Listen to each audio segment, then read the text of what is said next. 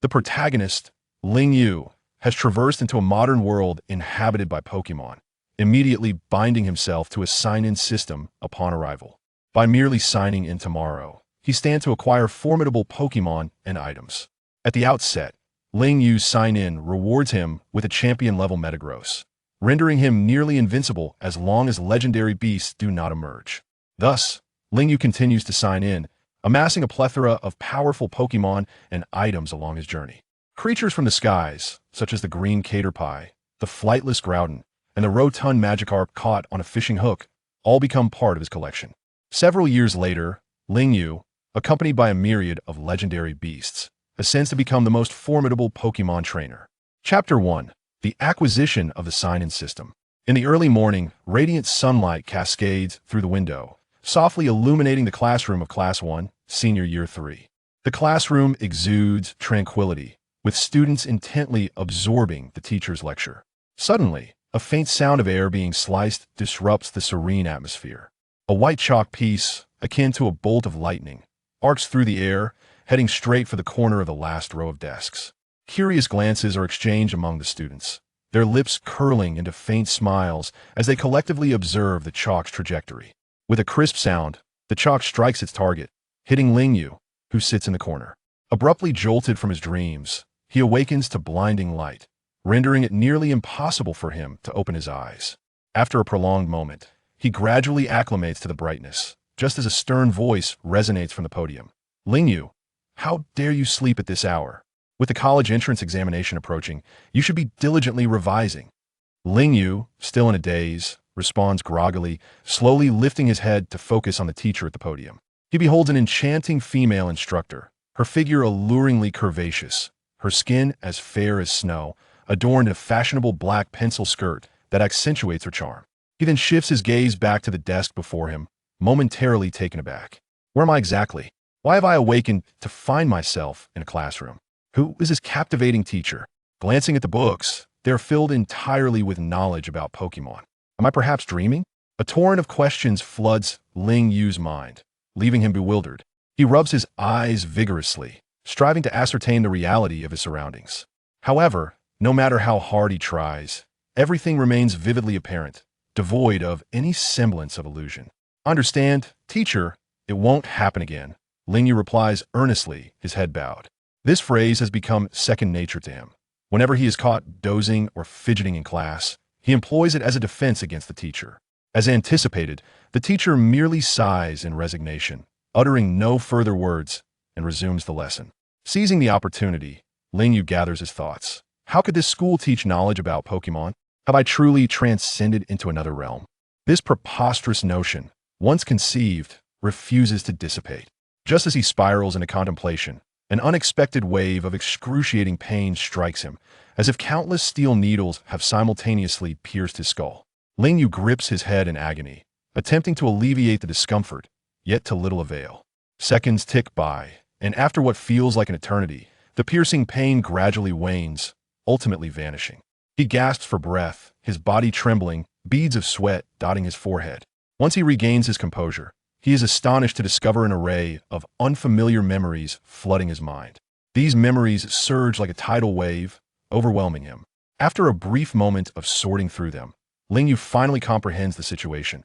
This is indeed not the world he once inhabited, but a realm teeming with enchantment, where Pokémon and humans coexist in harmony.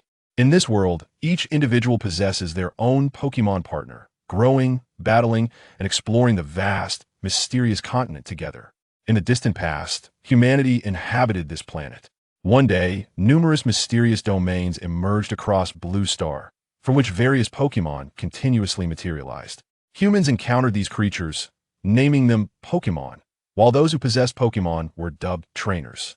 Pokémon are classified into multiple tiers based on their strength: Novice, 0 to 9, Amateur, 10 to 19, Standard, 20 to 29, Elite, 30 to 39, Professional, 40 to 49, Gym, 50 to 59, Champion, 60 to 69, Master, 70 to 79, and Legendary Beings, including Secondary Deities, 90 to 94, Primary Deities, 95 to 99, and the Creator Deity, 100. Trainers also possess varying levels. Ordinary trainers, including beginners, recent graduates and common workers, professional trainers, active in various competitions or serving as coaches, elite trainers, such as Pokemon hunters and professional bodyguards, the backbone of various organizations and companies, gym trainers, local champions of notable repute, quasi-champions, champions, masters, and grandmasters. Thus, as time flows, the bond between Pokemon and humans deepens, with Pokemon becoming an indispensable part of human life. With technological advancements, humans successfully develop Pokeballs, capable of capturing Pokemon and forging partnerships with trainers. Through the passage of time, Pokemon have intricately woven themselves into the fabric of human existence. Now, in the 21st century, human society is intricately linked with Pokemon, giving rise to numerous professions associated with them.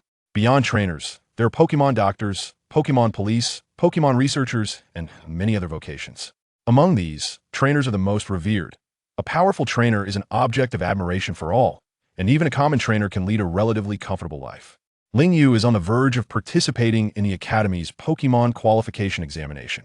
Students who pass the exam are permitted to select a Pokemon egg from the Academy's offerings.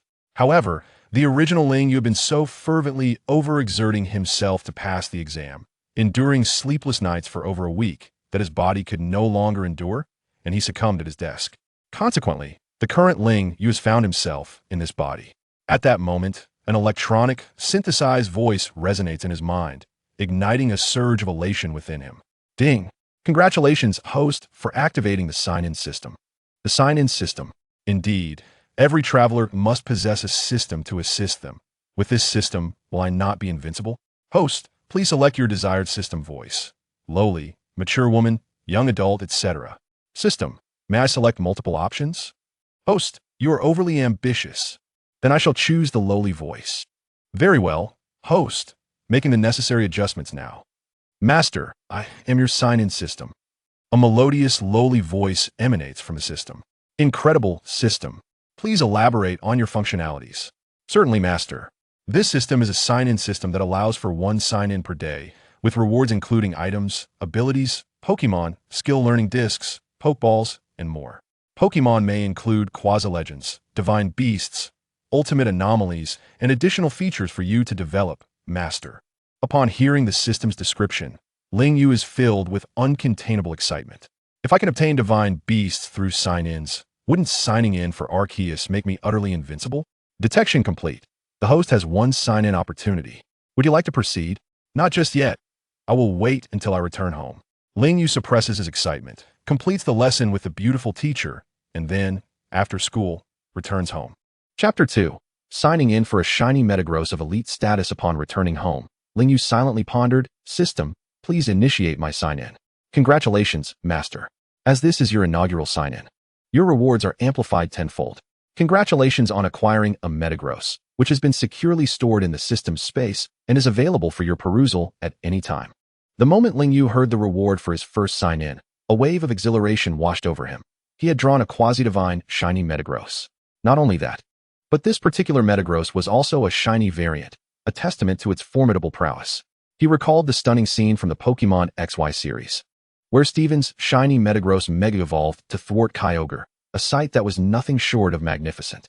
Although it ultimately fell in battle, it merely underscored Kyogre's overwhelming power. In this realm, absent the presence of legendary Pokemon, quasi-divine beings stood as nearly invincible entities, with some meticulously nurtured quasi-divines rivaling even secondary deities. Ling Yu could hardly believe his fortune in effortlessly acquiring such a remarkable Shiny Metagross. Without hesitation, he accessed the system interface to scrutinize the details of his newly acquired Metagross. Name, Metagross, Shiny. Species, 600, Gender, None. Abilities, Zen Headbutt, Meteor Mash, Thunder Punch, Ice Punch, Earthquake, Recover, Iron Head, Rock Slide, Bullet Punch, Hyper Beam, Psychic, Head Smash. Psychic Terrain, Explosion, Stomp, Hammer Arm. Level, 65, Elite. Potential, Master Level. Types, Steel. Psychic. Nature, Adamant. Ability, Clear Body, prevents stat reduction by opponents' moves or abilities. Item, None. Upon reviewing the information about this Shiny Metagross, Ling Yu felt an overwhelming surge of excitement. This was an extraordinarily powerful Shiny Metagross, boasting an elite-level prowess. In this era, elite-level Pokemon were considered exceptionally formidable, capable of dominating all but the most seasoned champion trainers. Looking at the Shiny Metagross, Lingyu mused, though I now possess an elite Shiny Metagross, the means by which I acquired it remains undisclosed. Should I suddenly come into possession of such a powerful Pokémon, it would undoubtedly raise suspicion within the league. Therefore, he resolved to refrain from utilizing this Shiny Metagross unless absolutely necessary. Lingyu then opened the system's built-in storage, revealing the Shiny Metagross nestled within a luxury ball. Alongside a novice gift pack that seemed to await his unsealing, he inquired of the system, "Why was I not alerted to the presence of a novice gift pack?" "Apologies, Master. I overlooked it." Lingyu couldn't help but feel that the system exhibited a certain lack of intelligence. "Very well, then. System, please open the novice gift pack." "Understood, Master. Opening the novice gift pack now." "Congratulations, Master. You have received 10 Ultra Balls, 1 Potential Enhancer, and an Eye of Insight, which allows you to perceive all information about a Pokémon, including its skills, level, potential, condition, and health.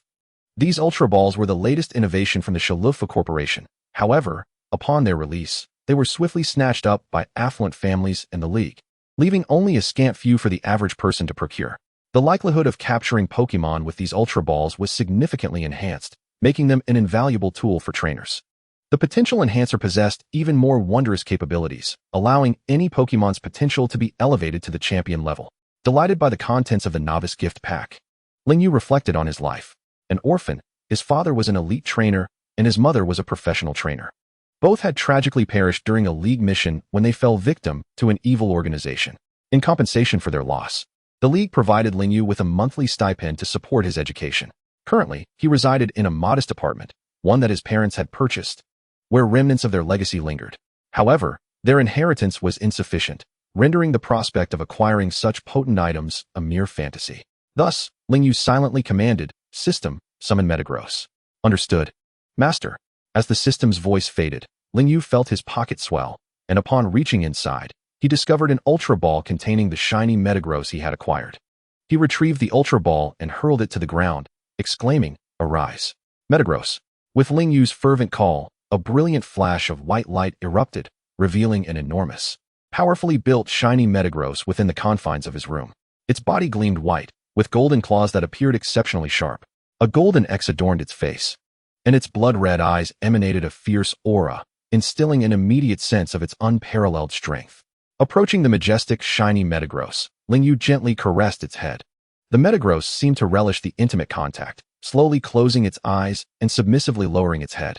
As this Metagross was a creation of the system, their bond had already reached an unparalleled level of intimacy upon its acquisition. Perhaps due to this profound connection, Lingyu felt no trepidation in the presence of the formidable Metagross. Rather, he sensed an inexplicable closeness between them. Gazing into the eyes of the Shiny Metagross, he spoke in a gentle tone, "From this day forth, I shall be your trainer. I look forward to our journey together." As the words escaped his lips, Lingyu resolutely raised his right hand, firmly yet gently touching the sharp claws of the Metagross in a gesture of mutual acknowledgement. However, due to the immense size of the Shiny Metagross, its movements were somewhat cumbersome, leading Lingyu to ultimately return it to the Ultra Ball. After recalling the Shiny Metagross, he retreated to the kitchen to prepare a delectable dinner. Following the enjoyment of his meal, he returned to his room, only to realize that it was late. He then retired to bed, thus concluding a day that was both fulfilling and eventful. Chapter 3. The Golden Charmander. A week had passed since Lingyu acquired Metagross, and he now faced a pivotal moment in his life, the Pokémon qualification exam. In the intervening week, Lingyu had signed in 7 times, yielding only mundane rewards. "Congratulations, Master. You have received 10 Ultra Balls, 1 Leftovers, which restores 1/16 of the holder's maximum HP at the end of each turn, 10 Poke Balls, 5 Healing Potions, 5 Awakening Potions, and 10 Custom Flavor High Energy Cubes. Consuming these enhances a Pokémon's attributes, and 10 Super Balls." During the examination, owing to Lingyu's prior fervor for Pokémon in another world, the knowledge he possessed rendered the test remarkably effortless. Consequently, he secured first place in this critical examination, earning the privilege to collect a Pokémon egg from the school. Being the top scorer, he was also the first to select a Pokémon egg. His classmates were astounded upon the release of the examination results, wondering how this ordinarily unremarkable student managed to achieve the highest score. Many suspected him of cheating. However, the examination room was under constant surveillance with 360-degree cameras, making any form of dishonesty impossible for Lingyu. The campus bell, Luomungi, stood tall and graceful. Possessing a figure that could rival a goddess and a visage akin to an angel, epitomizing beauty that could topple kingdoms and captivate hearts. With her elegant demeanor, she exuded an aura of purity and refinement. Throughout her academic career, she consistently excelled, always ranking at the top, yet this time, she found herself unexpectedly surpassed by an obscure individual. This outcome stirred ripples in her otherwise monotonous school life. Who, precisely, was this enigmatic contender? Coming from a prestigious lineage, the Luo family, investigating an ordinary person posed no challenge for her. As anticipated, detailed information about Lingyu soon unfolded before her. It turned out he was merely an orphan, devoid of parental figures, and his academic performance was only mediocre, lacking any remarkable attributes. How intriguing, Lingyu. What transpired in your life that enabled you to surpass me this time? A sense of curiosity enveloped Luo Mengyi regarding Lingyu. Meanwhile, after the results were announced, the school organized an outing for students to the nursery where Pokémon eggs were kept, allowing them to select their first Pokémon. Upon arrival, Lingyu felt a surge of excitement, for this was the place where, apart from the rewards from the system, he would acquire his inaugural Pokémon. Entering the nursery, he was greeted by a plethora of Pokémon eggs, prompting him to activate his data eye to assess their conditions. He approached the first batch of eggs and, through his data eye, discerned the following: Magikarp, Caterpie, Pidgey, and Beedrill. After reviewing this batch, disappointment washed over him. These were all common Pokémon found in the wild, with not a single starter Pokémon among them. Unbeknownst to him, nestled among these eggs was one that originated from a champion-level Charizard, a member of the league's esteemed elite. This particular egg had been sent to the school, and the principal, upon discovering its location, discreetly informed his son, Li Cheng, hoping he would select this prized egg. Traditionally, Li Cheng held a firm second place on the school's leaderboard, but the emergence of Lingyu, who claimed the top spot, relegated him to third, igniting a fiery rage within him. Yet, upon reflection, he realized Lingyu was oblivious to which egg was the coveted Charizard egg, which provided him with some solace. Thus, acquiring this invaluable egg should be a mere matter of course, barring any unforeseen circumstances. Alas, as the adage goes, what one fears often comes to pass. Just when all seemed tranquil, chaos ensued. Li Cheng could never have anticipated that Lingyu possessed a data eye from the system, granting him access to the information of these Pokémon eggs. Consequently, the coveted Charizard egg ultimately fell into Lingyu's hands. As Lingyu continued to examine the eggs, his peripheral vision caught sight of the location housing the Charizard egg, transforming his initial disappointment into exhilaration upon spotting it. Name: Charmander, Shiny. Base stats: 309. Gender: male. Skills: Scratch, Growl. Inherited: Dragon Dance, Dragon Claw, Dragon Rage, Ember. Level: Unhatched. Potential: Champion level. Type: Fire. Nature: Adamant. Ability: Blaze, boosts the power of Fire-type moves when the Pokémon's HP is low. Held item: None. Why is there a champion-level shiny Charmander egg in a place like this? My fortune is truly remarkable, Lingyu thought to himself, filled with glee. With the precious Pokémon egg and the incubator, along with nutrient solution provided by the school, he exited the nursery. Li Cheng, upon observing Lingyu cradling a Pokémon egg, paid little heed. After Luo Mengyi completed her selection, he hurried inside, eager to verify if the Charizard egg remained. Yet, upon reaching the designated spot mentioned by his father, he found the egg missing. At that moment, Li Cheng's composure shattered. Where's my egg? Who could have taken it? Lingyu or Luo Mengyi? If it's Lingyu, I can accept that, but if it's Luo Mengyi, then I'm out of luck. With Lingyu having taken the Charizard egg, Li Cheng was forced to settle for a second-rate choice, a Bulbasaur egg with gym-level potential. As other students gradually emerged from the nursery with their Pokémon eggs, the school allowed them to return home, ushering in a month-long vacation. Back in his room, Lingyu carefully placed the incubator containing the Charmander egg on his desk, pouring in the nutrient solution while awaiting its hatching. During this period of anticipation, the system's voice suddenly echoed in his mind. I have detected that you have yet to sign in today. Would you like to proceed with the sign-in? All right. I was so caught up in my excitement that I forgot to sign in. System, please register my attendance. Very well, Master. Congratulations on receiving a premium energy cube of your choice. Quantity: 10. Wow, a premium energy cube. Today has indeed been a day of good fortune, Lingyu thought, surveying the contents in his system space. Leftover food 1, antidotes 5, Ultra Balls 20, Great Balls 10, Poke Balls 10, Potential Enhancers 1, Healing Potions 5. Advanced Ability Cubes of Choice 10, and Premium Energy Cubes 10. Lingyu decided to utilize an Advanced Energy Cube of Choice, as well as a Premium Energy Cube of Choice. He selected the acceleration option for the advanced energy cube and the physical attack enhancement for the premium energy cube, since Metagross required speed and physical attack. And with Lingyu intending to cultivate Charmander towards a Charizard X evolution, both speed and physical attack were essential. Upon concluding his thoughts, the system space yielded 10 premium physical attack energy cubes and 10 advanced speed energy cubes. Gazing at the Charmander egg in the incubator, Lingyu found it challenging to quell his excitement. Consequently, he summoned Metagross to retrieve 1 advanced speed energy cube and 1 premium physical attack energy cube for consumption, thereby enhancing Metagross's speed and physical attack. Once Metagross finished its meal, it approached Lingyu, nuzzling against him to convey its joy. Lingyu reciprocated by gently petting the head of his shiny Metagross, sharing in the happiness. Subsequently, he rose to prepare dinner for himself, and after dining, he returned Metagross to its Ultra Ball. Back in his room, he settled beside the desk, gazing at the incubator containing the Charmander egg, eagerly anticipating its hatching and the arrival of his new companion. After observing the egg of the Charmander for a while, he retired to bed. Chapter 4. Training the Charmander. Upon waking in the morning, a groggy Zero Feather cast a glance towards the incubator, instantly jolting awake. Where's my egg? How could such a substantial Pokemon egg simply vanish? Hastily, Zero Feather threw off the covers, only to discover a golden creature nestled on his bed. Wasn't that the Charmander that was hatching? How did it end up on my bed? Given that the Pokemon eggs distributed by the Academy are typically raised in a breeding house, students are expected to hatch them shortly after receiving them. Gazing down at the slumbering shiny Charmander sprawled on his lap, Zero Feather felt utterly bewildered. When did this Charmander hatch? How did it crawl onto my bed? He pondered within. Zero Feather attempted to rise, but fearing he would wake the Charmander, he instead tucked himself back under the covers and continued to sleep. It was only until noon that both Zero Feather and the Charmander finally awoke. Upon awakening, Zero Feather beheld the golden Charmander before him and utilized his insight eye to examine its information. Name: Charmander, Shiny. Base stats: 309. Gender: male. Skills: Scratch, Growl. Inherited moves: Dragon Dance, Dragon Claw, Dragon Rage, Dragon Breath. Level: 1 Beginner. Potential: Champion level. Type: Fire. Nature: Stubborn.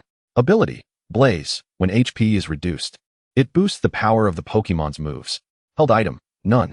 After reviewing the Charmander's details, Zero Feather reached out to gently pat its head and said, Charmander, I shall be your trainer from now on. I look forward to our journey together, and I promise to nurture you into the mightiest Charizard. Roar, roar. The Charmander responded enthusiastically. With that, Zero Feather and the Charmander rose from bed. The first order of business upon waking was to check in with the system. System, please register my attendance. Ding. Congratulations, Master. You have received a charcoal. Charcoal, splendid. Just the item I need for my Charmander, Zero Feather exclaimed, handing the charcoal to the Charmander. Sensing the rich fire energy emanating from the charcoal, which would aid in its growth, the Charmander donned it eagerly. Afterward, Zero Feather released his Metagross from its Ultra Ball. Upon seeing such a large creature before him, the Charmander felt a wave of trepidation. Fear not, little one. He is our ally, Zero Feather quickly reassured. After hearing Zero Feather's words, the Charmander relaxed, becoming less apprehensive. Cautiously, the Charmander approached the Metagross, extending its tiny claws in greeting. The Metagross reciprocated with a gentle wave of its massive claw. Witnessing their budding friendship brought joy to Zero Feather, who then retrieved energy cubes from the system's storage, distributing 1 each to the Charmander and Metagross to enhance their physical attack and speed. As soon as the energy cubes were presented, the Charmander detected their enticing aroma and dashed towards Zero Feather with eager steps. Slow down, no need to rush. There's plenty for everyone. Upon reaching the energy cubes, the Charmander began to devour them voraciously. The Metagross followed suit, savoring the cubes bite by bite. Watching them indulge brought a smile to Zero Feather's face. Once they finished their meal, Zero Feather recalled the Charmander and Metagross, then ventured to a secluded area where he released the Metagross once more. Climbing onto its back, they made their way to a nearby forest, aiming to train the Charmander. Lacking a trainer's license, Zero Feather was unable to enter the secret realms. Thus he sought to train within the surrounding woods. The forest was teeming with low-level Pokemon such as Caterpie, Pidgey, Rattata, Metapod, and Kakuna, all of which were perfect for the Charmander's training. Upon entering the forest, Zero Feather spotted numerous wild Caterpies crawling among the trees, while a group of Rattatas frolicked in the grass. Due to the presence of Metagross, the wild Pokemon fled in fear.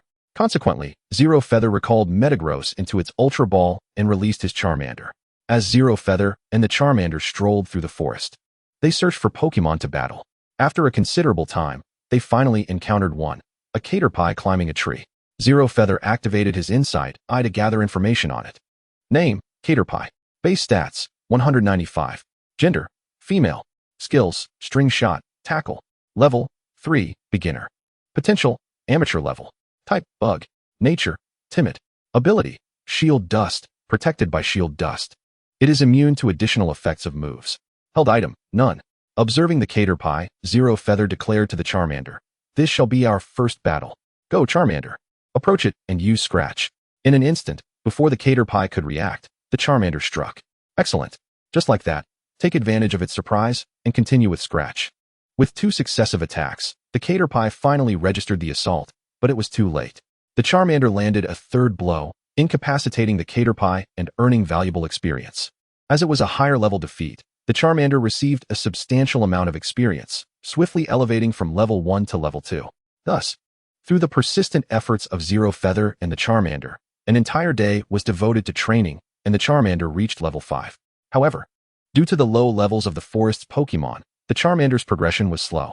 Powerless to change this, Zero Feather resolved to commence a month-long training regimen within the forest, during which he consistently registered various items.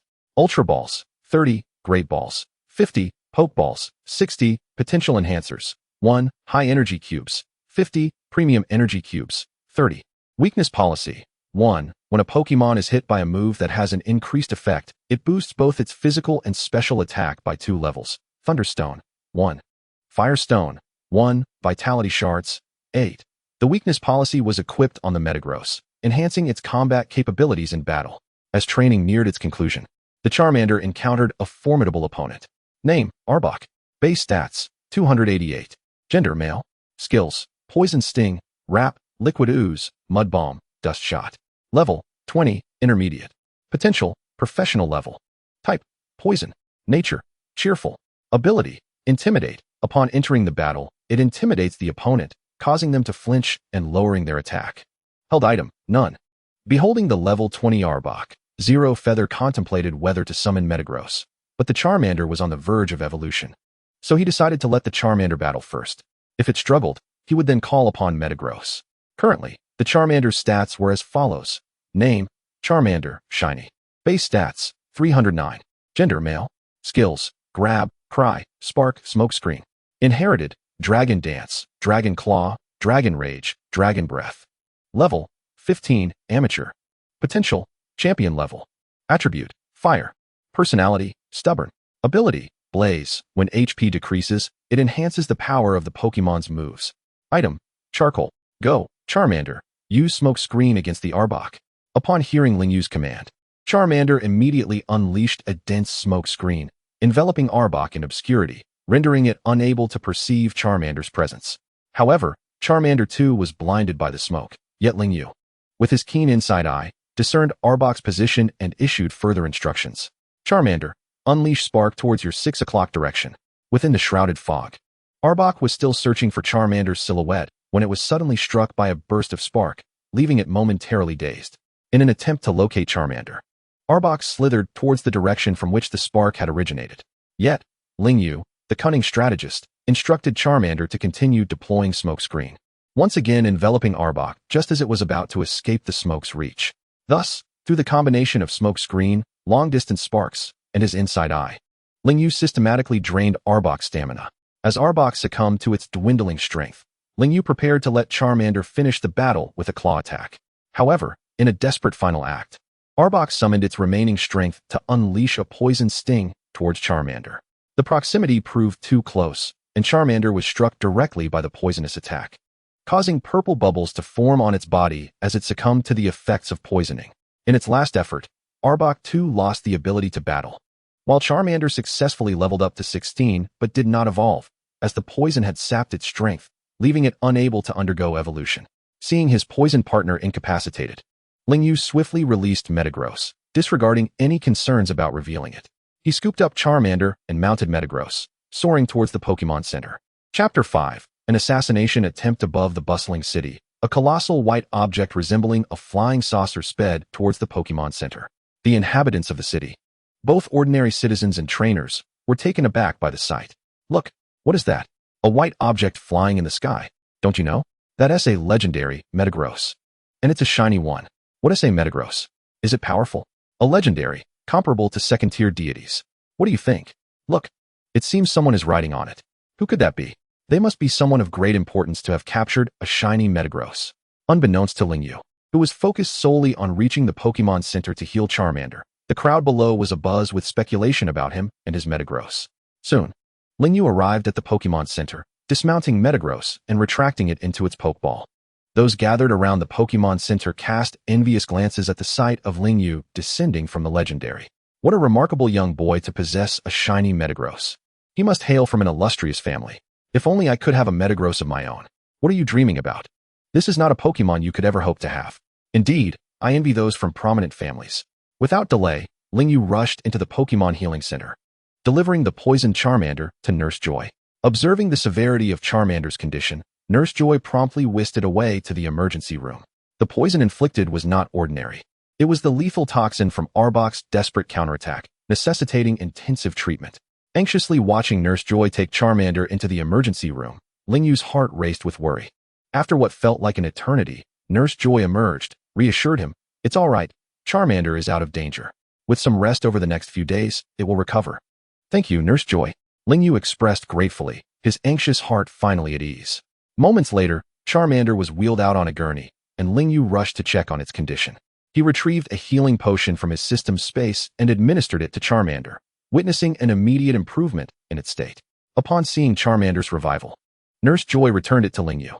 Prepared to head home, Lingyu stepped out of the Pokemon Center, only to hear a familiar voice. "Is that you, Lingyu? Did your Pokemon egg hatch?" Turning towards the sound, he recognized Li Cheng and replied, "Yes, it hatched. What is up? Since it hatched, how about a Pokemon battle? Just use your newly hatched Pokemon."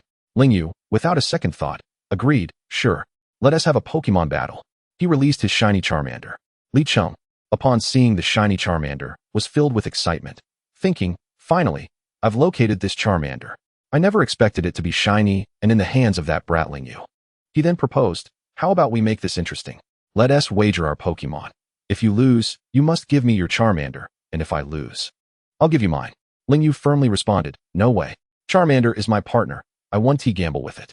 Li Cheng, hearing the refusal, threatened, "Don't be ungrateful.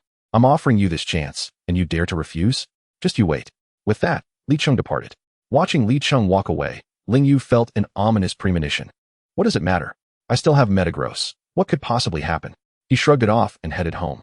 However, on his way, he encountered two figures clad in black. Their faces concealed, approaching him ominously. Lingyu sensed that they were no ordinary individuals and discreetly reached into his pocket, gripping the Ultra Ball containing Metagross, ready to summon it at a moment's notice. As expected, the two figures drew near and unleashed their Pokemon, a Mytena and an Arbok. Lingyu activated his insight eye to analyze the two Pokemon's details. Name, Mytena. Base stats, 420. Gender, male. Skills, tackle, howl, mudslap, bite, odor sleuth, roar, scary face, pursuit. Shadow sneak, disable. Level, 30, professional. Potential, professional level. Attribute, dark. Personality, cheerful. Ability, intimidate. When entering the battle, it intimidates opponents, causing them to flinch and lowering their attack. Name, Arbok. Base stats, 438. Gender, female. Skills, wrap, glare, poison sting, bite, poison sting, bite, glare, screech.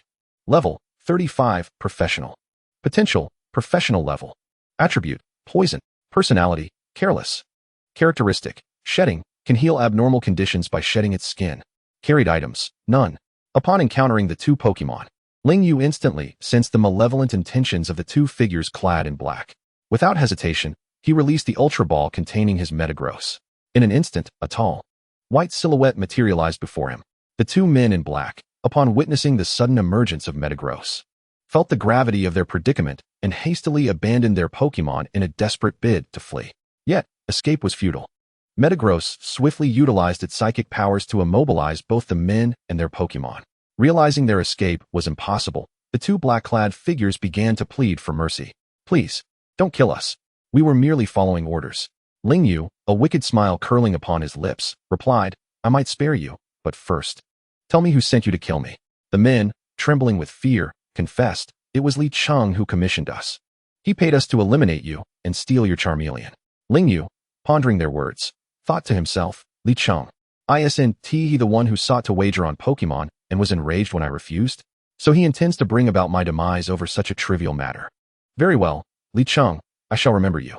I abide by the principle of non-aggression. However, should one provoke me, I shall repay the offense tenfold. Since you wish to end my life, do not blame me for my ruthlessness. He then commanded Metagross, send them down. No, please. Don't. Before they could finish their pleas, the two men were crushed under Metagross's might.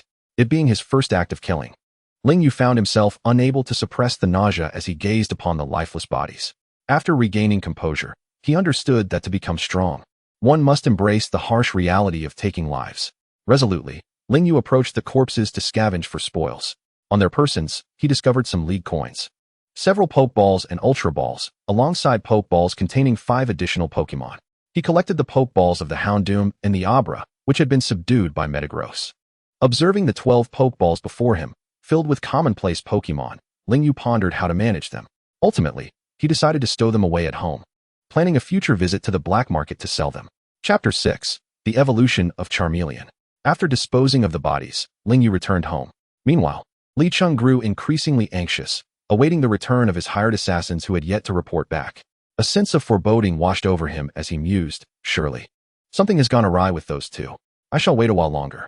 Time dragged on, and still, no word came from the assassins. Enraged, Li Cheng exclaimed, "What useless incompetence!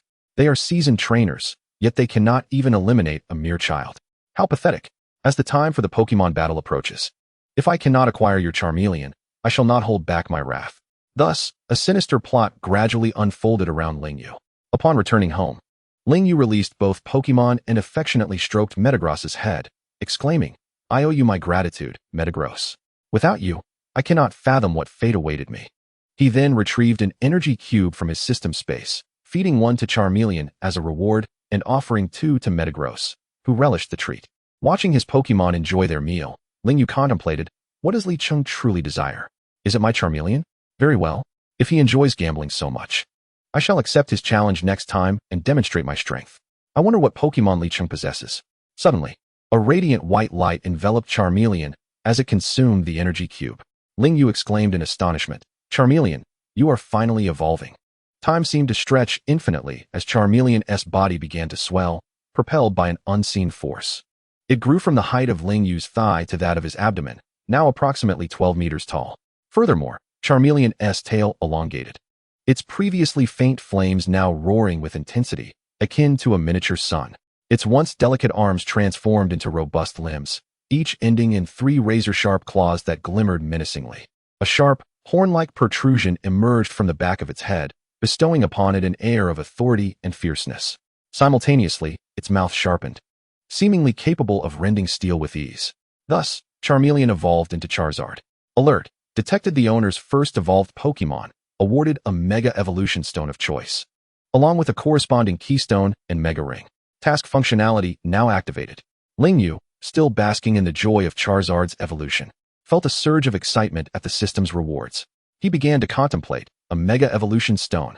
As far as I know, Mega Evolution is exceedingly rare in this world, and to possess one so soon is incredible. Yet, the dilemma remains. Should I choose the Mega Evolution Stone for Metagross or for Charizard X?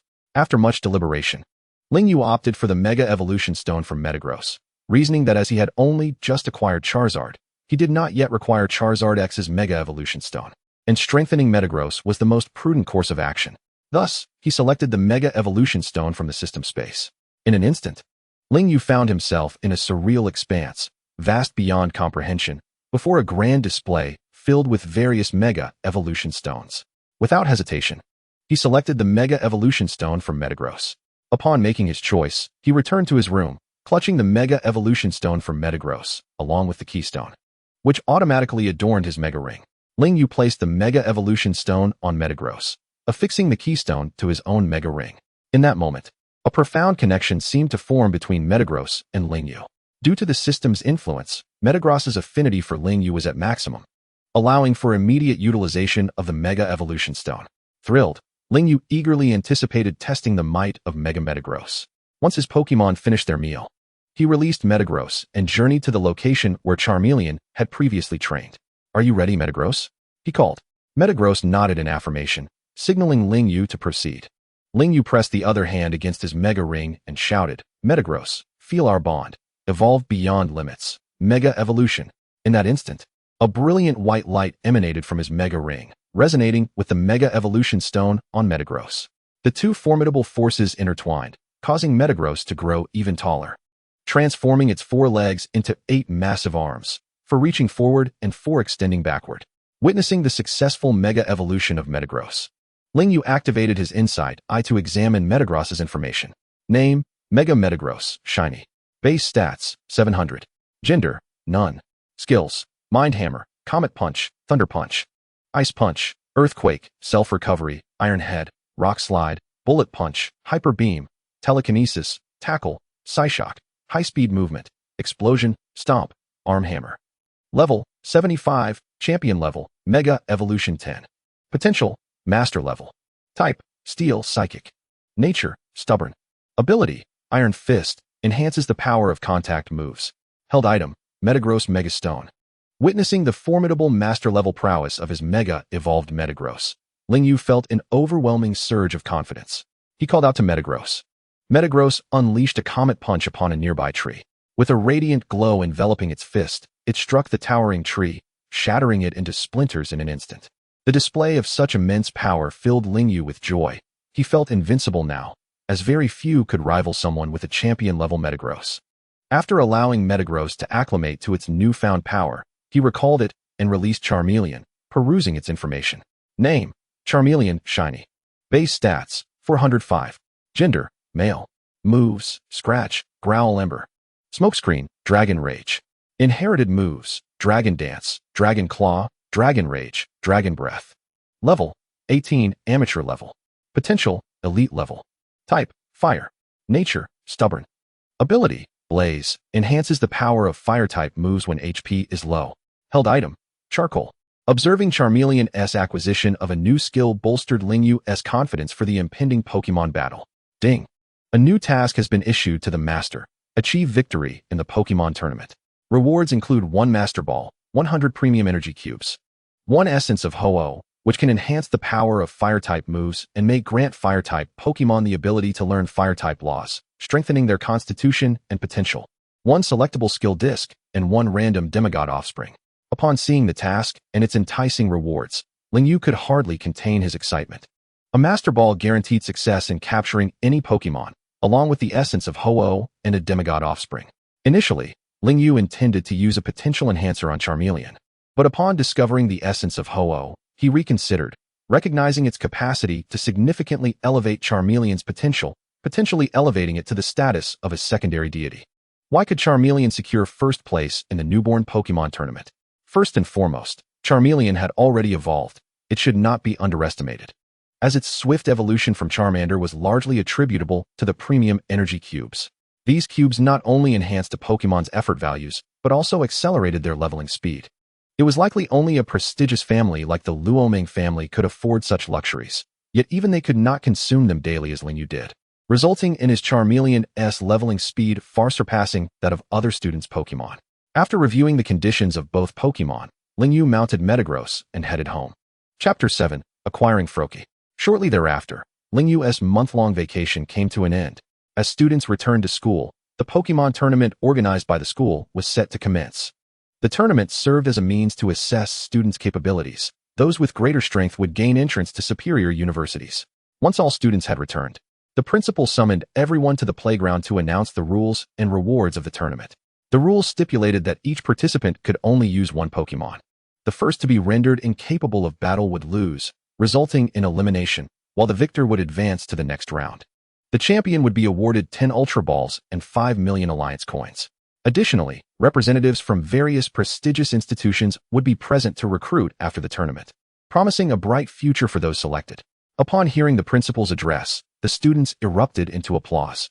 However, Ling Yu remained silent, aware that Li Cheng was the principal's son, and thus chose to disregard the principal's words. The principal, meanwhile, recognized Ling Yu among the students. He was aware of the incident involving the Pokemon egg that Ling Yu had taken from his son and planned to leverage his position to match Li Cheng against Ling Yu in a battle, hoping his son would propose a wager. Recognizing the student's penchant for drama, he anticipated that a battle involving stakes would compel Ling Yu to agree despite any reluctance.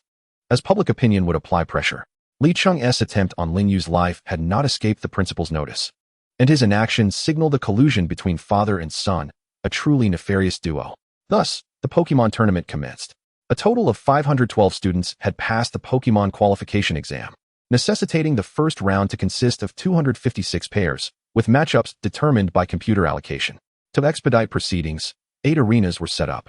Due to the high number of participants, Li Cheng intended for his father to schedule Ling Yu's match against him for the later rounds. In the first round, Ling Yu was assigned number 216. With the battle taking place in Arena 4, facing off against a level 6 Pidgey, Ling Yu released his Charmeleon, astonishing the surrounding students and his opponent alike.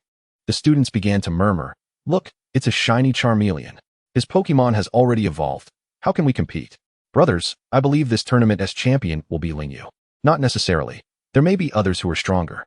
I heard that the school beauty, Luomingi, in Arena 1, also has an evolved Pokémon, a Gloom. As expected of the school beauty, she is indeed formidable."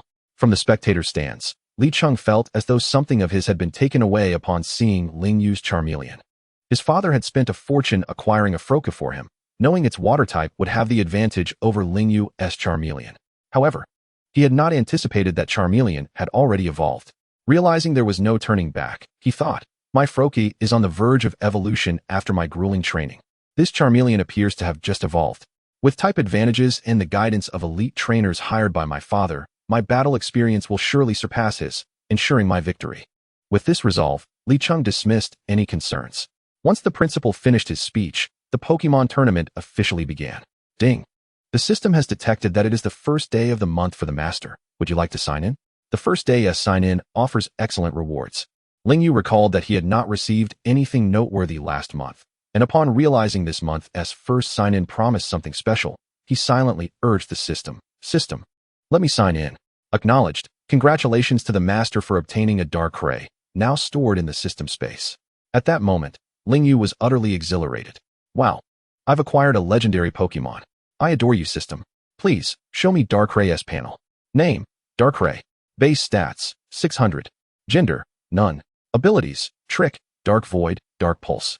Shadow Ball, Substitute, Critical Hit, Ominous Wind, Hypnosis, Nightmare, Dream Eater, Night Curse, Quick Attack, Trick. Level, 85, Master Level. Potential, Tier 2 Divine. Type, Dark. Nature, Timid. Ability, Nightmare, inflicts damage on opponents in a sleep state. Held item, none.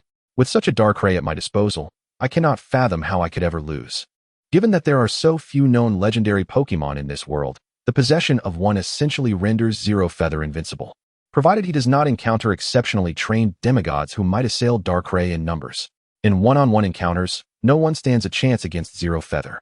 However, as the League has existed for so long, it is improbable that there is no power to counter legendary Pokémon. Thus, with just a single Darkrai, Zero Feather intends to keep its presence concealed. As the matches progress in rapid succession, the adversaries encountered along the way are relatively weak, leading to the trio of Campus Bell Luomingi, Zero Feather, and Li Cheng sweeping into the top 8, emerging as frontrunners for the championship. Upon reaching the quarterfinals, Li Cheng decides it is time to take action. He contacts his father to orchestrate a pairing that successfully matches him against Zero Feather. Upon discovering that he is grouped with Li Cheng, Zero Feather resolves to teach him a severe lesson. However, to his surprise, as soon as they step onto the field, Li Cheng proposes a wager. "Zero Feather, we meet again.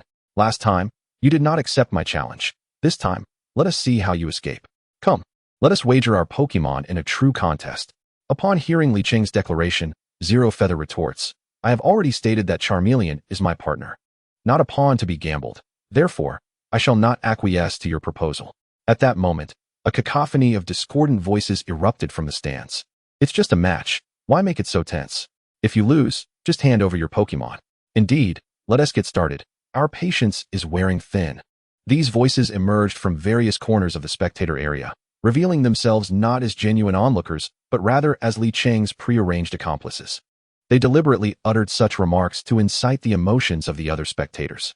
As anticipated, under the influence of these comments, those who were previously hesitant began to join in. Yes, it's merely a match. Let us go all out. Exactly. Who knows? We might even win. In an instant, the stands erupted with fervor, as the atmosphere swept everyone into a desire to witness this fierce confrontation. Both Zero Feather and Li Cheng became the focal points of attention, with all eyes fixed upon them, eager for their decision. Faced with such fervent calls, Zero Feather felt an overwhelming weight of pressure. He recognized the profound significance of this match for himself, yet he was reluctant to stake his partner in this gamble. Nevertheless, under the incessant urging of the spectators, it appeared he had no choice but to relent.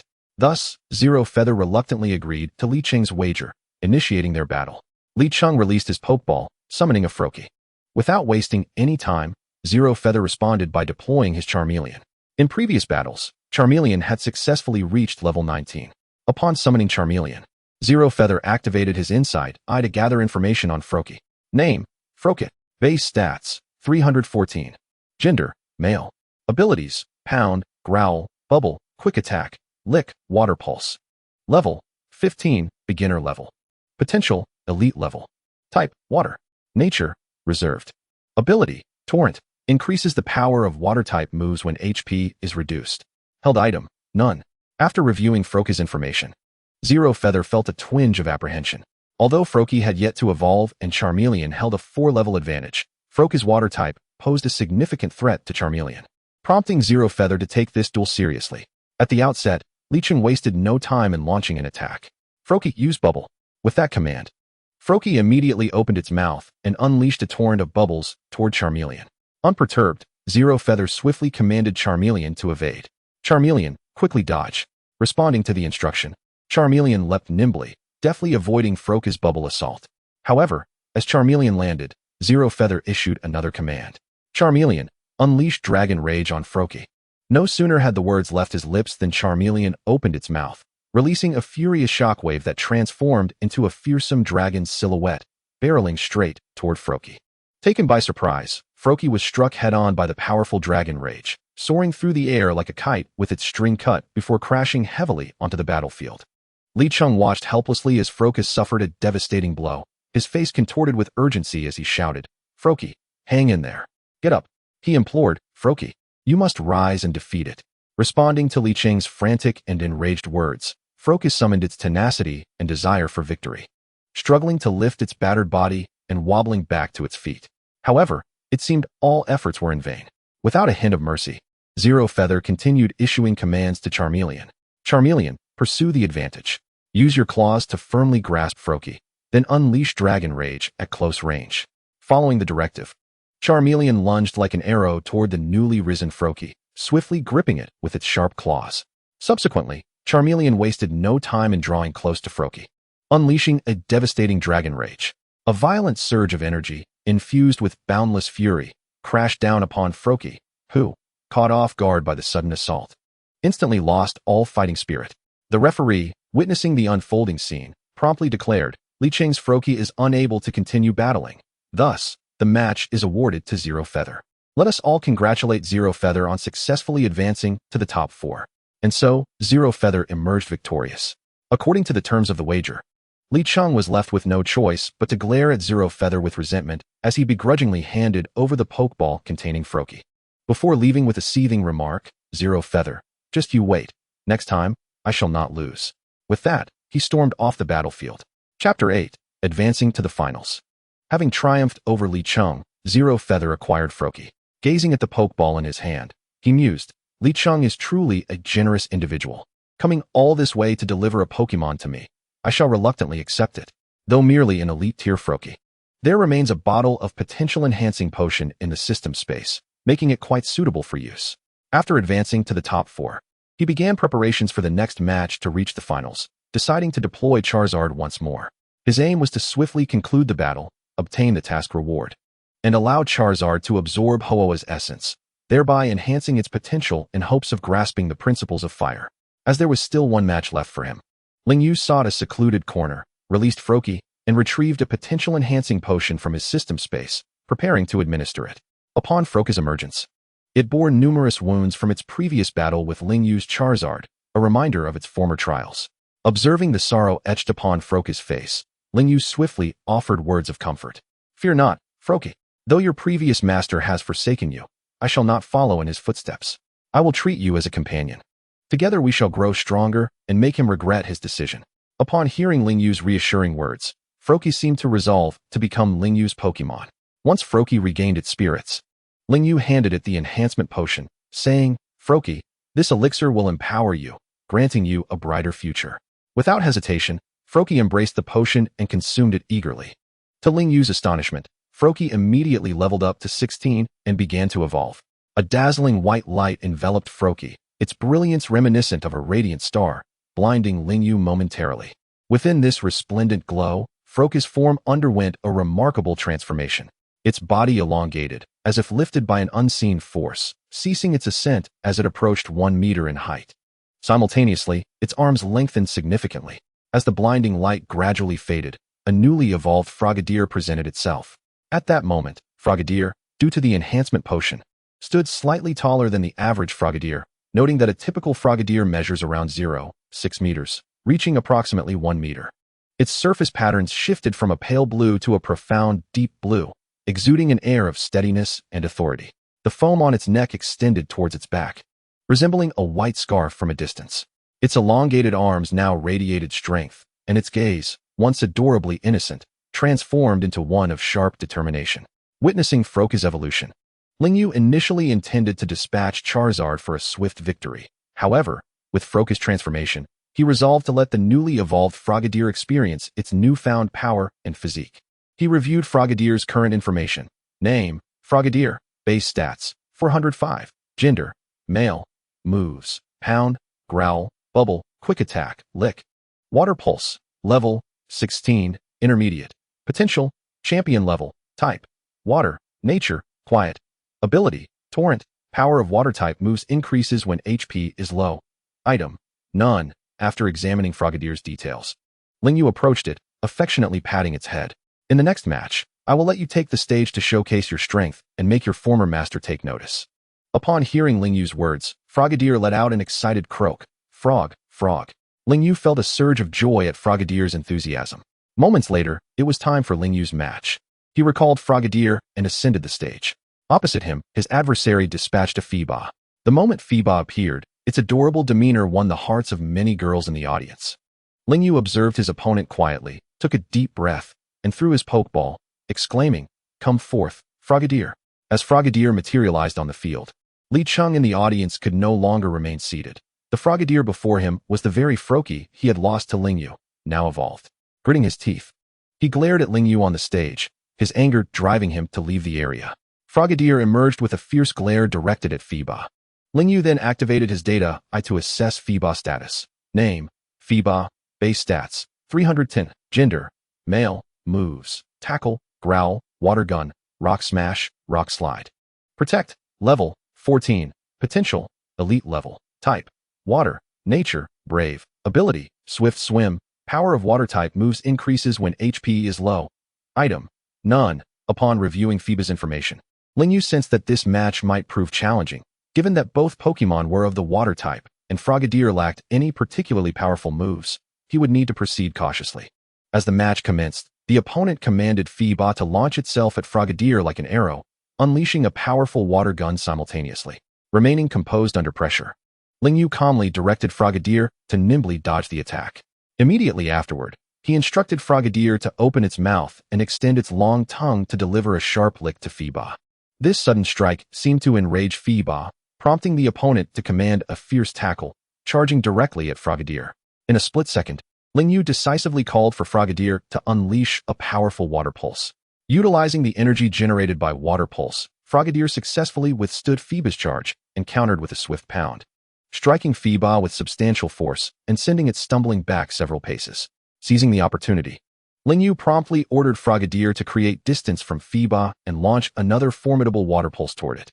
At that moment, Feebas, still reeling from Frogadier's previous strike, was unable to evade this one.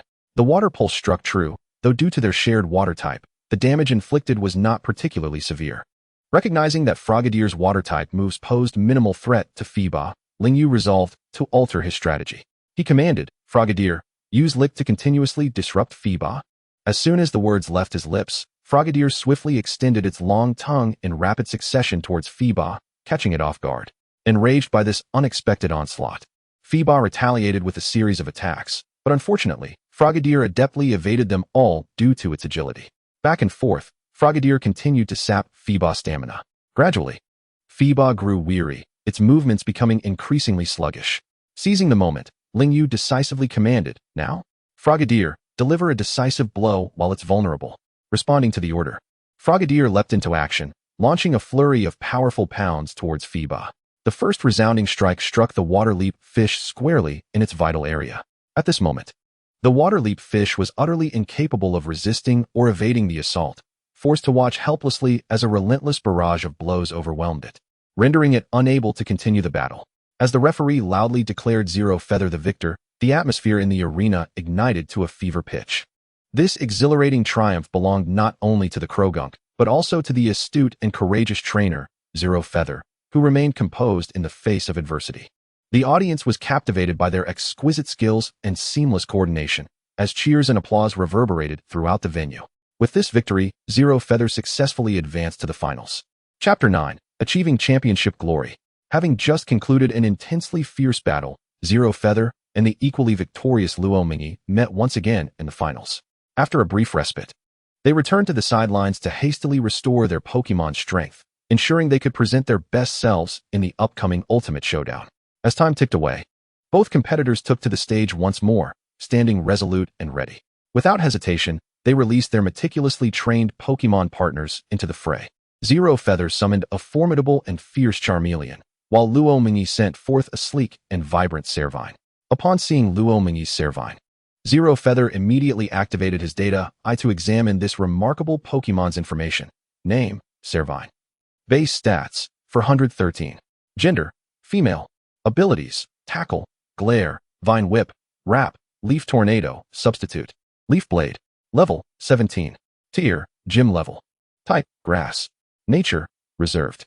Ability, Overgrow. When HP falls below 1/3, the power of Grass type moves increases to 15 times their original strength.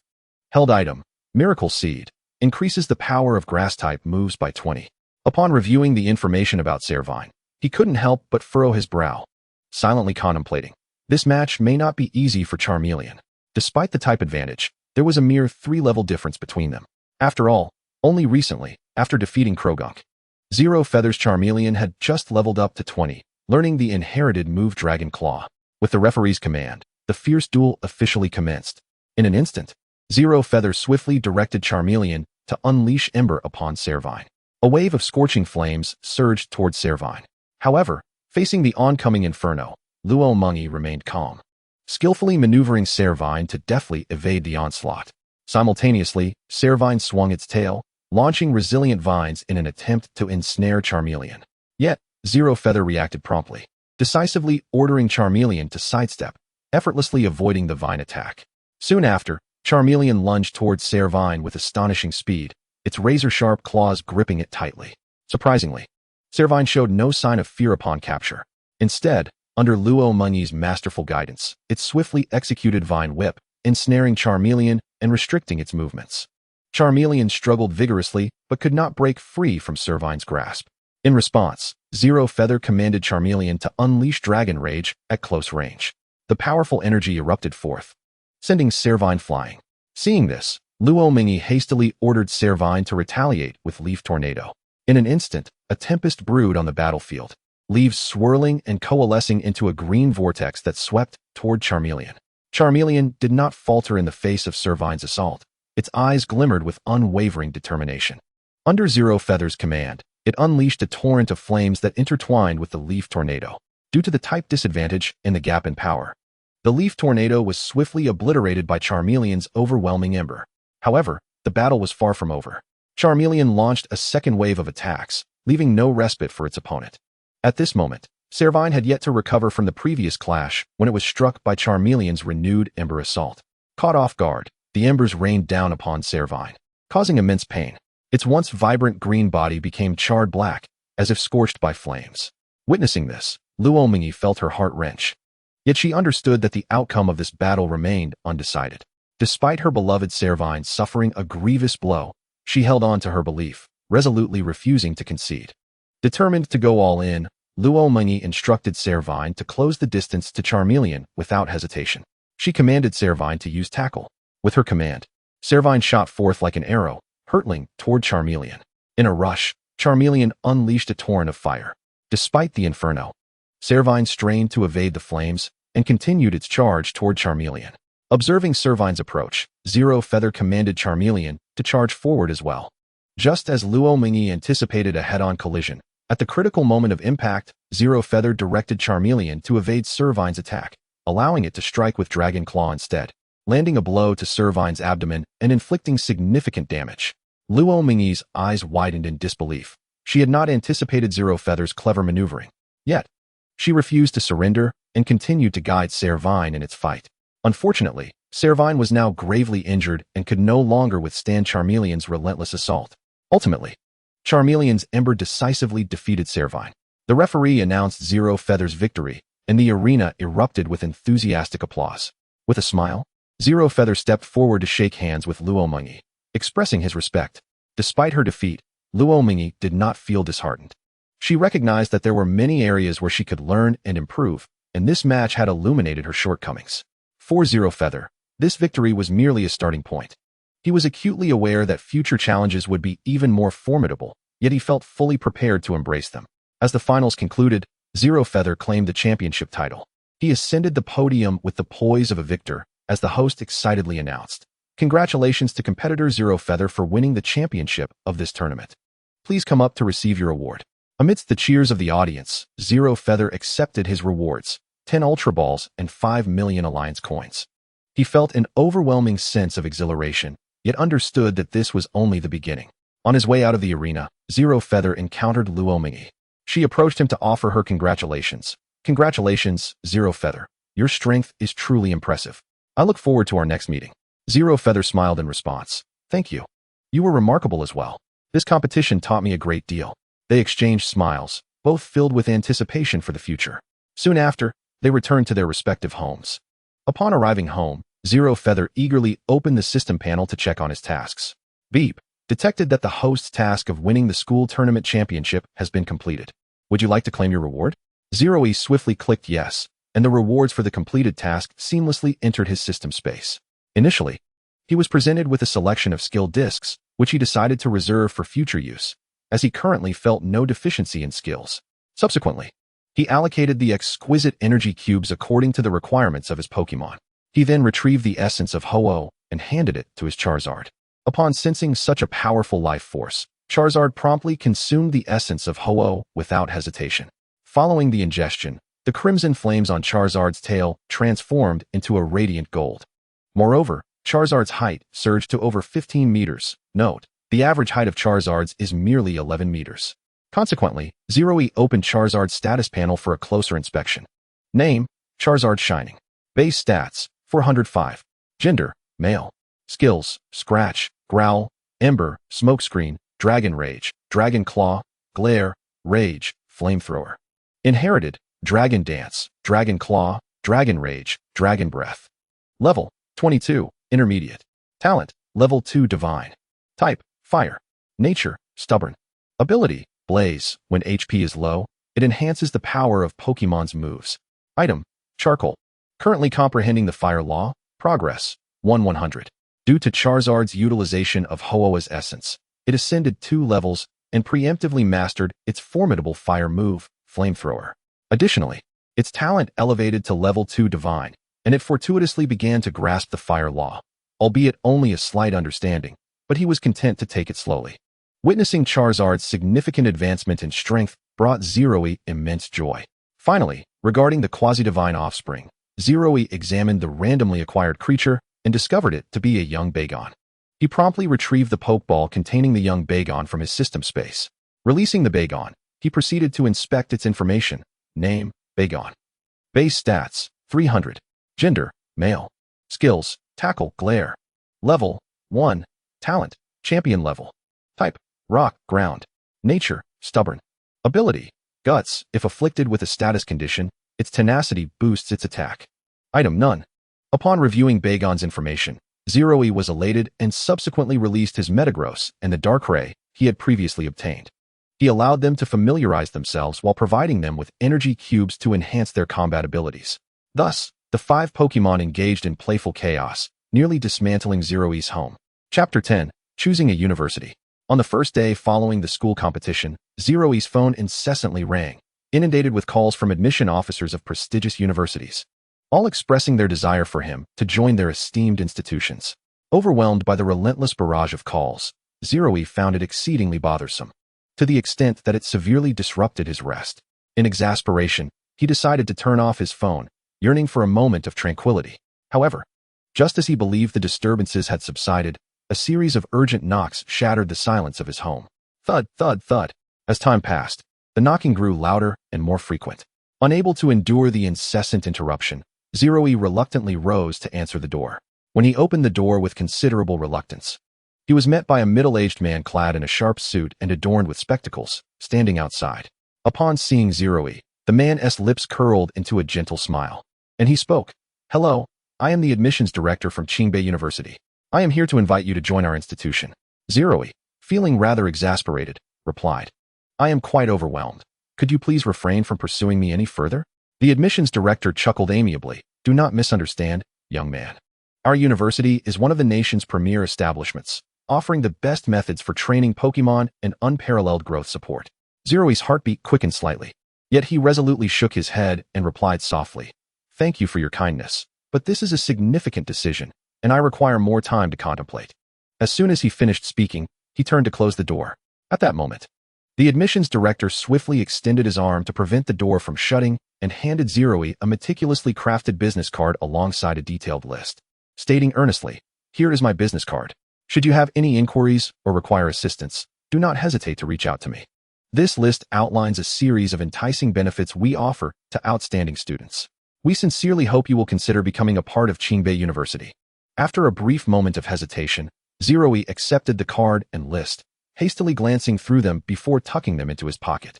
He then raised his gaze, meeting the admissions director's eyes with sincerity, and slowly stated, "All right, I will give this proposal thorough consideration." The admissions director beamed with satisfaction, nodding appreciatively before politely bidding Zeroyu farewell and departing. As the sound of his footsteps faded, the corridor returned to tranquility, leaving Zeroyu standing contemplatively at the door. Zeroyu gently closed the door, pondering, "These universities are quite relentless, yet perhaps they truly can facilitate my rapid growth."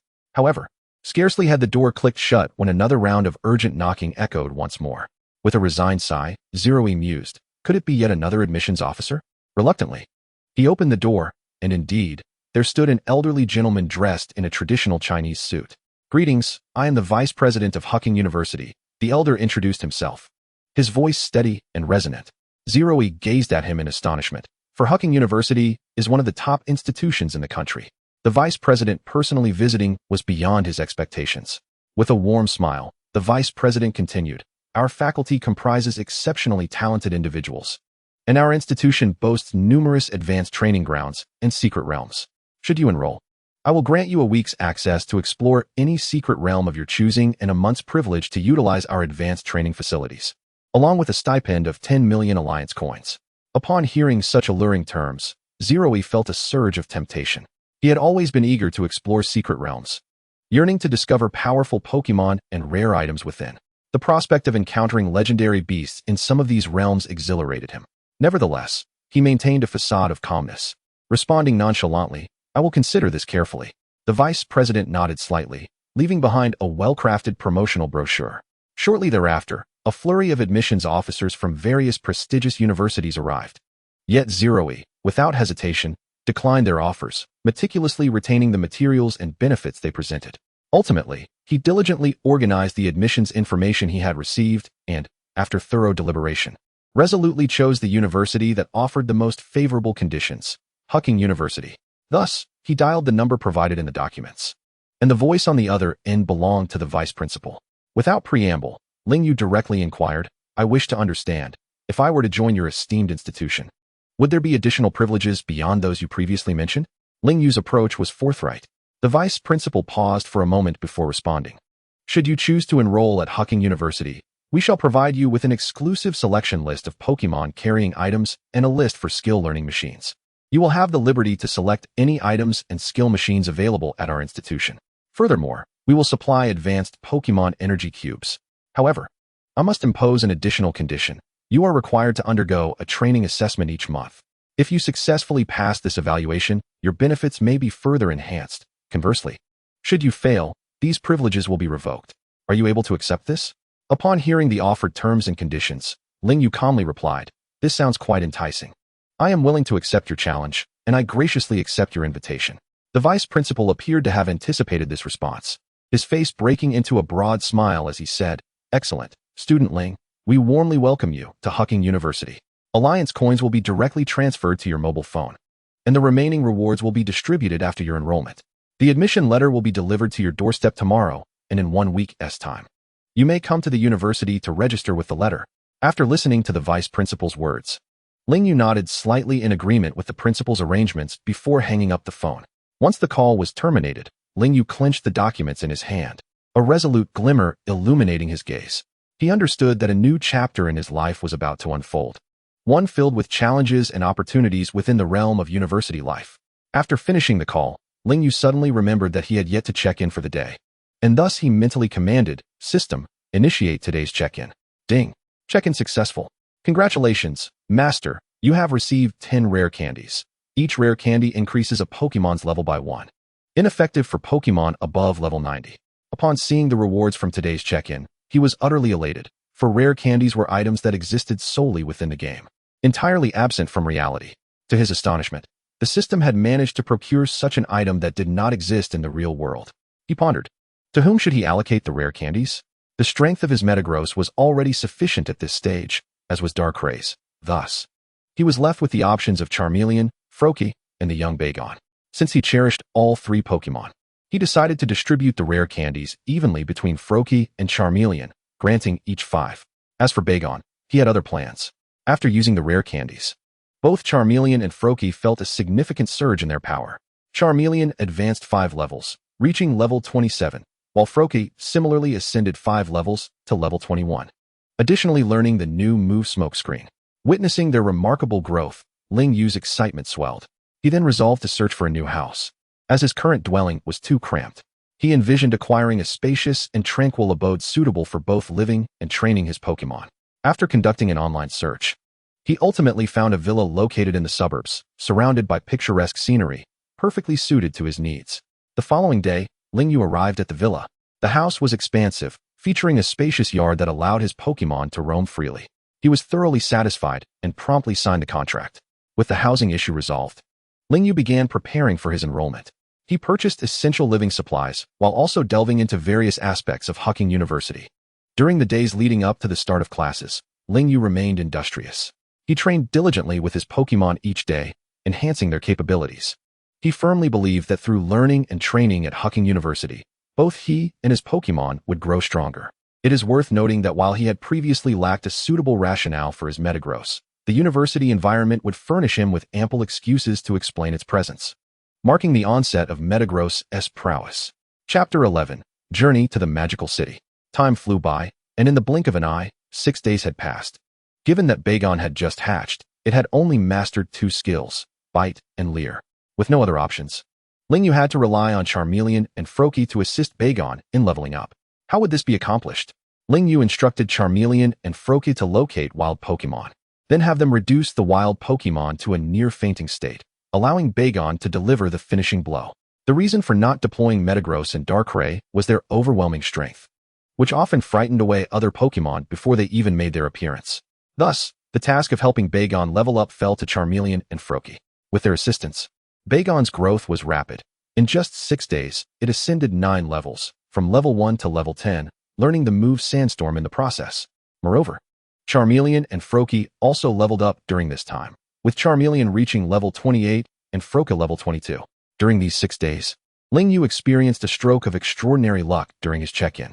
Congratulations, Master! You have obtained a shiny Gardevoir, added to system space. Received 10 premium energy cubes, 10 advanced energy cubes, 1 skill learning disc for the move guard, 10 Pokeballs, and 100,000 Alliance coins. Upon seeing that he had acquired a shiny Gardevoir, Ling Yu's eyes sparkled with joy, and an uncontrollable excitement surged within him.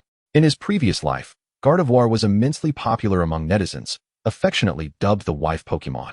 This was not only due to its enchanting allure, but also its unwavering loyalty to its trainer, making it the most reliable companion. Who could possibly resist such a mesmerizing and devoted wife Pokémon? It is said that throughout history, there have been instances of Gardevoir marrying their trainers, and even poignant tales of Gardevoir choosing to join their trainers in death after their passing. Now, Lingyu had the fortune of acquiring a Gardevoir himself. Without hesitation, he retrieved the premium ball containing Gardevoir from the system space. As he tightly grasped the premium ball, a wave of indescribable anticipation and excitement surged within him. He widened his eyes, gazing at the premium ball in his hand, as if he could sense the powerful Pokémon within. Taking a deep breath, he gently pressed the button, and as a dazzling light flashed, Gardevoir was successfully summoned. The Gardevoir that materialized before him was nothing short of breathtaking. She resembled a blooming lily, radiating an enchanting glow. With a body as white as snow and silky blue hair cascading gracefully in the breeze, she was a vision of beauty. Her figure was elegant, clad in a pristine short dress that accentuated her refined demeanor. Her arms and legs displayed a faint blue hue, exuding an aura of grace and poise with every movement. As Lingyu beheld this Gardevoir, the joy in his heart swelled ever more fervently.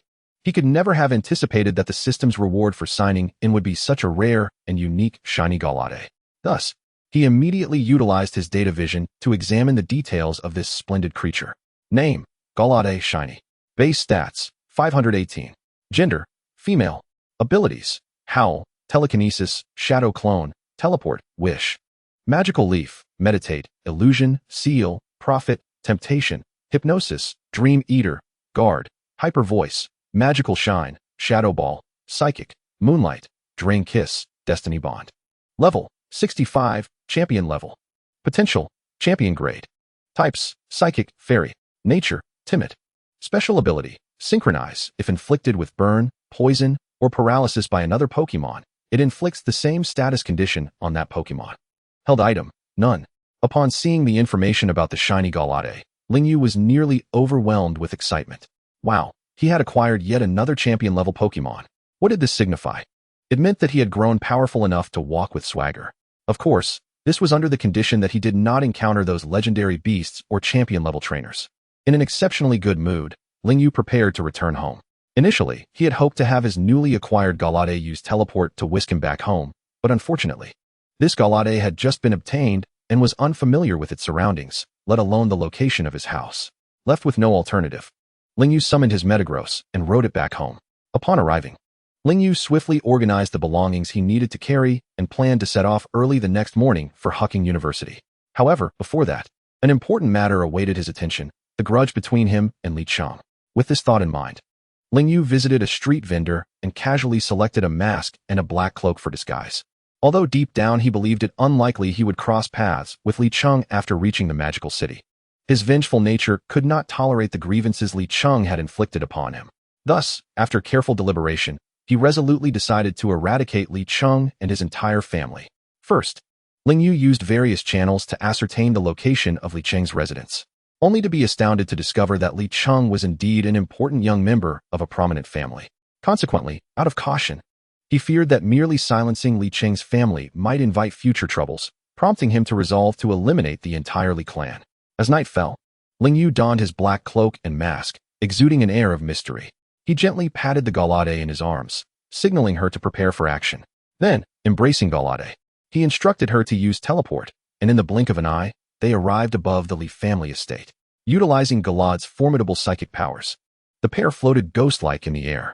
It was a moonless night, and beneath the inky sky, silence enveloped the scene, undoubtedly an opportune moment for the execution of his plan. Lingyu retrieved a luxury Pokeball containing Darkrai from his pocket and carefully opened it. With a flash of white light, Darkrai materialized in midair, emanating a haunting aura. He then commanded Galade to envelop the entire Li estate with her telekinesis and scrutinize the situation inside. However, as Galade focused on her search, a sudden flush appeared on her cheeks. Noticing something amiss, Lingyu inquired about the cause. After a moment of hesitation, Galade decided to share what she had witnessed. When Lingyu beheld the scene, his eyes widened in astonishment. It turned out that there were individuals within the Li household engaged in a dramatic altercation. This unexpected twist instantaneously rendered the previously tense atmosphere awkward. Ling Yu shook his head in resignation, privately reflecting, the Li family certainly knows how to entertain. Nonetheless, with matters at hand being of utmost importance, he endeavored to calm his mind and continued directing Galade and Darkrai, preparing for the massacre of the Li family. Without hesitation, he issued the command for Darkrai to unleash hypnosis upon the members of the Li family. Darkrai swiftly concentrated its immense energy, channeling it into a mysterious force that enveloped the entire Li household with astonishing speed. Under the assault of this enigmatic power, each member of the Li family fell into a deep, enchanted slumber, as if spellbound and unable to resist. Following this, Ling Yu signaled Darkrai to employ the more lethal Dream Eater. As Darkrai activated this ability, the mysterious force surged into the dreams of every Li family member. In the face of Darkrai's Dream Eater, none could escape the torment of this nightmare. Their mental defenses were ruthlessly dismantled, ultimately leading to their demise. Subsequently, Ling Yu ordered Darkrai to unleash a series of dark holes. These deep, shadowy apertures resembled greedy beasts, devouring the entire Li estate in succession. In the blink of an eye, the site where the Li family once stood was reduced to a vast, gaping pit, the once glorious Li family now reduced to ashes, ceasing to exist. After executing this series of heart-pounding actions, Ling Yu nodded in satisfaction and recalled Darkrai into its Pokeball. He then embraced Galade tightly, instructing her to employ teleport once more. And together they returned to the warm comfort of home. Thus, the Li family vanished silently from this world, leaving not a ripple behind, as if they had never existed. It was not until the following morning, when sunlight bathed the land, that anyone noticed the absence of the Li family and frantically reported their disappearance to the police. Upon receiving the call, officers rushed to the scene, only to be left speechless by the sight before them. The place where the Li estate once stood was now merely a vast, deep pit. Although the Li family was not particularly large, the fact that an entire family could vanish overnight was astonishing. What kind of power could accomplish such a feat? The officers exchanged bewildered glances, their minds filled with confusion and shock. This mysterious and terrifying event prompted speculation about supernatural forces or the involvement of an exceptionally powerful organization. Clearly, the Li family had provoked someone they should not have. Soon, the news of the Li family's annihilation spread like wildfire through the streets, becoming the focal point of numerous media outlets. This explosive story dominated the front pages of newspapers and websites, igniting widespread attention and discussion across society. Many who read the news were left stunned, scarcely able to believe their eyes. After all, while the Li family wielded some influence, who could have foreseen their sudden obliteration in such a manner? Yet, regardless of the rampant speculation, the architect of this upheaval, Ling Yu, had already boarded a flight to the magical city at dawn. Given the considerable distance between his home and the magical city, relying on Metagross for flight was nearly impossible. As for the teleport ability, it was simply unattainable, as he had never been to the magical city and had no means of pinpointing a target location. Chapter 12. Arrival at Hucking University. After a lengthy journey spanning several hours, Ling Yu finally arrived at the fabled magic city. As the airplane door creaked open, a cacophony of bustling energy and vibrant life rushed forth to greet him. Ling Yu inhaled deeply, stepping out of the cabin, his heart brimming with anticipation and exhilaration. As he descended the gangway, he swiftly summoned his dazzling Shiny Metagross. The colossal creature radiated a mesmerizing brilliance, its pristine white form exuding an unparalleled majesty. Ling Yu gracefully leaped onto the broad back of Metagross, firmly grasping his smartphone, which guided the Pokémon toward Hucking University via its built-in navigation system. The resplendent appearance of Shiny Metagross, coupled with its formidable gym leader-level aura, instantly awed all onlookers present. Prior to arriving in the Magic City, Ling Yu had deliberately suppressed Metagross's aura to gym leader level. Otherwise, its inherent elite-level presence would have sent many into a state of panic. People stood transfixed, their expressions a tapestry of emotions. Some gazed with envy, yearning to possess such a formidable Pokémon. Others harbored jealousy, resentful of Ling Yu's ability to command such a powerful entity. And some cast malevolent glances, seemingly plotting something sinister. However, Ling Yu paid no mind to these scrutinizing gazes. He was acutely aware of his purpose for this journey and remained singularly focused on the path ahead. Eagerly, he longed to reach Hucking University to meet with the esteemed vice president. As Metagross soared through the sky with astonishing speed, the urban landscape blurred past like a fleeting scroll. Ling Yu lay flat against Metagross's back, relishing the exhilarating rush of wind against his face. He silently vowed that no matter the trials and tribulations he might encounter, he would steadfastly uphold his convictions and forge ahead. For it was only by doing so that he could realize the aspirations nestled within his heart. In the sky above, a white silhouette streaked across, capturing the attention of numerous passers-by, who paused to gaze upward in astonishment.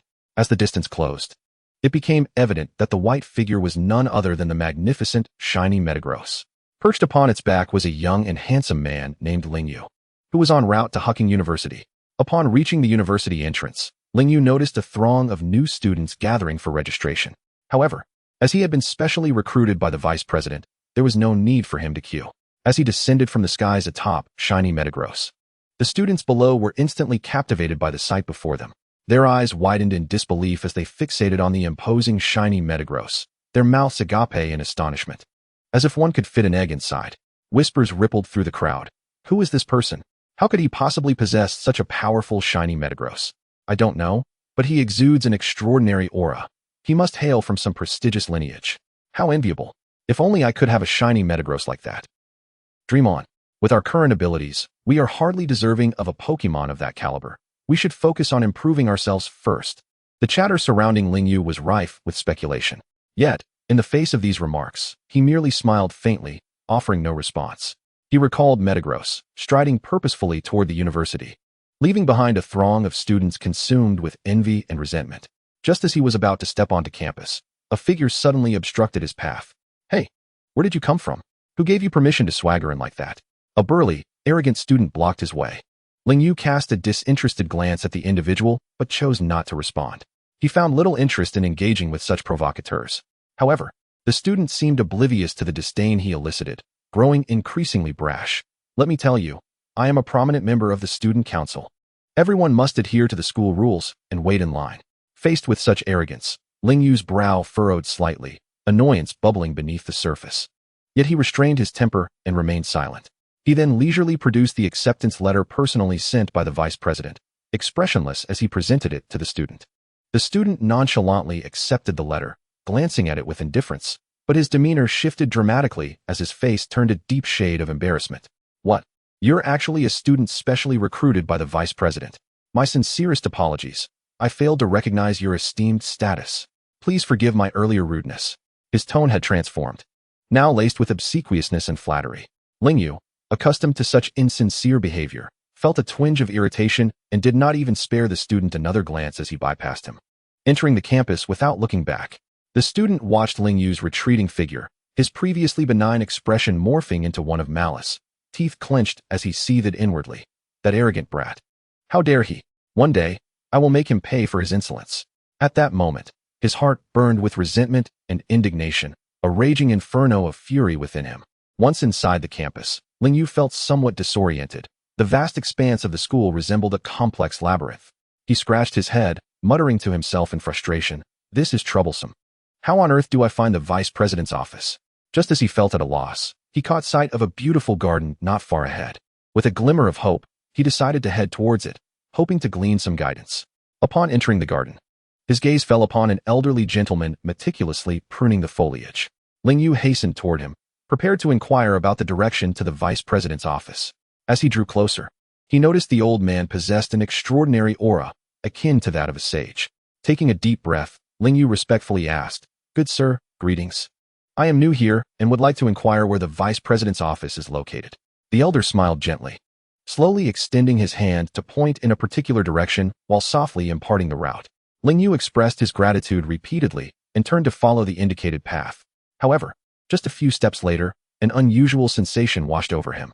A sense of alertness surged within him, and he quickly glanced back, only to be astonished to find the amiable old man had vanished without a trace, leaving behind only the meticulously pruned plants standing silently in place.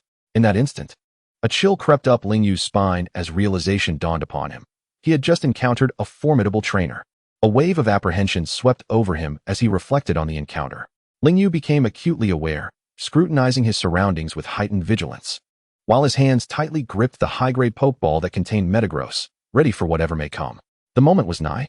In an instant, Lingyu suddenly perceived an incomparably powerful supernatural force surging toward him like an unstoppable tide. "Hey there, young lad. You're quite quick on your feet." A sudden voice explosively resonated in Ling Yu's ears. Startled, he swiftly turned around to investigate, only to find the elderly man who had been pruning the plants had inexplicably appeared before him. "Who might you be?" Ling Yu inquired, his brow furrowed in skepticism.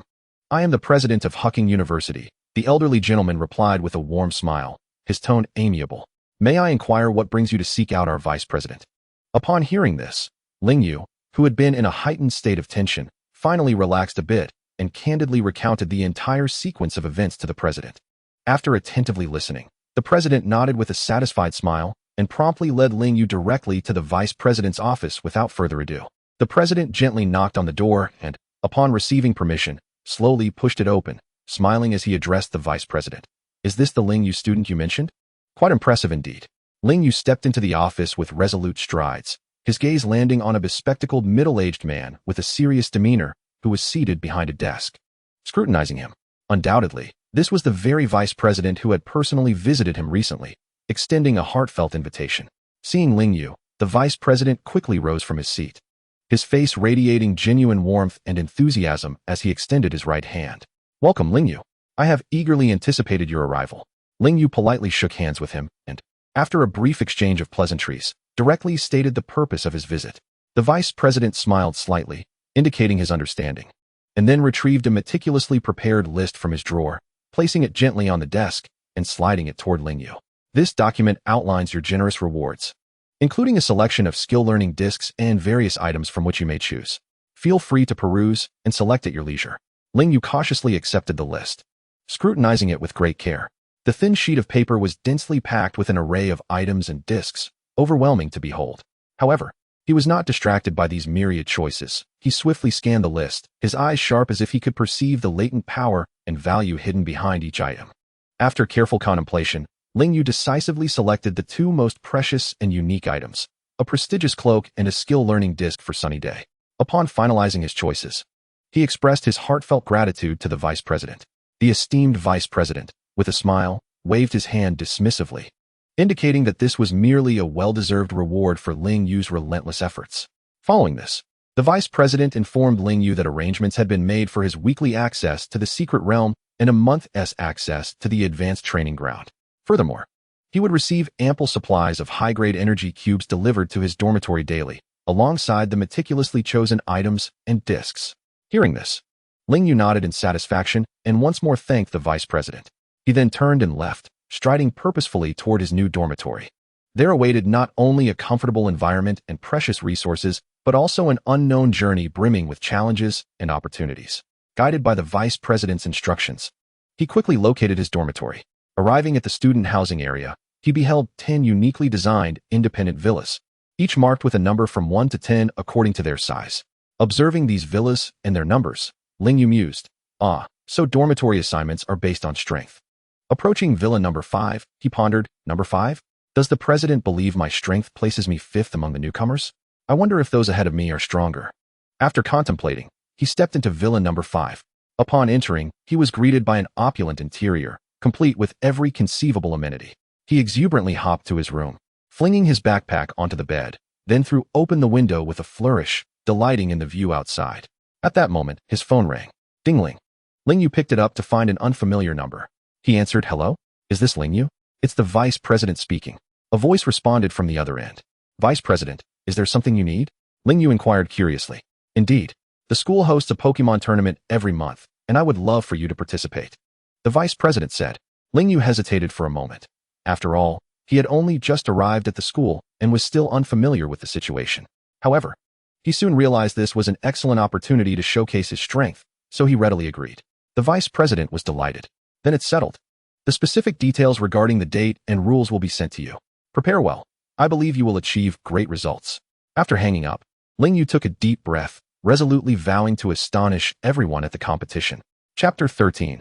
Signing in to obtain Rayquaza as night fell. Ling Yu suddenly realized that he had yet to check in today. He smacked his forehead in self-reproach, silently chanting, "System, please let me check in." Just as he finished speaking, the familiar voice of the system echoed. Ding. In light of the master stepping into a new realm for the first time, and being in the foremost academy of the Magic City, this reward has been significantly upgraded. Congratulations, master, on successfully checking in and receiving 1 Rayquaza. automatically stored in system space. Ling Yu stood in awe, staring at the system's display of his newly acquired Pokémon.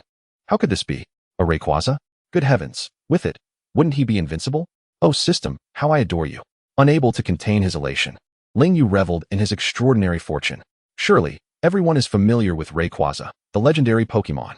As the premier of the legendary beasts of the Hoenn region, its power surpasses imagination, capable of subduing the other two legendary beasts single-handedly. At this moment, gazing at the Master Ball containing Rayquaza within the system space, Ling Yu's joy was beyond the reach of mere words. Who could have anticipated that he would be so fortunate as to obtain a Rayquaza through checking in? After managing to calm his excitement, Ling Yu hastily exited his dormitory, heading straight to the hall where the Secret Realm's teleportation portal was located. He was eager to witness Rayquaza's magnificence firsthand, yet he worried that unleashing its formidable aura in the advanced training ground might draw unwanted attention. After all, revealing his possession of a top-tier Rayquaza too soon could lead to endless troubles and complications. Thus, he had no choice but to proceed to the Secret Realm. It is indeed a coincidence that the individuals qualified to enter the advanced Secret Realm are exceedingly rare, and at this critical juncture, those who venture into the advanced Secret Realm are even fewer. With this in mind, he approached the front desk, intending to register and inquire about which realm had the least number of participants. However, just as he stepped forward to voice his question, a young man with flamboyant yellow hair swaggered in, flanked by two lackeys. The yellow-haired individual, with an air of arrogance, forcefully shoved Ling Yu aside and shouted, "Get out of the way. Can't you see that my brother Wang is here to register?" Before Ling Yu could respond, the two lackeys echoed, "Exactly. Didn't you see the esteemed presence of brother Wang? Hurry up and clear the path." Confronted by such brazen behavior, Ling Yu's gaze turned icy. Without the slightest hesitation, he advanced and delivered a swift kick to the yellow-haired ruffian, exclaiming, "Do you not comprehend the simple principle of first come, first served? If you truly fail to grasp this, allow me to educate you." This sudden act of defiance, accompanied by his unapologetic words, reverberated like thunder, leaving the onlookers, many of whom were previously enjoying the spectacle, dumbfounded. Even the yellow-haired leader, who had intended to make trouble for Ling Yu, momentarily stood bewildered. It is well known that Brother Wang is no ordinary character. As one of the infamous bullies in the school, he has long relied on his connections to intimidate the weak, causing distress to countless students.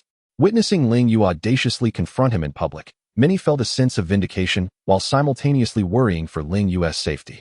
After all, he had just accomplished what many had yearned to do but lacked the courage to attempt, a decisive reprimand of this lawless bully. As Brother Wang lay on the ground, blood trickling from the corner of his mouth, it was evident that Ling Yu's unexpected kick had caught him off guard. Typically, Brother Wang, buoyed by his perceived influence, had always acted arrogantly, never anticipating that someone would dare to strike him without warning. The force behind Ling Yu's kick was immense, indicating that he had exerted all his strength. After sustaining such a blow, Brother Wang slumped to the ground, seemingly unable to rise for some time. Yet, despite his disadvantage, he defiantly uttered, "You little brat, just wait. I'll remember this grudge, and one day, I will make you pay back every ounce, with interest." With that, he signaled to his lackeys to assist him and, like a scalded dog, hurriedly fled the scene. Observing the retreating figures of these clowns, Ling Yu chose not to dwell on the matter and casually returned to the front desk to complete his registration. The young woman at the desk was left astounded. Having worked there for an extended period, she was all too familiar with the yellow-haired bully, who often relished in tormenting students. Furthermore, due to her striking beauty, he would occasionally harass her, but she had always endured in silence, intimidated by his backing. However, today, she had witnessed the once arrogant bully suffer such a significant defeat at the hands of a student. The sight was nothing short of astonishing.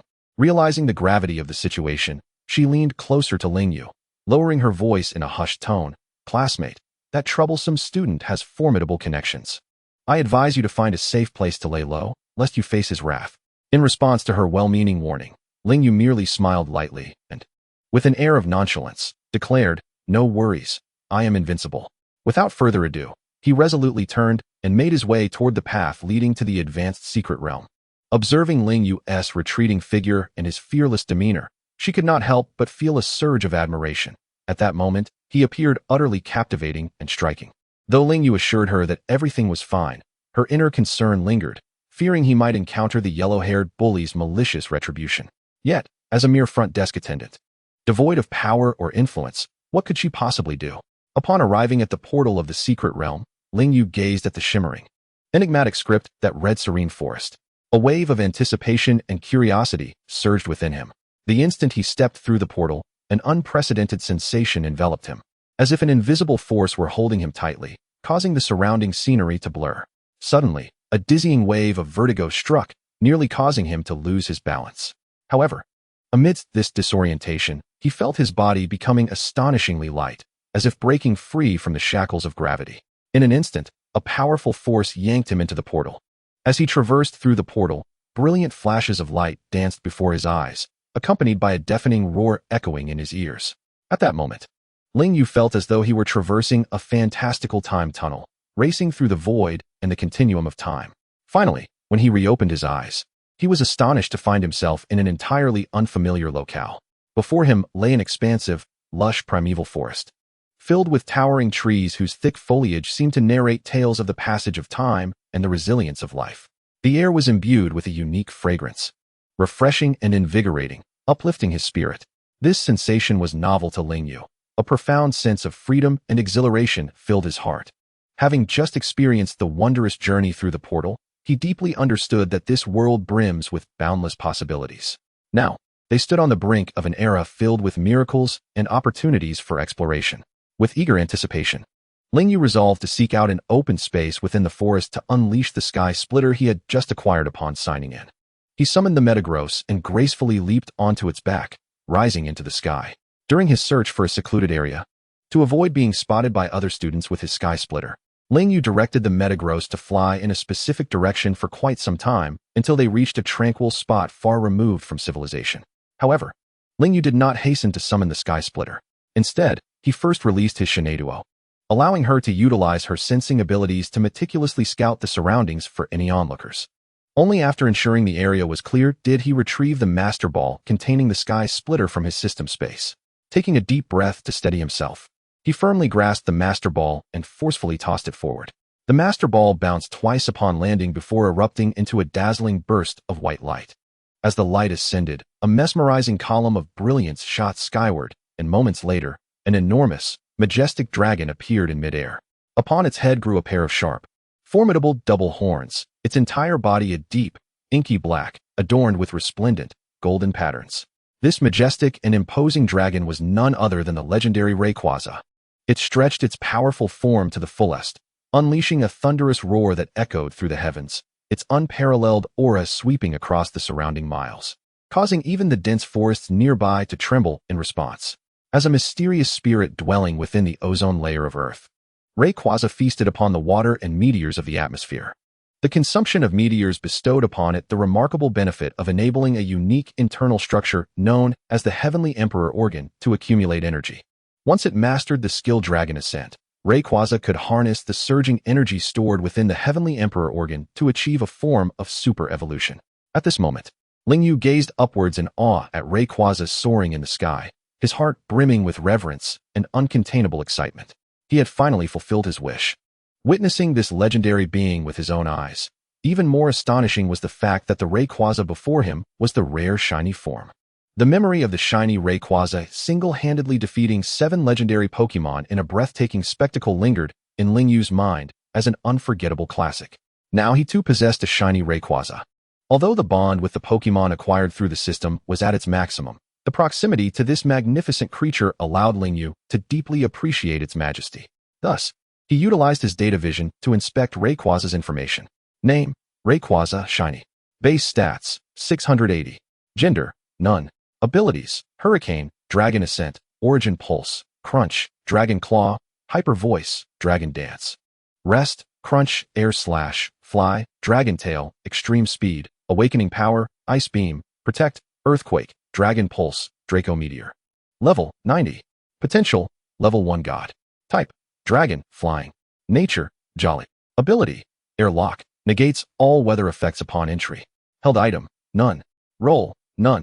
Surrounding Rayquaza were shiny Gardevoir and Metagross, seemingly welcoming it. Rayquaza lowered its head to glance at Lingyu, a glimmer of intelligence evident in its eyes.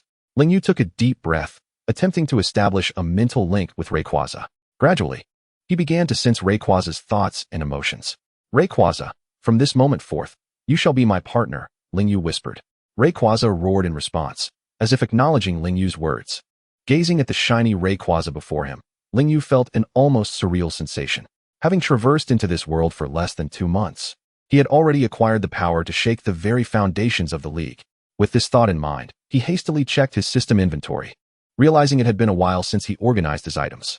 System inventory: 80 premium energy cubes, 10 advanced ability cubes, 80 pokeballs, 50 ultra balls, 60 great balls, 1 master ball, 1 protect TM, 1 sunny day TM, 1 self-select TM, 1 leftovers, 1 weakness policy, 1 power herb, 5 healing potions, 5 awakening potions. Upon seeing the TM rewards from previous tasks, he immediately selected the skill Dragon Ascent, capable of facilitating Rayquaza's super evolution. It felt as though fate had conspired for this moment. Without hesitation, he used the TM he held tightly in his grasp on Rayquaza. Moreover, he equipped Rayquaza with the power herb provided by the school. Shortly after Rayquaza successfully mastered Dragon Ascent, the entire Pokémon radiated an unprecedented aura of power, leaving onlookers in awe. In that moment, Lingyu felt an urgent desire to witness Rayquaza execute Dragon Ascent and achieve super evolution. However, contrary to his hopes, Rayquaza was temporarily unable to evolve due to insufficient energy stored within its Heavenly Emperor organ. Faced with this unfortunate reality, he could only relent. Originally, Lingyu had intended to send Rayquaza into the vast expanse of space to hunt meteors rich in energy to replenish the necessary energy for its super evolution. But he quickly realized that this was not the real world, but rather a secret realm devoid of any semblance of space. With no other options, he reluctantly withdrew his beloved Rayquaza into the Master Ball and sought an alternative solution. Chapter 14: Exploring the Secret Realm. After recalling Rayquaza and Metagross, he held the flushed Gardevoir tightly, urging her to use her teleportation skill to transport them to the portal. Subsequently, he gently returned Gardevoir to her Ultra Ball and stepped into the portal, successfully returning from the secret realm to his dormitory. Just as he reached the door of his dormitory, he noticed a box labeled Premium Energy Cubes sitting there. Lingyu quickly bent down and stored it in his system inventory. He then summoned Metagross. In a flash of light, the massive Metagross appeared before him.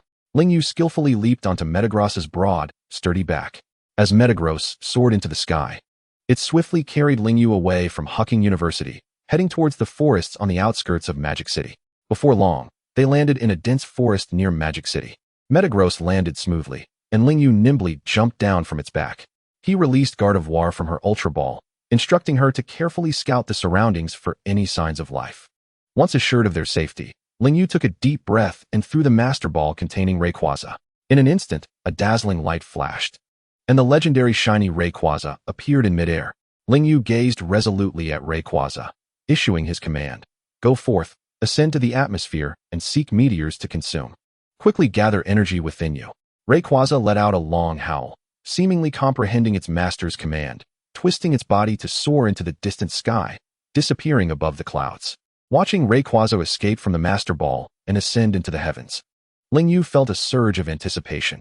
I truly hope to witness its next transformation after it absorbs sufficient energy and achieves super evolution. Shortly thereafter, with Gardevoir's miraculous teleportation ability, he returned in the blink of an eye to his luxurious villa within the campus of Hucking University. After a brief rest and adjustment, he set off once more towards the portal leading to the tranquil forest, stepping boldly into it, re-entering the realm of secrets filled with unknown challenges. This time, Lingyu had a clear objective: to capture several new Pokémon while also providing his team members, Charmeleon, Frogadier, and Bagon, with opportunities for training and growth. Currently, the only deficiency in his team was the lack of a Grass-type Pokémon. Therefore, he intended to seek out a suitable Grass-type starter to nurture during this venture into the secret realm. Not long after entering the forest, Lingyu immersed himself in the search for Grass-type Pokémon. As he journeyed forward, despite encountering various wild Pokémon, none were the Grass-type starters he so desired. As he felt a twinge of frustration, an exceedingly faint sound suddenly reached his ears.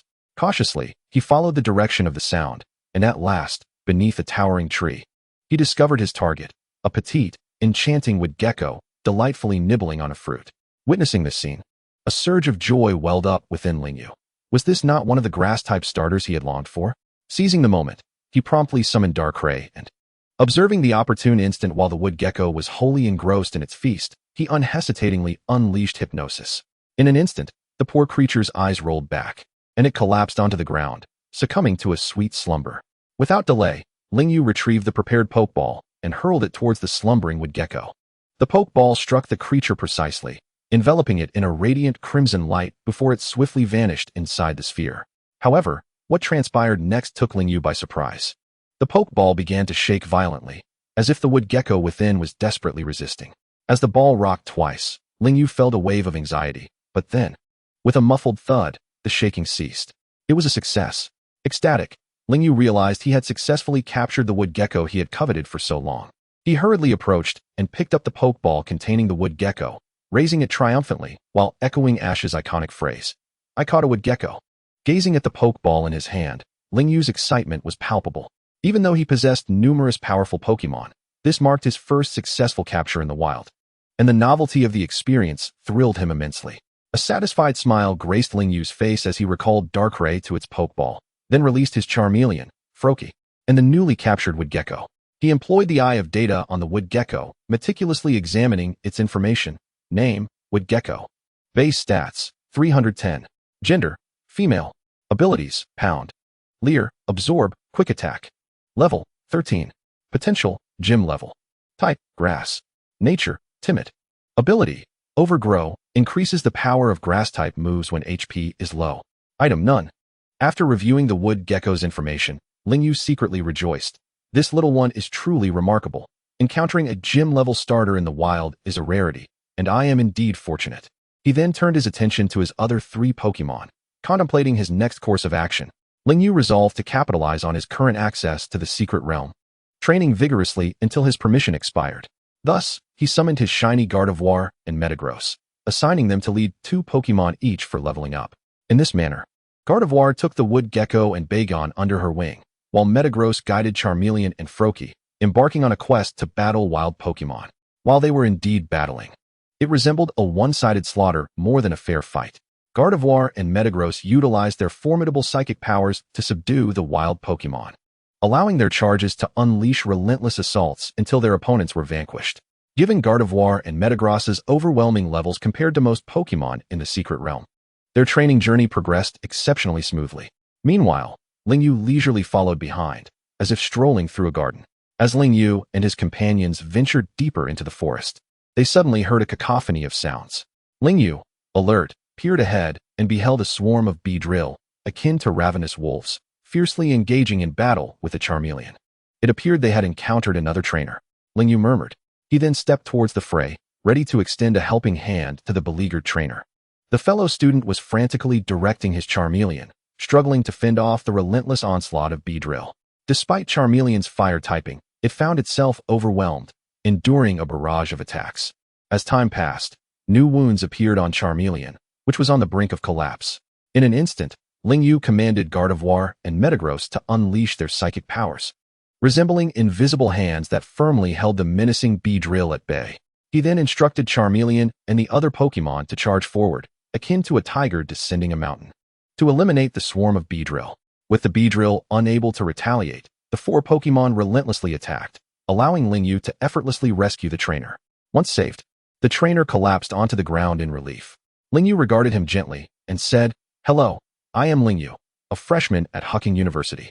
Upon hearing Lingyu's words, the trainer stood, brushing off the dust from his clothes, and replied, "Hello, my name is Lin Yan, and I am a senior from your previous year. Thank you for saving me, otherwise, I would not have made it out today. It's no trouble, I merely happened to pass by. But how did you end up being pursued by a swarm of Beedrill?" Lingyu inquired, puzzled. Lin Yan offered a wry smile as he explained, "It is quite unfortunate. I had just completed my exploration of the secret realm and was heading toward the teleportation portal to exit when, to my dismay, I inadvertently wandered into the Beedrill's habitat. By the time I realized the danger and attempted to leave, it was too late. My Pokémon were exhausted, and only my Charmeleon was still able to fight, which led to this chase." "I see. Would you like me to escort you?" Lingyu kindly suggested. "Really? That would be a tremendous help. Thank you," Lin Yan exclaimed, brimming with excitement. "Not at all," Lingyu replied softly, having observed that Charmeleon and the others were on the verge of defeating the Beedrill swarm. Lingyu prepared to have Gardevoir use teleport to transport Lin Yan to the teleportation portal. "I owe my safe departure today entirely to your assistance, Lingyu. If you ever require help in the future, do not hesitate to ask. I will do my utmost to assist you," Lin Yin expressed with heartfelt gratitude. There is no need for thanks. We are classmates, and it is only right to help one another, Lin Yu responded with a smile. After bidding farewell to Lin Yin, Ling Yu continued his vigorous training within the secret realm. This experience not only allowed him to forge a bond with a like-minded new friend, but also deepened his appreciation for the wonderful time he was spending at Hucking University. Chapter 15. Gaining the Power of Eternity. Thus, as one night passed, a brand new day dawned. Sunlight filtered through the gaps in the leaves, casting dappled patterns of light and shadow. Ling Yu stood quietly within the secret realm, his gaze fixed upon the Pokémon diligently leveling up before him. He inhaled deeply, absorbing the vibrant and mysterious ambience of the environment, then gently closed his eyes to commence his daily check-in. Beep. Congratulations, Master. As this is your first check-in in the secret realm, you have received a special reward, the Power of Eternity. Suddenly, a clear and melodious voice resonated in Ling Yu's ear. He opened his eyes wide, his face displaying an expression of disbelief. Zero Feather was overwhelmed with exhilaration at this unexpected gain. For within the memories of his previous life, the power of Jobin was a mysterious force originating from the Pokémon world, and it was one of the 3 great psychic abilities. Legend has it that every decade, a person endowed with the power of Jobin emerges from the Jobin forest. Moreover, in the narrative of the manga, the formidable leader of the notorious Team Rocket, Giovanni, wields this powerful force. This enigmatic power not only allows trainers to establish a profound connection with their Pokémon, but also possesses the ability to heal their injuries and, at crucial moments, temporarily enhance their combat prowess. In other words, the adept application of Jobin's power during battles would undeniably confer a significant advantage to the user. At this very moment, Zero Feather had serendipitously acquired the power of Jobin through his daily sign-in, greatly augmenting his own strength. To his astonishment, he was now capable of engaging in communication with his Pokémon.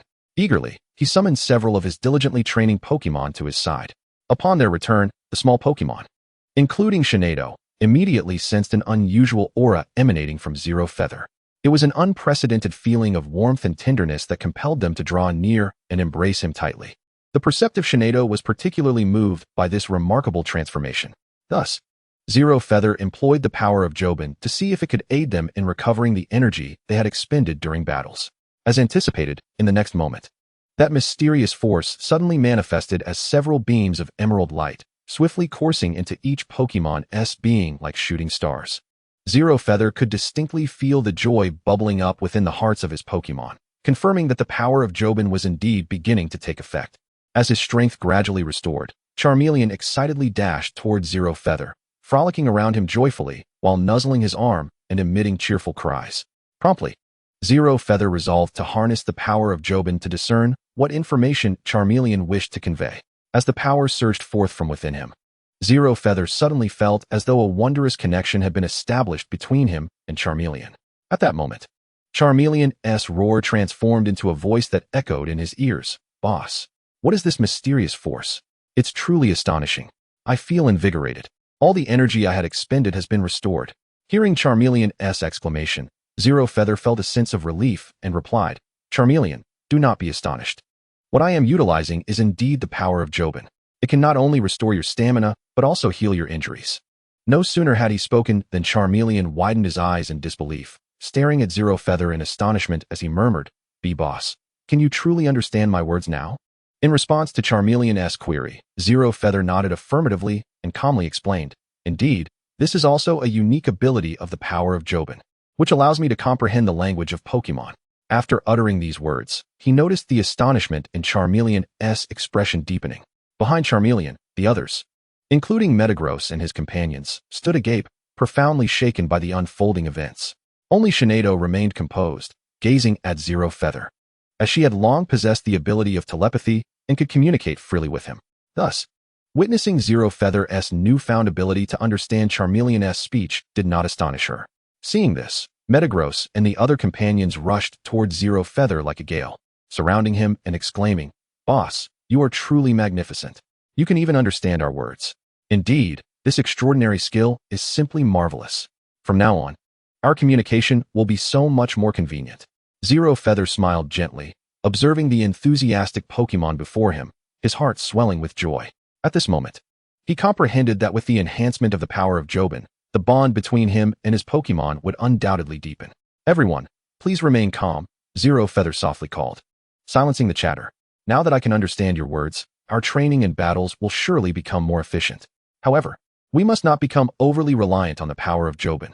Ultimately, we must continue to strive and train diligently. The Pokemon nodded in understanding. Zero Feather gazed into the distance, a surge of ambition swelling within him. He knew that many challenges lay ahead. Yet he was confident that he could grow alongside his Pokemon and create their own brilliance. Thus, he resolved to take his Pokemon out for practical combat to witness the true effects of the power of Jobin. He arrived at the banks of a broad and crystalline river, where the water flowed serenely, surrounded by dense woodlands. Here, he discovered a group of wild Pokemon, some frolicking joyfully, while others basked leisurely in the sunlight. However, this time, Zero Feather did not command Shiny and Metagross to unleash their formidable psychic powers to subdue the wild Pokemon as he usually did. Instead, he opted to let his other Pokemon confront these wild creatures directly, allowing them to hone their abilities through genuine combat. As the battle commenced, Zero Feather intently observed each Pokemon's movements and condition, scrutinizing the battlefield and missing no detail. When he noticed some Pokemon gradually exhausting their strength and sustaining injuries from the fierce combat, he unhesitatingly invoked the power of Jobin. The power of Jobin swept over the injured Pokemon like a warm spring breeze, swiftly restoring their stamina and healing their wounds. Empowered by the infusion of Jobin, the Pokemon radiated renewed vitality and fighting spirit, with their attack and defense capabilities significantly enhanced. Throughout this intense battle, Zero Feather continually adjusted his strategy, skillfully employing the power of Jobin to provide his Pokemon with optimal support. Ultimately, through their indomitable will and exceptional teamwork, they successfully triumphed over the group of wild Pokemon. This practical experience deepened Zero Feather's understanding of the power of Jobin. He realized that this extraordinary force could not only be utilized for healing and recovery, but could also unleash latent energy in Pokemon at critical moments, aiding them in achieving victory. Furthermore, he became increasingly convinced that with continuous exploration and practice, he could master the power of Jobin and progress together with his Pokemon. Filled with fulfillment and anticipation, Zero Feather led his Pokemon deeper into the forest. Ahead lay more unknown challenges awaiting them, but Zero Feather was prepared. As they ventured further, the levels of the wild Pokemon they encountered steadily increased, initially around level 10, but as they advanced, the wild Pokemon's levels had risen to over 20, and now even exceeded 30. In the face of increasingly formidable wild Pokemon, Charmeleon and its companions have accelerated their growth. Time quietly slips away, and 3 days pass in the blink of an eye. During this period, Froakie ascends to level 32, mastering the new skills of Round and Throw. Similarly, the young Bagon makes a breakthrough, reaching level 22 and acquiring the moves Howl and Rock Slide. Not to be outdone, Trico rises to level 24, learning Cut, Pursuit, and Noise, and evolves into Lurantis. However, the most noteworthy transformation belongs to Charmeleon, which charges ahead, successfully advancing to level 36, soon to encounter the exhilarating moment of evolution. In an instant, Charmeleon radiates a dazzling brilliance, 2 elongated dragon horns sprouting from its head, its body expanding gradually, its tail elongating further, with flames burning ever more fiercely, and a pair of magnificent wings emerging from its back. The newly evolved Charizard now measures over 2 meters in length. Due to its radiant qualities, its exterior is predominantly a profound black, with a pure white hue extending from its abdomen to the tip of its tail and its paws. It possesses robust, powerful hind limbs, contrasting sharply with its relatively slender forelimbs, yet this does not detract from its formidable combat prowess. Its forelimbs are adorned with 3 sharp claws, as hard as steel, glinting with a chilling light. Not only that, but its feet also bear 3 pointed talons, seemingly capable of effortlessly tearing through any material. Furthermore, the inner surface of its expansive wings displays a deep crimson hue, reminiscent of blazing flames, radiating warmth and brilliance. Typically, an ordinary Charizard stands about 17 meters tall, with its surface covered in vibrant orange scales, while its underside and the tips of its tail and feet exhibit a soft cream color, evoking a sense of warmth and comfort. The inner side of its wings, however, showcases a refreshing shade of blue-green, as if imbued with boundless vitality and energy. Nevertheless, this exceptional Charizard owes its immense stature to having successfully absorbed the primal power of Ho-Oh during its time as a Charmeleon, thus achieving this extraordinary evolution. Just as Charmeleon completes its magnificent transformation into Charizard, an earth-shattering roar erupts. Roar! This thunderous bellow rings out like a clap of thunder, deafeningly loud, causing the surrounding trees to tremble in response. Ling Yu stares at the fully evolved Charizard with uncontainable joy and excitement, fully aware that its strength has undergone a qualitative leap. Without hesitation, he activates his Data Eye ability to meticulously examine Charizard's current details. Name: Charizard, Shiny. Base stats: 534. Gender: male. Moves: Claw, Roar, Ember, Smokescreen, Dragon Rage, Dragon Claw, Glare, Rage, Flamethrower, Air Slash, Dragon Breath, Fire Fang, Slash. Inherited: Dragon Dance, Dragon Claw, Dragon Breath. Dragon Rage. Level: 36. Potential: Level 2 God. Type: Fire, Flying. Nature: Adamant. Ability: Blaze, powers up Fire-type moves when HP is low. Held item: Charcoal. Currently mastering Fire-type laws. Progress: 10-100. Upon seeing Charizard's information, Ling Yu is overwhelmed with exhilaration. His eyes widen, and his face is alight with joy, as if he has discovered the most precious treasure in the world. Charizard, sensing its master's elation, flaps its wings excitedly, letting out cheerful cries. It swiftly flies to Ling Yu's side, wrapping its powerful claws around him in a warm embrace. Ling Yu, enveloped in Charizard's affectionate hug, feels equally stirred. He gently strokes Charizard's head and expresses with heartfelt emotion, "Congratulations. You have finally evolved into Charizard." Charizard responds joyfully, "Thank you, boss. I am now even stronger and will undoubtedly assist you better in battle." At that moment, Ling Yu's other Pokémon, witnessing Charizard's triumphant evolution, gather around him and leap into his embrace to celebrate. Laughter and cheer fill the air. After this brief interlude, Ling Yu collects his emotions and resumes the task of training his Pokémon and exploring the tranquil forest. Chapter 16. Discovery of an Ancient Relic. On the 5th day, Ling Yu ventures deeper into the tranquil forest with his Pokémon, aiming to uncover its hidden mysteries. However, just as he is fully focused on his path, he suddenly finds himself falling as the ground beneath him gives way. Unbeknownst to him, a concealed pit had appeared, obscured by dense underbrush. Caught off guard, Ling Yu tumbles into the abyss, plunging into darkness. When he regains his senses, he discovers himself in a completely unfamiliar and mysterious realm. The dim light suggests a place long forgotten by time, and the air is thick with an ancient, enigmatic atmosphere. A flicker of fear washes over Ling Yu, yet he quickly regains his composure. Cautiously, he rises to his feet, surveying his surroundings in the weak light. Suddenly, he notices a faint glimmer not far ahead.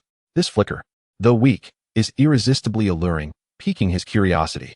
However, Ling Yu refrains from recklessly approaching and instead instructs his shiny Gardevoir, who remains at the cave's entrance, to lead several other Pokémon using teleport to join him. As soon as Gardevoir lands, she rushes to Ling Yu's side, asking with concern, "Master, are you all right? Let me check your condition." Without hesitation, Gardevoir begins to examine Ling Yu's physical state. Once she confirms that he is unharmed, she breathes a sigh of relief. Her eyes fill with worry. Observing Gardevoir's earnest concern, Ling Yu feels a wave of warmth and, slightly embarrassed, quickly responds, "I'm really fine. I just slipped and fell. My backside hurts a bit, but it's nothing serious." As he speaks, Ling Yu gestures for the other Pokémon to come closer and continues, "It seems like this place resembles some kind of ancient relic. Charizard, Froakie, Bagon, and Lurantis, your current strength is still relatively weak, so please return to your Pokeballs for safety." Understanding Ling Yu's intentions, the small Pokémon nod in agreement. Satisfied that there are no objections, Ling Yu carefully recalls them into their respective Pokeballs. Next, he retrieves the Ultra Ball containing Darkrai and gently opens it. With a flash of light, Darkrai materializes before them. Ling Yu quietly instructs it to conceal itself within his shadow for safety, in case of any unforeseen circumstances. Having completed all necessary preparations, Ling Yu takes a deep breath and commands Gardevoir and Metagross to stand on either side of him as they slowly advance towards the direction of the faint light. Throughout their journey, they remained in a state of heightened vigilance, treading carefully, unwilling to entertain even the slightest notion of complacency. As they drew ever closer to the radiant light, Ling Yu finally discerned its true nature. It was, in fact, a colossal door, adorned with intricate and enigmatic patterns. The surface seemed to encapsulate the profound mysteries and the passage of countless ages. Ling Yu gazed at the elaborate and bizarre lines and symbols etched upon the door, a deep sense of reverence swelling within him. It felt as though this place had existed for millennia. Compelled by curiosity, he could not resist the urge to reach out and touch the door's surface. The moment his fingers made contact with the doorframe, the once tightly sealed entrance began to creak open, revealing a shadowy and profound passage leading into the unknown. Faced with this astonishing spectacle, Lingyu could not help but draw in a sharp breath, but he quickly regained his composure. Taking a deep breath, he resolutely stepped into this path rife with enigmas and uncertainties. As he progressed, the walls on either side were adorned with an array of peculiar and perplexing patterns. Despite his best efforts to unravel their mysteries, Lingyu found himself utterly confounded. After an indeterminate period of moving forward and pausing, the view ahead suddenly opened up. He had arrived at the end of the passage. Elated, he hastened towards the exit. Upon reaching his destination, he was greeted by a breathtaking sight. A spacious chamber lay before him. Inside, several ancient and majestic stone statues of Pokémon emanated a powerful aura. Upon closer inspection, he recognized them: Gunghost, Hoodie, Lycanroc, and Charizard, for ancient Pokémon. A wave of indescribable awe washed over Lingyu as he beheld these statues. Though mere stone, their mere presence was enough to instill a sense of trepidation. With a heart full of curiosity and reverence, Lingyu approached the ancient Pokémon statues. To his astonishment, he discovered that beneath each statue lay an ancient, weathered tome. His gaze was drawn to the statue of Charizard, and he instinctively approached it. As he arrived, he sensed a mysterious and ancient aura emanating from the book on the pedestal. Cautiously, he stepped closer, fixating on the ancient volume, and gently extended his finger to turn its pages. In an instant, secrets regarding the ancient Charizard unfolded before his eyes. Just as Lingyu became engrossed in his reading, an unexpected disturbance erupted. The entire chamber began to tremble violently. The ground surrounding the Charizard statue fractured, and a colossal ancient Charizard emerged from the crevice. Lingyu stared in astonishment at this formidable ancient creature, feeling the immense power it contained. Upon witnessing the ancient Charizard, Shiny and Metagross immediately assumed battle stances, bracing themselves for confrontation. Yet, the ancient Pokémon did not launch an immediate attack. It gazed intently at Lingyu, seemingly conveying some form of message. Lingyu calmed himself, attempting to decipher the ancient Pokémon's intent. After a moment of contemplation, he suddenly realized that this creature was testing his courage and wisdom. Consequently, he activated his data eye to examine its information. Name: Charizard Ancient Phantom. Base stats: 534. Gender: none. Abilities: Claw, Roar, Ember, Smoke Screen, Dragon Rage, Dragon Claw, Glare, Rage. Flamethrower, Air Slash, Dragon Breath, Fire Fong, Cut, Dragon Dance, Overheat, Flame Burst. Level: 60. Potential: none. Type: Fire, Flying Dragon. Nature: stubborn. Ability: Blaze, increases the power of Pokémon's moves when HP is low. Item: none. Upon reviewing the detailed information about the ancient Charizard, he was taken aback to realize that it was merely an illusory projection, and its level was relatively low. This revelation bolstered Lingyu's confidence, prompting him to showcase his true abilities. Without hesitation, he activated the sparkling, mysterious Mega Evolution bracelet in his possession, initiating the Mega Evolution of his powerful Metagross. Instantly, Metagross radiated an astonishing aura of power, transforming into Mega Metagross. Resolutely, Lingyu issued commands for Shiny and Mega Metagross to launch a ferocious assault on their foe. Thus commenced a breathtaking and intensely fierce battle. Fortunately, due to Shiny and Metagross's superior levels, this encounter proved to be relatively straightforward. Amidst the tumult of battle, Lingyu noted that the opponent's level was significantly lower than that of his Pokémon, and a plan quickly formed in his mind. He swiftly commanded, Shiny, disrupt the ancient Pokémon's movements with Psychic. Mega Metagross seized the moment to deliver a powerful strike. Following his orders, Shiny unleashed a potent psychic attack, successfully disrupting the ancient Pokémon's rhythm. Seizing the opportunity, Mega Metagross unleashed a devastating attack. Under the righteous onslaught from Shiny and Mega Metagross, a barrage of ferocious strikes ultimately shattered the illusion of the ancient Charizard. As the phantom of the ancient Pokémon collapsed, the chamber fell into tranquility once more. Lingyu exhaled a sigh of relief, realizing that this adventure was not merely a simple exploration, but rather an unveiling of the secrets surrounding ancient Pokémon. As the fallen phantom of Charizard dissipated like smoke, the pedestal, previously obscured by its immense form, was finally revealed. Upon this pedestal lay a mysterious orb that emitted a faint glow. Ecstatic, Lingyu hurriedly approached and carefully picked up the orb, examining it closely. To his astonishment, he discovered that it was a Charizard Megastone. The chance to acquire a Megastone for Charizard in this place was beyond his wildest dreams. Lingyu muttered to himself, his eyes gleaming with excitement, wondering if the other ancient Pokémon statues also concealed similar treasures. Filled with anticipation and curiosity, he resolved to activate the other 3 ancient Pokémon statues using the method he had employed to defeat the ancient Charizard. Sure enough, as he proceeded, dazzling lights sprang forth, and the colossal phantoms of the other 3 ancient Pokémon appeared in succession. Faced with these formidable ancient beings, Lingyu dared not delay, pouring all his energy into each fierce battle. After a grueling series of encounters, through sheer tenacity and exceptional combat skills, he ultimately triumphed over all his adversaries. As the last ancient Pokémon fell, Lingyu breathed a long sigh of relief. With no time to rest, he swiftly approached the respective pedestals and, as he had hoped, obtained the Mega Stones for Gung Ghost, Hoodie, and Lycanroc. Gazing at the 4 invaluable Mega Evolution Stones in his hand, Lingyu revealed a satisfied smile. He felt an immense sense of gratification regarding his harvest in this ancient relic, secretly rejoicing that he had not missed such a rare opportunity. Lingyu carefully stored the Mega Evolution Stones, preparing to depart from this place. As he turned back to glance at the stone statues of the ancient Pokémon, he was filled with reverence. On his way back, Lingyu pondered how to utilize these Mega Evolution Stones to enhance both his own strength and that of his Pokémon. The Charizard X Mega Evolution Stone was perfectly suited for his newly evolved Charizard, while the other stones, lacking corresponding Pokémon for the time being, would be kept in the system space until such Pokémon were found. He muttered to himself. Upon returning to the surface, he immediately summoned Charizard, Froakie, Yungoos, and Trico. Without hesitation, Lingyu strode towards Charizard. Approaching closely, he retrieved the Charizard X Mega Evolution Stone acquired from the ruins and carefully adorned Charizard with it. Charizard gazed at the stone handed to him by Lingyu, a look of confusion in his eyes. "Boss, what is this gem?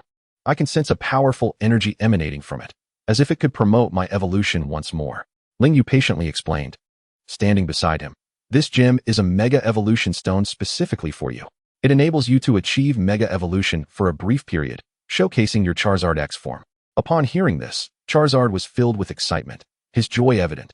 "That's utterly magnificent. This means I can become even stronger."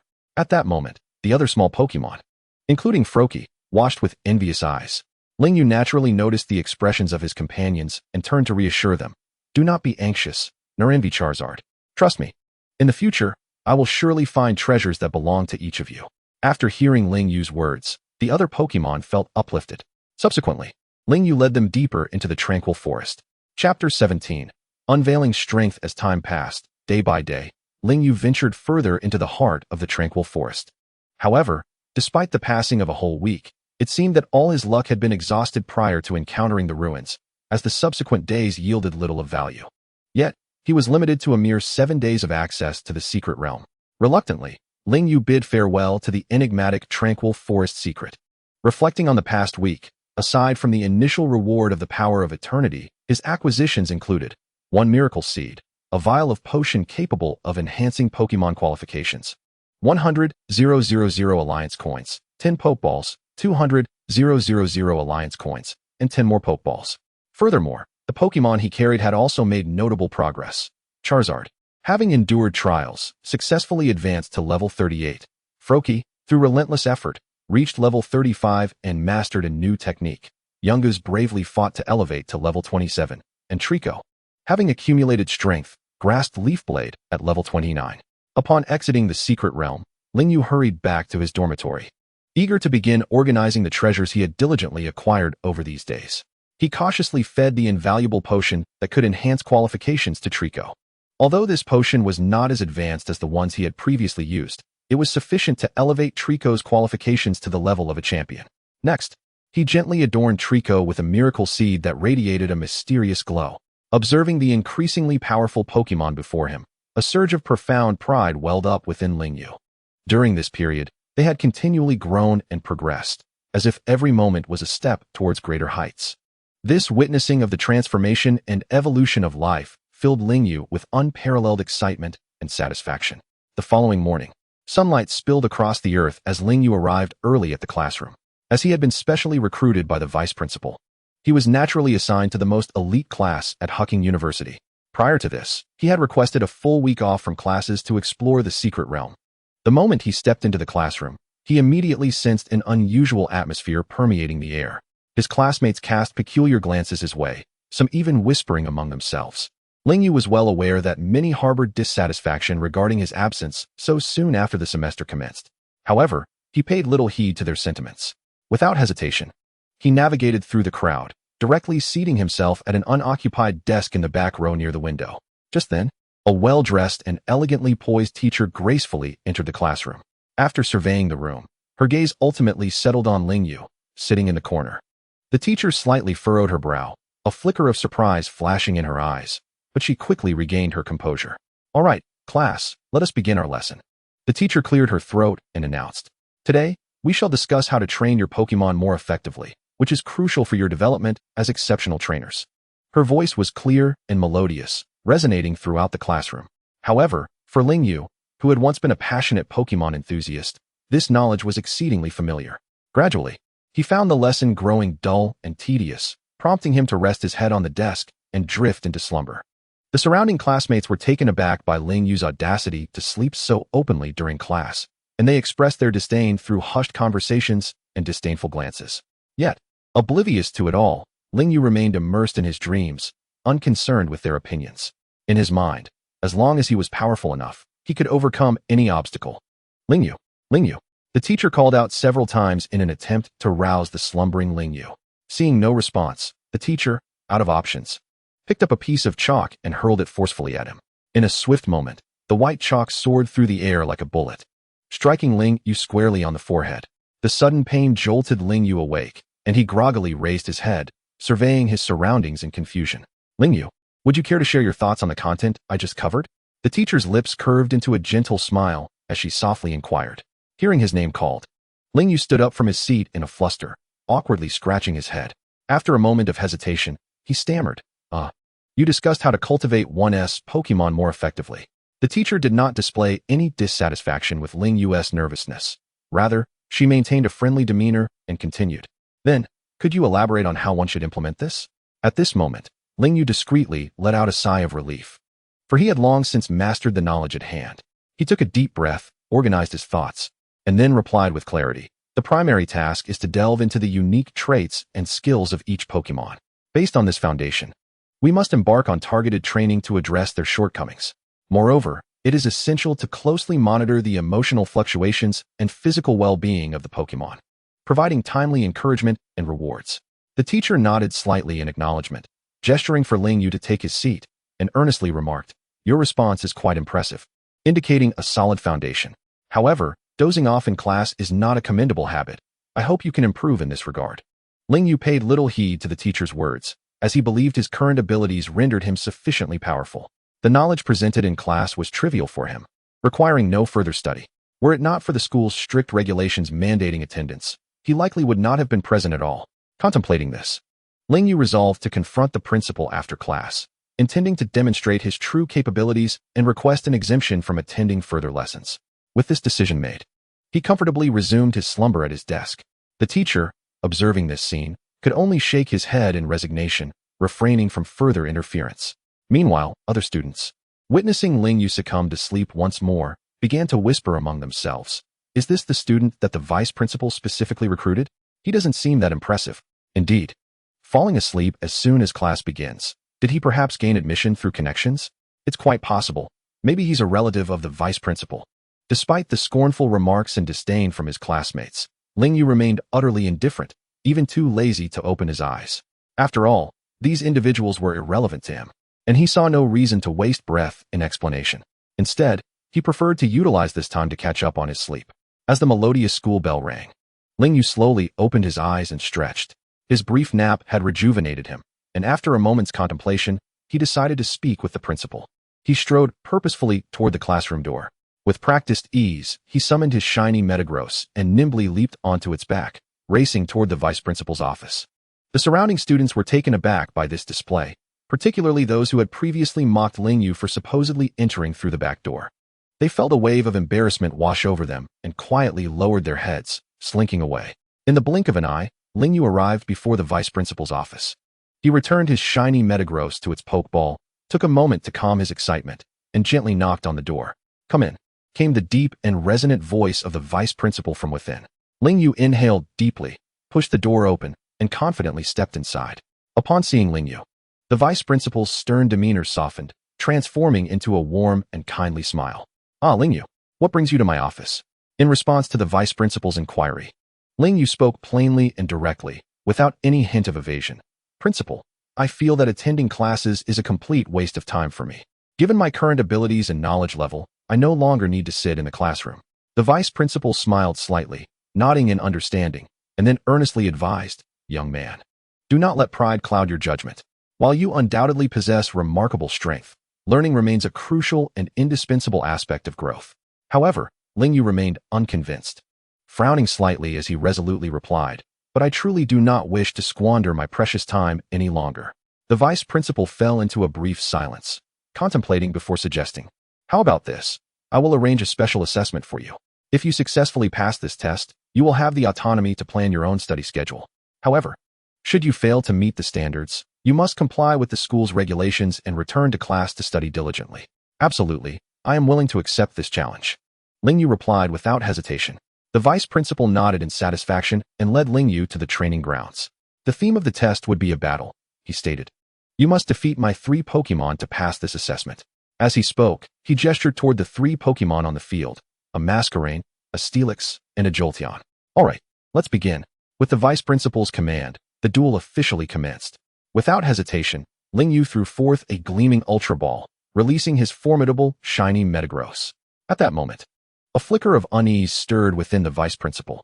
Even he, with his esteemed status, had only a handful of main Pokémon equipped with Ultra Balls.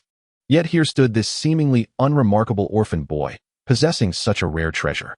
Thus, the vice principal, who had initially held a slight air of condescension, quickly shifted his demeanor, deciding to showcase his true skills and impart a lesson to this seemingly overconfident youth. Yet, as fate would have it, the moment Shiny Metagross emerged, exuding a gym-level aura of formidable pressure, the vice principal's confidence faltered, abruptly abandoning his earlier intentions. He had only intended to give Ling Yu a taste of reality. He had not planned to go all out. Thus, he had selected 3 Pokémon from his 3rd tier, believing they would suffice, as they merely held professional-level combat prowess. Without a moment's delay, Ling Yu commanded his Shiny Metagross to unleash an offensive, delivering a devastating meteor mash towards Steelix. The latter, sensing the imminent threat, hurriedly attempted to utilize Rock Tomb to block Metagross's attack path. Unfortunately, the disparity in strength was insurmountable, rendering Steelix's efforts utterly futile. In a heartbeat, it was struck solidly by Metagross and sent crashing to the ground, incapacitated and unable to continue the fight. The vice principal, witnessing this scene, was taken aback. He understood well that Ling Yu's Metagross was indeed powerful, yet he had never anticipated that the Shiny Metagross would be so fearsome, effortlessly defeating his Steelix with a single blow. Realizing the gravity of the situation, the vice principal promptly sent Jolteon into battle, hoping to subdue Metagross with electric-type moves. However, this had all been anticipated by Ling Yu. He calmly directed Metagross to execute Metal Claw, effortlessly blocking the electric attack from Jolteon. Immediately, the Metagross unleashed a formidable psychic force, ensnaring the Leafeon like an invisible tether, rendering it immobile. Subsequently, the Metagross executed a stunning Comet Punch, striking the Leafeon with tremendous force. This blow resembled a meteor streaking across the sky, delivering unparalleled impact that incapacitated the Leafeon, leaving it unable to continue the battle. At last, the Masquerain made its entrance, fearlessly launching an assault on the Metagross with a powerful water gun. However, the Metagross's impenetrable defense rendered these water jets utterly ineffectual, inflicting no substantial harm whatsoever.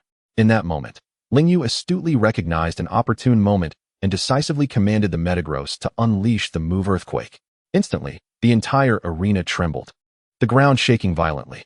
The Masquerain stood no chance against this earth-shattering attack and was effortlessly overwhelmed.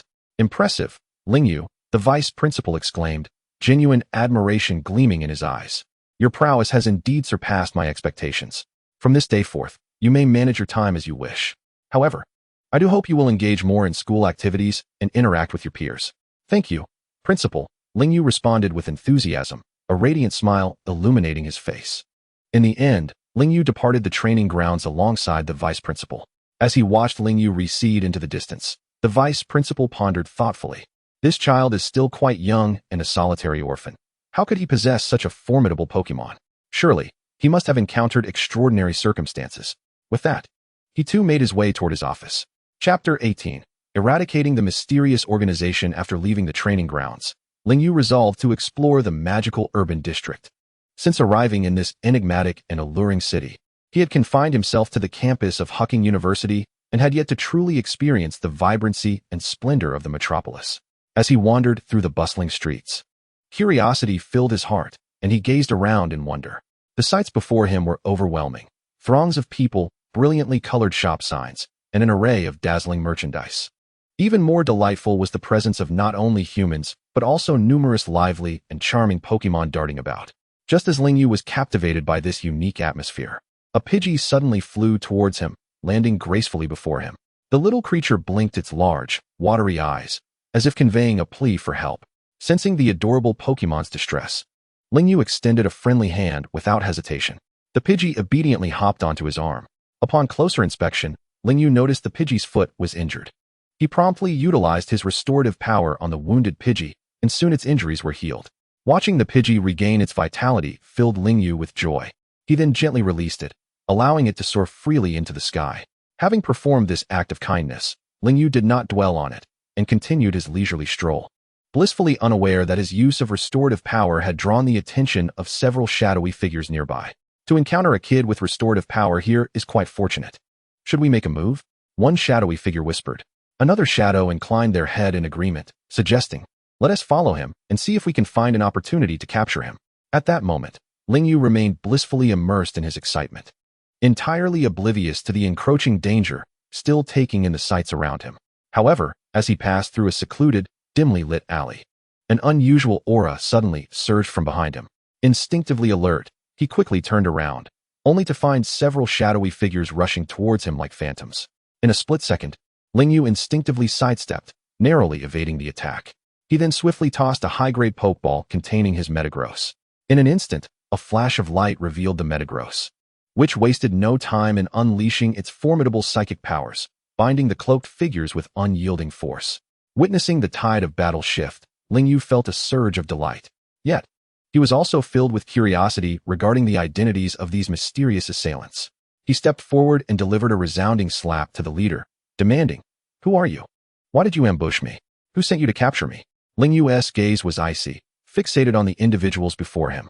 They trembled in fear and quickly replied, "No one sent us to capture you. It was merely your display of restorative power while healing the Pidgey that caught our attention." Lingyu furrowed his brow slightly at their words. "How did you learn of the existence of restorative power?" With a hint of trepidation, the leader of the shadowy figures responded, "Big brother, we belong to a mysterious organization that has long sought to uncover the whereabouts of those possessing great power. Upon witnessing your astonishing restorative power, we were consumed by greed, desiring to claim your strength for ourselves. This way, we could further our organization's grand ambitions. Should we succeed in capturing you, I would undoubtedly earn high praise and substantial rewards from the organization. That is why we contemplated seizing you." Hearing this, Lingyu's lips curled into a disdainful smirk. "Humph.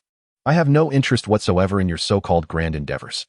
However, since you dare to lay your hands on me, do not blame me for being ungracious. Today, I shall uproot your entire organization. But first, I'll deal with you." Before he could finish his sentence, Lingyu waved his arm, issuing a command to his Metagross. "Go. Eliminate these vermin swiftly and cleanly." Upon receiving the command, the Metagross sprang into action, preparing to unleash a ruthless onslaught. Watching Lingyu's figure grow distant until it vanished from sight, the men clad in black suits exchanged glances, despair washing over them. "It's over. We're not going to survive this," they thought, fully aware that they stood no chance against such a formidable foe. As expected, shortly after, under the Metagross's indiscriminate attacks, the unfortunate members of the mysterious organization met a swift demise, unable to retaliate even slightly. Once the minions were dealt with, Lingyu dusted off his hands as if he had merely accomplished a trivial task, and then turned away without a second glance, leaving behind a scene of bloodshed and carnage.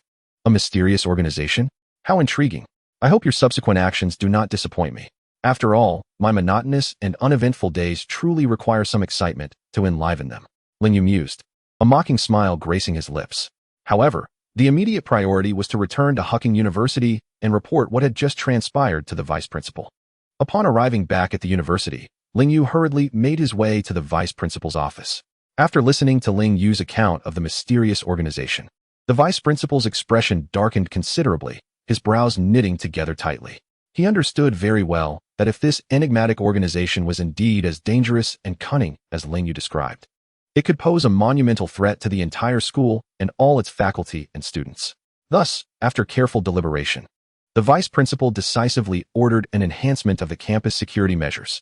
Not only would additional security personnel be deployed to patrol and stand guard, but a select group of exceptionally skilled elite students would also be organized into a special task force dedicated to monitoring any suspicious activities within the school grounds. Simultaneously, the vice principal repeatedly urged Ling Yu to remain perpetually vigilant, instructing him to report any unusual occurrences immediately. However, Ling Yu dismissed the vice principal's concerns nonchalantly, confidently proclaiming, "It's fine. I'm invincible." Upon hearing Ling Yu's audacious remarks, the principal quickly cautioned him, "Do not underestimate others. As the saying goes, there are always greater forces beyond what we perceive. While I acknowledge your current strength, you must remember that your adversaries are part of a highly secretive organization, composed of seasoned trainers with formidable abilities. Therefore, you must exercise caution." In response to the vice principal's earnest admonition, Ling Yu exhibited a hint of impatience, brushing off the warnings with a few casual remarks. All right. I understand what to do, don't worry." Meanwhile, far away within the shadowy confines of the mysterious organization, the leader had already been informed of his subordinate's failure. Erupting in furious indignation, "You useless fools! You couldn't even handle a mere boy." In his rage, the leader made a pivotal decision to confront the boy imbued with the power of the Eternal. Coincidentally, just as the leader prepared to take action, Ling Yu too found himself deep in contemplation, earnestly pondering how to address the formidable threat posed by this mysterious organization. After much reflection, he finally clarified his thoughts. "I possess immense strength. What is there to fear? It is merely a mysterious organization. If they provoke me, I can command my Rayquaza to Mega Evolve and obliterate their entire organization in a single stroke." Thus, feeling pressured by the attention of the mysterious organization, Ling Yu sought to gain intelligence by controlling a member of the organization, learning not only the location of their base, but also that they were planning to hold a meeting.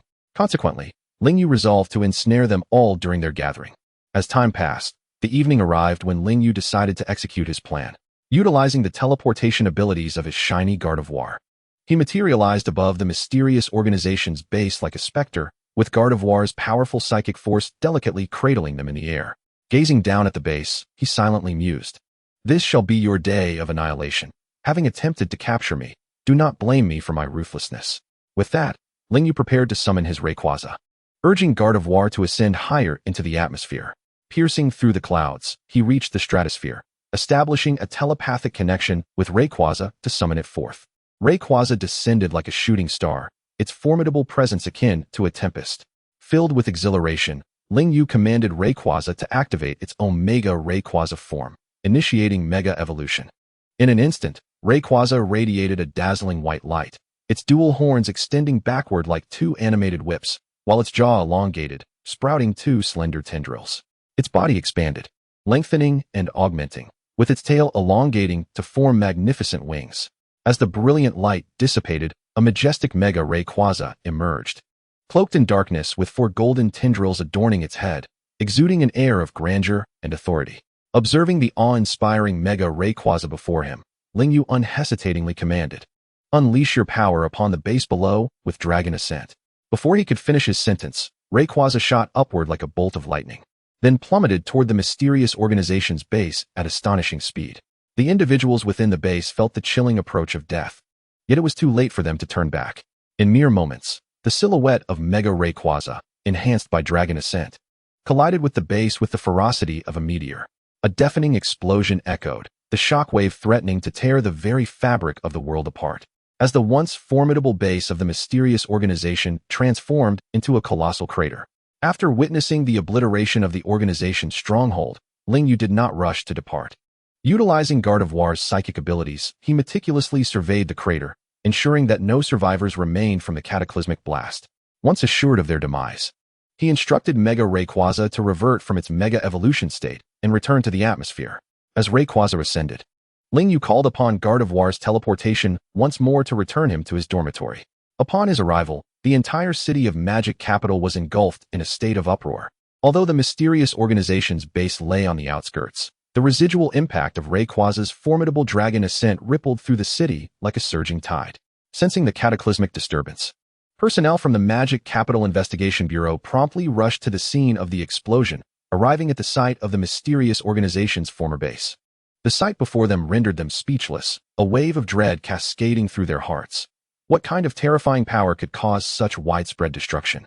Staring into the abyss-like pit, they were swept away by a tempest of fear, unable to regain their composure. In stark contrast, Lingyu reclined leisurely on his sofa, savoring snacks while indulging in a television program. When he saw the news report detailing the enormous crater on the outskirts of the Magic Capital, allegedly caused by a powerful Pokémon, he couldn't help but feel a surge of triumph. Haha, I am truly remarkable. I adhere to the principle of not provoking others unless provoked, and if anyone dares to offend me, I eliminate the roots of the problem. This immense strength felt like an impenetrable fortress, instilling in him an unparalleled confidence. Chapter 19. Farce and Evolution. Just as Lingyu lounged comfortably on his sofa, watching the news about the horrifying crater he had created, the higher-ups at the school were also informed of this shocking development. Faced with such an unexpected event, they wasted no time convening an emergency meeting to discuss their perspectives and strategies for addressing the situation. In the meeting, the participants engaged in lively discussions, sharing diverse opinions. But all concurred, the ability to create such an enormous crater must belong to a legendary Pokémon. However, complications arose, as none of the known legendary Pokémon were currently present in the vicinity of the Magic Capital. Thus, where did this elusive creature originate? And what intentions did it harbor toward humanity? Was it benevolent and kind, or filled with hostility? Coincidentally, it is not merely the senior officials of Hucking University who are fervently discussing this matter. Rather, the entire nation of Longwa is engulfed in anxiety due to this unforeseen event. After all, the appearance of any divine beast heralds unpredictable variables and potential threats to human society. At this very moment, in a conference room at the headquarters of the Longwa Alliance, an elderly man with flowing white hair and a majestic beard sat composedly at the head of the table, exuding an air of calm confidence as if everything were well within his grasp. Rising to address the assembly concerning the divine beast incident, he cast a piercing gaze over the room and spoke in a deep, resonant voice. We cannot remain passive. We must swiftly uncover the origins of this enigmatic divine beast. Dispatch agents to investigate in the Demon City at once, while simultaneously bolstering domestic security measures. Furthermore, notify other nations to collaboratively confront any potential threats. A heavy silence fell over the room as the gravity of the situation sank in. At that moment, another middle-aged man spoke up. Perhaps this divine beast harbors no malevolence. Its emergence could signify an opportunity. We should endeavor to communicate with it and discern its intentions. The assembly erupted in discussion, with some advocating for a dialogue to engage the divine beast, while others firmly insisted on employing forceful measures to resolve the issue. Ultimately, the venerable elder decisively proclaimed, our primary focus should be on investigative efforts, yet we must also be thoroughly prepared for any crisis that may arise. The powers possessed by divine beasts are unfathomable. A moment's negligence could lead to catastrophic consequences, hence we must exercise utmost vigilance. With the directives issued, relevant departments within Longwa promptly sprang into action. Thus commenced a relentless pursuit centered around the mysterious divine beast. Ever since the emergence of the Elven Secret Realm, numerous advanced technologies that humanity once took pride in had inexplicably malfunctioned, with even satellites losing connectivity. In light of such adversity, unraveling the truth behind this divine beast became increasingly arduous. Meanwhile, on the other side, Lingyu, having just vanquished a nefarious organization, appeared unfazed, continuing to lead his Pokémon through their daily training as if the harrowing battle bore no significance to him. As the saying goes, there are no secrets that cannot be unveiled. Following the Alliance's persistent and meticulous investigations, they finally gleaned a valuable clue from a young insect catcher who happened to be near the explosion site. On that tranquil night, as moonlight cascaded like liquid silver upon the forest, the young boy diligently searched for green caterpillars. He navigated the underbrush with caution, his net in hand, eyes sparkling with curiosity. Suddenly, a deafening roar shattered the night's serenity. The boy looked up, his gaze drawn to the sky, his eyes widening in terror. A colossal, pitch-black divine Pokémon descended, adorned with 2 sharp dragon horns and surrounded by 4 golden, shimmering tendrils, its elongated form reminiscent of a caterpillar. yet exuding an unparalleled aura of majesty. Accompanied by a fearsome roar, the divine creature plunged towards the earth with lightning speed, resulting in a cataclysmic explosion. As the insect catcher strained to discern the source of the explosion, a powerful shockwave swept through, knocking him unconscious. Upon regaining consciousness, he found himself staring into a bottomless pit. The horrific scene was etched into his memory, casting an indelible psychological shadow. Later, when people heard the boy's detailed account of the mysterious divine beast, they began to scour ancient texts unearthed from various archaeological sites. After extensive research, they finally unraveled the mystery. The divine beast that had caused such an uproar was, in fact, the legendary Rayquaza. Even more astonishing was that it was a rare shiny Rayquaza, and at the time, it was undergoing a state of mega evolution. This astonishing revelation left everyone present utterly astounded.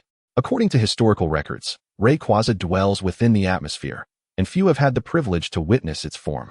Yet, this time it not only revealed itself openly, but also left behind a staggering crater on the Earth, raising profound questions about its motives. As investigations progressed, the Alliance's team managed to extract critical information from several members of the mysterious organization. The explosion site was coincidentally the organization's stronghold. Upon learning this, the Assembly was even more bewildered. If that was the case, why would Rayquaza abandon its lofty perch in the atmosphere to obliterate the base of this clandestine group?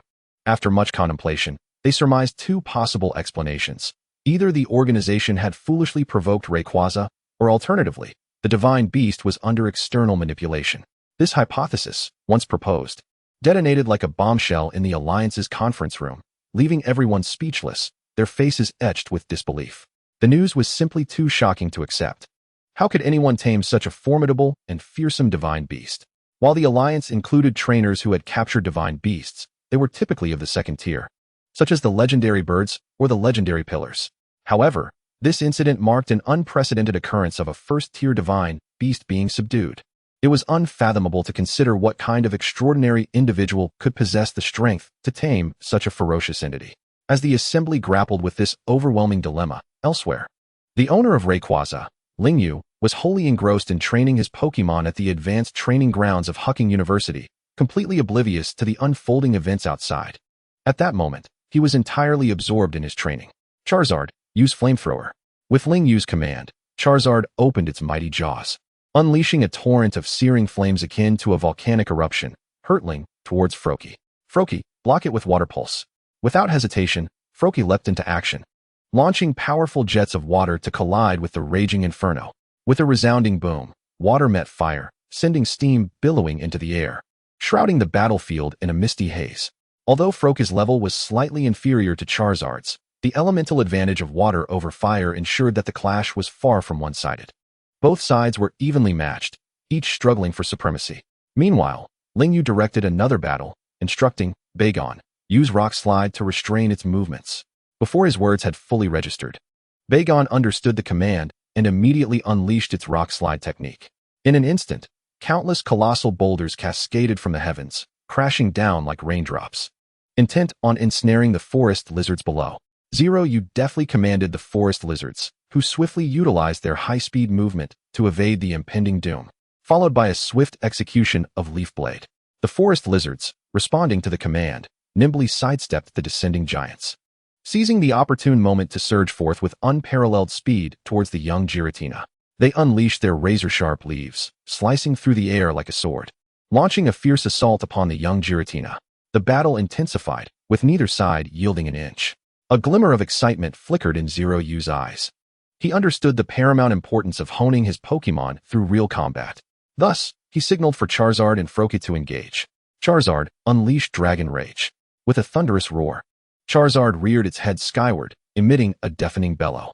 In that fleeting moment, a brilliant surge of energy erupted from its maw, akin to a volcanic eruption, hurtling towards Froakie with unmatched ferocity. Yet, unfazed by the fierce onslaught, Froakie responded with unwavering courage. Froakie, leap immediately to evade, then counter with Water Pulse. Froakie swiftly dodged the lethal strike of Dragon Rage with a graceful leap, deftly avoiding the attack. In midair, it rapidly adjusted its stance, its hands moving in a flurry, orchestrating the surrounding waters into surging waves of Water Pulse, resembling a cerulean whirlwind as it surged towards Charizard. However, Charizard remained undeterred by this sudden offensive. with agile wing beats. It ascended, deftly evading Froakies' water pulse. Observing this, Zeroyu felt a surge of joy, unable to restrain his applause for his Pokémon's exceptional performance. He recognized that this training match was not merely an intense battle, but a splendid opportunity to enhance their skills and refine their techniques. In the midst of this breathtaking confrontation, time seemed to stand still, each moment brimming with boundless variables and challenges. The four Pokémon engaged in a dazzling exchange, their tactical maneuvers and exquisite skill displays mesmerizing to behold. After a grueling struggle, Charizard ultimately claimed victory, albeit by a slender margin. Meanwhile, the battlefield witnessed the forest lizard triumphing over the young Giratina as well. Gazing at his beloved Pokémon's remarkable performances, a satisfied smile graced Zeroyu's face. He approached them, employing the power of the evergreen to heal them, and exclaimed, "Well done. Your battles were truly spectacular, yet we must not rest on our laurels. Relentless perseverance is essential." Just as Zeroyu completed their healing, an unexpected event transpired. Froakies' entire being erupted in a resplendent white light, heralding the commencement of its evolution. Accompanied by this mystical radiance, Froakies' form gradually expanded, its head sprouting two horn-like appendages, while its already elongated tongue twisted around its neck, ultimately forming a unique structure reminiscent of a scarf. As the light began to wane, Zeroyu beheld the magnificent sight of a Greninja, clad in deep blue skin, adorned with white accents at its knees and elbows, and encircled by a red tongue. In awe of Greninja's astonishing transformation, Zeroyu promptly activated his data eye ability to meticulously examine his new companion's details. Name, Greninja. Base stats, 530. Gender, male. Abilities, pound, smokescreen, round, throw, knock off, howl. Bubble, quick attack, lick, water pulse, shadow sneak, spikes, critical hit, water shuriken. Level, 36. Potential, champion level. Type, water. Dark, nature, quiet. Ability, torrent. Powers up water-type moves when HP is low. Item, leftovers. Upon perusing Greninja's data, a wave of astonishment washed over him. A jolt of exhilaration stemming from the newfound strength. The evolved Greninja had evidently undergone a remarkable transformation, rejuvenated and invigorated. This rapid advancement sent him into a state of euphoric delight. He couldn't help but reach out, gently petting Greninja's head, his voice brimming with excitement and joy. "Congratulations, Greninja. You have finally completed this magnificent metamorphosis." Greninja gazed back at Zeroyu, its eyes sparkling with determination, responding in a jubilant tone. "Thank you, Master. Now that I have evolved, I can assist you even better." It understood the weight of its mission and was wholeheartedly committed to alleviating its master's burdens. In light of Greninja's heartfelt loyalty and remarkable progress, Zeroyu nodded with joy, acknowledging and appreciating its efforts. At this moment, his heart swelled with an unending sense of relief and satisfaction. Chapter 20. Pre-match preparations. Time flowed inexorably, day after day, until the school finally welcomed the exhilarating Pokémon tournament at the end of the month. During this period, he had diligently amassed a wealth of invaluable resources through daily sign-ins, sign-in rewards, hard stone, an incredibly sturdy gem that enhances the power of rock-type moves. Mysterious Water Drop, a droplet radiating mysterious light that boosts water-type attack power. 40 rare candies, 1,000,000 Alliance coins, a plethora of Ultra Balls, Great Balls, and Pokeballs, along with several high-energy cubes and elite energy cubes. As the impending challenge loomed, Zeroyu understood that preparation was the key to securing victory. Thus, he immersed himself in training, diligently guiding his beloved Pokémon partners as they prepared for battle. Hard work bore fruit. After a period of intensive training, each Pokémon exhibited remarkable growth. Leading the charge was Charizard, who not only ascended to level 45, but also mastered the formidable move, Dragon Dance. Following closely was Greninja, who, not to be outdone, reached level 43 and learned Substitute. Additionally, Zeroyu equipped Greninja with the mysterious Water Drop, enhancing its prowess even further. The forest lizard surged to level 38, evolving into a Lizard King and mastering the cross-cut skill. Finally, the young Giratina astounded everyone, advancing to level 36 and evolving flawlessly into a Sandshrew, while also learning powerful moves such as Earthquake, Stone Edge, and Rampage, and was adorned with the Hard Stone. After their training session, Zeroyu evenly distributed the 40 rare candies he had acquired through sign-ins among his 4 Pokémon.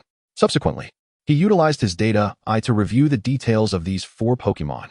Name, Shiny Charizard. Base stats, 534. Gender, Male. Abilities: Claw, Roar, Ember, Smokescreen, Dragon Rage, Dragon Claw. Glare, Rage, Flamethrower, Air Slash, Dragon Breath, Fire Fong, Cut, Dragon Dance, Fire Spin. Inherited moves: Dragon Dance, Dragon Claw, Dragon Breath, Dragon Rage. Level: 55. Potential: Level 2 God. Type: Fire, Flying. Nature: Stubborn. Ability: Blaze. When HP decreases, it enhances the power of the Pokémon's moves. Item: Charcoal.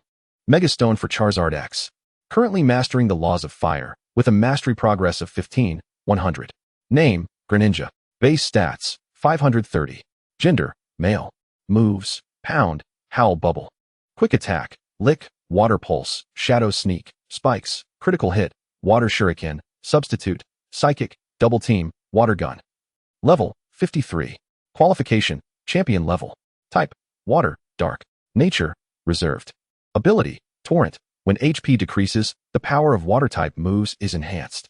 Item: Mystic Water. Name: Sharpedo. Base stats: 410. Gender: Male. Moves: Tackle, Scary Face, Rock Smash, Bite. Bite Back, Facade, Rock Slide, Stomp, Roar, Crunch, Earthquake, Stone Edge, Rampage, Sandstorm, Hyper Beam. Level: 46. Qualification: Champion level. Type: Rock, Ground. Nature: Stubborn. Ability: Shed Skin. Occasionally heals status conditions by shedding its skin. Item: Hardstone. Name: Lizard King. Base stats: 530.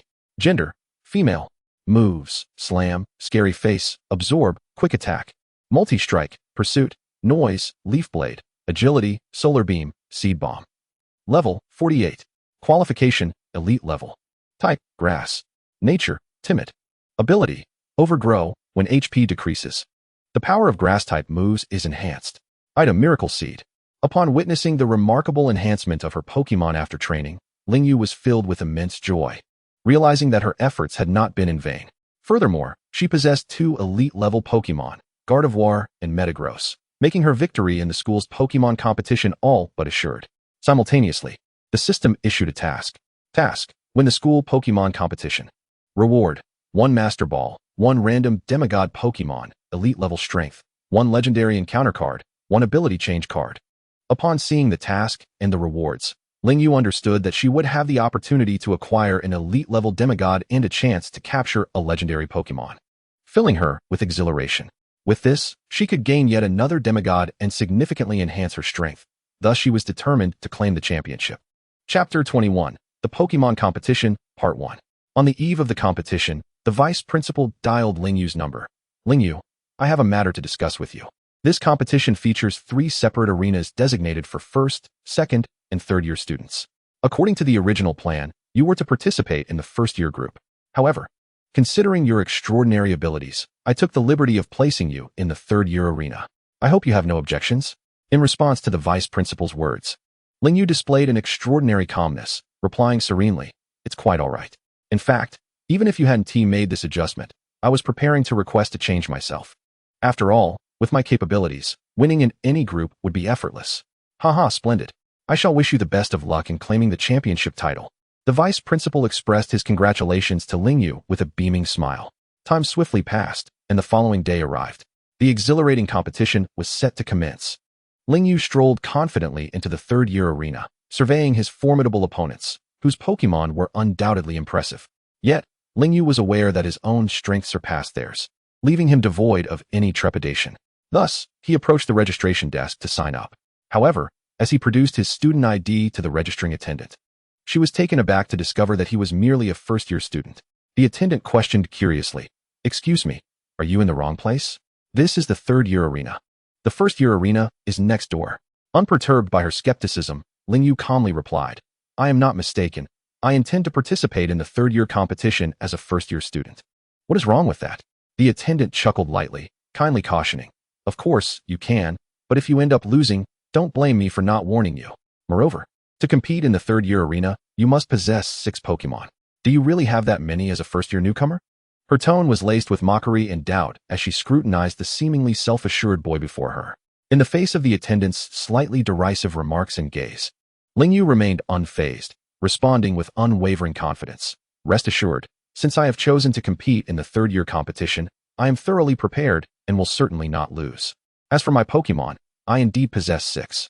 With a slight smile gracing his lips, Ling Yu conveyed an almost imperceptible smirk. Hearing his resolute and confident response, the attendant's smile grew more pronounced, as if she could hardly contain her desire to tease him further. After all, it was a rare occurrence for a fledgling first-year student to dare challenge the authority of upperclassmen. However, when Ling Yu produced 6 Ultra Balls, the attendant's radiant smile abruptly froze. Replaced by an expression of awe, she immediately adopted a respectful demeanor, swiftly completing the registration process for Ling Yu. In truth, prior to arriving at the arena, Ling Yu had replaced all of his ordinary Pokeballs with Ultra Balls, for he had an abundance of them at his disposal. At this moment, the surrounding third-year students, witnessing the audacity of this first-year student presenting 6 Ultra Balls, cast scornful and derisive glances. Where did this wealthy rookie come from? How dare he challenge our esteemed upperclassmen? Does he think that simply purchasing a few Ultra Balls guarantees victory? He'd better not cry when he faces utter defeat. Exactly. What a pompous little first year. Instead of staying in his own lowly arena, he comes here to flaunt his wealth. Is he trying to amuse us? Unfazed by the taunts of the third-year students, Ling Yu remained resolute. He understood that only through demonstrating his strength on the battlefield could he silence their jeers. For him, action spoke far more effectively than words, rendering superfluous dialogue meaningless. Meanwhile, this scene caught the attention of a student council member who had previously encountered Ling Yu at the school gate. He thought to himself, haha, finally, I've caught my chance. You are in for a rough time this time. Pray you don't run into me again, or I won't hesitate to show you the consequences. Coincidentally, aside from the member of the student council, the individual known as Wang, whom Zeroyu had encountered at the entrance of the secret realm, had also noticed that Zeroyu had surprisingly registered for the third-year competition. Recognizing this opportune moment, how could he let it slip away? He promptly gestured for his underlings to begin devising a scheme for revenge against Zeroyu. Meanwhile, Zeroyu remained blissfully unaware of the impending crisis, as he quietly awaited the commencement of the competition in the audience seats. As time ticked away, in a moment of boredom, Zeroyu suddenly heard what seemed to be someone calling his name. Curiously, he lifted his gaze and scanned the surroundings, ultimately locking onto Lin Yan, who was rushing towards him. Lin Yan was the very person who had rescued him in the tranquil forest. Observing Lin Yan running with enthusiasm and waving at him, a smile blossomed on Zeroyu's face as he politely acknowledged him. Upon reaching Zeroyu, Lin Yan, with a puzzled expression, inquired, Zeroyu, what brings you to the third-year arena? Aren't you a freshman? Zeroyu smiled gently and replied nonchalantly, the competition among freshmen lacks challenge. I have no interest in it. Thus, I came to the third-year arena to witness the prowess of the upperclassmen. Lin Yan's understanding dawned upon him as he nodded in agreement, genuinely praising, indeed, with your formidable prowess, remaining in the freshman competition would be quite unchallenging. Even among the entire third year, your Pokemon stands alone, a paragon of strength. I firmly believe you will secure the championship. In response to Lin Yan's commendation, Zeroyu expressed his gratitude with a smile, saying, thank you for your encouragement, Lin Yan. You must also strive diligently to achieve excellent results. Hearing Zeroyu's words of thanks, Lin Yan's face lit up with a radiant smile as he jovially declared, all right, let's work hard together. Just as their conversation unfolded, the third-year competitors began to arrive on the scene. Satisfied, Lin Yan returned to his seat. Amidst the host's fervent announcement, the thrilling Pokemon competition commenced, met with the resounding cheers of the audience. In this vibrant atmosphere, the host took to the stage to elucidate the rules of the competition. There are a total of 1,000 competitors, and the event will unfold in 3 stages. In the first round, each participant may only send 1 Pokemon to battle. In the second round, 3 Pokemon may be used. As for the third round, which will see the top 16, 8, and 4, participants are still limited to 3 Pokemon. Only in the final round, the championship, will each competitor utilize 6 Pokemon. In each round, a competitor is eliminated once all their Pokemon are rendered unable to battle. After the host had articulated all the rules, the atmosphere ignited with excitement, as competitors eagerly anticipated their turn. As the host's words concluded, a colossal screen above the competition stage illuminated, initiating the tense and exhilarating random pairing segment. In the first round, Zeroyu's opponent was merely a common character. Without hesitation, Zeroyu took to the stage and summoned his pride, the Shiny Charizard. As the magnificent Shiny Charizard materialized on the arena, gasps and cheers erupted from the crowd, filled with admiration for the Charizard's immense power, alongside the envious murmurs from those harboring jealousy. On witnessing Zeroyu's summoning of a Charizard, his opponent chose to summon a Blastoise. which possessed a type advantage against the fire type. Upon its release from the Pokeball, Zeroyu promptly activated his data eye to examine the Blastoise's information. After a brief analysis, he discerned that this was merely a recently evolved Blastoise, making the prospect of defeating his own level 55 Charizard akin to chasing a delusion. With the referee's signal, the match commenced. Zeroyu decisively commanded, "Charizard, unleash Flamethrower."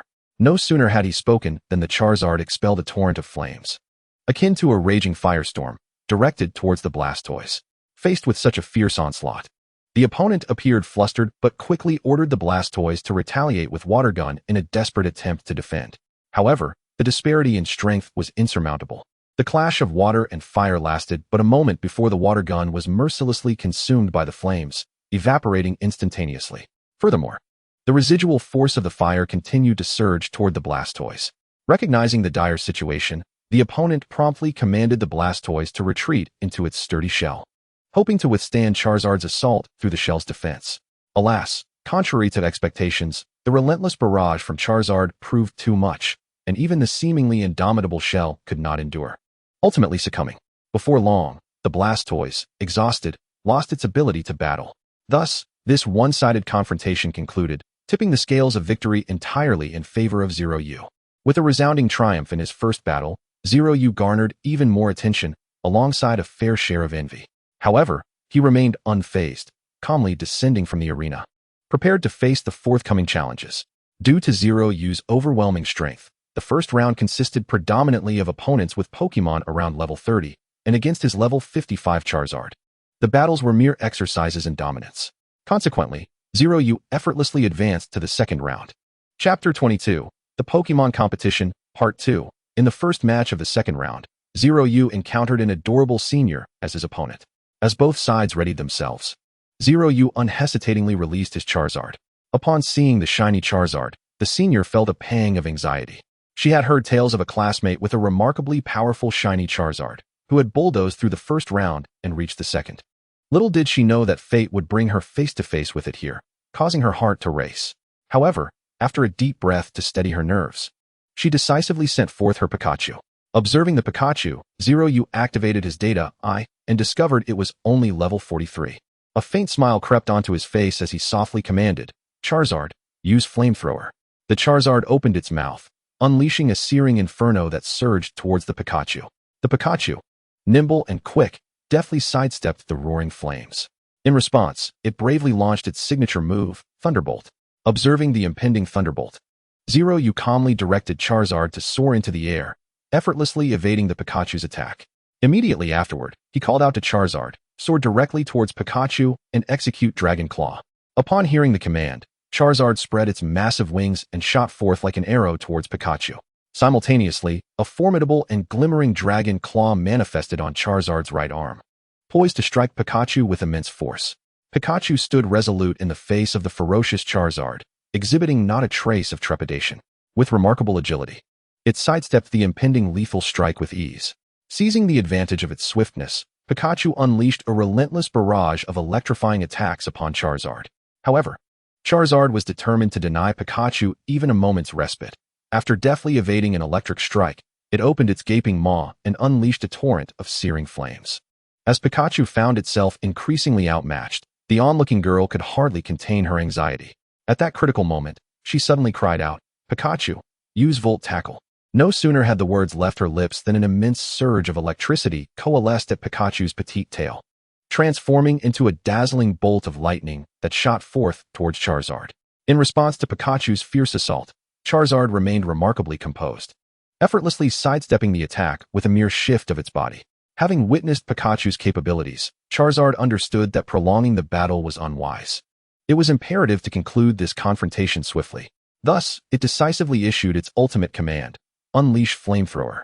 Taking a deep breath, Charizard expelled a blazing inferno in the shape of a large character, aimed directly at Pikachu. Despite Pikachu's valiant efforts to evade, it was ultimately struck by the flames and collapsed to the ground. The referee declared Zeroyu the victor of the first round, and a chorus of cheers erupted from the audience. The girl, her gaze fixed on the injured Pikachu, felt tears welling in her eyes. Yet she gritted her teeth and resolutely sent forth her second Pokémon, Starmie. Zeroyu wasted no time activating his data eye. Quickly discerning that this Starmie was only level 40, he mused to himself, the previous Pikachu was remarkably agile. It seems I must resolve this battle without delay. With a firm resolve, Zeroyu commanded Charizard to perform Dragon Dance at the outset, enhancing its speed and attack power. Observing Charizard's movements, the girl felt a wave of dread wash over her and hurriedly attempted to instruct Starmie to interrupt its technique. However, just as Starmie initiated its move, Charizard had already completed its Dragon Dance. Acting swiftly, Zeroyu directed Charizard to seize the opportunity while Starmie was engaged, launching a fire spin to ensnare it. In quick succession, a torrent of searing flames erupted, striking Starmie with pinpoint accuracy. The hapless Starmie was utterly defenseless, collapsing in defeat and losing its ability to continue fighting. The referee, witnessing this, promptly announced Zeroyu as the victor of the second round. As the third round commenced, confronted with Zeroyu's formidable Charizard, the senior girl was at a loss and resorted to deploying her final Pokémon, a Venusaur, also from the original generation of starters.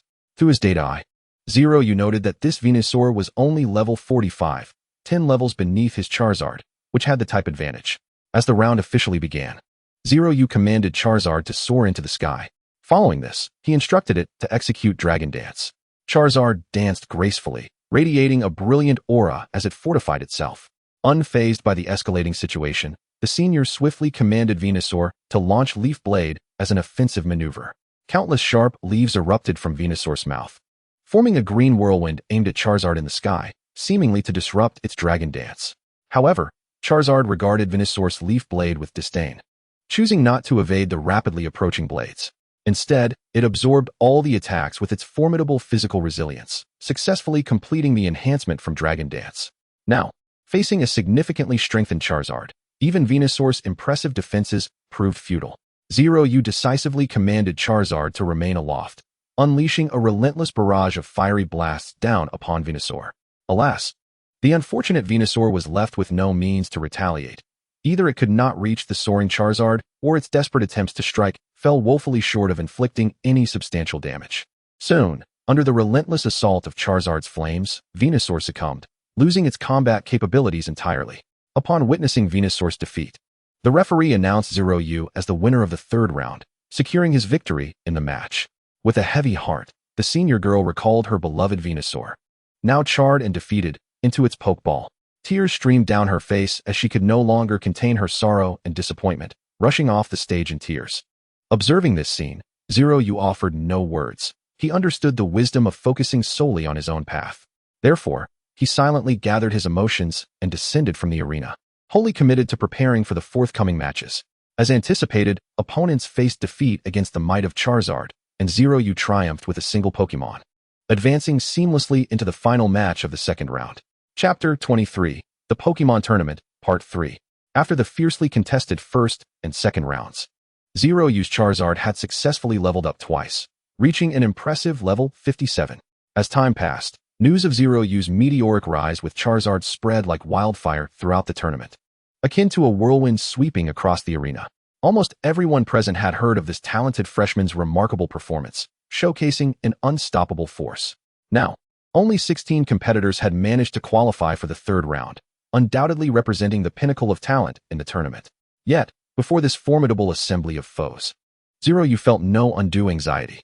Despite each opponent being an elite in their own right, possessing unique and extraordinary skills, Zeroyu was acutely aware of the superiority of his Pokémon, including two that could be considered legendary.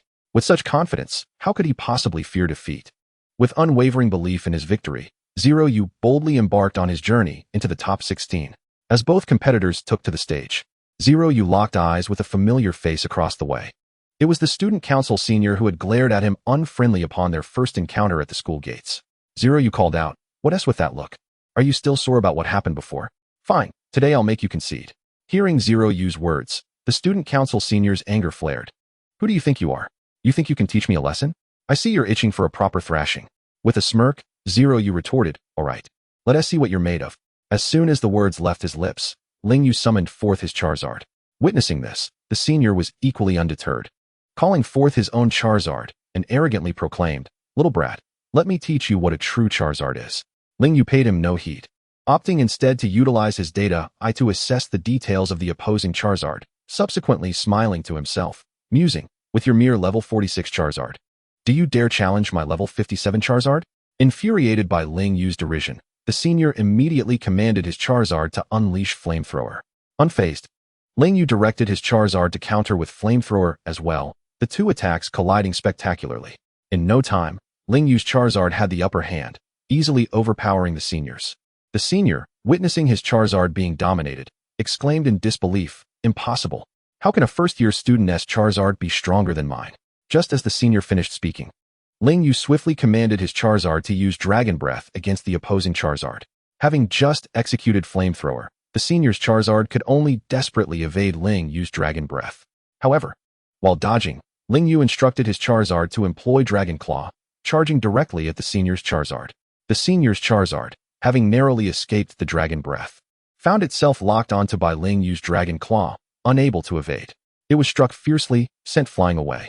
Observing the senior's Charizard tumble, Ling Yu commanded his Charizard to pursue and relentlessly bombard the fallen opponent with Dragon Breath. Moments later, as the dust settled, a dazed Charizard emerged, its eyes swirling. Upon witnessing the incapacitated Charizard, the referee excitedly announced Ling Yu's victory in the first round. The second round commenced shortly thereafter. The senior, without hesitation, released a Masquerain. Ling Yu, seeing this, promptly recalled his Charizard and softly declared, "It's your turn, Greninja."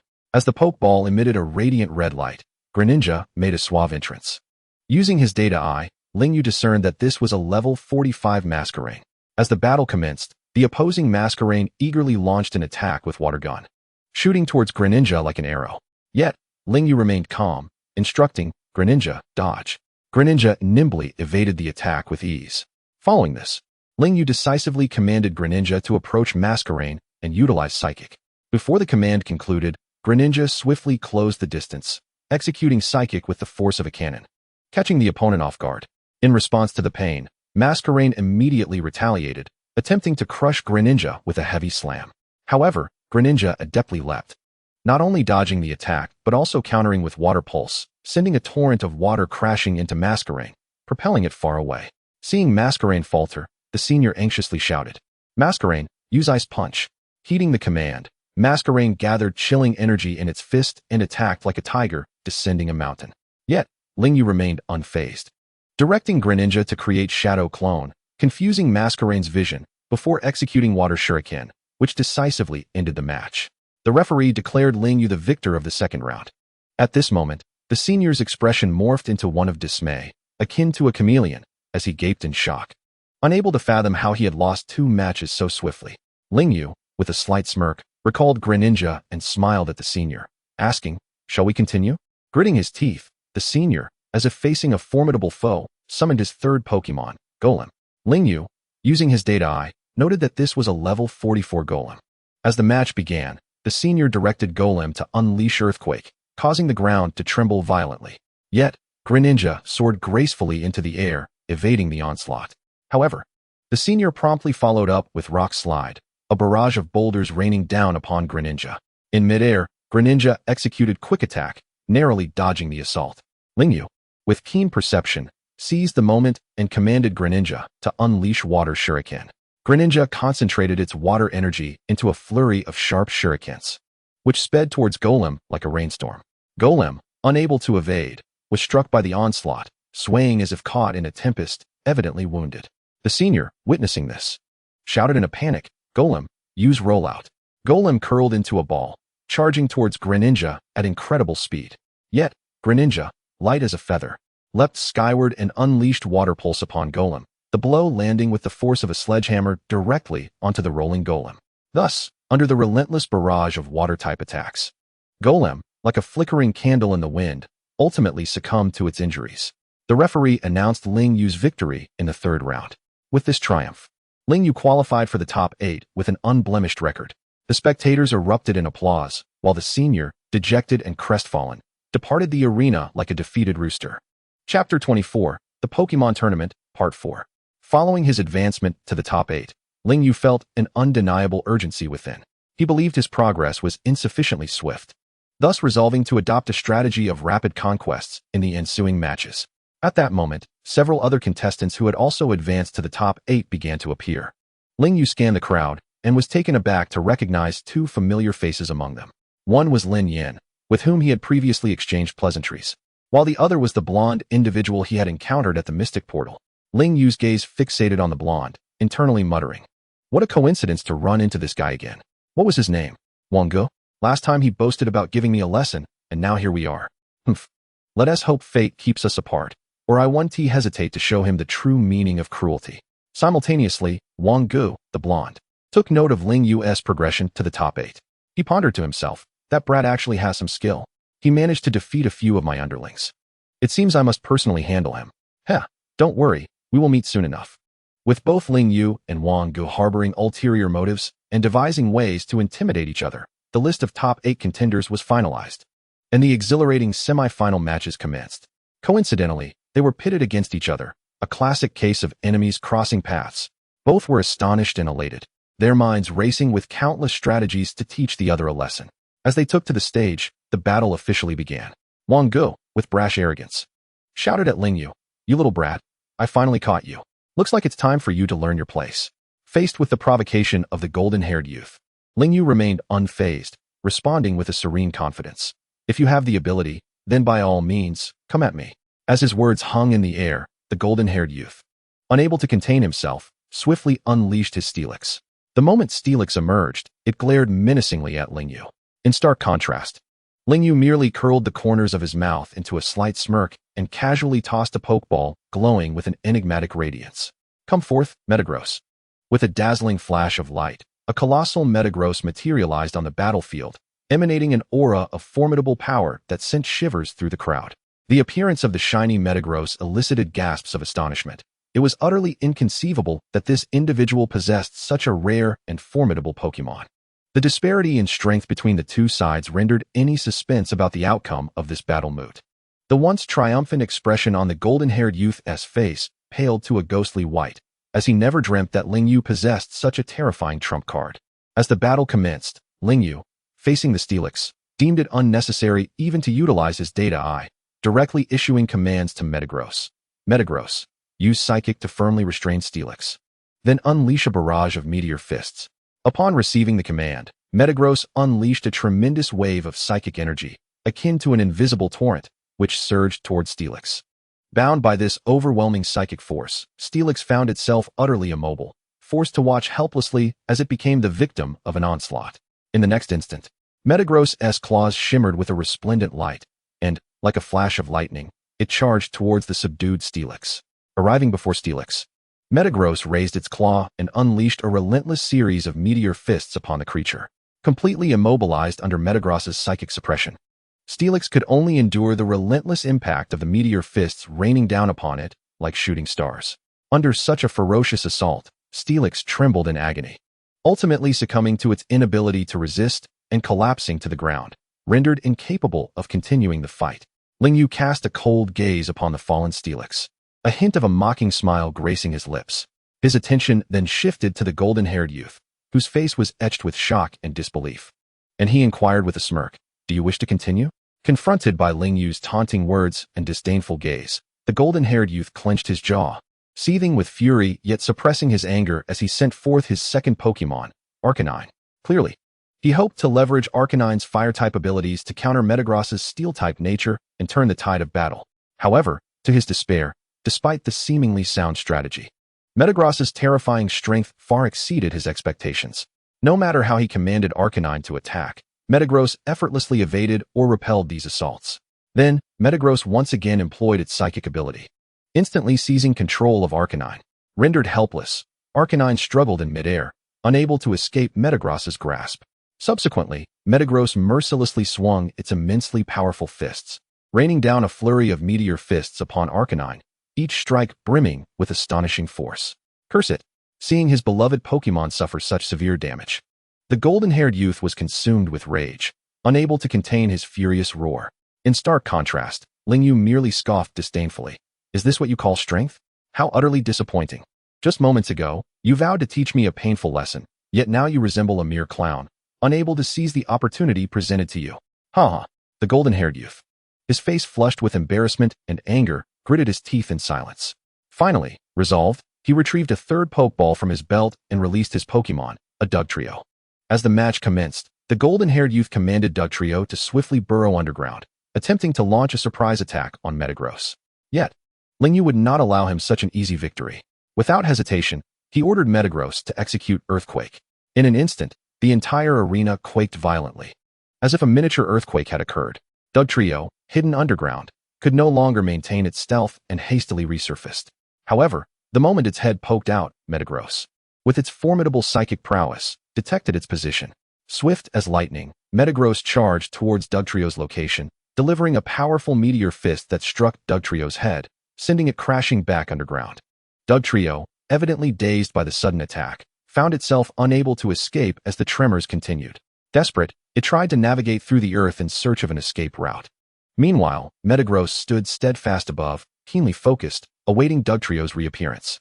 Should Dugtrio dare to reveal itself, it would be met with yet another ferocious meteor fist. This cycle continued, with Metagross functioning like a precision machine, keeping the pitiful Dugtrio trapped underground, unable to break free. As the fierce battle raged on, Dugtrio's energy dwindled rapidly, eventually collapsing within its burrow, unable to continue fighting. Observing the prolonged stillness of the ground, Metagross utilized its immense psychic strength to sense the situation below.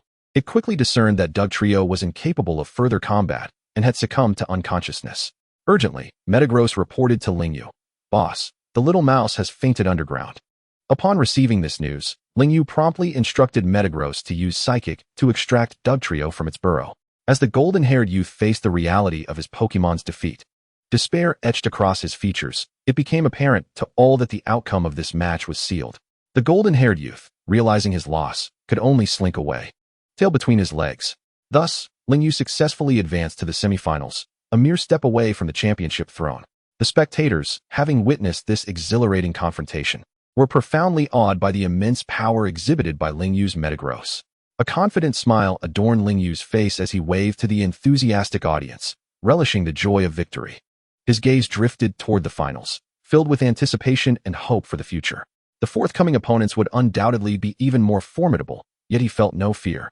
At that moment, Lingyu sat quietly in the waiting room, patiently awaiting the conclusion of the other matches. As time ticked away, the referee finally approached Lingyu, quietly informing him of the schedule for the next round. Lingyu nodded slightly, indicating his thorough preparation, and then embarked on the path leading to the championship throne, ready to embrace the next round filled with uncertainty and challenge. Chapter 25, Pokemon Tournament, Part 5. Before long, the other matches concluded in succession, and the final 4 contenders were successfully confirmed. Among the 4 competitors, Lin Yin successfully secured his qualification for advancement. In addition, 2 other unfamiliar young women also exhibited remarkable performances, earning their places in the semifinals. Curiously, one of these ladies bore a striking resemblance to Luo Mingyi, the belle of Zeroyu's high school. Nevertheless, Zeroyu did not dwell on this coincidence. His thoughts were solely focused on the prospect of facing Lin Yin in a direct contest. Ever since their chance encounter in the tranquil forest, Zeroyu had yearned for the opportunity to engage in a formal sparring match with him. Unfortunately, he had yet to find the occasion. Now, that opportunity seemed to be at hand, and he pondered whether his aspiration could truly be realized in the upcoming fierce duel. Filled with anticipation and excitement, Zeroyu silently observed the unfolding battle, while also speculating on the matchups. Zeroyu versus Lin Yin, Suyao versus Luo Tianyi. Was this merely a twist of fate or a deliberate arrangement? When Zeroyu discovered he was to face Lin Yin, an uncontrollable surge of exhilaration welled up within him. He understood that this would be an intense and exhilarating contest. Thus he resolved to give his all in the effort to triumph over Lin Yin. Subsequently, his gaze was irresistibly drawn to the young lady named Luo Tianyi. Her name was so similar to that of Luo Mingyi, and her appearance was remarkably alike, prompting Zeroyu to wonder, could this Luo Tianyi be the sister of Luo Mingyi? What a remarkable coincidence. However, this was not the time for such musings. Zeroyu quickly cast aside these distractions and stepped onto the arena. As he took his position, he saw Lin Yin smiling and waving at him, warmly greeting him. "Hello, Zeroyu. I didn't expect to meet you again so soon. Please go easy on me." In response to Lin Yin's friendly demeanor, Zeroyu stood his ground. "Lin Yin, it is a pleasure. I am truly honored to face you. However, I shall not underestimate you in this match, and will exert every effort to defeat you." "Haha. Then let us eagerly await the outcome. I too will give my all and look forward to delivering a spectacular showdown with you."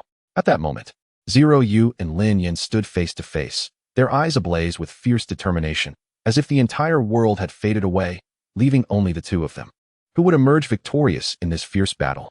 Let us wait and see. With the referee's command, the match officially commenced. Lin Yin was the first to dispatch his Torchic, while Zeroyu summoned his Charizard. As both Pokemon entered the fray, their imposing auras clashed fiercely. Zeroyu utilized his data eye to assess Torchic's level, discovering it to be at level 50. Without hesitation, Zeroyu commanded Charizard to unleash its signature move, Flamethrower. With the command given, Charizard opened its massive jaws, releasing a torrent of flames that surged forth like a volcanic eruption, hurtling directly at Torchic. Unfazed by such a relentless assault, Lin Yin remained composed, swiftly issuing instructions for Torchic to deftly sidestep the attack with its agile form. Seizing the opportunity, Lin Yin decisively commanded Torchic to counterattack. In an instant, Torchic's legs ignited with fierce flames, resembling burning arrows, as it launched a swift kick toward Charizard. Just as Torchic successfully evaded Charizard's flamethrower, it completed its charge and propelled itself forward with a scorching kick. Realizing the ferocity of Torchic's advance, Zeroyu swiftly directed Charizard to soar into the air, effortlessly evading the brutal onslaught. Witnessing the failure of Torchic's attack, Lin Yin was not one to linger. He urgently ordered Torchic to retreat, attempting to create a safe distance from Charizard. However, Charizard would not relent. Seizing the moment, it unleashed its powerful dragon rage, sending forth an invisible shockwave that struck Torchic with tremendous force. The impact forced Torchic to stagger back several steps. In a state of urgency, Lin Yin commanded Torchic to deploy its ultimate move, Overheat. In an instant, a colossal fireball soared skyward, resembling a meteor plummeting from the heavens, hurtling towards Charizard with devastating might. Yet, at this critical juncture, Zeroyu maintained his composure, coolly instructing Charizard to ascend rapidly into the air, deftly avoiding the terrifying strike. Having evaded the attack, Zeroyu's eyes gleamed with determination as he fixated on Torchic, searching for an opening. Finally, in the brief moment of vulnerability following Torchic's move, Zeroyu seized the opportunity. Now, Charizard, deliver a lethal blow with Dragon Claw. Upon receiving the command, Charizard spread its expansive wings and charged toward Torchic. Simultaneously, a massive Dragon Claw illusion manifested around its sharp claws, as if to rend apart any adversary that dared to obstruct its path.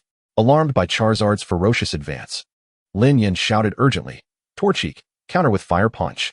Torchic, responding to its trainer's call, gathered all its strength into its right fist, engulfing it in a blazing inferno. In an explosive clash, the two attacks collided with tremendous force, igniting a tumultuous wave of flames and debris across the battlefield. In an instant, sparks flew and dust swirled, shrouding the arena in chaos. However, despite Torchic's valiant efforts, it was ultimately outmatched by Charizard's superior level. In this fierce confrontation, Torchic gradually fell behind, ultimately being sent soaring by Charizard's powerful Dragon Claw.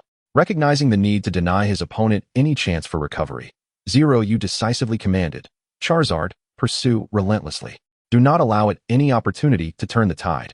Following Zeroyu's directive, Charizard, like a blazing comet, relentlessly chased after Torchic. As Torchic crashed heavily to the ground, Charizard unleashed a flurry of air slashes, each razor-sharp wind blade raining down upon Torchic's landing site. Each gust bore unparalleled power, shattering the ground and sending debris flying, enveloping the area in a massive cloud of dust.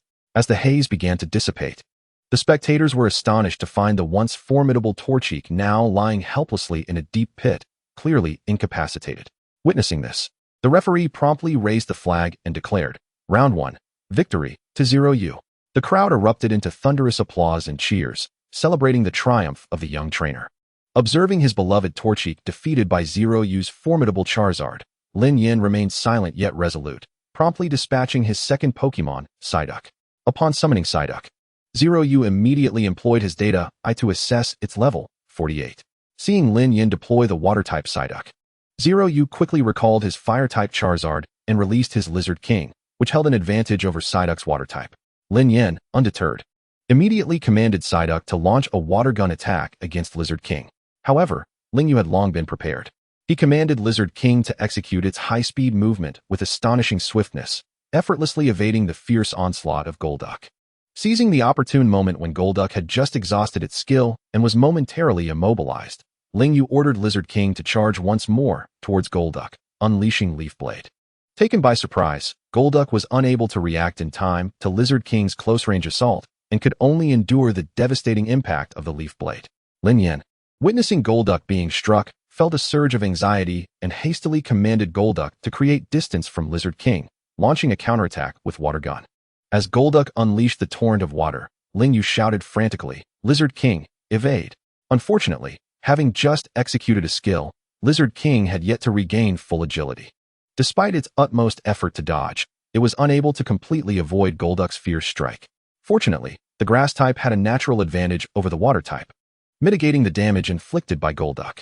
Recognizing the precarious situation, Ling Yu swiftly altered his strategy.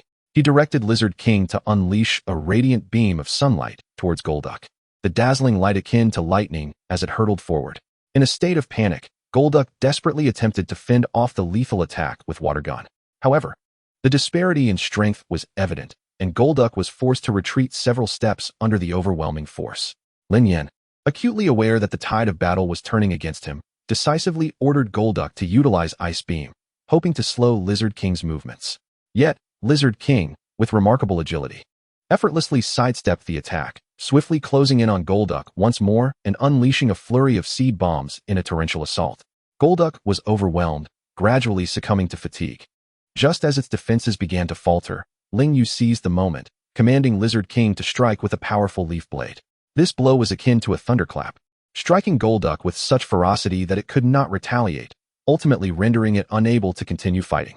With Golduck incapacitated, the referee declared Ling Yu the victor of the second round, and the arena erupted in cheers. A confident smile graced Ling Yu's face. Faced with the defeat of his Golduck, Lin Yan reluctantly sent forth his final Pokemon, Boskage. The moment Boskage emerged from its Pokeball, the entire arena trembled with its presence. Ling Yu quickly employed his data eye to assess Boskage's level, 50. Observing the introduction of Boskage, Ling Yu promptly recalled Lizard King and dispatched Greninja to the fray. As Greninja took the stage, Ling Yu immediately instructed it to close the distance to Boskage. With the speed of lightning, Greninja dashed forward, swiftly approaching the formidable Boskage. Seeing this, Lin Yan urgently commanded Boskage to initiate Rock Tomb, aiming to obstruct Greninja's advance. However, Greninja nimbly leaped over the rocky barriers, successfully reaching Boskage.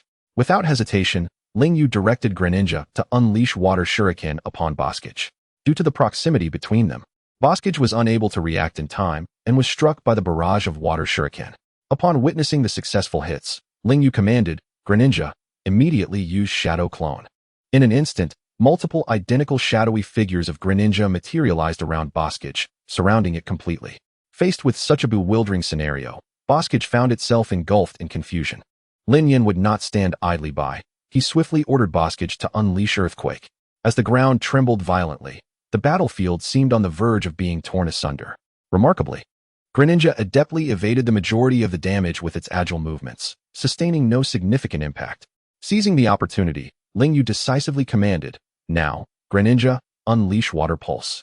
Following the command, Greninja gathered immense energy, launching a powerful wave of water that surged towards Boskage like a roaring dragon. Boskage, having sustained considerable damage, visibly slowed and its movements became less agile. Aware of the importance of capitalizing on this momentum, Ling Yu continued to direct, Greninja, seize the chance and charge in. Use the Water Shuriken as darts to maintain the offensive against Boskage. Boskage attempted to evade, but its large size and the constraints of the water wave hindered its movement. Consequently, Lin Yan commanded Boskage to utilize Metal Claw in a direct confrontation with the advancing Greninja. The overwhelming force of Boskage compelled Ling Yu to pull Greninja back. Ling Yu's gaze remained fixed on Boskage, contemplating his next tactical move. He intended to exploit Greninja's speed advantage to continually strike at Boskage's vulnerabilities. Greninja, use Water Shuriken, he declared. Greninja swiftly amassed powerful water energy, forming it into a shuriken and hurling it at Boskage. Boskage, resembling a moving mountain, attempted to evade the swiftly approaching Water Shuriken. Yet, its speed was akin to lightning, ultimately striking home. Lin Yan, in a state of urgency, shouted, Boskage, counter with Spike Cannon. Upon hearing this, Boskage summoned sharp rock spikes from the ground, launching them towards Greninja. With remarkable agility, Greninja leaped gracefully, evading the onslaught of rocky projectiles. Seizing the moment, Ling Yu decisively commanded Greninja to attack once more. Greninja, use high-speed movement to close in on Boskage. Then unleash Water Pulse with full strength. In an instant, Greninja surged forward like a bolt of lightning towards Boskage. Upon nearing Boskage, it unleashed Water Pulse with all its might, a torrent that swept towards Boskage. Sensing an unprecedented threat, Boskage exerted all its strength, swinging its tail, as sturdy as steel, like a colossal axe towards Greninja. As Greninja prepared to evade the lethal strike, Lingyu, in a state of urgency, commanded Greninja to use Water Pulse to block Boskage's iron tail. The water wave met Boskage's attack, successfully delaying its strike, allowing Greninja to swiftly retreat from the danger zone. When Boskage's assault was thwarted, a brief opening emerged. In seizing this extraordinary opportunity, Zeroyu promptly commanded his Greninja to unleash a barrage of water shurikens towards Boscodora. The water shurikens rained down upon Boscodora with relentless intensity, leaving it overwhelmed and struggling to defend itself. Ultimately, succumbing to exhaustion from the continuous onslaught, Boscodora collapsed. Witnessing the defeat of Boscodora, the referee declared Zeroyu the victor, igniting a wave of exhilaration that swept through the audience, reaching a fever pitch. A confident smile graced Zeroyu's face as he gestured to the spectators, seemingly conveying that the championship title was within his grasp. The crowd erupted in cheers, and he waved back to them, fully savoring this moment of triumph. Meanwhile, on the other side of the arena, the match concluded with Luo Tianyi triumphing over Su Yao. Next, Zeroyu was set to face Luo Tianyi in a climactic final, competing for the prestigious title. Although Lin Yen had lost, he remained undeterred. Smiling as he addressed Zeroyu with enthusiasm, "Congratulations, Zeroyu. You've successfully advanced to the finals. My match with you has been immensely enlightening. Although I lost, I genuinely feel elated, and I look forward to our next encounter. I thoroughly enjoyed this match as well. Your strength is not to be underestimated. Keep it up," Zeroyu replied. With that, he returned to the lounge for a brief respite to recuperate and gather his strength for the impending final. After several fierce battles, Zeroyu's Charizard had leveled up to 58, Greninja to 54, and Lizard King to 49. The upcoming final would be a 6v6 showdown. Zeroyu understood that his Pokémon had been well trained, and that it was time to conclude the final swiftly. Soon, as both Zeroyu's and Luo Tianyi's Pokémon were restored to full vigor, the decisive battle was about to commence. Chapter 26, Pokémon Tournament. The finals commenced as both competitors prepared to enter the arena. As Zeroyu and Luo Tianyi stepped onto the battlefield, the audience erupted into thunderous applause and cheers, as if they might lift the entire venue off its foundations. All eyes were fixed intently on the two players poised for an epic showdown, their hearts brimming with anticipation. Upon taking the stage, Luo Tianyi addressed Zeroyu. "You must be the Zeroyu my sister, Luo Mengyi, spoke of, correct? When I first saw your name in the third-year competition, I could hardly believe my eyes. It's astonishing that as a mere freshman, you've managed to compete in the third-year bracket and forge your path to the finals. I must admit, I am incredibly curious. What have you experienced in just a month to achieve such remarkable growth?" In the face of Luo Tianyi's rapid-fire inquiries, Zeroyu remained remarkably composed, responding in a calm and unassuming tone. "Indeed, I am Zeroyu. It is quite a coincidence to meet Luo Mengyi's sister here. As for my rise in strength, it is merely luck." His ambiguous reply left her puzzled. However, Luo Tianyi dismissed her confusion and, brimming with enthusiasm, said, "Regardless of how you've become stronger, I am eagerly looking forward to our match in the finals. Show me your true power. I won't hold back." Hearing Luo Tianyi's words, Zeroyu's lips curled into a slight smile as he responded softly. "Very well. Since you are so eager to witness my true strength, I shall oblige."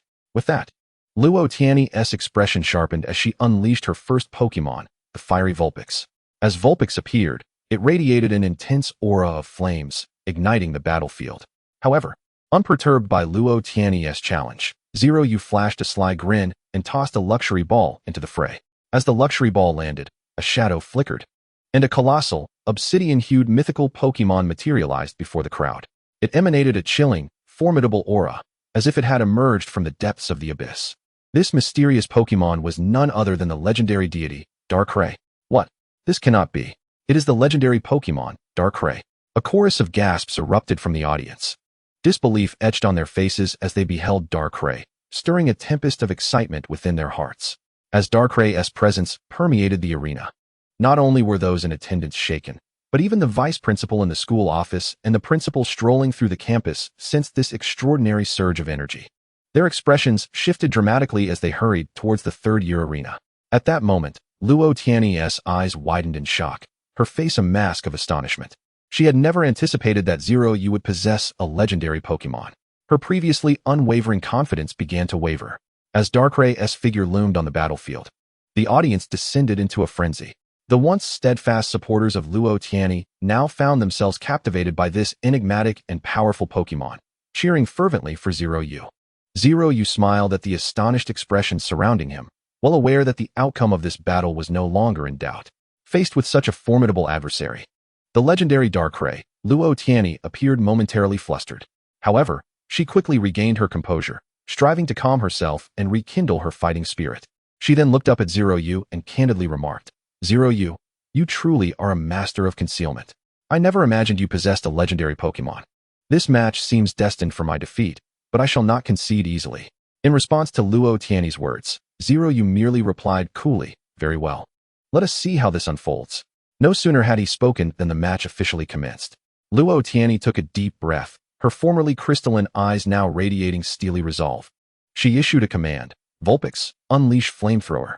As her clear voice rang out, Vulpix wielded its wand, summoning a torrential inferno akin to a dragon of fire, charging directly towards Darkrai. In the face of such a fierce assault, Darkrai exhibited remarkable poise. With a graceful sidestep, it effortlessly evaded the oncoming attack. After directing Darkrai to dodge Vulpix's strike, Zeroyu swiftly commanded, "Darkrai, use Hypnosis." In an instant, an intangible force emanated from Darkrai, surging towards Vulpix. Caught off guard, Vulpix was struck by the hypnosis, its eyes slowly drooping as it succumbed to slumber. Observing the slumbering Vulpix before him, Zeroyu's lips curled into a faint smile as he softly instructed Darkrai, "Now is your chance. End this battle with Dream Eater." With that, Darkrai sprang into action. It expelled orbs of inky black energy, which, like phantoms, silently infiltrated the sleeping Vulpix. Moments later, the once tranquil Vulpix began to tremble violently, a pained expression overtaking its face. Clearly, the agony inflicted by Dream Eater was mercilessly assailing its body and spirit. After a brief interval, Vulpix could no longer withstand the torment, losing all fighting capability and collapsing to the ground, unable to move. Luo Tiany's complexion turned pale. She had not anticipated such a swift defeat in her inaugural battle. Yet, she refused to concede, promptly dispatching her second Pokémon, Alakazam. Upon witnessing this formidable creature, Lingyu utilized his data vision to scrutinize its information. Name, Alakazam. Base stats, 500. Gender, male. Abilities, Psychic, Confusion, Teleport, Psybeam, Reflect, Switch Terrain, Psycho Cut, Recover, Psychic. Future Sight, Calm Mind. Level, 51. Qualification, Gym Level. Type, Psychic. Nature, Slowpoke. Ability, Magic Guard, takes no damage from indirect attacks. Held item, Curved Spoon. After perusing this information, Lingyu commanded Darkrai to unleash Shadow Ball upon Alakazam without hesitation. As Darkrai's formidable assault surged forth like a relentless tide, Luo Tiany's anxiety escalated, prompting her to urgently instruct Alakazam to employ Teleport for self-preservation. At that moment, Alakazam exhibited remarkable courage and decisiveness. With unwavering resolve, it executed the teleport technique at an astonishing speed, vanishing like a bolt of lightning in an attempt to evade Darkrai's lethal strike. Unfortunately, fate conspired against it. Darkrai's speed was beyond imagination, pursuing Alakazam with ghostly persistence, effortlessly tracking its teleportation path. Lingyu smirked slightly, revealing a barely perceptible smile. He issued a soft command, "Darkrai, use Dark Pulse." No sooner had he spoken than Darkrai's eyes glimmered with a crimson light, and a wave of terrifying, ink-like energy surged forth, hurtling towards Alakazam with breathtaking velocity. Caught off guard, Alakazam had no time to evade, and it could only watch helplessly as it was struck directly by the Dark Pulse. The impact sent Alakazam staggering backward, clearly suffering significant damage. Luo Tiany anxiously observed her injured Alakazam, aware that she could no longer afford inaction. "Alakazam, use Calm Mind to boost your special attack," she shouted. Alakazam closed its eyes, took a deep breath, and gradually exhaled, concentrating all its attention inward as it entered a profound meditative state. As its mind settled into tranquility, a faint yet discernible glow radiated from its body. Observing this, Lingyu recognized the urgency of the moment and knew he must act swiftly to secure victory. Thus, he unhesitatingly issued his final command, "Darkrai, unleash Dark Void." In an instant, Darkrai vanished without a trace, as if merging with the void.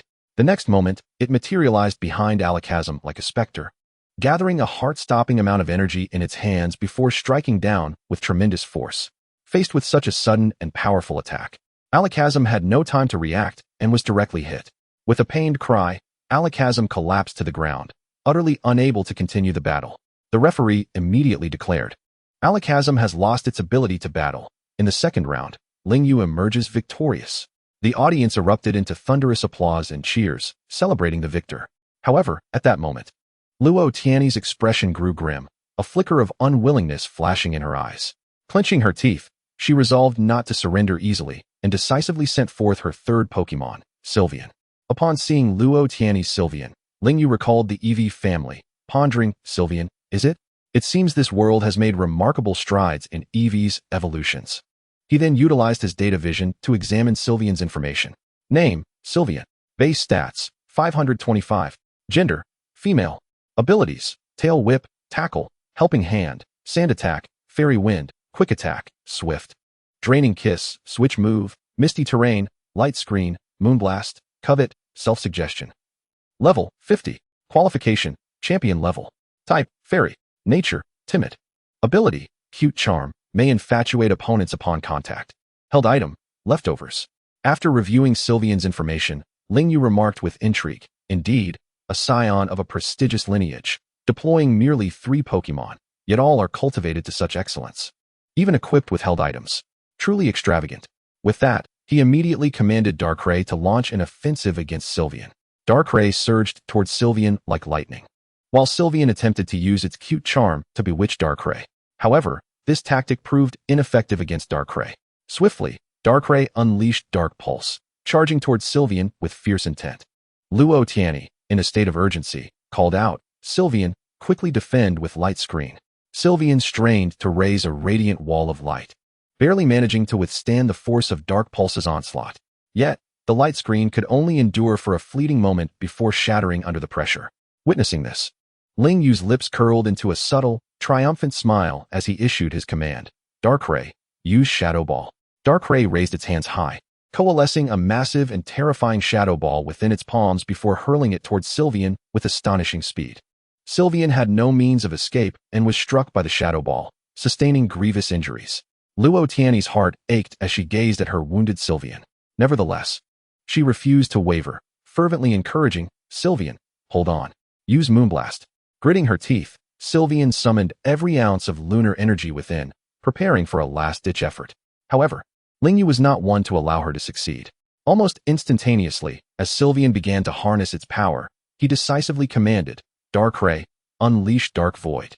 No sooner had he spoken than Darkrai understood and promptly executed the move against the charging Sylveon.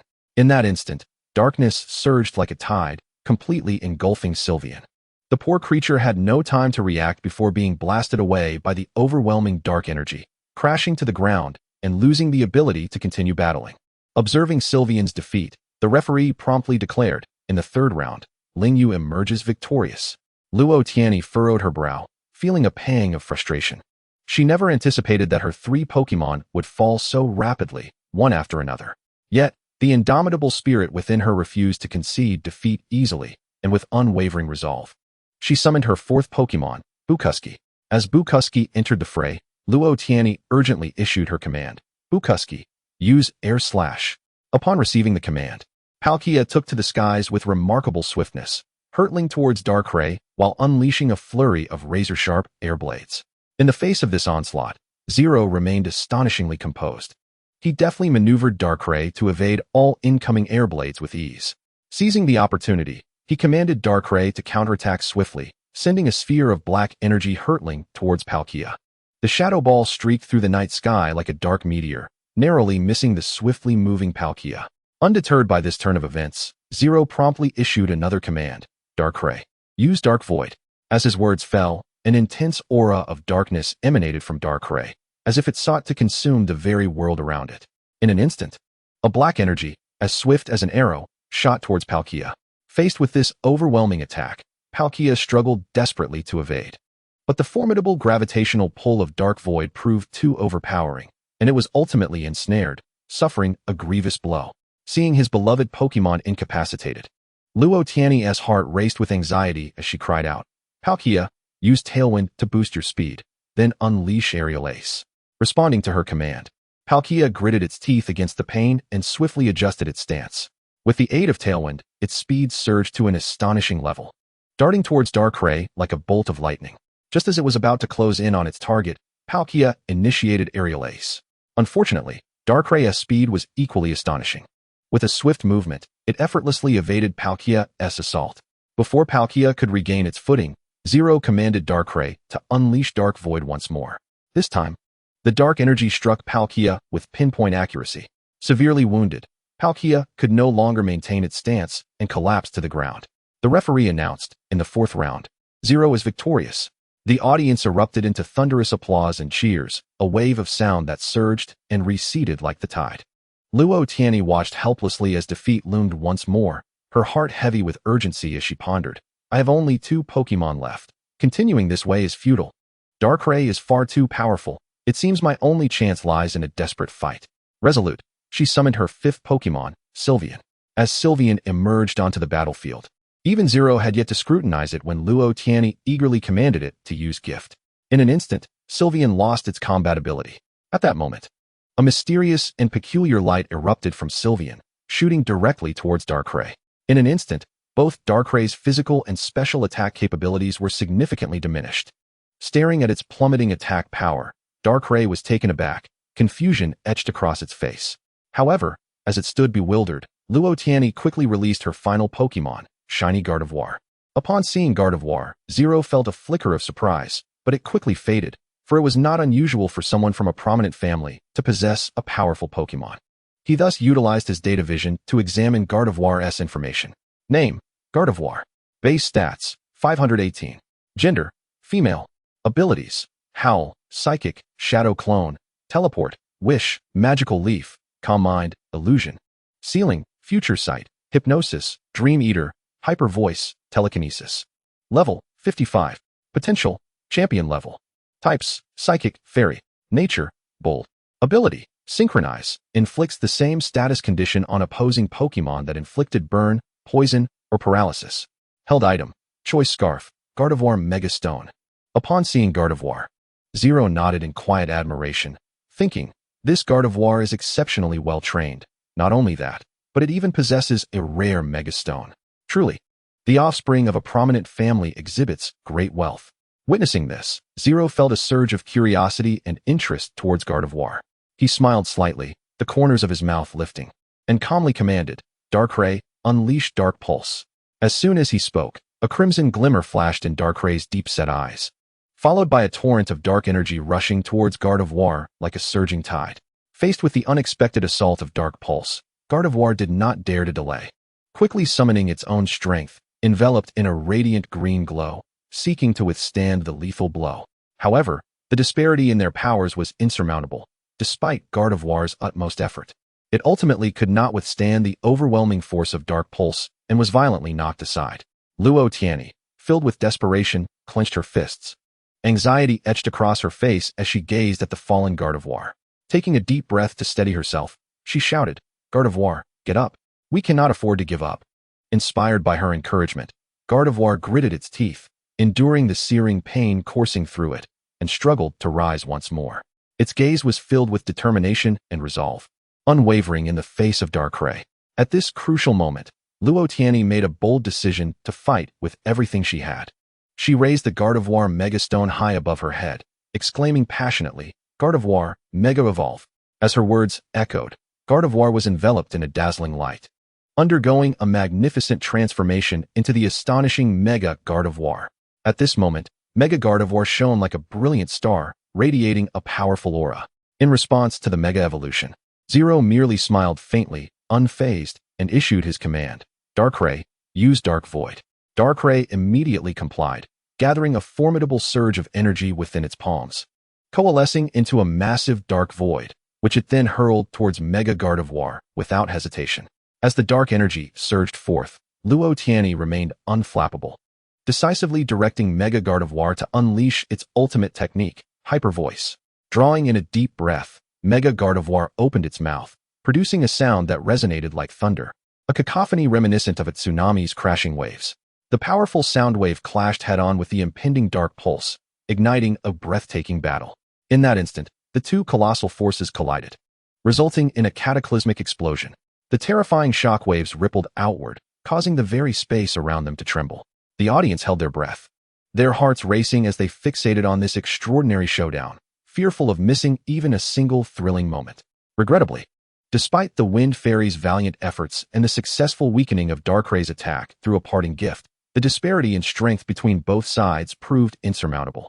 Even with Super Shinado exerting every ounce of its power, it remained unable to withstand the formidable dark void unleashed by Darkrai. Just as it attempted to evade, it was too late, and it was struck squarely by the dark void.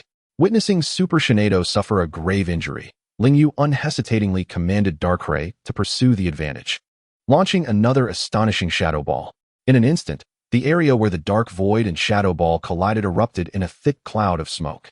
When the haze finally cleared, the onlookers were astonished to find a Shinado, now reverted from its mega evolution and utterly devoid of combat capability, lying amidst the wreckage. Observing this scene, the referee promptly pronounced, "Final round, Lingyu emerges victorious." Let us collectively congratulate Lingyu on securing the championship of this tournament. Immediately, thunderous applause erupted from the audience, with classmates extending their warmest congratulations to the victor. Meanwhile, on the other side, Luo Tianyi, fully aware of her defeat, remained undaunted and addressed Lingyu. "You are formidable. I am delighted to have faced your Darkrai. Although I lost, I do not begrudge my defeat to a legendary Pokémon. I shall grow stronger until I can surpass you." Upon hearing Luo Tianyi's words, Lingyu responded calmly, "You are commendable as well. Your Pokémon training is quite exceptional. Without me, you would undoubtedly be the champion of this event." After hearing Lingyu's seemingly comforting words, Luo Tianyi waved goodbye and exited to tend to her Pokémon. Lingyu watched her leave with a smile, his heart filled with respect for this rival. Following the conclusion of the match, Lingyu became the focal point of the campus, with many lauding his prowess and the legendary Darkrai. Chapter 27, Prize Distribution. After successfully claiming the championship title in the inter-school tournament, the vice principal eagerly sought out Lingyu, keen to inquire about the origins of Darkrai. Faced with the vice principal's probing questions, Lingyu appeared somewhat flustered, stammering as he explained, "This Darkrai, I encountered it by chance. For some reason, it recognized me and allowed me to capture it." The vice principal's eyes widened in disbelief at this revelation. Darkrai had voluntarily acknowledged Lingyu and willingly become his Pokémon. The principal fell into contemplation, and after a moment, he too began to believe Lingyu's account. Given Lingyu's exhibited strength, the notion of conquering Darkrai through battle seemed utterly far-fetched, thus the only plausible explanation aligned with Lingyu's words. Throughout history, there have indeed been instances where legendary Pokémon have chosen to ally with mere mortals. Upon learning of Darkray's background, the vice principal broke into a gratified smile, clapping Lingyu on the shoulder and exclaiming, "You lucky rascal. How fortunate you are to have stumbled upon such an event." Lingyu scratched his head, replying, "No, it was merely a stroke of luck." After their conversation, the two continued to chat about the privileges they enjoyed on campus. It turned out that due to Lingyu's championship victory in the junior competition, the school had arranged for him to reside in Villa No. 1, extending his access to the advanced training facility and secret realms. Once all arrangements were made, Lingyu hurried back to his original dormitory, quickly tidied up, and eagerly moved to his new abode, Villa No. 1. Upon entering this splendid new residence, Lingyu immediately sensed a stark contrast to the previous Villa No. 5. Not only were there more rooms and greater spaciousness, but it also featured a dedicated Pokémon training room and a breathtaking garden. After a thorough tour of his new home, Lingyu, feeling thoroughly satisfied, activated the system interface. His gaze falling upon the taskbar, championship victory in the Pokémon competition held at the school. Below, a prompt appeared, completed. Would you like to claim your reward? Lingyu promptly selected claim, and a voice announced, "Congratulations, Master, on completing the task. You have received 1 Master Ball, 1 random semi-legendary Pokémon, champion level, 1 legendary encounter card, and 1 ability change card." Without hesitation, Lingyu chose to view the details of the randomly acquired semi-legendary Pokémon. Ding! Congratulations, Master, you have obtained a Garchomp, which has been automatically stored in the system space. Upon hearing the system notification, Lingyu was overwhelmed with joy. To his astonishment, he had obtained a Garchomp. How fortunate! He recalled having discovered a precious Garchomp Mega Evolution Stone during his previous exploration of the Tranquil Forest. Now, it felt as though fortune had truly smiled upon him. With this in mind, Lingyu eagerly retrieved the high-grade Pokeball stored in the system space and swiftly made his way to the training area within the villa. Upon reaching his destination, he gently pressed the button, and the high-grade Pokeball containing Garchomp opened instantaneously, releasing a powerful aura. Before him stood a Garchomp, towering at 2 meters, with appendages on either side of its head resembling jet engines. Its main body was adorned in blue, while its underbelly showcased a vibrant red that extended to its jaw. At the lower end, a dazzling golden diamond-shaped structure glimmered, with striking golden cross patterns embellishing its mouth and nose. Additionally, Garchomp boasted 4 massive fins, 2 on its arms, 1 on its back, and a tail fin reminiscent of a shark, exuding an air of dominance.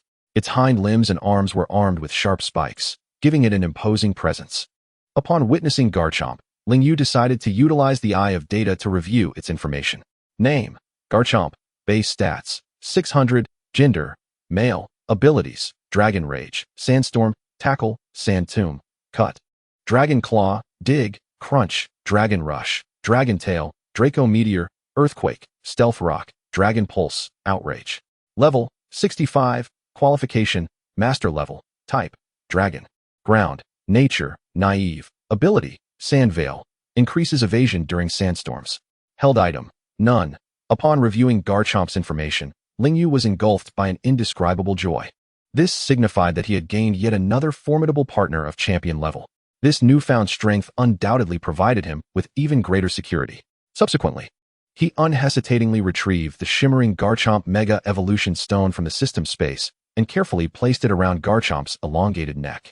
In an instant, Garchomp seemed to sense the powerful energy emanating from the Mega Evolution Stone, intimately connecting with its essence. Its body trembled slightly, and excitement sparkled in its eyes. Overjoyed, Garchomp immediately approached Lingyu, nuzzling against him as if expressing affection and gratitude. In response to Garchomp's adorable gesture, Lingyu could not help but smile, gently reaching out to stroke Garchomp's head in acknowledgement. After this heartwarming interaction, Lingyu began to examine the other reward items. What first captures the eye is the remarkable ability capsule, and he secretly contemplates how to wield this extraordinary card. After careful consideration, he resolves to employ this invaluable ability capsule on his Greninja, transforming its original ability into a hidden trait capable of triggering a bond evolution. In doing so, Zero Feather hopes to achieve an astonishing bond evolution with his beloved Greninja, reminiscent of Ash from his past life's animation. Reflecting on the formidable and battle-hardened Greninja portrayed in the XY anime, Zero Feather's heart swells with anticipation.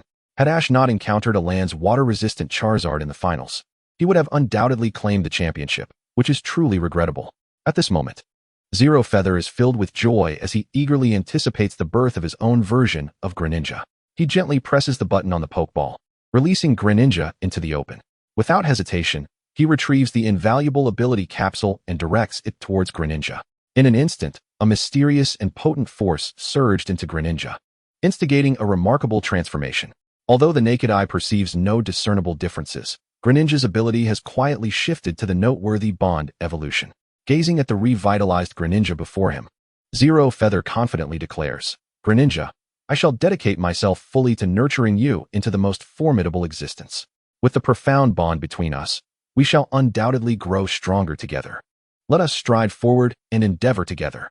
As his words fade, Greninja enthusiastically responds, "Leader, rest assured, I shall not disappoint you and will become the mightiest Greninja. Let us fight side by side and create brilliance together." Upon hearing Greninja's resolute declaration, Zero Feather nods in appreciation, signaling his recognition and support. After transforming Greninja's ability, Zero Feather turns his attention to the final reward, the legendary encounter card. He then inquires of the system. "System, how does one utilize this legendary encounter card?" "Master, the legendary encounter card can transport you to the anime Pokemon that you have previously watched in your past life, leading you to specific moments where legendary Pokemon have appeared, thus providing you the opportunity to interact with them. However, whether you can successfully capture these legendary Pokemon depends entirely on your own abilities and fortune." Upon hearing the system's explanation, Zero Feather is overwhelmed with excitement and eagerly queries, "Then, is it possible for me to meet Ash and his companions? After all, whenever legendary Pokemon manifest, Ash is often nearby or somehow connected to them. If I encounter a legendary Pokemon, wouldn't that mean I could meet Ash as well?"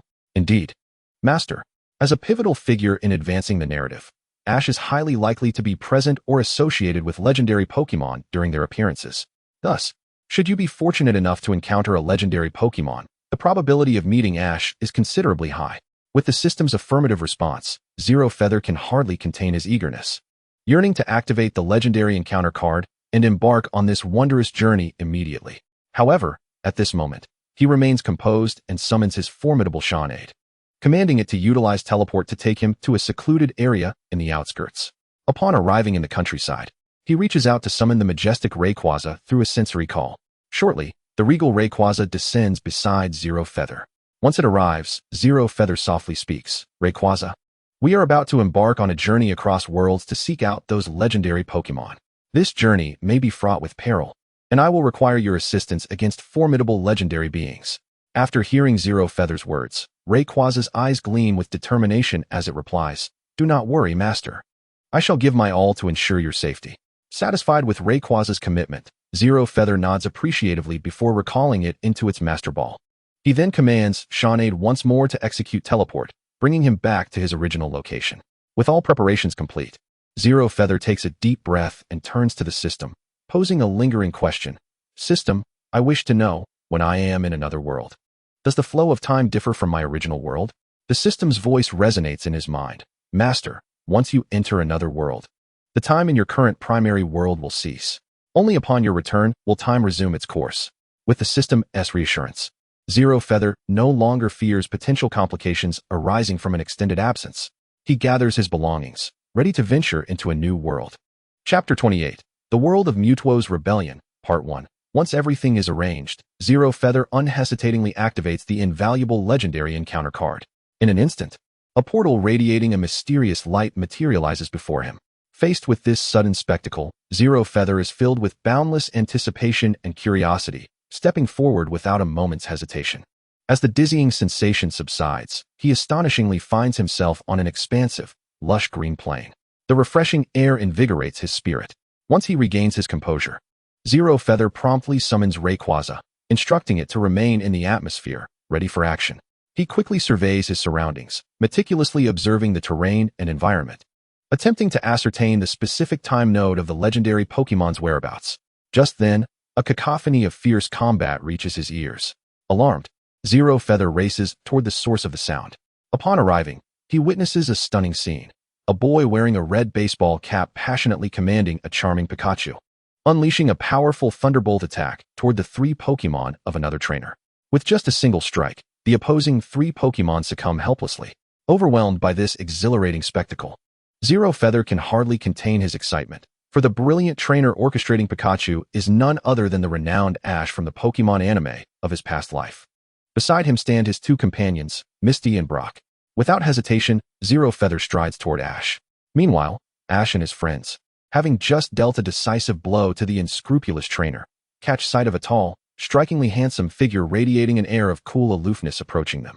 They instinctively tense up, speculating whether this stranger is somehow associated with the trainer they just bested. Accordingly, Ash and his companions adopt a wary demeanor, their eyes fixed on the approaching Zero Feather. Recognizing their defensive stance, Zero Feather quickly comprehends their misunderstanding. With a slight smile, he warmly addresses Ash. Hello, my name is Zero Feather, a novice trainer. I happened to hear the sounds of battle from here, and, out of curiosity, followed the noise, only to find myself encountering all of you. May I have the pleasure of getting to know you? After listening to Ling Yu's heartfelt self-introduction, the tense atmosphere among the group gradually eased. Soon after, Ash stepped forward with enthusiasm, responding graciously, I see, Ling Yu. Hello, I'm Ash from Pallet Town, and my dream is to become a Pokémon master. The 2 individuals beside me are Misty and Brock, my wonderful companions on this journey.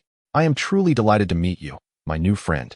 Upon hearing such familiar names and phrases, Ling Yu felt a surge of excitement, having finally encountered the protagonists of his childhood Pokémon adventures. Suppressing his inner thrill, he engaged in conversation with Ash and the others. To conceal the truth of his origins, Ling Yu fabricated a tale, claiming to be a trainer from the distant Hoenn region, currently traveling through this area. Ash, brimming with curiosity about this newcomer from Hoenn, eagerly grasped Ling Yu's arm and bombarded him with questions. Fortunately, Ling Yu had been a fervent Pokémon fan in his previous life, well versed in the lore of the Hoenn region. Had it not been for this knowledge, He might have inadvertently revealed his true identity. As Lingyu regaled the group with various stories from the Hoenn region, they gradually became more familiar with one another. Just when the conversation was at its peak, Lingyu's stomach let out a loud grumble. It turned out that in his haste to arrive, he had forgotten to eat. And now he felt a pang of hunger. Ash and the others noticed Lingyu's predicament and warmly invited him, saying, "Lingyu, we're just about to eat. Would you like to join us? Is that really all right? Then I won't be modest." Lingyu replied, overjoyed. Subsequently, they made their way to a dining area where the dishes had just finished cooking, filling the air with a delightful aroma. Ash and his friends released their Pokémon. Ash S. Charizard, Squirtle, Bulbasaur, and Pikachu, Brock S. Vulpix, and Misty S. Psyduck and Togepi. They poured the prepared Pokémon food into bowls for their companions to enjoy. Seeing this, Lingyu also released his Pokémon, Charizard, Greninja, Sceptile, and Bagon, opting not to summon his formidable Metagross. As soon as Lingyu's Charizard emerged from its Pokeball, Ash's Charizard sensed a rival's presence. The moment their eyes met, it was as if two blazing fires had ignited, and the desire to battle surged within them. Ash, wide-eyed with excitement, turned to Lingyu and eagerly asked, "Lingyu, where on earth did you get these powerful Pokémon? And why is your Charizard black? It looks far more impressive than mine." Before Ash could finish his sentence, his Charizard seemed to understand its trainer's words and became furious. It opened its massive mouth and unleashed a torrent of flames towards Ash. Poor Ash was caught off guard. His face charred black and in utter disarray. However, true to his reputation as a remarkable rookie, Ash's head soon returned to its pristine state, as if nothing had happened at all. Witnessing this spectacle, Lingyu couldn't help but marvel. Indeed, the legendary rookie lives up to the name. Even such a fierce blast of flames cannot faze him. He is truly impressive. As Ash and his Charizard continued to frolic playfully, the previously tense atmosphere dissipated, replaced by laughter and joy. Lingyu smiled as he began to share stories about each of his Pokémon. He recounted how his powerful Charizard was one of the starter Pokémon he received during his travels in the Kanto region, accompanying him through countless trials and tribulations. The majestic and agile Greninja was acquired during his journey in the Kalos region, while the swift and spirited Sceptile was a gift from the Hoenn region. As for Bagon, this little fellow was a cherished gift from his family, filled with love and hope. Upon hearing such a captivating account of Lingyu's Pokémon, Ash's excitement reached new heights. He could hardly contain his eagerness and asked, "Wow, Lingyu, you've experienced so many wondrous places. You must be incredibly strong yourself." Faced with Ash's admiring and curious gaze, Lingyu humbly replied, "Haha, you flatter me. I'm really nothing special, just quite ordinary." Time passed unnoticed as the meal continued for quite a while. Meanwhile, the trio from Team Rocket, lurking in the bushes with envious eyes, had grown so hungry that they felt weak and weary. Watching Lingyu and his companions enjoy their feast, while they could only gaze longingly, they even collapsed on the ground, clutching their rumbling bellies and sighing in despair. As Ash and the others dined, a sudden sound pierced through the air from a distance. Hearing the commotion, Lingyu quickly stood to investigate. He spotted a Dragonite, equipped with a satchel, racing toward them like an arrow. In no time, it arrived before Lingyu and the others, producing an exquisitely packaged envelope from its satchel. Lingyu picked up the envelope and examined its contents closely. The sender claimed to be the strongest trainer, inviting powerful trainers to a banquet, with a location specified, New Island. Upon reading the letter, Lingyu realized he had pinpointed the time frame of the Pokémon story he had entered. Indeed, it was at the beginning of the movie Mutwo Strikes Back. The thought of potentially capturing both Mutwo and Mew filled Lingyu with exhilaration.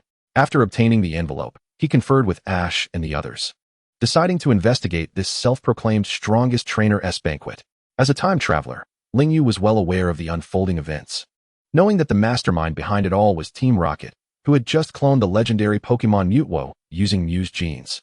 To ensure the successful capture of Mutwo, Lingyu prepared to journey to New Island alongside Ash. Ash, thrilled at the prospect of attending a banquet hosted by a powerful trainer, was practically dancing with excitement. Just as Lingyu and the others finished their meal and stretched their limbs, a sudden storm erupted. They hastily sought refuge in a nearby Pokémon Center to escape the downpour. Inside, a multitude of trainers had gathered, and Lingyu overheard them discussing matters concerning New Island.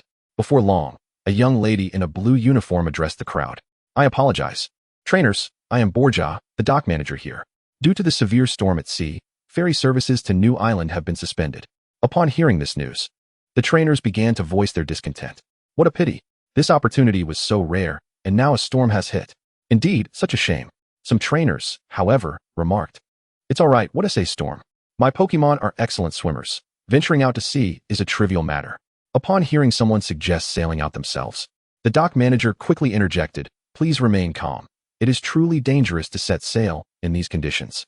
As Miss Junsha, who was maintaining order nearby, spoke up, she confirmed. Indeed, not only that, but if Pokemon were to sustain injuries while at sea, the Pokemon Center is currently unable to provide treatment for everyone. Upon hearing that healing the Pokemon was impossible, Ash inquired of Miss Junsha why they could not offer care. With a sorrowful expression, she replied, because Joy from the Pokemon Center mysteriously disappeared a week ago.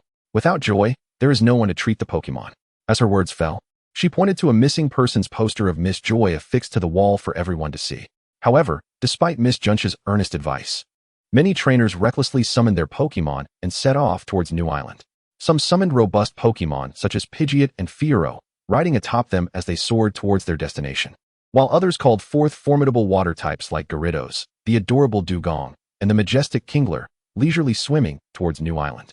Witnessing their fellow trainers relying on their Pokemon to venture forth, Zero and Ash strained their minds to devise a way to reach New Island. Alas, they possessed no Pokemon capable of traversing the sea. Consequently, Zero had no choice but to release his Galade, intending to have it use telekinesis to carry them across the ocean.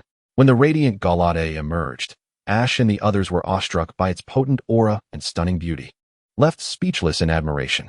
However, as the storm raged like tumultuous waves, Zero, unable to indulge in their astonishment any further, decisively instructed Galade to utilize its formidable telekinesis, propelling them like arrows towards New Island. Just as they took flight, a small yacht sped towards the dock. Aboard the yacht were none other than the notorious Team Rocket trio. Upon witnessing Zero's Galade soaring with Ash and the others towards New Island, they were left wide-eyed and astounded. Who would have thought that the kid's friend possessed a unique Galade, and such a powerful one at that? If we could capture her along with Pikachu and present them to Boss Giovanni, we would surely ascend to great heights. With that, they paddled vigorously, striving to catch up to New Island. In Chapter 29, The World of Mewtwo's Counterattack, Part 2, with Galad's assistance, Zero and his companions soon arrived at the entrance of New Island. Gazing into the distance, they beheld a colossal castle, entirely shrouded in inky blackness, resembling a monstrous beast poised to pounce, delivering a striking visual impact. At that moment, the clouds above roiled ominously, seemingly heralding an impending storm. Even more astonishing was the sight of a massive vortex suspended above the castle, formed from swirling clouds. This vortex resembled the gaping maw of a grotesque creature, emanating an unsettling aura and overwhelming pressure that instilled trepidation. Upon stepping onto the dock, the group noticed a woman clad in a flowing black gown, her expression cold and devoid of emotion, standing silently, as if awaiting their arrival. She spoke, I have been expecting you for quite some time. Please present your invitations. Hearing her words, Zero retrieved the invitation from his pocket and handed it to her. Moments later, after she confirmed the authenticity of the invitation, she prepared to lead them inside. Suddenly, Brock exclaimed, It's you. I knew I wasn't mistaken. You're Joy, the one who went missing at the dock. Upon hearing Brock's remark, the others nodded in agreement. You do resemble her quite a bit. The woman in the gown, puzzled by their words, responded, What are you talking about? I have always worked in this castle since birth and have never been to any dock. With that, she began to guide Ash and the others.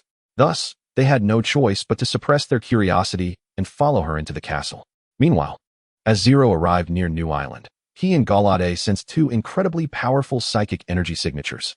One emanated from afar, heading towards New Island, while the other originated from within the castle. Thrilled by the intensity of the energy waves, Zero thought, could this be the legendary Mew and Mewtwo? I eagerly anticipate our encounter. Regardless, I shall exert every effort to capture you.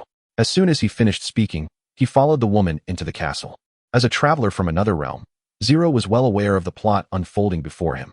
This guiding girl was indeed Joy from the dock, but at present, she had fallen under Mewtwo's psychic control. To ensure the narrative progressed along its predetermined course, Zero had no choice but to closely follow Ash and the others. Just as they stepped off the dock, Team Rocket emerged, clutching two Weezing, struggling to surface from the waves. It turned out that they had encountered a tempest during their voyage, resulting in their ship capsizing. In desperation, they clung to the Weezing, drifting slowly towards New Island's dock. After a brief respite, they stealthily followed the others into the castle.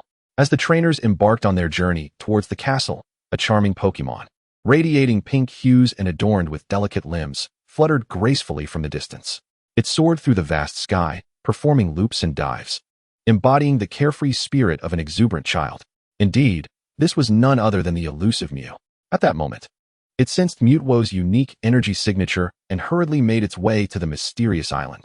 Meanwhile, Zero and Ash's group ascended the lengthy staircase, ultimately passing through a grand, imposing gate, officially entering the castle's interior. Soon after, Miss Joy guided them to the venue for the feast. Upon raising their eyes, they noticed 3 other trainers seated not far ahead, evidently having awaited their arrival for some time. Observing only 3 trainers present, Ash promptly inquired of Joy, "Why are there only 3 of you? I recall many more coming from the dock. Where did they all go?" Joy coldly replied, "Trainers who cannot even brave a storm are of no use, even if they arrive." Upon hearing Joy's words, Brock asked, "Was the storm a test for us?" Yet, Joy did not answer Brock's question.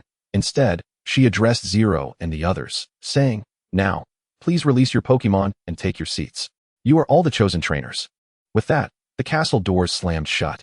Meanwhile, the Team Rocket trio, having stealthily approached the entrance, found themselves compelled to enter through a sewer.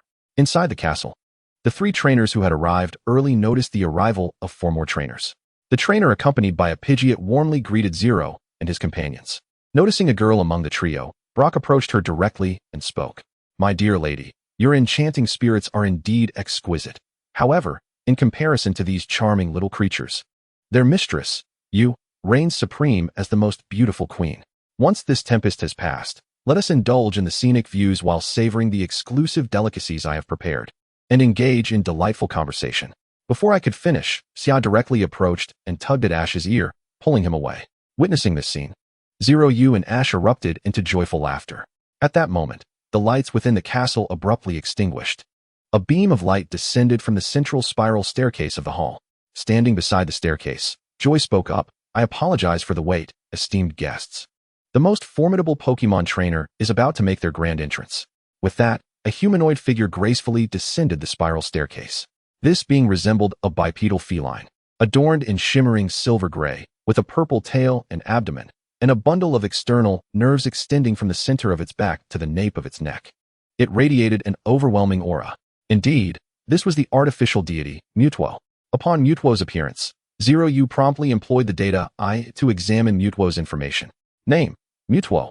Base stats, 680. Gender, none. Abilities, telekinesis, confusion, swift, psychic, recover, teleport, shadow ball, hyper beam, mirror coat, seismic toss, substitute, mist, power-up punch, protect, rest. Level, 85, having just been cloned, its strength requires gradual enhancement. Potential, legendary. Type, psychic. Nature, rash. Ability, pressure, intimidates opponents, reducing their PP usage. Item, none. Role, none. Gazing at Mutwo's impressive profile, Zeroyu couldn't help but murmur in awe. Mutwo is indeed formidable. Alas, it pales in comparison to my Rayquaza. As Mutwo touched down, Miss Joy introduced, "This is my master, the world's strongest Pokemon trainer, as well as the mightiest Pokemon, Lord Mutwo." The crowd was left in utter astonishment. A trainer with a Gyarados boldly inquired, "A Pokemon can also be a Pokemon trainer?" "Impossible." In response, both Mutwo and Joy simultaneously questioned, "Is there a problem?" Upon realizing Mutwo, a Pokemon, could articulate speech, the crowd was taken aback by its telepathic abilities. The hot-tempered Gyarados trainer erupted, "Are you mocking me? A Pokemon as the supreme trainer? If so, I shall not partake." Hearing his furious retort, the crowd turned to witness Mutwo, with an expression as cold as ice. Extend its right hand and gently grasp it. In an instant, a torrent of immense psychic energy surged forth. This power seemed to possess infinite might, enveloping the trainer effortlessly and lifting him into the air. Subsequently, with a mere wave of its arm, Mutwo sent the trainer spinning like a top through the air. Moments later, there was a resounding splash as the unfortunate trainer was unceremoniously hurled into a pool beside the Gyarados. The onlookers were left agape, utterly astonished by Mutwo's sudden display of power. Shortly thereafter, the drenched trainer struggled to climb out of the pool, his face a mask of fury. As he pointed an accusatory finger at Mutwo and bellowed to his Gyarados, "Gyarados, unleash Hyper Beam." At his command, Gyarados opened its massive jaws, swiftly gathering an overwhelming amount of energy. In the blink of an eye, a dazzling beam of light took form, hurtling toward Mutwo with fierce intensity. Yet, in the face of the oncoming Hyper Beam, Mutwo remained remarkably composed. It merely extended its palm and casually waved in Gyarados' direction. Instantly, a crystalline wall of light materialized, perfectly intercepting Gyarados' full-force attack. What was unexpected, however, was that this wall not only thwarted the assault, but also rebounded Gyarados' hyper beam back with enhanced speed and ferocity, striking Gyarados with the swiftness of lightning. In a heartbeat, accompanied by a piercing scream, Gyarados was struck hard, rendered incapable of battle, collapsing within the pool. Observing this spectacle, Mutwo coolly remarked, "How utterly weak." Following this, Mutwo released its hold on Joy. Once freed, Joy stumbled back a few steps, nearly fainting, but fortunately, Ash caught her just in time. Moments later, Joy regained consciousness, her gaze drifting in confusion as she slowly uttered, "Where am I, and why am I here?" Mutwo coldly replied, "I required care, so I brought you here. Having a doctor knowledgeable about Pokemon physiology is indeed quite convenient. You seem to be quite useful. However, I presume you remember nothing now? The mere human, under my power, is easily manipulated." Upon hearing Mutwo's words, Ash and his friends rebuked, "This is utterly outrageous." They soon engaged in a heated argument with Mutwo. Chapter 30, Mutwo's Counterattack. As Ash and his friends' protests proved futile, Mutwo initiated an offensive. It effortlessly hurled Ash's Pikachu away with a psychic force. Ash rushed over to catch his flying Pikachu just in time. Witnessing Mutwo's aggression toward Pikachu, the group braced themselves. Suddenly, a platform emerged from the ground before Mutwo, upon which stood 3 Pokemon: Charizard, Blastoise, and Venusaur. Addressing the crowd, Mutwo proclaimed, "These are my created Pokemon replicas." With that, the rear doors swung open, revealing a vast battlefield. Understanding Mutwo's intent for a Pokemon competition, Ash and his friends readied themselves for battle. The only girl among them sent forth Blastoise, whom we shall refer to as Xiaotian. The trainer riding Pidgeot dispatched Venusaur, whom we shall name Xiaofeng. Ash chose Charizard. As they prepared for the match, Zeroyu observed from the sidelines. The first duel commenced between Mutwo's Venusaur and Xiaofeng's Venusaur. With a command from both trainers, the powerful Pokemon took to the field simultaneously. Without hesitation, Xiaofeng instructed Venusaur, "Use Leaf Blade to attack." In an instant, countless emerald leaves shot forth from Venusaur, slicing through the air toward Mutwo's Venusaur with fierce momentum. However, Mutwo, endowed with its unique telepathic abilities, responded with remarkable swiftness. In an instant, a robust vine whip erupted from the back of its Venusaur, resembling a sinuous serpent, deftly striking the oncoming leaves with pinpoint accuracy. The leaves shattered and scattered, rendering the threat of Leaf Blade utterly nullified. Without granting its opponent a moment's respite, Mutwo commanded Venusaur to lash out with astonishing speed, tightly ensnaring Xiaofeng's Venusaur. Subsequently, it exerted tremendous force, lifting the unfortunate adversary high into the air before hurling it far away. Xiaofeng's Venusaur crashed heavily to the ground, sustaining grievous injuries and losing the will to fight in the blink of an eye. Realizing Xiaofeng's defeat, Xiaotian decisively summoned her Blastoise. Without hesitation, she issued the command, "Blastoise, unleash a water cannon attack at once." In response, Blastoise opened its mouth, unleashing a colossal torrent of water that surged directly toward Mutwo. Faced with the onslaught of the water cannon, Mutwo directed Blastoise to swiftly withdraw into its formidable shell. And then, with remarkable velocity, it launched itself toward the water cannon. An astonishing spectacle unfolded. Blastoise pierced through the powerful water cannon like an indomitable drill, and propelled by the force of impact, it hurtled toward Xiaotian's Blastoise like a cannonball. The duplicate Blastoise, undeterred, charged straight at Xiaotian's Blastoise, leading to a cataclysmic collision. Xiaotian's Blastoise was severely impacted, involuntarily flying backward and crashing into the wall, instantaneously rendered incapable of further combat. Witnessing this, Xiaotian, filled with anxiety, rushed forward to check on Blastoise's injuries with utmost concern. As she watched her companions fall one after another, it was finally Ash's turn to take the stage. Aware of the formidable challenge that lay ahead, Ash did not waver. Recalling the intense battles that had just transpired, he noted the formidable strength of the copies of Venusaur and Blastoise created by Mutwo. After careful deliberation, Ash resolved to deploy Charizard, formulating a tactical plan centered on speed. With a decisive command, Ash instructed Charizard to soar high into the sky. Almost immediately, the two Charizards engaged in a breathtaking aerial duel. However, Mutwo's copy of Charizard held a slight advantage in both speed and power. Just as the battle reached a fever pitch, Mutwo's Charizard seized an opportunity. deftly exploiting a weakness by grasping Ash's Charizard and executing a powerful earthquake attack. This strike left Ash's Charizard unable to withstand the onslaught, ultimately succumbing and losing its ability to fight. Seeing his beloved Charizard fall to the ground, Ash was consumed by urgency, rushing over to examine the injuries sustained by Charizard. Yet, just as Ash focused on caring for Charizard, an unforeseen event transpired.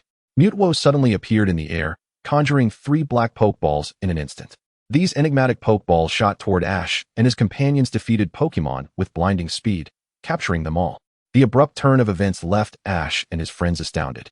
But worse was yet to come. Soon after, a multitude of identical black Pokeballs emerged behind Mutwo, cascading toward Ash and his companions like a dark meteor shower. Clearly, Mutwo intended to claim all their Pokemon for itself. Faced with this overwhelming deluge of Pokeballs, Ash and his companions found themselves ensnared in an unprecedented predicament. As they watched their Pokemon being consumed one by Mutwo's black Pokeballs, they were filled with desperation, yet felt utterly powerless. In desperation, they could only hastily withdraw their unclaimed Pokemon into their own Pokeballs, hoping to shield them from harm. Just as Ash and his friends breathed a sigh of relief, believing they had temporarily escaped the crisis, an incredible scene unfolded once more. Those black Pokeballs appeared to possess some arcane power, capturing not only the Pokemon but the Pokeballs themselves. Ash watched in horror as his closest companion, Pikachu, was also ensnared within one of those black Pokeballs. His heart shattering. Unable to accept this reality, he leapt forward without hesitation, driven by a singular thought. He must rescue Pikachu. The black Pokeballs that had successfully captured the Pokemon swiftly soared toward the massive factory concealed beneath the castle. Without a moment's pause, Ash followed closely behind. Upon entering the factory, he was greeted by rows of complex and intricate machinery, one of which was slowly inserting the black Pokeball containing Pikachu into an enormous machine. Ash, filled with urgency, charged toward the machine without fear, desperately attempting to reclaim Pikachu's Pokeball from within. However, in his fervent actions, Ash inadvertently caused the machine to malfunction, triggering a cataclysmic explosion. As the explosion reverberated, chaos erupted throughout the factory, and the previously trapped Pokemon finally gained their freedom. Unfortunately, the factory had already prepared duplicates of these Pokemon. At that very moment, an electrifying showdown commenced in the arena. Ash, leading his companions and their courageous Pokemon, confronted Mutwo and its legion of formidable copies. Undeterred by the formidable foe, Ash raised his clenched fist with great fervor, charging at Mutwo like a blazing comet. And with all his strength, he delivered a powerful blow aimed at Mutwo's body. Regrettably, the strike failed to affect Mutwo, and instead, Ash was violently rebounded by a surge of immense force. Observing this, Zeroyu murmured to himself, "No wonder he is a true prodigy, daring to confront Mutwo head-on." Yet, instead of crashing to the ground, Ash was unexpectedly saved by Mew. At that moment, Mutwo suddenly recognized Mew's presence.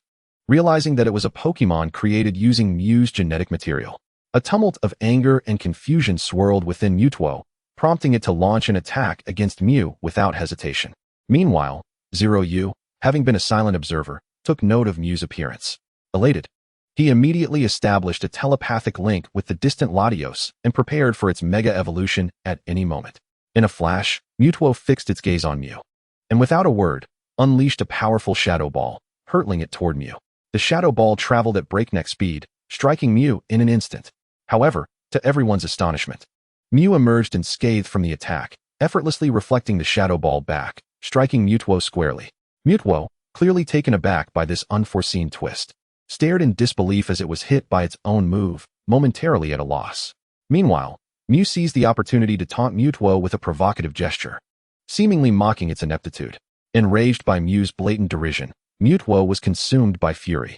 Unable to suppress the seething rage within, it surged skyward, engaging in a breathtaking battle with the embodiment of dreams.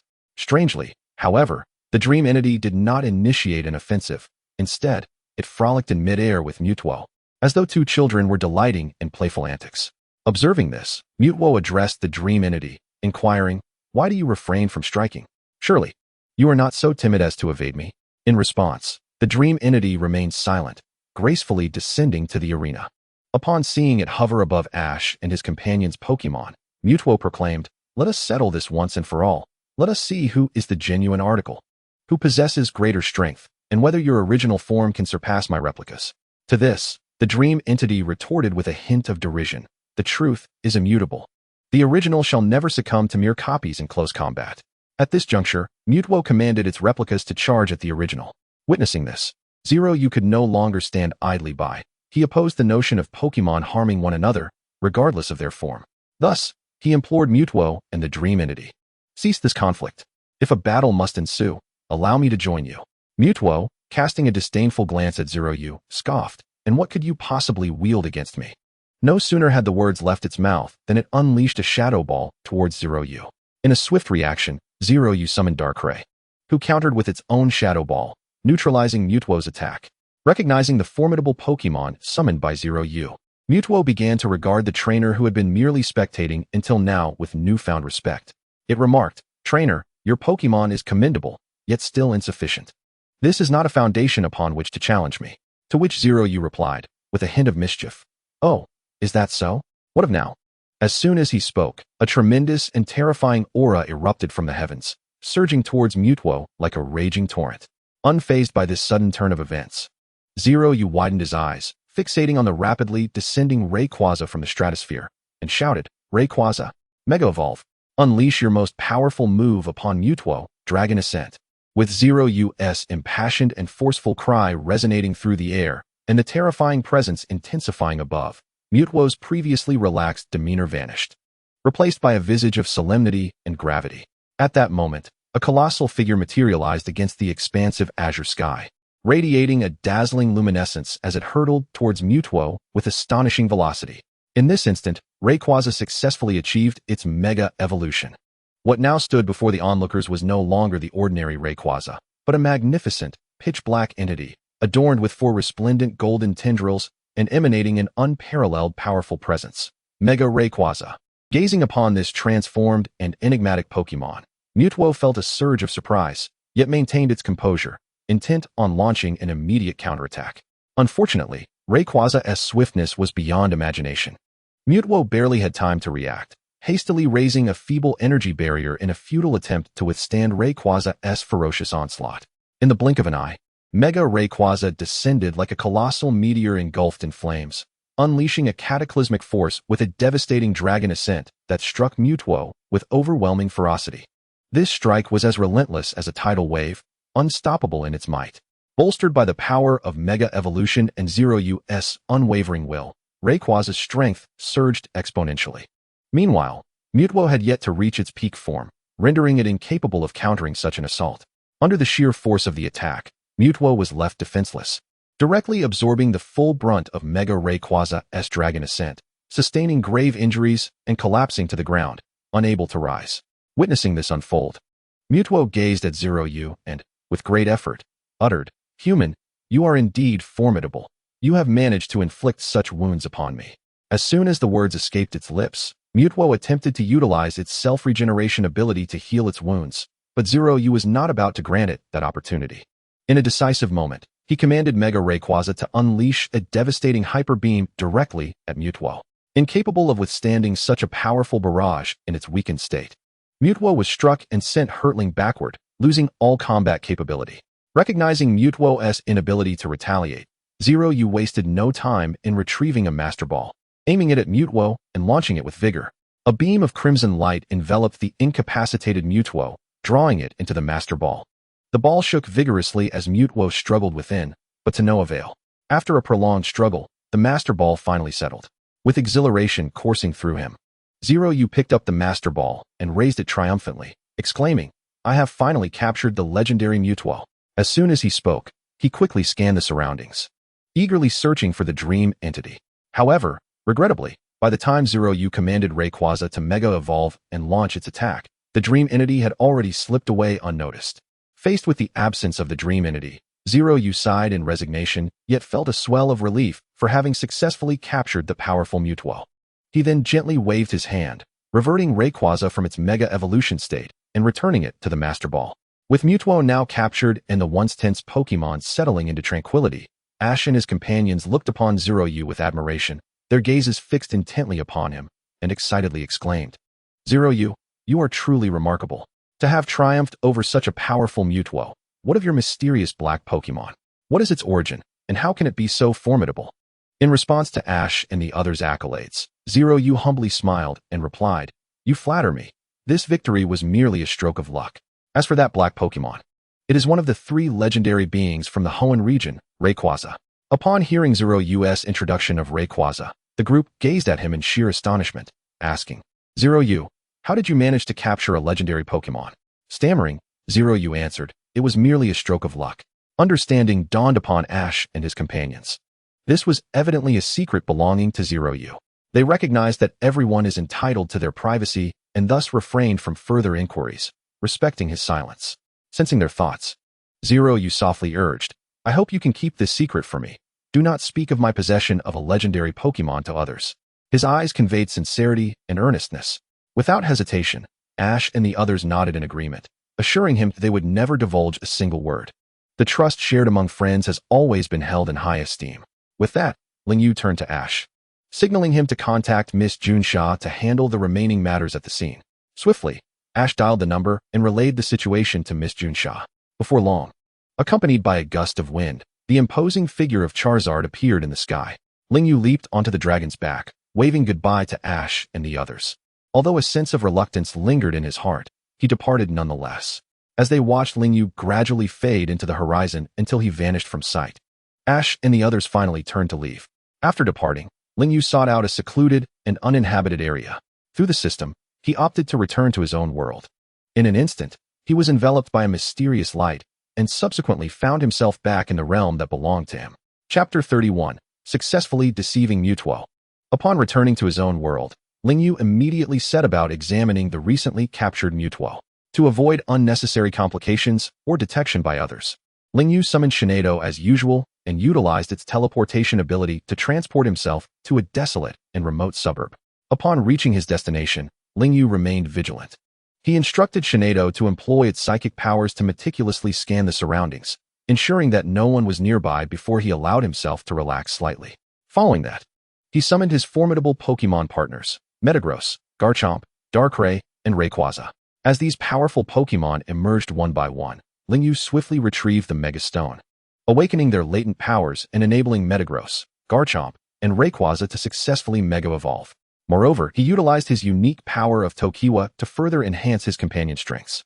After meticulously arranging these preparations, Lingyu carefully took out the Master Ball containing Mewtwo, gently pressing the button to release it. However, as Mewtwo stepped out of the ball, ready to unleash a few intimidating remarks, it was halted in its tracks by the overwhelming aura emitted by Rayquaza and the others. Swallowing its words with a look of disbelief, "Human, what exactly do you intend to do? Do not presume to act recklessly just because you possess a few powerful Pokémon. Had you not unexpectedly launched a surprise attack on me before, would I have ever been defeated by you?" Upon hearing Mewtwo's words, Lingyu met its gaze and responded, "Oh? Is that so? Do you truly believe you can triumph over Mega Rayquaza?" The moment those words left his lips, Mewtwo's face contorted with rage, clearly infuriated by Lingyu's dismissive remarks. Thus, it immediately utilized its psychic abilities to sense the presence of Mega Rayquaza. After a thorough investigation, Mewtwo was astonished to discover that it would indeed be a challenge to defeat Rayquaza. However, it did not yield to weakness. Instead, it turned back to Lingyu with an air of arrogance and declared, "Even so, what does that matter? While I may not be able to defeat it now, that does not imply I will lack the potential to win in the future. If you have the guts, wait until I become stronger, and then we shall see who reigns supreme." In the face of Mewtwo's provocation, Lingyu remained exceptionally composed, responding in a calm tone, "Mewtwo, I fear you are mistaken. You are not the only one capable of growing stronger, are you?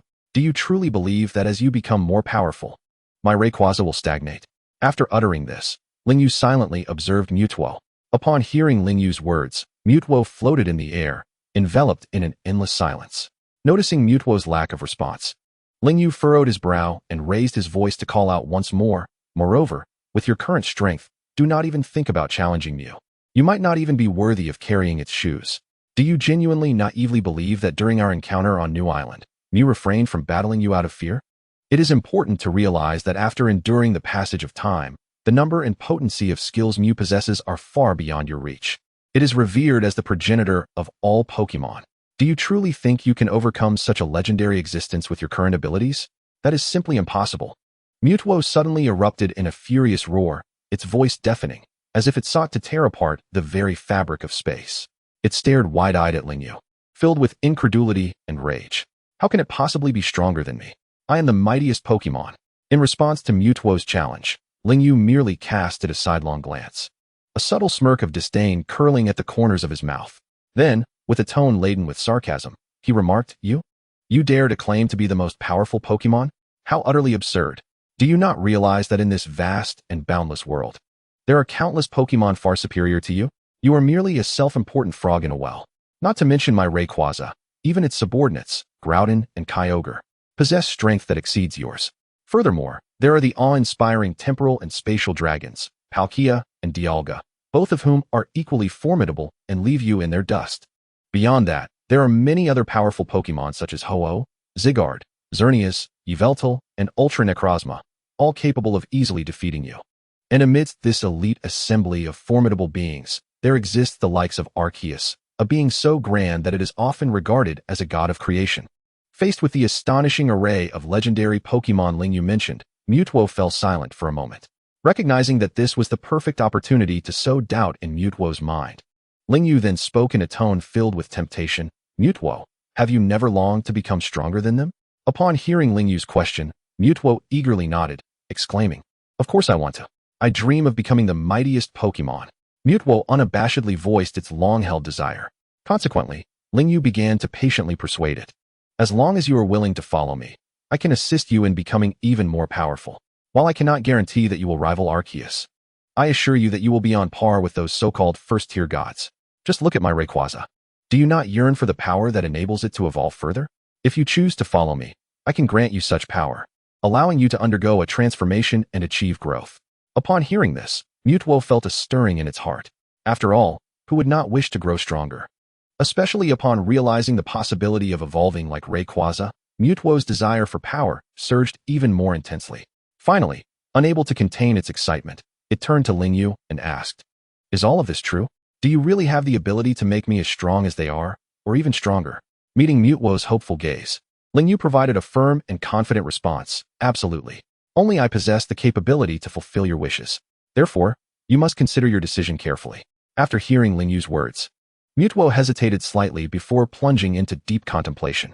After much contemplation, it finally reached a decision and gazed intently at Zeroyu, responding, I can accompany you and become your Pokémon, provided that you assist me in my continuous growth and development into a formidable being. Should you fail to meet this condition, I shall not hesitate to depart from your side, remaining steadfast even in the face of your threats. As these words left its lips, Mewtwo's eyes sparkled with determination and resolve. Without a moment's hesitation, Zeroyu nodded in agreement with Mewtwo's stipulation. He assured with unwavering conviction, Rest assured, I shall exert every effort to ensure your strength increases exponentially. However, at that moment, his heart was brimming with joy as he mused, I have truly succeeded in persuading Mewtwo. Now I have gained an exceptionally powerful Pokémon companion. Subsequently, Zeroyu swiftly channeled the power of Tokiwa, gathering it in the palm of his hand, and gently brushed over the scars on Mewtwo's body, remnants of their recent fierce battle. As the energy permeated, Mewtwo distinctly felt the warm and potent healing force gradually mending its injured tissues. Experiencing firsthand Zeroyu's ability to wield such a formidable and enigmatic power for its healing, Mewtwo became increasingly convinced of Zeroyu's earlier assertions. Any lingering doubts and reservations dissipated, and Mewtwo resolved to place its complete trust in this new master. Chapter 32, The Discovery of Groudon.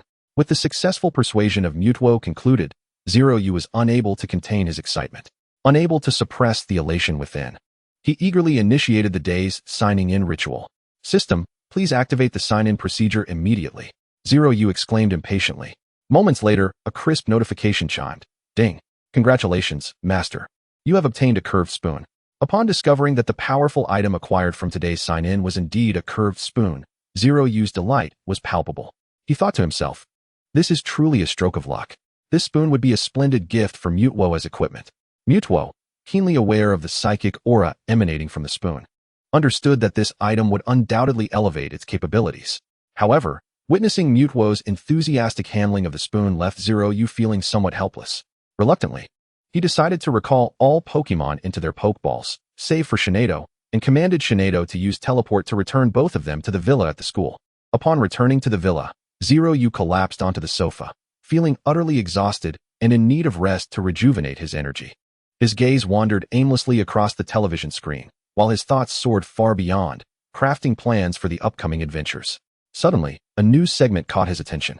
The scene shifted to a towering, smoke-shrouded volcano, where a courageous reporter stood at its base, animatedly narrating. "Dear viewers, I am a reporter from the platform, and I currently find myself beside our nation's largest active volcano. Can you feel the oppressive heat here? It's utterly unbearable. Moreover, we have learned that this place was once home to numerous fire-type Pokémon, yet for reasons unknown, they have all abandoned this area in recent days. Is it possible that this dormant volcano is on the verge of eruption, or does it conceal some undisclosed secret?" Observing the unfolding events on the television, Zeroyu fell into deep contemplation. Drawing upon his years of experience and keen intuition, he speculated that a powerful legendary Pokémon might soon awaken from within the volcano. This fleeting thought ignited a fervent flame within his heart. Zeroyu mused, if all goes as expected, it is highly likely that Groudon or Moltres resides within this volcano. With this hypothesis in mind, Zeroyu felt an overwhelming desire to venture forth and see if fate would grant him the opportunity to capture this legendary beast. He first approached the vice principal, articulating his intentions and expressing a desire to explore the volcanic region. The principal, recognizing that Zeroyu was accompanied by a legendary guardian, readily approved his request. Without delay, Zeroyu set off on a flight to a city near the volcano. After a lengthy journey, he finally arrived at his destination. A medium-sized city named Lingcheng, nestled at the foot of the volcano, aptly named for its unique geographical position. Upon entering Lingcheng, even before stepping out of the airport, Zeroyu was engulfed by an overwhelming wave of heat, akin to a rising tide. He instinctively wiped the beads of perspiration accumulating on his forehead, silently lamenting, "The climate here is far hotter than I had anticipated. It seems this quest for Pokémon will not be an easy one. I am sure to encounter numerous challenges along the way." Afterward, Zeroyu trudged into a local inn, seeking a brief respite. Upon entering the lobby, he noticed a group of men and women dressed in light clothing, gathered closely, seemingly engrossed in fervent discussion. Curiosity piqued. He approached and leaned in to listen. Among the crowd, a deep, rugged voice resonated. "I have heard that volcanic activity has been quite frequent lately. Could it be that some extraordinary treasure is about to be revealed?" Before the words had settled, another voice chimed in. "Indeed, many brave souls have ventured toward the volcano's vicinity, all hoping to strike it rich." Hearing this, Zeroyu felt a spark of interest. This was indeed a perfect opportunity to gather information about the volcano's interior. Resolute, he stepped forward, clasped his hands in greeting, and inquired, "Gentlemen, may I ask if there are any powerful Pokémon dwelling within the volcano?" The crowd turned their attention to Zeroyu. Among them, a handsome young man smirked and said, "Hee, you must be an adventurer seeking treasure, right? Rumor has it that a certain ancient legendary Pokémon may be hidden within the volcano, though which one remains a mystery." Zeroyu nodded slightly, expressing his gratitude. "Thank you all. I intend to investigate the volcano's depths. Do any of you have valuable advice to offer? Do exercise caution," the burly man advised, patting Zeroyu on the shoulder. "That place is unbearably hot, and most people cannot withstand the heat. Indeed, be sure to bring protective gear." Along with ample water and provisions, a wise elder chimed in with a heartfelt warning. After sincerely thanking them, Zeroyu returned to his room to prepare the necessary supplies. At dawn the next day, as the first light of day broke, Zeroyu shouldered his pack and resolutely embarked on his journey toward the volcano's mouth. Along the way, Zeroyu noticed a conspicuous absence of fire-type Pokémon near the volcano, further solidifying his belief that a formidable Pokémon lay hidden within. After a lengthy trek, he finally arrived at the volcano's brim. Before he could approach, a scorching wave of heat surged toward him like a tempest. Fortunately, his prior preparations spared him from severe burns. Confronted by this fervent heat, Zeroyu pondered deeply. It appears that within this volcano lies a powerful divine beast in a deep slumber, and the only creatures capable of emanating such a formidable fiery aura are the legendary Moltres and Groudon. One wonders which of the two it may be. If it were Moltres, it would be manageable. However, should it be Groudon, the situation would become dire. Typically, when Groudon awakens, Kyogre follows suit, and they would march towards one another, engaging in a fierce battle upon their meeting. The lands traversed by Kyogre would be engulfed in monstrous tidal waves, while those that Groudon steps upon would be consumed by molten lava. Such occurrences would plunge the world into peril, and attempting to halt their confrontation would be exceedingly challenging. especially since these indigenous Tier 1 deities possess divine roles. My own Pokémon, the non-divine Rayquaza, would be powerless to intervene. Thus, Zeroyu contemplated possible strategies to prevent Groudon's revival. Standing at the volcano's summit, he furrowed his brow, lost in deep thought. After considerable deliberation, he resolved to embark on a bold quest, to delve into the depths of the volcano in search of Groudon's traces, hoping to discover a means to thwart its awakening. Navigating the steep and rugged mountain path, Zeroyu advanced cautiously, the searing heat scorching his body. Sweat trickled down his forehead like pearls from a broken string. Yet he showed no sign of retreating. At that moment, an unexpected tremor shook the ground violently, sending waves of quaking through the earth. Gripping the nearby rocks tightly, he steadied himself.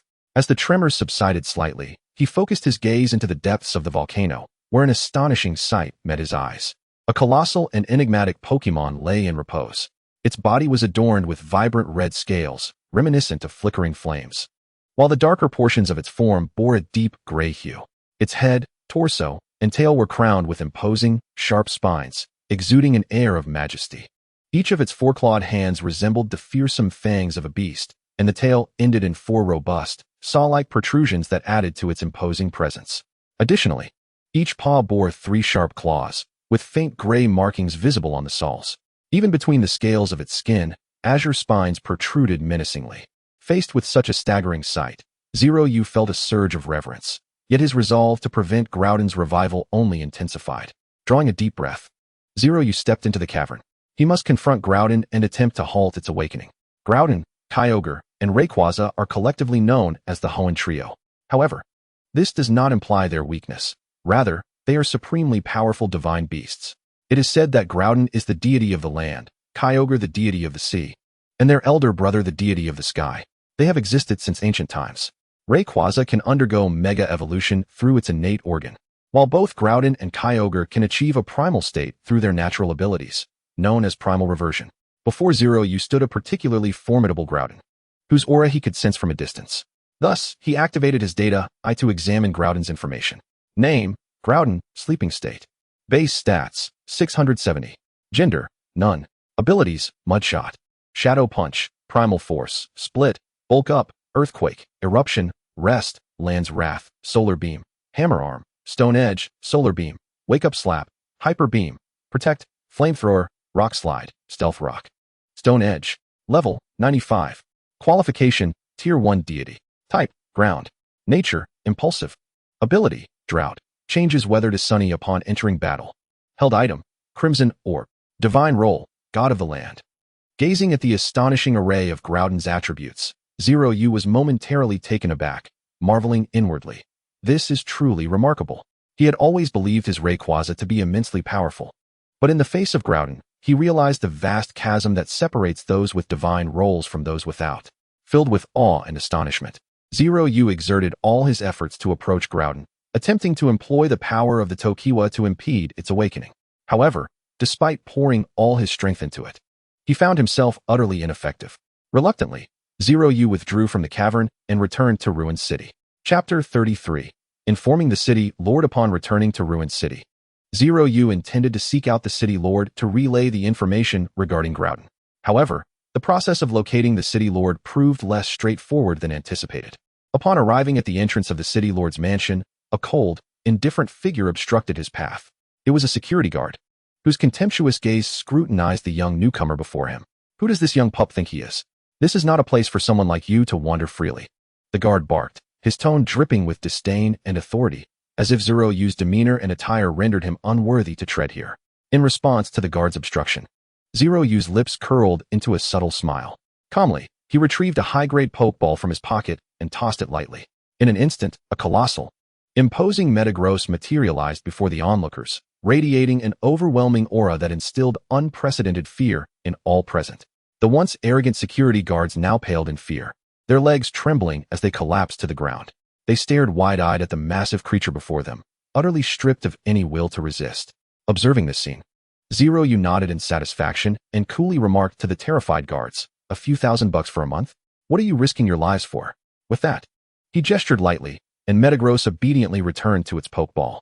With firm strides, Zeroyu advanced through the stunned crowd and entered the City Lord's mansion. leaving behind a throng of guards still reeling in shock. Upon entering the mansion, he spotted the city lord standing in the hall, accompanied by a Charizard emanating a formidable aura. As Zeroyu stepped inside, the city lord immediately questioned, "What do you intend to do? How dare you intrude upon the city lord's mansion without prior notice? Do you not fear being pursued by the Alliance?" In the face of the city lord's intimidation, Zeroyu remained remarkably composed, responding with an air of nonchalance. "I harbor no ill intent. I have come solely to inform you of a matter of utmost importance. Should you deem it trivial, feel free to disregard it, and I shall take my leave." Upon hearing this, the city lord's previously tense expression shifted to one of grave seriousness. He fixed his gaze intently on Zeroyu, inquiring in a low tone, "Young man, what do you mean by that?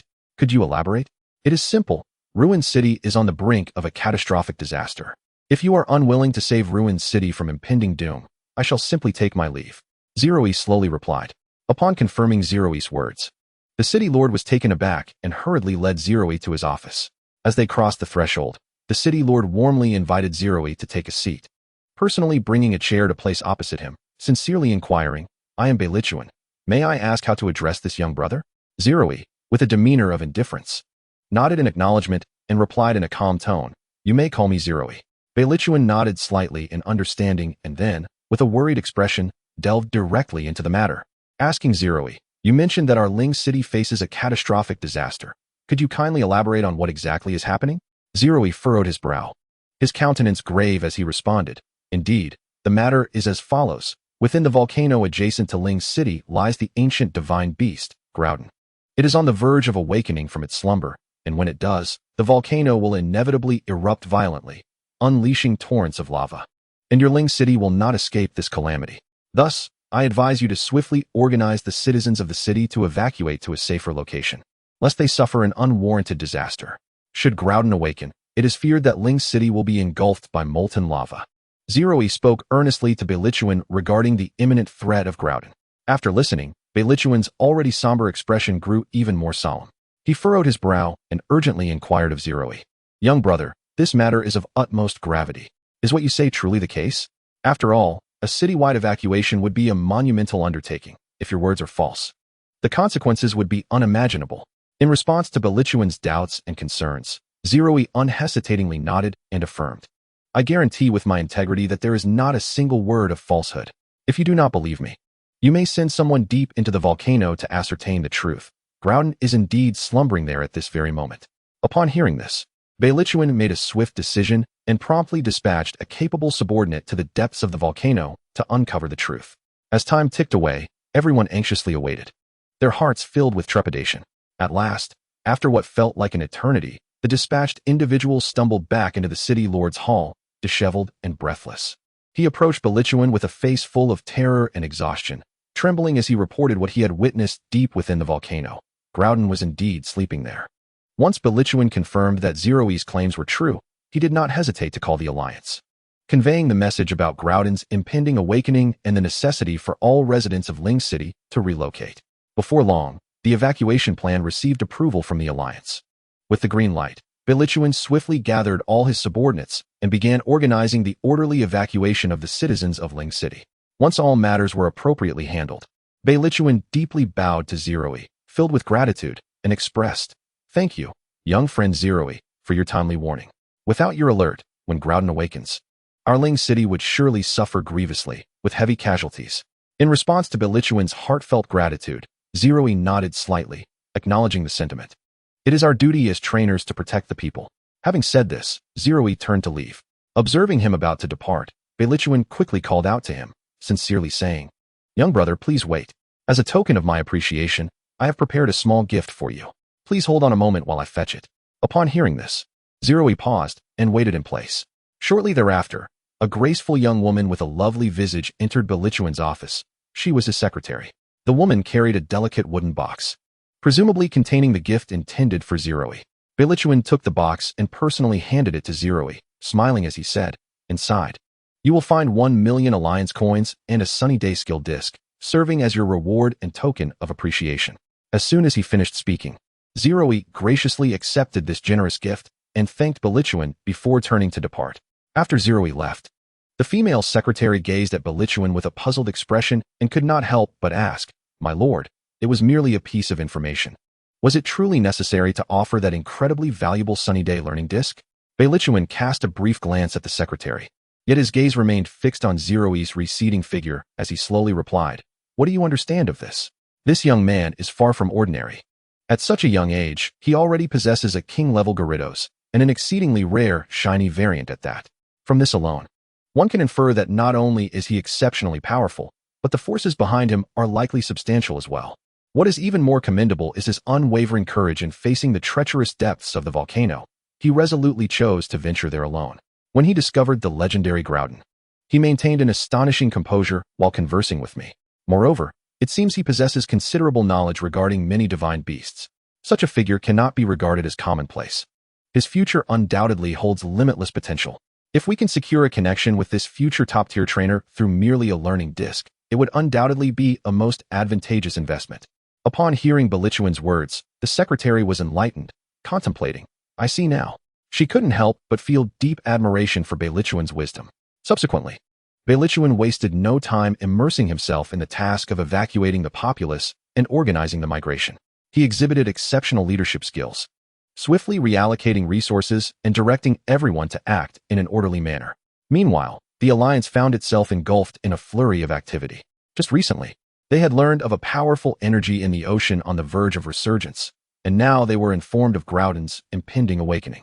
After comprehensive analysis, they were convinced that the ancient rival of Groudon, Kyogre, was also on the brink of awakening from the depths of the sea. Faced with the impending reality of two terrifying ancient beasts awakening, the Alliance members felt an overwhelming surge of pressure and anxiety. They needed to act swiftly, implementing all necessary measures to confront this crisis. First, the Alliance had to urgently notify all individuals located along the paths of Groudon and Kyogre to evacuate promptly to ensure their safety. Furthermore, they needed to dispatch powerful trainers to the locations of Groudon and Kyogre's awakening to gather intelligence and explore methods to prevent their resurgence. As the vast machinery of the Alliance functioned efficiently, various tasks were set in motion with urgency. On the other hand, Zeroyu had just exited Beilichuan's grand edifice when he resolutely decided to head toward the volcanic region, quietly awaiting Groudon's awakening. He was acutely aware of the perils that lay ahead, yet an insatiable thirst for the unknown and a sense of duty to safeguard world peace drove him forward without hesitation. Chapter 34. The Awakening of Groudon and Kyogre. Zeroyu chose a vacant spot at the foot of the smoky, heat-laden volcano where Groudon lay in slumber and swiftly erected a simple yet remarkably sturdy tent as a temporary shelter. He resolved to remain there, quietly awaiting the moment of Groudon's long-anticipated awakening. As time passed, day after day, Zeroyu steadfastly held his ground without faltering. At long last one day, the once tranquil volcano suddenly erupted with a torrent of surging lava, and the earth began to tremble violently. Having witnessed the unfolding events, Lingyu comprehended the gravity of the situation. Groudon had indeed awakened. At that moment, an unexpected turn of events transpired. The enigmatic system accompanying Lingyu emitted a sudden, melodious notification sound. Ding. The system has detected that the master is in proximity to the ancient deity Groudon. Accordingly, a special mission has been issued based on the master's innermost thoughts. Successfully quell the fury between Groudon and Kyogre, facilitating their return to a tranquil slumber.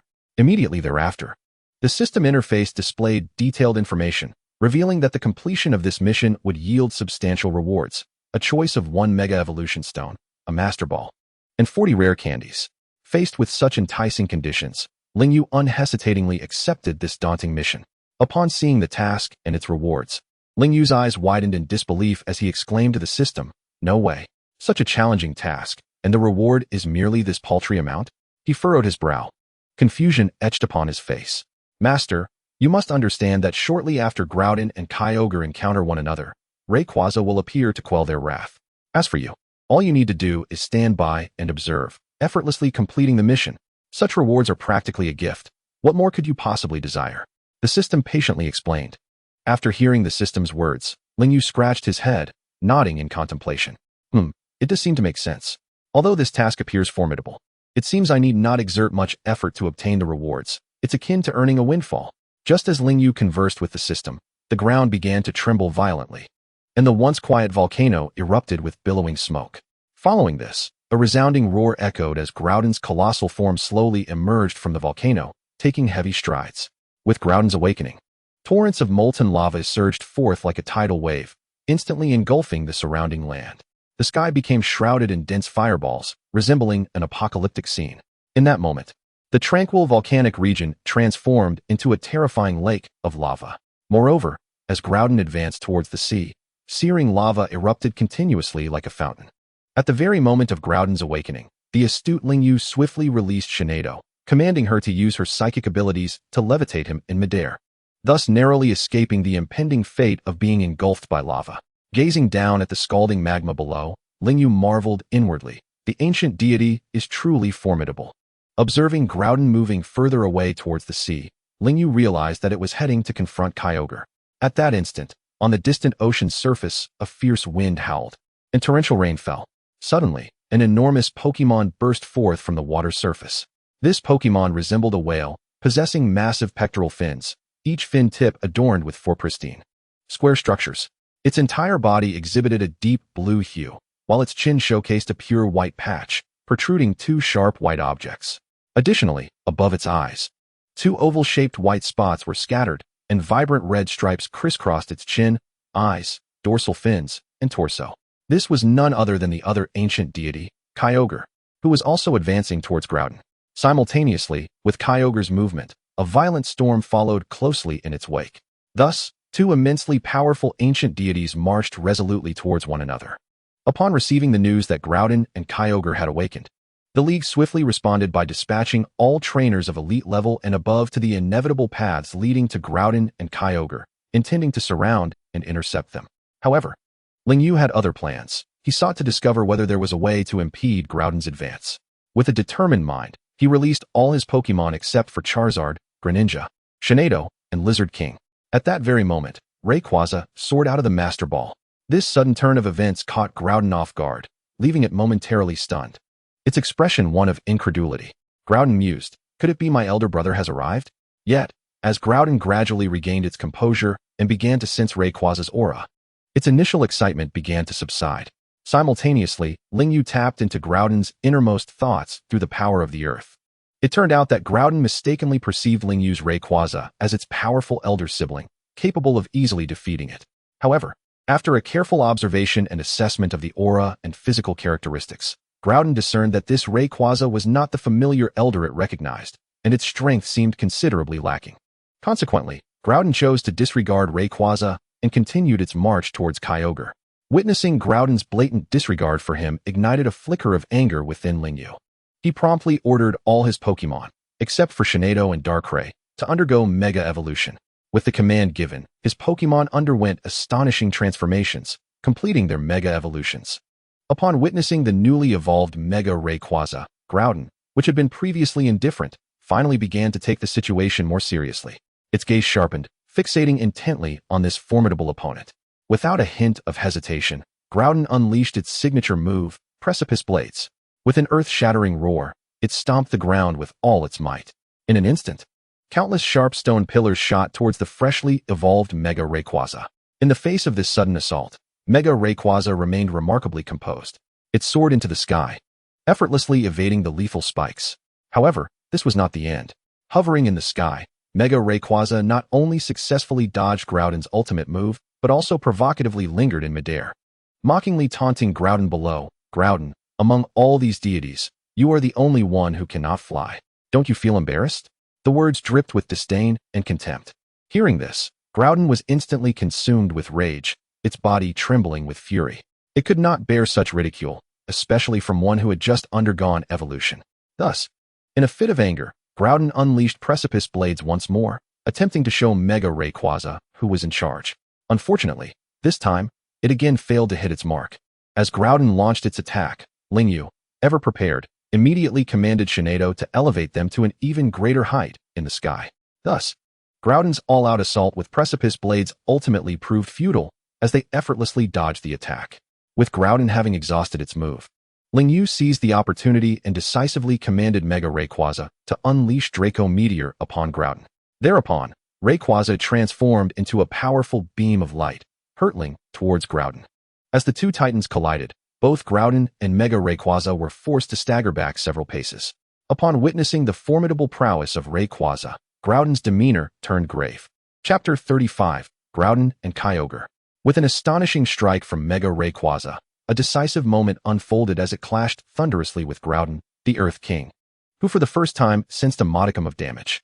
However, while Groudon remained locked in this tense standoff, Zeroyu swiftly issued commands, directing the remaining Pokémon to launch a fierce offensive against Groudon. In the blink of an eye, the battlefield transformed dramatically. Darkrai conjured a colossal sphere of dark energy between its hands, akin to a meteor plummeting from the heavens, hurtling towards Groudon with cataclysmic intent.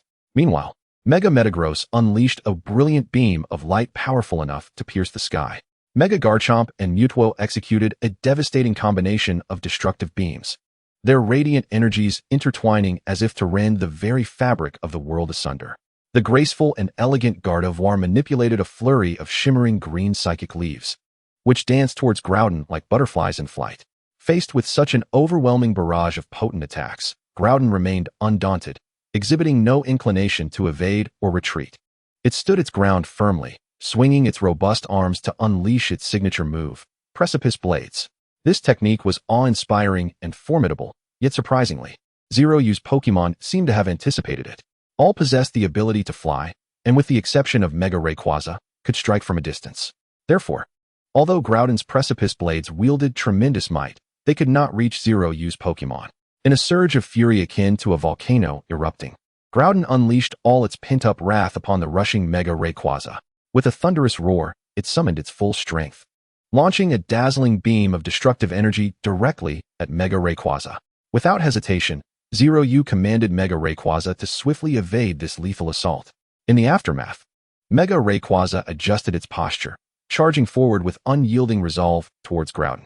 However, upon witnessing its attack go awry, Groudon was consumed by a fit of rage, swinging its powerful arms to strike down upon the oncoming Mega Rayquaza. In the face of this ferocious and potent arm strike from Groudon, Mega Rayquaza found itself with no means of escape. Reluctantly, it gritted its teeth, mustered its courage, and clashed head-on with Groudon. Despite successfully achieving Mega Evolution, the disparity in strength was still starkly apparent. Under the crushing blow of Groudon's arm, even Mega Rayquaza's signature move could not withstand the force, sending it crashing backward.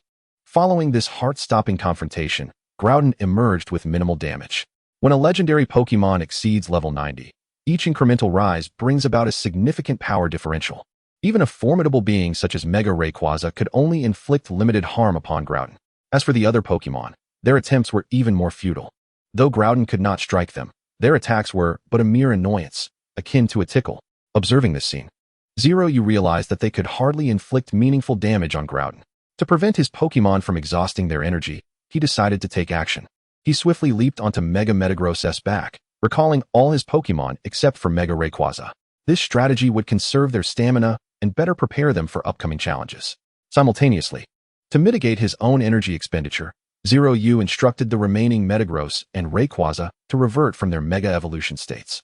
After making these preparations, Zeroyu guided Mega Metagross away from Groudon, closely trailing behind it. Groudon, noticing Zeroyu's departure, paid him no heed and continued its relentless advance towards Kyogre's location. Neither the dense forests nor the bustling cities could hinder Groudon's relentless march. Wherever it passed, flora withered, and streams of molten lava flowed, painting a scene reminiscent of the apocalypse. Zeroyu cautiously followed in its wake, even from a distance feeling the oppressive aura emanating from Groudon. However, before long, he suddenly noticed several small dark figures rapidly approaching from afar. As they drew nearer, Zeroyu discerned that these figures were a few Pokémon accompanied by their trainers, racing towards Groudon. Each Pokémon was uniquely imposing: a lithe Dragonite, a ferocious Salamence, a metallic Metagross, and an armored Skarmory. The trainers atop them were clad in outfits emblazoned with the Alliance symbol. Clearly, these trainers had been dispatched by the Alliance with the express purpose of halting Groudon. Among them, one figure particularly caught Zeroyu's attention: a silhouette crowned with striking red hair and vivid red eyebrows, adorned with a flowing cape. This was none other than Drayden, the Dragon-type champion from his previous life in the Pokémon world.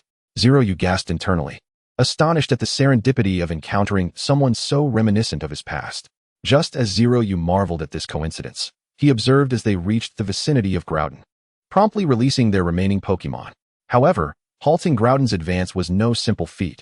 After all, even Zeroyu, with the might of numerous legendary Pokémon at his disposal, was unable to impede its progress, let alone a mere handful of champions. Despite their earnest efforts to assail Groudon, the results were disheartening. Their attacks were nearly ineffective, akin to scratching the surface of a boot. Furthermore, their own Pokémon quickly succumbed to Groudon's casually executed skill, losing the will to fight.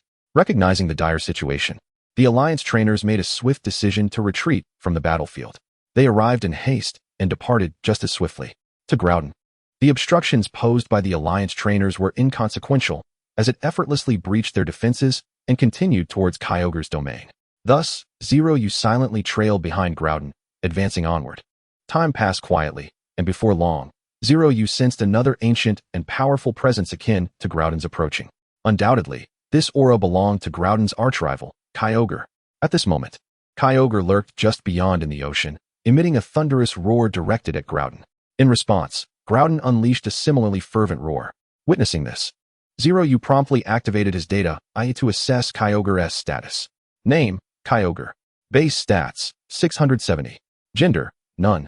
Abilities, Water Spout, Primordial Sea, Hydro Pump, Origin Pulse, Waterfall. Calm Mind, Liquidation, Ice Beam, Blizzard, Water Ring, Geyser, Dive, Hyper Beam, Rest, Protect, Waterfall, Surf. Level 95. Qualification, Level 1 Divine. Attribute, Water. Personality, Irritable. Ability, Rain Dance. Upon the appearance of this Pokémon, the weather transforms into rain. Held item, Indigo Orb. Divine title, God of the Ocean. Upon witnessing the opulent stats of Kyogre, which rival those of Groudon, Lingyu felt a pang of envy, pondering, when will my Pokémon attain such formidable strength? Just as Lingyu was engrossed in perusing the detailed information about Kyogre, a breathtaking confrontation unfolded as Groudon and Kyogre crossed paths. Without a moment's hesitation, Groudon unleashed a cataclysmic strike with its sword-like tail, aiming directly at Kyogre. In response to this sudden onslaught, Kyogre, equally resolute, retaliated with a devastating Origin Pulse. In an instant, two immeasurable forces collided, generating violent shockwaves that nearly toppled Lingyu from the back of his Metagross. Chapter 36. The Emergence of Rayquaza. The initial clash yielded no victor, and immediately after, Groudon and Kyogre resumed their fierce assault. A gleam of cold light flashed in Kyogre's eyes as it unleashed a frigid beam, striking Groudon with pinpoint accuracy and encasing it in ice. However, to everyone's astonishment, Groudon soon shattered its icy prison, emerging with renewed vigor. Realizing that Groudon had escaped, Kyogre wasted no time in launching a new wave of attacks, summoning 6 powerful energy spheres that erupted into lasers, hurtling toward Groudon. Undeterred, Groudon gathered cataclysmic energy, firing a dazzling beam of destruction directly into the oncoming tempest of lasers. The moment their attacks collided, a cataclysmic explosion erupted, shaking the very foundations of the battlefield. Accompanied by a thunderous roar, billowing smoke ascended like a mushroom cloud, obscuring the sky. Moments later, as the thick fog gradually dissipated, the colossal forms of the 2 legendary beasts emerged, undeterred by the earlier tumult. Instead, they continued their fierce clash, ravaging the surrounding ocean, which had transformed from its once crystalline blue to a seething mass of molten lava, coalescing into dark obsidian. Meanwhile, Kyogre's domain, affected by its icy beam, was enveloped in frigid air, rapidly forming thick layers of solid ice. Amidst the breathtaking spectacle of this titanic struggle, the diminutive Lingyu resembled a mere ant, quietly observing from the sidelines. He silently prayed, "Oh, Rayquaza, where are you? Your 2 younger brothers are locked in a fierce battle. Shouldn't you, as their elder, intervene?" Before long, the intensity of the battle between Groudon and Kyogre escalated dramatically. Unexpectedly, they both halted their assaults simultaneously. Yet the situation did not improve. Instead, Lingyu keenly sensed 2 even more powerful forces surging from within Groudon and Kyogre. Almost instantaneously, both Pokémon underwent a startling transformation, their sizes swelling to even more formidable proportions. Groudon's dark patterns ignited into a molten hue, and its claws became even more formidable. In contrast, Kyogre's coloration deepened from a vibrant blue to an abyssal indigo, with its once bright red stripes now shimmering in radiant gold. Undoubtedly, what lay before them was the manifestation of their primal reversion. Witnessing this, Lingyu activated his data to scrutinize the current state of affairs. He noted that their abilities had shifted from Drought and Rain Dance to Desolation and Origin Sea, respectively, rendering them immune to water and fire-type attacks. Their base stats surged from 670 to 770, and their levels ascended to 96. It was said that for deities above level 90, the disparity between levels was akin to the chasm between heaven and earth. Progress became increasingly arduous, with primal reversion granting only a single level increase. As Groudon and Kyogre completed their primal reversion, the battlefield trembled with their newfound power, intensifying the already fierce conflict. The residual shockwaves were too overwhelming for Lingyu, who was forced to retreat to a relatively safe distance. At that moment, a powerful sense surged within him, alerting him to an approaching third presence of extraordinary strength. Drawing from his years of experience and intuition, Lingyu realized this aura far surpassed that of Groudon and Kyogre. It could only belong to their elder brother, Rayquaza. Indeed, in the next instant, a Rayquaza, larger than any he had ever seen, descended from the heavens, radiating a brilliant light as it pierced through the clouds like a blazing meteor, landing above the primal forms of Groudon and Kyogre. Simultaneously, a magnificent spectrum of colors followed, revealing a crystalline stone emanating a mysterious aura. Faced with such a spectacle, Lingyu wasted no time. Activating his data eye to investigate the details of this Super Rayquaza and the enigmatic stone. Name: Super Rayquaza. Base stats: 780. Gender: none. Abilities: Hurricane, Dragon Ascent, Primal Force. Crunch, Dragon Claw, Roar, Dragon Dance, Rest, Bite, Air Slash, Fly, Outrage, Extreme Speed, Power-Up Punch, Ice Beam, Protect, Earthquake, Dragon Pulse, Destruction Beam, Dragon Tail, Draco Meteor, Dragon Rush. Tailwind, Hurricane. Level: 97. Mega Evolution grants an additional level. Qualification: Level 1 Divine. Attribute: Dragon, Flying. Personality: cheerful. Ability: Delta Stream. Transforms the weather to nullify flying-type weaknesses. Held item: Prism Scale. Divine title: God of the Sky. After meticulously analyzing Rayquaza's attributes, which far surpassed those of Groudon and Kyogre, Lingyu had yet to fully absorb the magnitude of this revelation when a thunderous roar erupted from the vicinity of the stone. Super Rayquaza stood tall, head raised to the sky, unleashing a deafening cry that seemed to possess boundless magic, instantly capturing the attention of the battling primal Groudon and Kyogre. Coincidentally, they both ceased their actions, their gazes drawn to the suddenly manifested Super Rayquaza. As the magnificent Mega Rayquaza materialized before them, Groudon wasted no time and immediately unleashed its signature move, the devastating Dragon Ascent, sending a dazzling beam of light hurtling toward its target. Kyogre, not to be outdone, swiftly retaliated with a powerful Origin Pulse, a deluge of energy surging forth like a tidal wave aimed directly at Mega Rayquaza. Yet, in the face of the relentless onslaught from these two legendary beasts, Mega Rayquaza exhibited an effortless grace, merely twisting its body a few times to evade their attacks with ease. Then, Mega Rayquaza commenced its counteroffensive. A formidable energy coalesced within its maw, and with a sudden burst, it unleashed a brilliant barrage of Dragon Meteor. This radiant energy soared into the sky like a colossal projectile, only to erupt in a dazzling explosion, showering countless radiant shards down upon Groudon and Kyogre. The impacts left both Groudon and Kyogre reeling in pain, their bodies swaying unsteadily. Seizing the moment, Groudon summoned its strength and executed a powerful Precipice Blades, striking fiercely at Rayquaza. The blow was tremendous, catching Rayquaza off guard and sending it crashing onto the vast icy expanse created by Kyogre. Without hesitation, Kyogre launched an assault upon the fallen Mega Rayquaza, unleashing a torrential Origin Pulse that surged forth like a roaring sea. In an instant, 6 brilliant orbs of energy materialized around the primal Kyogre, hurtling towards Mega Rayquaza like meteors. Despite having just endured an attack from Groudon, Mega Rayquaza, drawing upon its immense power, ascended rapidly, narrowly evading Kyogre's Origin Pulse. Simultaneously, Mega Rayquaza opened its wide maw, gathering a formidable beam of destructive energy, and unleashed it with thunderous force towards Kyogre. Having just unleashed its Origin Pulse, Kyogre was still reeling from the backlash and found itself unable to evade the sudden onslaught of the destructive beam, resulting in a direct hit. With a resounding crash, Kyogre was sent careening backward, colliding heavily with Groudon. Witnessing Kyogre's plight, Groudon surged forward without hesitation, launching a powerful energy wave directly at Rayquaza. In that instant, the earth trembled violently, and towering stone pillars erupted from the ground like mushrooms after rain, steadfastly supporting the massive form of Rayquaza. Unfazed by the sudden turn of events, Rayquaza soared into the sky with astonishing speed, concentrating its energy at a single point, preparing to unleash its ultimate technique, the signature move. With a fervent roar, Rayquaza descended like a blazing meteor, crashing into the stacked forms of Groudon and Kyogre with unparalleled force. A thunderous explosion echoed, shaking the very fabric of the world. In this heart-stopping moment, Rayquaza delivered its ultimate blow, striking true.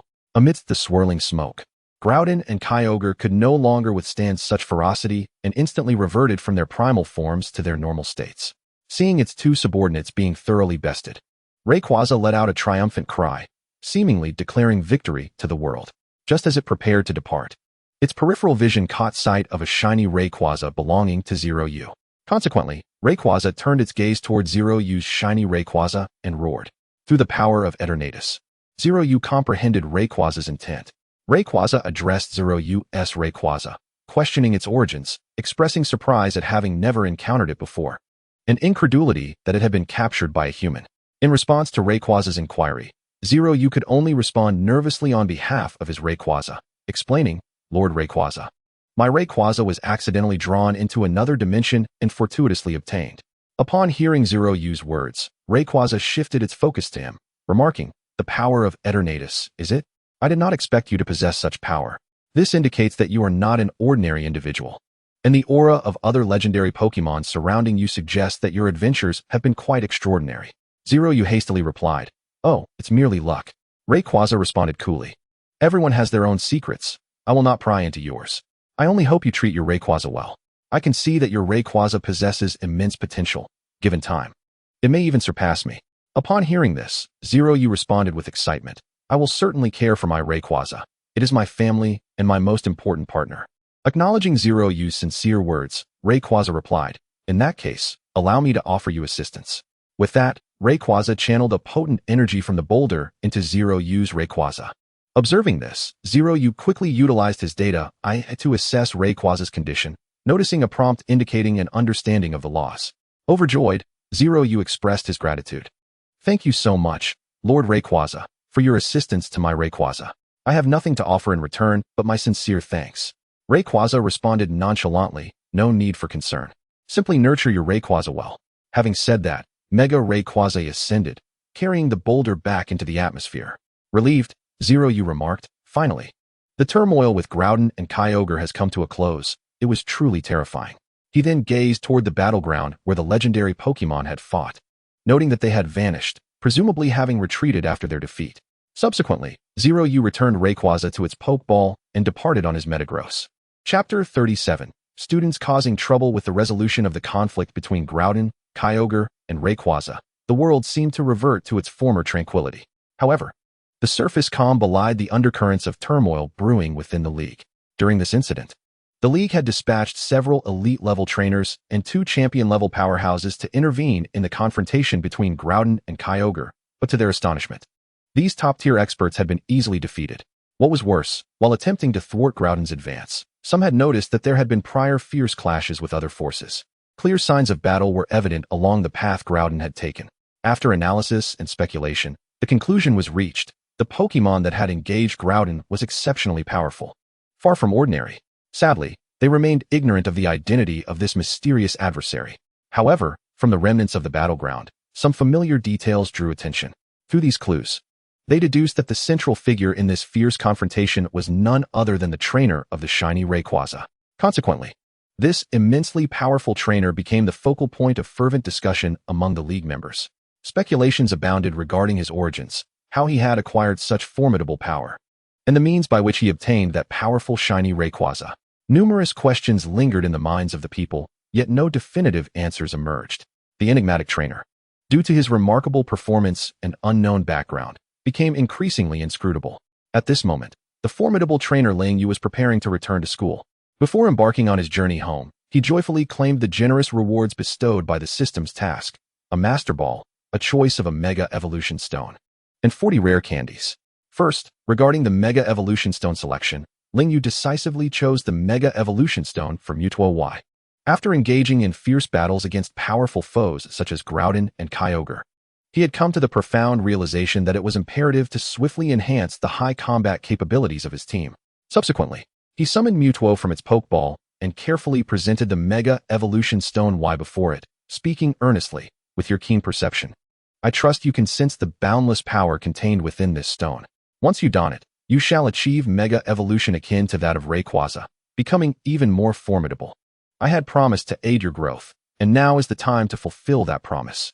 Additionally, here are some rare candies. Consuming each one will elevate your level by 1. By human standards, you currently stand at level 85. By devouring these 5 rare candies, you can ascend directly to level 90, yet further advancements in your level will require our collective efforts.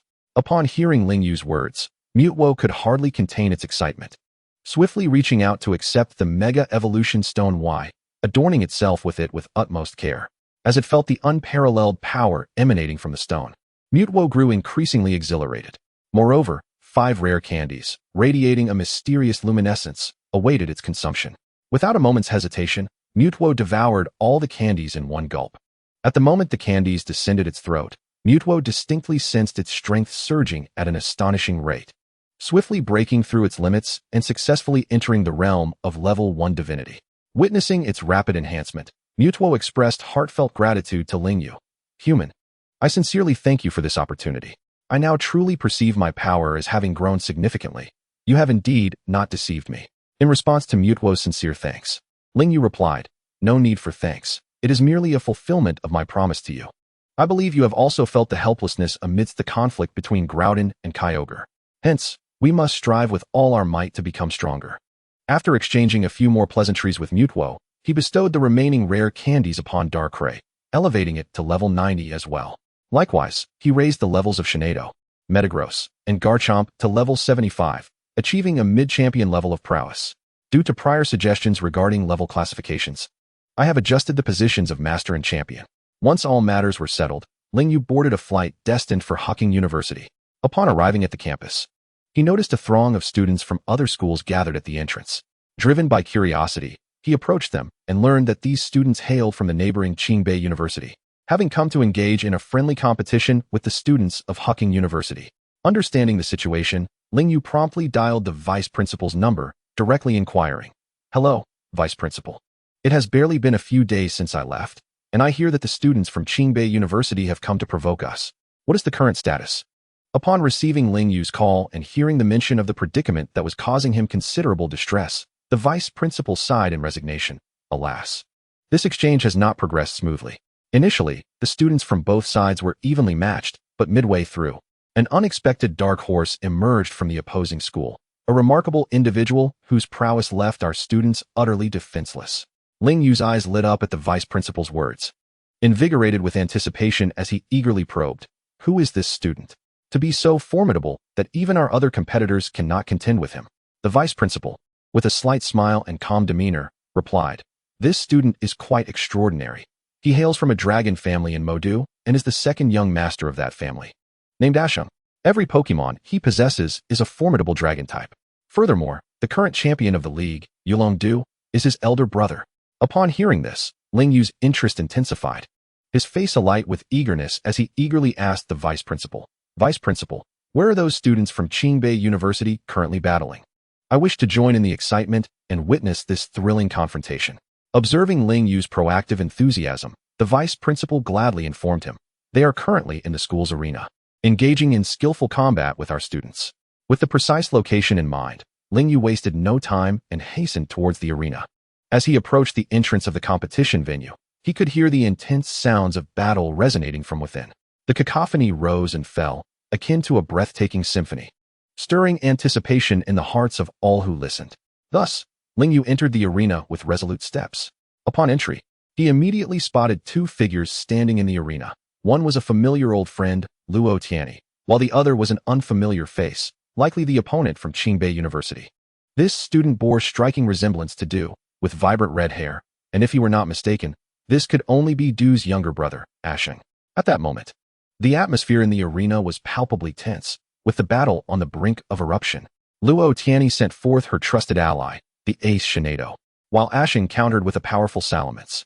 The 2 sides were embroiled in a fierce clash, with neither able to gain the upper hand.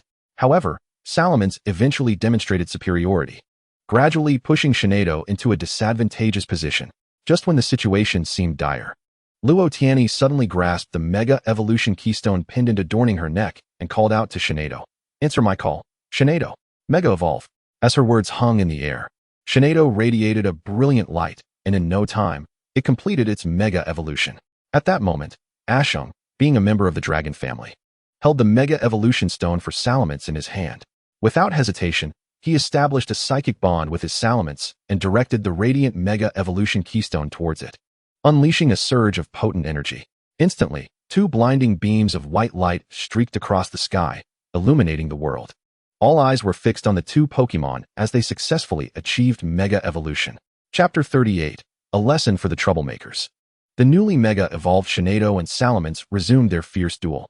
Yet, regrettably, despite Shinado's newfound power, it struggled against the overwhelming might of the evolved Salamence.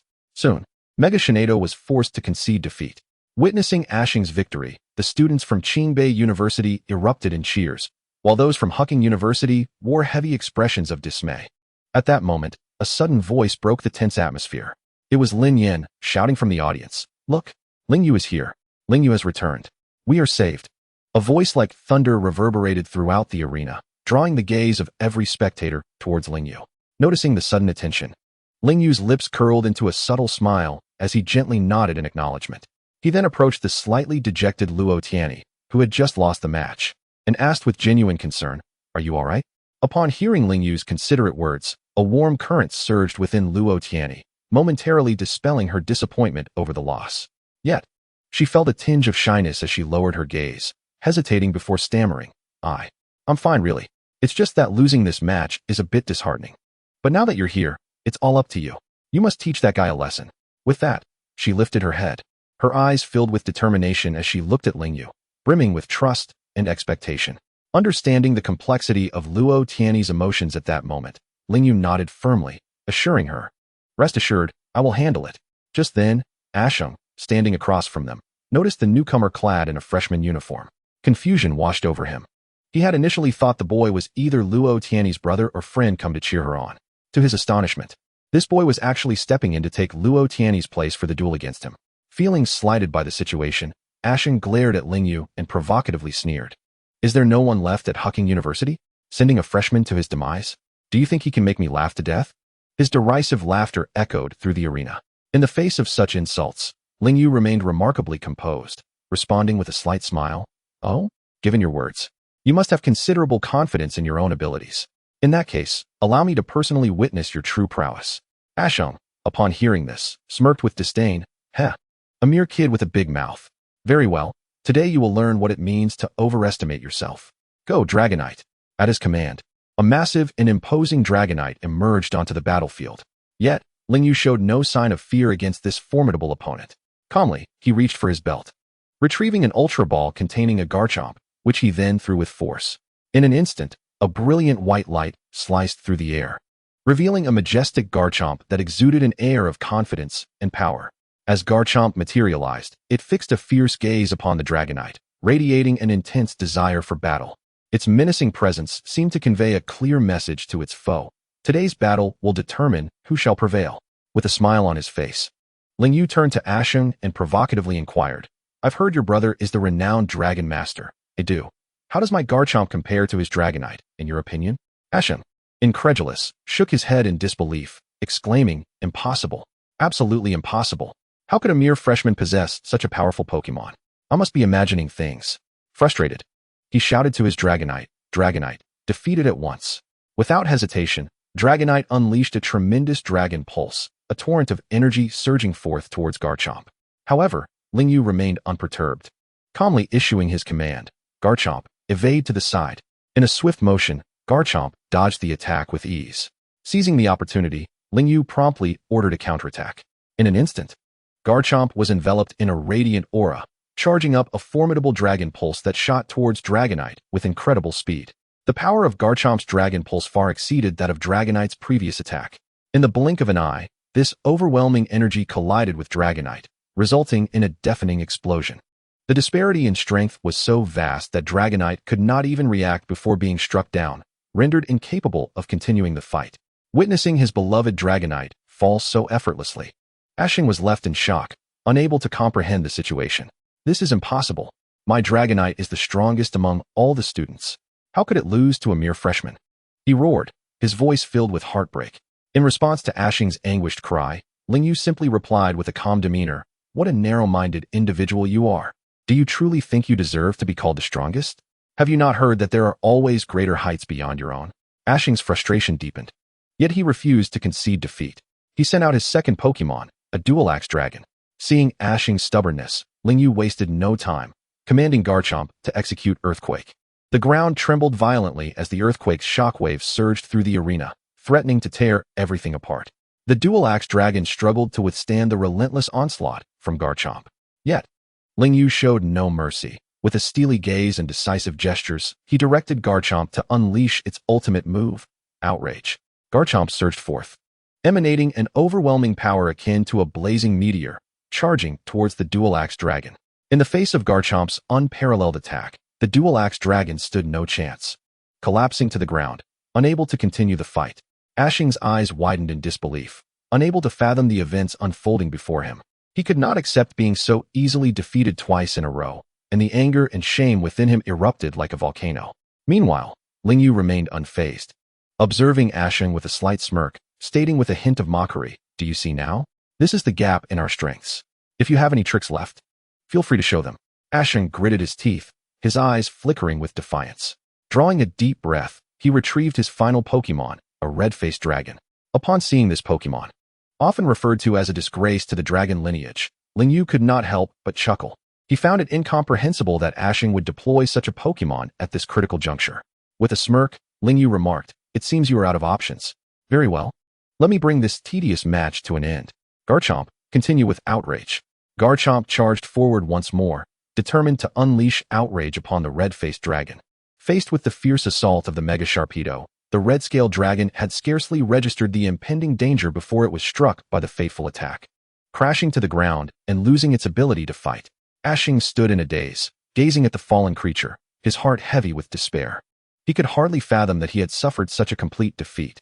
Zeroyu approached Ashing with an air of calm, advising him, "Remember, never underestimate anyone."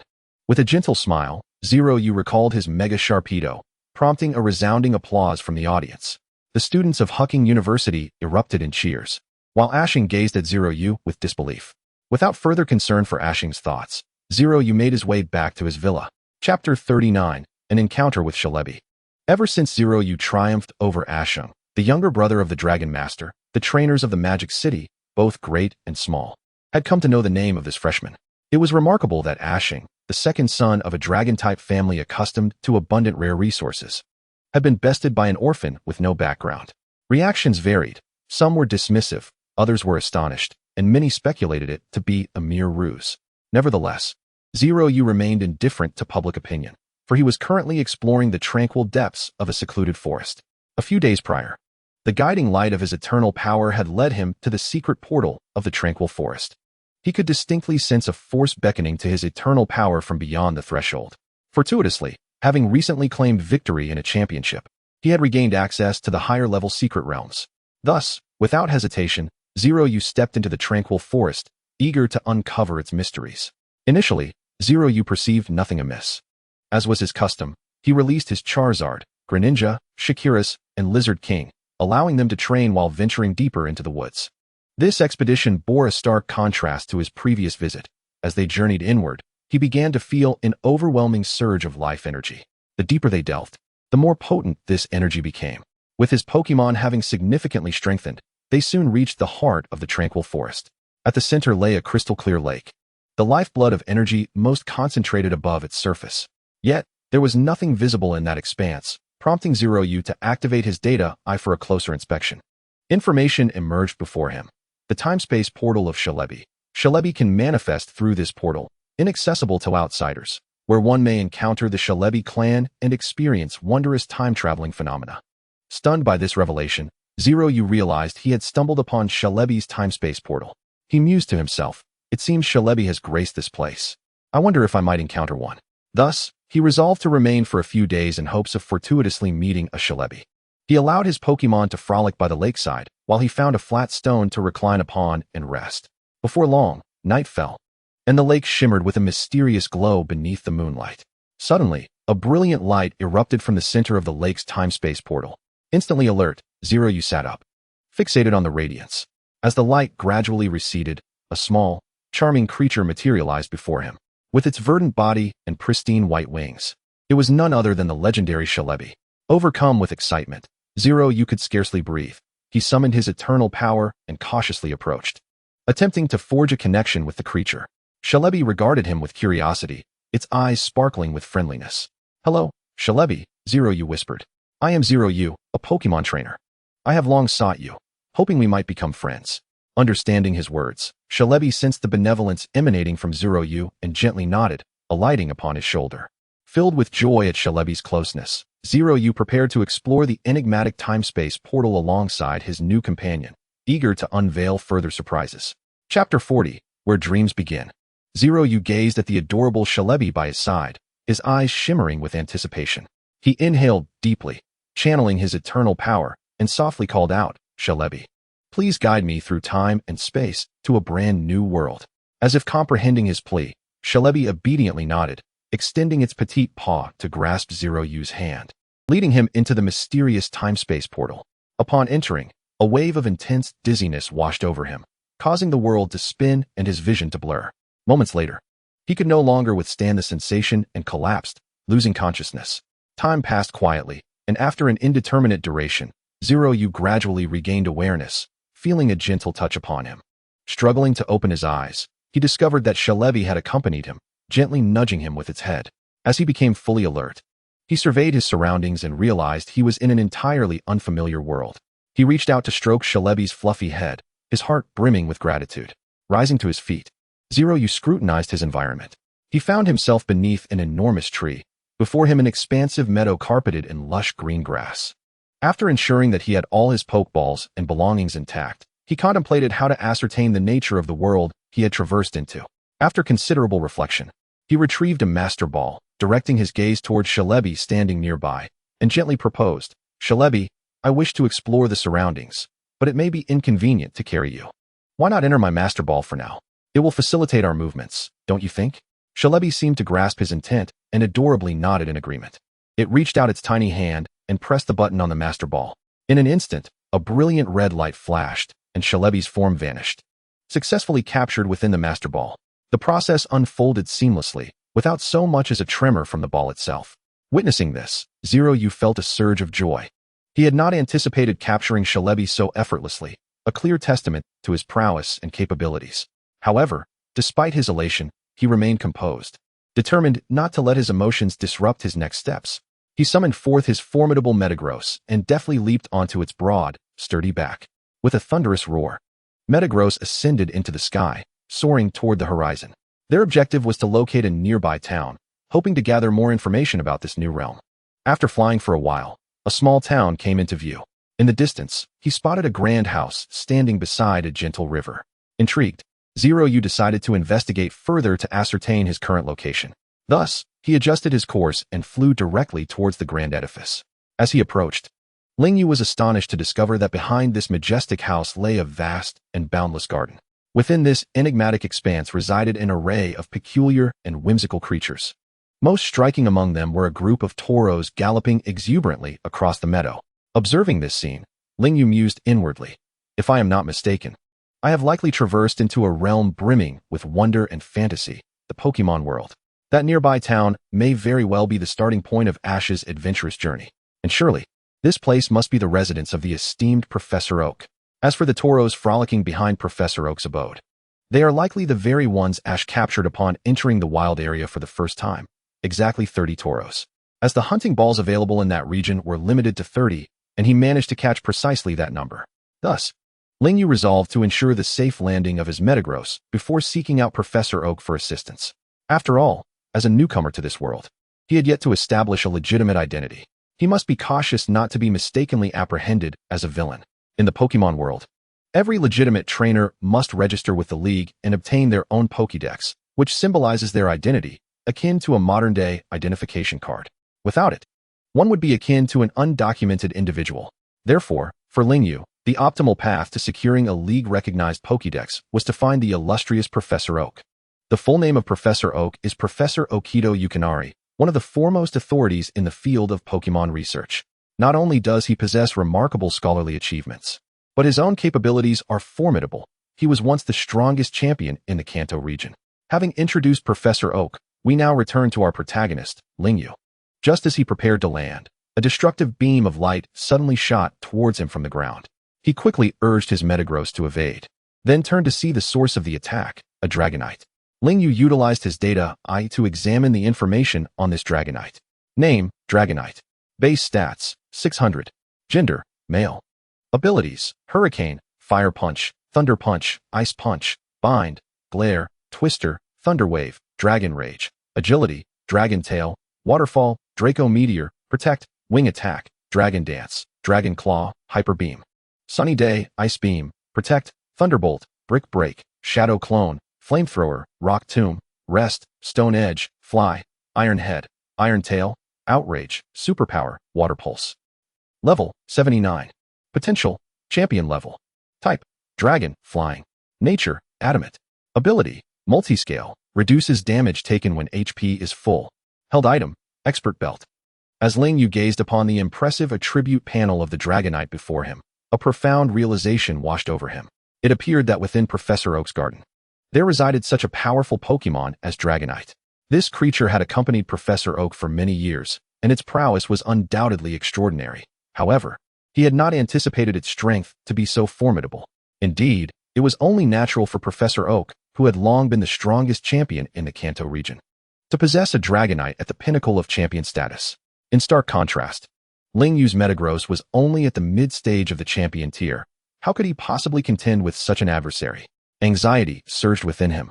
In a moment of desperation, Lingyu hastily dismounted from Metagross and raised the shimmering Mega Evolution bracelet high, calling out to Metagross, "Metagross, heed the call of my heart and achieve Mega Evolution."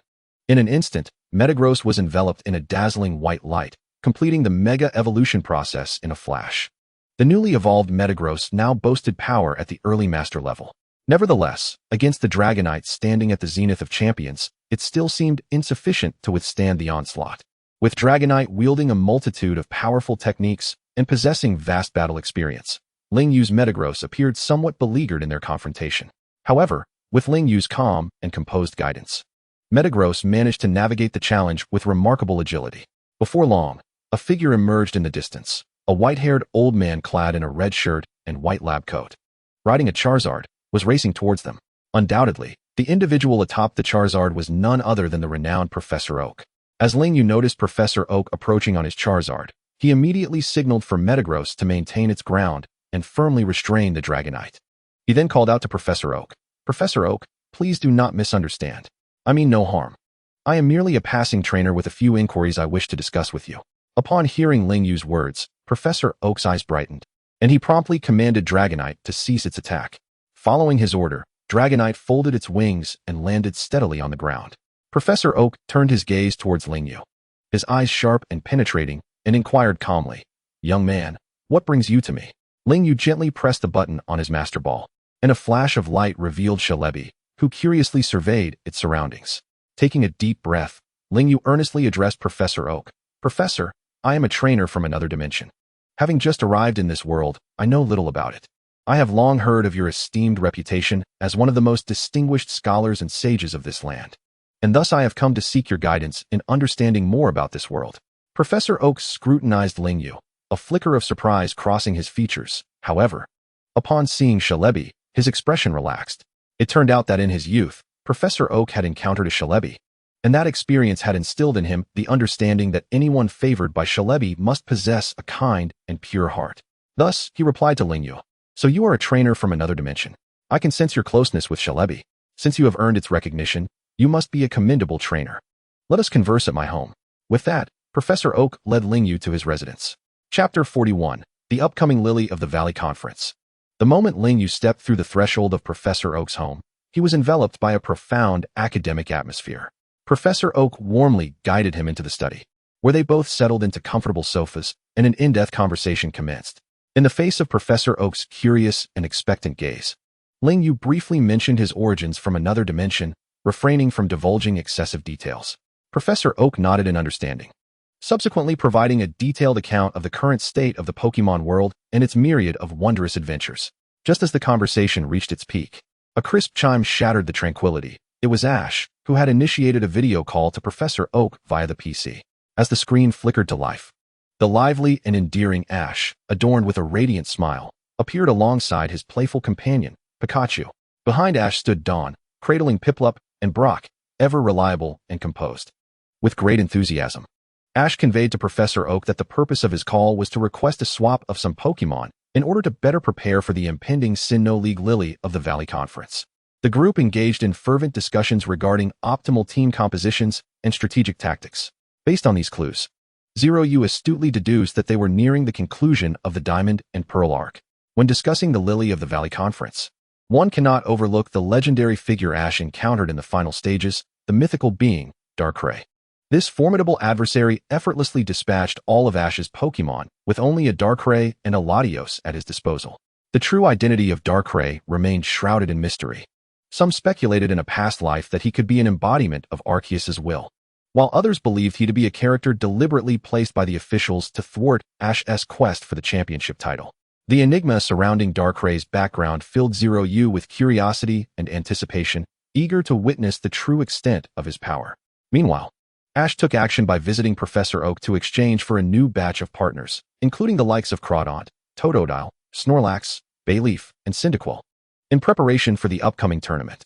Fully aware of the necessity to collect 8 badges to participate in the Lily of the Valley Conference, Zeroyu resolutely bid farewell to Professor Oak and commenced preparations for his journey to the Sinnoh region, with the objective of acquiring those crucial 8 badges.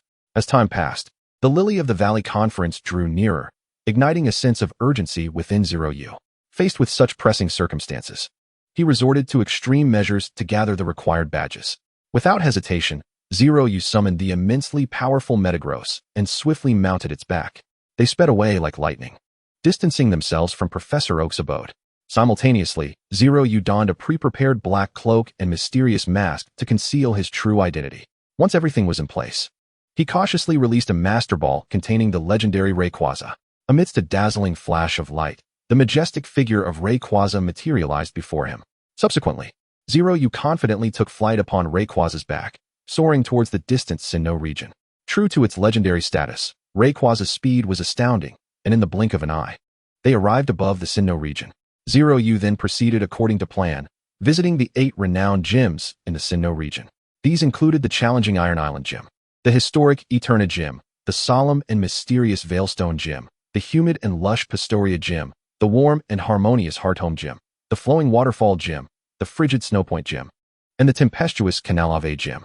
Upon arriving at each gym, Zeroyu wasted no time and immediately challenged the gym leaders. He decisively unleashed the formidable Mewtwo, who, with its exceptional combat prowess, effortlessly defeated each gym leader. Undoubtedly, the battles were one-sided, and ultimately, Zeroyu successfully acquired all the badges. Each badge symbolized the honor and strength of its respective gym. The Coal Badge from the Iron Island Gym shimmered with profound light. The Forest Badge from the Eterna Gym exuded a fresh natural aura. The Relic Badge from the Veilstone Gym harbored infinite power. The Marsh Badge from the Pastoria Gym conveyed a mysterious, watery essence. The Relic Badge from the Hearthome Gym bore the weight of history. The Mind Badge from the Waterfall Gym showcased resilience. The Ice Badge from the Snowpoint Gym was chilling yet captivating, while the Beacon Badge from the Canalave Gym shone brilliantly, akin to a guiding light. On that day, a myth began to circulate throughout the Sinnoh region, recounting the tale of a boy cloaked in a mysterious aura, riding a Rayquaza that radiated a resplendent golden light, accompanied by an unnamed yet formidable Pokemon. This boy was none other than Zeroyu. Remarkably, he had triumphed over the 8 illustrious gyms in just a matter of hours. Zeroyu's exploits were akin to a thunderclap that reverberated through the skies, astonishing the upper echelons of the Pokemon League. They gazed wide-eyed, utterly captivated by the extraordinary prowess of Zeroyu's Pokemon. However, confronted with the overwhelming might of Rayquaza, the League officials were filled with trepidation, daring not to entertain any malevolent intentions. After all, who would dare provoke such an invincible entity? Having successfully collected the 8 badges that represented honor and strength, Zeroyu wasted no time embarking on his journey to Lily of the Valley Island. Perhaps out of a desire for discretion, he chose not to ride the conspicuous Rayquaza for this leg of the trip. opting instead for Charizard as his means of transportation to the destination. Upon setting foot on the soil of Lily of the Valley Island, Zeroyu dashed forth like an arrow, his sights set firmly on the Pokémon Center. He hurriedly completed the registration process and promptly signed up for the forthcoming grand event. Throughout his journey, a sense of urgency enveloped him. Would he risk missing this competition? Yet fortune smiled upon him, as he arrived just in time to successfully register. For a moment's delay could have meant losing the opportunity to partake in this grand occasion. With his registration completed, Zeroyu felt a wave of relief wash over him. His spirits lifted.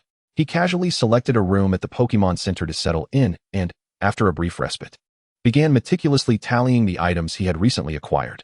Before him lay a bountiful array of treasures, an assortment of energy cubes, various healing items, a few Ultra Balls, and an enticing collection of 40 rare candies. Filled with anticipation, Zeroyu resolved to give his all in preparation for the Lily of the Valley Conference. To this end, he elevated his powerful partners, including Charizard, Greninja, Sandshrew, and Sceptile, to level 60, ensuring they were in peak condition to face the challenges posed by trainers from all corners.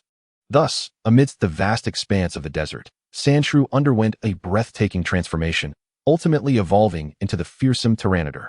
Under the watchful eyes of the onlookers, the once diminutive Sandshrew began to undergo astonishing changes. Its body swelled, becoming increasingly formidable, while its short tail rapidly elongated, moving like a steel whip. As the dazzling white light gradually faded, a magnificent and imposing creature emerged before the crowd. The newly evolved Bangilas is enveloped in a layer of armor as hard as iron, reminiscent of a divine warrior descending upon the world. Its head, neck, and the rear of its shoulders are adorned with a series of long and short sharp spines that glisten with a chilling light, evoking a sense of dread. At the end of its tail, encircling it, are numerous fine, sharp spikes, as if to declare to any adversary, "Those who dare to touch shall pay a grievous price." Upon closer inspection, one would observe that Bangilas possesses a pair of extraordinarily sharp fangs on both the upper and lower jaws, while its limbs are robust and positioned in a formidable tripod stance. Furthermore, its indomitable exterior is marked by several distinctive structures, on either side of its broad and sturdy chest, at the center of its proud spine, and at the knee joints of its powerful legs, lie two equilateral triangular black voids, deep and dark, exuding an aura of mystery akin to an endless abyss. Additionally, a neatly shaped diamond-shaped notch is present on its rounded abdomen and the lower part of its wide waist, revealing a solid shell that mirrors the hue of its exterior. At this moment, Bangilas has undergone a metamorphosis, radiating an unparalleled aura of strength. Not only has its appearance undergone a revolutionary transformation, but it has also mastered formidable skills such as Flame Fong, Ice Fong, Thunder Fong, Dark Pulse, and Giga Impact, with its base stats soaring to an impressive 600. Witnessing Bangilas' successful evolution, Lingyu was overjoyed. However, the surprises did not end there, as the Gekuga, upon reaching level 60, unexpectedly learned the powerful techniques of Black Mist and Water Cannon. Moreover, the Lizard King was equally determined, having acquired the skills of Mega Drain and Backstrike. To enhance the prowess of these Pokémon, Lingyu expended 33 precious evolution items. The remaining 7 were evenly distributed among Shinedo, Jujin, and Garchomp, with each Pokémon receiving 2 items, while the final item was awarded as a special prize to the outstanding Jujin. Following the completion of all upgrades, Jujin successfully ascended to level 78, while Shinedo and Garchomp both reached level 77. Once all preparations were in place, suddenly, a message from the system echoed. Mission: claim the championship of the Sinnoh League. Reward: choose 1 Mega Stone, 1 Master Ball, and 1 random legendary Pokémon. Stunned by the bountiful rewards upon mission completion, Lingyu pondered, such tempting rewards. I must exert every effort to acquire them all. If I secure the championship, I will gain yet another legendary Pokémon. How exhilarating. Chapter 42, Sinnoh League, Part 1. Before long, nightfall quietly descended, and the once tranquil Lilac Conference venue transformed into a bustling spectacle. Radiant beams of laser light crisscrossed above the arena, weaving together to create a breathtaking tapestry. The Lilac Conference features 4 competition venues, and at this moment, all participants converged upon the central grand arena, including Lingyu. From a distance, one could see Ash's tall figure, with a charming Pikachu perched steadily upon his shoulder. Beside Ash stood a stern-faced, expressionless man, Shinji, who was a formidable rival of Ash during the Diamond and Pearl arc, known for his exceptional strength. Initially, Shinji was a trainer obsessively focused on the strength of Pokémon, harboring a deep disdain for weaker creatures. Upon capturing a new Pokémon, he would promptly consult the Pokédex to determine if it met his stringent standards. If it fell short, he would unhesitatingly release it back into the wild. Moreover, when witnessing his Pokémon make foolish mistakes in battle, he would often berate them as worthless. He held Ash's approach in contempt, viewing the establishment of a good relationship with Pokémon as a sheer waste of time devoid of any practical significance. Additionally, he regarded Ash as an overly indulgent trainer, a notion that infuriated him. Despite his usual cold demeanor towards Ash, he would not hesitate to lend a helping hand when Ash found himself in distress. Over time, he gradually began to acknowledge Ash's methodology in caring for Pokémon. His training methods were exceedingly rigorous, bordering on the cruel and militaristic. Sometimes, he would even have Pokémon endure each other's attacks, thereby enhancing their resistance and endurance against skills. It was this unique and extreme training approach that positioned him as one of Ash's most formidable challengers. Among the many adversaries Ash faced, none treated their Pokémon with such severity, verging on ruthlessness. Typically, he maintained a tense expression, silent and stoic, yet upon hearing that Ash had once defeated a deity, a flicker of surprise crossed his otherwise impassive face. In truth, he was filled with passion beneath his cold exterior, having grown accustomed to concealing his true self. Respect would only emerge when he encountered genuine strength. Following his defeat at the hands of Ash in the semifinals of the Lilac Conference, he began to wholeheartedly acknowledge Ash as a truly exceptional opponent. Furthermore, Lingyu noted the mysterious figure, Dactaru, who had effortlessly swept aside Ash's 6 Pokémon with merely 2 legendary creatures. Dactaru emanated an ineffable aura of mystery, as if concealing countless unknown secrets within. Thus, driven by curiosity, Lingyu could not help but scrutinize this enigmatic visitor closely. Dactaru seemed to sense Lingyu's unwavering gaze, his hawk-like eyes coldly sweeping in Lingyu's direction. A mere exchange of glances sent a chill down Lingyu's spine. He inwardly mused, this individual is certainly not to be underestimated. After this brief encounter, Lingyu realized that the only opponents worthy of his attention in this competition were the 3 trainers before him. After surveying these rivals, Lingyu nonchalantly averted his gaze. Though his heart was already tumultuous, looking toward the audience, he found it packed with spectators eager to witness the event. Lingyu's eyes quickly scanned the crowd, and he soon spotted Xiaoguang and Xiaojing seated in the front row. Xiaoguang cradled a delightful Pokémon, her face aglow with excitement and anticipation, while Xiaojing gazed intently at the arena, clearly captivated by the impending contest. Shortly thereafter, the exhilarating Lilac Conference reached the moment of igniting the torch. A man and a woman, both elegantly attired representatives, stood firmly atop the towering torch platform.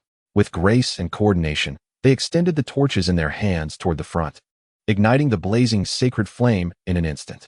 As the torch blazed to life, the atmosphere surged to a crescendo, and the audience erupted in jubilant cheers. With the torch now ablaze, the Lilac Conference was officially underway. 64 formidable trainers participated in this grand convention. The initial phase of the competition employed a 3-on-3 duel format, but as it progressed to the semifinals, it transitioned into a more intense 6-on-6 battle style. After a series of thrilling contests, the participants of the first round were finally grouped together, but by this time, darkness had descended upon the land. Considering the exhaustion of all involved, the event organizers decided to allow the trainers and spectators to return for rest, to rejuvenate themselves for the battles of the following day. After tidying up his belongings, Lingyu strode briskly towards the Pokémon Center. Along the way, he suddenly heard a commotion ahead. Upon approaching, he discovered Ash and his companions were embroiled in a heated argument with Shinji. Driven by curiosity, Lingyu quickly made his way over to greet them. Upon seeing Lingyu, Ash and the others greeted him with friendly smiles and warm enthusiasm. However, Shinji remained silent, offering Lingyu nothing more than a cold glance before turning away, leaving behind an air of aloofness. In the face of Shinji's blatant rudeness, Lingyu did not allow anger to cloud his demeanor. Instead, he continued to converse with Ash as though unaffected. To clarify his identity, Lingyu falsely claimed to hail from the Hoenn region. Since he had previously appeared during Ash's conversation with Professor Oak, he and Lingyu found ample topics to discuss. Thus, they exchanged insights about Pokémon and shared personal stories before returning together to the Pokémon Center. After arriving at his room, Lingyu prepared for bed. The following day, Lingyu checked in. Ding! Congratulations, Master, you have checked in and received 5 rare candies. Upon seeing the rewards for checking in, Lingyu promptly used the rare candies on his Charizard, elevating it to level 81, thus reaching the initial stage of the master level. He then joined Ash and the others to head to the competition venue for the first round of battles that day.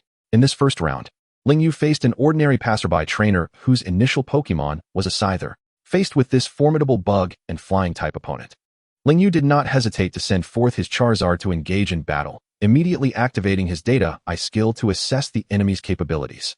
After a thorough investigation, he was pleasantly surprised to discover that the Scyther was only at level 47. It was worth noting that Lingyu's Charizard had already reached the pinnacle of level 60, making this encounter a trivial matter given the overwhelming advantage. Moreover, with the type advantage firmly in his favor, victory seemed all but assured. As anticipated, the moment the battle commenced, Lingyu commanded Charizard to ascend swiftly into the air and unleashed a torrent of searing flames directly at the Scyther. The sudden onslaught was so swift that the Scyther had no opportunity to react, instantly being engulfed by the raging inferno and reduced to charred remains, rendering it incapable of continuing the fight. The scene before Lingyu evoked memories of a survival show he once watched, where people jested about Bear Grylls consuming insects. A single bite of that bug, crisp and crunchy, tastes like chicken, and the protein content is several times that of beef. At that moment, faced with the thoroughly cooked Scyther, Lingyu felt an inexplicable urge to sample its flavor, yet he quickly suppressed this odd impulse and refocused on the match. Before long, the opponent sent forth their second Pokemon, a Gastrodon. Upon catching sight of the water and ground-type Gastrodon, Lingyu wasted no time in activating his Data-Eye skill, meticulously examining all pertinent information. After his probing, he was delighted to find that it was merely at level 48, indicating that the trainers ahead were rather mediocre. Contrary to conventional wisdom, Lingyu did not recall his water-weak Charizard. Instead, he calmly issued the command, "Charizard, maintain your flight and charge forth with all your might. Use Dragon Claw to strike that Gastrodon." As soon as the words left his lips, Charizard soared into the sky like a crimson bolt of lightning, racing towards Gastrodon. Realizing the imminent threat, the opponent frantically commanded Gastrodon to turn and unleash a water gun at Charizard. However, it was too late. Charizard deftly sidestepped the attack with remarkable agility, closing the distance in a flash to deliver a devastating Dragon Claw strike upon Gastrodon. With a resounding thud, Gastrodon was sent hurtling to the ground, raising a cloud of dust. When the dust settled, it revealed a Gastrodon that had lost its ability to continue fighting. Seeing both of their Pokemon defeated in quick succession, the opposing trainer, in a state of desperation, summoned their final Pokemon, a Bidoof.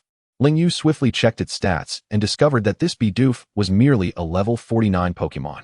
Without hesitation, he resolved to end the battle swiftly. True to form, Lingyu commanded Charizard to unleash a flamethrower, charging directly at Bidoof.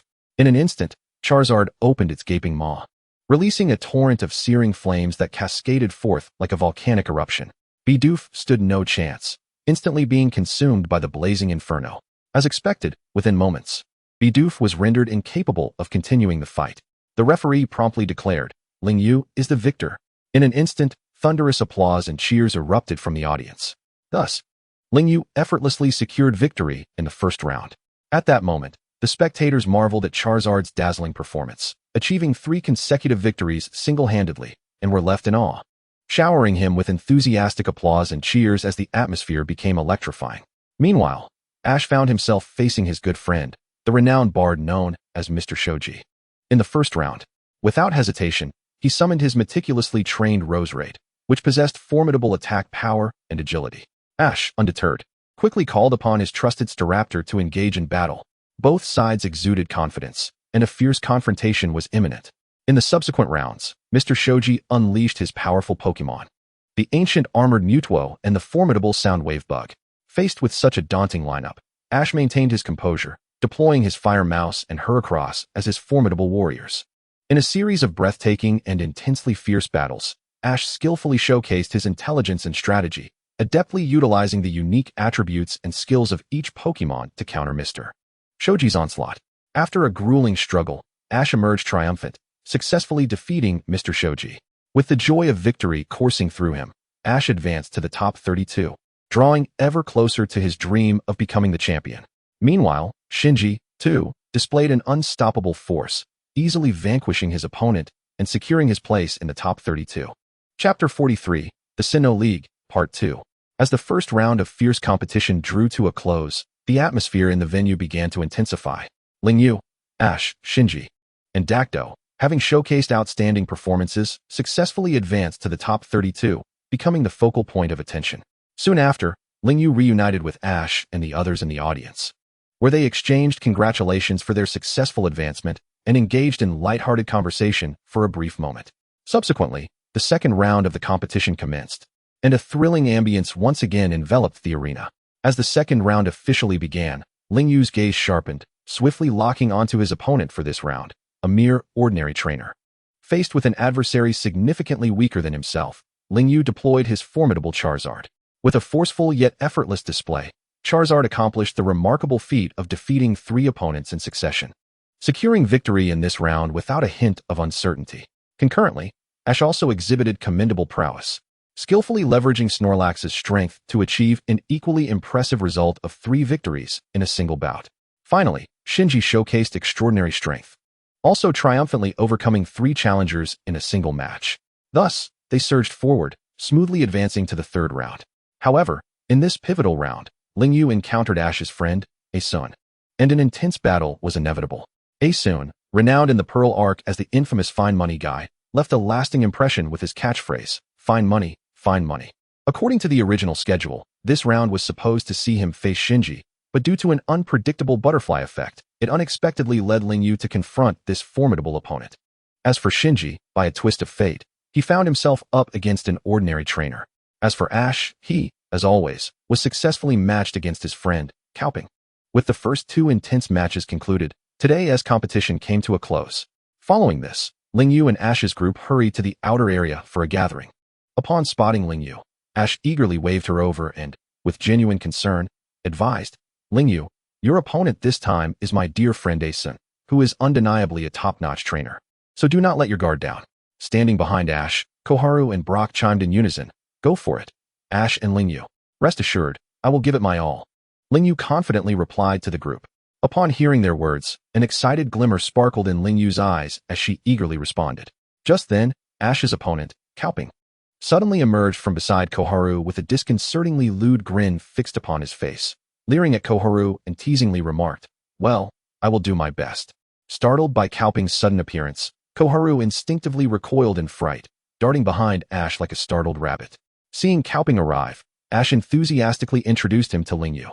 However, Caoping appeared oblivious to their presence, loudly proclaiming, I have meticulously devised a strategy to counter Ash, a unique tactic that no one else can replicate.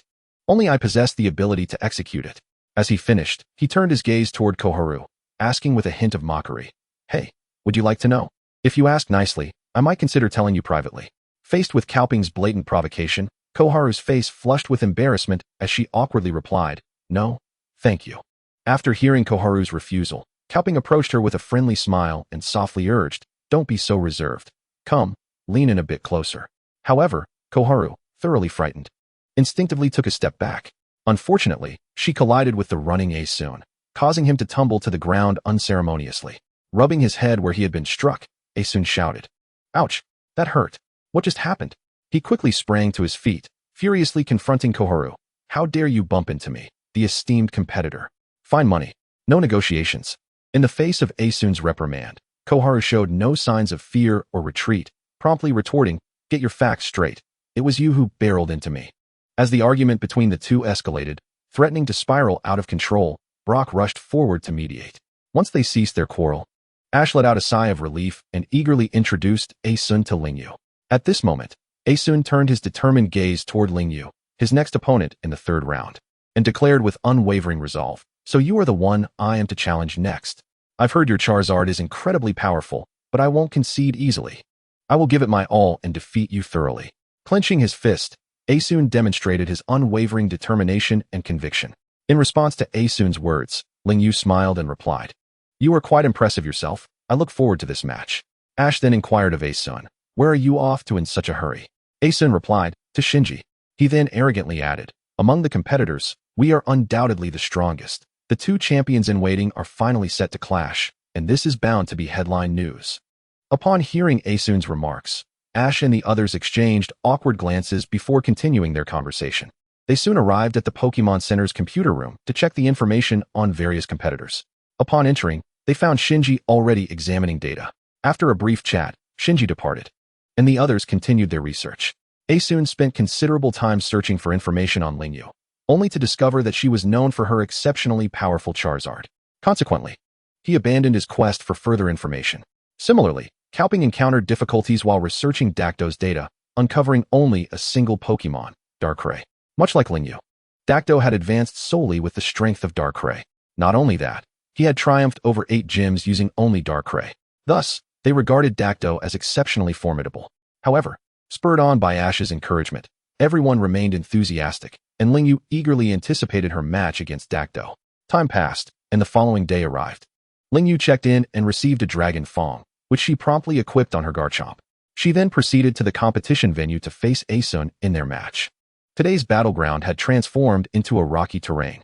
Asun's first Pokemon was an Aerodactyl, to which Lingyu confidently sent forth her Charizard. Opting not to reveal more of her team at this stage, as a single Charizard sufficed for the task at hand. Upon checking Aerodactyl's information, Lingyu noted it to be only level 51. Faced with such a feeble opponent, Lingyu commanded Charizard to use Flamethrower, swiftly concluding the battle. Before Asun could even react, his Aerodactyl was dispatched in an instant. Consequently, he sent forth his second Pokemon, Empoleon, as the formidable Emperor Napo made his entrance. Lingyu once again employed the Eye of Data to glean information, only to discover that it boasted an impressive level of 54. Yet, before Lingyu, this was insufficient. Without hesitation, he commanded his Charizard to unleash a Flamethrower upon Emperor Napo. A torrent of blazing fire erupted from Charizard's mouth, hurtling towards Emperor Napo. Asun deftly directed Emperor Napo to evade the assault with a nimble sidestep. Utilize Hydro Pump, he commanded. In response, Emperor Napo unleashed a powerful Hydro Pump aimed at Charizard. However, Charizard soared effortlessly into the air, evading the watery onslaught. After a graceful loop in the sky, it launched another Flamethrower. Emperor Napo, caught off guard, was struck by the flames. Yet, rather than faltering, it ignited a fiercer fighting spirit. Asun, gritting his teeth, shouted, "Exert all your strength and deliver the final blow." Emperor Napo concentrated its energy, unleashing a powerful Hyper Beam. The formidable energy shot forth from Emperor Napo, crashing towards Charizard. Charizard adeptly dodged, then, with the force of a thunderbolt, lunged at Emperor Napo, striking it down with a wing attack.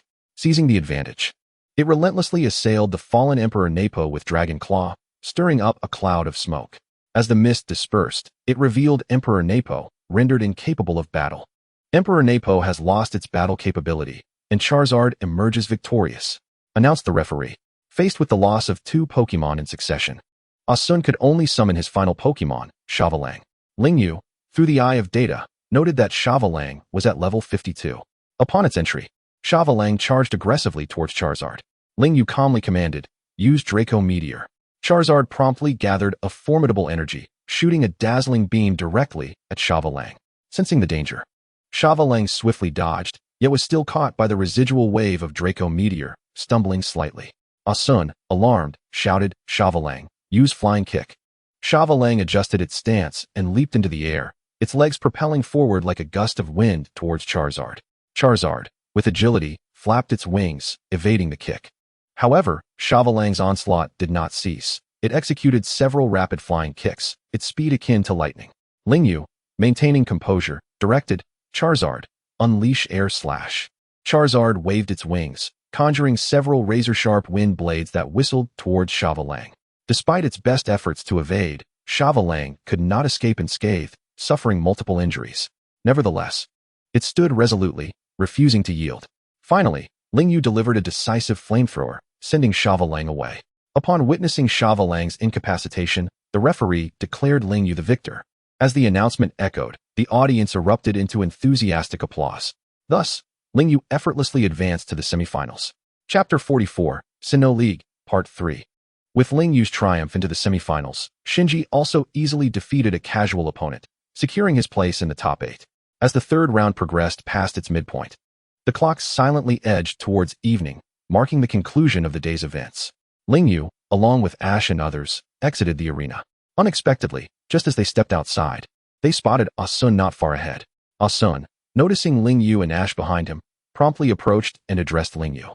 "Lingyu, although I lost this match, I have given my all, and thus bear no regrets. Your effort is commendable. However, Our disparity in strength rendered the outcome inevitable. Ling Yu replied in a calm tone. Indeed, Sun, your Charizard is exceedingly formidable. It is an honor to battle against such a skilled trainer as yourself.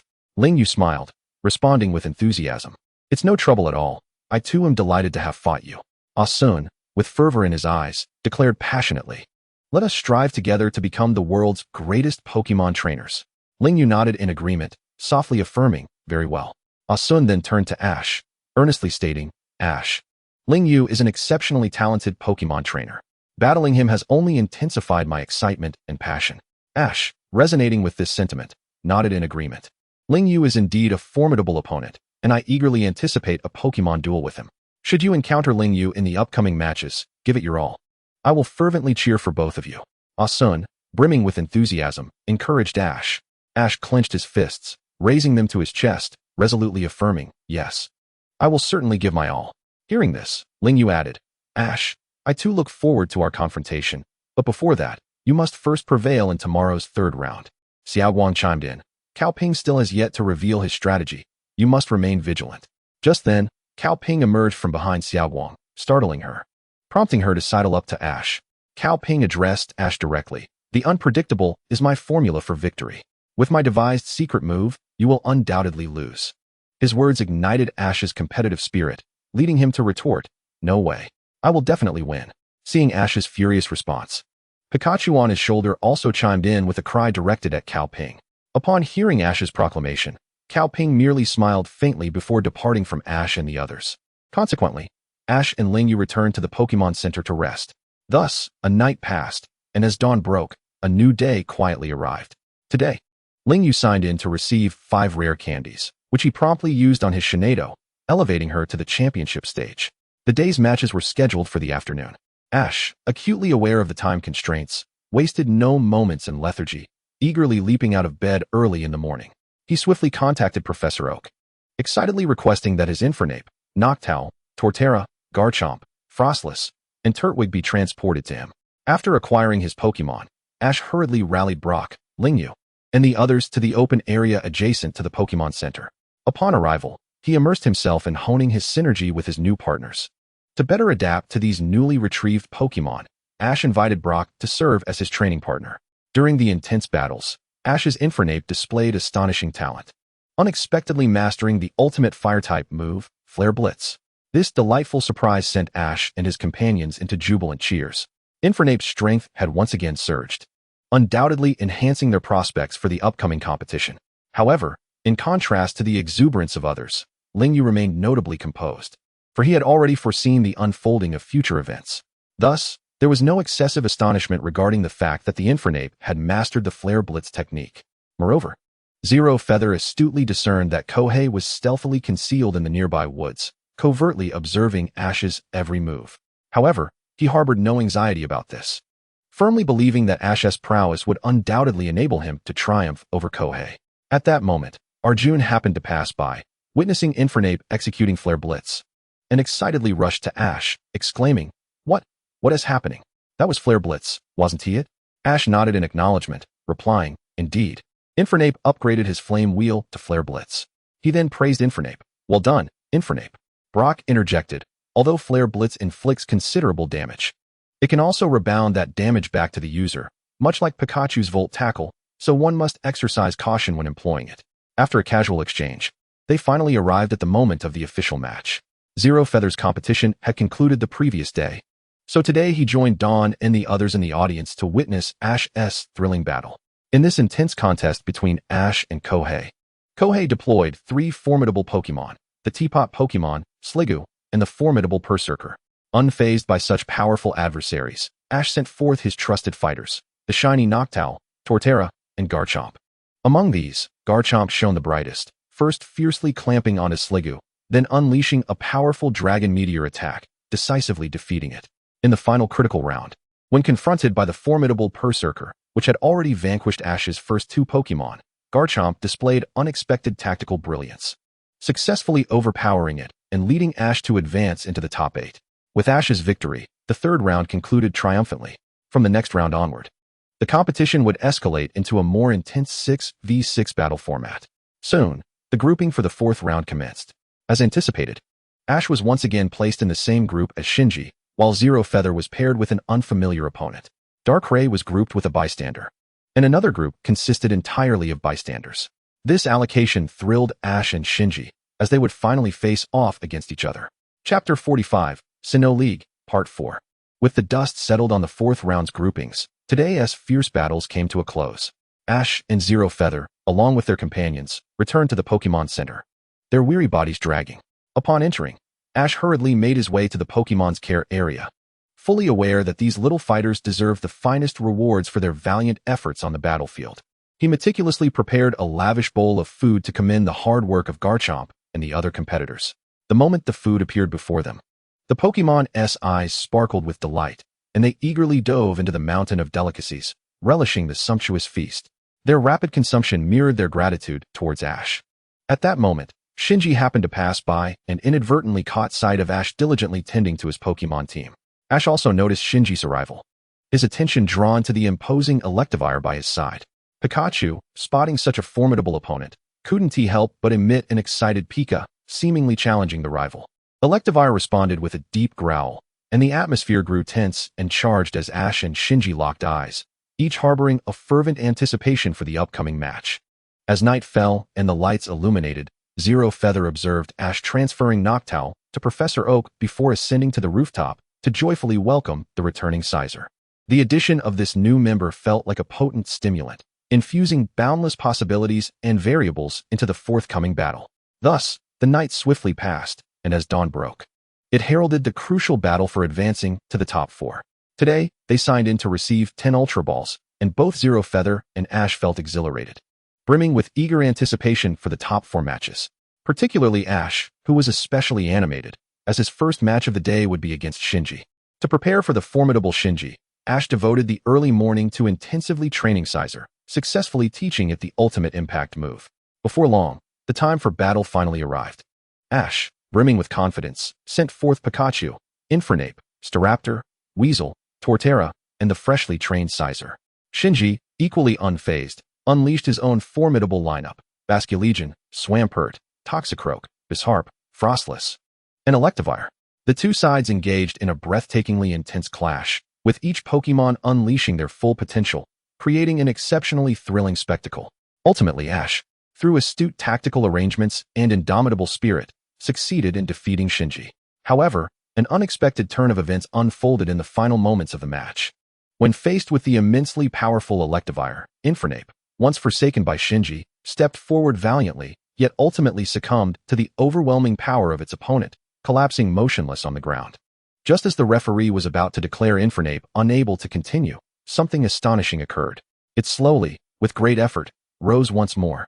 Meanwhile, Shinji, witnessing this spectacle, remained impassive, casually stating, "Is your strength truly limited to this? Don't make him disappointed in you again." Furthermore, Electivire, standing nearby, executed various mocking gestures towards Infernape in perfect synchronization. Confronted with such humiliation, Infernape could no longer endure and erupted in fury. In an instant, a sharp glimmer ignited in its once dull eyes, and it steadied itself, standing tall.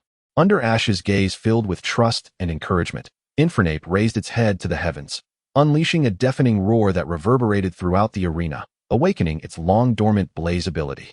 In that fleeting moment, a torrent of fierce flames erupted around Infernape, as if intending to incinerate the entire world. The searing energy spread rapidly, engulfing the vast arena in mere moments. At this juncture, the reborn Infernape radiated with newfound vigor, brimming with indomitable strength. Recognizing the opportune moment, Ash unhesitatingly commanded, "Infernape, unleash Flamethrower." A ferocious torrent of flames, far more powerful than ever before, erupted forth, surging towards Electivire with apocalyptic force. In the face of such a terrifying onslaught, Shinji promptly ordered Electivire to retaliate with Thunderbolt.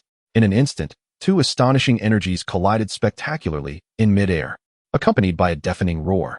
A thick plume of smoke billowed from the point of impact, obscuring the sky and evoking a sense of impending doom. In that moment, Ash, with remarkable agility, commanded his Infernape to plunge into the dense fog, launching a devastating attack against the Electivire with a sonic punch. Just as the words left his lips, the formidable sonic punch struck Electivire with blinding speed, sending it hurtling several meters away with overwhelming force. Yet, the resilient Electivire refused to concede defeat. It swiftly regained its footing, shaking off the impact and bracing itself for the next challenge.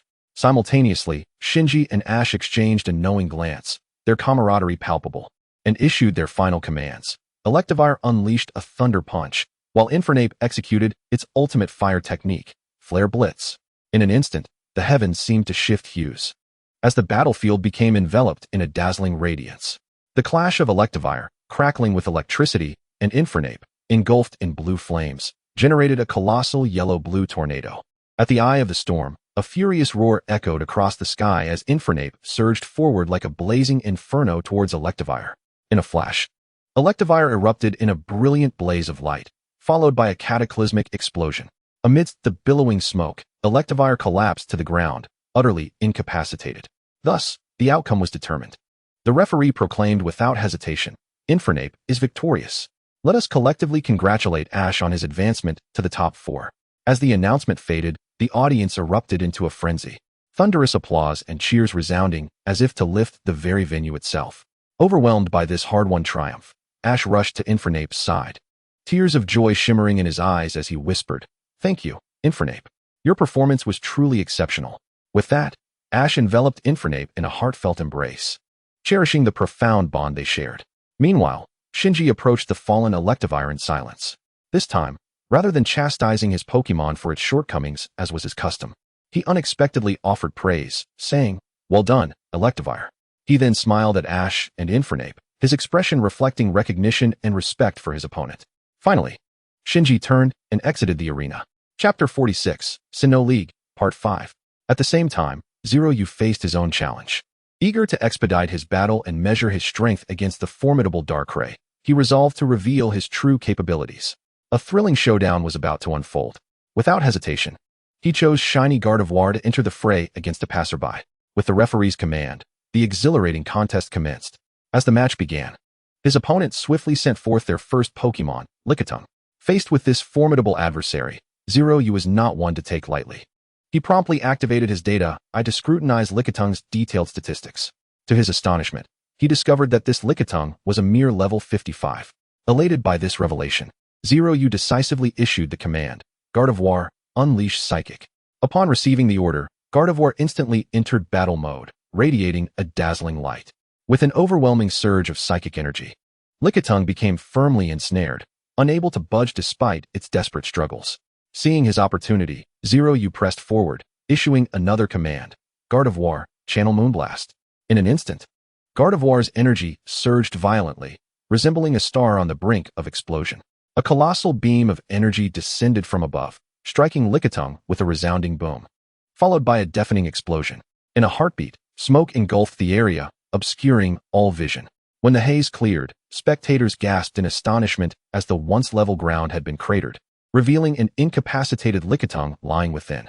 The opponent, recognizing the dire situation, sent forth their second Pokémon, Swablu. Upon seeing Swablu, Zeroyu again utilized data eye to assess its level, discovering it to be 57. However, against the already formidable mid-stage champion Gardevoir, this mere level 57 gym class, Swablu, posed no threat whatsoever. Consequently, Zeroyu calmly commanded Gardevoir to execute Moonlight, swiftly disorienting Swablu, leaving it bewildered and defenseless. Following this, a powerful hyper voice struck Swablu down, rendering it completely unable to continue. With such ease in defeating both of his opponent's Pokémon, Gardevoir's remarkable performance elicited thunderous applause from the audience. "Wow, Gardevoir is simply incredible. Wow, I wish to be Gardevoir's devoted companion. Wow, this shiny Gardevoir has truly captured my heart." Hearing the chorus of admiration from the audience, the opponent clenched their jaw, glaring fiercely before sending out their third Pokémon, Toxicroak. Observing through data eye, Zeroyu noted that Toxicroak boasted a formidable level of 58. Nevertheless, he merely smiled, the corners of his mouth curling upwards, and calmly commanded Gardevoir to use Calm Mind, further enhancing its special attack. In response, the opponent directed Toxicroak to unleash Mud Bomb, yet Gardevoir effortlessly evaded the attack. Subsequently, Gardevoir gathered energy, casting confusion to ensnare Toxicroak in disarray. Seizing the moment, Gardevoir unleashed Moonblast once more, overpowering Toxicroak, which collapsed in defeat. The opponent, left with no choice, sent forth their fourth Pokémon, a level 56 Mamoswine. Mamoswine strode onto the battlefield with agility, prompting its trainer to issue commands without hesitation. Attack immediately. With a furious roar, Mamoswine charged like a projectile towards Gardevoir. Its sharp claws gleamed menacingly, threatening to rend the air itself. It was evident that a successful hit would inflict significant damage upon Gardevoir. Yet, in the face of such ferocity, Gardevoir remained poised and composed. She gracefully leaped aside, akin to a delicate fairy dancing through the air, effortlessly evading Mamoswine's ferocious strike. Zeroyu understood that passivity would lead to defeat. He needed to take the initiative to control the battle. Thus, he decisively commanded, "Gardevoir, use hypnosis." As the words escaped his lips, Gardevoir's eyes emitted two beams of peculiar light, directly targeting Mamoswine.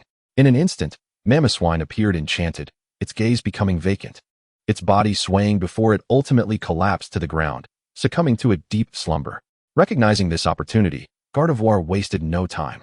She concentrated her energy and unleashed her signature move, Moonblast. A radiant beam of moonlight descended from above, striking Mamoswine directly.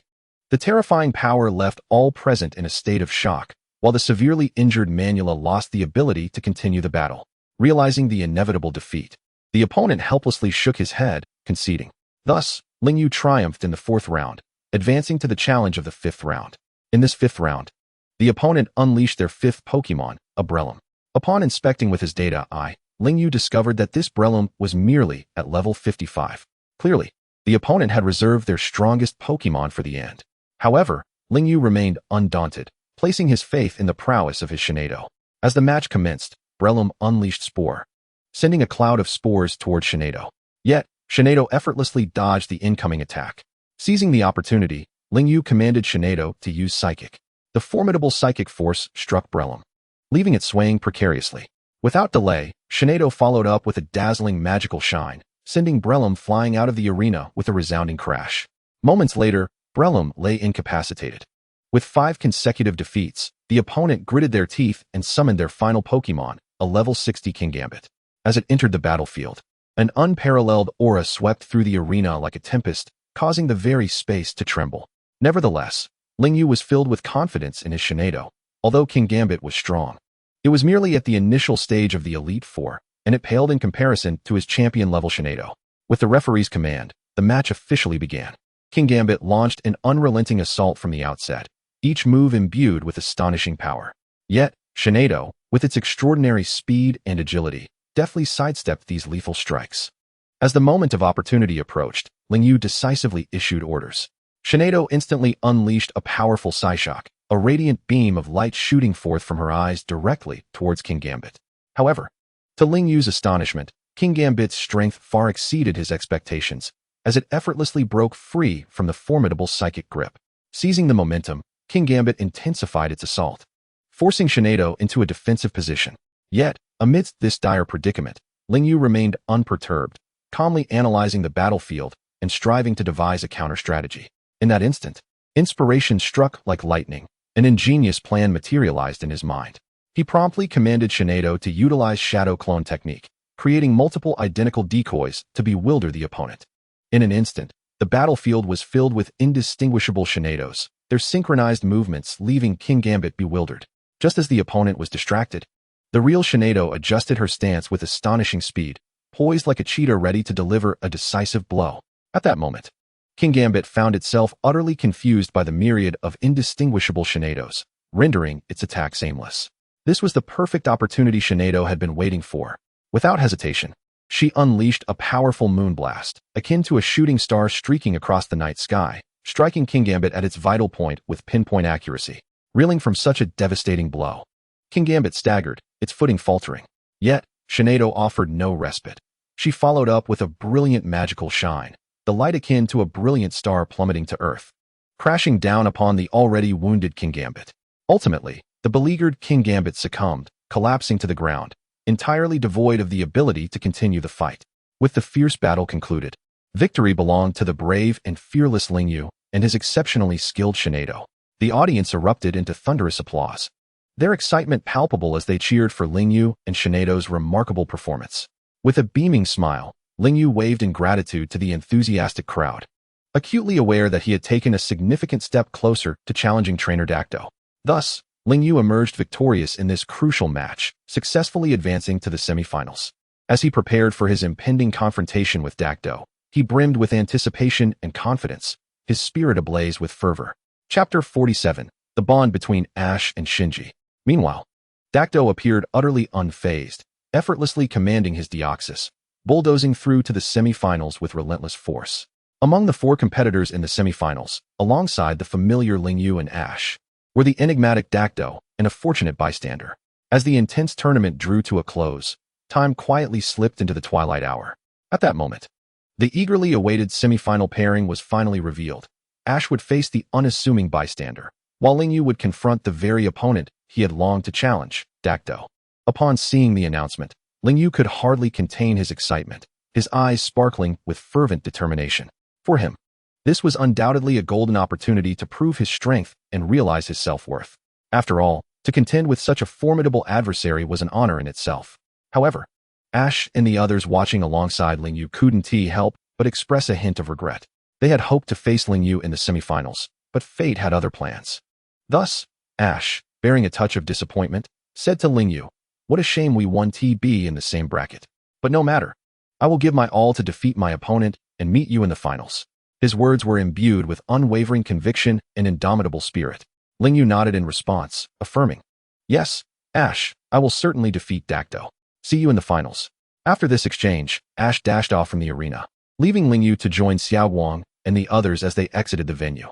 Upon stepping outside, they spotted Asun rushing towards them, inquiring, "Have you seen Ash?" Xiao Guang shook her head, replying, "No, we're looking for him too." Asun, frustrated, exclaimed, "Where could he have run off to? I wanted to tell him what a spectacular match it was. He's definitely getting fined." Ling Yu couldn't help but internally chuckle, thinking, truly, our fine collecting brother can turn anything into a monetary matter. Just then, Miss Julan approached them, interjecting, "That sounds rather unfortunate." Asun, taken aback, exclaimed, "Aren't you the champion?" Julan then addressed them, saying, "If you're looking for Ash, he just ran out. He's likely off chasing Shinji." She then turned to gaze at the setting sun, speaking meaningfully, "Every life that encounters another will give birth to something new."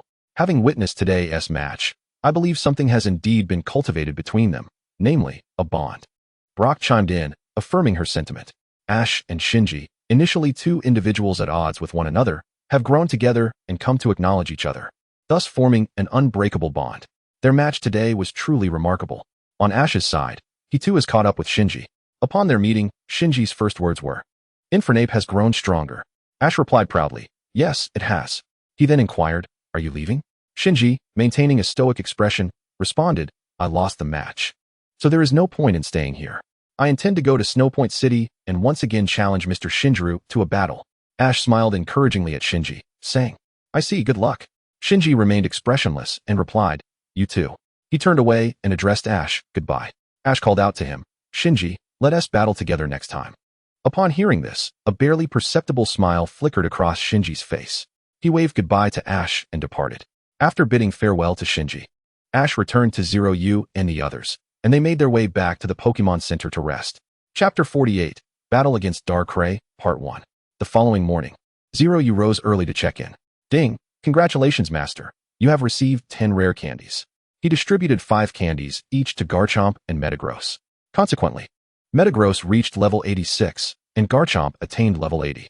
Presently, the levels of all of Zeroyu's Pokemon are as follows. Charizard at level 61, having leveled up in the previous match, ranked at the initial elite. Greninja at level 60, initial elite. Sceptile at level 60, initial elite. Tyranitar at level 60, initial elite. Metagross at level 86, intermediate master. Gardevoir at level 80, initial master. Garchomp at level 80, initial master. Darkrai at level 90, initial level of a demigod. Mutwo at level 90, initial level of a demigod. And Rayquaza at level 90, initial level of a demigod. Witnessing the formidable strength of his meticulously trained Pokemon filled Zeroyu with an indescribable joy. Standing on the battlefield, facing today's formidable adversary, Darkrai, Zeroyu silently pondered, "I must defeat him at all costs." Although he was already aware that Darkrai's first 2 Pokemon were Darkrai and Latios, he remained oblivious to the subsequent Pokemon in Darkrai's lineup. Nevertheless, it mattered not. As long as he did not unleash a demigod, my own strength would render me invincible. With this steadfast belief, Zeroyu, along with Ash and the others, stepped into the arena. As the referee signaled, the first fierce battle officially commenced, with Zeroyu facing Darkrai, confronting this formidable opponent known as the Beastmaster. Zeroyu exhibited no signs of fear. Instead, he gazed steadily at him, as if the person before him was not the legendary Pokémon trainer. Meanwhile, Darkrai keenly sensed the powerful aura emanating from Zeroyu, fully aware that this young man possessed his own legendary Pokémon companion. Without hesitation, Darkrai summoned his first battling Pokémon, Darkrai, and a fierce clash ensued. Upon seeing Darkrai, Zeroyu activated his data eye to examine its information. Name: Darkrai. Base stats: 600. Gender: none. Skills: Trick, Dark Void, Dark Pulse, Shadow Ball, Shadow Clone, Critical Hit, Ominous Wind, Hypnosis, Nightmare, Dream Eater, Dark Curse, Quick Attack, Trick, Ice Beam. Level: 80, Demigod. Qualification: Demigod. Type: Dark. Nature: Timid. Ability: Bad Dreams, causes damage to sleeping opponents. Held item: none. Role: none. Seeing that Darkrai was merely level 80, a faint smile graced Zeroyu's lips. Without a moment's hesitation, he threw the Master Ball he had firmly grasped forward. Instantly, a dazzling white light surged forth, slicing through the void like lightning. In the blink of an eye, a gargantuan Darkrai, even larger than Darkrai's, appeared before the crowd. This newly summoned Darkrai exuded an aura that sent shivers down spines, as if it were the true king of darkness. The already vibrant atmosphere in the audience escalated to a frenzy, with cheers and excitement erupting. Conversely, Darkrai stood in astonishment and disbelief. He widened his eyes, fixated on Zeroyu, unable to fathom that his opponent possessed such a powerful Darkrai, whose presence seemed to eclipse his own. This sudden turn of events unsettled Darkrai, prompting him to abandon his previous arrogance and adopt a grave demeanor. Zeroyu, with a slight smile, quietly commanded, "Darkrai, use Dark Pulse."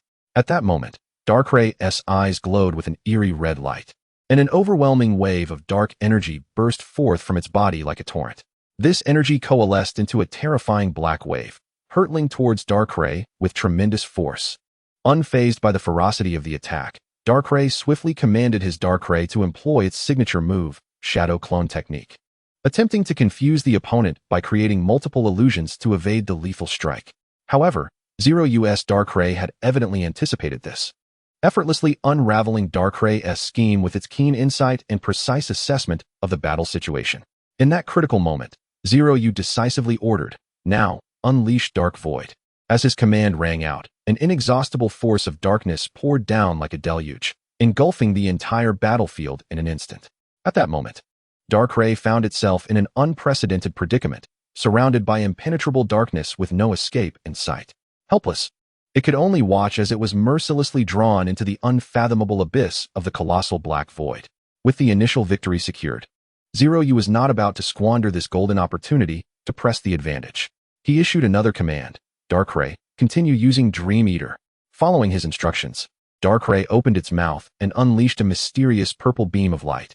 This violet light, like a sprightly spirit, stealthily entered Darkrai's dream world, voraciously devouring the latter's delightful dreams. Observing this, Darkrai urgently shouted, "Darkrai, wake up!" Accompanied by a slight tremor, Darkrai's body began to rise from the ground, seemingly liberated from the Earth's constraints. This maneuver would effectively evade threats and attacks from ground-type moves.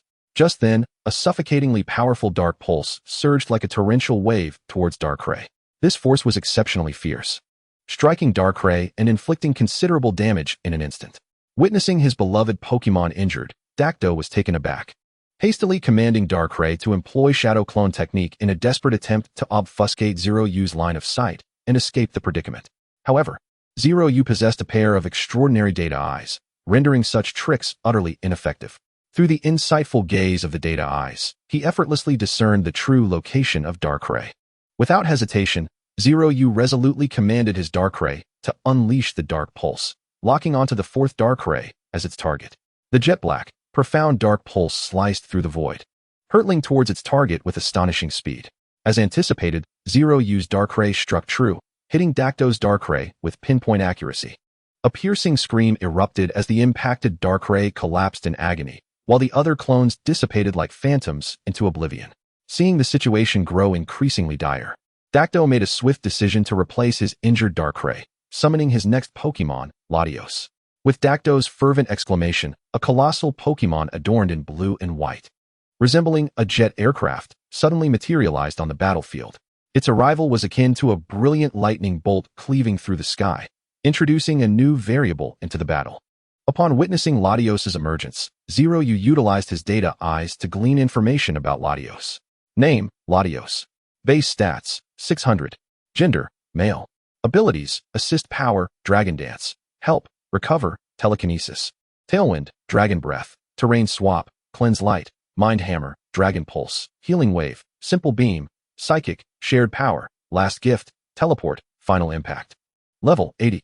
Potential, Level 2 Divine. Types, Dragon, Psychic. Nature, Naive. Ability, Levitate, floats above the ground, thereby immune to ground-type moves. Held item, none. Role, none. Upon reviewing Latios' information, Zeroyu's expression turned grave.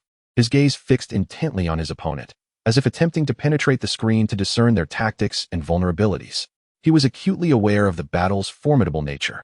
Yet his heart remained unwavering, for he had already devised a strategy.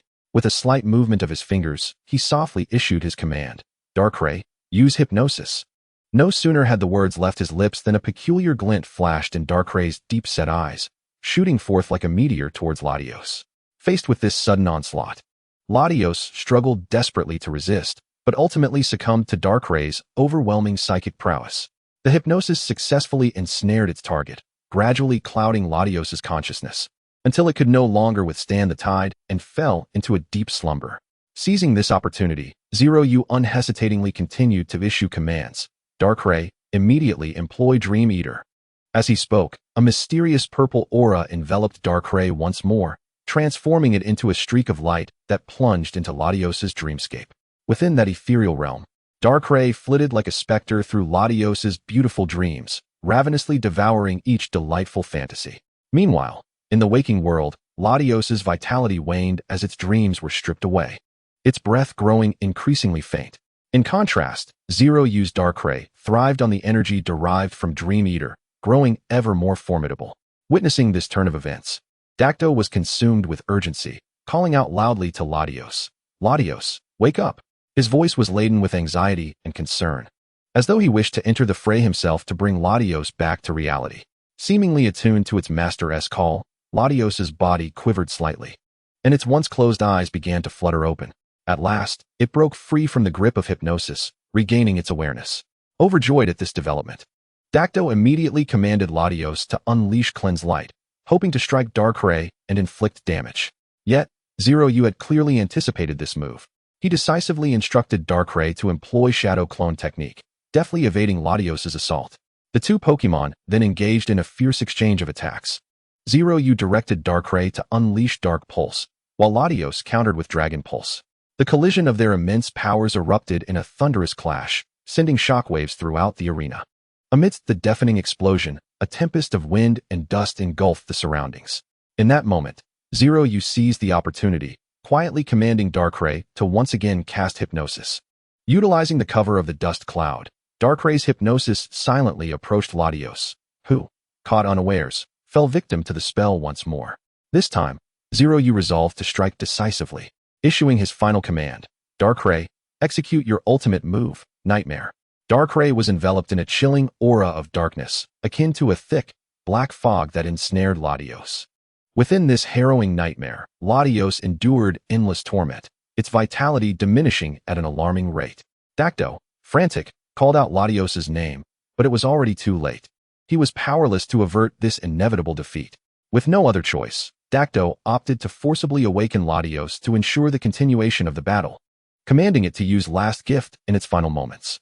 As the move was executed, Latios instantaneously lost all combat capability, collapsing limply to the ground. Immediately thereafter, a mysterious and eerie energy erupted from Latios, hurtling towards Darkrai. Under the influence of this force, Darkrai's previously formidable attack power was drastically diminished. Recognizing the precariousness of the situation, Dacto swiftly returned Latios to its Pokeball and promptly released another, summoning Latios' sister, Latias. Before them appeared a Pokemon that bore a striking resemblance to Latios, yet adorned in a palette of red and white. Undoubtedly, it was Latias. Zeroyu then continued to utilize his data eyes to examine Latias' information. Name, Latias. Base stats, 600. Gender, female. Abilities, Mist Ball, Wish, Help, Mysterious Guard, Dragon Breath. Water Sport, Refresh, Mist Ball, Illusion, Recover, Pouting, Dragon Pulse, Defend Order, Healing Wish, Final Impact. Level 80. Potential, Level 2 Divine. Types, Dragon, Psychic.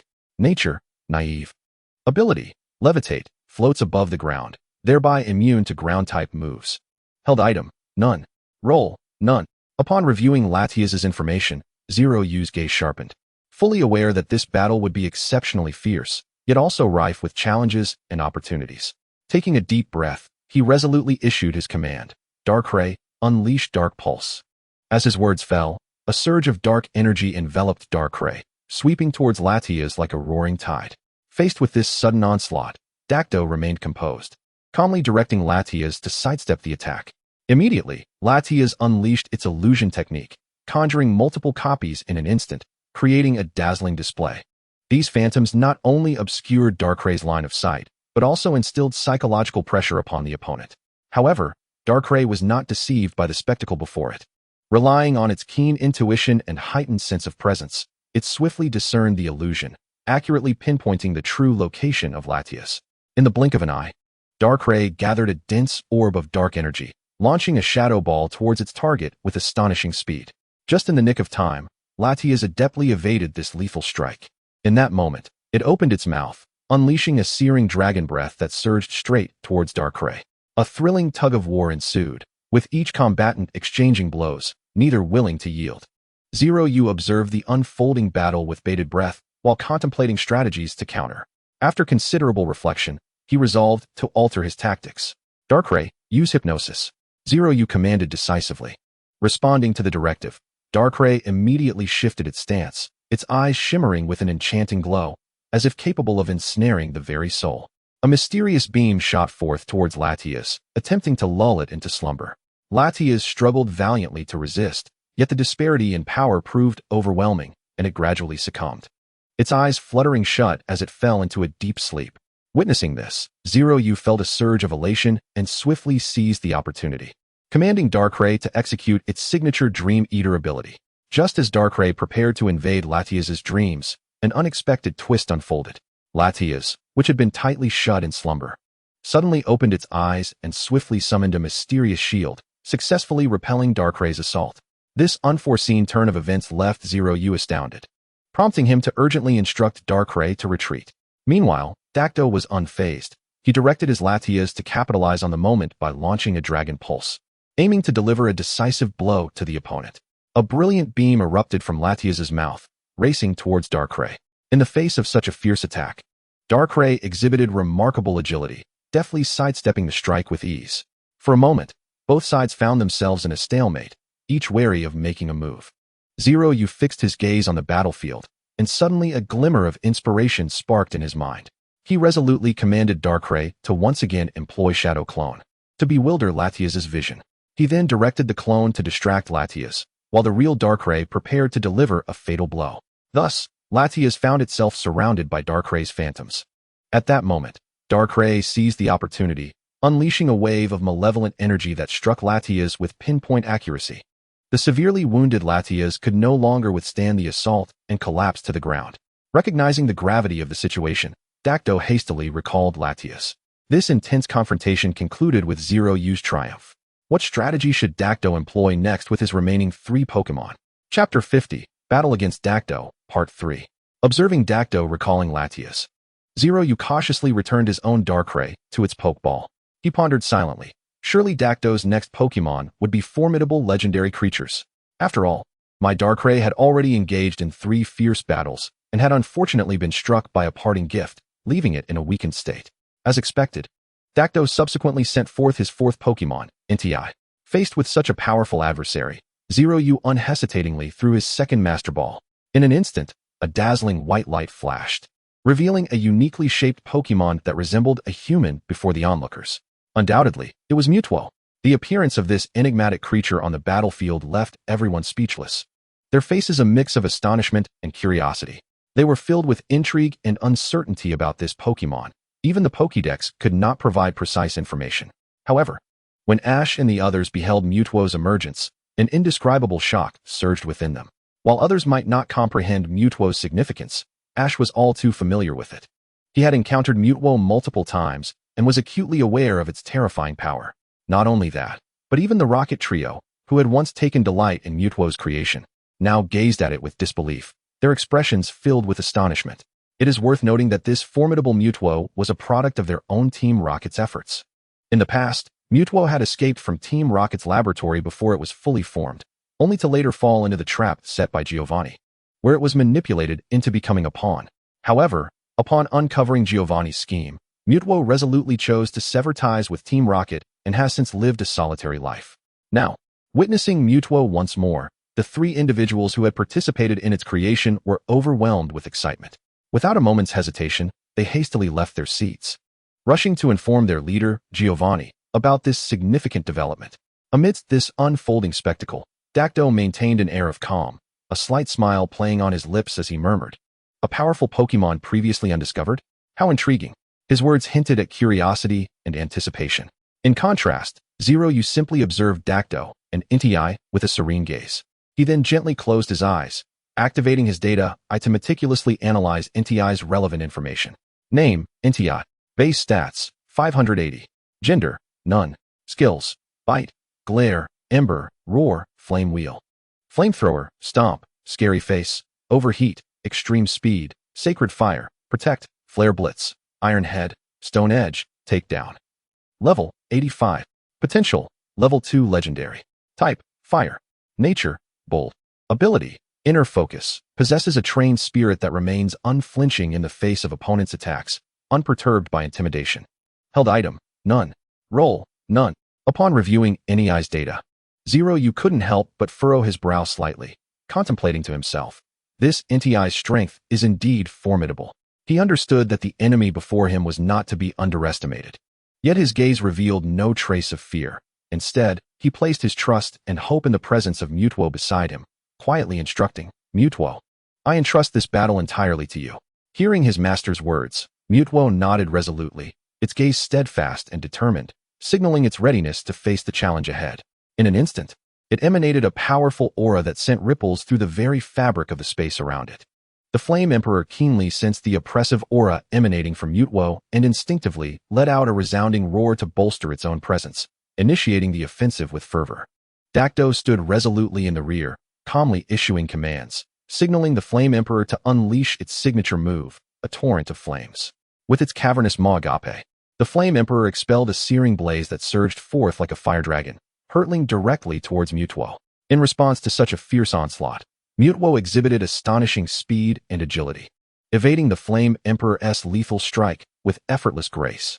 Seizing the opportunity, Lingyu decisively commanded Mutuo to utilize its psychic abilities, unleashing an invisible force that ensnared the Flame Emperor in midair, rendering it immobile. The Flame Emperor struggled desperately to break free, but Mutuo's psychic grip was overwhelmingly potent, making escape nearly impossible. As victory appeared imminent, the crowd exhaled in relief. Yet, in the unpredictable tides of battle, at this critical juncture, the Flame Emperor's form suddenly glowed with an eerie red light, its power surging exponentially. With this unforeseen burst of strength, the Flame Emperor miraculously broke free from Mutuo's psychic control. Mutuo, taken aback, swiftly distanced itself from the Flame Emperor, but the latter would not squander this chance. It immediately executed its stomp ability, causing the very ground to tremble violently with a deafening crash. Mutuo staggered, nearly losing its footing. Fortunately, Lingyu reacted swiftly, decisively commanding Mutuo to unleash Shadow Ball. In an instant, Mutuo gathered formidable dark energy in its grasp, coalescing it into a massive sphere that it hurled at the Flame Emperor with unparalleled might. The Flame Emperor, still reeling from its recent attack, was caught off guard as Mutuo's Shadow Ball struck it squarely. The impact was tremendous, sending the Flame Emperor hurtling backward. Witnessing the Flame Emperor sustain significant injury, Lingyu promptly ordered Mutuo to pursue the advantage, launching a more ferocious assault with a devastating beam of destruction. Mutuo concentrated its power into a singular point, transforming it into a dazzling energy beam that shot forth like lightning towards the retreating Flame Emperor. In a state of frantic urgency, Dacto implored the Flame Emperor to employ its defensive maneuver, hoping to withstand Mutuo's lethal strike. Upon receiving the command, the Flame Emperor summoned every ounce of energy within to erect a sturdy barrier before it, barely managing to withstand the terrifying destructive beam unleashed by Mutuo. At that moment, Dacto unhesitatingly issued a new command: Flame Emperor. Use Sacred Fire against Mutuo, who just unleashed the destructive beam and is currently in a vulnerable state. Instantly, a roaring inferno surged forth like a colossal wave towards Mutuo. Caught off guard by the sudden onslaught, Mutuo reacted with remarkable agility, swiftly conjuring a powerful energy shield to repel the fierce flames. Observing his meticulously crafted offensive being effortlessly neutralized by Mutuo, Dacto's expression shifted to one of shock. Without hesitation, he commanded the Flame Emperor to execute a blaze charge, propelling itself towards Mutuo with tremendous force. In stark contrast to Dacto's rising tension and disarray, Lingyu remained composed and unflappable. With poise, he instructed, Mutuo, brace yourself with a defensive stance to meet the enemy's charge. Before his words had settled, Mutuo adeptly deployed its defensive technique, effortlessly absorbing the formidable impact of the Flame Emperor's blaze charge. Without allowing the opponent a moment to recover, Lingyu decisively commanded, Mutuo, immediately use double return. As he issued the command, Mutuo erupted with overwhelming strength, reflecting the damage caused by blaze charge back at the Flame Emperor with doubled intensity. This strike was cataclysmic, its power unparalleled, leaving the Flame Emperor utterly defenseless against such a relentless onslaught, collapsing to the ground, unable to continue the fight. Witnessing this turn of events, the referee promptly declared, in this round, Lingyu emerges victorious. The audience erupted in fervor, their cheers and applause resounding through the arena. Chapter 51, Confrontation with Dacto, Part 4. Observing the situation, a slight smile tugged at the corners of Dacto's lips, seemingly brimming with confidence in his choices. He gently tossed a poke ball, and the Flame Emperor instantly vanished, recalled into its confines. Without hesitation, he retrieved another pokeball from his waist and hurled it into the air. As a brilliant light flashed, a robust and imposing Pokémon materialized before the spectators. Its sleek, silver-gray fur shimmered with a mysterious glow, and its sharp claws and formidable fangs hinted at immense offensive prowess. A pair of lightning-like tails whipped through the air, generating powerful gusts as they moved. Wow, another legendary Pokémon, gasped the audience, their excitement intensifying. Eyes wide with anticipation, they focused intently on the battlefield, eager for the forthcoming spectacle. At that moment, someone exclaimed in awe, my goodness, this is already the 5th legendary beast Dacto has sent out. Could it be that all 6 of his Pokémon are legendary? This is simply unbelievable. The surrounding crowd echoed their disbelief. However, in the face of such a formidable adversary, Lingyu remained unfazed. In fact, prior to the match, he had anticipated that Dacto might possess an entire roster of legendary Pokémon. Now witnessing it firsthand only confirmed his suspicions. Instead of being daunted by the opponent's prowess, Lingyu felt an invigorating surge of determination. Taking a deep breath to center himself, he activated his data eye ability, meticulously scrutinizing the details of Zeraora. Name, Zeraora. Base stats, 600. Gender, none. Abilities, Quick Guard, Slash, Volt Switch, Charge, Thunder Punch, Swords Dance, Discharge, Feline Frenzy, Agility, Plasma Fists. Close Combat, Bulk Up, Taunt, Sleep. Level, 85. Classification, Legendary. Type, Electric. Nature, Bolt. Ability, Volt Absorb. When hit by Electric-type moves, it does not take damage but instead restores health. Item, none. Role, none. Upon reviewing Zeraora's information, Lingyu's initially casual demeanor shifted to one of seriousness, realizing that this battle might not unfold as straightforwardly as he had imagined. On the stage, the two powerful Pokémon faced each other, the atmosphere thick with tension. Both radiated an unparalleled aura, as if the entire world held its breath in anticipation of the imminent clash. Suddenly, at Dacto's command, Zeraora darted forth like an arrow, charging towards Mutuo with astonishing speed. Simultaneously, it unleashed its signature move, Plasma Fists. A brilliant blue light erupted from Zeraora's hand, arcing through the air like a bolt of lightning, hurtling towards Mutuo with inexorable force. In the face of such a rapid onslaught, Mutuo remained unflustered. Just as the lethal lightning was about to make contact, it activated its teleportation ability, vanishing from its position in the blink of an eye. In the blink of an eye, Mutuo had appeared several meters away, successfully evading the onslaught of Zeroyu. Yet, the incredible speed of Zeroyu was such that even Mutuo could not fully discern its movements. Seizing the opportunity while Mewtwo was dodging, Zero commanded it to unleash a psychic attack, hoping to restrain Zarude's actions.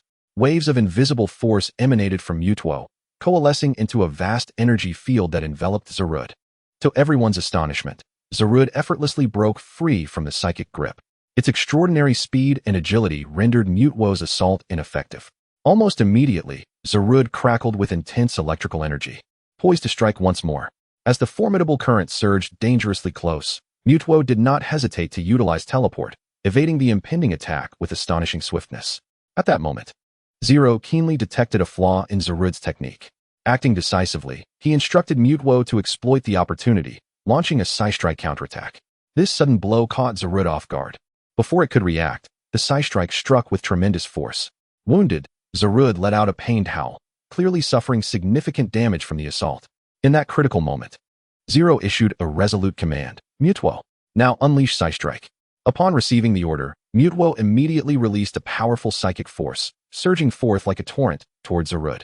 Faced with such an overwhelming onslaught, Zarude found itself unable to withstand the assault, struggling in agony. However, Dacto was not one to yield without a fight. He swiftly ordered Zarude to execute Thunder Punch, attempting to disrupt Mewtwo's psychic interference, but it was too late. Mewtwo successfully controlled Zarude with its psychic onslaught, rendering it immobile. Seeing the tide turn against him, Dacto felt a surge of desperation. Gritting his teeth, he shouted, "Zarude. One last move, Plasma Fists."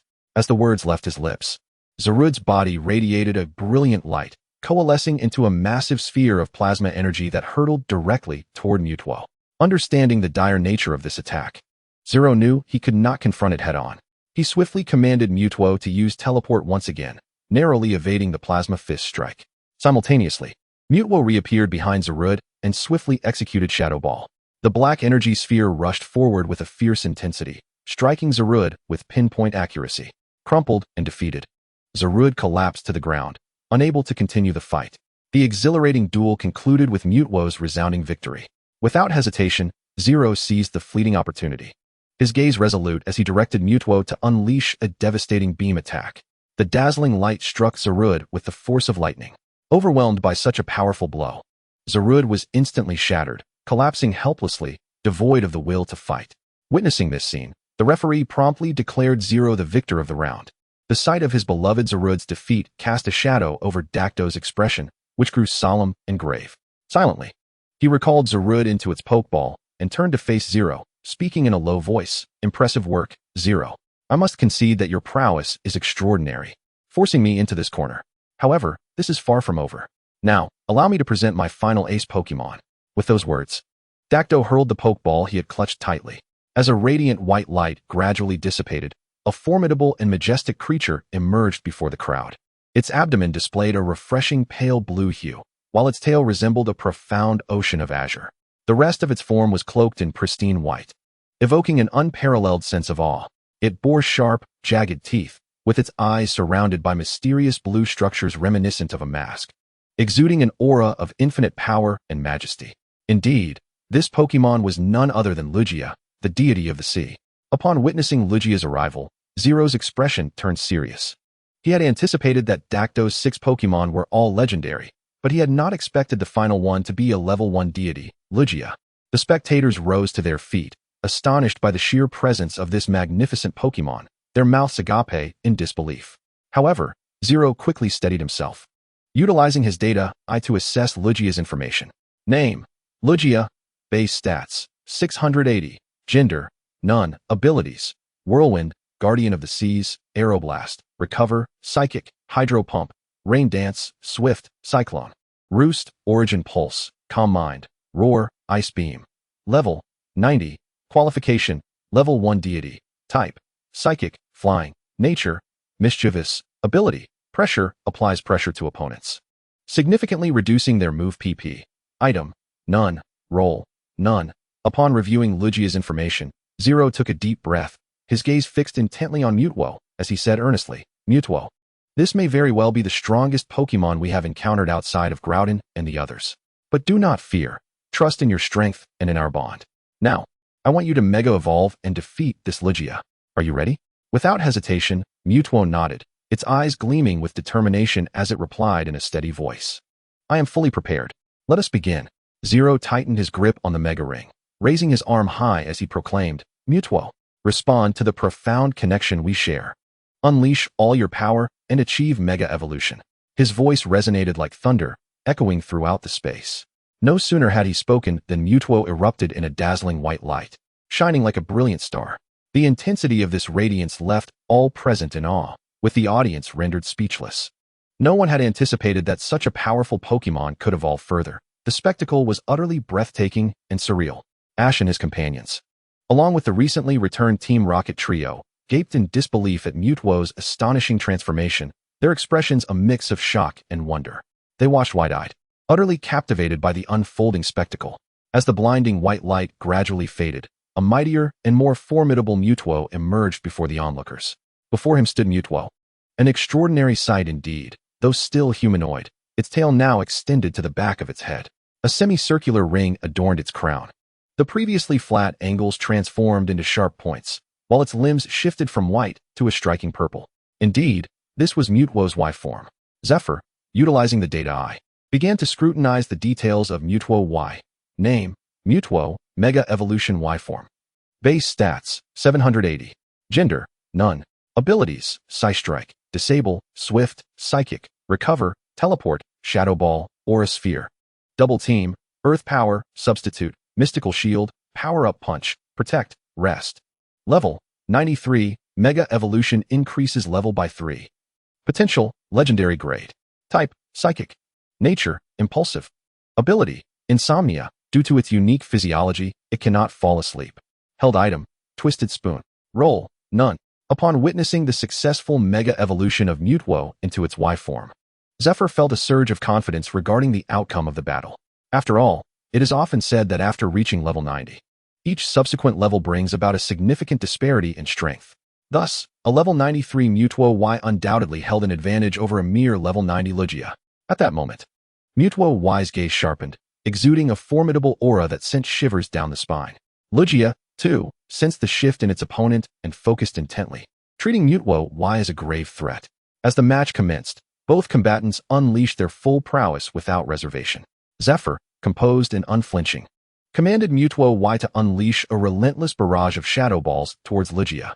Mutwo Y moved with the swiftness of lightning, its assaults striking with ferocity, while the shadow balls cascaded towards Lugia like a relentless artillery barrage.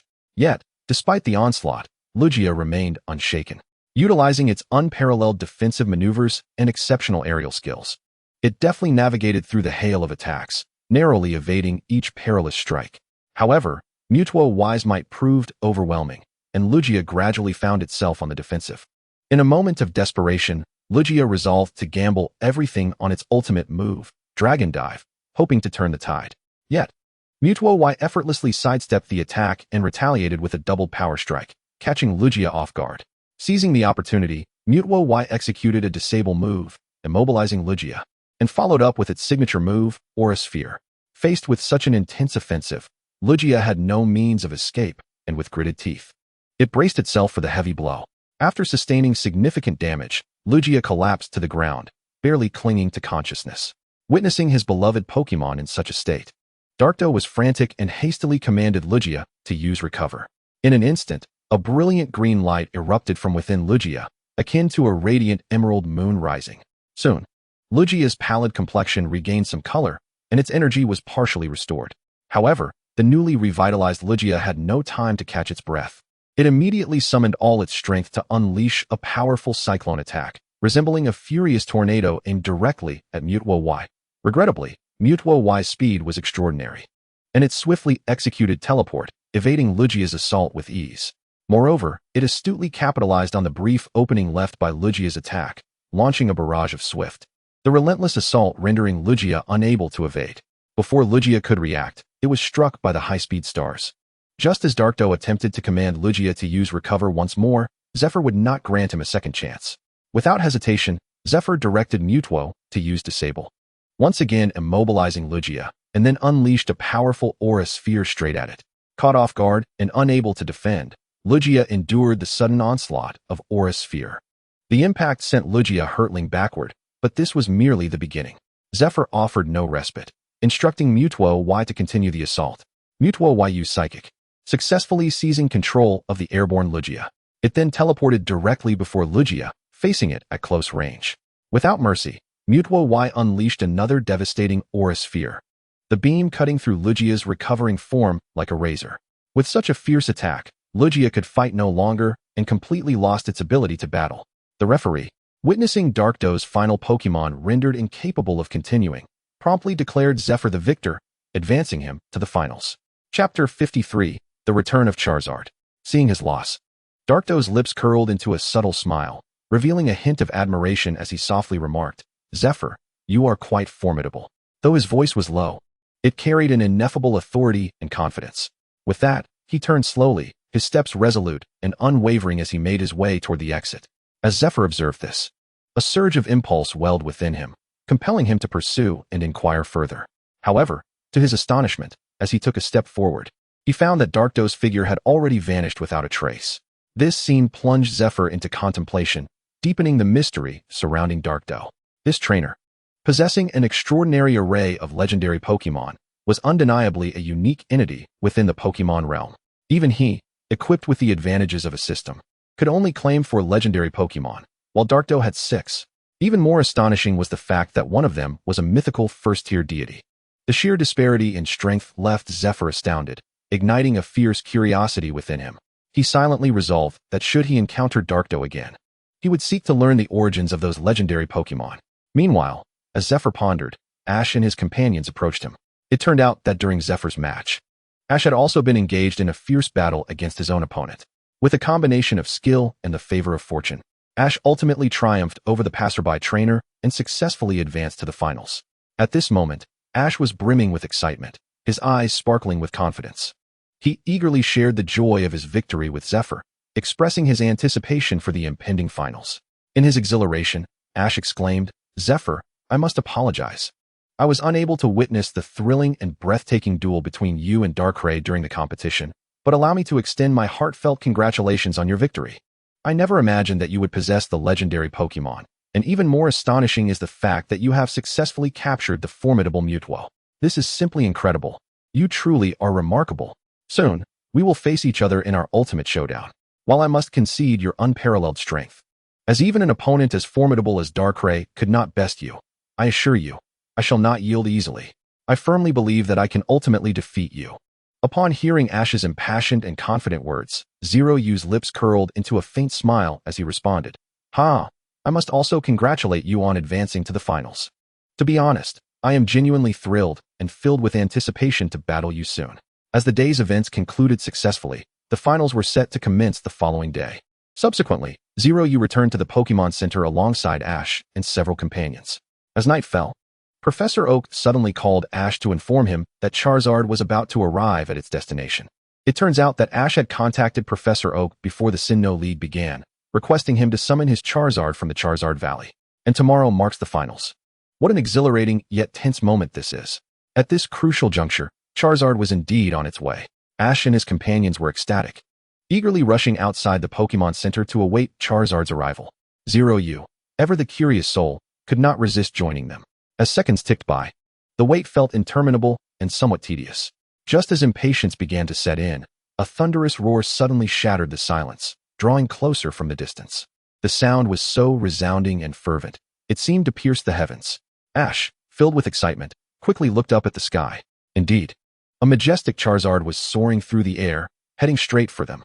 It resembled a blazing meteor, radiating boundless enthusiasm and strength. Ash's heart swelled with joy, yearning to dash forward and embrace it immediately. However, just as he took a step toward Charizard, it unleashed a torrent of fiery flames, striking Ash squarely on the head.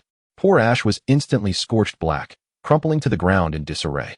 Nevertheless, the resilient newcomer quickly recovered from his singed state and stood up once more.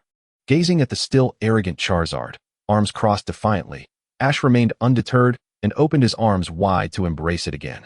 This time, Charizard seemed to yield, albeit with a haughty tilt of its head, expressing its discontent. Yet, regardless, the profound bond of emotion between them was undeniable and unbreakable.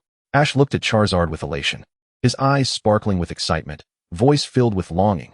"Charizard, it's been so long. I've truly missed you. Your strength has grown even greater. You must have worked hard in Charizard Valley. Charizard merely scoffed, letting out a couple of low growls in response, before reverting to its proud demeanor. Observing this, Ash felt a sense of helplessness but patiently addressed Charizard. Charizard, tomorrow is the decisive battle. Our opponent is incredibly strong. So, we must give our all in the match against Zeroyu. After hearing Ash's words, Charizard remained unmoved, still exuding an air of superiority, seemingly indifferent to Ash's admonition. Meanwhile, Zeroyu, standing nearby, took in the entire scene. He mused silently. Charizard is indeed still as unruly as ever. It seems I must teach it a lesson, and perhaps also discipline it on behalf of Ash, so it understands that there are always greater heights and stronger individuals. After a brief conversation, they returned to their rooms to rest. Soon, the next day arrived, and Zeroyu proceeded to sign in for the day. Ding! Congratulations to the master for receiving 10 rare candies. Upon seeing the item he received, Zeroyu inquired of the system, "Why have I only been receiving rare candies these past few days?" A melodious and ethereal system prompt echoed in his ears. Due to the current weakness of the host's ordinary Pokémon, it is necessary to utilize rare candies to enhance their power, preparing for the arduous and perilous challenges that lie ahead. Realizing that the system's actions stemmed from concern for him, Zeroyu's doubts dissipated. He began to contemplate how to allocate the rare candies wisely. After careful consideration, a plan began to take shape in his mind, with the final showdown against Ash imminent. If he were to send out powerful Pokémon, such as Metagross right away, Ash would stand no chance. The reason he summoned Charizard back must be specifically to face me in this battle. After all, Charizard's strength had already reached the elite level. Thus, I planned to send Charizard along with 3 other Pokémon of the same elite caliber into battle. Furthermore, the current strength of Metagross and the others is sufficient to handle the situation. Therefore, I shall allocate the rare candies to Charizard and the other 3. With this decision made, Zeroyu promptly used 4 rare candies on Charizard, elevating it to level 65. Next, he allotted 2 rare candies each to Greninja, Sceptile, and Tyranitar, raising their levels to 62. Once the rare candies had been distributed, Zeroyu sought out Ash and the others. Upon finding them, Zeroyu observed Ash intently commanding Charizard as it engaged in a fierce battle with Brock Steelix. It turned out that Charizard had just returned from its training journey in Charizard Valley, and Ash was still unfamiliar with its current strength. Thus, he decided to familiarize himself with Charizard's true capabilities through this intense match against Brock. As expected, Charizard easily triumphed over Brock Steelix. At that moment, Zeroyu happened to arrive beside them. Witnessing this thrilling battle, he couldn't help but express his admiration to Ash. "Ash, your Charizard is truly incredible." Receiving the compliment, Ash bashfully scratched his head, smiling as he replied, "Haha, you're too kind. Your Charizard is also very impressive." Afterward, the group engaged in spirited conversation for a while before hastening to the competition venue, officially commencing the Sinnoh League Finals. Ash and Zeroyu stepped into the contestant area simultaneously, exchanging words. "Come on, Zeroyu, let our decisive battle begin." "Yes, let's go, Ash." With that, as the referee called for the start, both sides released their Pokémon. Chapter 54, The Finals, Part 1. Both trainers released their Pokémon simultaneously. Ash summoned his Charizard, while Zeroyu also unleashed a Charizard, albeit a shiny variant. Observing that both had opted for the same Pokémon, the referee remarked on the situation. In the inaugural round of the finals, both Ash and Zeroyu had chosen Charizard. The question lingered, whose Charizard would prove superior? Anticipation filled the air. Zeroyu utilized his data eye to assess Ash's Charizard's information. Name, Charizard. Base stats, 534. Gender, male. Abilities, Scratch, Roar, Ember, Smokescreen, Dragon Rage, Dragon Claw, Scary Face, Rage. Flamethrower, Air Slash, Dragon Breath, Fire Fong, Split, Dragon Dance, Overheat, Flame Burst, Earthquake, Flare Blitz. Level, 64. Potential, Champion level. Type, Fire, Flying. Nature, Adamant. Ability, Blaze, boosts the power of Fire-type moves when HP is low. Held item, none. Upon reviewing the information, Zeroyu was astonished to discover that Ash's Charizard was merely 1 level below his own. This revelation ignited a fierce competitive spirit within him. Without hesitation, he commanded his Charizard to perform Dragon Dance, aiming to bolster its attacking prowess. Ash, recognizing the potential threat, swiftly attempted to intervene, ordering his Charizard to unleash a fiery flamethrower towards Zeroyu's Charizard. However, it was too late. With calm composure, Zeroyu directed his Charizard, just having completed Dragon Dance, to soar into the air effortlessly evading the incoming attack. Observing Ash's anxious demeanor and his Charizard's slightly disheveled state, Zeroyu's lips curled into a barely perceptible smile. He mused to himself, "Since you've made the first move, do not blame me for my ruthlessness." He then lowered his voice, issuing a succinct command, "Use Dragon Breath." In an instant, Charizard opened its jaws wide, unleashing a formidable Dragon Breath that surged forth like a roaring dragon, charging directly at Ash's Charizard. Ash's eyes widened in shock as his face paled. He shouted in alarm, "Dodge, quickly!" His voice was laced with tension and concern.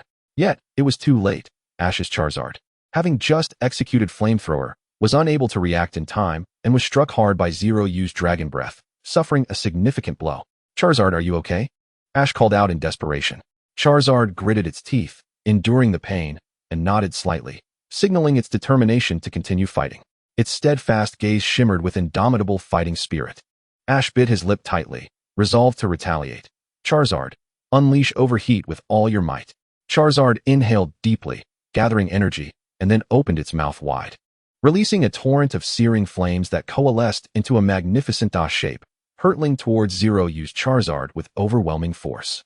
Unfazed by the impending strike, Zeroyu commanded his Charizard to retaliate with its own Overheat. In an instant, two ferocious blasts of Overheat collided, resulting in a cataclysmic explosion. Flames erupted skyward, scorching the surrounding air to an extreme temperature, as if threatening to melt the very world itself. However, due to the earlier Dragon Dance, Zeroyu's Charizard's attack power had notably increased, and with its level advantage, it began to gain the upper hand in this fierce confrontation. Moreover, Zeroyu understood a fundamental truth. Historically, the left-side contender in a duel was destined to lose. Thus, with his keen intellect, he positioned his Charizard on the right. With various buffs enhancing its abilities, the tide of battle shifted rapidly. Ash's Charizard's Overheat began to falter against Zeroyu's, ultimately being overwhelmed and surging towards Ash and his Charizard. In a sudden turn of events, Ash had yet to fully process the situation when Zeroyu's Overheat struck, sending him and Charizard flying backward. Without hesitation, Zeroyu directed his Charizard to pursue, ordering it to tightly embrace Ash's Charizard and ascend into the skies. Upon reaching a significant altitude, Zeroyu's Charizard executed its ultimate move, Earthquake. At this moment, Ash's Charizard was devoid of any means of defense, firmly held by Zeroyu's Charizard. As both Charizards plummeted towards the ground, Zeroyu's Charizard forcefully slammed Ash's Charizard into the earth before swiftly turning to flee. Poor Ash's Charizard suffered a grievous blow, rendered incapable of countering. When Ash's Charizard crashed onto the ground, it stirred up a cloud of dust. To ensure complete victory, Zeroyu promptly commanded his Charizard to unleash a fierce flamethrower into the smoke. The powerful blast tore through the haze like a furious firestorm, striking true at the hidden Charizard. As Zeroyu's scorching flames dissipated, it revealed Ash's Charizard lying defeated, its eyes swirling in dizziness, clearly unable to continue the battle. Consequently, the referee announced Zeroyu as the victor of the first round. Witnessing his beloved Pokemon's defeat, Ash rushed forward, anxious to assess Charizard's condition. Once reassured that it had not sustained any fatal injuries, he felt a measure of relief and swiftly returned Charizard to its Pokeball. Without hesitation, he sent forth his second Pokemon, Infernape. Confronted with the imposing Infernape, Zeroyu immediately utilized his data to scrutinize its details. Name, Infernape. Base stats, 534. Gender, male. Abilities, Scary Face, Scratch, Ember, Taunt, Mach Punch, Fury Swipes, Flame Wheel, Fake Out, Punishment, Close Combat, Flame Burst, Acrobatics, Calm Mind, Flare Blitz. Level, 62. Potential, Champion level. Type, Fire, Fighting. Nature, Adamant. Ability, Blaze. When HP is below 1-3, the power of Fire type moves increases 15-fold. Held item, None. Upon reviewing the details of Infernape, Zeroyu furrowed his brow, contemplating, this battle may not be easy. Although my Pokemon is 3 levels higher, that one can significantly boost its attack power if it activates its Blaze ability, which cannot be underestimated. After a moment of thought, Zeroyu decisively called back his Charizard and summoned Greninja, a Pokemon capable of effectively countering Infernape. Chapter 55, The Finals, Part 2. As Greninja made its entrance, its striking appearance immediately captivated the audience, eliciting a chorus of cheers and applause. At this moment, Ash was filled with curiosity towards the suddenly appearing Greninja, eager to ascertain its identity through his Pokédex. However, Contrary to his expectations, as he held the Sinnoh region's Pokédex, he was unable to retrieve any information regarding a Pokémon from the Kalos region. In a state of frustration, Ash disregarded the situation and, staying true to his usual style, unhesitatingly commanded his Infernape to launch the first attack, propelling a flame wheel towards Greninja with great speed. In the face of the fierce onslaught, Greninja exhibited astounding agility, effortlessly sidestepping the attack, and quickly retaliated with a flurry of water shuriken. Observing this, Infernape leapt high into the air, attempting to use the flame wheel to absorb the impact of the water shuriken. However, under Zero's command, Greninja unleashed a series of water shurikens, overwhelming the flame wheel and hitting Infernape several times. Seeing his Infernape struck by Greninja's water shuriken, Ash swiftly directed it to use Whirlpool in an attempt to trap Greninja. Yet, Greninja, with its remarkable dexterity, deftly evaded the Whirlpool. Following this, Zero instructed Greninja to unleash Water Pulse towards Infernape, which had just completed its Whirlpool attack. Infernape, still recovering, was caught off guard and struck by the Water Pulse. Rather than retreating, Infernape was invigorated by its blaze ability, erupting in powerful flames. Noticing this, Ash immediately commanded Infernape to engage in close combat. Infernape let out a fierce roar, flames intensifying around it, and suddenly vanished from sight. Aware of its sudden disappearance, Greninja remained vigilant. However, Infernape reappeared behind Greninja, delivering a close combat strike that sent it crashing to the ground. Greninja, are you alright? Zero anxiously watched Greninja. Concern etched across his face. He was acutely aware of the battle's intensity and understood that Ash was a formidable opponent. But he never anticipated that his beloved Pokémon would suffer such a heavy blow. Greninja struggled to rise, shaking its head to indicate that it could continue fighting. Its gaze was resolute and defiant, as if to convey to its trainer, "I will not yield easily." With a heavy heart, Zero gazed at Greninja and softly said, "Good boy, you've worked hard. But we cannot give up now. We must overcome this formidable adversary." On Ash's side, witnessing Infernape successfully strike Greninja brought him a surge of joy. He was highly pleased with Infernape's performance, yet he realized that this battle had only just begun. "Well done, Infernape. But do not let your guard down. We must press our advantage." Without hesitation, Ash issued the command, "Infernape, give it your all. Use Flare Blitz to defeat it." Instantly, Infernape was engulfed in raging flames, charging towards the recently risen Greninja like a blazing meteor. At that moment, Greninja had just regained its footing, and faced with the oncoming Infernape, it had no time to defend or evade. As Zero watched his beloved Greninja on the brink of suffering a devastating blow, he felt an urgent panic. His eyes widened as he focused intently on the battlefield, his mind racing to devise a strategy that could turn the tide. Unfortunately, time was of the essence, and he found himself at a loss for an effective response. As Infernape drew nearer, Zero's heartbeat quickened, and beads of sweat began to form on his forehead. However, just when the situation seemed dire, a miracle occurred. Just as Infernape's Flare Blitz was about to strike Greninja, a towering column of water surged forth, encircling Greninja like an impenetrable fortress, successfully absorbing the brunt of Infernape's ferocious attack. At that moment, Greninja, now at the center of the water column, underwent a remarkable transformation. Rising from its previously crouched position, it stood tall on 2 feet. Its deep blue hue seemed to lighten slightly, yet its gaze sharpened, as if it could pierce through any obstacle. Most strikingly, a vivid red cross emblem materialized on its forehead. As the water cascaded down, it did not scatter but, in a fascinatingly slow rhythm, converged behind Greninja, forming a colossal water shuriken. Witnessing this, Zero was overwhelmed with indescribable astonishment. Greninja had achieved Bond evolution. Prior to this, Zero had attempted multiple times to guide Greninja to accomplish this evolution after its ability change, but had never succeeded. Yet, who could have imagined that in this battle, circumstances would align perfectly for Greninja to complete its Bond evolution? Seeing this spectacle, Zero could hardly contain his excitement. Not just him, but the entire audience was captivated by Greninja's sudden and astonishing transformation, left in awe. With the Bond evolution successfully completed, Zero eagerly activated his data to check Greninja's current information. To his astonishment, Greninja's level had surged to 72, now firmly in the early stages of champion status. This was beyond imagination. The power boost from Bond evolution was indeed astounding. In light of this revelation, Zero, brimming with uncontainable joy, commanded Greninja to unleash its ultimate technique. Water Shuriken, targeting Infernape, which had just executed Flare Blitz and was momentarily immobilized. In an instant, Greninja swiftly turned, grasping the enormous water shuriken with both hands. Its expression resolute and focused, emanating an unparalleled aura. With a sudden, powerful throw, the water shuriken soared through the air like a shooting star, hurtling towards Infernape. In the blink of an eye, the water shuriken struck Infernape with tremendous force, rendering it incapacitated. Recognizing the outcome, the referee announced loudly, in the second round, Zero emerges victorious. Thunderous applause and cheers erupted from the audience, who praised the thrilling duel. With Zero's victory in the second round, the atmosphere was filled with enthusiastic cheers and applause. However, Ash exhibited no signs of panic. Instead, a confident smile graced his lips. As if he were assured of the upcoming battle, he called upon his ever-loyal Pikachu to participate in this round. The audience buzzed with excitement at Ash's quick decision to deploy Pikachu, knowing that this was one of his most trusted partners. It was well known that Ash's Pikachu was exceptionally unique.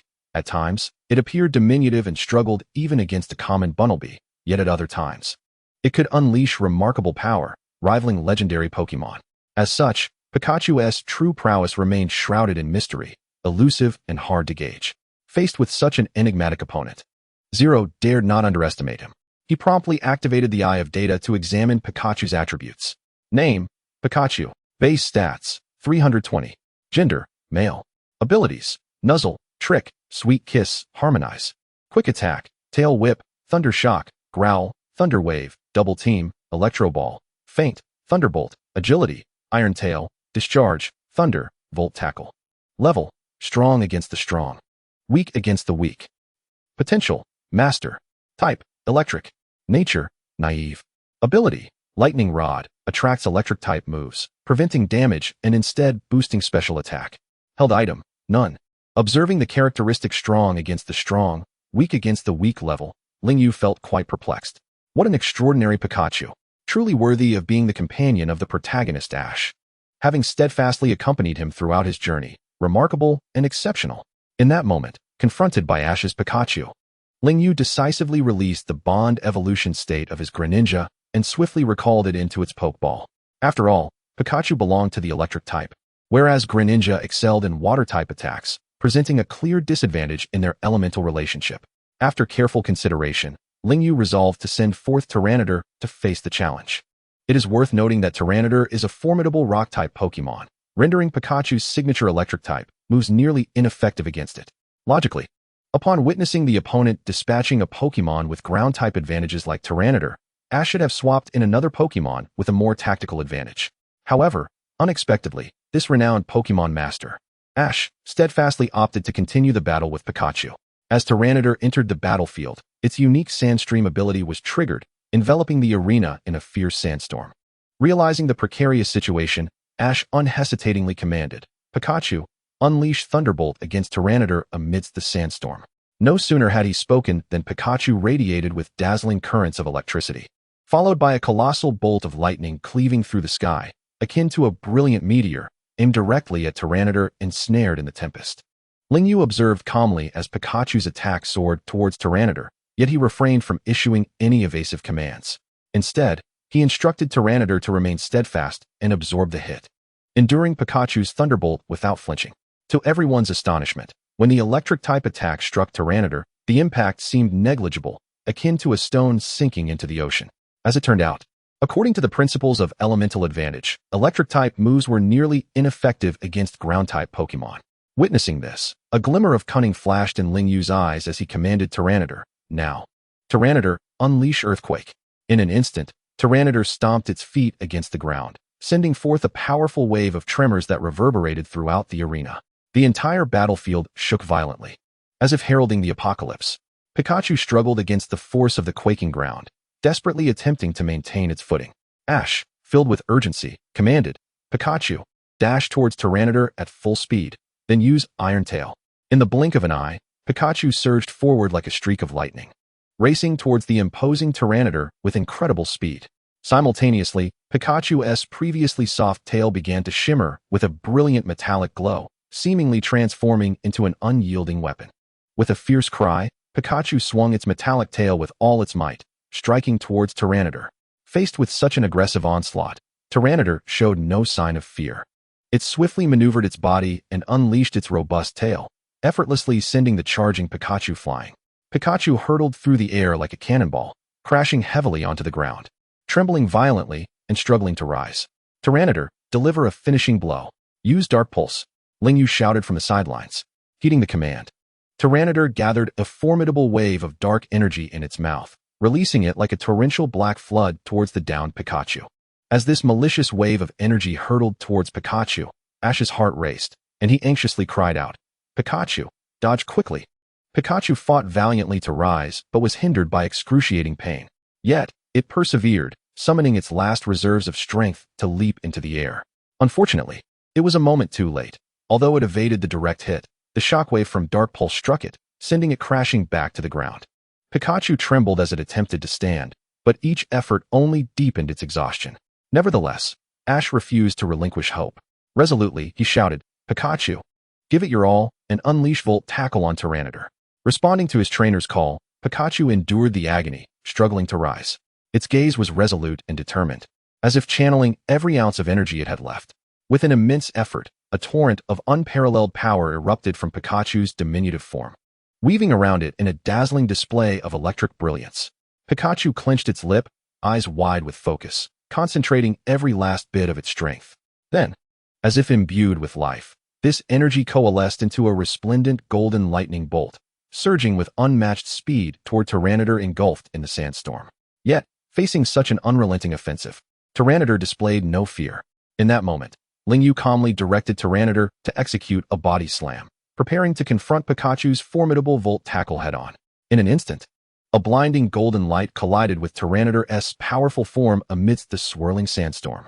The surrounding dust erupted in a chaotic explosion. Unfortunately, the moment of triumph was fleeting. Pikachu gradually began to wane, having already expended considerable energy in the preceding battle, compounded by the inherent recoil from Volt Tackle.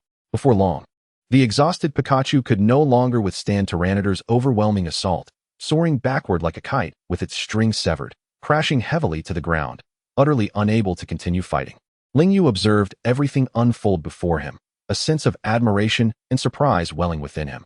He had never anticipated that Pikachu could mount such a tenacious counterattack even in such dire straits. As he watched his beloved Pikachu fall, Ash was consumed by anxiety.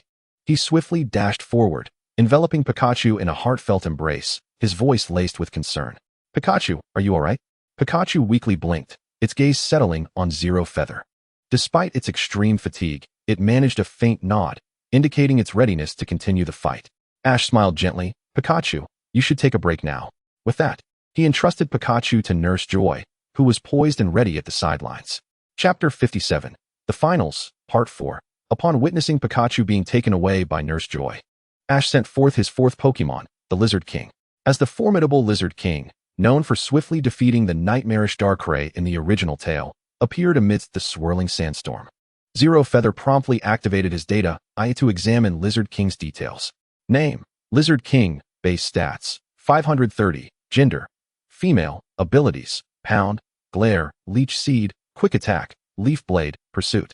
Noise: Leaf Storm, Agility, Solar Beam, Seed Bomb, Leaf Blade, Back Hit, Leaf Storm, Protect. Level: 61. Potential: Champion level. Type: Grass. Nature: Jolly. Ability: Overgrow when HP is low. The power of Grass type moves increases. Item: None. Upon reviewing Lizard King's information, a sly smile crept upon Zero Feather's lips, a glimmer of cunning in his eyes. He recalled Tyranitar into its Pokeball and swiftly unleashed another Pokeball. As a brilliant light faded, the mighty Charizard materialized on the battlefield. Surprisingly, however, the raging sandstorm did not dissipate as anticipated when Tyranitar was recalled.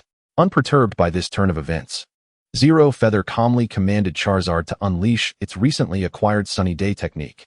In an instant, a mysterious force surged from Charizard, shooting forth like a radiant rainbow into the sky. This power gradually dissipated at high altitudes, while simultaneously, the sandstorm triggered by Tyranitar's ability vanished without a trace.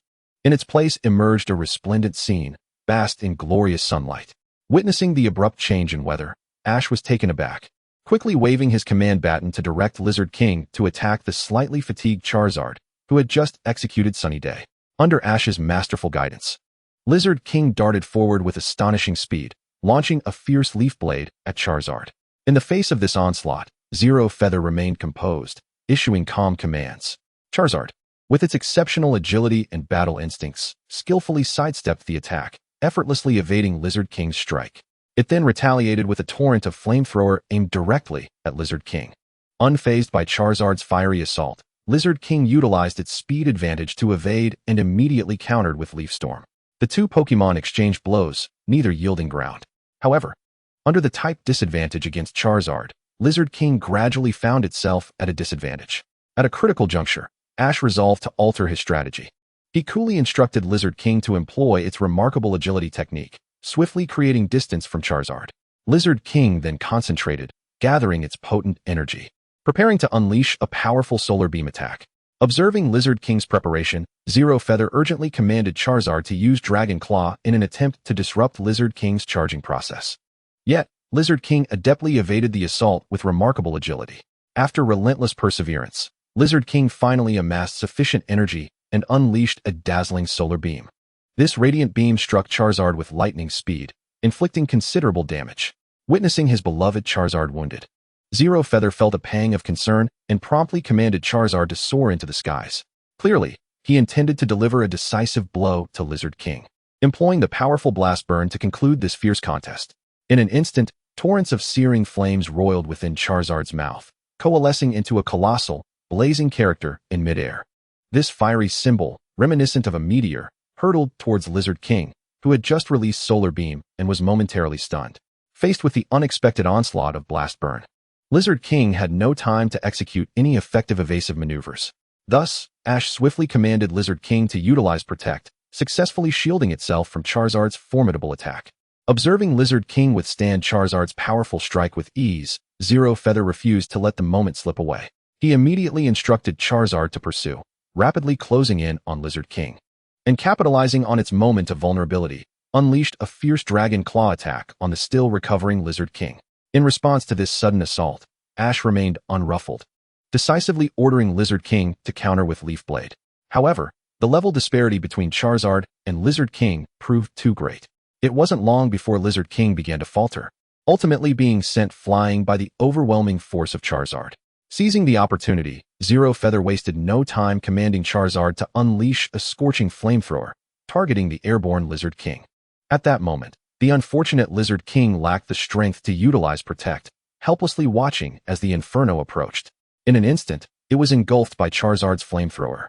Considering the substantial level difference of 4 levels, compounded by Lizard King's prior exhaustion from Charizard's relentless assaults, and the inherent type disadvantage of fire against grass, Lizard King was swiftly rendered unable to continue the battle.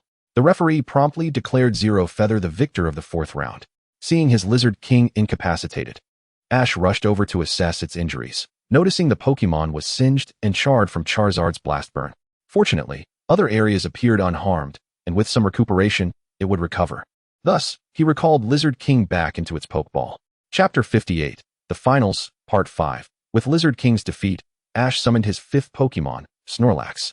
Upon witnessing Ash's choice of Snorlax, Zero Feather resolved to continue utilizing Charizard for the battle. He first activated his data eye to inspect Snorlax's details. Name: Snorlax. Base stats: 540. Gender: male. Abilities: Headbutt, Amnesia, Rest, Body Slam, Harden, Self-Destruct, Hyper Beam. Ice Punch. Level: 60. Potential: Champion level. Type: Normal. Nature: Mischievous. Ability: Thick Fat. Due to its thick layer of fat, it halves the damage taken from fire and ice type moves. Item: None. Upon encountering the information regarding Snorlax, Lingyu could not help but furrow his brow, inwardly contemplating. It seems trouble has found me. The ability of Snorlax can indeed have the power of Charizard's fire-type moves. However, he quickly regained his composure. A thought flashing through his mind. If fire-type moves are ineffective, then perhaps I should explore other elemental attributes. Resolute in his decision, Lingyu unhesitatingly extended his arm, revealing the wrist adorned with a Mega Evolution bracelet. He gazed firmly at Charizard and proclaimed aloud, "Heed my call, Charizard, Mega Evolve." In an instant, a miracle unfolded. Charizard was enveloped in a dazzling white light, as if cloaked by a mysterious force. This sudden transformation left Ash and all those present in a state of astonishment, their eyes wide in disbelief at the spectacle before them. Although Mutwo had previously demonstrated its Mega Evolution capabilities, the onlookers had remained oblivious to its true nature, mistakenly believing it to be a mere battle evolution. Furthermore, Lingyu had never revealed Mutwo's Mega Evolution form in their presence, leading them to assume Mutwo had always maintained such a formidable appearance. However, when it came to Charizard, every individual here was well acquainted. As one of the original starter Pokémon, the final evolution of Charmander, Charizard's visage was iconic and deeply ingrained in the hearts of many. Yet today, they bore witness to an astonishing scene. Lingyu's Charizard had evolved once more. As the light of evolution illuminated Charizard and gradually dissipated, its physique grew increasingly robust and formidable. The already sharp twin horns now glimmered with a newfound brilliance. Its body radiated a pale white hue, while its abdomen displayed an elegant gray tone. Moreover, its skin was adorned with patterns reminiscent of fractured ice, and a pair of formidable horns sprouted from its shoulders. The inner layers of its purple-black wings shimmered with a mysterious glow, while ethereal blue flames continuously surged from its mouth and tail, rendering the entire Charizard a picture of majesty and power. Observing this Charizard X, which appeared distinctly different from what he had encountered in his previous life, Lingyu felt a flicker of confusion. By all accounts, Charizard X should possess a deep emerald green coloration. Yet, why has it transformed into this gray-white shade? A thought flashed through his mind, as he suddenly recalled the ancient Charizard he had encountered within the ruins of the Tranquil Forest, which bore a similar coloration. He had not anticipated that the Mega Evolution Stone obtained in that place would cause Charizard X, originally green, to metamorphose into this gray-white form. It must be a consequence of inheriting the formidable powers of ancient times. Lingyu pondered, feeling a sense of peculiarity about the Charizard X before him. Yet the surrounding crowd remained oblivious to any abnormalities. After all, this was their first experience witnessing such a phenomenon. The notion that Charizard could evolve once more led them to believe this was its rightful Mega Evolution form. In an instant, the audience erupted into thunderous cheers and applause. However, Ash, who had witnessed Charizard's second evolution, felt a profound heaviness settle over him, as he acutely sensed that Charizard X's might far surpass that of his own Snorlax. At that moment, Lingyu activated his data eye to examine the details of Charizard X. Name: Charizard X, shiny, but altered by some mysterious force. Base stats: 634. Gender: male. Abilities: Claw, Roar, Ember, Smokescreen, Dragon Rage, Dragon Claw, Glare, Rage, Flamethrower, Air Slash, Dragon Breath, Fire Fang, Split, Dragon Dance, Blast Burn, Fire Spin, Dragon Tail, Wing Attack, Earthquake. Level: 75. Mega Evolution adds 10 levels. Potential: Level 2 God. Type: Fire Dragon. Nature: Adamant. Ability: Tough Claws, increases the power of contact moves against opponents. Item: Charcoal. Charizard Mega Evolution X. Currently mastering Fire-type laws. Progress: 2100. Upon reviewing the information of his Charizard X, Lingyu felt a surge of exhilaration. With such a powerful Charizard X at my disposal, this Snorlax is hardly a challenge.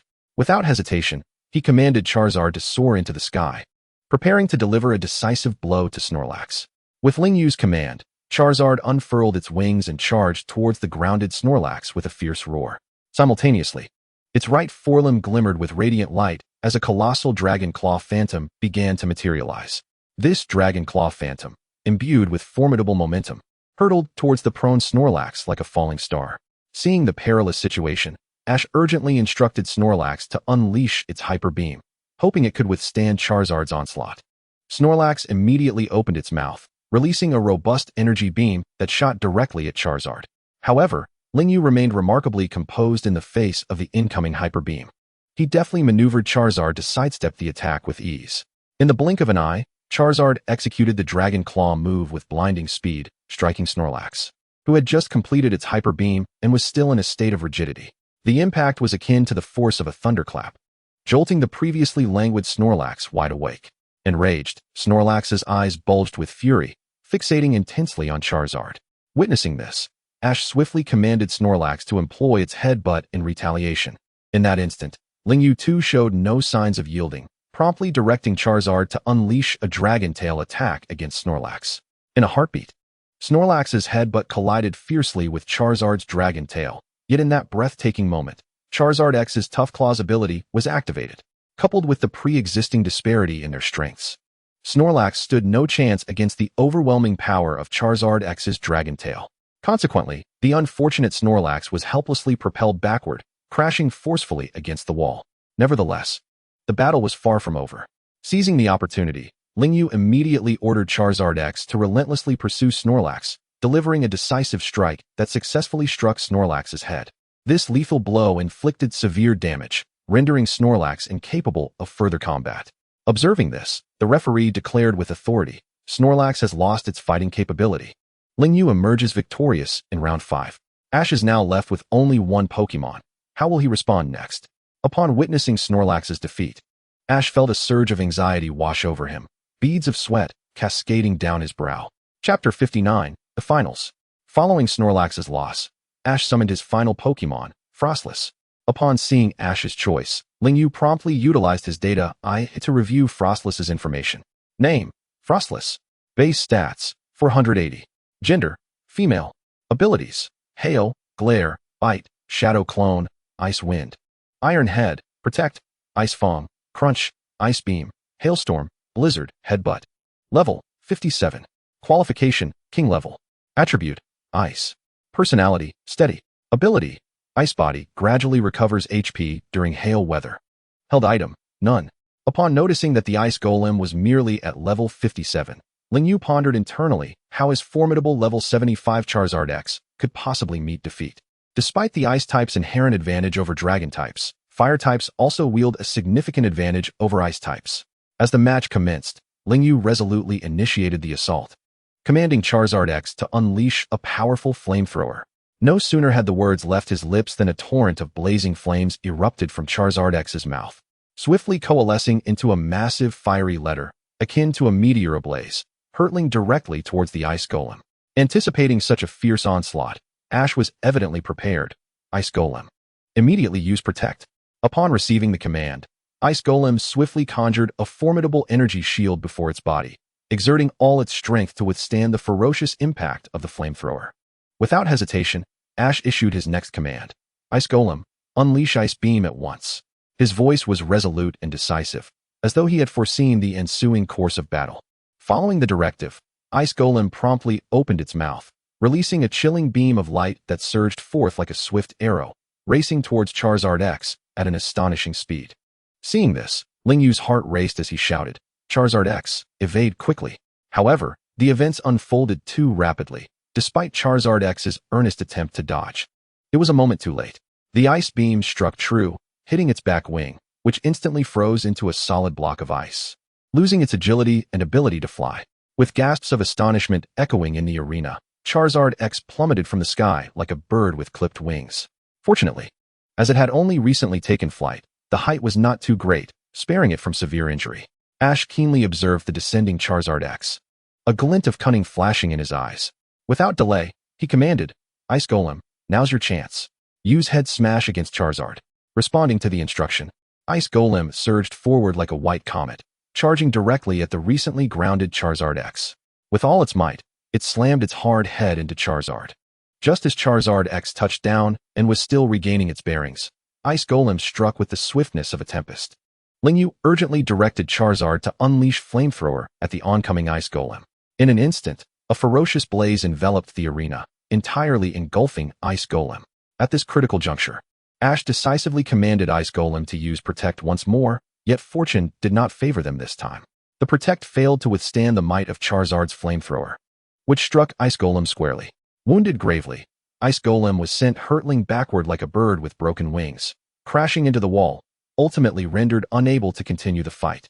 Witnessing this, the referee promptly declared Lingyu the victor of the final round. Thus, the championship of the Sinnoh League was firmly established in favor of Lingyu. Instantly, the audience erupted into a cacophony of thunderous applause and cheers, all celebrating Lingyu's triumph, while expressing profound admiration for his extraordinary prowess. A subtle smile graced Lingyu's lips as he stepped forward, extending his right hand to firmly clasp Ash's. Their eyes sparkled with sincerity as they congratulated each other on their remarkable performances in the arena. Lingyu, you are truly formidable. But fear not, next time, I shall undoubtedly reclaim victory, Ash declared confidently. Lingyu smiled gently, replying, I too look forward to our next encounter. Amidst the thunderous applause, Lingyu firmly grasped the championship trophy. a symbol of unparalleled glory. He held it tightly, feeling its substantial weight, his heart swelling with immense pride. This fierce battle not only proved his formidable strength, but also garnered him the love and respect of countless fans. Yet, the journey ahead remained long. Lingyu was acutely aware that innumerable daunting challenges awaited him in the future. However, at this moment, he was fully prepared, resolute to confront every fierce contest head-on. Trophy in hand, Lingyu strode confidently to the center of the stage. He raised the trophy triumphantly above his head, proudly showcasing it to the entire audience. A deafening cheer resonated from the crowd, the waves of sound rising and falling as if to pierce the heavens. Fans were fervent, waving their colorful support sticks, creating a dazzling sea of light. The atmosphere was electric, reminiscent of a grand carnival. Suddenly, a cascade of colorful confetti began to fall from the sky like a vibrant snowfall, fluttering about and adding a dreamlike, romantic ambience to the scene. Lingyu could not help but gaze upward, marveling at the kaleidoscopic sky, his heart swelling with boundless emotion. In that moment, he felt as if he stood atop the world, the center of attention, radiating brilliance. Yet, behind this glory, Lingyu was acutely aware that without the support of his miraculous system, such splendid achievements would have been unattainable. As his thoughts drifted, he reflected on his former self, a mere cog in the wheel of a monotonous existence, devoid of accomplishment. A serendipitous twist of fate had transported him to the enchanting and adventurous Pokémon world, awakening the latent power of the system within him. In the brief span of several months, leveraging this immensely powerful sign-in system, he had achieved remarkable feats in the bustling metropolis, claiming multiple championship titles. Now, with the assistance of Celebi, Lingyu had successfully traversed into the Pokémon world, seizing the championship throne of the Sinnoh League. This series of astonishing experiences had instilled in Lingyu a profound appreciation for the capriciousness and marvels of destiny. As he returned to the present, he understood that this was merely the beginning. A lengthy journey lay ahead, with numerous formidable legendary Pokémon awaiting conquest. Therefore, he silently resolved to continually enhance himself, striving to become ever more powerful. Chapter 60. The Return, Acquiring Kyurem. After receiving the championship trophy, a symbol of unparalleled glory, Lingyu and Ash's group embarked on their jubilant journey back to the Pokémon Center. It wasn't long before they reached their destination. Upon entering the Pokémon Center, Ash could no longer contain his curiosity and hurriedly approached Lingyu, inquiring, "Lingyu, how did your Charizard manage to evolve once more?" His voice was filled with bewilderment and envy. Lingyu smiled gently, patiently explaining, "In truth, it all stems from a mysterious stone we discovered by chance in the Kalos region. With the aid of this stone, I can establish a unique bond with Charizard, enabling its further evolution. I refer to this process as Mega Evolution." Upon hearing Zero's description, Ash's eyes sparkled with excitement as he exclaimed, "Wow, this is simply astonishing. How wonderful it would be if my Charizard could possess such a stone." His words revealed a deep yearning for Mega Evolution. Zero gently patted Ash's shoulder, offering comfort as he said, "Do not worry, Ash. One day, you shall attain it." Gratefully, Ash nodded and expressed his thanks. "Thank you, Zero. Your encouragement instills in me a greater confidence." They then engaged in light-hearted conversation, sharing insights from their respective competitions. Once their dialogue concluded, everyone returned to their rooms to prepare for a well-deserved rest. The following morning, sunlight streamed through the thin clouds, gently cascading upon the earth, awakening all that lay in slumber. After bidding farewell to Ash and the others, Zero turned to embark on his journey home. His mind was occupied with thoughts of his own world, eager to discover its current state. After all, he had been away for quite some time, and he hoped that all remained well. Finding a secluded spot, Zero cautiously released Celebi from the Master Ball. The little creature blinked its lively eyes, seemingly attuned to its master's emotions. Under Celebi's guidance, a peculiar light enveloped him, enabling Zero to traverse time and return to his homeland. The familiar lake came into view, the very place from which he had departed. However, the moment he stepped through the time portal, his body suddenly lost balance, and he was on the verge of tumbling into the water. In a critical instant, Celebi swiftly soared upwards, firmly grasping Zero's hand and pulling him back to shore. With a heart still racing, Zero gently stroked Celebi's head, exclaiming, "Thank goodness for you, Celebi. Were it not for your timely assistance, I would have surely become a drenched mess." Celebi chirped joyfully, its laughter ringing like silver bells, as it playfully circled around Zero, displaying its delightful charm. Amused by the scene, Zero's eyes sparkled with affection. After a brief pause, Zero decided to return Celebi to the Master Ball and summon Galade. With Galade's assistance, He activated the teleportation skill and, in the blink of an eye, arrived at the entrance of the quiet forest's secret realm, exiting the tranquil woods. Upon stepping into the secret realm's hall, Zero's gaze was immediately drawn to the counter girl he had encountered previously.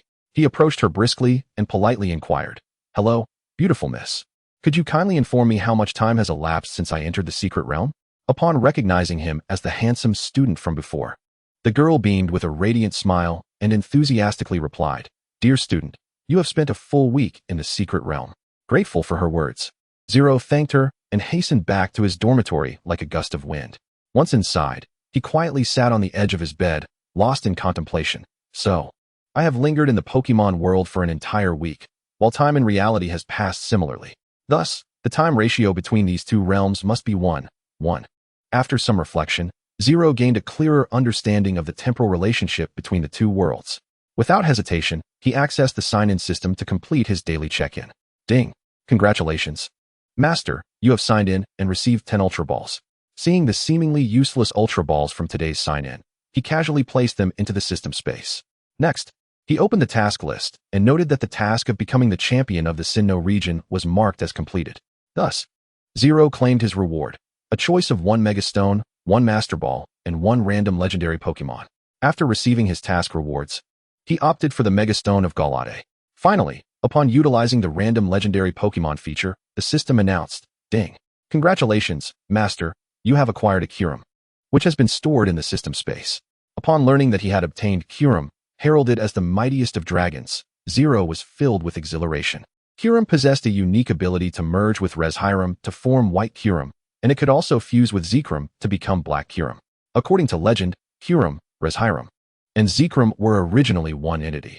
If they were to be fully united, they could wield unparalleled power. With this thought in mind, Zero resolved to set a modest goal of capturing both Reshiram and Zekrom to create a Black and White Kyurem. However, a new dilemma arose. Where should he venture to seek out Reshiram and Zekrom? Reshiram, known as the Dragon of Truth, would only choose to follow once it recognized a person's truth. In the animated series of his previous life, both In and Tuko successfully gained Reshiram's acknowledgement. Conversely, Zekrom, the Dragon of Ideals, would also serve those whose ideals it recognized, and In had similarly gained its approval.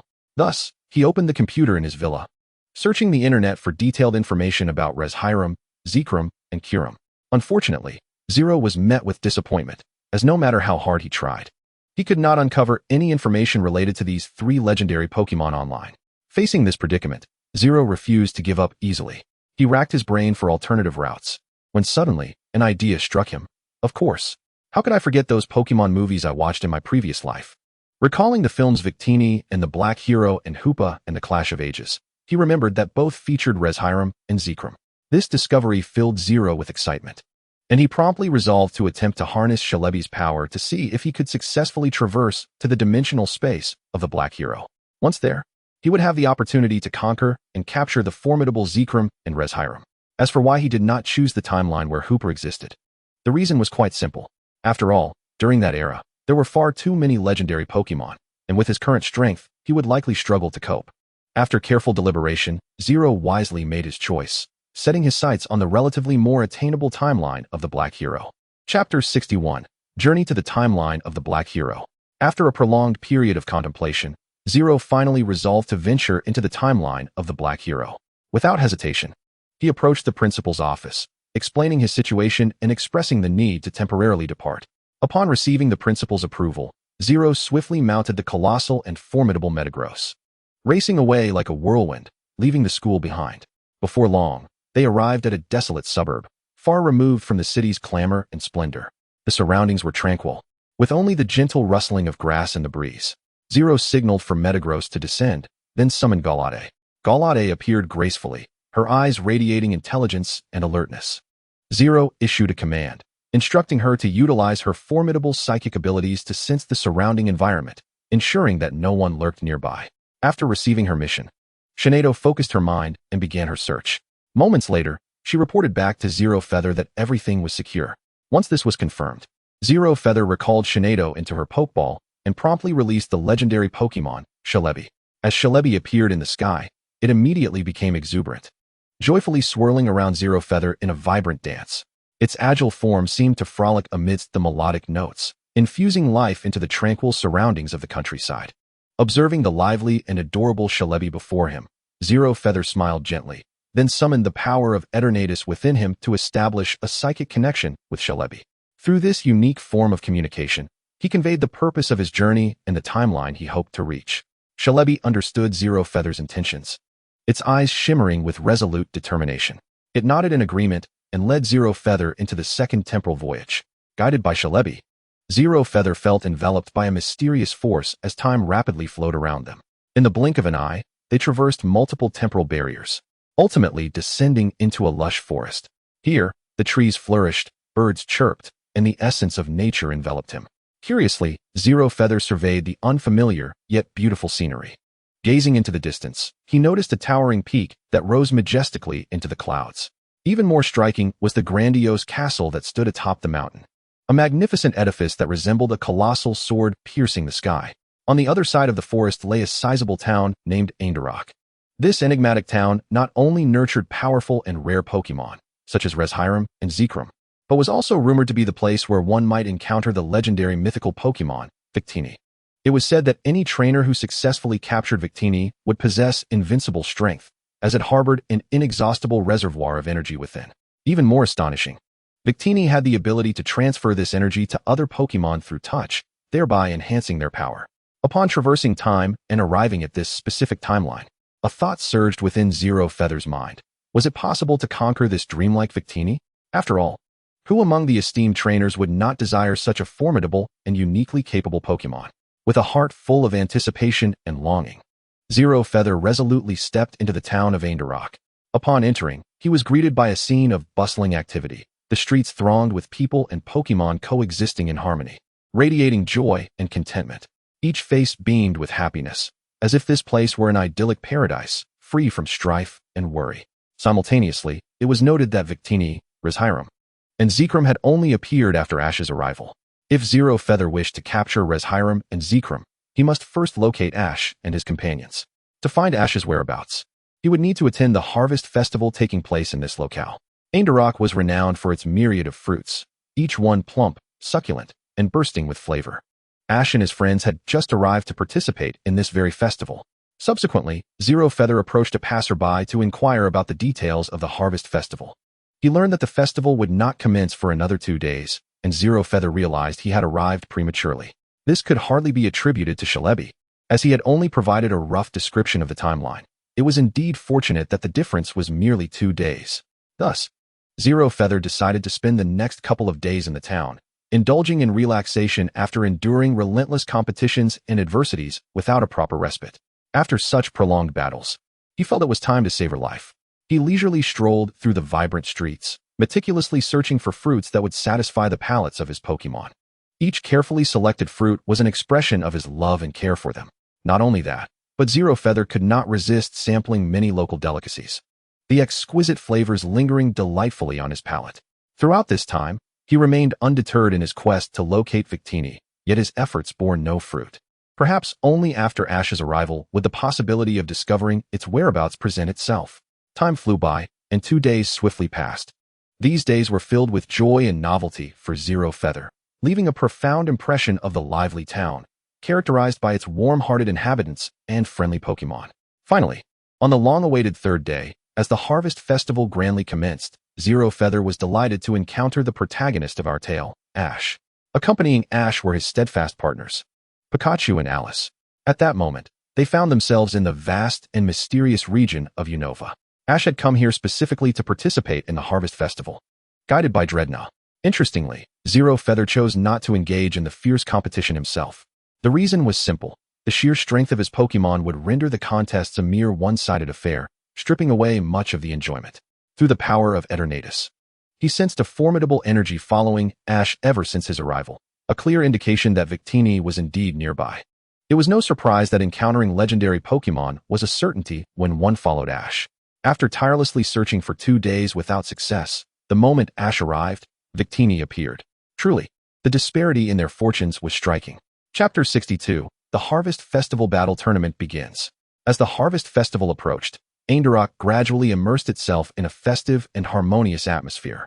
At the center of the town, on a spacious stage, stood a somewhat portly middle-aged man, Mr. Momondo, the mayor of Aindarok. At this moment, the mayor passionately addressed the densely packed audience below. Dear friends, on this special day, I am honored to officially announce the commencement of the highly anticipated Harvest Festival Battle Tournament. No sooner had he finished speaking than 3 floating gear Pokemon gracefully descended onto the gigantic instrument beside the stage. Subsequently, these little creatures activated the mysterious instrument in their unique manner, producing a melodious tune that resonated like celestial music, cascading forth in a continuous stream. This enchanting melody seemed to possess a magical quality, instantly elevating the atmosphere of the tournament to a fervent crescendo, making an already vibrant scene even more electrifying. As the music momentarily subsided, Mayor Momondo turned once again to the eager challengers to elucidate the specific rules of the competition. Brave challengers, the rules for this battle are quite straightforward. You are required to engage in a thrilling one-on-one battle with other trainers in our town. However, take heed. Each participant may only utilize a single Pokemon throughout the contest, and substitutions are strictly prohibited. With these words, Mo Mengduo raised a wooden plaque high above his head, his tone resolute as he added, "Whoever can firmly grasp this emblem of honor and strength, and triumph through all challenges to reach the ultimate finale, shall be the undisputed champion." He then bellowed to the crowd, "Now, the battle officially commences." His voice resonated like thunder, seemingly capable of piercing the heavens. No sooner had he spoken than the trainers in the audience surged forth like arrows loosed from a bow, racing towards the direction of the town, eager to seek out their impending adversaries. Naturally, Ash and his companions were no exception. They cracked their knuckles in anticipation, ready to embrace the challenge. Before setting off, Ash unhesitatingly released his energetic Pikachu, while Tiantong followed suit with his astute and agile Chimchar. And Alice unleashed her adorable Amalga. With spirits high, they ventured toward the town in search of formidable foes worthy of their prowess. Meanwhile, Zeroyu trailed behind the group, calm and unhurried, both anticipating the unfolding narrative and discreetly keeping an eye out for Victini's whereabouts. Before long, Ash was the first to spot a target, a young girl with a superior. A glint of excitement flashed in his eyes as he resolved to send Pikachu into battle against her. As the fight commenced, the girl swiftly issued commands, causing Superior to writhe its body in an attempt to ensnare Pikachu with its bind move. However, Ash remained composed under pressure, decisively instructing Pikachu to evade the impending bind with astonishing speed. Recognizing the failure of her initial attack, the girl quickly altered her strategy, commanding Superior to unleash a Vine Whip. Pikachu, moving with lightning-like swiftness, leapt gracefully into the air, evading the fierce onslaught once more. Yet, with Pikachu suspended in midair, the girl seized the moment, ordering Superior to launch an energy ball at the airborne Pokemon. Ash's keen eyes discerned the shift in tactics, and he promptly directed Pikachu to retaliate with Iron Tail. In an instant, Pikachu's tail gleamed with a brilliant metallic luster, as hard and powerful as steel, colliding with the oncoming energy ball in a spectacular explosion. The resulting shockwave generated a thick cloud of smoke that enveloped the battlefield. As the haze began to dissipate, spectators were astonished to discover both Superior and Pikachu standing unharmed amidst the chaos. Seizing the opportunity, Ash swiftly commanded Pikachu to unleash a mighty thunderbolt towards Superior. With a resounding crack, a colossal thunderbolt struck down like a meteor, igniting a cataclysmic explosion. Superior was soon engulfed in a torrent of violent electricity, writhing in agony before ultimately succumbing to its incapacitation. At that moment, the referee announced loudly, "Ash is victorious." Simultaneously, Alice was fervently directing her Amalga in an intense showdown against another trainer wielding an Infernape.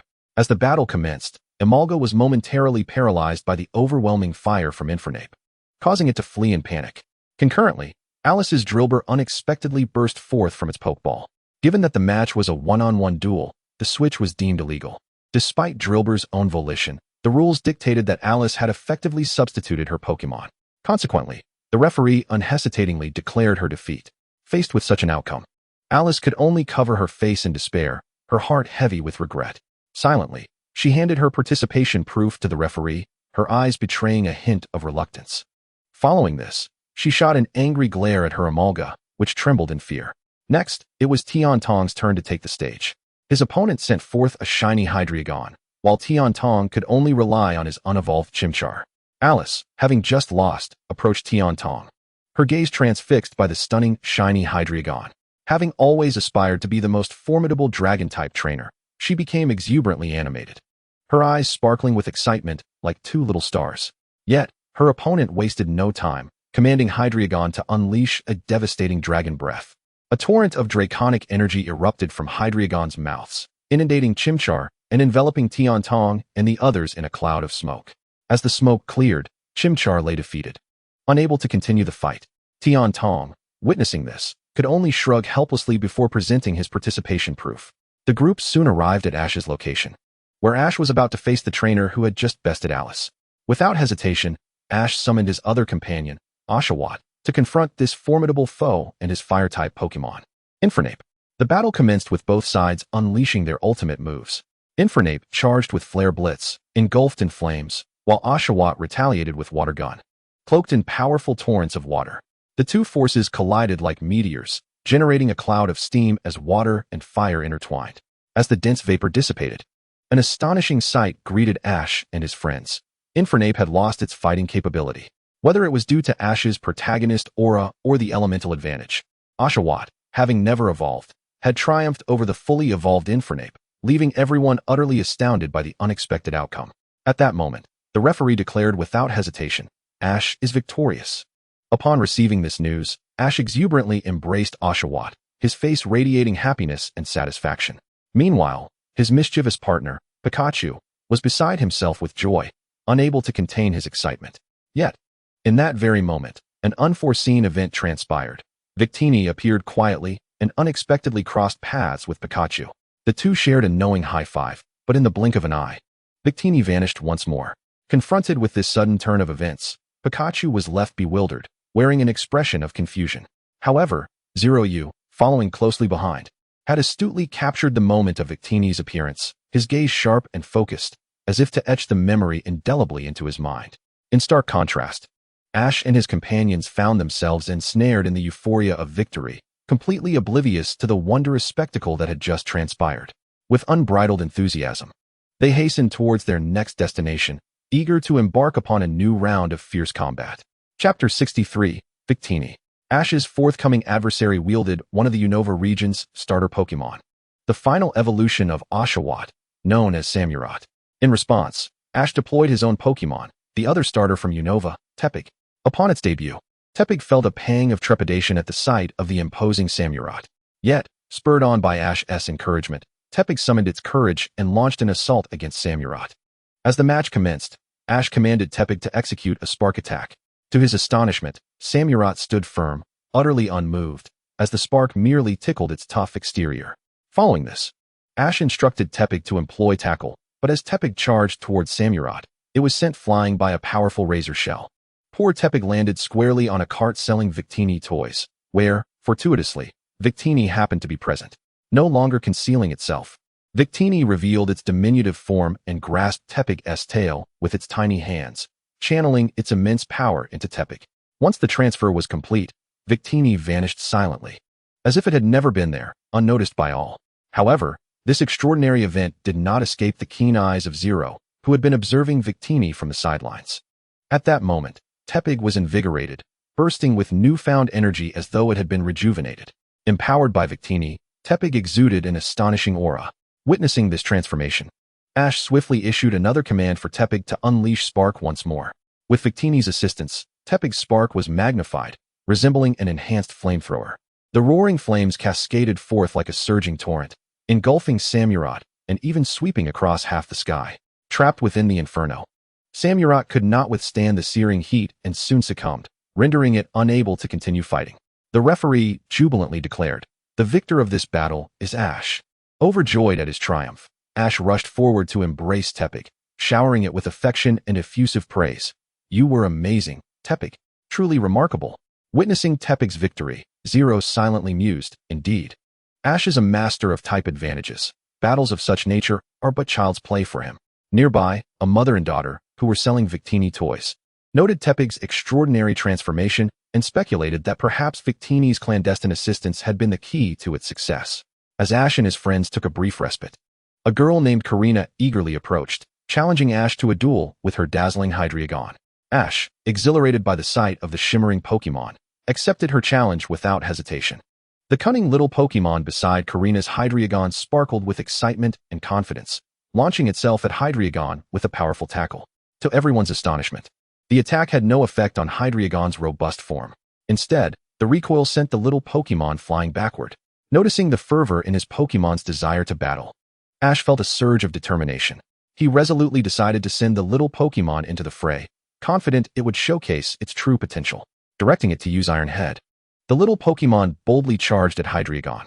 It closed in at an astonishing speed, only to collide headfirst with Hydreigon's head. Regrettably, the outcome was not as Ash had hoped. The little Pokemon was once again rebuffed, this time landing even further away, directly into a nearby thicket.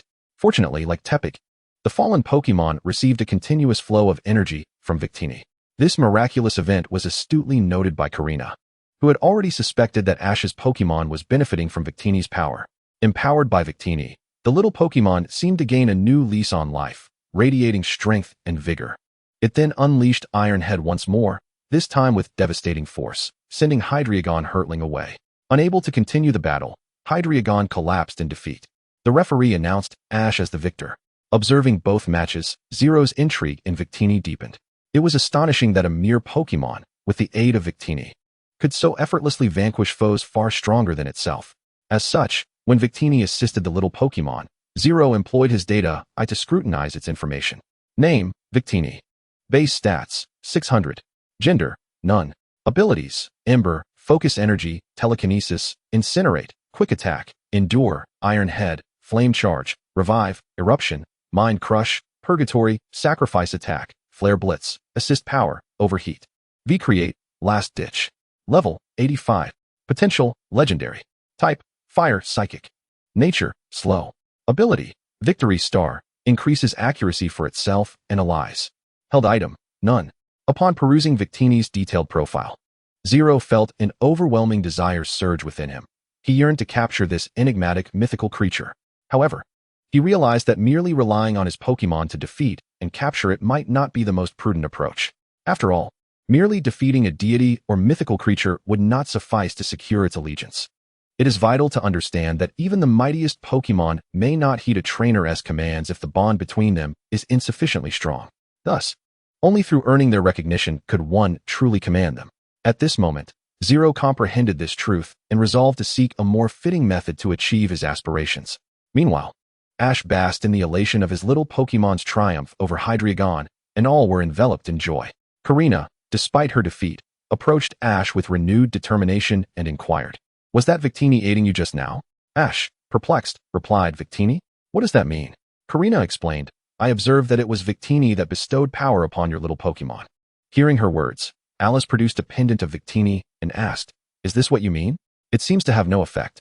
Karina gazed toward the spot where Victini had vanished and asserted, "I am referring to the true Victini." The revelation left Ash and his friends in a state of astonishment. Is there a genuine Victini present? Where could it be? Ash and his companions scanned their surroundings, eager to catch a glimpse of Victini. Yet, how could the elusive Victini allow them to find it? Chapter 64, Victini Revealed. After a fruitless search, Karina informed them, it has vanished, turned transparent, and disappeared.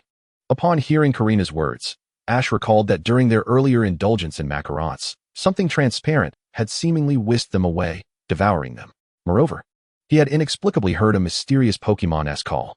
Additionally, on their journey, while rescuing two Sawsbucks from a cliff, his strength had surged unexpectedly, enabling him to leap several meters. All these incredible occurrences flickered through Ash's mind, and he pondered, could all of this be due to Victini? With this thought, Ash called out toward the direction where Victini had vanished. "Was it you who bestowed upon me strength at that moment?" Almost instantaneously, a series of melodious teeny rang out from the spot where Victini had disappeared. This unexpected sound left Karina, Ash, and the others in utter astonishment. Their eyes widened in disbelief as they exchanged glances, expressions filled with incredulity. Particularly Ash, who trembled with excitement, felt a surge of joy swell within him. He then shouted toward the source of the sound, "If you're nearby, come out, Victini. I know you're here, so don't hide. Hurry and join us in this joy." His tone was brimming with anticipation and warmth, as if calling out to an old friend. Beside him, Pikachu chimed in with a few enthusiastic Pika, seemingly echoing Ash's call. Its large eyes sparkled with curiosity, also yearning for Victini's appearance. However, despite Ash's fervent summons, there was no response. The surroundings remained silent, save for the gentle rustling of leaves stirred by the breeze. Observing the scene, Tiantong thoughtfully returned to where their backpacks were and retrieved the remaining macarons. These vividly colored, delectable macarons emitted an irresistible aroma that made one's mouth water. Tiantong carefully offered the macarons to Ash, whispering, "Perhaps this will entice Victini to come out. After all, it has a fondness for macarons." Ash accepted the macarons, a glimmer of hope rising within him. He raised the macarons toward the direction of the sound, speaking in an enticing tone. "Victini, look, here are macarons. Your favorite treat awaits. Come and savor it." His words spread through the air like magic. Just then, a miracle unfolded. The macarons in Ash's hand levitated as if lifted by an invisible force. Ash and Karina stood in stunned silence, watching as the macarons floated, seemingly controlled by an unseen hand. Subsequently, the macarons darted away at an astonishing speed, vanishing from sight in an instant. "Wow, what on earth is happening?" Ash exclaimed, his gaze following the trajectory of the macarons, searching for clues. Could it be Victini? Karina speculated, her eyes gleaming with excitement and anticipation. It must be it. Victini couldn't resist the allure of the macarons. Ash declared enthusiastically, eager to chase after and discover Victini's whereabouts. As the macarons hovered in midair, they appeared to be nibbled away, slowly disappearing, leaving behind only crumbs. Witnessing this, Karina and Ash instantly realized that Victini had consumed the macarons. Without hesitation, Ash retrieved another macaron and hurled it toward the direction where the previous one had vanished. However, this thrown macaron was expertly caught midair by the invisible Victini. Following that, it began to nibble away at the macaron as before. Once it finished, Victini gracefully landed on a nearby seesaw, gradually revealing its true form. Before them stood a petite Pokémon radiating a golden hue. A vivid red V adorned its forehead between its ears, while its azure eyes sparkled brightly, complemented by two adorable little wings at its rear. However, just as everyone wished to observe this marvelous Pokémon closely, it suddenly vanished into invisibility once more. Witnessing the real Victini's appearance, Ash and his companions erupted into jubilant cheers, dancing with excitement. Unable to contain his joy, Ash quickly produced a colorful macaron, cautiously approaching the spot where Victini had just disappeared, gently offering the exquisite treat. Upon seeing the macaron, Victini joyfully emerged from its invisible state, eagerly accepting the delightful dessert and savoring it with glee. The macaron gradually disappeared, piece by piece, under Victini's delicate bites. After finishing the last morsel, Victini contentedly cupped its round cheeks, its tiny wings fluttering joyfully. It then gracefully circled above Ash's head, playfully giving him a thumbs up. Ash, witnessing this, beamed with delight and began introducing himself and his companions to Victini. As they grew more familiar, Ash instinctively opened his arms and embraced Victini tightly, spinning around in sheer happiness. Yet, an unexpected event transpired. Victini, who had been quietly nestled in Ash's embrace, suddenly appeared alarmed, bursting into tears. It wriggled free from Ash's warm grasp, vanishing without a trace. Ash, flustered, called out for Victini, but received no reply. In this moment of urgency, Pikachu had a sudden inspiration, swiftly producing a colorful macaron and calling out into the air. Before long, a miracle occurred. Victini reappeared, exuberantly accepting the delicious macaron from Pikachu's paws, relishing it with delight. Observing Victini's joyful and satisfied demeanor gradually eased Ash's worries. Without hesitation, Ash set off with Victini for a leisurely stroll around the quaint town of Eindhoek. Victini perched steadily atop Ash's cap, while Pikachu obediently nestled on Ash's shoulder, all enjoying this lighthearted and pleasant time together. Under Ash's guidance, they unknowingly wandered to the outskirts. Just as Ash prepared to lead Victini away, they encountered a mysterious barrier blocking their path. Due to the unforeseen circumstances, Ash had yet to release Victini's hand. Under the influence of inertia, Victini collided directly with the barrier, only to be forcefully bounced back. Witnessing this, Ash was engulfed in confusion, while Victini, surrounded by a fierce blaze, unleashed a powerful V-create against the barrier, yet to no avail. As the attack struck the barrier, a violet circular shield enveloped a significant portion of the town. Chapter 65, Victini's Past. Observing the situation, Victini took flight without hesitation, swiftly vacating the perimeter of the barrier. Ash and his companions, witnessing Victini's furious departure, were filled with concern and anxiety. They promptly resolved to pursue the direction in which Victini had vanished. Ash clutched tightly to Victini's favorite macarons, calling out its name in hopes of capturing its attention and locating it. As they ventured onward, they encountered a mischievous Meowth lounging beside a grand tree. This Pokémon greeted them with a friendly wave, as if beckoning Ash and his companions to follow. Understanding Meowth's intent, they trailed closely behind. As they journeyed further, the surrounding area became increasingly populated with Lurantis and Flybaby, these charming Pokémon seemingly guiding them towards a specific destination. Eventually, they arrived beside an ancient windmill, beneath which lay a tranquil pond. The Pokémon congregated at the pond's edge, calling out into the water. As their voices crescendoed, Ash and his friends were astonished to see the lily pads in the pond stir. This subtle movement piqued their interest, and they widened their eyes, anticipating what might unfold next. They shouted towards the pond, "Victini." Upon hearing Ash's call, Victini briefly manifested before hastily vanishing once more. However, in its eagerness, it collided with a nearby wooden barrel. With a thud, the barrel wobbled and subsequently toppled over. Ash, hearing the noise, rushed to the barrel's side, calling out to the spot where Victini had disappeared. "Victini, are you there? I'm truly sorry for making you feel that way earlier. I know you're still upset with me, but please believe me, it was never my intention. If you are willing to forgive me, please come out. We can have a proper conversation." As Ash spoke, he searched the vicinity for any sign of Victini. However, Victini did not respond to his pleas. Feeling disheartened, Ash stood at the edge of the pond, attempting to catch a glimpse of Victini. Just then, an unexpected incident occurred. The ground by the pond was slick, causing Ash to slip, losing his balance and leaning forward. "Ah!" Ash exclaimed, on the verge of plunging into the water. In a critical moment, Victini suddenly appeared. It swiftly flew to Ash's side, clutching the brim of his hat with all its might. Victini exerted every ounce of strength to hold on to Ash, but the young trainer's weight, combined with the resistance from the water's surface, gradually wore Victini down. Nevertheless, Victini refused to relent, gritting its teeth and persevering. Alas, being but a small Pokémon, its strength was limited. Ultimately, it could not maintain its grip on Ash's hat, watching helplessly as he fell into the pond. With a splash, Ash plunged into the water. Victini anxiously circled overhead, uncertain of how to proceed. Meanwhile, Ash surfaced, coughing and slowly opening his eyes. Upon seeing Victini, a glimmer of surprise and gratitude illuminated his gaze. Victini, seeing Ash submerged, his companions rushed over to assess his condition, their hearts racing with concern as they inquired about his well-being. When they confirmed that Ash was safe, a collective sigh of relief swept through them. Yet, Ash seemed undeterred by this minor mishap, instead engaging in playful antics with Victini. Before long, Karina's family warmly guided Ash and his companions to their castle.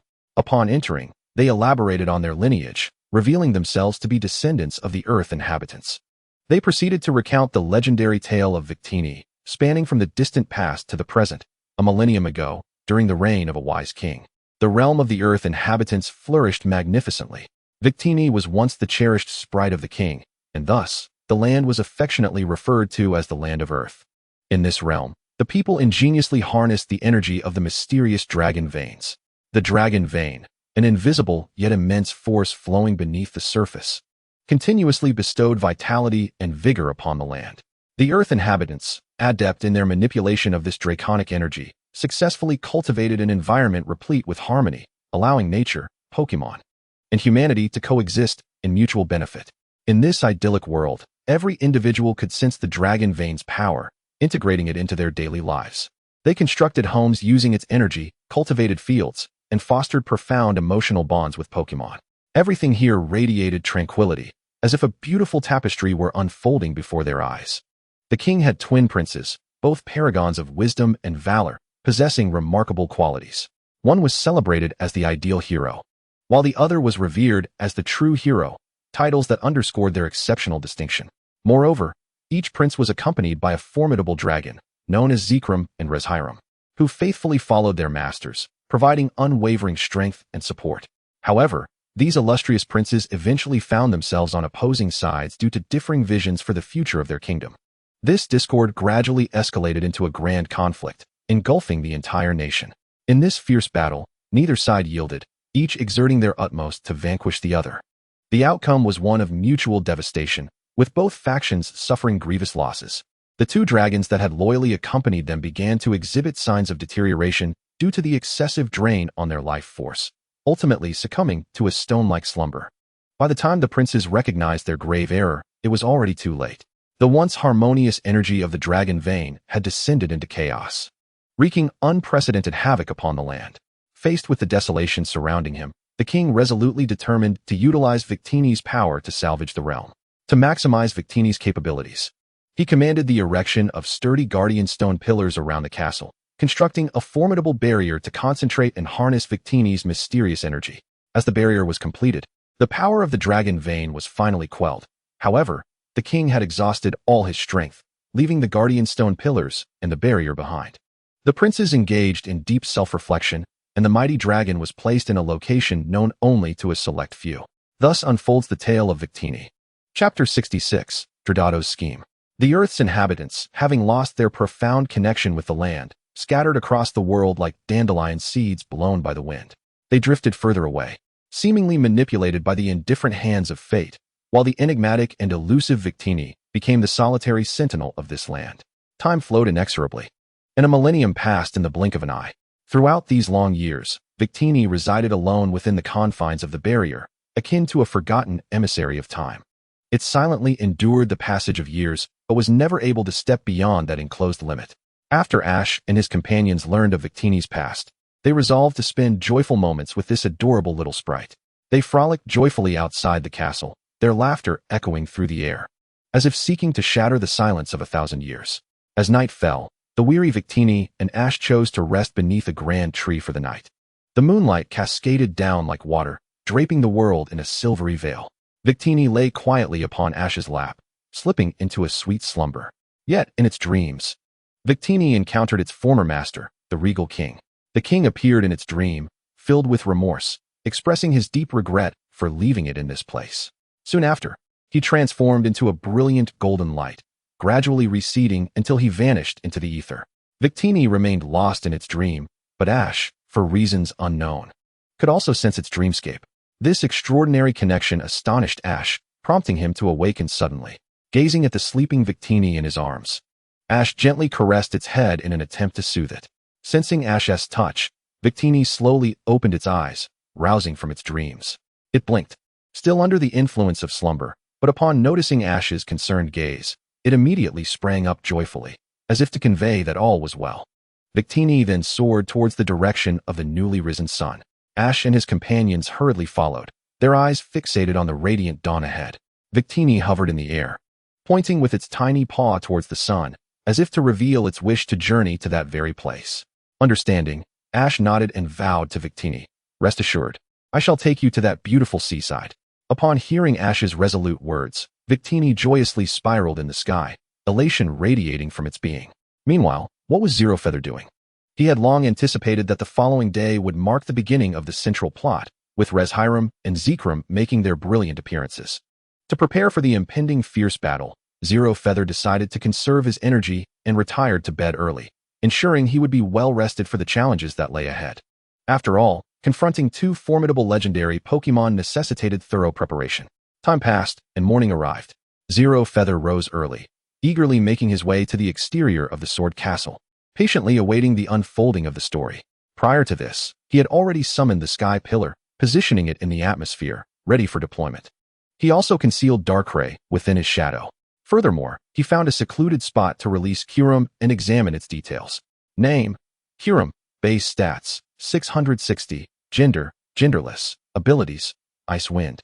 Dragon Rage, Sealing, Origin Pulse, Ice Beam, Dragon Breath, Split, Dark Void, Frozen World, Dragon Pulse. Power-Up: Dragon's Rage, Dragon Dance, Roar, Dragon Claw, Blizzard, Fusion Flare, Light Screen, Protect. Shadow Ball, Rock Tomb, Rest, Glaciate, Ultimate Impact, Dragon Tail. Level: 90. Quality: Legendary. Type: Dragon Ice. Nature: Reserved. Ability: Pressure, inflicts pressure on opponents, significantly reducing their move PP. Item: DNA Splicers. Upon discovering Kyurem's information, Zero Feather was elated, for not only did Kyurem possess the might of a legendary Pokémon, but the system had also bestowed upon it the DNA Splicers. Consequently, Kyurem could directly merge with Reshiram and Zekrom. Without hesitation, Zero Feather captured Kyurem. Once all preparations were complete, he awaited in silence. Time ticked away, and the world seemed to come to a standstill. Suddenly, the ground began to tremble violently. The 6 mysterious diamond-shaped pillars adorned with purple patterns, which had once encircled Eindhoek and maintained the barrier, burst forth from the earth like towering mountains, racing towards the sword castle. Simultaneously, Victini flew in the same direction. Upon reaching the sword castle, Victini found itself ensnared by 4 guardian pillars. Between these stone columns existed an invisible barrier, preventing Victini from escaping, leaving it trapped within. The mastermind orchestrating all this was Gyarados. He had inadvertently stumbled into Zekrum's resting place and successfully gained its recognition. He aimed to harness Victini's formidable power to relocate the sword castle back to its original position, believing that this would restore the once prosperous homeland of the earth. The displaced inhabitants would then return of their own accord. Thus, he began to channel Victini's power, causing the sword castle to ascend slowly into the sky, preparing to return it to its rightful place. As the sword castle departed, the earth erupted with streams of green dragon vein light. These rays pierced through the forests, extending towards the original homeland. As the green light multiplied and lengthened, the once dormant ground began to flourish with life. However, Ash and his companions, returning alongside Victini, witnessed a heart-wrenching scene. Victini was enduring agony as it was subjected to a mysterious device that siphoned its power. They rushed forward to thwart Gyarados, but at that moment, Zekrom suddenly appeared. Ash and his friends were instantly ensnared by Zekrom's control, finding themselves in dire straits. In this critical moment, our Zero Feather made his dazzling entrance. Calm and composed, he commanded the Mega-evolved Mutwo Y and Darkrai hidden in his shadow, unhesitatingly launching 2 powerful Shadow Balls at the Zekrom controlling Ash and his friends. Gyarados and Zekrom, preoccupied with Ash and his companions, were caught off guard, and the 2 Shadow Balls struck Zekrom directly. The attack broke Zekrom's hold on Ash and his friends. Upon witnessing the formidable Zeroyu, Ash and Gyarados swiftly redirected their attention towards him. Gyarados inquired, "Who are you? Why do you seek to thwart my plans?" In response, Zeroyu coolly replied, "I am merely a passing trainer. Remember that. As for why I am obstructing your schemes, it is solely because I disapprove of your actions." Upon hearing Zeroyu's words, Gyarados trembled with rage, his eyes widening as he glared fiercely at Zeroyu, panting heavily as if to expel all his pent-up fury. Meanwhile, Ash, having regained his freedom after losing control of Zekrom, began to stretch, feeling as though he had rediscovered his strength. Noticing the situation, Zeroyu urgently called out to Ash, "Ash, time is of the essence. You must quickly locate Reshiram. He resides in the castle's basement. Once we find him, we can stand against Gyarados' Zekrom." Without hesitation, Ash, accompanied by Pikachu and his other companions, dashed into the castle. Chapter 67, Reshiram and Zekrom. As Ash and his group departed, only Gyarados, his Zekrom, Zeroyu, and his Mutwo and Darkrai remained. The entire castle hovered in the air, buoyed by Victini's power, enveloped in an eerie silence. Zeroyu quietly sensed the changes around him, acutely aware of a violent force awakening deep within the earth. This force was extraordinarily potent, as if striving to break free from its constraints and burst forth. It was clear to him that this was the legendary Dragon Vein power. Zeroyu pondered to himself that if this power were not handled with care, it could lead to catastrophic consequences. However, Gyarados remained indifferent, solely focused on executing his plans. Consequently, he launched an attack against Zeroyu, who had impeded his progress. Upon arriving, Zeroyu had already utilized the data to examine Zekrom's information. Name, Zekrom, base stats, 680, gender, genderless, abilities, Bolt Strike, Dragon Rage, Seal, Primal Force, Volt Change, Dragon Breath, Split, Dragon Dance, Zen Headbutt, Fusion Flare, Dragon Claw, Crunch, Thunder, Dragon Pulse, Roar, Thunderbolt, Dragon Tail, Rest, Hyper Beam. Level, 93. Potential, Legendary. Types, Dragon. Electric. Nature, Bold. Ability, Terravolt. Allows moves to bypass the opposing Pokemon's abilities. Item, none. Upon reviewing Zekrom's information, all remnants of concern dissipated from Zeroyu's mind. After all, it was a legendary Pokemon at level 93. What was there to fear? A battle was certainly within reach. Thus, Zeroyu decisively summoned Kyurem, preparing to engage Zekrom in a righteous assault alongside Mutwo and Darkrai.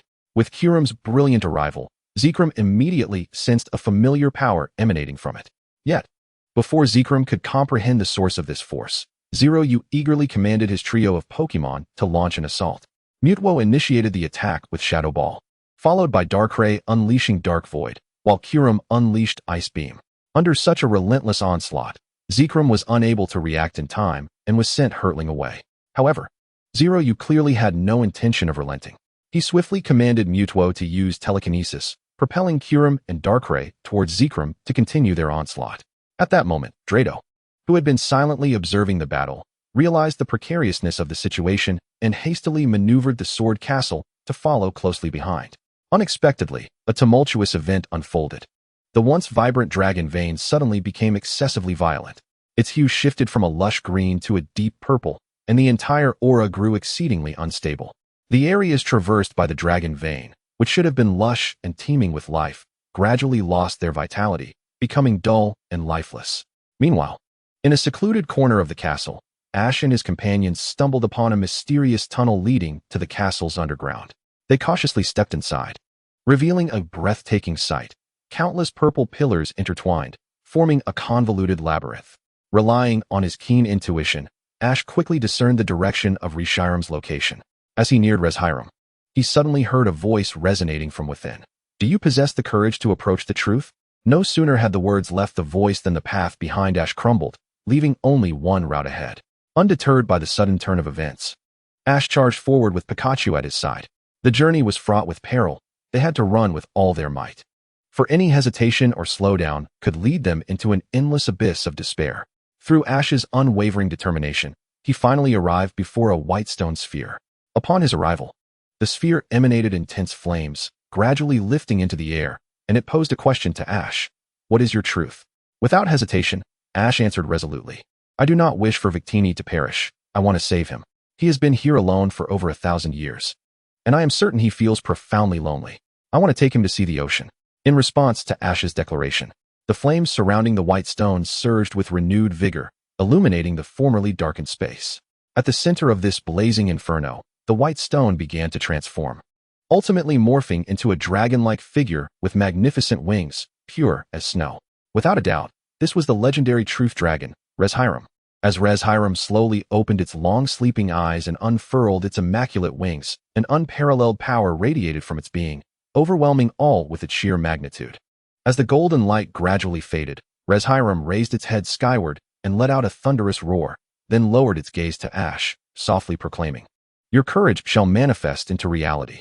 Meanwhile, on the battlefield, Zeroyu and Drado found themselves embroiled in an arduous struggle. Zekrom faced the trio of equally powerful legendary Pokémon alone. Despite its valiant resistance, it was ultimately outmatched, rendered helpless and unable to even sustain its basic existence. At that moment, a deafening explosion erupted from beneath the Sword Castle. With this thunderous noise, a powerful shockwave surged forth, threatening to tear the very fabric of space asunder. In the next moment, a blinding white light erupted from the center of the explosion, forming a colossal dragon-shaped silhouette. To everyone's astonishment, a figure was seated atop this magnificent white dragon.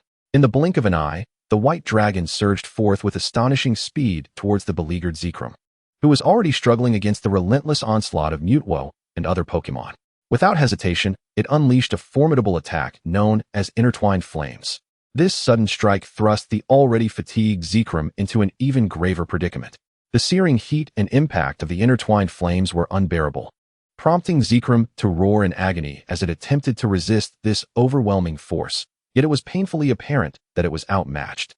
The true identity of the white dragon and its rider was finally revealed. It was none other than Reshirem and Ash.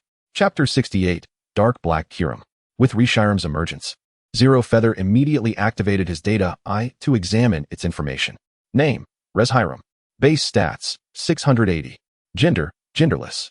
Abilities, Origin Pulse, Roar, Dragon Breath, Flame Fong, Split, Crunch, Telekinesis. Dragon Dance, Dragon Pulse, Flamethrower, Intertwined Flames, Hyper Voice, Fusion Flare, Seal, Reverse Scale, Blue Flame, Light of Ruin, Ultimate Impact, Sleep, Protect, Mystic Fire, Overheat, Dragon Claw, Flare Blitz. Level, 93. Potential, Level 1 Divine. Types, Dragon, Fire. Nature, Arrogant. Ability, Turbo Blaze, allows it to bypass opponents' abilities and directly use moves. Held item, none. Upon reviewing Reshirem's information, Zero Feather's gaze sharpened, and he called out to Ash without a moment's hesitation. "Ash, you must immediately go rescue Victini. I will handle things here." Hearing Zero Feather's resolute words, Ash felt a swell of gratitude. He nodded in acknowledgement, expressing his thanks, and swiftly mounted Reshirem, racing towards Victini's captivity. From a distance, Drado observed Ash approaching on Reshiram, a glimmer of cunning flashing in his eyes. He promptly dispatched his Pokémon, Miss Golurk, in an attempt to obstruct Ash from rescuing Victini. However, Reshiram's overwhelming strength rendered Miss Golurk utterly defenseless. Under Reshiram's searing fiery assault, Miss Golurk was swiftly defeated, collapsing to the ground. Simultaneously, the battle on Zero Feather's front was intensely fierce. Mutwo and the two other Pokémon relentlessly surrounded Zekrom, as Kyurem naturally held a type advantage over Zekrom. Coupled with Mutwo and Darkray's assistance, Zekrom found itself gradually ensnared in a dire situation. Ultimately, under a barrage of Kyurem's ice beam, Zekrom was unable to withstand the assault, losing its ability to battle and plummeting toward the ground. In that critical moment, Zero Feather seized the opportunity, commanding Kyurem to prepare for the absorption of Zekrom. With a powerful tremor, Kyurem's wings, previously encased in ice, shattered the icy prison. The wings that emerged from the ice were not ordinary feathers, but rather a pair of bone wings exuding a chilling aura. These bone wings unleashed a barrage of purple energy spheres, striking Zekrom with pinpoint accuracy and enveloping it in a purple sphere, rendering it immobile. Soon after, the encased Zekrom transformed into a swirling mass of dark energy, irresistibly drawn to Kyurem's mouth by the powerful electric currents emanating from its wings. As the orb of white light approached Kyurem's maw, it burst forth like fireworks, releasing a dazzling array of intertwining red rings, which were swiftly absorbed into Kyurem's being. At that moment, Kyurem appeared to be infused with boundless power, emanating a blinding radiance as its form grew taller and more majestic. Its once singular horn miraculously sprouted a second, jet black horn, harmoniously complementing the original. Its formerly diminutive arms underwent a remarkable transformation, becoming robust and powerful. One hand manifested a deep black hue, while the other radiated a subtle blue. Furthermore, at its tail, a tail resembling a black turbine emerged, agile and commanding. Finally, Kyurem's wings underwent a stunning metamorphosis, evolving from a mere two bone structures into a pair of grand wings, vividly colored in black and light blue. Thus, the legendary dark black Kyurem unveiled itself before all. With its newly formed wings, Kyurem no longer required Mutwo's telekinesis for flight. It soared high, freely gliding through the vast sky. Zero Feather watched in awe as Kyurem transformed after successfully absorbing Zekrom, his heart filled with curiosity and anticipation. He quickly employed the data to scrutinize the detailed information of Dark Black Kyurem. Name, Dark Black Kyurem. Base stats, 700. Gender, genderless. Abilities, Ice Wind, Dragon Rage, Seal. Origin Pulse, Ice Beam, Dragon Breath, Split, Curse, Icy World, Dragon Pulse, Assault, Dragon's Fury, Dragon Dance, Hyper Voice, Dragon Claw, Blizzard, Light of Ruin, Light Screen, Protect, Shadow Ball. Rock Tomb, Sleep, Ultimate Impact, Dragon Tail, Ice Volt, Intertwined Lightning. Level, 94. Potential, Level 1 Divine. Types, Dragon Ice. Nature, Reserved. Ability, Mega Voltage, allows it to bypass opponents' abilities and directly use moves. Held item, Gene Wedge. Upon discovering that Dark Black Kyurem possessed the exclusive skills Ice Volt and Intertwined Lightning, Zero Feather was nearly overcome with excitement. He silently rejoiced that his efforts had not been in vain. Dark Black Kyurem had now become one of the most formidable Pokémon in his possession, second only to Mega Rayquaza. At that moment, as Zekrom was being absorbed, Drado sensed its presence. He had no time to concern himself with Ash, who was preoccupied with rescuing Victini. Instead, he turned his attention to the fierce battle between Zekrom and Mutwo. However, the sight before him left him utterly astounded. A Pokémon reminiscent of Zekrom appeared, yet Zekrom had vanished without a trace. Simultaneously, the once light blue Pokémon had also mysteriously disappeared. A wave of dread surged within Drado. Could it be that this person's Pokémon has devoured the immensely powerful Zekrom? Impossible. How could this be? With Zekrom's strength, how could it be so easily consumed? Despite his reluctance to accept this reality, the undeniable truth remained. Kyurem had successfully absorbed Zekrom and transformed into the current Dark Black Kyurem. Meanwhile, Ash, through his unwavering efforts and Reshiram's assistance, finally succeeded in freeing Victini from its confinement. Just then, Karina arrived with Alice and others, and she immediately called out to Drado. Drado, there's trouble. A catastrophe is unfolding on the ground. The dragon vein has begun to spiral into chaos and is out of control.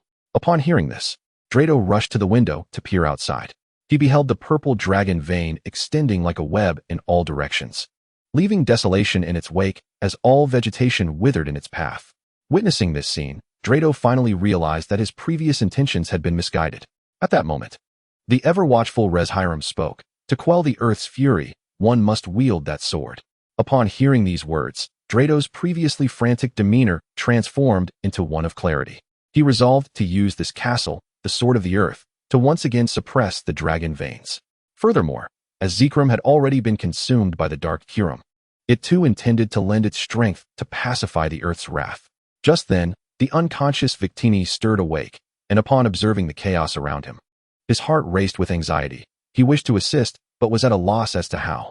Noticing this, Zekrom urged Victini, quickly, transfer all your power to my Dark Kyurem. Without hesitation, Victini complied. As he poured forth an unceasing flow of energy, the aura of Dark Kyurem grew ever more formidable. Finally, Zekrom sensed the opportune moment had arrived. He leapt onto Dark Kyurem and soared towards the heavens above the dragon veins. Upon reaching the apex, Zekrom commanded Dark Kyurem to concentrate all its might, unleashing a cataclysmic ice world. A torrent of frigid energy erupted from Dark Kyurem's maw, cascading down like a colossal shockwave. This strike, a fusion of Zekrom's immense power and Victini's unwavering support, was nothing short of apocalyptic. In an instant, the once roiling dragon veins were entirely encased in ice, transforming the entire area into a winter wonderland. Meanwhile, the assembled onlookers atop the castle of the sword, with Reshiram's aid, successfully directed the castle towards the source of the dragon veins. Without hesitation, they plunged the castle into the heart of the dragon veins. Observing Ash and his companions accomplish their task, Zekrom's heart swelled with elation. He promptly commanded Dark Kyurem to lift the ice world. As the ice began to melt away, the sealed dragon veins revived, but now they were no longer tumultuous. Instead, they radiated tranquility. With the dissolution of the ice world, the once violet dragon veins reverted to a verdant green, rejuvenating the blighted earth into a lush paradise. With the earth's fury quelled, Chapter 69, Dark Flame Kyurem commenced. With the earth's wrath abated, Zekrom unwaveringly turned his attention to the remaining Reshiram.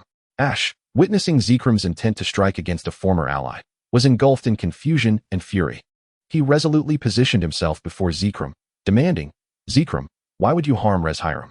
It is our friend, and it has just aided us." In response to Ash's inquiry, Zekrom merely replied with indifference, "Because my Kyurem, Reshiram, and Zekrom were originally one entity. I must assist Kyurem in regaining its true form. Moreover, as Zekrom has already merged with my Kyurem, let them reunite within Kyurem's being." Upon hearing Zekrom's explanation, Ash did not waver or retreat. On the contrary, his gaze grew resolute as he declared, "I care not whether Reshiram and Kyurem were once one, nor do I concern myself with their intricate bond. To me, Reshiram is our friend, and as long as it has aided us, I shall not allow you to harm it." After listening to Ash's words, Zekrom chuckled softly, "A friend? Do you possess the strength to protect your friend?" With that statement, a smirk crept across Zekrom's lips, seemingly mocking Ash's naivety and overestimation of his own capabilities. Without hesitation, he commanded Mutwo to restrain Ash and his companions. Mutwo swiftly acted, incapacitating Ash and his allies with blinding speed, casting them aside mercilessly. Thereafter, Zekrom focused his attention solely on Reshiram. At that moment, a brutal confrontation was about to unfold. Dark Kyurem had an innate advantage over Reshiram, and its level surpassed that of the latter. Additionally, the formidable allies Mutwo Y and Darkrai were poised to assist in battle. Confronted with such overwhelming opponents, Reshiram found itself isolated and vulnerable. In this overwhelming struggle, Reshiram exerted its utmost efforts, yet ultimately succumbed to the combined onslaught of Dark Kyurem, Mutwo Y, and Darkrai. Soon, it fell. Seeing that Reshiram could no longer resist, Dark Kyurem swiftly took action. It unleashed several purple energy spheres from its wings, striking Reshiram with pinpoint accuracy. These purple spheres rapidly converged upon Reshiram, forming a colossal violet orb. This orb resembled an impenetrable prison, ensnaring Reshiram and rendering it immobile. As time passed, the hue of the orb enveloping Reshiram gradually transformed. The deep violet radiance faded, ultimately evolving into a dazzling white energy sphere. This sphere emitted an aura that sent shivers down spines, as if it contained boundless power. Dark Kyurem's wings crackled with potent electricity, drawing the white energy sphere, now a manifestation of Reshiram, slowly towards its maw. Dark Kyurem opened its mouth, and in no time, the white energy sphere was completely absorbed. Ash and the others watched in disbelief as Reshiram was besieged by Zekrum's Pokémon. Despite Reshiram's valiant resistance, it ultimately fell to the relentless assault of multiple Pokémon, transforming into a white energy sphere. Subsequently, this sphere was effortlessly absorbed by Dark Kyurem. After consuming Reshiram, Dark Kyurem's already imposing form grew even taller. Simultaneously, its arms underwent a remarkable transformation. One arm remained robustly black, while the other became half black and half white, sprouting pristine wings that glimmered with vibrant red light. The black arm grew even more muscular, adorned with a mysterious blue pattern that extended down its back. Even more astonishing, the blue horn atop Dark Kyurem's head transformed into a brilliant white, with the tip tinged in red. The black horn's tip also featured a blue extension, complemented by a singular yellow horn at its center. From its tail, 2 red and 2 blue conduits emerged, seamlessly integrating into its turbine-like tail. Witnessing Dark Kyurem's transformation into Dark Flame Kyurem after merging with Reshiram, Zekrom was exhilarated. The overwhelming pressure emanating from Dark Flame Kyurem exceeded that of his own Mega Rayquaza, instilling Zekrom with renewed assurance regarding his safety. He immediately activated his data eye to examine the information on Dark Flame Kyurem. Name: Dark Flame Kyurem. Base stat total: 720. Gender: genderless. Skills: Ice Wind, Dragon's Fury, Seal, Primordial Power, Ice Beam, Dragon Breath, Split, Grinning Face, Frozen World, Dragon Pulse, Strong Attack, Dragon Scale Fury, Dragon Dance, Roar, Dragon Claw, Blizzard, Destruction Beam, Light Wall, Guard, Shadow Ball, Rock Closure, Sleep, Ultimate Impact, Dragon Tail, Ice Vortex, Intertwined Lightning, Frigid Flame, Intertwined Fire. Level: 96. Qualification: Level 1 Divine. Attributes: Dragon, Ice. Nature: Reserved. Ability: Mega Voltage, can use moves directly against opponents without interference from their abilities. Item: Gene Wedge. Upon witnessing the information of the Dark Flame Kyurem, Lingyu felt an overwhelming surge of confidence within him. He was acutely aware that his current strength had ascended to an almost invincible realm. Even when faced with somewhat weaker deities, he felt no trepidation. Unless formidable foes like Groudon, Kyogre, and Rayquaza, whom he had previously encountered, re-emerged, he firmly believed he could confront any challenge. The sight of Dark Kyurem successfully absorbing Reshiram and subsequently transforming into the complete form of Dark Flame Kyurem left Ash and his companions in sheer astonishment. The unparalleled aura of power emanating from it rendered them powerless, unable to withstand the regal pressure exuded by this divine creature. With the situation as it was, Ash and his friends had no choice but to silently accept the reality before them. After all, Lingyu had provided them with immense assistance, and they would never be ungrateful. At that moment, Victini could only quietly observe from the sidelines. Aware of the gravity of a battle involving deities of such caliber, he understood that he could not intervene. Now that Dark Flame Kyurem had fully merged, it was time to prepare for the return journey. Before departing, he approached Victini and inquired about his desire to accompany him. Unsurprisingly, Victini declined to join Lingyu, for although he had been rescued, he yearned for freedom, unbound by anyone. Consequently, Lingyu acquiesced and withdrew all his Pokémon. He then released his Metagross and departed from Einderock, arriving in a desolate wilderness. As before, he summoned his shiny Gardevoir to scout the surroundings, ensuring everything was secure before calling forth Shalebi to transport him back to his own world. Thanks to the assistance of Ash and his companions, Einderock had regained its former peace and prosperity. Meanwhile, Ash successfully fulfilled Victini's wish by bringing him to the seaside to witness the rising sun. Chapter 70, The University Tournament. After spending several days in the Pokémon world, Lingyu finally returned to his own realm. On his journey back, he encountered a peculiar occurrence. As he soared through the air, he noticed a multitude of Pokémon congregated in the forest, seemingly in discussion over something of great importance. Filled with curiosity, Lingyu resolved to investigate. He found a relatively concealed spot to land and cautiously recalled Metagross into its Pokeball. Subsequently, he concealed his presence and stealthily approached the assembly of Pokémon. Hiding behind a large tree, he attentively listened to their conversation. He overheard several Pokémon discussing matters concerning the guardian of the forest. Intrigued by this topic, Lingyu continued to eavesdrop quietly. Just as he was engrossed in their dialogue, a Pikachu suddenly leaped from the group, appearing frantic, with worry etched across its small face. "Has anyone seen the guardian of the forest?" Pikachu asked anxiously. The other Pokémon shook their heads, indicating their ignorance. Pikachu's expression darkened further, tears welling in its eyes as if they might spill over at any moment. The guardian of the forest is the protector of our woods. Without it, calamity will befall the forest. Pikachu exclaimed, its voice thick with sorrow and concern. Touched by Pikachu's heartfelt emotions, Lingyu resolved to assist these adorable Pokémon in locating the guardian of the forest. Moved by their plight, he decided to lend his aid in the hopes of finding this elusive entity. Gently, he released his grip, unleashing the power of the eternal forest, and stepped forth from his hiding place. The Pokémon, startled by the sudden appearance of a human, instinctively assumed defensive postures. However, as they sensed the gentle aura emanating from Lingyu, their tension began to ease.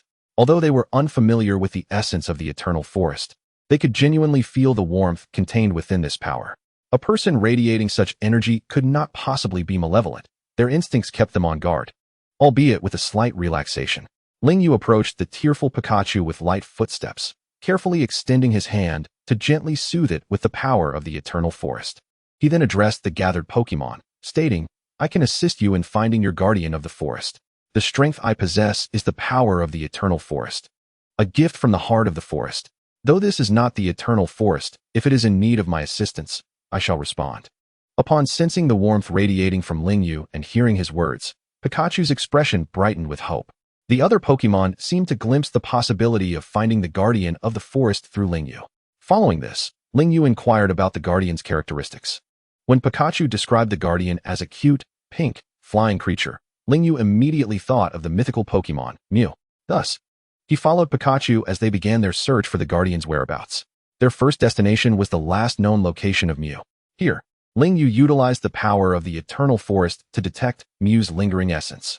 Following the trail of this energy, they ventured forth. Along the way, they encountered several individuals who appeared to be searching for Mew as well. These individuals did not seem to possess good intentions. Lingyu approached them to inquire if they were in search of Mew. As he neared the group, they snarled at him. Who is this little brat? Get lost and don't interfere with our business. Upon hearing their words, Lingyu merely chuckled and retorted, very well, if you are so eager to meet your demise, I shall oblige. The group laughed at Lingyu's audacity, but just as they were about to mock his recklessness, Lingyu summoned his guard of war, swiftly subduing them. Just as they were about to unleash their threats, they realized they could no longer move. In that moment, they gazed at Gardevoir, who radiated a formidable aura beside Lingyu, and panic ensued. Yet, Lingyu paid no heed to their expressions, swiftly capturing them. From their discourse, it became apparent that they were an organization dispatched to seek out the mythical Pokémon, precisely as Zero's had surmised. After extracting the information he desired, and to eradicate potential future threats, Zero's promptly sent them to meet their demise in the underworld. Subsequently, Zero's continued his pursuit of the mythical Pokémon, guided by its elusive aura. Ultimately, they discovered it within a cavern. It turned out that the mythical creature had been injured by the members of that organization, indicating that they were not to be underestimated. Although this particular mythical being was not as formidable as the one depicted in the Pokémon anime, it was by no means weak, suggesting that the organization possessed methods to contend with ordinary divine beasts. Zero's approached the mythical Pokémon, but as it noticed a human advancing towards it, it initially presumed him to be an accomplice of the earlier assailants and prepared to strike. However, upon sensing the radiant aura emanating from Zero's, it ceased its attack. Zero's then reached the mythical Pokémon's side and, upon observing its injuries, felt a surge of indignation. He swiftly employed his life-giving energy to heal the creature. A vibrant essence of life radiated from his palms, transferring healing energy to the mythical Pokémon. Gradually, under Zero's diligent care, the creature's wounds began to mend. With Zero's assistance, the mythical Pokémon successfully regained its prime condition and expressed profound gratitude. It addressed Zero's, saying, "Thank you, human. I am grateful for your aid. Without you, I might have faced grave danger. From you, I sense a unique aura." Upon hearing these words, Zero's dismissed the notion, attributing it to his life-giving energy. He then bid farewell to the mythical Pokémon and rode his Steelix back to the academy, preparing to report to the vice principal. Upon his arrival, the vice principal's face illuminated with joy, and he eagerly exclaimed, "Zero's, you have finally returned. The annual interschool competition is about to commence, and the rewards are exceedingly generous. Your timing is impeccable. I shall enroll you for this competition immediately. You possess a Darkrai, do you not? With its prowess, securing first place should pose no challenge." Zero's contemplated the vice principal's words. Indeed, life had grown somewhat monotonous lately. and the prospect of a competition where he could fully showcase his abilities offered a refreshing thrill. Thus, he replied without hesitation, "Certainly, Vice Principal. Rest assured, I shall exert myself to bring home the glory of first place." The Vice Principal, relieved by Zero's affirmative response, felt a weight lift from his shoulders. In recent years, numerous talented trainers had emerged from various academies, making the outcome of the competition uncertain without Zero's participation. After bidding farewell to the Vice Principal, Zero's returned to his villa. Along the way, he encountered Lin Yan, whom he had not seen in a considerable time. Zero's eagerly approached him, greeting, "Brother Lin Yan, greetings. It is a pleasure to see you again." Lin Yan, delighted by Zero's greeting, promptly responded, "Brother Zero's, what a coincidence. I was just about to seek you out. With the inter-school competitions looming, I wish to invite you to form a team with me. As you know, the competition features not only 1v1 matches, but also 2v2 team battles. I hope to fight alongside you in the 2v2 format. I understand if you are not interested, but I would be thrilled to have you as my partner." Zero's replied, "Of course, Brother Lin Yan. We are friends. There is no need for reluctance. It's merely a 2v2 competition. Together, we shall surely defeat all other pairs." With that declaration, Zero's took a step forward, draping his arm around Lin Yan's shoulder as they began strategizing for their 2v2 battle. Their initial focus was on their fiery starters, the combination of Charizard and Blaziken. Such intense flames could ignite anything, unless their opponents fielded two pure water-type Pokémon. However, Zero's Charizard was exceptionally powerful, capable of Mega Evolution, and could easily handle any water-type foes. Next, they considered a dual water-type lineup comprising Greninja and Psyduck.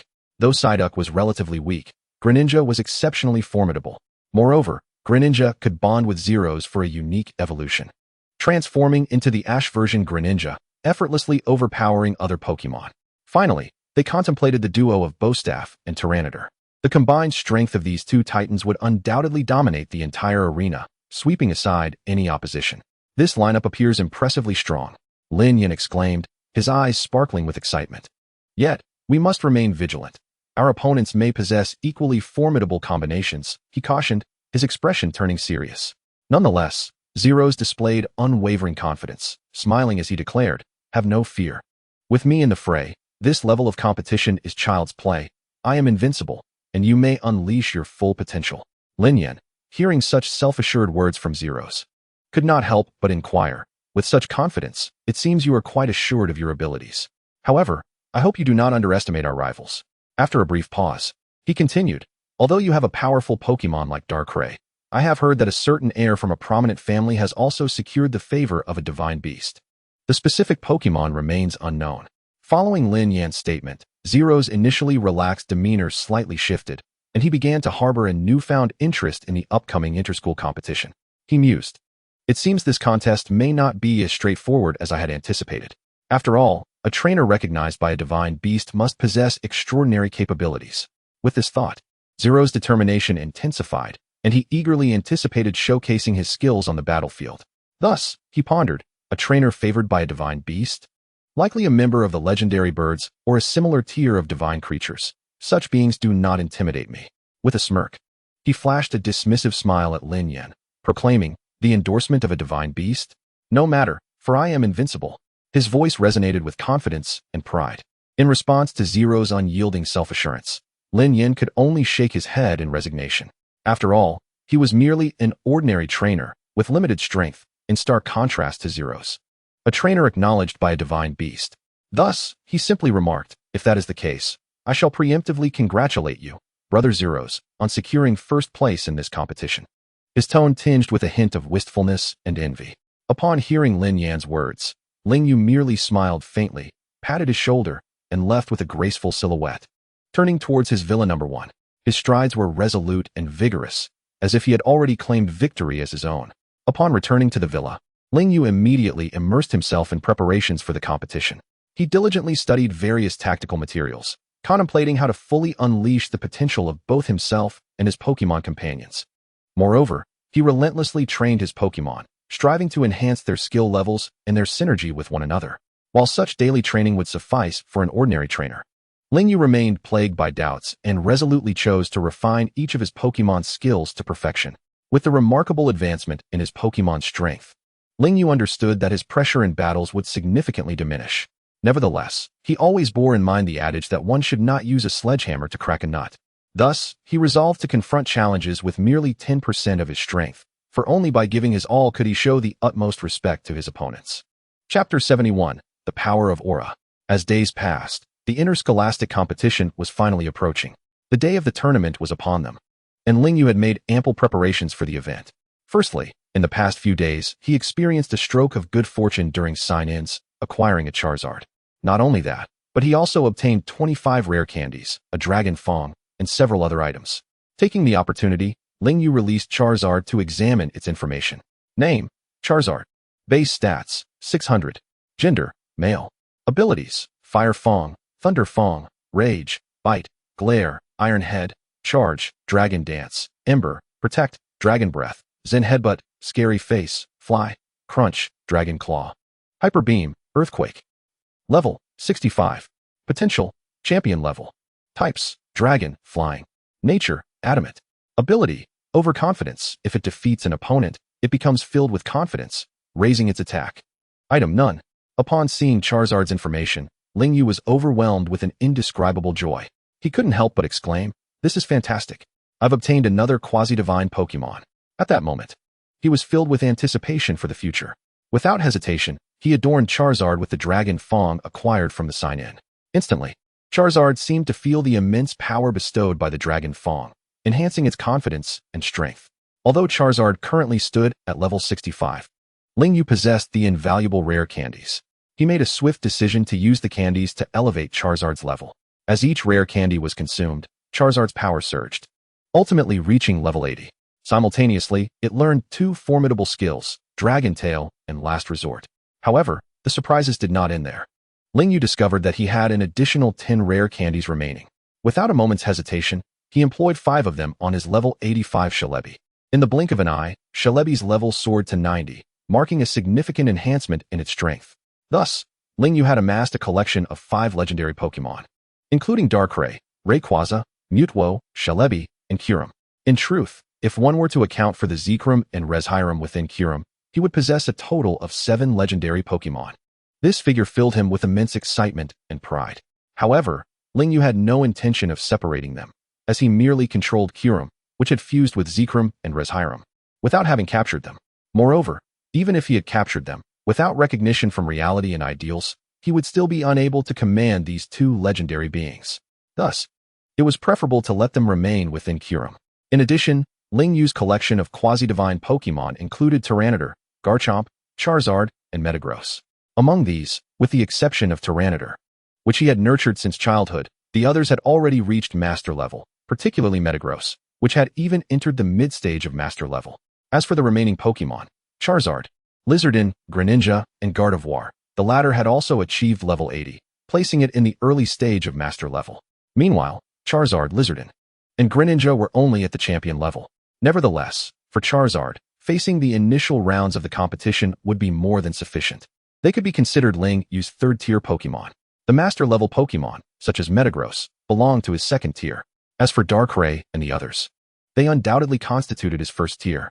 Facing the imminent interscholastic competition, Lingyu brimmed with confidence, believing that deploying his third and second-tier Pokémon would be more than adequate to vanquish his opponents.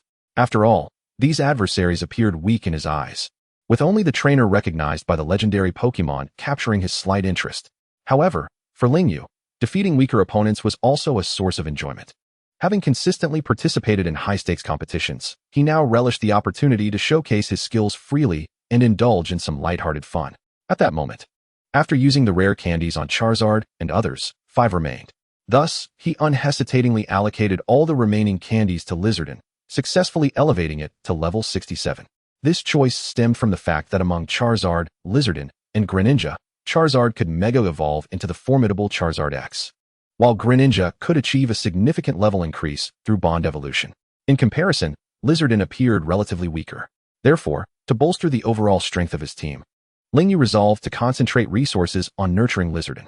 As Lingyu's Pokémon continued to grow in strength, he felt an increasing sense of anticipation and longing for the forthcoming Interscholastic League.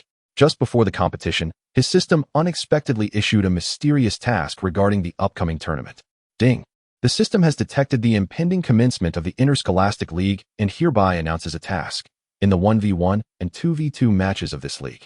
Secure the championship title in both formats. Upon successful completion of the task, the following generous rewards will be granted: the Power of Aura, a choice of 1 Mega Evolution Stone, a Master Ball, and 100 million League coins. When Ling Yu beheld the enticing rewards for completing the Interscholastic League task, a wave of ecstasy surged within him. Not only would he acquire a powerful new ability, the Power of Aura, but the strength he already possessed, the Power of the Evergreen, would also receive immense support. The Power of Aura, a wondrous force akin to the energy of the soul, is regarded as the essence of every living being. Those endowed with the power of the wave are referred to as wave messengers, a title bestowed upon Ian in the previous Pokemon film, Lucario and the Mystery of Mew. Ash, too, is a possessor of this extraordinary power. The enigmatic force wielded by wave messengers enables them to keenly perceive the faint waves emitted by others, transcending mere sensory perception to become an innate talent that allows them to discern subtle shifts in the surrounding world. However, the wonders of wave power extend far beyond this initial ability. It bestows upon wave messengers a remarkable capacity to penetrate various barriers, enabling them to clearly sense and see through objects, akin to possessing a pair of all-seeing eyes where nothing remains concealed. As the wave power evolves to a certain degree, its true potential reveals itself. At this juncture, wave messengers can even manifest their waves into tangible forms, creating formidable barriers or launching potent attacks. The wave bomb, for instance, is a powerful skill unleashed through the concentration of immense wave energy. In essence, those who master this formidable wave power can almost transform into humanoid Pokemon. For Ling Yu, who is on the verge of acquiring this wondrous ability, the excitement within is ineffable. Chapter 72, The University League. Time flies swiftly, and soon the next day arrives, marking the official commencement of the University League. This year, the league is not held in the magical city, but rather in the grandest arena situated in the imperial capital, the Bird's Nest Arena. This arena is typically reserved for large-scale Pokemon events and is regarded as the dream stage for all trainers. The architectural design of the Bird's Nest Arena is uniquely ingenious, featuring a distinctive lattice structure that resembles a colossal nest woven from branches, seemingly conveying a message of nurturing new life and embodying the beauty of hope. In the early morning, before the sun has fully graced the earth, Ling Yu is still in a deep slumber when he is abruptly awakened by a series of urgent phone rings. It is none other than the vice principal of his school, informing Ling Yu that he must gather at the school gate by 8 o'clock. Subsequently, the vice principal, accompanied by other teachers, will lead the students aboard a flight designated for the University League to the imperial capital. After receiving the vice principal's notification, Ling Yu awakens the system and completes his daily check-in. Ding! Congratulations, Master. You have received 5 Ultra Balls. Upon seeing today's rewards, Ling Yu cannot help but feel a twinge of disappointment and boredom. He seems to have grown accustomed to these trivial rewards, no longer able to elicit any excitement from them. With a languid demeanor, he rises from bed, quickly freshens up, and hurriedly makes his way to the school gate. Upon arriving, Ling Yu notices a striking figure standing there quietly. Indeed, it is the alluring Lu Tianyi, whom he had previously defeated.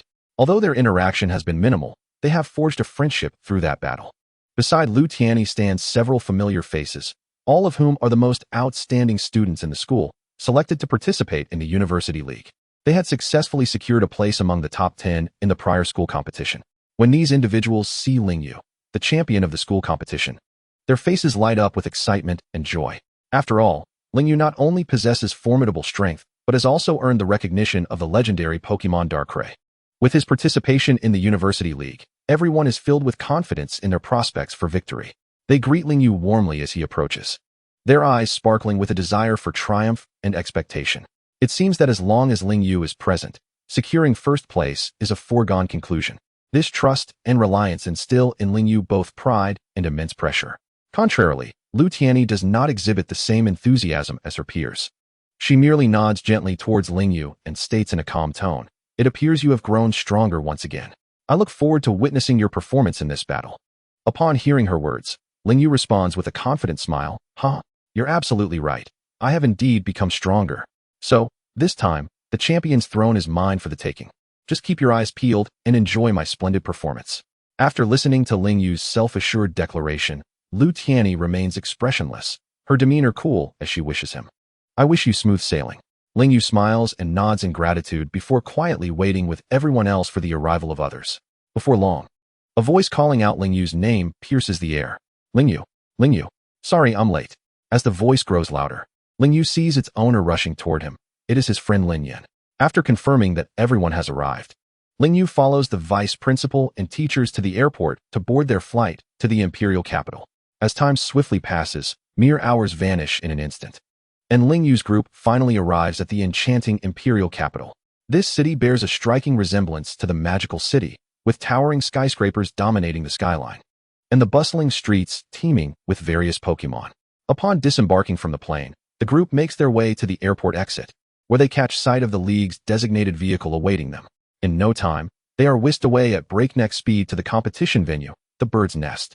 Numerous esteemed institutions are participating in this university league, including Huqing University, where Ling Yu studies, along with the illustrious Qingbei University, the formidable Hanhai University, the talented Guanghua University, and the historically rich Tianyuan University, among others, totaling 16 schools. Each institution is entitled to send 10 students to compete, and in addition to traditional solo battles, a special 2v2 team format has been introduced, allowing each school to field only 3 teams in this event. Upon entering the Bird's Nest, Ling Yu observes that students from several other top universities have already arrived. Among them is a familiar face, the brother of the Dragon-type champion, whom Ling Yu had encountered during the previous exchanges between Qingbei University and Huqing University. Another individual emanates an unparalleled aura of dominance, as if composed entirely of searing power. Ling Yu can distinctly sense that this person is the trainer recognized by a divine beast, and through his observations, he surmises that the divine beast in question is likely the legendary Moltres.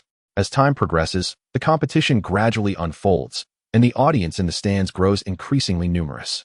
In the front VIP section, 4 exceptionally powerful figures can be seen.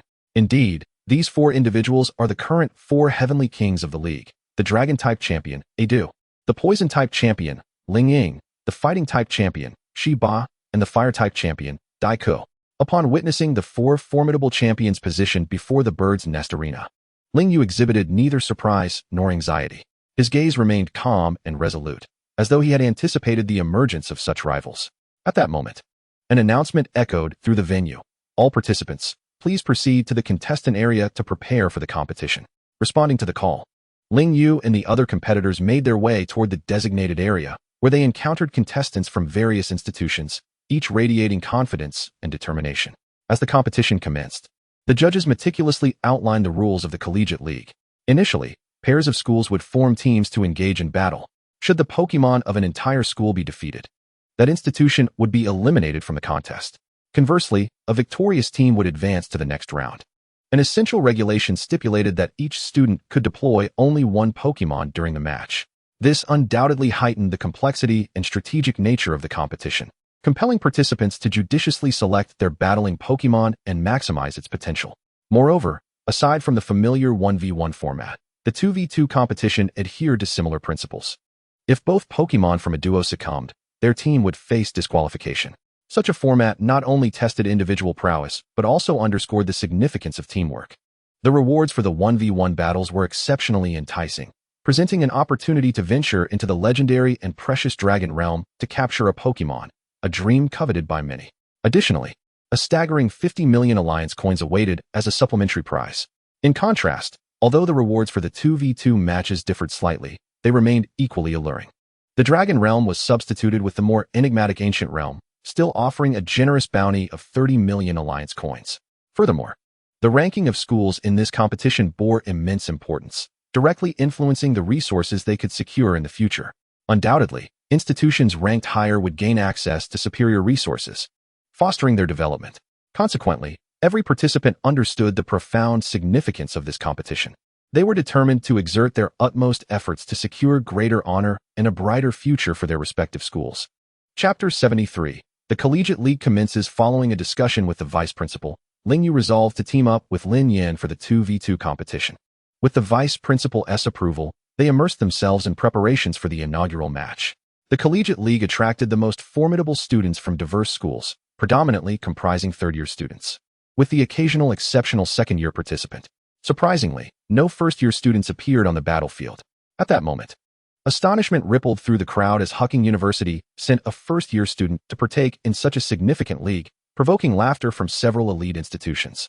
A voice rang out. Has Hucking University exhausted its talent? How could they send an inexperienced freshman to compete in a collegiate league? Are they merely trying to amuse us? Another chimed in, indeed. In such a large institution, can't they find even one capable student?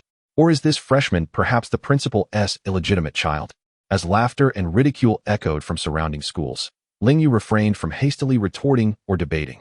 Instead, he buried these taunts deep within, silently vowing to demonstrate his true strength to those who mocked him if the opportunity arose. Even if he did not encounter them in battle, he would seek a fitting moment to impart a lesson on humility. After all, he possessed the confidence and power to face any challenge.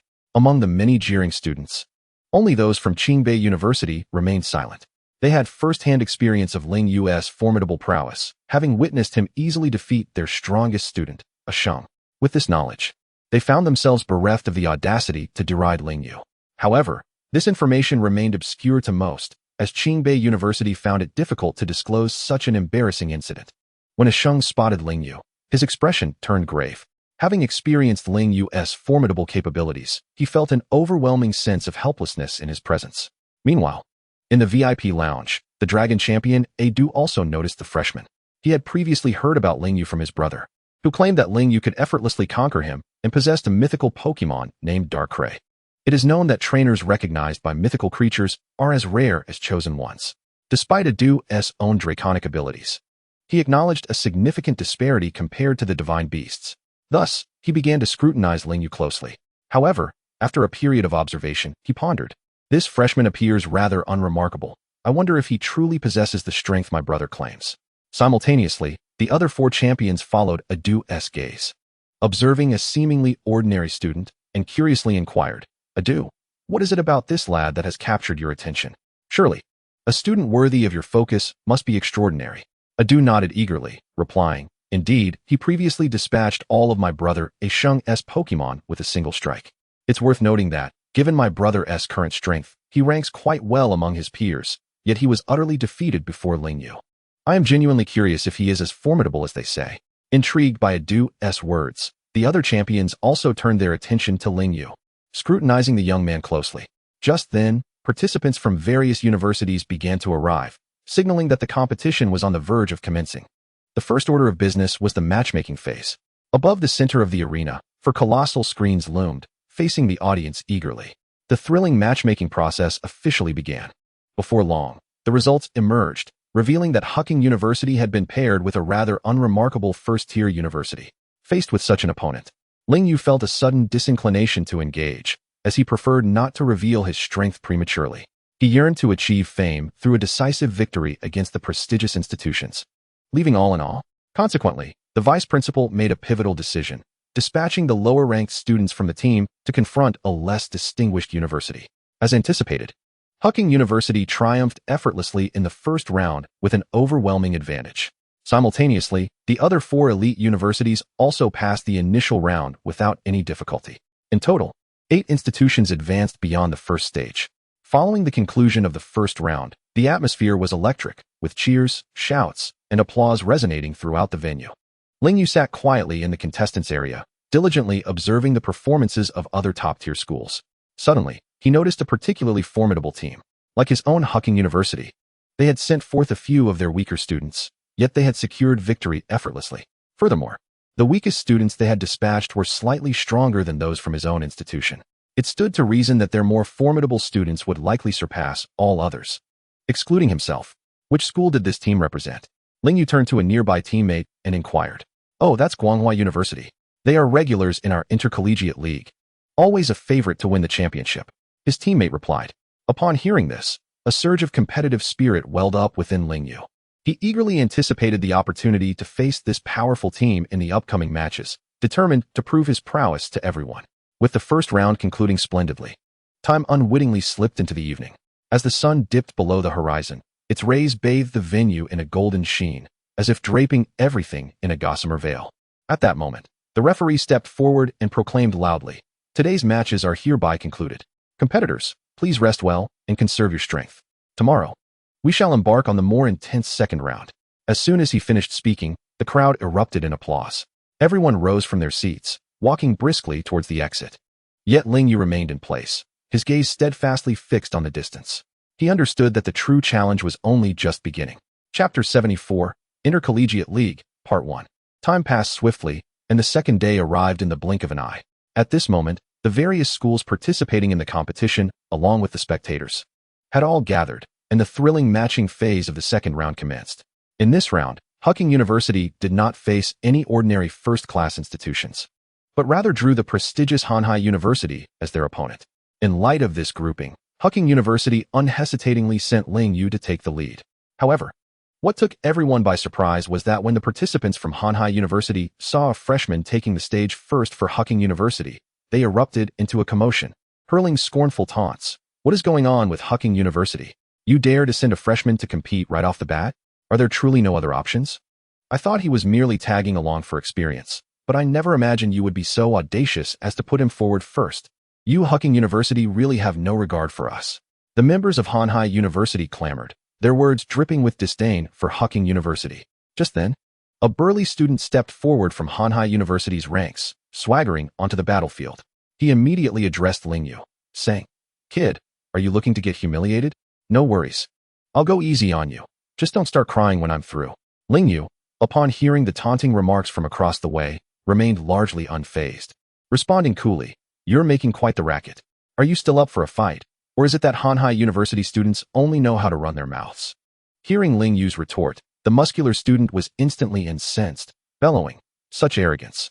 Since you are so unaware of your own limitations, don't blame me for being merciless." No sooner had he finished speaking than he swiftly summoned his spirit. The creature manifested in a striking gray-blue hue, resembling a humanoid form with 4 stout arms. Its muscular physique radiating an aura of formidable strength. This was his spirit, Macamp. Observing this, Ling Yu promptly activated his data eye, scrutinizing the details of the opponent's spirit. After his examination, he discovered that this Macamp was merely at level 50, prompting a slight smirk to grace his lips as he disdainfully remarked, "With such feeble power, you dare to be boastful before me?" Without further ado, Ling Yu casually tossed out a high-grade pokeball, and amidst a dazzling flash of light, his spirit, Charizard, made a stunning entrance. In the enveloping darkness, a black Charizard soared into view, exuding an intimidating presence. Its arrival seemed to send tremors through the very space itself. Facing this Charizard, at level 65 and in the mid-tier of the elite, Ling Yu's opponent Macamp, at merely level 50 and still in the early stages of gym battles, appeared utterly minuscule and powerless. As Ling Yu unleashed this formidable shiny Charizard, those who had previously mocked him fell silent, their faces reflecting astonishment and admiration, replaced by incessant praise for Ling Yu and his powerful Charizard.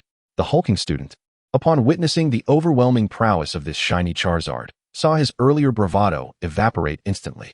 He stuttered at Ling Yu, "Why you re just a freshman? How could you possibly possess such a powerful spirit?" Yet Ling Yu paid no heed to the muscular student's words, fully concentrating on commanding his Charizard to unleash a devastating flamethrower.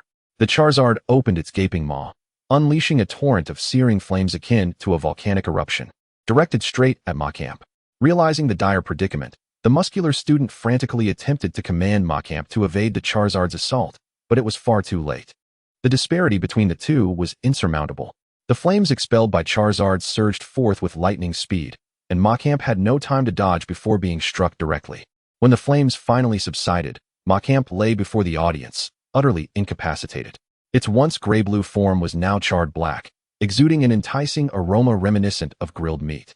Witnessing his Macamp in such a state, the muscular student rushed over in tears, scooping up the defeated creature and hurrying towards the healing center. At that moment, Ling Yu inadvertently glanced at Macamp and was astonished to find that it was, in fact, female. This revelation plunged him into confusion. Meanwhile, those who had witnessed Ling Yu's immense strength were left profoundly shocked. Their eyes widened in disbelief as they gazed at Ling Yu, their hearts brimming with reverence. Particularly among the students of Hanhai University, their unwavering gaze was fixed upon the imposing, magnificent black Charizard on the battlefield, their expressions shifting to one of solemnity. Seated in the VIP section, the Dragon Master Adu and several other esteemed trainers were equally captivated by the formidable Charizard possessed by Ling Yu. With their heightened perception befitting their esteemed rank, they could distinctly sense the immense strength encapsulated within this Charizard, which had already attained a mid-level status among the elite trainers. Consequently, their anticipation for Lingyu's forthcoming match was palpable. As Hanhai University's first contender succumbed to defeat, they swiftly dispatched their second participant. This individual, tall and slender, sported striking blonde hair and approached the arena with an air of unwavering determination. He promptly summoned his Pokémon, revealing a colossal creature reminiscent of a dragon. Towering above, 3 sharp azure horns jutted from its head, while its back was adorned with a robust, shield-like armor shaped like the Chinese character for king. Its deep blue body contrasted with its lighter yellow underbelly, revealing it to be a Gyarados. Notably larger than Charizard, it also bore the water type, which conveniently countered Charizard's fire type. As Gyarados materialized on the battlefield, Lingyu rapidly activated his data eye to scrutinize its pertinent information. To his astonishment, this Gyarados was merely at level 51, a stark contrast to the unparalleled strength of his Charizard. With the referee's crisp command slicing through the air, the fierce battle commenced. No sooner had the match begun than the opposing trainer commanded Gyarados to unleash a water gun attack upon Charizard. However, Lingyu did not instruct Charizard to evade the torrent of watery assault. Instead, he boldly commanded Charizard to retaliate with a powerful flamethrower aimed directly at the oncoming water gun. In an instant, Charizard opened its formidable maw, unleashing an extraordinarily potent and searing flame that coalesced into a massive character shape, akin to a blazing meteor hurtling toward Gyarados' water gun. As the two techniques collided, the fusion of water and fire produced an abundant cloud of thick steam that enveloped the arena. Unexpectedly, Charizard's flamethrower pierced through the layers of steam, striking Gyarados, who was momentarily blinded by the vapor. Though a fire-type move, the significant level disparity sent Gyarados hurtling away. Immediately, Lingyu commanded Charizard to flap its wings and soar towards the airborne Gyarados, executing a dragon claw attack that rendered Gyarados incapacitated upon impact. Witnessing their Gyarados' defeat, the expressions of Hanhai University's team darkened considerably. They had underestimated Lingyu's Charizard, which had effortlessly vanquished 2 of their Pokémon.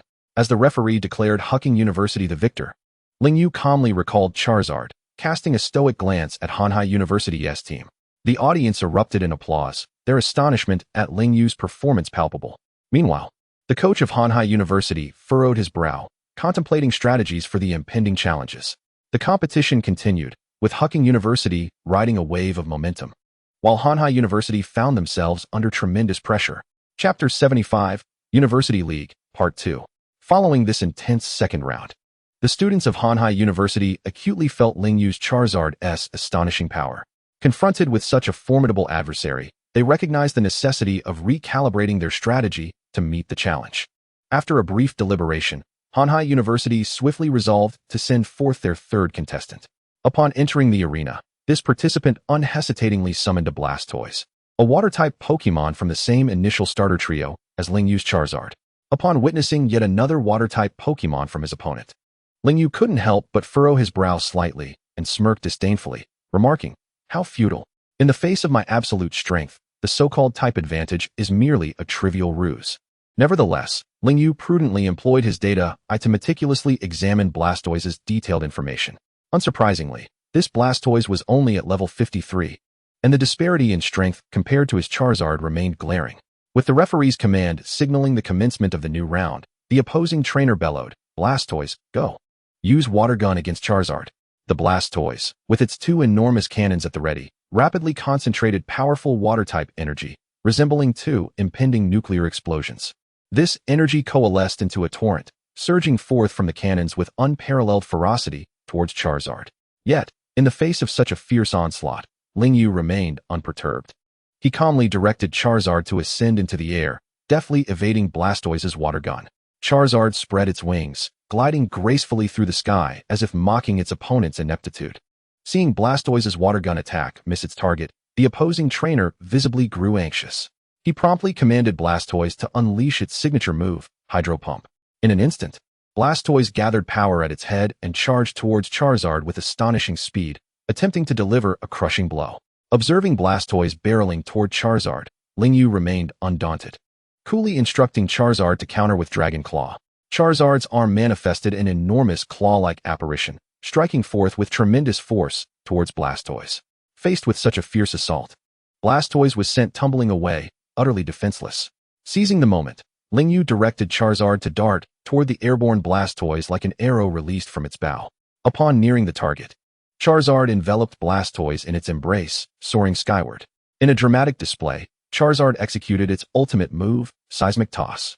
With a piercing shriek, Charizard plummeted from the sky like a meteor, and just before reaching the ground, it hurled Blastoise with tremendous force, gracefully spinning back into the air. As the dust settled, a large crater marred the ground, smoke billowing from within. Once the haze cleared, it was evident that Blastoise lay motionless in the pit, having clearly lost the will to fight. Witnessing the devastating defeat of their Blastoise left the opposing trainer frantic, hastily transporting it to the healing center. Following yet another loss, the students of Hanhai University wore increasingly somber expressions. They were acutely aware of the extraordinary power embodied by Lingyu's Black Charizard. Thus, they resolved to employ a strategy of rotating their water-type Pokémon, firmly believing that eventually, they could exhaust Charizard's strength. After all, no matter how powerful Charizard might be, it could not possibly overcome 10 of them, could it? However, they had gravely underestimated the true prowess of Lingyu's Charizard while overestimating their own capabilities. As a result, after 3 fierce battles, Charizard appeared to have merely completed a warm-up exercise. Upon witnessing the situation, Lingyu urgently urged the representatives from Hanhai University to swiftly dispatch their 4th student to partake in the competition. As per their prior arrangements, Hanhai University adhered to their original strategy by first sending forth a student of comparatively lesser prowess, in an attempt to deplete the vigor and stamina of Lingyu's Charizard. The moment their 4th competitor stepped onto the battlefield, he unhesitatingly unleashed his Pokémon, a snow-white Celio. Observing this, Lingyu immediately activated his data eye to meticulously scrutinize the details of the Celio. After a thorough examination, he was astonished to discover that this Celio was merely at level 52, even weaker than the previously encountered Blastoise. When he noticed the opponent dispatching yet another water-type Pokémon, Lingyu instantly grasped their intentions. They clearly aimed to employ a strategy of attrition with their water-type Pokémon, gradually sapping his strength. However, a tinge of disdain welled up within Lingyu. How utterly ridiculous. All schemes and calculations will crumble before absolute power. And I happen to possess such overwhelming strength in my Charizard. With the referee's signal, the 4th round of combat commenced. This time, Lingyu decisively commanded Charizard to unleash Dragon Rage directly at Celio. A torrent of furious dragon-type energy erupted from Charizard's maw, surging towards Celio like a tempestuous wave. The opposing team, in a state of anxious urgency, hastily directed Celio to employ a defensive maneuver. In an instant, a dazzling energy barrier materialized before Celio, resembling an indomitable fortress, struggling to withstand the ferocity of Charizard's Dragon Rage. Without hesitation, the opponent commanded Celio to retaliate, instructing it to unleash a formidable water pulse against Charizard. A series of tumultuous water waves surged forth, akin to crashing tides, racing towards Charizard. Yet, in the face of such a fierce onslaught, Lingyu remained calm and unruffled. He coolly directed Charizard, soaring high above, to effortlessly evade Celio's water pulse. The advantage of flight was unmistakably evident, allowing for unfettered maneuverability. Meanwhile, the grounded Celio found itself utterly powerless against Charizard's aerial superiority. Recognizing this, Lingyu decisively ordered Charizard to initiate a new wave of assault. Following his command, Charizard flapped its wings vigorously, gathering a formidable energy before launching itself towards Celio. The opponent, witnessing Charizard's ferocious advance, felt a surge of alarm and urgently instructed Celio to unleash its might. Quick, use your strongest attack, Water Gun, and retaliate fiercely. Celio expelled a colossal torrent of water, surging like a raging flood straight towards Charizard. However, Charizard deftly dodged the Water Gun's assault, closing in on Celio with astonishing speed. Unleashing a rapid barrage of attacks, it struck Celio with a powerful wing strike, sending it careening backward. Immediately, Lingyu commanded, Charizard, press the advantage. Deliver the final blow with Flamethrower. Heeding the directive, Charizard opened its mouth wide, unleashing a searing inferno that erupted forth like a volcanic eruption, hurtling towards the beleaguered Celio. Amid the blazing flames, Celio, already wounded, found itself further burdened, its injuries exacerbated. In mere moments, it succumbed to exhaustion, collapsing onto the ground. Witnessing Celio's loss of fighting capability, the referee promptly declared, in the 4th round, the victor remains Lingyu. At this moment, the expressions of the Hanhai University team underwent a subtle transformation. The initial tension dissipated, replaced by an air of calm confidence, as if everything lay well within their control. With the conclusion of the fourth round, Hanhai University dispatched their fifth student to challenge Lingyu. This student stood nervously on the field, inhaling deeply before summoning his partner from the Pokeball, a Vaporeon. Vaporeon, a remarkably adorable Pokemon, is one of the evolutions of Eevee. Eevee boasts 8 distinct evolutionary forms, namely Vaporeon, Flareon, Jolteon, Leafeon, Glaceon, Espeon, Umbreon, and Sylveon, each possessing unique abilities and characteristics. Vaporeon is renowned for its exceptional water-type skills, adept at manipulating water currents and harnessing the power of water elements to assault foes. Upon the appearance of Vaporeon, Lingyu promptly activated his data to peruse the detailed information regarding this Pokemon. After a thorough scan, he discovered that this Vaporeon was also at level 52. Nevertheless, despite its lower level, Vaporeon exhibited a resolute fighting spirit. With the referee's signal, the match officially commenced. Lingyu unhesitatingly commanded Charizard to launch an offensive. Charizard opened its enormous jaws, unleashing a conflagration of flames that surged directly towards Vaporeon. This fiery projectile radiated intense heat, seemingly destined to reduce everything to ash. Vaporeon adeptly sidestepped the flames' assault, swiftly retaliating with a powerful water gun in an attempt to strike Charizard. However, Charizard easily evaded the water gun's attack and immediately countered with Dragon Rage. As it gathered energy and roared, a brilliant beam of light erupted from its mouth, forming a formidable dragon-shaped shockwave. This immense force struck Vaporeon, sending it flying. Severely injured, Vaporeon collapsed onto the ground, unable to continue the battle. The referee announced Lingyu's victory, eliciting fervent applause and cheers from the audience. Following this, the 6th, 7th, and 8th students took their turns on stage. Yet all fell swiftly to the might of Charizard, becoming yet more victims of its prowess. At this juncture, only 2 students from Hanhai University remained. Their demeanor, once calm and composed, shifted to one of grave seriousness. After all, the previous 8 students had inflicted little to no substantive damage on Charizard. And now it was finally their turn to enter the fray. These 2 students were arguably the most distinguished third-year students at Hanhai University, their abilities rivaling those of Lin Yin and Luo Tianyi. As the competition progressed to this point, Hanhai University finally presented 2 students that piqued Lingyu's interest. One was the vice president of the student council, while the other held the position of president. Soon, the vice president approached the competition platform. Upon taking his stance, his gaze fell upon Lingyu, and he spoke. "Classmate, though you are merely a freshman, your strength is the most formidable I have encountered among students. It is precisely for this reason that I eagerly anticipate a duel with you." As his voice fell, he swiftly summoned his Pokemon, a formidable evolution of the water-type starter known as Croconaw, originating from the Kanto region of the anime. This Pokemon, known as Feraligatr, boasted a striking azure body with a yellow underbelly, standing upright like a crocodile. Its back was adorned with vibrant red spines that extended along its robust frame to the tail. Furthermore, it possessed an enormous maw filled with sharp teeth, and its muscular arms exuded an undeniable aura of strength, marking it as an extraordinary creature. Upon witnessing the emergence of Feraligatr, Lingyu immediately activated his data to meticulously examine its attributes. After a thorough appraisal, Lingyu discovered that Feraligatr had attained a level of 55. With this knowledge, Lingyu smiled and addressed his opponent, saying, "This Feraligatr has been cultivated remarkably well." Hearing Lingyu's compliment, the previously tense vice president felt a wave of relief wash over him. However, just as he prepared to express his gratitude, Lingyu continued, "Yet, compared to my Charizard, it falls woefully short. The disparity is simply monumental." Upon hearing this, the vice president's ire flared, and he shouted in outrage, "Lingyu, do not be so arrogant and dismissive. Do not overstep your bounds." In response to his furious outburst, Lingyu merely smiled faintly and replied with nonchalance, "Ah, a war of words bears no fruit. Let us commence this splendid battle." With that, the referee declared the match officially underway, and Lingyu immediately focused his attention on Charizard, issuing commands. "Charizard, take to the skies at once and charge directly at Feraligatr." Executing Dragon Claw, no sooner had he spoken than Charizard unfurled its wings, soaring like a blazing comet toward Feraligatr. As it flew, purple spectral claws began to manifest around its limbs, radiating an intimidating energy as they lunged toward Feraligatr. Seeing Charizard's approach, the opponent commanded Feraligatr to unleash Hydro Pump. A powerful jet of blue water erupted from Feraligatr's mouth, surging forth like a dragon in flight, aiming to intercept the oncoming Charizard.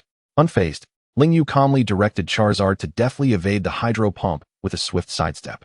Subsequently, he channeled energy into his claws, releasing a potent force that shot toward Feraligatr like a bolt of lightning.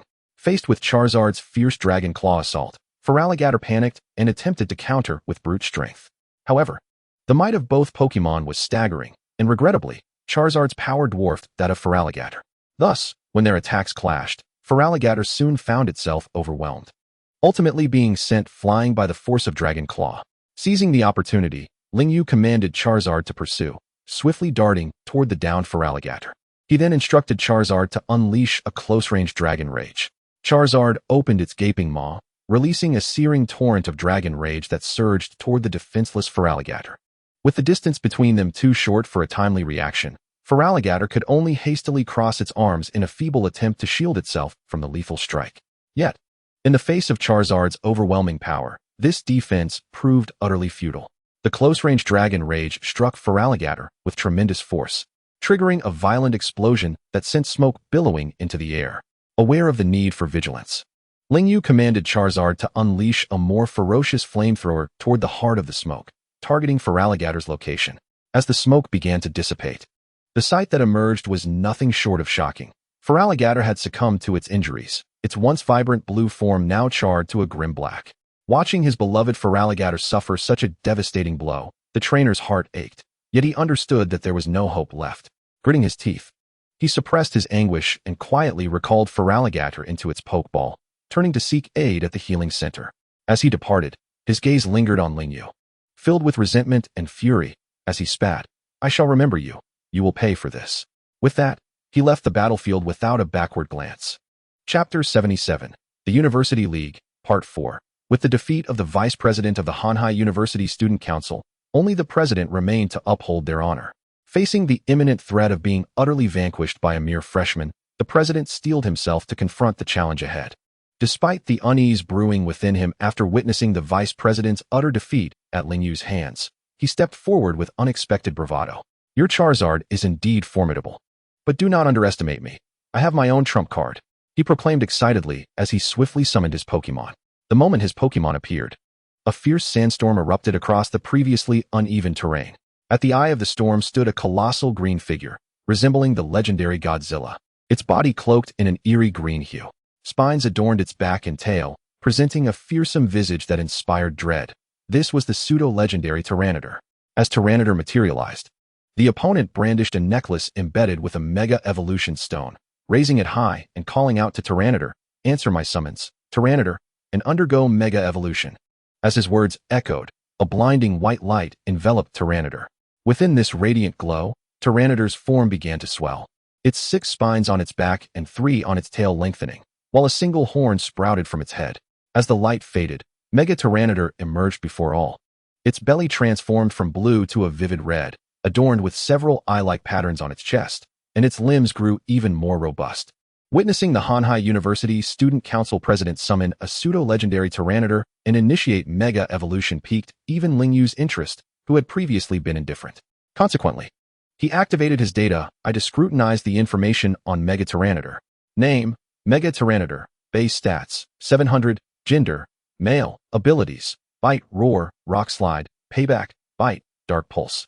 Stone Edge, Stomp, Screech, Knock Off, Crunch, Earthquake, Stealth Rock, Rampage, Sandstorm, Hyper Beam, Fire Fong, Thunder Fong, Dark Pulse, Iron Defense, Giga Impact. Level, 67. Mega Evolution grants an additional 10 levels. Potential, Champion level. Types, Rock, Dark. Personality, Stubborn. Ability, Sandstorm. Upon entering, transforms the weather into a sandstorm. Held item, Hardstone. Upon witnessing the information regarding the Mega Tyranitar, Lingyu resolved to no longer conceal his prowess. He raised the bracelet containing the Mega Evolution Stone high and called out to Charizard, "Charizard, respond to our bond. Mega Evolve." No sooner had he spoken than a radiant white light enveloped Charizard, culminating in its transformation into the ancient Mega Charizard X. A name derived from the fusion of the ancient Charizard and Charizard X. A majestic white Charizard X emerged at the eye of the storm. Lingyu promptly commanded Charizard X to summon clear skies. The sandstorm dissipated swiftly, revealing a radiant sun overhead. As the storm subsided, The arena showcased both Charizard X and Mega Tyranitar. The appearance of Charizard X instantly captivated the attention of all present, for it was a Charizard X unlike any they had seen before. Typically, Charizard X is black, and even its shiny variant is green. Yet Ling Yu's Charizard X was strikingly white. This bewilderment and astonishment swept through the onlookers. However, such marvel did not linger long. As the battle commenced, Ling Yu initiated the assault. Aware that Fire-type moves inflicted minimal damage on Rock types, he directed Charizard to unleash Dragon Rage upon Tyranitar. As the command left his lips, a surge of potent dragon energy erupted from Charizard X's mouth, hurtling towards Tyranitar. Given Tyranitar's bulk, it was unable to evade the attack, prompting it to retaliate with Hyper Beam aimed at the incoming Dragon Rage. The clash of their abilities ignited a brilliant explosion, shrouding Mega Tyranitar in a cloud of smoke. Ling Yu then directed Charizard X to plunge into the haze and execute Dragon Claw against the concealed Mega Tyranitar. Charizard X manifested a pair of violet Dragon Claws and charged into the mist. Upon locating Mega Tyranitar, it unleashed a direct and powerful Dragon Claw, striking Tyranitar with a resounding impact that sent it crashing to the ground. Mega Tyranitar quickly regained its footing, but the blow had enraged it thoroughly. It opened its massive jaws and let out a furious roar. Following this, commands were issued. Tyranitar, use Earthquake. With all its might, it swung its tail down upon the ground, triggering a violent tremor. Nevertheless, Charizard X adeptly evaded the shockwaves. Seizing the opportunity, Ling Yu commanded Charizard X to unleash Fire Blast. A colossal fireball erupted from Charizard X's maw, hurtling toward Mega Tyranitar. Although Tyranitar attempted to defend with Iron Defense, the ferocity of the flames proved overwhelming, ultimately engulfing it. Amidst the roaring inferno, Mega Tyranitar emitted agonized cries. As the smoke cleared, it lay defeated upon the ground, stripped of its battle capabilities. This fierce confrontation culminated in Ling Yu's triumph, eliciting a chorus of cheers from the audience. The defeated Hanhai University, despite their reluctance, could do nothing but acknowledge that in the face of absolute strength, all schemes were rendered futile. Their strategy of exhausting Ling Yu through attrition had failed, resulting in the ignominy of being the first elite university eliminated. Ling Yu smiled as he recalled Charizard X, his performance earning him the applause and adulation of the crowd. This victory not only affirmed his strength, but also commanded the respect of competitors from other institutions. With Huqing University advancing to the third round following their success, the atmosphere was charged with excitement. Chapter 78, University League, v. As Ling Yu single-handedly vanquished all participants from Hanhai University, those attending the league were profoundly impressed by the formidable capabilities of this freshman. His Charizard had ascended a level, reaching an impressive height of level 66 after defeating 10 trainers.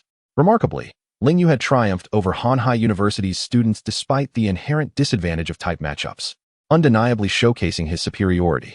This extraordinary display of talent left students and faculty from other universities envious, with some teachers even recognizing Ling Yu's identity. They had previously extended an invitation to him, only to see him snatched away by Huqing University.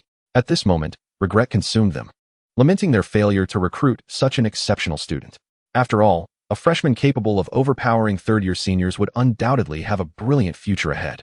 However, it was too late for remorse, for Ling Yu had already become an indispensable member of Huqing University. At that moment, seated in the VIP section, the four kings had just witnessed Ling Yu's remarkable performance. Initially, they expressed admiration for his Charizard, considering its strength to be nearly on par with their own Pokémon. It is worth noting that they are elite figures among the four kings, each generation selected from a multitude of top-tier trainers. Thus, the Pokémon they command are typically endowed with the pinnacle of king-level bonds, with some even on the verge of champion level. It should be clarified that being called the Four Kings signifies not merely the possession of king-level Pokémon, but rather their selection as the four most formidable among many. When these four kings witnessed Ling Yu commanding Charizard to unleash its Mega Evolution against the president of Hanhai University's Student Council, they were profoundly struck by the immense power of Charizard post-evolution, rivaling even their strongest Pokémon. Consequently, their interest in Ling Yu deepened. As the competition progressed, the other three universities advancing to the third round, Qingbei University, Guanghua University, and Tianyuan University, began to emerge. Like Huqing University, these institutions are esteemed academies, sending forth remarkably skilled participants. However, as the second round concluded, dusk began to settle. The referee announced a temporary pause in the University League, with the third round set to commence the following day. Subsequently, Ling Yu and his companions returned to their designated resting area. Upon arrival, Lin Yan eagerly approached Ling Yu, brimming with excitement, and grasped his shoulders tightly, exclaiming, "Ling Yu, you are simply extraordinary. Your Charizard has grown even stronger, single-handedly defeating all the students from Hanhai University." Ling Yu gently shook his head, a hint of a wry smile gracing his face as he replied, "Thank you for the praise, Brother Lin. But my victory was merely a stroke of luck." Hearing Ling Yu's humble words, Lin Yan simply smiled and remarked, "Ah, what a stroke of luck. With a student as fortunate as you, our 2v2 battles are bound to be a sure success. Your performance will determine everything, Ling Yu." With that, Lin Yan left in high spirits. Ling Yu gazed at Lin Yan's departing figure, saying little. Just as he was about to retreat to his room for some rest, an enchanting figure appeared before him. The woman before him was clad in a dress as white as snow, reminiscent of an angel, pure and unblemished. Her graceful silhouette moved with an elegant lightness, each step exuding a unique charm. Sunlight cascaded upon her, causing her to radiate a luminous glow that was utterly captivating. Indeed, it was Luo Tianyi. Upon arriving before Ling Yu, she spoke to him in a sweet and delightful voice. "I never expected, Ling Yu, that although you are a classmate of my sister Luo Mingyi, your strength has now completely surpassed hers, leaving her far behind. Even I feel humbled in your presence. You are truly remarkable." Hearing such sincere and candid praise from Luo Tianyi, Ling Yu merely responded with a radiant smile, enthusiastically replying, "Ha, you flatter me, Luo Tianyi. In truth, you are quite impressive as well. Though, of course, there remains quite a gap when compared to me."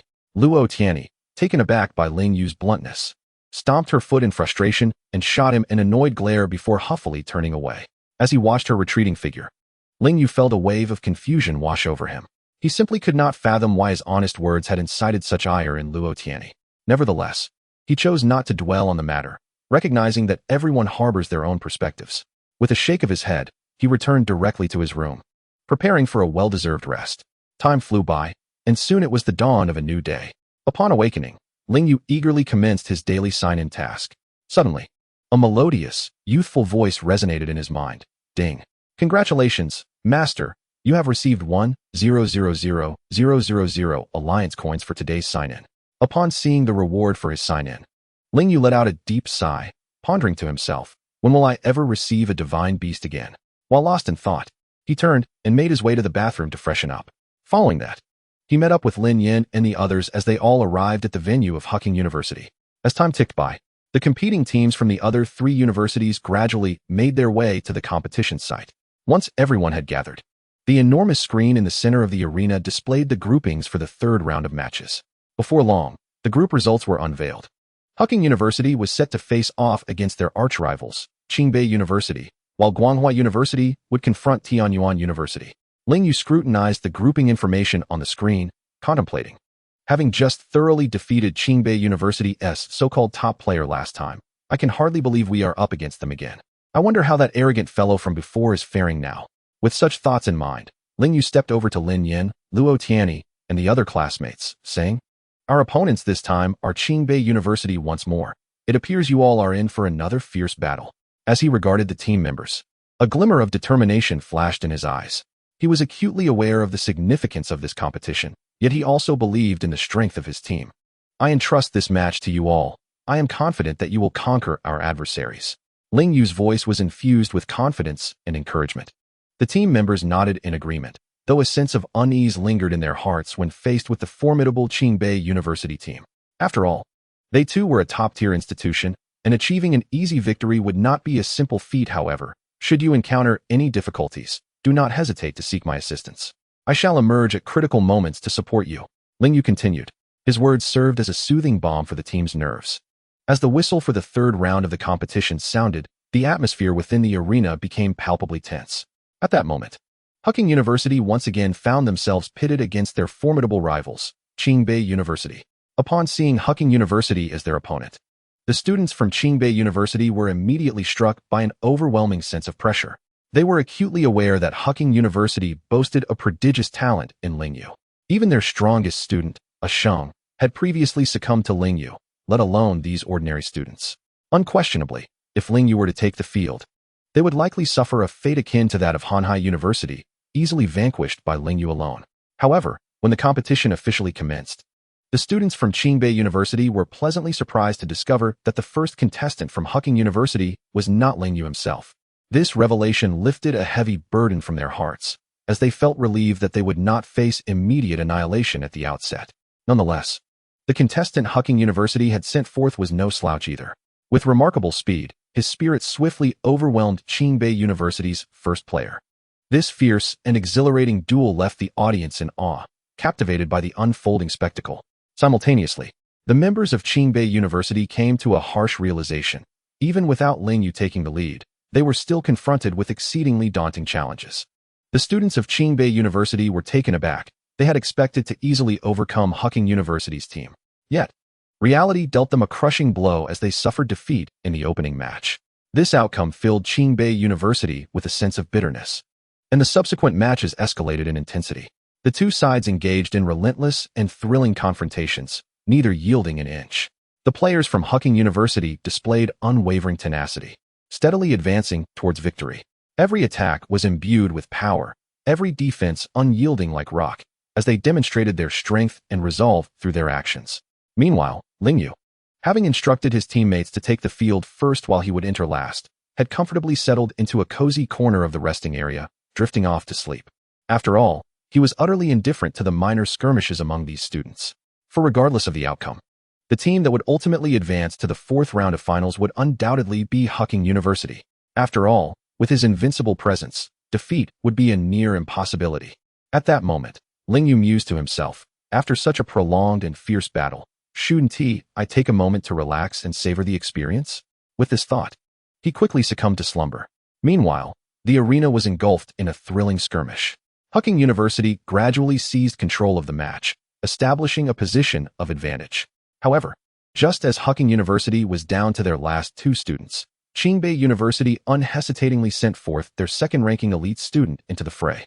The moment this contestant made their entrance, the dynamics of the competition shifted dramatically. This individual possesses extraordinary prowess, swiftly vanquishing numerous adversaries from Hucking University with astonishing speed and a fierce offensive. As the competition progressed, he found himself facing Lin Yan, aware that he could not afford to remain passive and allow his opponent to act with impunity. Lin Yan resolved to confront the second strongest student from Qingbei University. The battle commenced promptly, and the referee's signal heralded the emergence of a colossal, scaly rogue crocodile, exuding an aura of intimidation. In contrast, Lin Yan calmly summoned his initial Pokémon, his strongest, the Blaziken. As the match began, Lin Yan swiftly directed Blaziken to launch an assault on the rogue crocodile.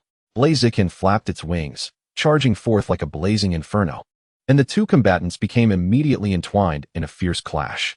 Throughout this intense confrontation, Blaziken exhibited remarkable strength and agility, deftly evading the rogue crocodile's attacks while seeking opportunities to counterstrike. At last, through a cleverly orchestrated maneuver, Blaziken exploited a momentary lapse in the rogue crocodile's defense, delivering a decisive blow with its signature move, Flare Blitz. This powerful attack left the rogue crocodile incapacitated, collapsing in defeat. However, the arduous battle had taken a toll on Blaziken, inflicting considerable damage. At that moment, Qingbei University's final contender made their entrance, none other than Ashing, who had previously suffered defeat at the hands of Lingyu. Ashing displayed unwavering confidence as he released his ace Pokémon, the Mega Charizard X. By comparison, Charizard's strength was indeed superior to Blaziken's, and with Blaziken already weakened from the earlier skirmish, the situation grew increasingly dire for Lin Yan. Nevertheless, Blaziken did not falter, bravely facing Charizard's onslaught. An exhilarating duel ensued, yet the disparity in power proved overwhelming. After several rounds, Blaziken ultimately succumbed to Mega Charizard X, regrettably losing the match. Despite the defeat, Blaziken managed to deplete some of Charizard's stamina during the fierce battle. In a pivotal moment, Blaziken unleashed its Flare Blitz one last time, inflicting significant damage on Mega Charizard X. Following Lin Yan's defeat, Hucking University promptly dispatched its strongest student, excluding Lingyu, Luo Tianyi. As Luo Tianyi stepped onto the battlefield, her gaze locked onto Mega Charizard X. Without hesitation, she summoned her shiny Gardevoir. Upon its arrival, Luo Tianyi grasped the necklace adorned with her Mega Evolution Keystone and called out to Gardevoir, "Gardevoir, respond to my bond. Mega Evolve." As her words resonated, Gardevoir was enveloped in a radiant glow of evolution. In the blink of an eye, the light dissipated, revealing a Mega Gardevoir before the spectators. Ashing, fully aware of the impending threat, realized that failing to exert his utmost strength would lead to an effortless defeat at the hands of the Mega Gardevoir. Consequently, he swiftly commanded Mega Charizard X to undergo Mega Evolution. With the referee's whistle piercing the air, this thrilling battle commenced. The transformed Mega Gardevoir and Mega Charizard X engaged in a fierce confrontation. From the outset, Ashing decisively directed Mega Charizard X to launch the first offensive. The formidable dragon dove towards its opponent at breakneck speed, unleashing its ultimate move, Dragon Dive. Yet, Luotiani remained composed, expertly guiding Mega Gardevoir to employ Teleport, skillfully evading the attack. Almost immediately, she issued a command for Gardevoir to seize the opportunity and retaliate with Psychic. The two competitors exchanged blows, neither yielding an inch, resulting in an impasse. Ashing's brow furrowed in concern, recognizing that Mega Charizard X had expended substantial energy. If he did not resolve the battle swiftly, their situation would deteriorate further. Time ticked away, and Ashing's heartbeat quickened.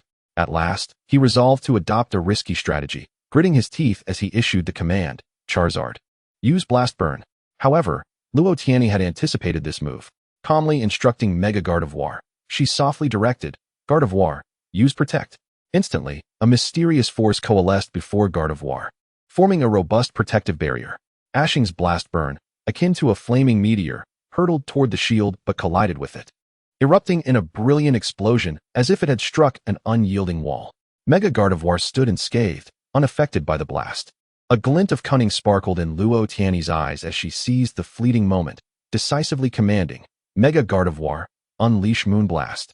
In an instant, a dazzling beam of light erupted from Mega Gardevoir, shining like the brightest star in the night sky. The radiant energy surged towards Mega Charizard X, which was unable to evade in time.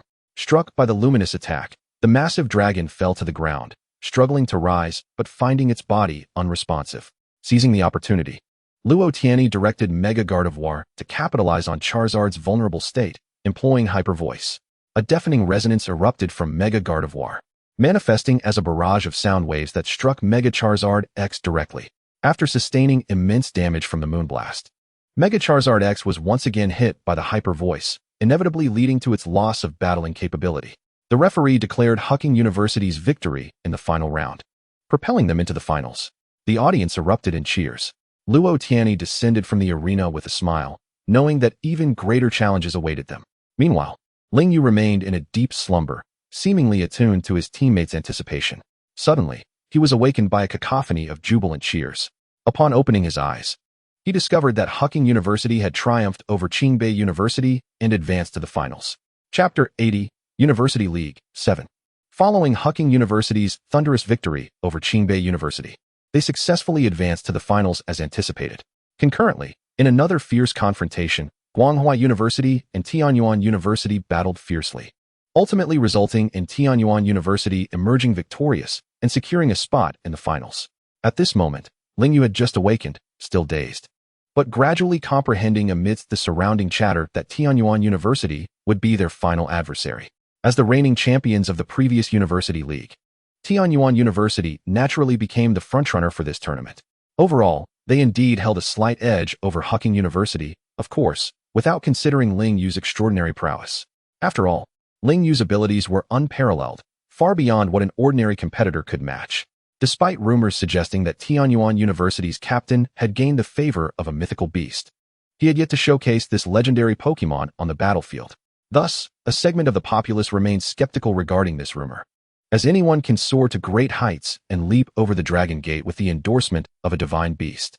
While resting in the lounge, Lingyu utilized the power of the Eternal to sense the captain of Tianyuan University, who indeed emanated a faint aura derived from a divine beast. However, his strength did not appear particularly formidable. As Lingyu had anticipated, he possessed merely the ordinary capabilities of a second-tier divine warrior. Among the Pokémon Lingyu currently commanded, aside from Charizard, Greninja, Lizard King, and Tyranitar, any one of them would suffice to defeat this second-tier divine. If the opponent were akin to Suicune, captured effortlessly by Dogeo in the Pokémon anime of his past life, Lingyu would likely only chuckle in response. As the final match was on the verge of commencing, Lingyu summoned Lin Yan, Luotiani, and others to his side. They had already heard the rumors regarding the captain of Tianyuan University possessing a divine beast, which rendered them slightly anxious. Thus, Ling Yu reassured them, "Leave the captain of Tianyuan University to me. It's no trouble. After all, I am invincible." Although Ling Yu's proclamation sounded rather juvenile, it acted as a potent stimulant for Lin Yin and Luo Tianyi, bolstering their confidence. Indeed, everyone was aware that Ling Yu also possessed an exceptionally powerful phantom beast, Darkrai. However, it is often the unknown that instills true fear. For this reason, they had previously been troubled, fearing Ling Yu might falter against the captain of Tianyuan University. After all, Ling Yu was merely a fledgling freshman. Yet the circumstances had changed. Now that even Ling Yu had made such bold claims, having earned their trust with his formidable Charizard, what was there to fear? Finally, the piercing whistle of the referee shattered the tension in the air as both teams stepped onto the battlefield, the atmosphere thick with intensity. Ling Yu's gaze was as steadfast as rock, fixed upon the opposing camp. Simultaneously, he acutely sensed the powerful aura radiating from the captain of Tianyuan University. Coincidentally, the opponent also perceived the pressure exuding from Ling Yu, yet remained oblivious to his true prowess. As the match commenced, both sides dispatched their first combatants.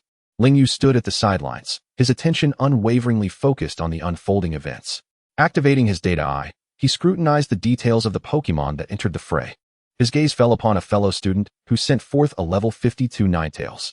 The name Ninetales aptly illustrated its physical features, being a fox Pokémon adorned with 9 tails and cloaked in a delicate layer of golden fur. The evolutionary journey of Ninetales is intricate, having evolved from Vulpix through the use of a firestone. Intriguingly, in the Alola region featured in the anime, there exists a variant of Ninetales imbued with ice and fairy-type attributes. Simultaneously, Tianyuan University's first student unleashed their participant, a level 53 Golem. Golem advanced with a heavy gait, each step reverberating through the ground. Ninetales held its head high, exuding confidence, while Golem appeared resolute and steadfast. With the referee's command, the match officially commenced. Student 1 swiftly issued orders, directing Ninetales to unleash the flamethrower attack against Golem. Ninetales opened its mouth, and a blazing inferno erupted forth, surging toward Golem like a fiery dragon, imbued with a searing heat that seemed capable of engulfing all in its path. Upon witnessing the oncoming flamethrower, the opponent remained composed, commanding Golem to harden, thereby augmenting its defensive capabilities. With its fortified rocky form, Golem braced itself against the fiery assault. Following this, the opponent issued a command for Golem to utilize rollout. Golem promptly spun its massive body, akin to a speeding tank, charging towards Ninetales with unparalleled momentum, seemingly intent on knocking it to the ground with its sheer force. Unfazed by Golem's aggressive advance, Student 1 quickly countered, instructing Ninetales to deftly sidestep the onslaught. Seizing the opportunity, Student 1 commanded Ninetales to employ its signature move, Charm. Ninetales' eyes shimmered with enchanting light, releasing a mysterious energy that momentarily bewitched Golem, causing it to lose its bearings. In that fleeting moment, Student 1 acted decisively, ordering Ninetales to unleash another powerful flamethrower upon the disoriented Golem. The searing flame accurately struck its target, inflicting considerable damage. However, despite the grievous assault, Golem did not succumb.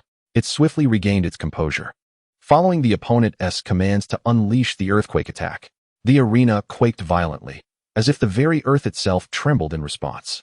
Ninetales struggled against the overwhelming tremors, losing its balance and teetering precariously. Capitalizing on Ninetales' moment of vulnerability, Golem executed a devastating tackle, sending Ninetales hurtling through the air. Already weakened by the earthquake, Ninetales succumbed to the impact of the tackle, rendering it unable to continue fighting. Consequently, the referee declared Tianyuan University the victor of the first round. Although Golem triumphed, it too bore significant injuries and was swiftly defeated in the second round by the second student from Hucking University. As the gripping and exhilarating matches continued to unfold, it finally came time for Lin Yin to take the stage. At that moment, the atmosphere in the arena was thick with tension and anticipation. Both Tianyuan University and Hucking University had only 3 team members remaining, and as each competitor took to the field, they summoned their carefully nurtured Pokémon partners. The opposing team from Tianyuan University sent forth a formidable Nidoking, while Lin Yin opted for his trusted combatant, Blaziken. As Blaziken made its entrance, Lin Yin immediately turned to Ling Yu in the audience, beaming with confidence. "Ling Yu, I've saved my best for you, this time. Witness the growth and progress of me and Blaziken." With that, he quickly concealed his smile, adopting a serious demeanor as he focused intently on his opponent's Nidoking. determination shining in his eyes. Meanwhile, the adversaries stood poised for battle, their mutual gaze igniting an electric tension between them. Upon hearing Lin Yan's declaration, Ling Yu activated his data eye to closely inspect Blaziken. To his astonishment, he discovered that Blaziken bore an exceedingly rare Blaziken Megastone. A subtle smile graced his lips as he recognized the likely outcome of the impending battle. With the referee's signal, the fierce competition officially commenced. Lin Yan, with unwavering resolve, directed his commands to Blaziken. The fiery chicken, utilizing its skill of electric flash, swiftly approached Nidoking and immediately unleashed its fire kick. As soon as the words left its mouth, the fiery chicken shot forward like an arrow released from a bow, transforming into a dazzling bolt of lightning as it raced towards Nidoking with astonishing speed. Simultaneously, its feet began to gather intense flames, as if intent on incinerating the very air around it. On the opposing side, seeing the fiery chicken closing in on Nidoking at such a remarkable pace, its trainer anxiously commanded, "Nidoking, deploy Rock Tomb immediately. Do not allow the fiery chicken to come any closer." Responding to the command, Nidoking sprang into action, summoning a multitude of massive rocks in an attempt to obstruct the fiery chicken's path and thwart its offensive. However, these seemingly indestructible rocky barriers were rendered ineffective against the fiery chicken's agile maneuvers. The fiery chicken deftly evaded each boulder that lay in its path, continuing its advance toward Nidoking. Successfully breaching Nidoking's defenses, the fiery chicken swiftly arrived before it, its fire kick, charged with fierce momentum, aimed directly at Nidoking. Observing this, the opposing trainer urgently instructed Nidoking to counter with Hyper Beam. Nidoking, with its formidable horn, lunged at the fiery chicken, attempting to confront it head-on. Yet, the fiery chicken was equally resolute, executing its fire kick, which collided forcefully with Nidoking's Hyper Beam. The clash of their powers generated a tremendous shockwave, causing both to be pushed back significantly. Lin Yan, witnessing the fierce stalemate between his fiery chicken and the opposing Nidoking, felt a pang of anxiety. He swiftly retrieved a glove embedded with a Mega Evolution Keystone from his pocket and donned it without hesitation. Raising his arm high, he called out to his fiery chicken, "Fiery chicken, respond to our bond. Surpass your limits and Mega Evolve." As his voice echoed, a gleaming Mega Evolution Stone, previously concealed beneath its feathers, revealed itself on the fiery chicken's neck. Instantly, a brilliant light of evolution illuminated the entire arena. The fiery chicken radiated an astonishing glow, as if proclaiming its transformation and growth to the world. This spectacle took Ling Yu by surprise, who mused, "I never anticipated that Lin Yan would be so fortunate as to possess a Mega Evolution Stone for his fiery chicken. Truly remarkable." At that moment, enveloped in a dazzling white light, the fiery chicken underwent a transformation. Its stature increased slightly, shifting from a bipedal stance to a more dynamic posture. As the radiance gradually faded, a mega fiery chicken emerged, displaying its magnificent form. Its previously drooping pale yellow feathers now stood proudly on either side of its head, with a striking red horn sprouting from the center. Additionally, fiery ribbons extended from the joints of its arms and hands. Its overall power surged from mid-gym leader level to mid-elite level. However, Nidoking, possessing only mid-elite level strength, felt an unprecedented pressure when facing the mid-elite Mega Fiery Chicken. Seeing the successful Mega Evolution, Lin Yan unhesitatingly commanded his Mega Fiery Chicken to attack Nidoking. The Mega Fiery Chicken unleashed a torrent of scorching flames, hurtling directly toward Nidoking. In that instant, the opposing trainer, taken aback, urgently ordered, "Nidoking, quickly use Protect to block its attack." With the command given, Nidoking swiftly reacted, manifesting a transparent barrier before it to withstand the fiery onslaught. Yet, as Nidoking focused intently on defending against the flames, Lin Yan's fiery chicken, like a phantom, materialized right before it. At that moment, the fiery chicken had amassed formidable power in its grasp, following up with an incisive strike that directly impacted Nidoking's head. The force of the blow was astounding. Nidoking barely had time to emit a cry before collapsing in defeat. It turned out that while Nidoking concentrated on countering the flames, Lin Yan had skillfully directed the fiery chicken to exploit the flames as cover, successfully avoiding Nidoking's line of sight and closing the distance at an astonishing speed. It was this unexpected maneuver that allowed the Mega Fiery Chicken to deliver a decisive blow to Nidoking. With Nidoking rendered incapable of battle, the referee promptly announced, "In this round, Lin Yan of Huaying University is the victor." Following this, the next round commenced swiftly. In the upcoming match, the student from Tianyuan University summoned an immensely powerful Gyarados. Upon its appearance, Gyarados roared furiously at the Mega Fiery Chicken, seemingly eager to showcase its unparalleled strength.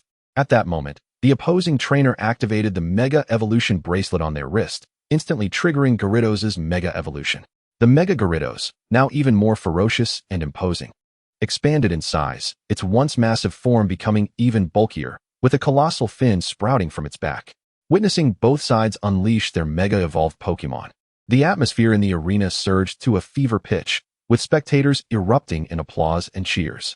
With the referee's signal, the intense and exhilarating match officially commenced. Undaunted by the formidable opponent, Lin Yin maintained a calm demeanor and decisively commanded his Mega Fiery Chicken, concentrate your power and unleash a devastating hyper beam on Gyarados. Instantly, a torrent of searing light erupted from the Fiery Chicken's mouth, racing toward the Mega Gyarados like a blazing meteor. Simultaneously, the opponent was not to be outdone and quickly issued a command for Gyarados to retaliate. Gyarados roared, opening its jaws wide, unleashing a tremendous water pulse that surged forth like a dragon emerging from the sea, hurtling towards the Mega Fiery Chicken's hyper beam. In an instant, the two formidable forces clashed, resulting in a cataclysmic explosion. A dense cloud of smoke enveloped the arena, obscuring the sky as if the entire world had succumbed to this chaos. Astonishingly, despite the parity in their strengths, their techniques neutralized each other in this fierce confrontation, leaving them at an impasse. Just as the smoke lingered, Lin Yin showcased remarkable insight and decisiveness. He swiftly commanded his Mega Fiery Chicken, do not hesitate. Attack through the smoke toward the source of the incoming assault with overheat. Obeying the command, the Mega Fiery Chicken concentrated its energy and unleashed a colossal fireball, erupting like a volcano, piercing through the haze and soaring straight toward the Mega Gyarados concealed within the smoke. As the Super Gyarados, having just unleashed its water cannon skill, remained momentarily dazed, a fierce column of flame erupted from the heart of the explosion, hurtling towards it and striking true. This fiery assault, being of the fire type, inflicted only minimal damage upon the water type Gyarados. Observing this development, Lin Yin promptly focused his attention on the Super Gyarados.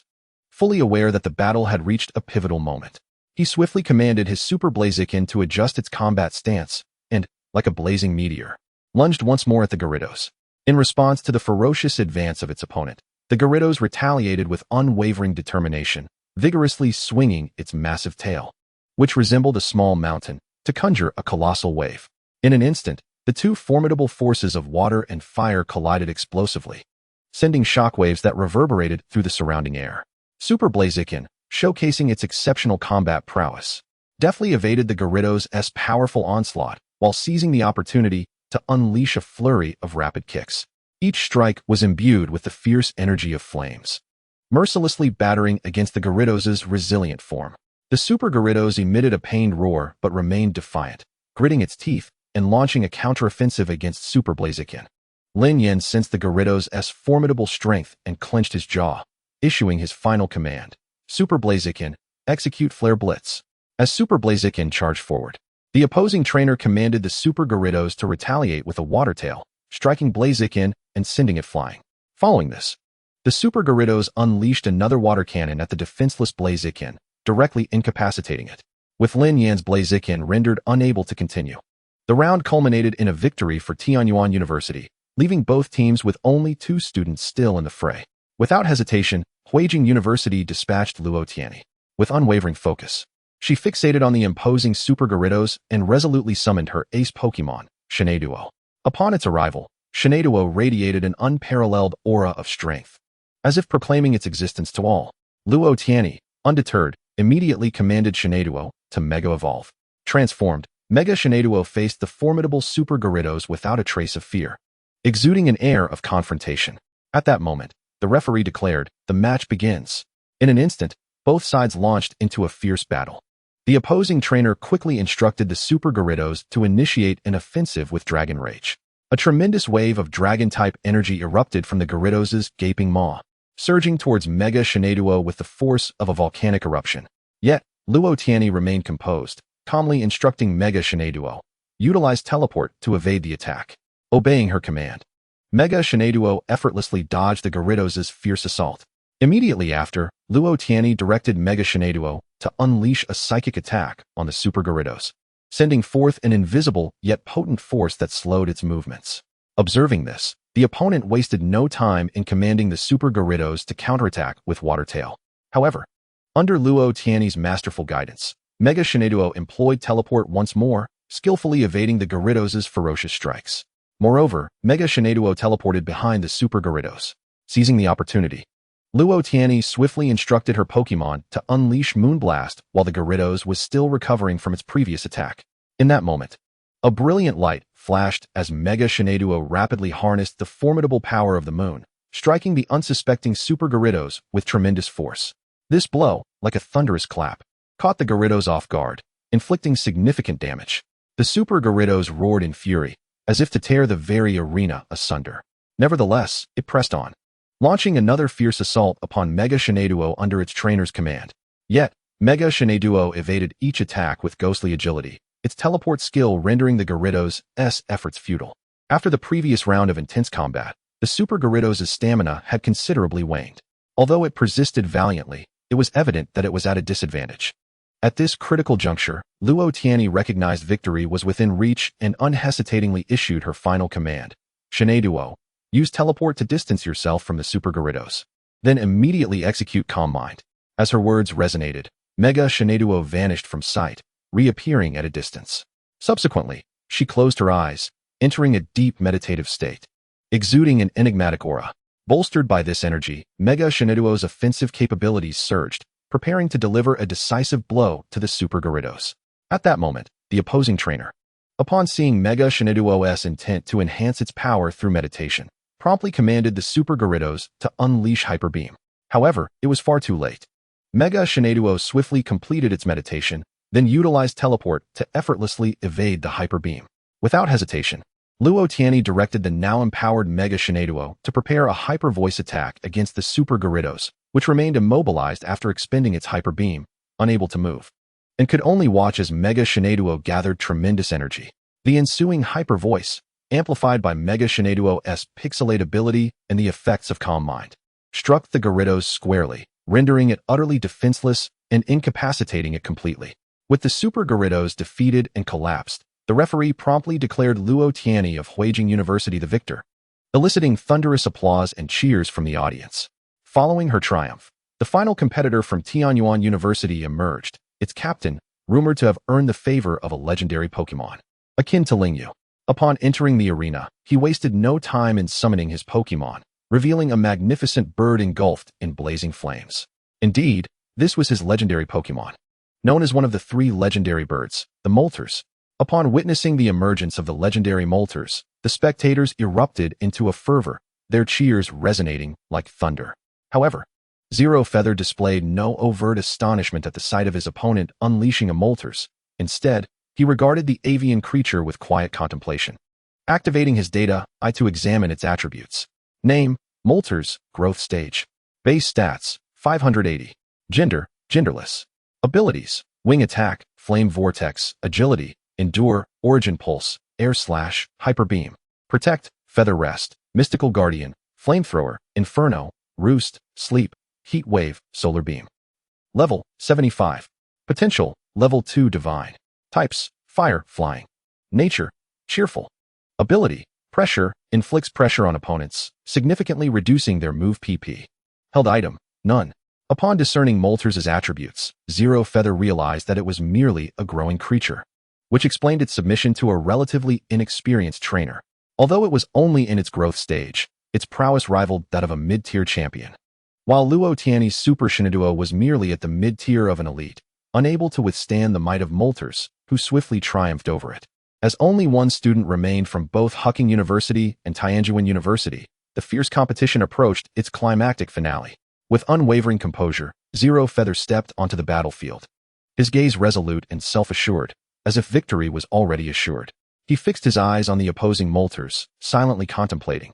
Is it merely a Moltres? Allow me to demonstrate true strength. With that, Zero Feather unhesitatingly produced a Master Ball and hurled it with vigor. In an instant, a blinding radiance enveloped the arena, revealing an awe-inspiring figure before the crowd, the fabled Mutuo. The moment Mutuo materialized, its formidable aura surged forth like a tempestuous tide, overwhelming all in attendance with an unprecedented sense of awe. Even the 4 elite members seated in the VIP section were captivated, their eyes wide with astonishment. For they had never encountered such a powerful creature or felt such an exhilarating pressure. At that moment, the arena fell into a hushed silence, all present entranced by Mewtwo's imposing presence. Meanwhile, Zero Feather stood alongside Mewtwo, resembling a majestic general poised to lead his companion toward imminent victory. They understood that if even beings of their caliber could sense the overwhelming pressure radiating from Mewtwo, its strength must be extraordinary. Opposite Zero Feather, Moltres and its trainer were engulfed in palpable tension, acutely aware of Mewtwo's might. Facing a level 90 Mewtwo, the level 75 fledgling Moltres had little hope of contesting its power. Despite their trepidation, the trainer mustered courage, urging Moltres to steel itself for battle. Encouraged by its trainer, Moltres endeavored to cast aside its fear of the formidable Mewtwo and engaged in combat. Zero Feather refrained from directing Mewtwo, allowing it to fight according to its instincts. As a level 75 Moltres hardly warranted his direct intervention, Mewtwo gazed impassively at the diminutive Moltres, casually raising an arm to conjure a wave of purple energy that surged toward it. The opposing trainer hastily commanded Moltres to evade, but it was struck by the residual force of Mewtwo's potent move, tumbling to the ground in disarray. Struggling to rise, Moltres attempted to retaliate with Flamethrower, unleashing a torrent of flames toward Mewtwo. Yet, Mewtwo remained unfazed, effortlessly conjuring an energy barrier with a single hand to absorb the attack. In the blink of an eye, Mewtwo executed a swift teleport, appearing behind Moltres, and unleashed a powerful shadow ball that struck the young creature, eliciting a pained cry as it collapsed. Unable to continue the fight, the referee, witnessing this turn of events, promptly declared Mewtwo the victor, bestowing the championship title upon Hucking University. The crowd erupted in astonishment, for none had anticipated such a lopsided contest. With a stoic demeanor, Zero Feather recalled Mewtwo and exited the arena, cognizant that this was merely the beginning, with myriad challenges awaiting him in the future. Zero Feather's remarkable performance captured the attention of various factions, each recognizing the immense potential of this young trainer. Concurrently, Mewtwo's astounding prowess instilled a sense of reverence among other trainers. On the other hand, the trainer of Moltres, unwilling to accept defeat, resolved to become stronger in order to conquer Zero Feather in the future. Chapter 84, Return to School. With the conclusion of the individual segment of the Collegiate League, the highly anticipated 2v2 competition was set to unfold, with only 3 teams from each school permitted to participate. Similar to the earlier stage of the tournament, a fierce confrontation would ensue between pairs of schools. Each school's trio of student teams would sequentially take to the field, and the victorious duo would earn their institution the championship title. The intent behind this format was to provide an opportunity for students who had faltered in the initial singles competition, hoping they could leverage the synergy of teamwork to overturn their previous defeats. However, given the relatively even strength among competitors, the champions of the 2v2 matches were not guaranteed to be from the same school that triumphed in the singles. Yet, the circumstances had shifted dramatically. Aside from Zero Feather's almost supernatural presence, the outcome of the championship appeared virtually predetermined. It is no exaggeration to assert that even if 10 students joined forces, they would fall short against Zero Feather and Mewtwo. The disparity in strength was so pronounced that the other students found themselves at a loss. Thus, Zero Feather, alongside Lin Yin and bolstered by the might of Mewtwo, effortlessly claimed victory in the 2v2 championship. Under Zero Feather's exceptional leadership, Hucking University proudly secured double championship honors in this collegiate league, a feat rarely witnessed in prior competitions. The vice president and faculty members of Hucking University were ecstatic as they witnessed their institution achieve this remarkable accomplishment. For the vice president, winning signified that the alliance would provide Hucking University with greater resources and attract more students to enroll. For the faculty, it meant potential salary increases following the influx of resources. Above all, the students' exceptional performance in seizing double championships filled them with immense pride and joy. As the competition drew to a close, the exhilarating moment of the awards ceremony arrived. The victorious Zero Feather and his teammates ascended the podium, triumphantly raising the championship trophy. A symbol of their glorious achievement, their faces aglow with joy and pride. The audience erupted in thunderous applause, cheers echoing throughout the venue, enveloping the atmosphere in an extraordinary fervor. The substantial rewards of 50 million RMB from the first competition and 30 million RMB from the second will be evenly distributed among all participating students' mobile accounts. However, the coveted and enigmatic slots for the Dragon's Secret Realm and the Ancient Secret Realm are limited to but 1 each. After thoughtful deliberation and collective discussion, A consensus emerged among the group. They unanimously decided to bestow this exceedingly precious and hard-to-come-by opportunity upon Lingyu. After all, the remarkable achievements in this intercollegiate competition can largely be attributed to Lingyu's outstanding performance. Lingyu accepted the rewards from both realms with a clear conscience, firmly believing that he had rightfully earned them. Following the exuberant celebrations for their championship victory, Lingyu and his companions hastily returned to Huqin University. At that moment, the campus was already immersed in immense joy and excitement upon learning that their institution had triumphed as dual champions. Students surged forward like a tide, eagerly surrounding the recently returned Lingyu, Lin Yin, Luo Tianyi, and their fellow competitors, offering the warmest and most sincere congratulations for their remarkable achievements. After much effort, Lingyu and his companions finally managed to break free from the enthusiastic throng of students, preparing to return to their dormitories for some well-deserved rest. However, en route to the university, they unexpectedly encountered a mysterious elderly gentleman. Clad in a gray Zhongshan suit, his visage radiated kindness, reminiscent of a reclusive sage. He gazed at Lingyu and spoke in a gentle tone. "Young man, your prowess is quite formidable. I have high hopes for you." Lingyu, taken aback, stared at the enigmatic elder and inquired curiously, "Might you be the mysterious principal I encountered upon my arrival at the campus?" The elder smiled faintly and nodded in affirmation. "Indeed, you have guessed correctly. I am the principal of Huqin University." Upon hearing this, Lingyu and his companions became solemn, filled with reverence for the principal. The principal continued earnestly, "Your accomplishments have brought great honor to our school, and I am deeply gratified. However, do not allow a moment of success to swell your pride. You must persist in diligent practice to strive for even greater achievements in the future." Lingyu and the others nodded in agreement, collectively pledging to heed the principal's wise counsel. Additionally, Lingyu, the principal, suddenly spoke again, his voice deep and resonant, seemingly imbued with an irresistible force. Lingyu felt a flicker of confusion and lifted his gaze to meet the principal's weathered yet wise countenance. "What is it, principal?" Lingyu inquired softly, laced with curiosity.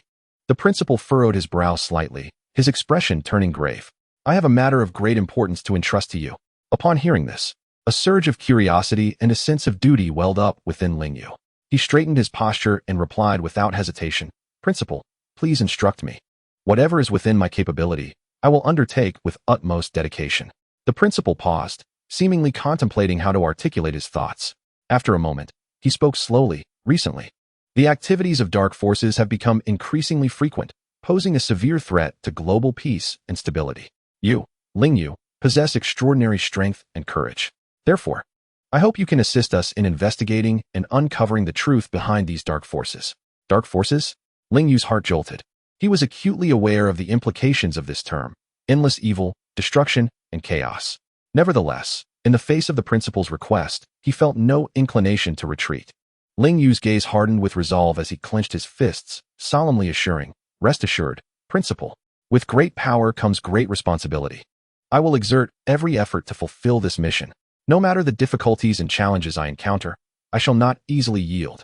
The principal nodded in satisfaction, a hint of relief gracing his features. "Excellent. I believe that with your abilities and wisdom, you will achieve significant progress. Remember, if you uncover any clues or anomalies during your investigation, be sure to inform me promptly. We must work together to safeguard the peace of this world." With that, the principal regarded Lingyu once more, a fleeting glimmer of appreciation flashing in his eyes before it vanished. Subsequently, he vanished from sight before the onlookers. Chapter 85. News of the Dark Organization. Lingyu stared at the suddenly vanished principal, pondering, this principal must possess extraordinary abilities. Huqin University is indeed a place teeming with hidden talents. Dark forces? I can distinctly sense that when I unleash my super dream. Countless malevolent intents surge toward me like a tidal wave. If you seek to harm me, do not blame me for being ruthless. It is time for these lawless dark forces to witness what true strength entails. With resolve solidified, Lingyu swiftly bid farewell to Lin Yin and the others before returning to his Villa No. 1, eagerly opening the system panel. The task section of the system clearly displayed, "Congratulations to the master for successfully completing the task of winning the Intercollegiate Championship. Would you like to claim your reward now?" Without hesitation, Lingyu clicked yes, and in an instant, a cascade of generous rewards flowed into the system's repository. Even more astonishingly, a cerulean energy orb emerged from the system and directly entered Lingyu's body. He could distinctly feel a powerful force surging within him, filling his being with strength. Moreover, he sensed a new and unprecedented energy pulsating within. Ling Yu closed his eyes, concentrating intently to perceive this mysterious force. To his astonishment, he discovered that this power was extraordinarily potent, seemingly containing boundless potential. Even more remarkably, he could feel the same energy fluctuations emanating from those around him. Yes, this is the legendary wave guiding power. Ling Yu's heart soared with joy and excitement. With the wave guiding power, he felt as if he had undergone a transformation. His strength vastly enhanced. Now, he possessed both wave guiding power and eternal power. After the initial thrill, Ling Yu began to immerse himself in understanding his wave guiding power. He attempted to gather this energy in his palm, hoping to condense it into a wave guiding bullet. However, due to his recent acquisition of the wave guiding power, he was still unskilled in its manipulation. The energy dissipated as soon as it gathered in his hand. Seeing this, Ling Yu had no choice but to temporarily abandon the idea of immediately condensing a wave guiding bullet. Next, he shifted his focus to the Super Evolution Stone reward he had earned. This unexpected gain filled him with anticipation, and he was eager to select the Super Evolution Stone. After contemplating for a moment, a determined glimmer flashed in his eyes, and he resolutely decided to choose the Super Evolution Stone belonging to the Pokémon Dragonite, which he had just signed in for. This decision was not made lightly, but was a wise choice after thorough consideration.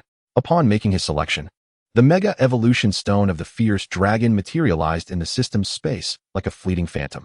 It seemed as though destiny had orchestrated this moment, rendering everything astonishing and surreal. Subsequently, Zero Feather cautiously released the Fierce Dragon from the confines of the system's space. He gently caressed the creature's scales before delicately placing the precious Mega Evolution Stone around its neck. In that instant, a mysterious force flowed between them, as if an unspoken bond had been forged. As Zero Feather's Pokémon strength steadily grew, so too did the sense of duty that resided within him. He was acutely aware that the presence of dark forces posed a grave threat to the peace and harmony of the entire world. At this very moment, it was his time to rise and challenge the darkness. His quest was not merely to uphold global tranquility, but also to aid the owner of this lifeless body in seeking out the malevolent organization that had cruelly murdered its parents, thus fulfilling his mission of vengeance. Thus, Zero Feather sought out the Vice Principal. Upon encountering the Vice Principal, it was evident that the latter had already discerned his intentions.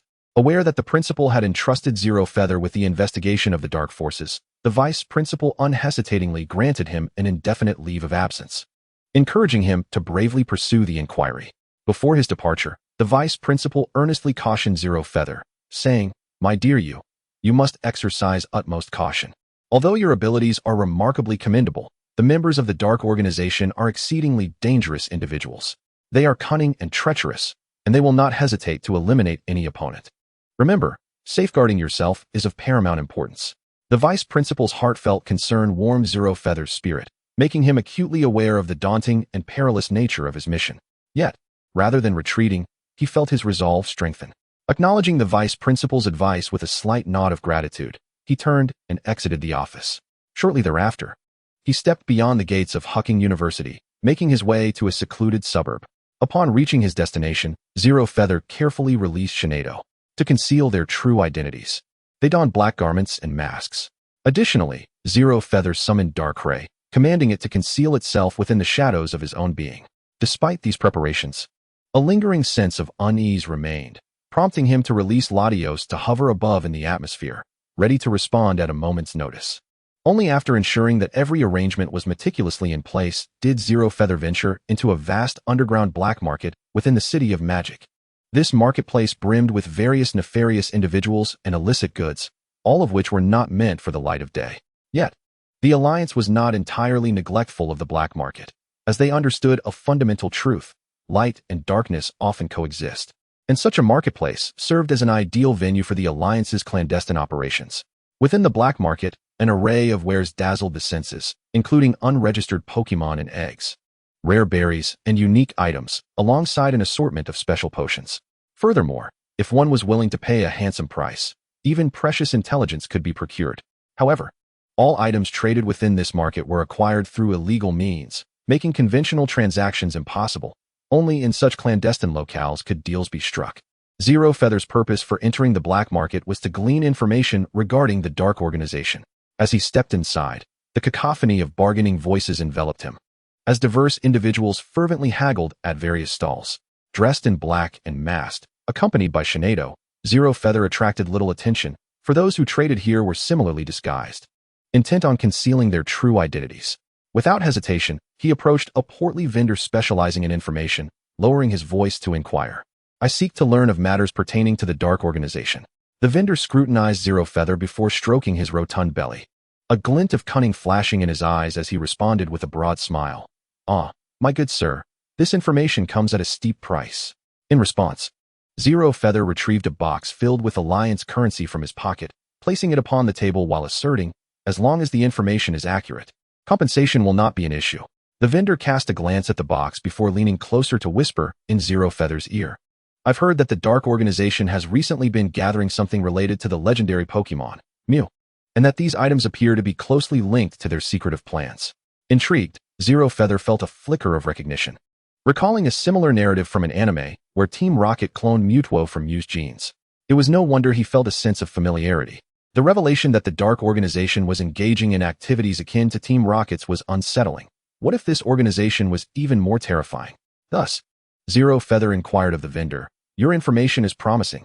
How much?" The vendor, eyeing Zero Feather with a glint of greed, quickly regained his composure and extended 5 fingers, stating coolly, 500,000.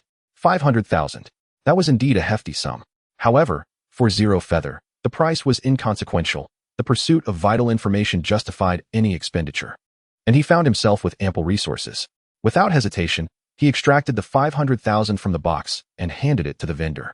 After receiving the payment, Zero Feather turned and departed from the black market, his steps light and assured, seemingly indifferent to his surroundings. Yet, shortly after leaving, he took a series of sudden turns, leading Shinado into an empty alleyway. Coming to a halt, he called out into the air, "Come out. I have long since detected your presence." As soon as the words left his lips, 2 figures emerged from behind him, one tall and the other short, both clad in black and masked, just like Zero Feather. It became apparent that these 2 had been tailing him since he had purchased the information, hoping to stealthily seize the box from him, only to be effortlessly uncovered by Zero Feather. At this moment, the slender one boldly declared, "Kid, your observational skills are quite commendable. Since you've discovered us, we won't hide any longer. We're here to rob you, and you have only yourself to blame for being so ostentatious. If you know what's good for you, hand over the box. Otherwise, don't blame us for being uncivilized." A barely perceptible smile graced Zero Feather's lips upon hearing their words as he calmly waved his hand at them. However, before they could release their Pokémon, Darkrai, hidden in Zero Feather's shadow, swiftly unleashed its Dark Void attack, rendering them unconscious. Zero Feather then stepped forward, gently patting them down and discovering only a few Pokeballs containing their Pokémon and a few thousand in cash. Subsequently, Lingyu commanded Darkrai to eliminate them completely, before turning and departing from the desolate alley. He then returned to the school and informed the vice principal about the Dark Organization's ongoing collection of items related to Mew. However, he refrained from disclosing his conjecture that the Dark Organization might be attempting to clone Mewtwo, as this was merely his personal speculation. Perhaps they had alternative uses for these items. Upon receiving this information, the vice principal acted swiftly, promptly notifying the principal. Upon receiving the news, the principal hastened to the vice principal's office and inquired in detail about the events that had transpired. Furrowing his brow and after deep contemplation, the principal remarked, "This matter is of great significance. We must not let our guard down. It is imperative that we prepare a strategy to counteract this situation. Lingyu, you should return and rest well. I need to discuss the specifics with the vice principal." Lingyu nodded and then exited the office. Upon returning to his dormitory, Lingyu's spirits remained heavy, his thoughts persistently occupied by the movements of the Dark Organization.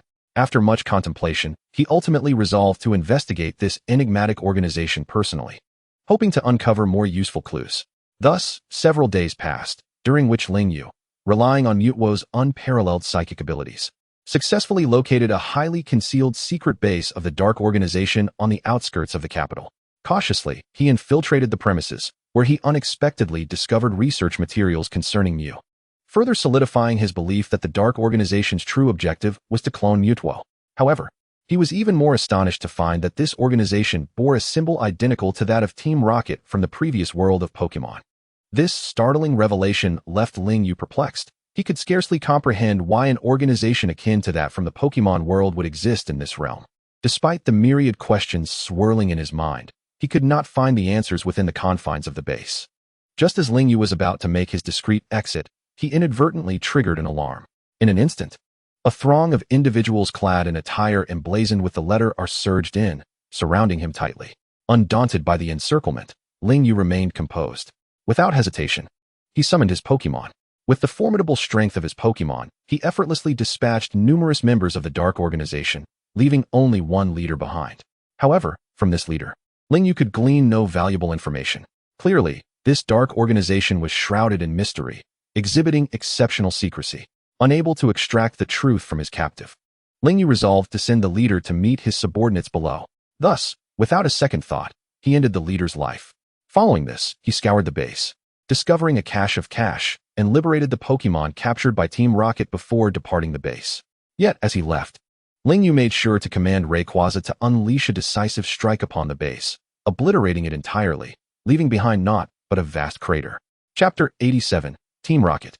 After dismantling the Dark Organization's base, Ling Yu returned to his Villa No. 1 at Hucking University. He sat quietly on the sofa, reflecting on the recent events. Although he had successfully destroyed the Dark Organization's base, a sense of unease lingered in his heart. He knew that this action might provoke trouble, yet he was reluctant to inform the principal, unsure of how to explain everything, especially the special abilities and tactics he had employed.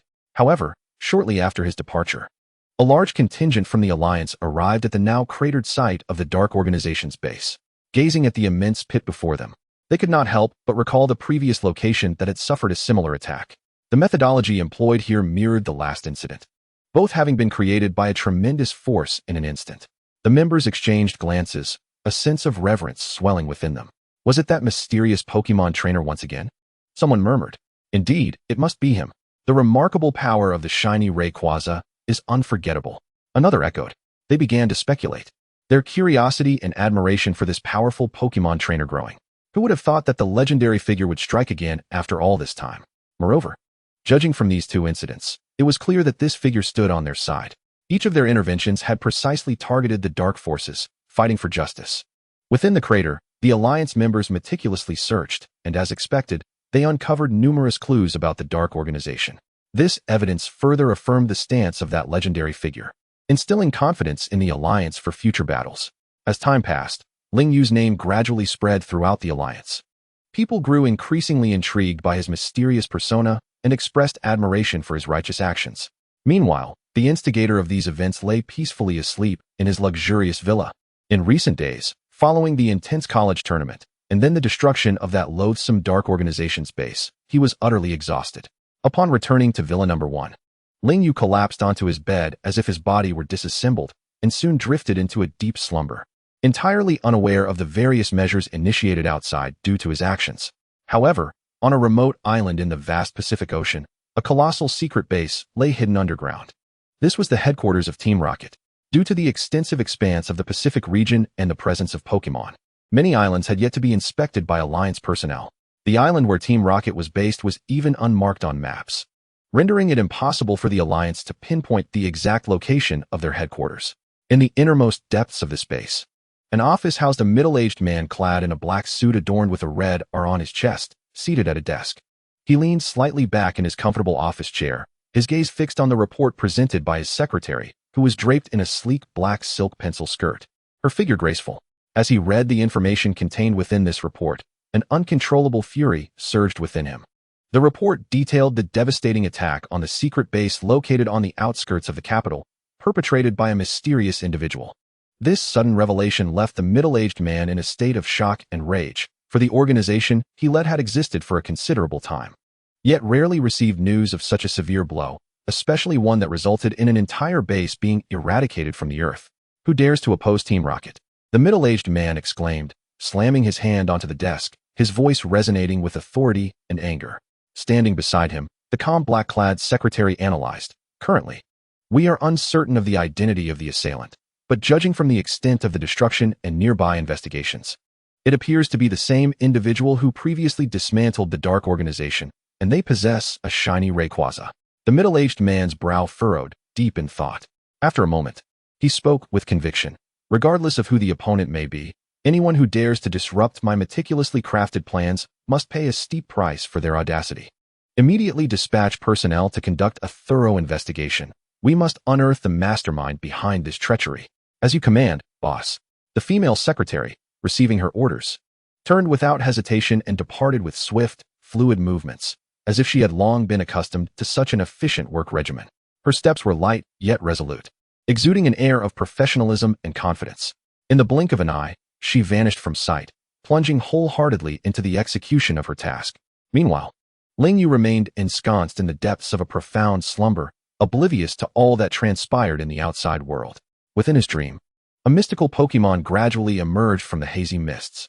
This Pokémon radiated an enigmatic aura, as if it hailed from a realm beyond.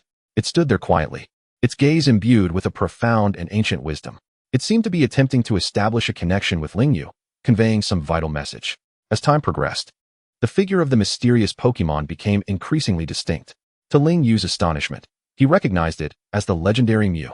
Mew was one of the rarest and most enigmatic entities in the Pokémon world, possessing unparalleled power and allure. At that moment, it joyfully danced around Lingyu, as though welcoming him into this wondrous dream realm. Suddenly, Mew came to a halt and presented Lingyu with a radiant orb that shimmered with brilliant light. The orb emanated an intoxicating glow, as if it harbored boundless energy and secrets. Instinctively, Lingyu extended his hand and gently grasped the orb. The instant it made contact with his palm, a torrent of formidable power surged into his being. He felt his strength escalating at an astonishing pace. The energies of both the wave and the eternal enhancing significantly under this newfound force. Soon after, Lingyu slowly opened his eyes. However, to his surprise, he found himself not in his familiar surroundings, but rather in an entirely alien locale. He was enveloped by a lush, verdant forest, its dense foliage casting shadows that instilled a sense of inexplicable oppression. Filled with bewilderment, Lingyu did not succumb to panic. Instead, he resolved to trust his instincts and bravely venture into this mysterious woodland to uncover the secrets it concealed. Chapter 88, The Enigmatic Dream. Deep within the forest, Lingyu stumbled upon a relic shrouded in dark forces. The structure appeared ancient and dilapidated, clearly abandoned for an extended period. Yet, its scale and architectural style suggested that it once basked in magnificence. With a heart brimming with curiosity, Lingyu cautiously approached the ruins, aware that only by delving deeper could he unveil the mysteries hidden within. Taking a deep breath, he resolutely stepped through the entrance of the relic. As he crossed the threshold, Lingyu keenly sensed an aura of malevolence and decay enveloping the entire site, akin to a heavy shroud of gloom that sent chills down his spine. He vowed silently that no matter the secrets and dangers lurking here, he would unearth the truth. Treading carefully, he navigated each step as if the ground beneath could trigger lethal traps at any moment. The atmosphere within the ruins was foreboding, filled with intricate mechanisms and concealed pitfalls. Nevertheless, Lingyu was undeterred. Agile and quick-witted, he adeptly sidestepped one peril after another. After a grueling exploration, Lingyu finally reached the end of the ruins. Before him loomed a massive, closed door, adorned with mysterious, ancient runes that glimmered faintly, as if recounting tales of yore. Lingyu extended his hand, attempting to push the door open, but a powerful force repelled his touch. Just as he pondered how to break the seal, a deep, menacing roar resounded from behind him.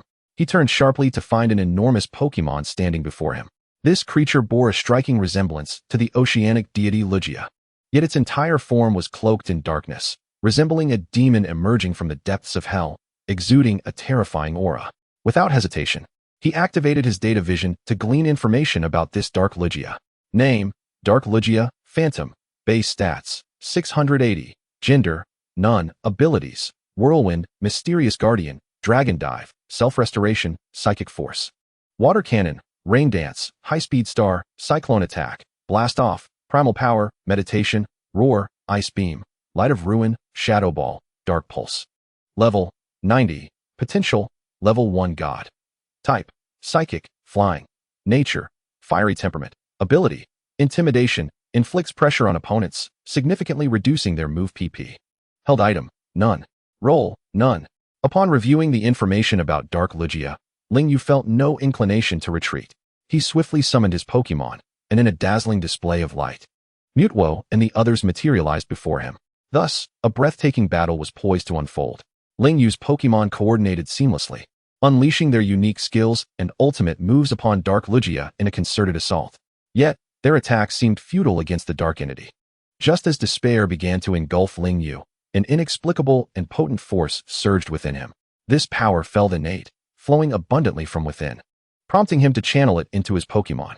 With this mysterious energy augmenting their strength, the previously ineffective attacks now struck with efficacy. These assaults, akin to a ferocious tempest, bore an overwhelming might directed at Lugia. Each strike pulsed with powerful energy fluctuations, instilling an undeniable pressure upon the foe. In this manner, Ling Yu commenced his counteroffensive against Dark Lugia. He commanded his Pokémon in a righteous onslaught, their various skills intertwining to create a vivid tapestry of color and energy. Ling Yu's gaze remained steadfast and focused, meticulously scrutinizing Dark Lugia for any sign of vulnerability. Before long, Dark Lugia was rendered incapable of battle by the relentless barrage of Ling Yu's Pokémon. Its form trembled, the once mighty aura now diminished to a whisper. Ultimately, Dark Lugia's body began to fade into transparency, as if it were dissolving into the very air itself. Moments later, it vanished entirely, leaving behind a profound silence and emptiness. As the smoke of battle dissipated and calm settled over the battlefield, the once closed doors slowly creaked open, as if to welcome the victor. The portal glowed with an enigmatic radiance, drawing Ling Yu's gaze with its allure. Without a moment's hesitation, Ling Yu stepped into the radiant light, which immediately enveloped him like a brilliant gem, illuminating the entire ancient and enigmatic relic. The brilliance was so intense that he could scarcely open his eyes. He instinctively squinted, endeavoring to acclimate to the harsh luminosity. When he finally dared to reopen his eyes, the sight before him left him utterly astounded. It was as though he had been transported to a fantastical realm, suffused with mesmerizing hues. Countless gems, shimmering with otherworldly radiance, floated like stars in the air, seemingly harboring boundless mysteries and power. At the heart of this mysterious expanse lay a stone tablet, exuding an enigmatic force, drawing attention like the brightest star in the night sky. Compelled by an irresistible allure, Ling Yu cautiously approached the tablet, feeling a potent gravitational pull. As he reached out to touch it, an extraordinary sensation surged through him, as if he were connected to the very fabric of the universe. Reflexively, he extended his hand and gently lifted the tablet. However, at that moment, the entire space began to tremble violently. Startled, Ling Yu attempted to steady himself, but everything around him blurred into obscurity. Suddenly, he jolted awake, finding himself back in reality, clutching the tablet that radiated mysterious energy, his mind awash with confusion and astonishment. Staring at the tablet in his hand, Ling Yu was momentarily dumbfounded. He could scarcely believe his eyes, pondering, could this be the fabled tablet of the Pokémon Arceus, the creator of worlds? Given the tablet's hue and energy fluctuations, it must indeed be a psychic-type tablet. Goodness, I merely took a nap and woke up with Arceus's psychic-type tablet. His heart raced with exhilaration as he realized he might have stumbled upon an astonishing secret. This tablet could possess unimaginable power, and he was destined to embark on a quest to unravel its mysteries. At that moment, he felt both thrilled and apprehensive, uncertain of the challenges and adventures that awaited him. Nevertheless, he resolved to face them with courage, determined to unveil the enigma concealed behind the tablet. Chapter 89, The Psychic-Type Tablet. As he trembled while cradling the tablet in his palms, the system in his mind ignited like a lit fuse, abruptly erupting with notifications. Ding! Congratulations, Master, on acquiring Arceus's Psychic-Type Tablet. You have successfully triggered a world-class mission, the resurrection of Arceus. Mission details: locate the 17 missing tablets of Arceus to aid in its awakening. Mission rewards: the power of overcoming 1 Giratina. A designated divine role. Even if the same legendary Pokémon possesses a divine role, it will not affect the divine role granted by the system, and 2 Master Balls. As he absorbed the cascade of astonishing notifications detailing the mission and its rewards, Ling Yu felt as if his mind had been momentarily emptied, plunging him into a state of bewilderment. He stood there, dazed, his vacant gaze fixed on the tablet in his grasp, his thoughts swirling with doubt and astonishment. He had merely taken a casual nap. How was it that upon waking, he had inexplicably acquired this psychic-type tablet? Moreover, the system had suddenly presented him with a task related to Arceus. The abruptness of it all left him utterly unprepared. Taking a deep breath, Ling Yu endeavored to compose himself. He understood that this mission was extraordinarily daunting, yet he also recognized that if he could successfully fulfill it, he would be rewarded handsomely. A level 1 deity, the power of overcoming, and a divine role. Let us first discuss the level 1 deity. Whether in his own world or the Pokémon realm, Many formidable level 1 deities typically possess divine roles, rendering them nearly impossible to capture. Thus, even acquiring a random level 1 deity would significantly enhance his strength. As for the power of overcoming, it belongs to one of the 3 great psychic abilities. Currently, Ling Yu had already mastered the aura and the life force. Adding the power of overcoming would complete his mastery of the 3 great psychic abilities. Contemplating this, a wave of anticipation and excitement surged within him. The power of overcoming, a unique ability akin to telepathy, enabled one to delve into the inner sanctum of Pokemon's hearts. It allowed for direct dialogue with them, thereby resolving some conflicts between humans and Pokemon. Furthermore, it could even pacify the wrath of enraged legendary Pokemon. In the Pokemon series, the character who wields the power of overcoming is named Cynthia. This female character first appeared in the theatrical film Pokemon, Arceus and the Jewel of Life, where she successfully calmed the furious Giratina using this power. Lastly, we must address the divine roles of legendary Pokemon. There exists a significant disparity between legendary Pokemon with divine roles and those without. Take, for instance, the case of the Mega Rayquaza easily defeating the Primal Groudon and Primal Kyogre. It is precisely due to its divine role that it possesses power exceeding that of its peers. In contrast, the Rayquaza Ling Yu owned, despite having undergone Mega Evolution, lacked a divine role, rendering it inferior in strength. A Rayquaza with a divine role could effortlessly vanquish the Primal Groudon and Primal Kyogre, while Ling Yu's Rayquaza, without a divine role, could merely breach defenses against an ordinary Groudon. Hence, Ling Yu was filled with anticipation regarding the rewards. However, while the rewards were bountiful, the task itself was undeniably formidable, as it required locating 17 tablets without a clue as to their whereabouts. Having only acquired 1 Psychic-type tablet, he pondered where to seek the remaining tablets. This left Ling Yu in deep contemplation, prompting him to devise a plan for his next course of action. First and foremost, he needed to ascertain the locations of the other tablets, which might necessitate gathering information or searching for clues. Simultaneously, he aimed to conduct thorough research on the Psychic-type tablet he possessed, exploring its unique properties and discovering how to harness its power more effectively. Additionally, regarding the rewards for winning the Interschool Tournament, the Dragon-type Secret Realm and the Ancient Secret Realm, only after a week post-competition would the League dispatch personnel to escort those qualified for access to the Secret Realms. Time flew swiftly, and a week slipped by in the blink of an eye. Regrettably, during this period, Ling Yu had yet to uncover any leads regarding the tablet. However, during his exploration of the tablet's secrets, he unexpectedly discovered the hidden potential of the Psychic-type tablet. It turned out that any Psychic-type Pokemon equipped with this tablet would continuously absorb experience points and gain insight into the power of laws. The power of laws is a wondrous force that significantly enhances the potency of Pokemon skills. Moreover, as one deepens their understanding of the power of laws, the enhancement of skill potency becomes increasingly pronounced. As of now, the only Pokemon to have grasped the power of laws was Charizard. Through relentless effort, Charizard had achieved a 30 comprehension of the power of laws, resulting in an increase in its skill potency.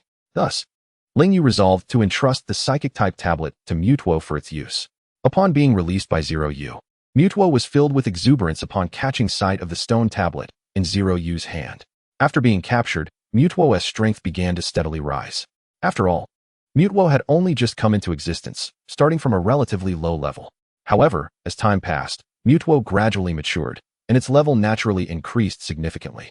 During this period, Zeroyu had utilized candies to elevate Mutuo's level to 90. Relying on its own growth, Mutuo subsequently ascended to level 93. Yet, once it reached this stage, the pace of its leveling up noticeably slowed. However, upon gazing at the Psychic-type stone tablet, Mutuo suddenly felt an overwhelming force emanating from it. This sensation filled Mutuo with excitement as it eagerly fixed its gaze on Zeroyu and inquired, "Zeroyu, what exactly is this object? Why do I sense such immense psychic power emanating from it?" Mutuo's eyes brimmed with curiosity and yearning, as if it were exploring an enigmatic world unknown. It was eager to uncover the secrets hidden behind the stone tablet, and to comprehend how to harness the potent power contained within to transcend its limitations. Zeroyu replied gravely, "This is one of the 17 distinct attribute tablets carried by Arceus, the creator deity. It is the legendary Psychic-type tablet. It possesses miraculous powers that can significantly enhance the strength of Psychic-type Pokemon, and it also allows one to comprehend the laws of the universe." Upon hearing this, Mutuo's eyes sparkled with excitement, its body trembling in anticipation. Zeroyu continued, "Mutuo, I now entrust this tablet to you, hoping you can utilize it to further augment your strength and continuously grow more formidable. Moreover, you need not accompany me any longer. Why not venture into the human world for a while, and keep an eye out for similar special tablets on my behalf? As soon as he finished speaking, Zeroyu gently handed the Psychic-type tablet to Mutuo. Grasping the tablet tightly with both hands, Mutuo immediately felt a continuous surge of formidable psychic energy flowing from it, overwhelming it with joy. After expressing its gratitude, Mutuo did not hesitate to activate its teleportation ability, vanishing from Zeroyu's home in the blink of an eye. Chapter 90. The Dragon-type Secret Realm. With Mutuo's departure, Zeroyu began to prepare for his journey to the Dragon-type Secret Realm. However, before proceeding, he did not forget to complete his daily ritual, signing in. As the melodious voice of a young girl resonated, a sense of anticipation welled up within him. Ding! Congratulations, Master. You have received one beautiful scale. This announcement brought a subtle smile of delight to Zeroyu's face. He felt immensely satisfied with the experience gained today. The beautiful scale possessed magical properties, enabling the ugly fish to evolve into Milotic via communication. It is worth noting that Milotic was revered in his previous life as one of the most beautiful Pokémon. With this thought, Zeroyu could hardly contain his excitement and joy. He swiftly stored the beautiful scale carefully within the system space, where he also found other items obtained from this week's sign-ins. 10 Ultra Balls, 5 Great Balls, 1 Qualification Enhancement Potion, which could directly elevate a Pokémon's qualification to Master Level, 1,000,000 Alliance Coins, and several Energy Cubes.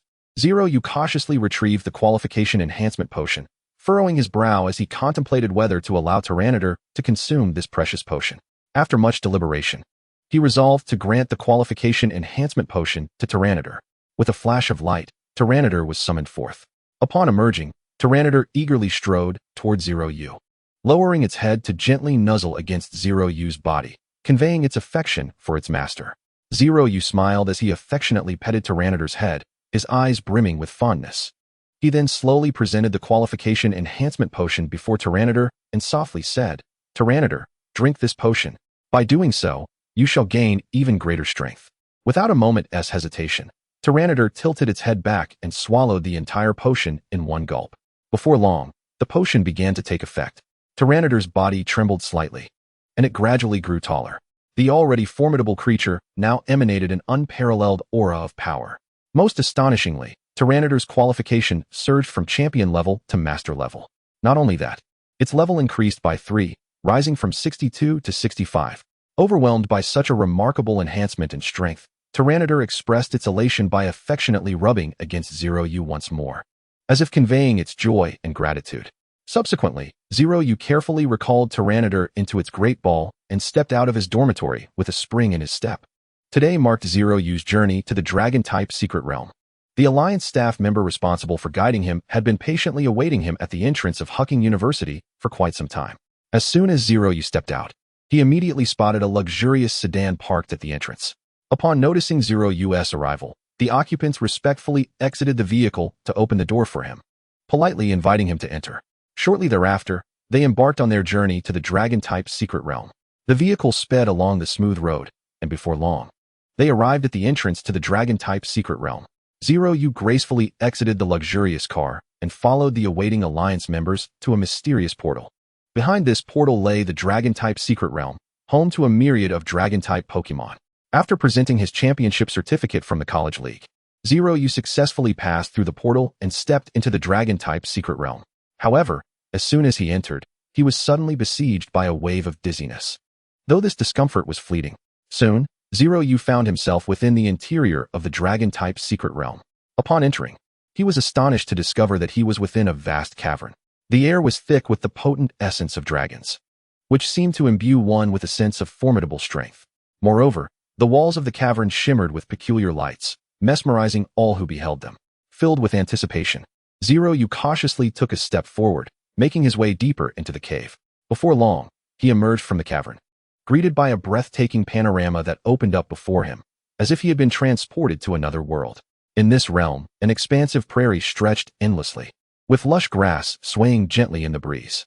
Various dragon-type Pokémon frolicked freely across the meadow, including powerful quasi-legendary Pokémon such as Dragonite and Salamence, as well as their adorable offspring. The little creatures frolicked joyfully across the verdant meadow, brimming with vitality and exuberance. Ling Yu watched the scene unfold with palpable excitement. He promptly activated his eye of data, scrutinizing the intricate details of these sprites. As he swiftly surveyed them, he was astonished to discover that these sprites had, to varying degrees, grasped certain principles of the dragon type. This revelation left Ling Yu utterly astounded.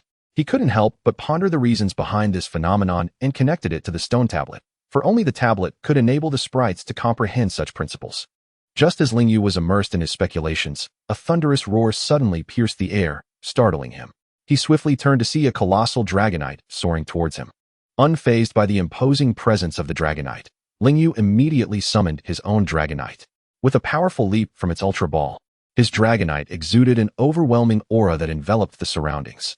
The unparalleled pressure of its masterful presence surged forth like a tidal wave, rendering the previously roaring dragonite motionless, as if it had been frozen in place. Ling Yu then approached the dragonite with deliberate calmness, each step exuding a sense of steadiness. Gently extending his hand, he invoked the power of eternity, channeling warmth to the dragonite.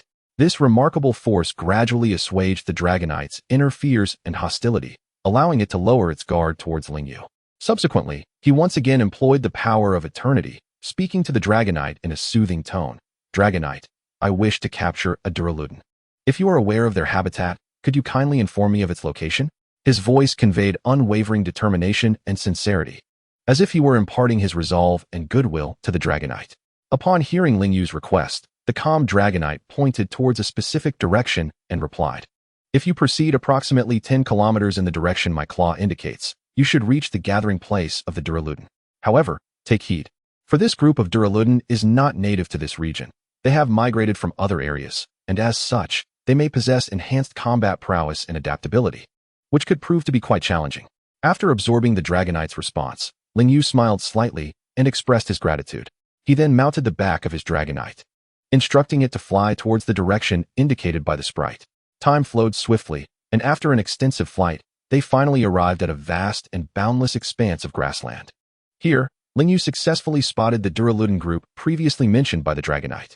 The Duraludon bore a triangular head, with 4 launch ports extending from the angled sides, from which 2 Duraludon would often emerge. Its tail gradually became translucent, resembling a specter floating in the air.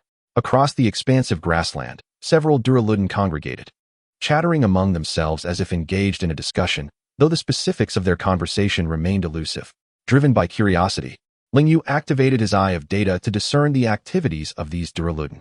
Through his observations, he quickly determined that the strength of this group of Duraludon was at the king level, with their leader possessing peak king-level prowess. Moreover, he noted that these Duraludon also contained the principles of the dragon type, albeit noticeably weaker compared to the dragon-type sprites he had encountered earlier. At that moment, he recalled the words of the previous dragonite, which had mentioned that these Duraludon had just arrived, hence their relatively diminished connection to the principles. This could only mean one thing: the dragon-type tablet. This realization ignited a surge of excitement within him. It appeared that this secret realm might be concealing a dragon-type tablet, or, at the very least, items of significant relevance to it.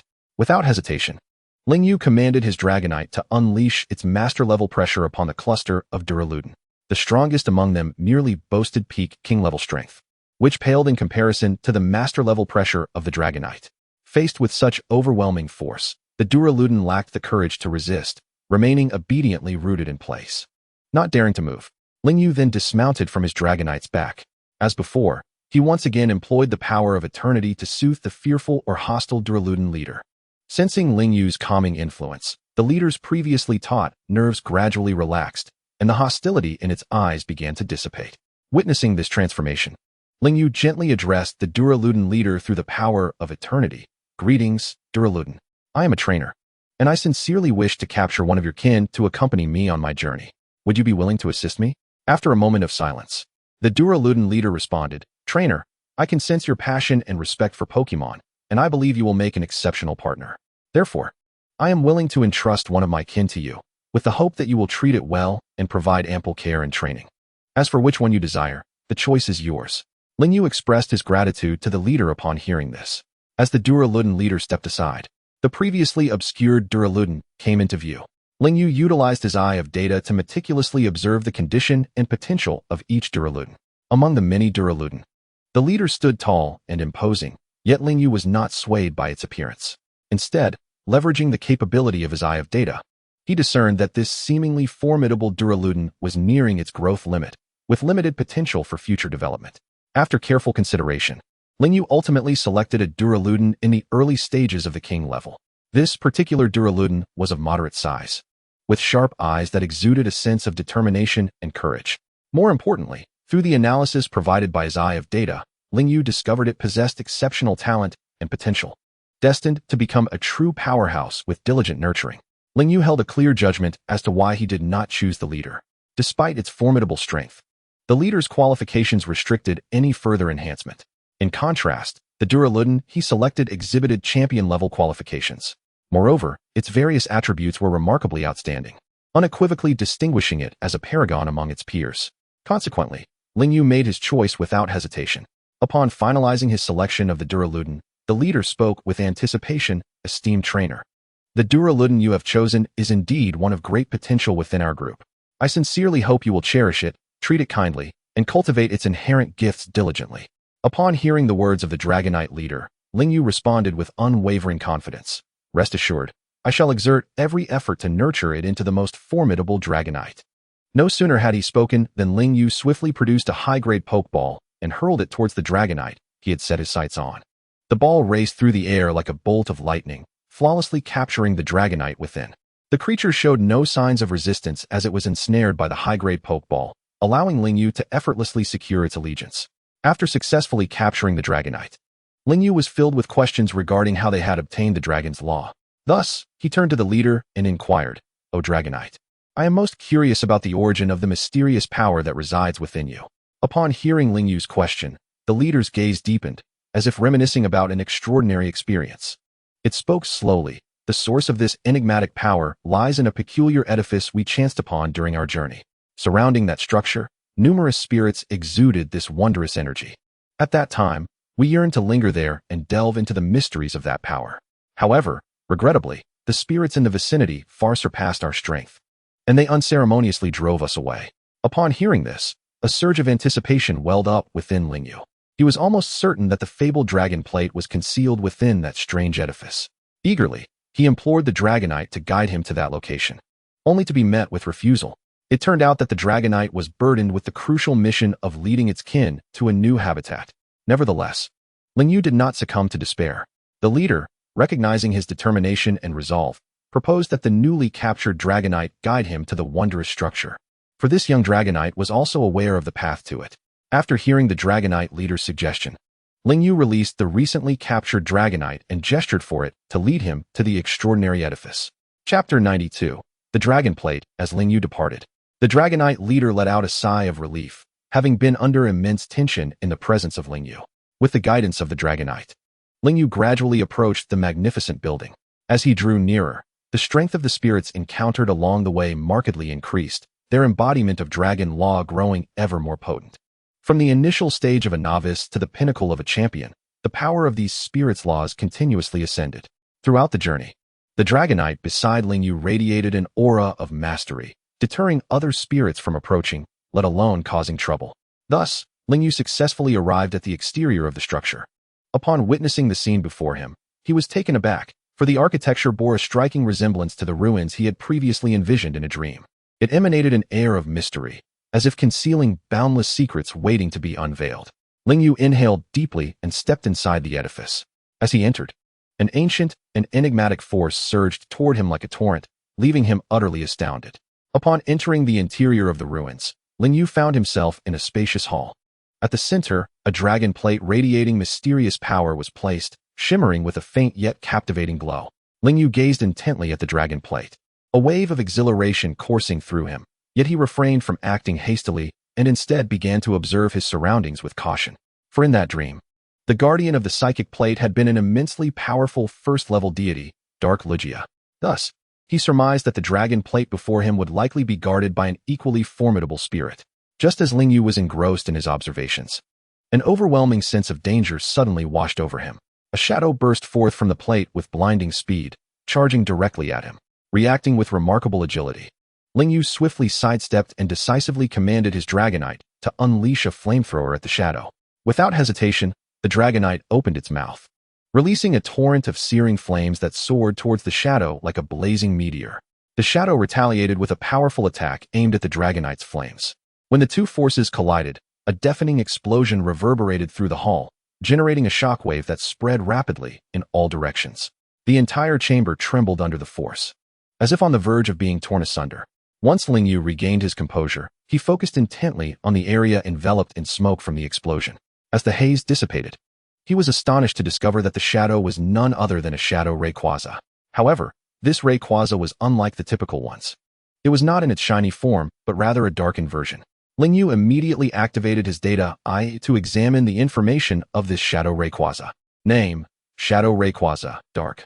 Base stats: 680. Gender: None. Skills: Hurricane, Dark Pulse, Origin Force, Crunch, Dragon Claw, Roar, Dragon Dance, Rest, Crunch, Air Slash, Fly, Outrage, Extreme Speed, Wake Up Slap, Ice Beam, Protect, Earthquake, Dragon Pulse, Draco Meteor, Dark Pulse, Shadow Ball. Level: 90. Qualities: First level Deity. Type: Dragon. Flying. Nature: Impulsive. Ability: Airlock. Nullifies all weather effects upon entering the battle. Item: None. Role: None. Upon reviewing the information of this shadow Rayquaza, Lingyu was taken aback. He realized an astonishing fact. The guardians of both plates had been first-level deities, and both were corrupted versions. What could this signify? Was the world already succumbing to the encroachment of dark forces? As for why Arceus's plates were scattered across the land, Lingyu had no knowledge.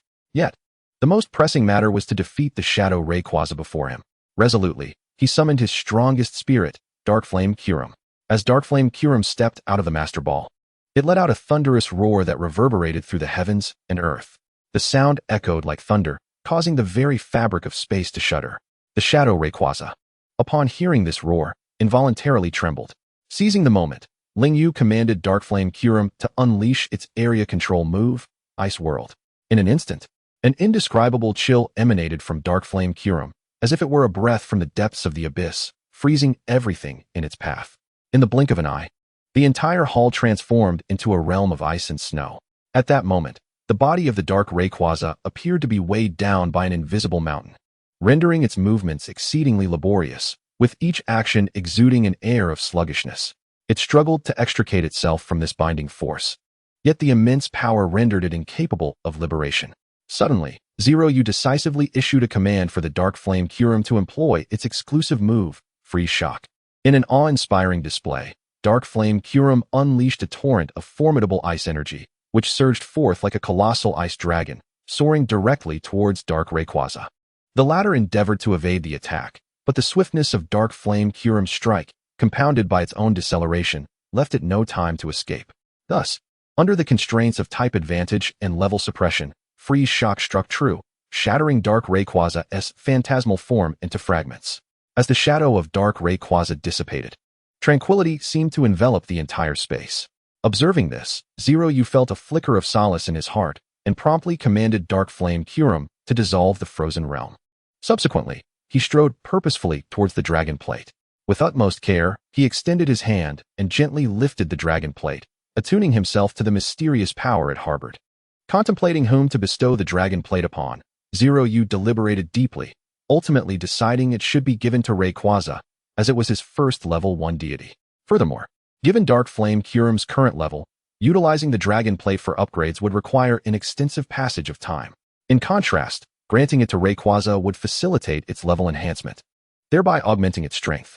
Additionally, under the dragon's law, upon completion of the task, it could be conferred the role of a sky god, enabling it to confront both Groudon and Kyogre. Chapter 93, Departure from the Ruins.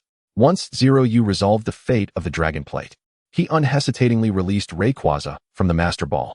Upon emerging, Rayquaza emitted a thunderous roar that echoed through the heavens, then lowered its head. Instantly captivated by the radiant dragon plate in Zeroyu's grasp that emanated powerful dragon energy, it directly inquired, "Master, what treasure do you hold? It appears remarkably formidable." Hearing Rayquaza's question, Zeroyu smiled and gently stroked its approaching head, replying softly, "Rayquaza, this is one of the 17 plates of the creator god Arceus, the Dragon Plate. It not only assists dragon-type Pokémon in enhancing their levels, but also aids them in comprehending the dragon's law." Elated by Zeroyu's words, Rayquaza nuzzled against his palm and exclaimed, "Then, Master, may I have this plate? I desire it so much." Zeroyu nodded affirmatively, saying, "Rayquaza, this plate was always intended for you. I hope that upon obtaining it, you will grow stronger, and together we shall seek retribution against Groudon for our previous encounter." Rayquaza responded with determination, "Yes, Master. I will strive to grow stronger, and we will confront that Groudon together." He was keenly aware of Rayquaza's strength and potential, confident it would become a formidable force. Zeroyu gently extended his hand, presenting the dragon plate to Rayquaza. This plate contained boundless power, pivotal for Rayquaza's growth and breakthroughs. He hoped Rayquaza would comprehend the Dragon's law, continually enhancing its prowess. Receiving the dragon plate, Rayquaza's eyes sparkled with resolute determination. It recognized this as a testament of trust and expectation from its master, fully aware of the weight of its responsibilities. Zeroyu gazed at Rayquaza, filled with anticipation.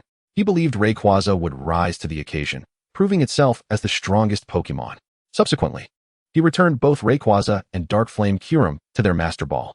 After accomplishing all of this, Zeroyu turned and walked towards the ruins exit. Upon reaching outside, he was astounded to find a multitude of Pokémon gathered. They stood or perched, their gazes fixed intently on the direction of the ruins. Clearly, they had been drawn by the fierce sounds of battle that had just transpired. They could sense a powerful force surging within the ruins, a force they had long yearned to grasp, the Dragon's Law. However, the ruins exuded an overwhelmingly potent and daunting aura, causing these Pokémon to hesitate, fearful to tread further. Zeroyu stood in place, keenly observing the Pokémon's every movement, lost in thought. He acutely discerned their fervent desire for power, as if it had become the very essence of their existence. Yet, he also sensed the profound confusion and uncertainty that lay within them. As Zeroyu emerged from the ruins, he was taken aback to find that the mysterious object that could aid them in comprehending the Dragon's Law had vanished without a trace. Consequently, the group of Pokémon encircled Zeroyu, confining him at the entrance of the ruins, eager to glean answers from him regarding his actions. Faced with this predicament, Zeroyu had no choice but to summon his partner, Dragonite, commanding it to unleash its master-level terrifying pressure, hoping to intimidate the encroaching Pokémon. However, to his astonishment, the once-dreaded master-level pressure now had little effect. The reason was simple. Zeroyu had seized the coveted treasure they longed for, severing their chances of becoming stronger. As the saying goes, to obstruct one's path to wealth is akin to slaying one's kin. Moreover, Zeroyu had cut off their pursuit of power, inciting their wrath and resentment. Thus, they charged towards Zeroyu, undeterred by Dragonite's imposing presence. Observing this, Zeroyu reluctantly released Rayquaza, carrying the dragon plate. As Rayquaza appeared, its divine aura instantly enveloped the area, causing the surrounding Pokémon to tremble in fear. Zeroyu surveyed his surroundings and shouted, "All Pokémon who wish to avoid harm, leave this place at once." Yet, some audacious Pokémon remained unfazed, standing resolute. At that moment, Rayquaza let out a furious roar, its overwhelming presence shaking the very ground. The crowd of Pokémon recoiled, parting to create a pathway.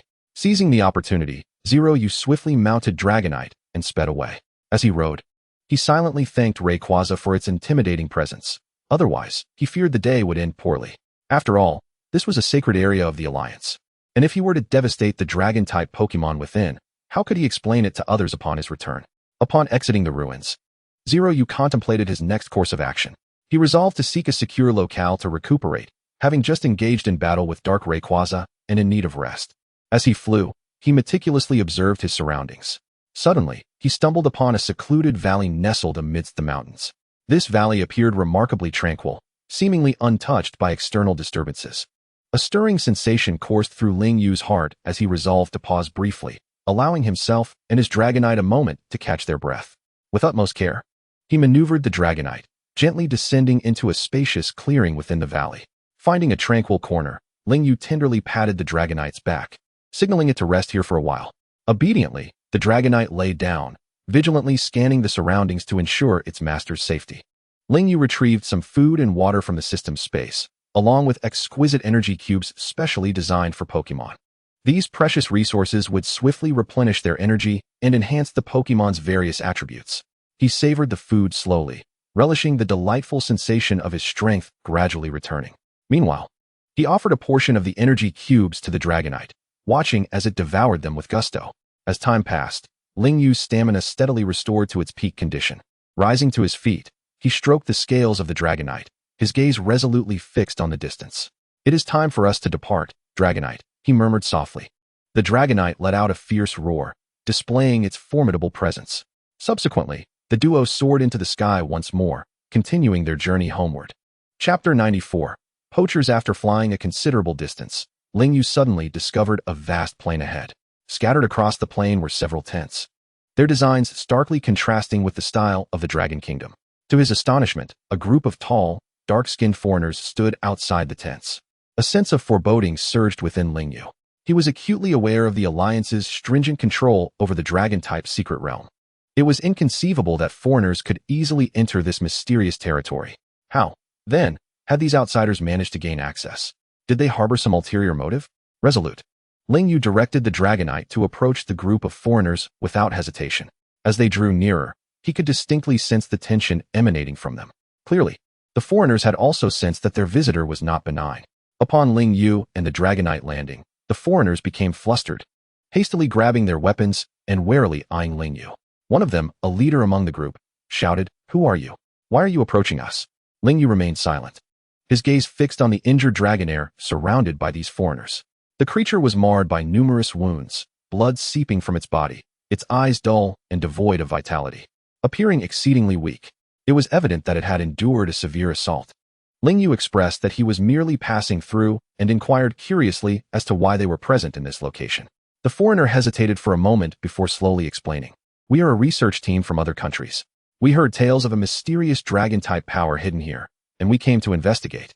A flicker of doubt ignited within Lingyu. How had these foreigners learned of the existence of the dragon-type secret realm? Deciding to observe quietly for a while, he scrutinized the injured Dragonair, a wave of compassion swelling within him. He instructed the Dragonite to lower its altitude and then turned to the foreigners, saying, "It appears this Dragonair is injured. Do you have any means to heal it?" The foreigners exchanged uncertain glances, their words faltering. We are trying various methods."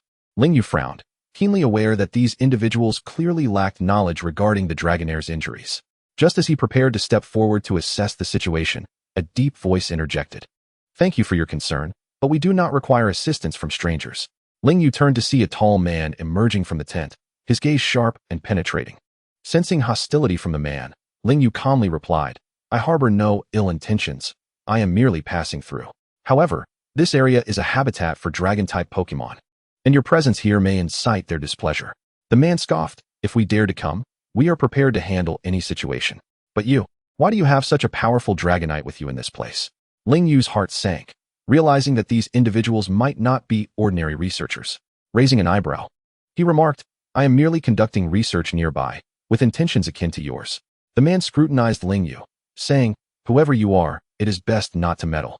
We have found clues regarding the Dragon-type tablets, and we will not permit anyone to seize them."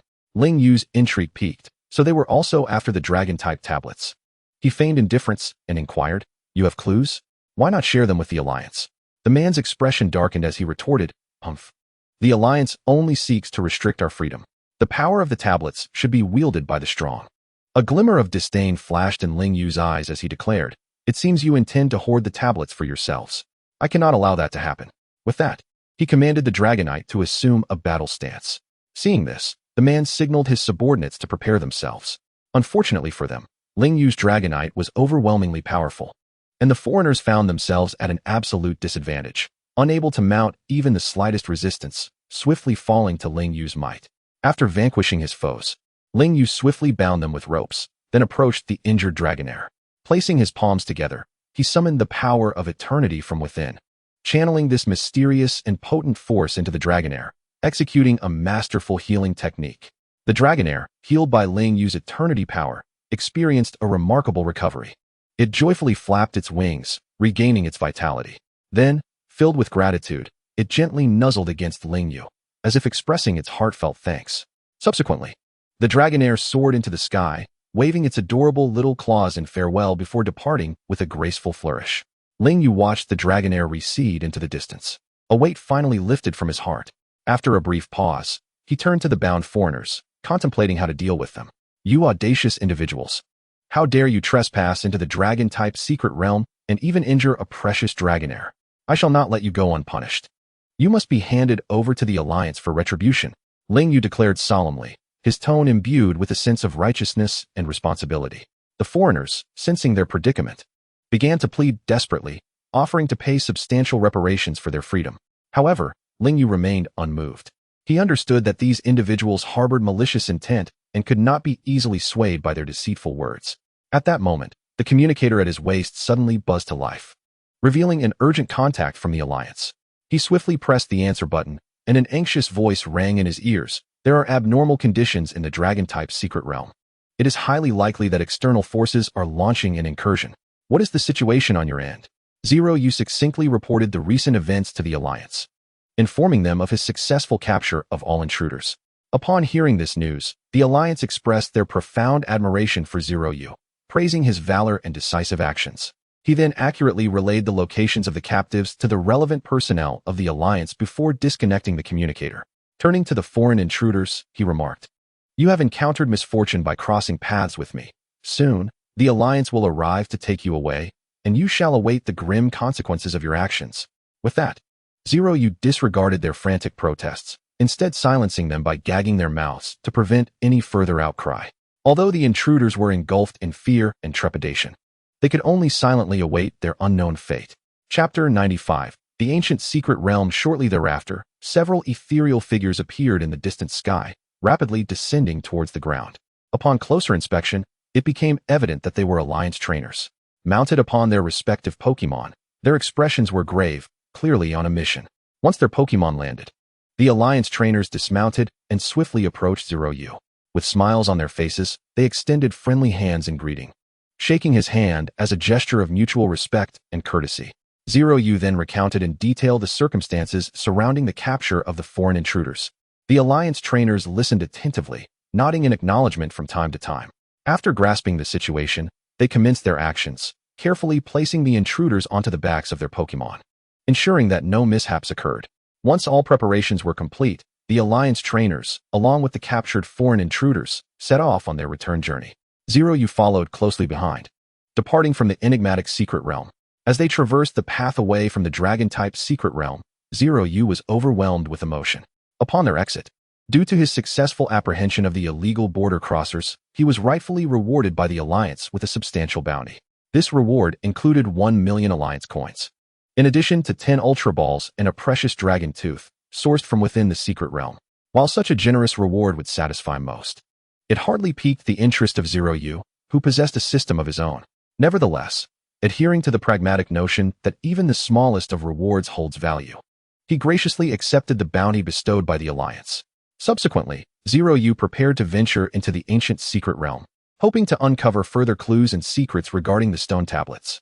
Thus, under the guidance of the Alliance personnel, he finally arrived at the entrance of the ancient secret realm. Standing before the colossal and mysterious portal, he felt a surge of anticipation and trepidation. As he stepped into the portal, a wave of intense dizziness washed over him, but it soon subsided. When he opened his eyes once more, he found himself amidst a primeval forest steeped in ancient allure. Towering trees reached skyward, their dense foliage nearly obscuring the sunlight, casting an eerie darkness over the forest. Yet, rather than inducing a sense of oppression, this darkness emanated an enigmatic atmosphere.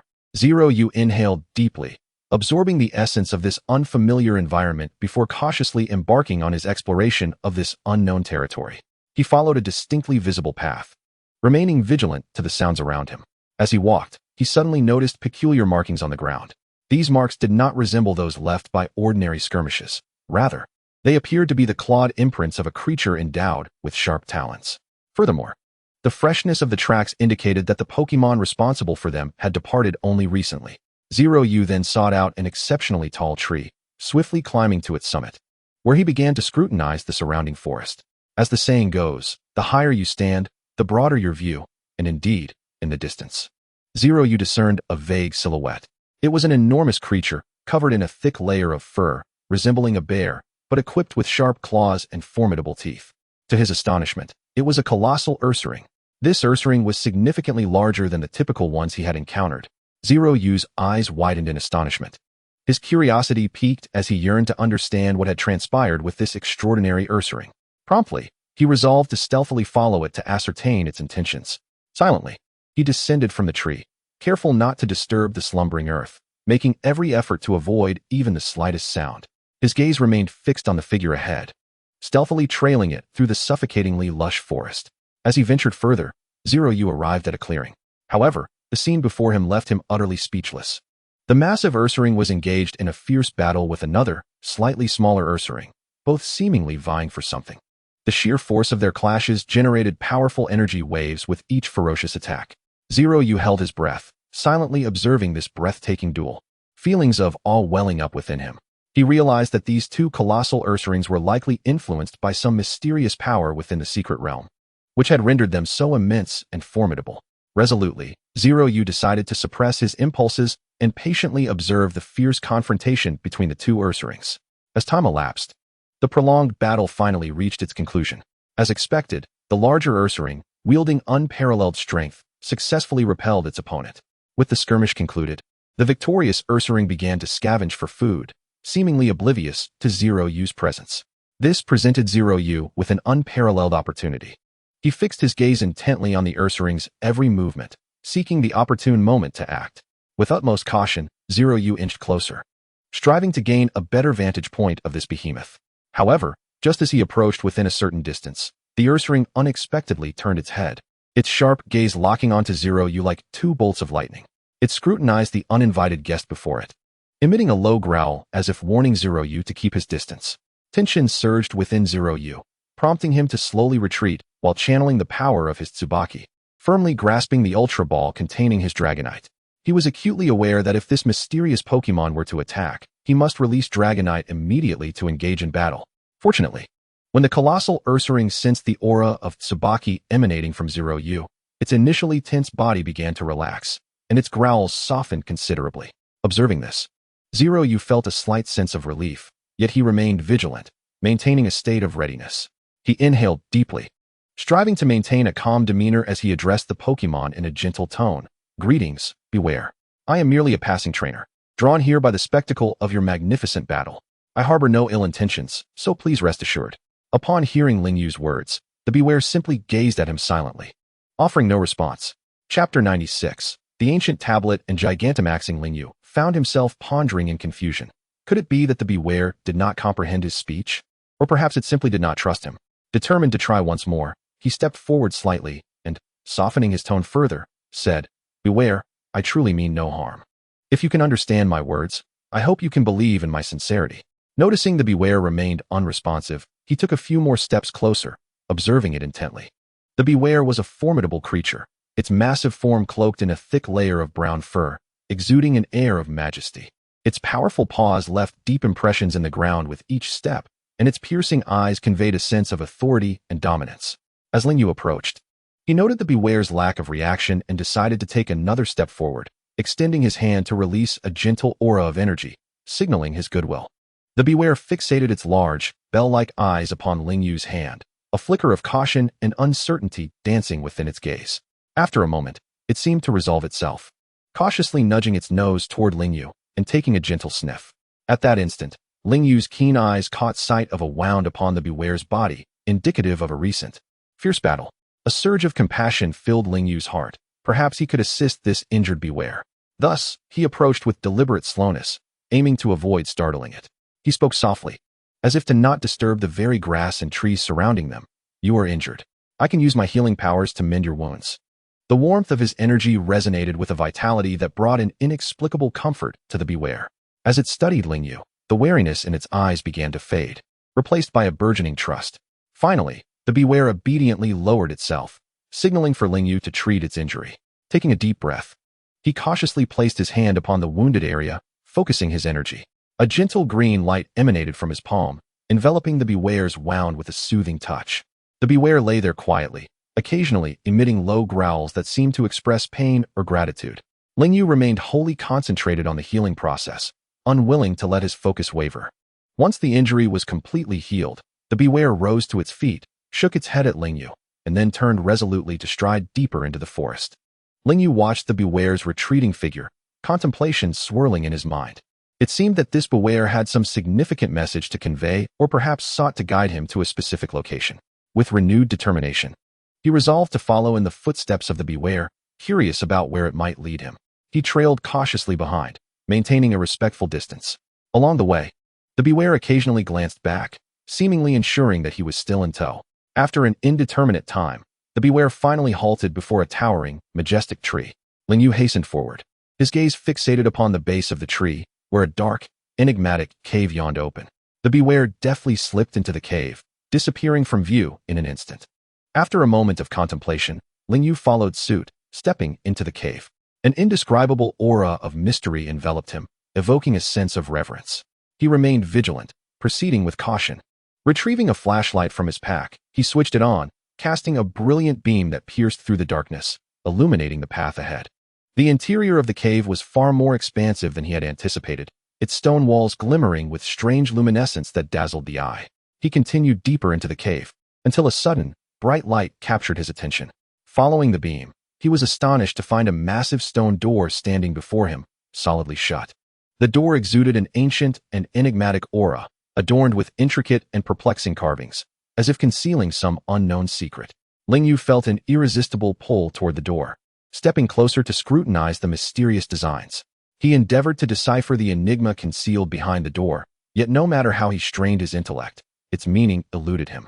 With a heart full of curiosity, he gently pushed against the seemingly immovable stone door, but it remained steadfast, as if fused with the very cave itself.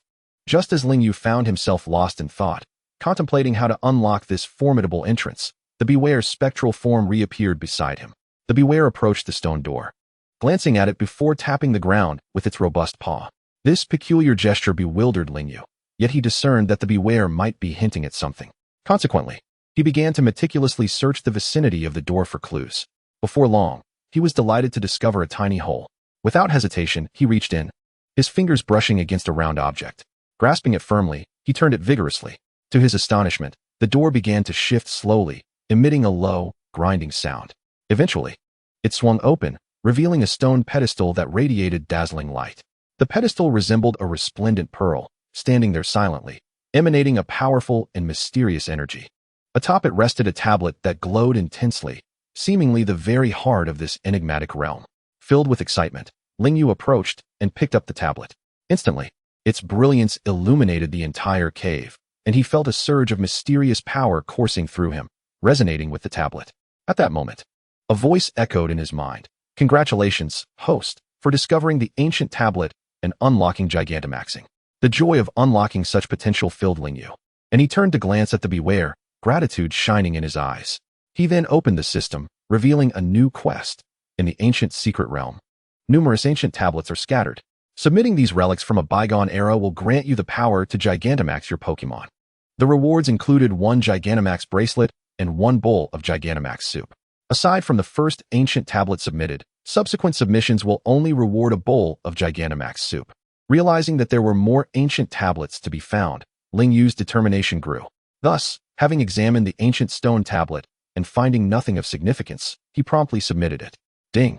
Congratulations, Master, on completing the task. You have received 1 Gigantamax bracelet and 1 bowl of Gigantamax soup. Chapter 97, Gigantamax and Giga Evolution. After Zero Feather handed in the ancient stone tablet, the system's rewards swiftly materialized within the system space. Eagerly, Zero Feather opened the system space to inspect his rewards. The first item to catch his eye was the Gigantamax bracelet, an indispensable tool for achieving Gigantamax. It is essential to note that Gigantamax, akin to Mega Evolution, serves as a pivotal step for Pokémon to undergo further evolution. However, there exist distinct differences between the two. Mega Evolution does not significantly alter the size of a Pokémon, while the very term Gigantamax implies an extraordinary increase in size. Of course, similar to Mega Evolution, Gigantamax requires the fulfillment of specific conditions for its realization. Mega Evolution necessitates that the Pokémon be equipped with the corresponding Mega Stone, while the trainer must possess a Mega Ring to achieve Mega Evolution. In contrast, Gigantamax requires the Pokémon to first consume Gigantamax soup, paired with the Gigantamax bracelet, and facilitated by the profound bond between trainer and Pokémon to successfully attain Gigantamax. Moreover, Gigantamax is further divided into 2 categories, Gigantamax and Giga Evolution. To begin with, Gigantamax is an evolutionary form accessible to every Pokémon. Even a Charmander, still in its initial stage, can achieve Gigantamax, regardless of whether it has completed its final evolution. However, Gigantamax merely enlarges the Pokémon's physique and slightly enhances its health points, while transforming its move attributes into special properties. In stark contrast, Giga Evolution is a different matter altogether, attainable only by certain specific individuals. This evolution not only results in an extraordinary increase in size, but also engenders profound changes in appearance. Remarkably, each Pokémon capable of Giga Evolution possesses a unique and exclusive special ability. Thus, the disparity between Giga Evolution and standard Gigantamax is indeed vast. Subsequently, Zero Feather couldn't help but ponder. In the Pokémon anime, Gigantamax is a phenomenon unique to the Galar region. This is attributed to an event thousands of years prior when Eternatus suffered devastating blows from Zamazenta and Zamazenta, causing its energy to overflow, enabling any Pokémon that came into contact with this leaked energy to achieve Gigantamax. Hence, if this world lacks the energy released by Eternatus in the Galar region, how could Gigantamax be realized? Upon this reflection, Zero Feather did not dwell excessively on the matter. After all, this was a reward bestowed by the system, surely possessing its unique purpose, and overthinking would be futile. As for the second prize, Gigantamax Soup, it is a wondrous item that allows specific Pokémon to attain Giga Evolution simply by drinking it. At this moment, Zero Feather had only a Charizard capable of Giga Evolution. He found himself deep in thought about whether to bestow this precious bowl of Gigantamax Soup upon Charizard. After all, Charizard already possessed the power of Mega Evolution X, and Giga Evolution could not occur simultaneously with it. Moreover, even if he used it on Charizard, it could only be utilized once per battle, and the Giga Evolution state would last merely 3 turns, whereas Giga Evolution could persist until the Pokémon's energy was depleted. Thus, it might be more prudent to allocate this bowl of Gigantamax Soup to another Pokémon. Once Zero Feather had organized his rewards, he promptly inquired of the system. System, in a world devoid of Eternatus energy, how can Pokémon achieve Giga Evolution? The system's melodious, youthful voice replied, Master, how can you be so certain that this world lacks the energy of Eternatus? Upon hearing the system's words, Zero Feather was momentarily taken aback, only to suddenly realize. After all, legendary Pokémon such as Rayquaza, Groudon, and Kyogre from the anime have manifested in the real world. Thus, it would not be surprising for powerful entities like Eternatus, Zamazenta, and Zamazenta to exist as well. Since the system had granted him the means to achieve Gigantamax, it indicated that a method to realize Gigantamax must exist. This implies that, in his world, Eternatus must have also been defeated by Zamazenta and Zamazenta, resulting in the generation of energy capable of enabling Giga Evolution. As for why the League had no records of Gigantamax, the reasons could be multifaceted. One possibility is that the League has yet to discover the phenomenon of Gigantamax. However, considering the League has existed for a considerable duration, this seems relatively unlikely. After all, throughout such a lengthy historical process, the League should have noted such a significant change. In contrast, Zero Feather leaned towards the second hypothesis, which posits that the League has indeed discovered Gigantamax but has chosen not to disclose it publicly. This may be due to their lack of understanding of the principles behind Gigantamax, or perhaps due to strategic or economic considerations. Based on these deductions, Zero Feather firmly believed that the League must be aware of the situation regarding Gigantamax. Yet, for some reason, they have opted for silence.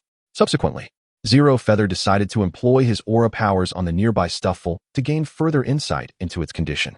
Through his perception, he was astonished to discover a mysterious force residing within the Stufful. Undoubtedly, this power likely stemmed from Eternatus. It was precisely due to this enigmatic energy that the Stufful was capable of achieving Gigantamax. Furthermore, Zero Feather recalled experiencing a similar force on the ancient stone tablet previously. This series of revelations intensified his curiosity and ignited his determination to delve deeper into the mysteries of Gigantamax. The ancient stone tablet had also contained Gigantamax energy, and Stufful must have absorbed this energy from the tablet to achieve Gigantamax. He then contemplated asking the Stufful how it had discovered the stone tablet. However, the Stufful ignored Zero Feather, merely licking its paws as if completely absorbed in its own world. Faced with this situation, Zero Feather shook his head in resignation. Realizing that obtaining information about the ancient stone tablet from the Stufful would likely prove challenging. In light of this, he resolved to alter his strategy and seek other avenues to unravel the mystery of the tablet. Thus, he bid farewell to the Stufful and exited the cave. Emerging into the night. At this moment, the sky had turned completely dark, and the primeval forest under the shroud of night appeared particularly serene and mysterious. As Zero Feather stepped out of the tunnel, and gazed at the pitch-black landscape before him, he felt a twinge of unease. To ensure his safety, he searched for a suitable spot nearby to spend the night. Chapter 98, Ghastly. To fend off the chill of the night, Zero Feather scoured the surroundings for dry branches, collecting them one by one and carefully stacking them together. He then skillfully retrieved a lighter from his pocket, pressing it gently. An orange flame erupted instantly, igniting the branches. As the fire grew, a warm flame rose like a dancing sprite. With the flickering flames before him, Lingyu felt a profound sense of reassurance. No longer burdened by the fear of being consumed by the biting cold during his slumber, the forest at night was eerily tranquil. Devoid of even the slightest whisper of wind, the leaves seemed to have ceased their gentle swaying, and the entire world appeared suspended in time. Save for the crackling of the fire that resonated clearly in his ears, Lingyu sat quietly beside the blaze, his gaze fixed on the dancing flames as his thoughts began to drift. He commenced a serious contemplation of his forthcoming course of action. After careful consideration, he resolved to delve deeper into the forest at dawn in search of further clues. Perhaps within some uncharted nook, there lay precious artifacts imbued with immense Gigantamax energy or formidable Pokémon waiting to be discovered. As he was lost in thought, a sudden breeze swept through, carrying with it faint sounds from afar.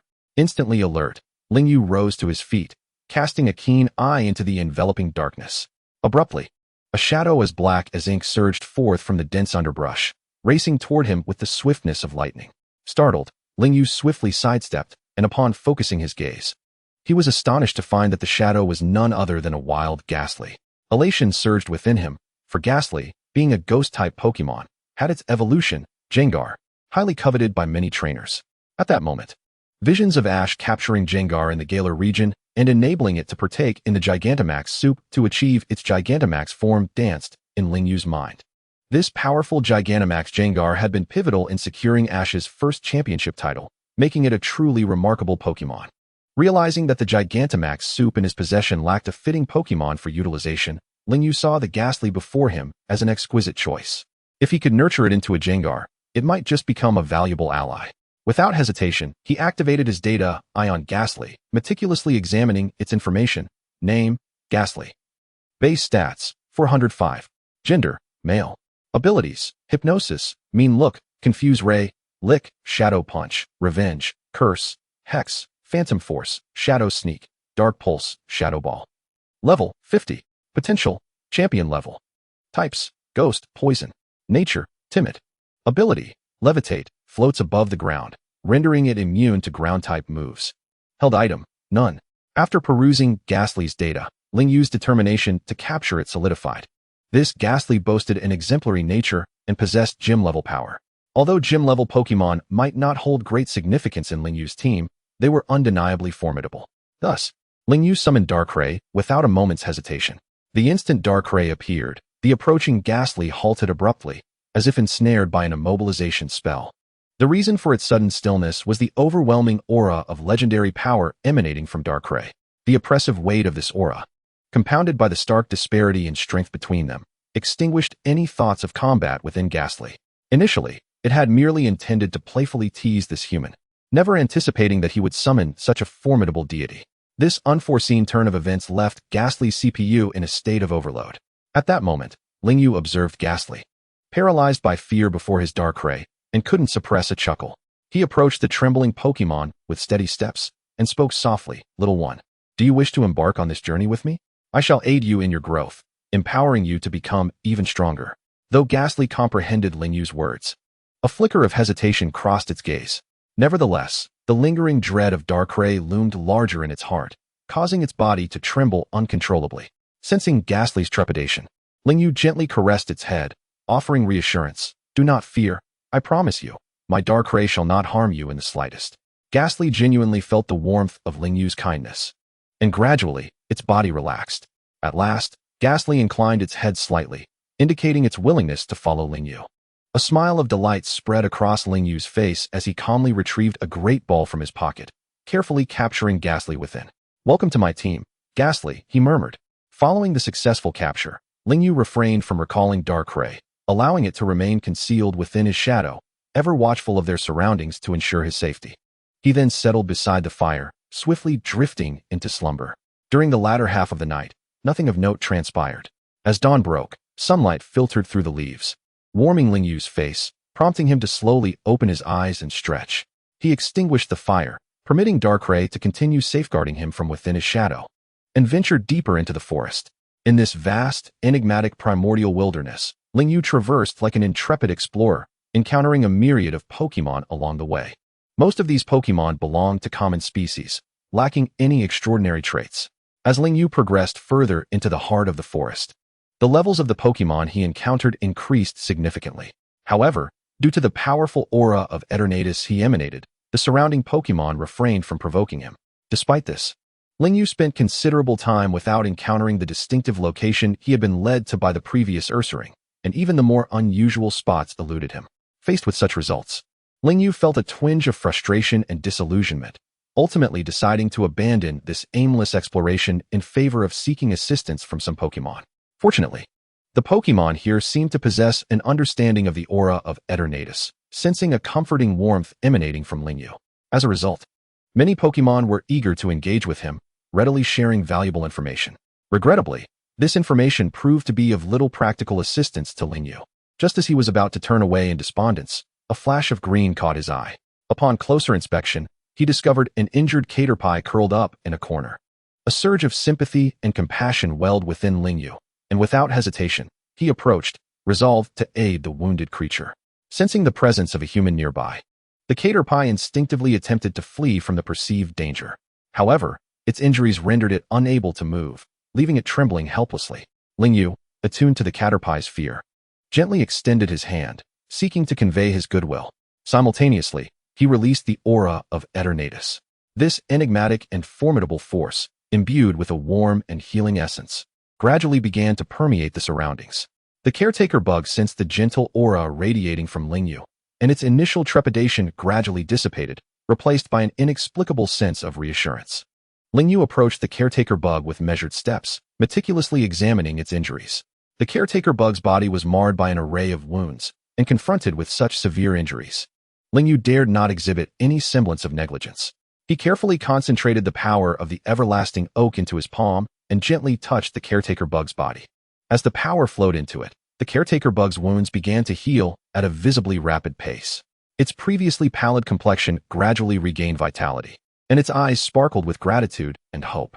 Lingyu focused intently on healing the caretaker bug, each touch imbued with profound respect and care for life. During the healing process, he gently stroked the caretaker bug's head, as if offering it a silent comfort and encouragement. Lingyu hoped that through this intimate gesture, the caretaker bug would understand that he was striving to alleviate its suffering. Time elapsed, each second marked by Lingyu's unwavering dedication as he continuously infused the power of the everlasting oak into the caretaker bug. Gradually, the caretaker bug's condition began to change, its previously frail aura stabilizing.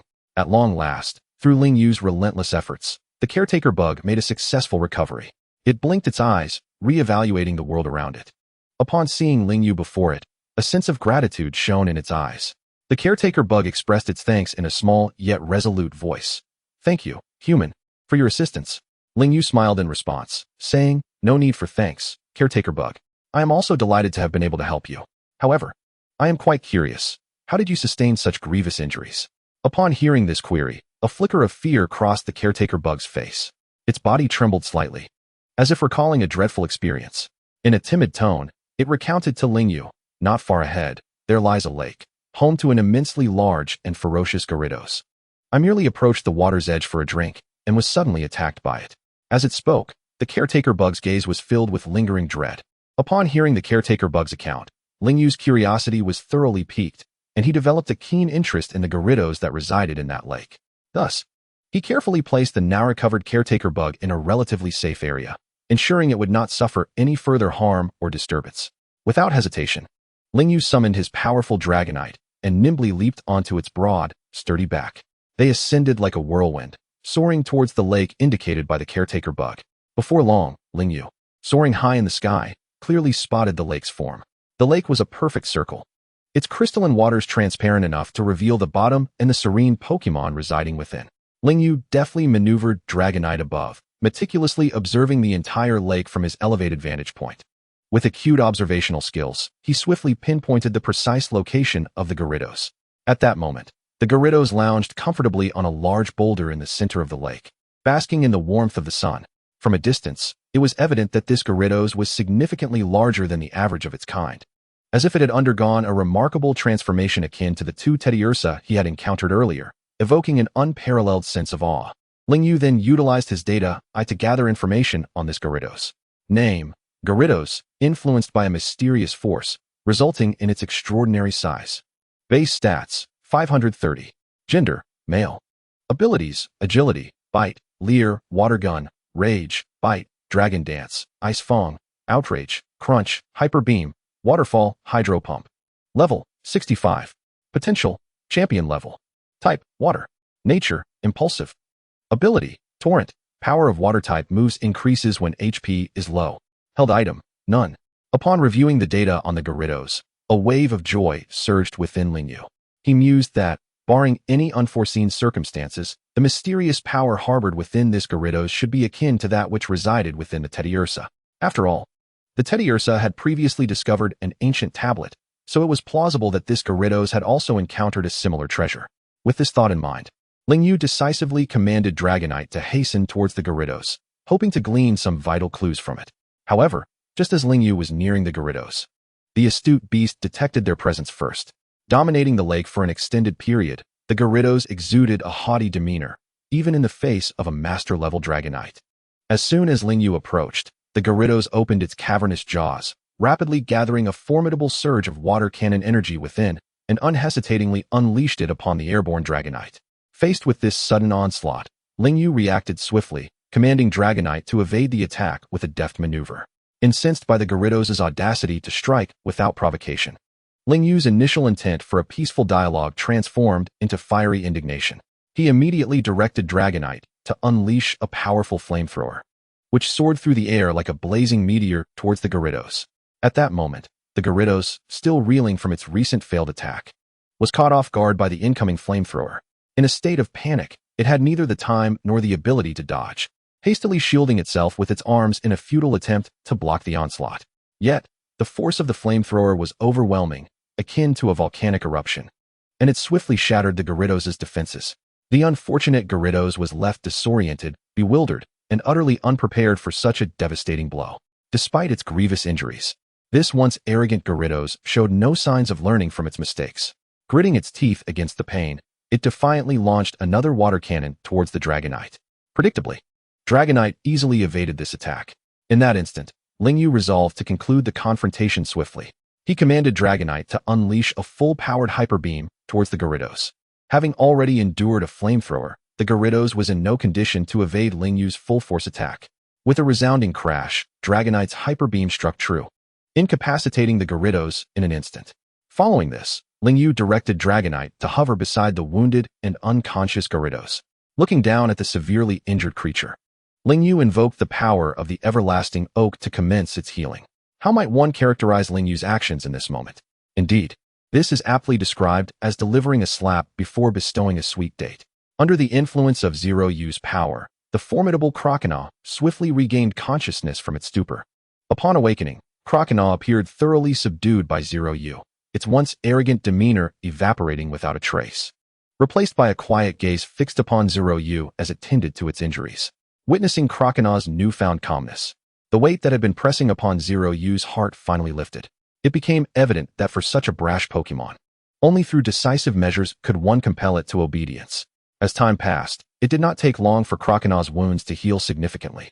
At this juncture, Zeroyu addressed Croconaw, saying, "Ah, Croconaw, in China, we have an ancient proverb that states, 'The wise are those who know how to adapt to circumstances.' I trust you would prefer not to endure physical torment once more, would you not?" As soon as he finished speaking, a warm and amiable smile graced Zeroyu's face. However, upon seeing the smiling Zeroyu, a chill unexpectedly coursed through Croconaw's heart. After hearing Zeroyu's words, Croconaw cautiously replied, "Very well. I did not intend to attack you earlier. Please forgive my rashness. May I inquire as to the purpose of your visit?" Upon receiving Croconaw's sincere apology, Zeroyu chose not to dwell on its prior rudeness and revealed the intention behind his visit. "I have come specifically in search of a mysterious stone tablet, the very artifact that has caused such a remarkable transformation in you." Upon hearing this, Croconaw realized that further concealment was futile, and thus divulged all pertinent information regarding the stone tablet to Zeroyu. It turned out that the ancient stone tablet Croconaw had discovered was hidden within a rocky cave submerged beneath a lake. Subsequently, Zeroyu followed Croconaw to the rocky cave. Upon their arrival, Zeroyu noticed a faint glimmer emanating from within the cave. With curiosity piqued, he and Croconaw stepped inside to investigate. Upon entering, Zeroyu was astonished to find that the cave entrance had separated the lake water from the cavern itself. Inside was a space strikingly reminiscent of the location he had previously visited with Circle Bear. Upon closer inspection, he discovered a stone platform at the center, upon which rested a stone tablet remarkably similar to the ancient one he had acquired before. Approaching the stone tablet, Zeroyu carefully lifted it. As soon as it was in his grasp, a melodious voice from the system resonated in his mind. "Ding! Congratulations, Master, for locating another ancient stone tablet. Would you like to submit it to the system?" After comprehending the system's message, Zeroyu did not rush to submit the ancient stone tablet. Instead, he examined it closely and noted that aside from some minor differences in the patterns compared to the previous stone tablet, there were no other distinctions. He then accessed the system interface and opted to submit the ancient stone tablet. The reward for the task, an extreme soup, was promptly deposited into the system space. Upon seeing the reward, Zeroyu was filled with exhilaration. Suddenly, he remembered that he had yet to complete his sign-in for the day. Consequently, he promptly proceeded to sign in with the system. "Ding! Congratulations, Master, for receiving a quasi-divine alchemical bridge dragon, which has been automatically stored in the system space." Upon hearing the reward from his day's sign-in, Zeroyu felt an overwhelming surge of excitement, for he had once again acquired a quasi-divine Pokémon. The alchemical bridge dragon is the evolved form of the alchemical dragon from the Galar region. By employing composite metal on the alchemical dragon, one could facilitate its evolution into the alchemical bridge dragon. Coincidentally, Zeroyu had just obtained an extreme soup, while the system had rewarded him with an alchemical bridge dragon. Just as he pondered how to utilize the extreme soup, the system delivered an opportunity directly to his doorstep. Thus, he resolved to use this second extreme soup on the alchemical bridge dragon. With that, he bid farewell to Croconaw and departed from the lake. Upon seeing Zeroyu finally leave, Croconaw exhaled a sigh of relief, its taut nerves finally unwinding. After exiting the lake, Zeroyu sought out an open space, retrieving the Ultra Ball containing the alchemical bridge dragon from the system space. He then summoned the alchemical bridge dragon. Before him appeared a Pokémon whose elongated body resembled a bridge, with limbs akin to the supporting pillars of a bridge. This Pokémon was predominantly white, with a deep blue chest and 3 vertical red stripes adorning its abdomen. Upon the emergence of the alchemical bridge dragon, Zeroyu activated his data eye to inspect its information. Name: Alchemical Bridge Dragon. Base stats: 600. Gender: male. Abilities: Thunder Beam, Glare, Metal Claw, Rock Smash, Metal Sound. Wide Area Destruction, Dragon Tail, Iron Defense, Focus Energy, Dragon Claw, Cannon Beam, Metal Explosion, Destruction Beam, Protect, Heavy Slam, Rock Slide, Earthquake, Swords Dance, Tackle, Dragon Pulse. Level: 65. Potential: Champion level. Type: Dragon Steel. Nature: Bold. Ability: Stamina. Defensive capabilities increase by 1 level when attacked. Held item: None. After reviewing the information about the alchemical bridge dragon, Zeroyu was elated. He promptly retrieved the extreme soup from the system space and presented it to the alchemical bridge dragon, saying, "Alchemical bridge dragon, consuming this will grant you extraordinary power." Without hesitation, the alchemical bridge dragon drank the extreme soup. Almost immediately, it felt a transformation within itself, sensing a mysterious energy coursing through its being. With the right guidance, this force had the potential to bestow immense strength upon it for a brief period. Chapter 101: The Legion Commander. The alchemical bridge dragon, invigorated by this newfound power, radiated excitement. Its eyes sparkled with exhilaration, and its massive form quivered with anticipation. It strode purposefully to Zeroyu's side, lowering its head to gently nuzzle him with its sturdy forehead, as if to convey its joy and affection. Witnessing the alchemical bridge dragon's affectionate gesture, Zeroyu was enveloped in a warm sensation. He smiled and reached out to stroke the dragon's head, feeling its firm scales and warm body. This mutual understanding and intimacy between partners filled him with immense satisfaction. The alchemical bridge dragon seemed to comprehend Zeroyu's sentiments, joyfully wagging its tail and emitting a low growl to express its delight. The emotional exchange between Zeroyu and the alchemical bridge dragon imbued the scene with warmth and harmony. Once their interaction concluded, Zeroyu carefully returned the alchemical bridge dragon to its Ultra Ball. He then mounted his Dragonite and ventured deeper into the ancient secret realm, hoping to uncover more clues pertaining to the ancient stone tablets. However, this time, fortune did not seem to favor Zeroyu. Despite his diligent search within the secret realm, he found no trace of the ancient tablets. As time slipped away, Zeroyu gradually understood that unearthing such precious artifacts was no simple feat nevertheless. He did not let this discourage him. Although Gigantamaxing was indeed a formidable ability, it was not an essential power for him to possess. Moreover, within his own system space, there resided a bowl of colossal soup, which, thus far, had proven sufficient for his needs. With that, he quietly departed from the ancient secret realm. The moment he stepped out of the realm, an intense impulse surged within him. He yearned to inquire with the League members about the ancient tablet. Perhaps, they had also uncovered the ancient tablet in their past endeavors. With this thought in mind, he began his search for the relevant personnel of the League. At last, he located the individual responsible for receiving him, yet Zeroyu refrained from questioning him about the ancient secret realm. Instead, he inquired about the enormous Pokémon inhabiting that secret domain. Regrettably, this guide was merely an ordinary League member, possessing scant knowledge regarding the internal conditions of the ancient secret realm. Faced with Zeroyu's inquiries, he appeared somewhat helpless, and thus, he could only accompany Zeroyu to contact the military branch of the League responsible for managing the secret realm, to safeguard the ancient secret realm from encroachment by other nations, and to ensure the safety of all within. The League had deliberately dispatched a formidable legion to be stationed there long-term. This legion bore the dual responsibility of protecting the realm and overseeing the myriad mysterious phenomena within. As Zeroyu stepped into the encampment of the Legion, he was greeted by a scene of extraordinary vibrancy. The camp was teeming with various Pokémon and spirited soldiers. Initially, the Pokémon he encountered were predominantly at the elite level. However, as he ventured deeper into the camp, the strength of the Pokémon carried by the soldiers grew increasingly formidable. Their levels ascended from elite to professional, and eventually, he even encountered several powerful Pokémon of gym leader caliber. Moreover, there was not merely one such gym leader Pokémon. Finally, they reached the innermost part of the camp, where a tent stood solitary and distinct from the others. Undoubtedly, this must be the commander's tent. Upon entering, a deep and resonant voice belonging to a middle-aged man resonated within. He addressed Zeroyu, who had just stepped through the entrance. "If I am not mistaken, you must be the champion of this high school league, Zeroyu?" Upon hearing the man's words, Zeroyu cast a glance at him, a wave of reverence swelling within his heart. The man stood tall and imposing, akin to a majestic and indomitable mountain. He emanated a steady aura, as if he bore within him boundless strength and resilience. His gaze was profound and piercing, reminiscent of an eagle soaring through the skies, revealing a determination and decisiveness that spoke of countless trials weathered.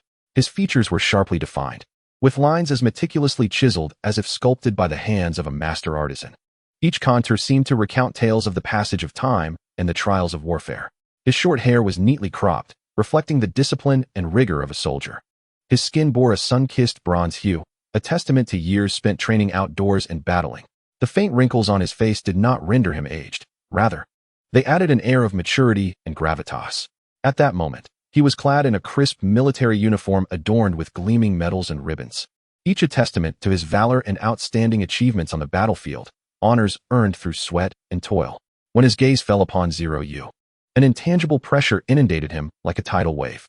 This sense of oppression did not stem from his authority, but rather from the illustrious reputation he had amassed over years of service in battle. Such esteem required no words. A mere glance conveyed it, commanding respect. Thus, Zeroyu nodded politely and replied, "Greetings, I am Zeroyu. May I ask if you are the commander of this legion?" The middle-aged man inclined his head slightly, his eyes radiating warmth and friendliness as he gestured for Zeroyu to take a seat, then introduced himself in a steady tone. "Indeed, I am the commander here. You may call me Mufone. I have heard of your interest in the gigantic Pokémon within the ancient secret realm. Could you perhaps elaborate on that?" Zeroyu cast a grateful glance at the accompanying League personnel, whose guidance had made this meeting possible. He then took a deep breath and began recounting his remarkable experiences in the ancient secret realm to the commander. However, during his narration, Zeroyu withheld some crucial information, omitting details regarding the discovery of the ancient tablet and his acquisition of the aluminum steel dragon. Perhaps it was out of caution, or perhaps he felt the time was not yet ripe. Upon concluding Zeroyu's account, the commander fell into a momentary contemplation. His previously serene expression gradually adopted a more serious demeanor, his brow furrowing as if he were pondering profound matters. After a brief silence, the commander's voice broke through. The bizarre transformations observed in the large and peculiar circle bears and strength crocs you encountered are indeed influenced by an enigmatic force. Regrettably, we remain entirely ignorant of the nature of this power. Its emergence may very well signal the approach of a significant and unknown upheaval. Chapter 102, Return and Dragon Abyss. The commander continued, "In the past, we have dispatched numerous investigative teams into that perilous and mysterious realm, yet due to the inherent dangers, our understanding of it remains quite limited." Zeroyu gazed intently at the commander, inwardly contemplating. They have yet to ascertain the nature of this power? That seems rather implausible. Perhaps it is merely due to my lack of clearance to access such secrets. Although I have successfully claimed the championship title, ultimately, I am still just an ordinary student.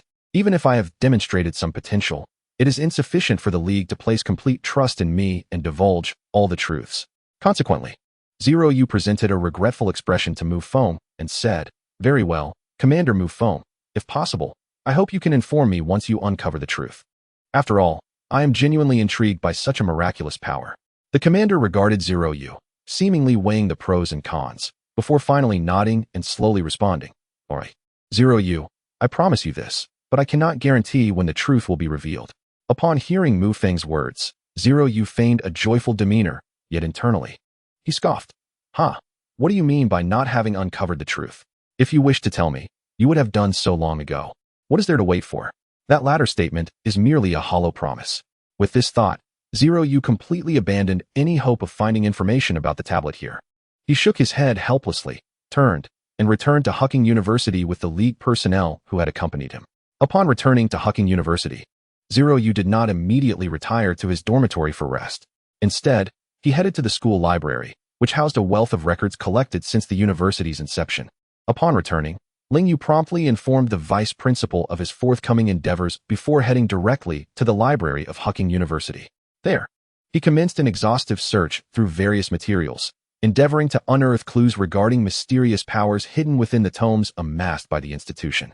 However, despite Lingyu's relentless efforts, he remained empty-handed. Just as he began to feel disheartened and contemplated abandoning his quest, a serendipitous discovery illuminated his path. In a remote corner of the library, easily overlooked, lay a dusty stack of ancient volumes, quietly resting as if forgotten by time. Yet, amidst these seemingly unremarkable books, he fortuitously stumbled upon a precious account of the very mysterious powers he had long sought. Although the text was rather vague, it was sufficiently thrilling to send his heart racing. With wide eyes, he meticulously scrutinized the words detailing the wondrous forces, fearful of missing any significant detail. Upon finally finishing the enigmatic passage, an indescribable exhilaration surged within him. As he had suspected, this world had indeed witnessed the legendary Wujida. Moreover, its tale bore a striking resemblance to the narrative of the Pokémon anime. It was said that a millennium ago, the immensely powerful Wujida faced a joint assault from Zhang Xiang and Zhang Marante, ultimately succumbing to defeat. Following this, it vanished from sight, its fate becoming a mystery. Regrettably, the text did not elaborate on the subsequent events. Thus, he eagerly turned to the internet, attempting to unearth information about those titanic Pokémon that transcended the ordinary. However, what greeted him was an overwhelming plethora of inconsequential data, devoid of any lead regarding the Gigantamax Pokémon. It appeared that the Alliance exercised stringent control over information pertaining to Gigantamax Pokémon, rendering it nearly impossible to acquire any pertinent intelligence through available channels. This undoubtedly added considerable obstacles to Lingyu's exploratory journey, yet simultaneously ignited within him an even greater curiosity and desire for discovery. Furrowing his brow, Lingyu pondered his next course of action. He realized that relying solely on his library searches was woefully inadequate. Perhaps he needed to seek alternative avenues to procure further information about mysterious powers and Gigantamax Pokémon. Suddenly, a spark of inspiration flickered in his mind, and a name emerged: Li Tong. This individual was no ordinary student. He was a veritable polymath within the campus, with knowledge of the arcane and the unheard of. Rumor had it that his background was intricately linked to the powerful intelligence organization Long Yuan of the Dragon Kingdom. Some even speculated that he could very well be the progeny of a significant member of Long Yuan, thus privy to secrets inaccessible to the average person. In truth, the ordinary citizen's access to information about this world was exceedingly limited throughout their life. The vast majority of critical knowledge was firmly controlled by the Alliance. Furthermore, there existed organizations somewhat independent of the alliance's structure. Among these, Long Yuan stood out as the premier intelligence agency in the Dragon Kingdom. Within Long Yuan, individuals could obtain the desired information by paying a price equivalent to its value. However, it should be noted that the higher the value of the information sought, the greater the cost incurred. Nevertheless, Ling Yu felt he had no other choice but to seek Li Tong's assistance. Yet, this meant that the matter of the ancient tablet would likely become difficult to conceal. Nevertheless, emboldened by his current strength, he felt undeterred by any threats posed by powerful factions. Thus, Ling Yu set out to locate Li Tong, hoping to extract useful clues from him. After considerable effort, he finally found Li Tong in a secluded corner of the campus. Upon hearing Ling Yu's inquiry, a flicker of surprise crossed Li Tong's eyes, but he quickly regained his composure. He spoke slowly. I have indeed heard some legends regarding mysterious powers and ancient tablets, yet my knowledge remains limited. However, if you are willing to offer a substantial reward, I may be able to assist in investigating further. Aware that Li Tong would not easily divulge information, Ling Yu promptly offered a generous sum of 2 million alliance coins. Upon hearing this figure, Li Tong displayed a hint of dissatisfaction. Nonetheless, he replied, very well. Considering we are classmates, let us consider the 2 million as a favor. You must understand that the matters you wish to learn about are known only to those within the alliance. Chapter 103, Intelligence and Gigantamax. Spending 2 million to uncover the secrets of the alliance is indeed a bargain. And Li Tong's willingness to help Ling Yu stems from his recognition of Ling Yu's exceptional potential. Not only was he a chosen trainer of mythical Pokémon, but the aura he exuded also conveyed a sense of reliability. Consequently, Ling Yu and Li Tong readily agreed to the information transaction, both elated by the arrangement. They promptly decided to meet the following day at Ling Yu's Villa No. 1, where Li Tong would prepare confidential information regarding the mysterious energy and ancient tablet. Meanwhile, Ling Yu needed to withdraw funds from his system space, as directly handing over the money could lead to complications in explaining its sudden appearance. Thus, he swiftly extracted the required amount from the system space. Notably, the system was exceptionally considerate, facilitating the deposit of the extracted funds into a pristine new bank card. This card was flawless, with every cent being perfectly legitimate. Meanwhile, Li Tong had already arrived at the Long Yuan base located in the Magic City. Li Tong's father, in charge of managing the Long Yuan base there, wielded immense power. Upon learning that his son had befriended an outstanding individual like Ling Yu, he felt an overwhelming sense of joy. It was well known that Ling Yu had captured the championship in the college league, causing quite a stir. Nearly every prominent figure was aware that Hucking University had produced such an extraordinary young Pokémon trainer.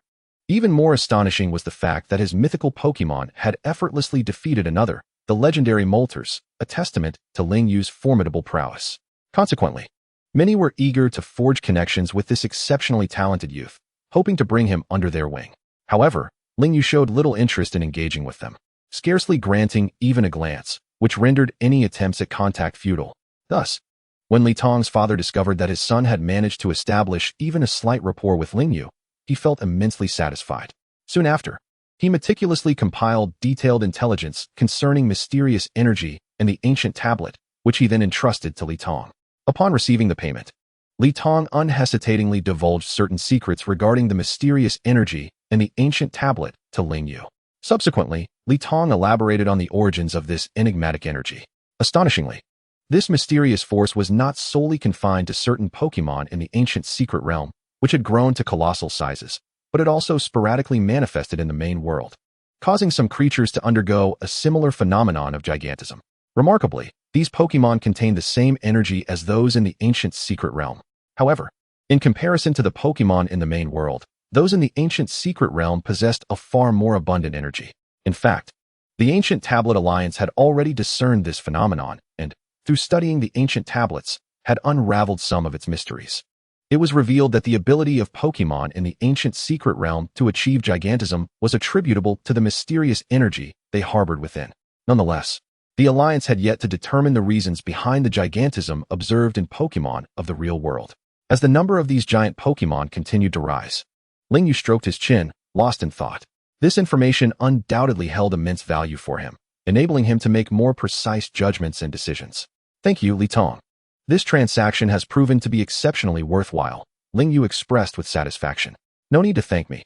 Feel free to reach out if you need assistance in the future. Li Tong replied with a smile. After Ling Yu handed Li Tong a card containing 2 million and shared the password, they they parted ways.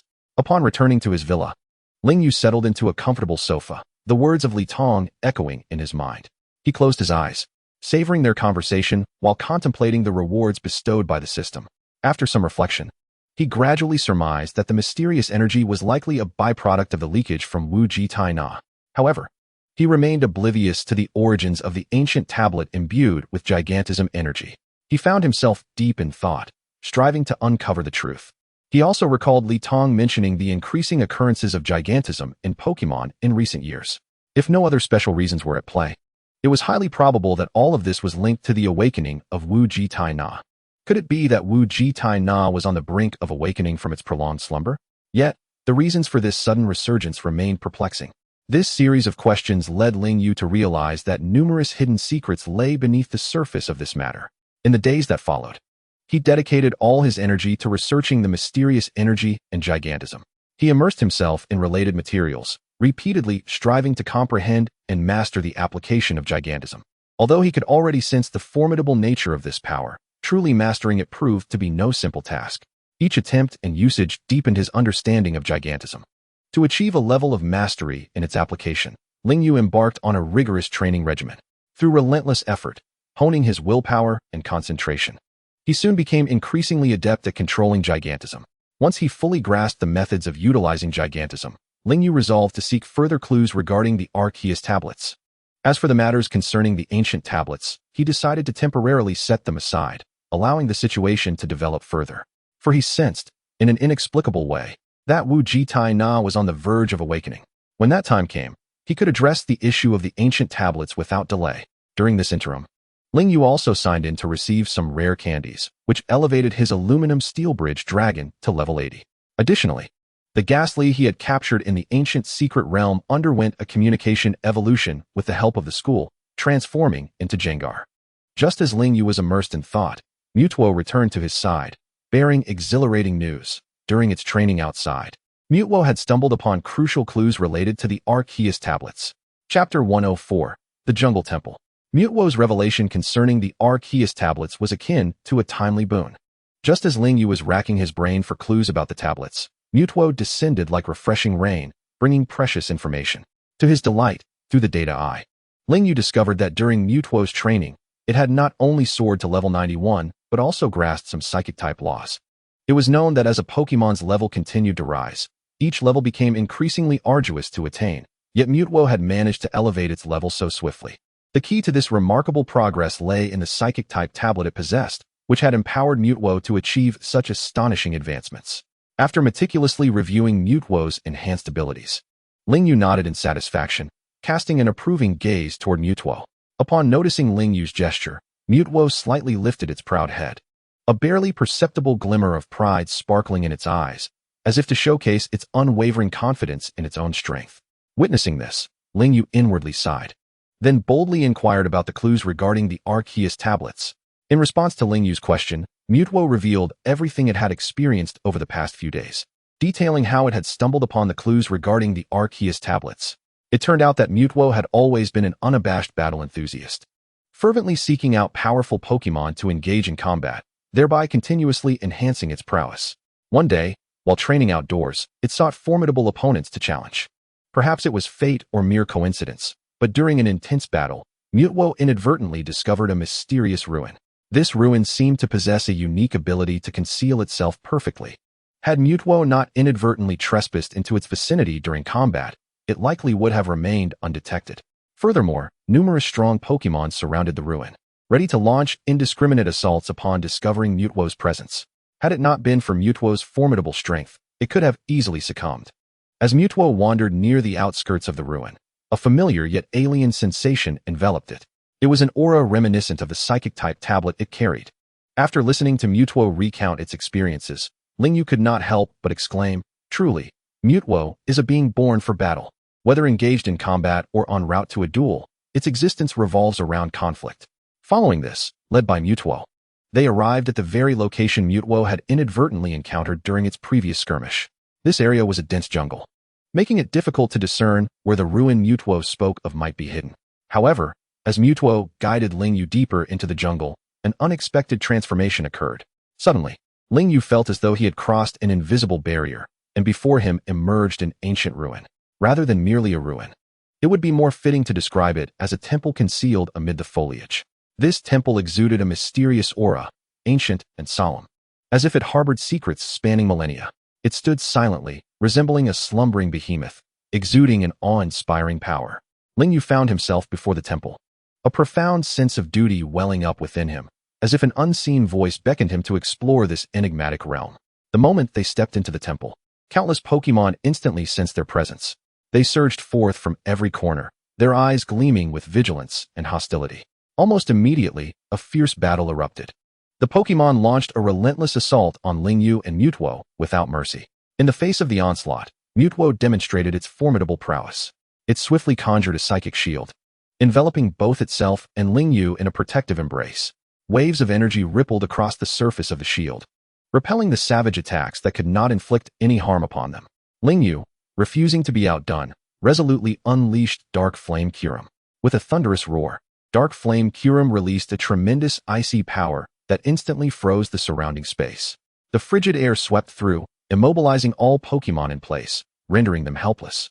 The once cacophonous battlefield fell eerily silent, leaving only the terrified expressions of the encased Pokémon. Once assured of their safety, Ling Yu cautiously approached the frozen Pokémon, observing the pitiful creatures with a twinge of compassion. Yet he knew that mercy was a luxury he could not afford at this moment. He must press on to unravel the mysteries that lay behind the temple. He commanded Dark Flame Kyurem to follow closely behind as they ventured deeper into the temple's interior. Upon entry, Ling Yu was struck by the astonishing sight before him. The temple's walls were inscribed with a myriad of strange symbols and patterns, intricately arranged like an indecipherable code. Ling Yu widened his eyes and leaned closer to the walls, attempting to interpret the cryptic designs. After considerable effort, he could only vaguely discern that these patterns seemed to harbor some form of power or information, yet their specific meanings remained elusive. He furrowed his brow, lost in thought. What did these symbols and patterns signify? Were they linked to the temple's secrets? With a myriad of questions lingering in his mind, Ling Yu continued to delve deeper into the temple, hoping to uncover further clues. As he ventured further, Ling Yu encountered various traps and mechanisms, all of which were effortlessly neutralized by Mewtwo and Dark Flame Kyurem. Eventually, the previously narrow passageway widened, leading to a colossal stone door that appeared impenetrable. Ling Yu attempted to command Mewtwo and Dark Flame Kyurem to assault the door, but their attacks proved futile against its formidable surface. The door seemed to possess some mystical force that negated their efforts. Undeterred, Ling Yu approached the door for a closer inspection. As he placed his hand upon its surface, an unexpected reaction occurred. The power of Eternatus surged within him, activating autonomously. Upon realizing this, Ling Yu directed the power toward the stone door. As it made contact, the door began to slowly part, revealing a grand hall. At the center of the hall stood a massive stone pedestal, upon which rested a slab radiating a mysterious luminescence. Ling Yu approached and scrutinized the slab, finding its intricate patterns to be both complex and unusual, as if recounting an ancient saga. Upon closer examination, he discerned that this was a grass-type slab. An overwhelming excitement surged through him, prompting him to release Celebi from its master ball. Emerging with an expression of curiosity and anticipation, Celebi's excitement intensified upon seeing the grass-type slab. It flitted joyfully around Ling Yu, as if a spirited sprite, before exclaiming, "Ling Yu, what is this marvelous object? Why does it draw me so powerfully?"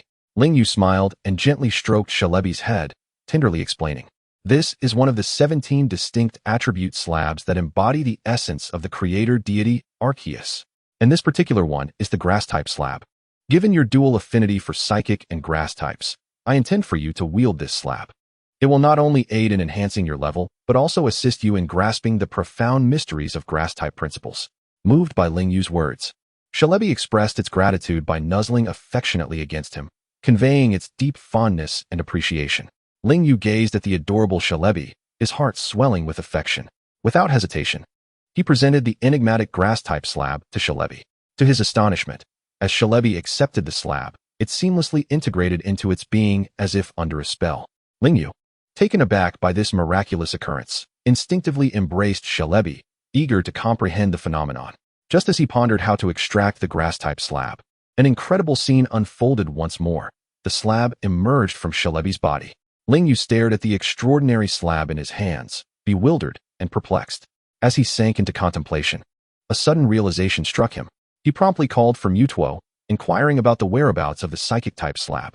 Responding to Ling Yu's summons, Mutuo appeared promptly. Ling Yu asked, "Mutuo, where did you place the psychic-type slab I entrusted to you?" Without hesitation, Mutuo retrieved the slab from within itself and handed it to Ling Yu. Remarkably, the method by which Mutuo extracted the slab mirrored that of Ling Yu's experience with Shalebi. A mere thought was all it took to summon the slab. Suddenly enlightened, Ling Yu understood that these slabs could effortlessly meld into a Pokemon's essence, subsequently aiding them in leveling up and achieving profound insights into their respective principles. Thus, he carefully reintegrated the psychic-type slab and the grass-type slab into Mutuo and Shalebi, respectively. Upon acquiring the grass-type slab, Shalebi was enveloped in an invigorating surge of grass-type energy, which instantly intensified. As is well known, grass types symbolize vibrant life force, and thus the vitality within Shalebi grew extraordinarily robust. Witnessing the remarkable transformation of Shalebi, Ling Yu could scarcely contain his excitement, for Shalebi was his invaluable companion capable of traversing the fabric of time and space. However, with each passage through time, there was a risk of attracting the attention of the space deity Palkia and the time deity Dialga. Should either of these powerful entities come seeking to eliminate him, it would indeed spell trouble. Consequently, for a prolonged period thereafter, Ling Yu refrained from allowing Shalebi to transport him through time. After all, Palkia and Dialga are now eyeing them with keen interest. If Shalebi's strength cannot be enhanced, each journey through time and space will be fraught with peril, as even the slightest misstep could lead to detection by those two Pokemon. With this in mind, Ling Yu resolved to recall Shalebi and Dark Flame Kyurem first. Subsequently, he meticulously explored the temple but found nothing of further use. Given this, Ling Yu decided not to linger any longer. He instructed Mutuo to use teleportation, returning himself to Villa No. 1 at Hucking University. Upon their arrival, Mutuo suddenly spoke. "Ling Yu, I sense an immense psychic energy in proximity to your villa. Based on this aura, it appears that the source of this power is, astonishingly, a human." Ling Yu was taken aback by Mutuo's words, furrowing his brow as he pondered the identity of this enigmatic psychic being and the purpose of their presence here. His thoughts then turned to the principal of the school, a figure shrouded in mystery. Each encounter with him left an impression of profound depth and inscrutability. He roamed the school like a leisurely elder. Yet there was far more to him than met the eye. Ling Yu understood that this individual was no ordinary person, for he could suddenly appear before others and then vanish without a trace, like a phantom. With keen insight and deductive reasoning, Ling Yu boldly speculated that the principal must possess psychic abilities. Simultaneously, the principal, taking a stroll near Ling Yu's villa, detected something amiss. A surge of extraordinarily potent psychic energy suddenly emanated from within the villa, its intensity far surpassing his own. This astonishing revelation sent the principal into a state of alarm, as such power could only belong to a deity like Pokemon of exceptional prowess. Without hesitation, he executed teleportation, arriving in Ling Yu's room in the blink of an eye. Eager to ascertain whether Ling Yu was safe, upon laying eyes on Mutuo beside Ling Yu, his eyes widened in astonishment. This Pokemon was the very one Ling Yu had summoned during the finals of the College League to effortlessly defeat Moltres. At that time, Ling Yu had intentionally suppressed Mutuo's aura to avoid drawing attention. Consequently, no one had been aware of Mutuo's true, formidable strength. All they knew was that it was a powerful Pokemon capable of easily overcoming Moltres. However, now that the principal stood face to face with Mutuo, experiencing firsthand the pressure emanating from this legendary Pokemon, his mind was thrown into turmoil, overwhelmed by shock. He acutely realized that Mutuo's aura had transcended the master level and undoubtedly was that of a deity-level Pokemon. The principal had never anticipated that Ling Yu possessed such a being. Yet, what he failed to fathom was that what he beheld was merely a fraction of Ling Yu's true capabilities. Ling Yu, observing the principal's sudden appearance, inquired, "Principal, is there a particular reason for your unexpected visit to my room?" Upon hearing Ling Yu's question and glancing at Mutuo beside him, the principal felt a faint blush rise to his cheeks and awkwardly replied, No, nothing of particular significance. I was merely wandering about and inadvertently found myself in your room. My sincerest apologies, Ling Yu." In response to the principal's apparent embarrassment, Ling Yu waved his hand dismissively, assuring him, "It's quite all right, Principal. In fact, I happen to have a matter I wish to consult you about." Upon hearing this, the principal's expression immediately turned serious, and he said earnestly, "You may feel free to ask any questions, Ling Yu." Ling Yu then gazed at the principal, puzzled, and asked, "Principal, How is it that you suddenly vanished before my eyes? Only to reappear now? A hint of pride flickered across the principal's face as he smiled and replied, Haha, I possess a rather unique ability. One that very few can awaken. This ability is known as psychic power. Upon hearing the principal's words, Lingyu did not express surprise. He merely nodded in acknowledgement. The principal continued to explain, those endowed with psychic abilities can, provided their mental strength is sufficiently robust, utilize techniques akin to those found in Pokemon skills, such as teleportation. What I employed just now was precisely that, teleportation. Lingyu's suspicions were thus confirmed. Indeed, the principal was a person of psychic abilities. Noticing Lingyu's silence, the principal went on. There are numerous varieties of psychic abilities, each individual's power unique. For instance, one of the four kings of the psychic realm, the Dragon-type king, DUI, wields the power of Dragon Mastery, enabling him to forge special connections with and exert control over Dragon-type Pokemon. After sharing this, the principal proudly remarked, So, what do you think? My psychic abilities have reached the level of teleportation. Impressive, isn't it? Lingyu nodded in agreement, acknowledging the principal's statement. Seeing Lingyu's continued nodding, the principal felt a swell of pride and said, Although you have yet to awaken your own psychic abilities, having gained the recognition of two powerful legendary Pokemon is already quite remarkable. Just as the principal finished speaking, Lingyu suddenly began to gather the power of Eternatus in his hand. Observing the potent and mysterious life energy radiating from Lingyu's grasp, the principal's words faltered.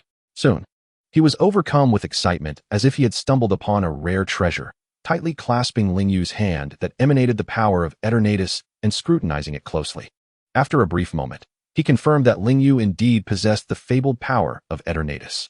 Elated, he exclaimed, I never imagined that you, Lingyu, would awaken psychic abilities. And what's more, the power of Eternatus. How did you come to awaken such power? Lingyu, in response, simply stated, I just suddenly awakened without realizing it. His tone was calm, as if it were the most ordinary occurrence. However, the principal did not share this nonchalance. His eyes widened in disbelief as he gazed at Lingyu.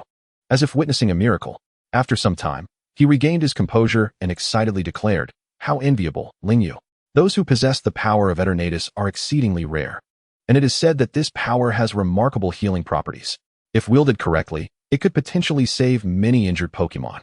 Lingyu listened intently to the principal's words, understanding that while he had a system, it only managed the issuance of abilities, leaving subsequent enhancements unregulated. Thus, Lingyu humbly sought the principal's guidance, asking, Principal, how does one enhance their psychic abilities? After a moment of contemplation, the principal slowly replied, First and foremost, you must continuously refine your control. The power of the Tokiwa is indeed formidable, yet if one cannot master it with precision, it may lead to unforeseen consequences. Lingyu nodded earnestly, acknowledging the significance of his responsibilities.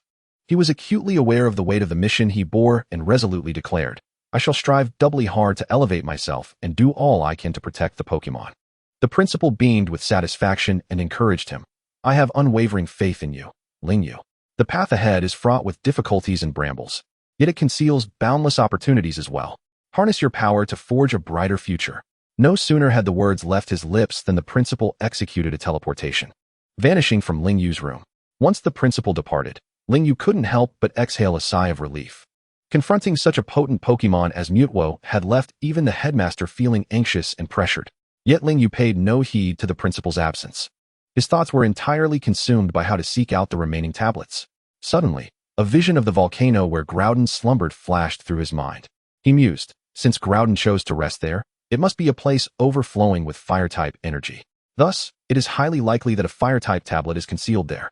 Similarly, following this line of reasoning, the resting place of Kyogre may well harbor a water-type tablet. However, the situation with Rayquaza is somewhat different. After all, in the real world, there is no definitive location where Rayquaza lies in slumber.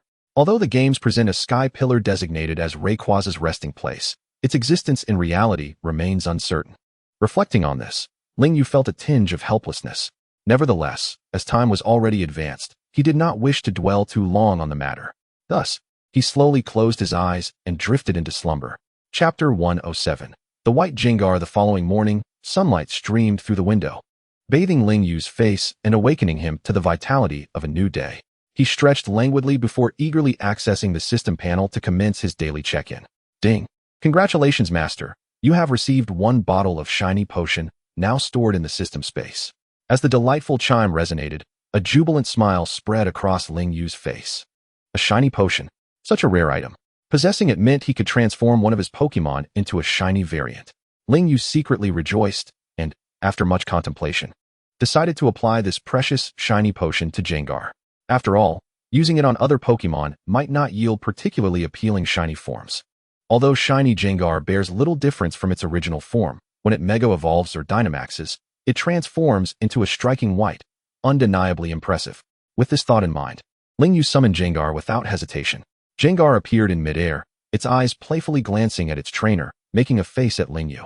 Seeing this, Ling Yu couldn't help but chuckle. He found Gengar utterly adorable, astonished that this creature had been so readily tamed by him.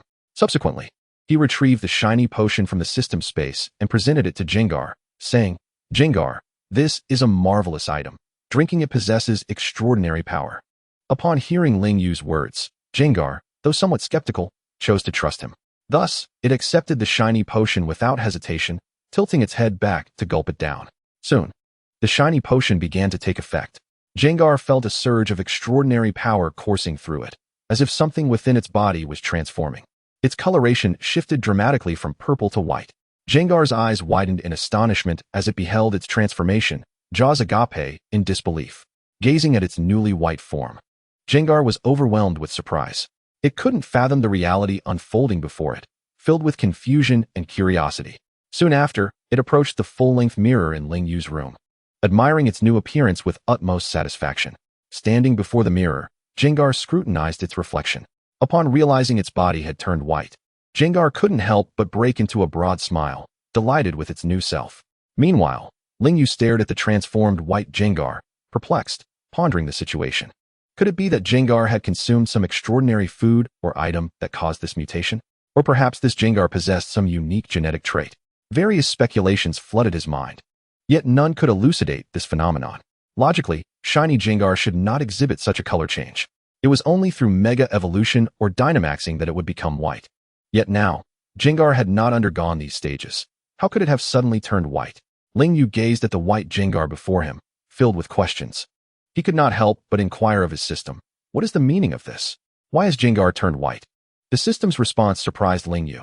The original shiny Gengar does not differ significantly from a regular Gengar, so I made a slight alteration to the color of shiny Gengar. This way, it appears more distinctive. Upon hearing this, Ling Yu's understanding dawned.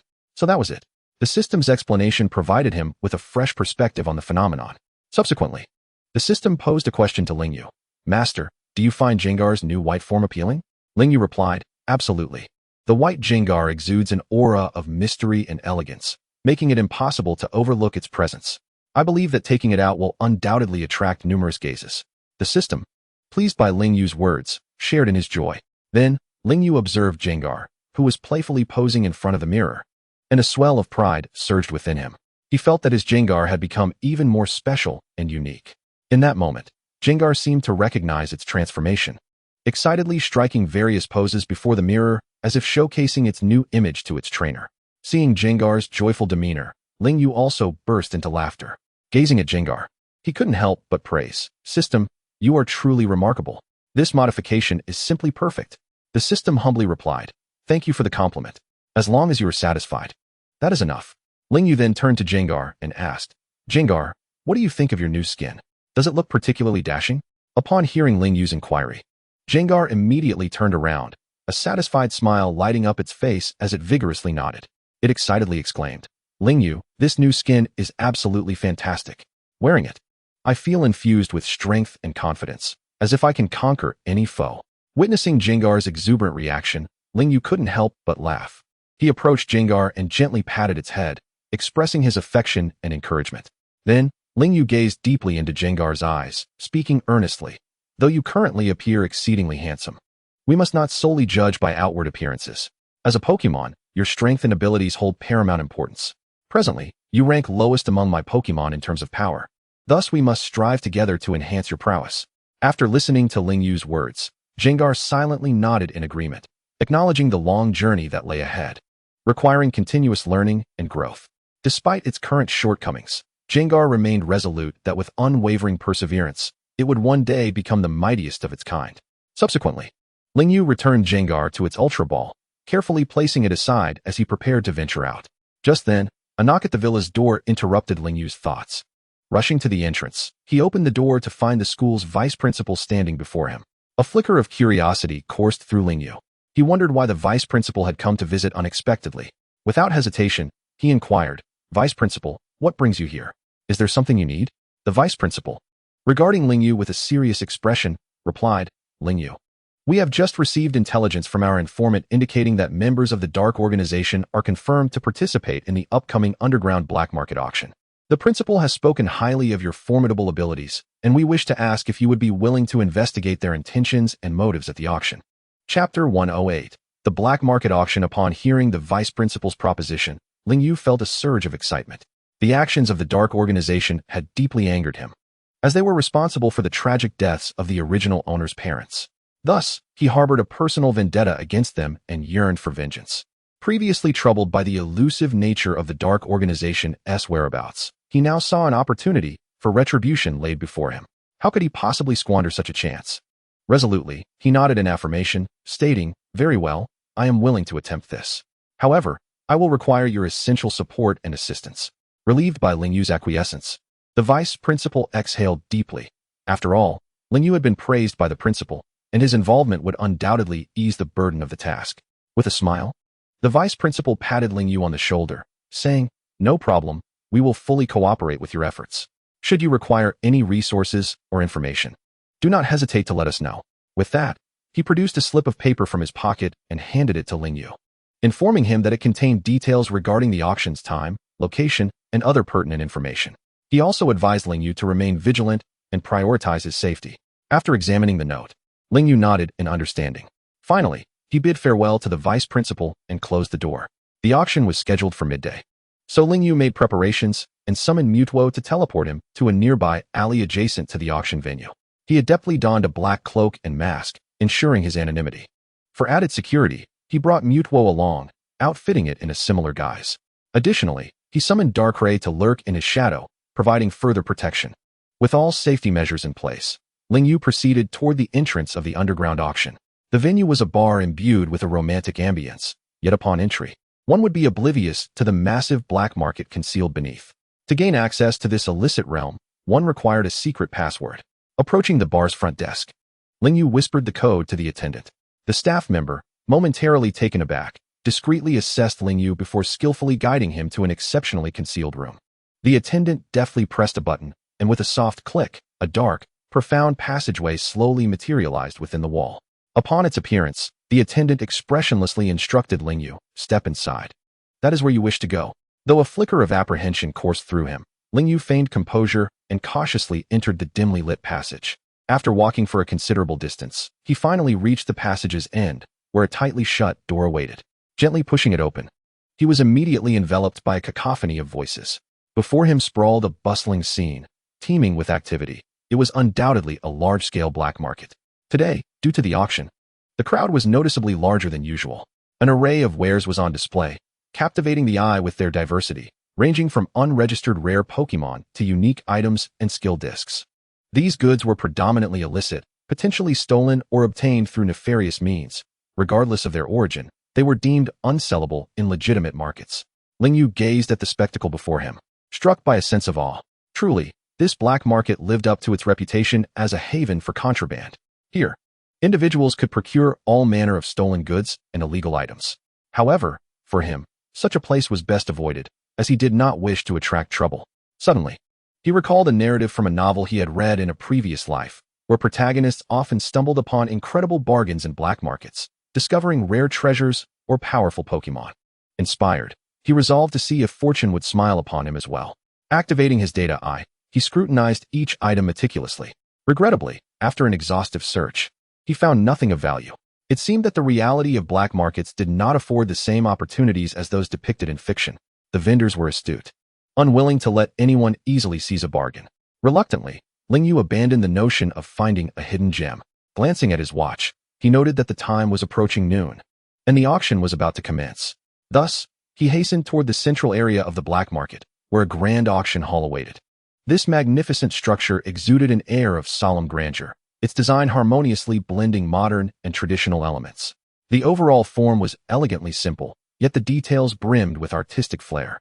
The spacious entrance, likely crafted from opulent metal or solid wood, was adorned with intricate carvings or signature motifs that underscored the building's unique identity. The exterior walls were probably constructed from high-quality stone or glass, their surfaces polished to a mirror finish, reflecting the surrounding light and rendering the entire building resplendent in the sunlight.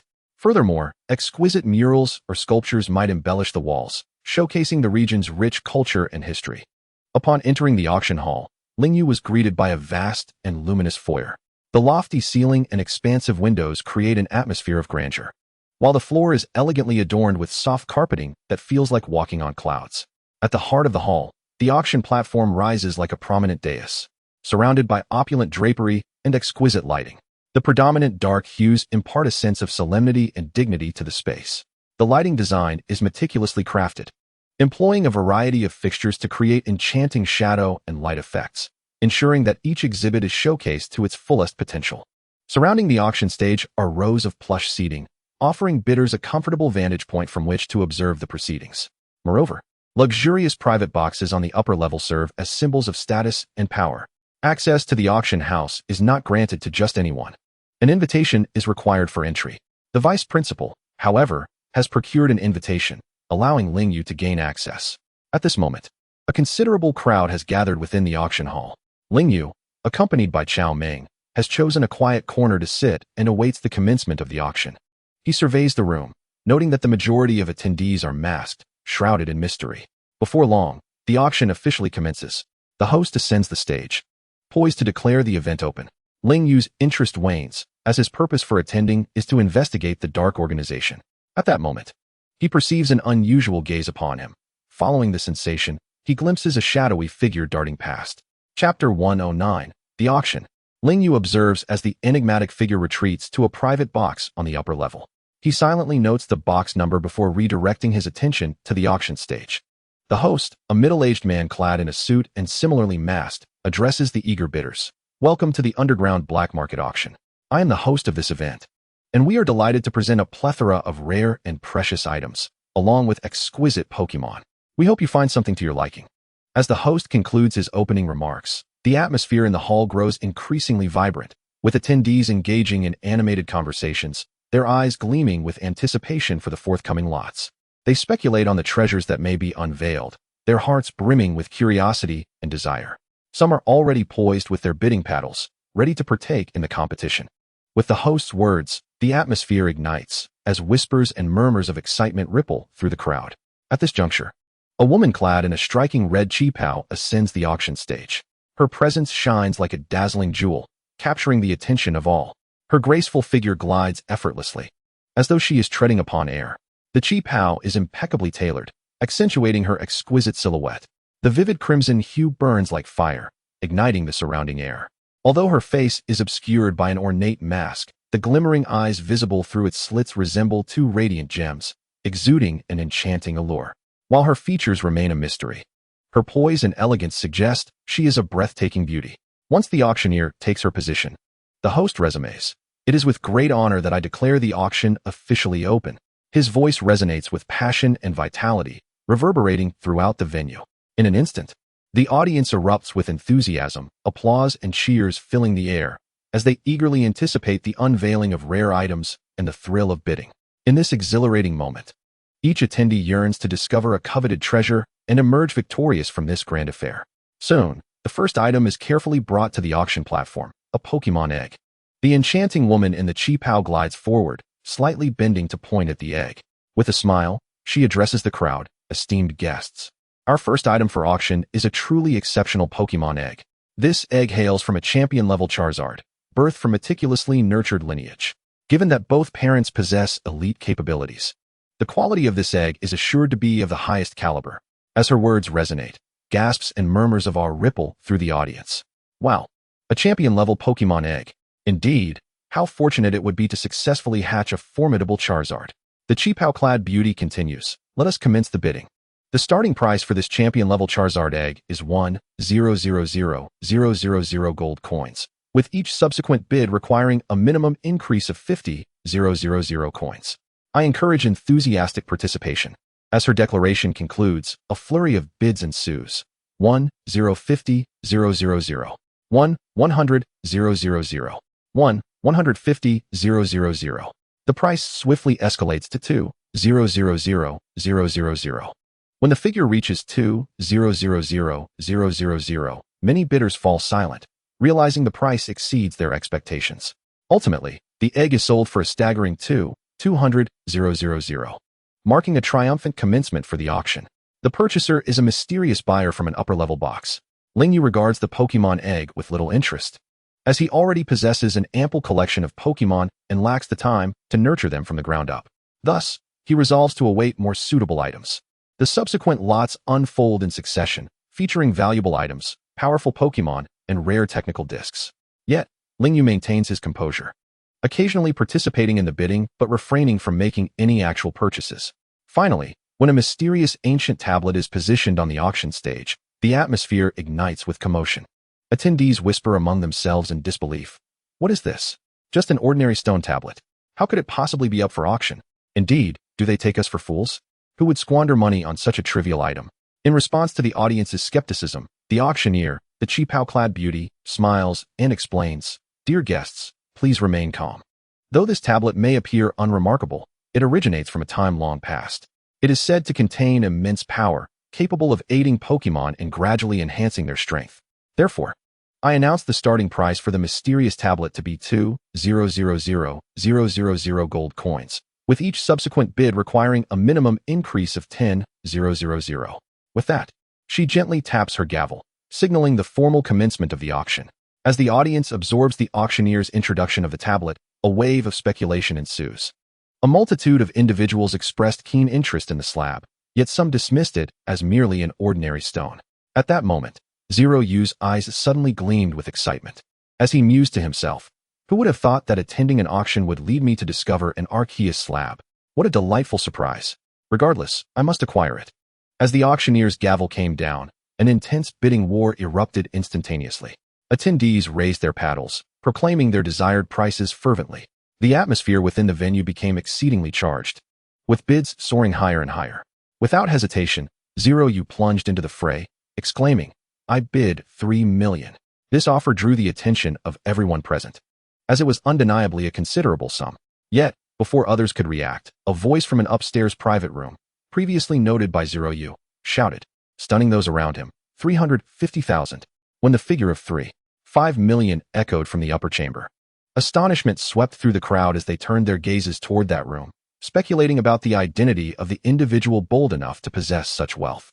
Zeroyu furrowed his brow, inwardly contemplating. It appears I have encountered a rival. Nevertheless, he displayed no sign of retreat. Instead, a confident smile graced his lips. Moments later, the occupant of the private room continued to raise the stakes, challenging Zeroyu's resolve. 420,000. 430,000. His voice was unwavering and powerful, each word imbued with confidence and determination, stirring the emotions of those who listened. The auction hall fell into a profound silence, faces etched with shock and confusion. Eyes widened in disbelief as attendees gazed toward Zeroyu's direction, unable to comprehend why someone would dare to provoke such a mysterious powerhouse. Just then, the enigmatic contender once more raised the price to 450,000. At last, the audience regained their composure, murmurs circulating among them. Could it be that this young man possessed such audacity? What was his background? Yet, Zeroyu did not keep them waiting long. He promptly withdrew from the bidding, realizing that the individual contesting him was affiliated with the Dark Organization. As time ticked away, ultimately, no further bids materialized, and the ancient slab was secured by the Dark Organization. Confused glances were cast towards Zeroyu and the other bidders, who struggled to fathom why a seemingly ordinary slab commanded such a high price. Unbeknownst to them lay the secrets concealed within that slab. In truth, Zeroyu had initially believed that no one would contest him for the slab. After all, apart from him, few were aware of its true worth. However, he was taken aback to discover that members of the Dark Organization had also joined the fray. What did this signify? Did they too comprehend the slab's potential? Observing the Dark Organization member clinch the slab, Zeroyu felt no sense of disappointment. On the contrary, a spark of excitement surged within him. This presented an opportunity to capture the Dark Organization members while simultaneously reclaiming the mysterious slab. With this thought, a sly smile crept onto Zeroyu's lips. After the slab was sold, he cautiously retrieved it and took it backstage, intending to execute a seamless exchange of payment and goods once the auction concluded. As the event progressed, the final item made its entrance. It was a crystal sphere radiating a mysterious and resplendent purple light, reminiscent of the brightest star in the night sky. Indeed, it was the life gem, an exceptional item that could enhance one's power at the cost of their own vitality. The auctioneer passionately recounted the gem's origins while Zeroyu sat quietly, his gaze firmly fixed on the life gem. Although he typically held little interest in most items, this gem exuded an irresistible allure, as if it were beckoning him. As the bidding commenced, the atmosphere intensified. Each participant yearned to possess the gem, hurling astonishing bids into the fray. Initially, Zeroyu intended to observe this fierce contest, but when the price surpassed 3 million, he found himself wavering. Just as he hesitated, a familiar voice emanated from the upstairs room. 5 million. It was once again the Dark Organization's buyer, the very individual who had contended with him for the slab. Zeroyu frowned, realizing that this person seemed intent on acquiring every precious item, wielding their wealth without mercy. He inwardly mused, why does this Dark Organization member always compete with me? Is it mere coincidence? Ultimately, when the exorbitant bid of 5 million was declared, no one dared to counter. Thus, the life gem fell unceremoniously into the hands of the Dark Organization. A wave of regret washed over Zeroyu as the auction drew to a close. Rising from his seat, he let out a gentle sigh. This auction had yielded no gains for him. After a brief moment of contemplation, Zeroyu resolutely turned away from the auction venue, already devising his next course of action. He planned to wait outside for the Dark Organization members to emerge, intent on reclaiming the items they had acquired. Consequently, he committed to memory the unique aura emanating from those Dark Organization members. He then positioned himself outside the Red Romance, poised to apprehend them upon their exit. At that moment, Zeroyu stealthily concealed himself in a shadowy corner, his eyes sharp and vigilant, keenly observing the entrance of the Red Romance. His expression was one of alertness, akin to a leopard poised to pounce on its prey. As time dragged on, each passing second felt interminable. At long last, he spotted the members of the Dark Organization, those he had marked with his aura, emerging from the auction house. Their expressions were tense, scanning the surroundings with caution, seemingly in search of something. Zeroyu tightened his grip on his weapon, his heart racing in anticipation. They cautiously approached a black sedan, preparing to depart the premises. Taking a deep breath, he reminded himself to remain calm and to avoid detection. Just as the Dark Organization members were about to enter the vehicle, Zeroyu surged forth from the shadows. He swiftly commanded his accompanying Mutwo to unleash its powers, a formidable psychic force enveloping the Dark Organization members, ensnaring them in an invisible grip. They struggled in terror, yet found themselves unable to escape the bindings of psychic energy. Zeroyu's eyes widened with intensity as he bellowed at the Dark Organization members, "Surrender the slab and the gem. Otherwise, you shall not leave this place." However, the members seated in the vehicle displayed no hint of fear. On the contrary, they scoffed derisively, their eyes glinting with mockery and disdain. One man raised an eyebrow, smirking as he retorted, "Humph, do you truly believe we would relinquish our possessions so easily? How utterly laughable." As Zeroyu's heart sank, he realized that the opposing party was not inclined to compromise. He clenched his fists tightly, his gaze growing even more resolute. "Do you believe you can easily prevail?" As he spoke, they produced an array of handguns, aiming them at Zeroyu.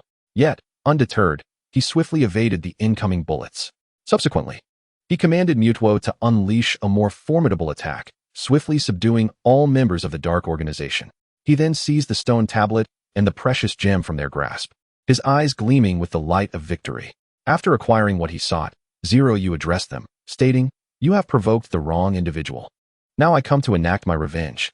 He then instructed Mutwo to employ hypnosis on them, extracting all intelligence they possessed regarding the Dark Organization. He learned of a secret base located on the outskirts of the Magic City.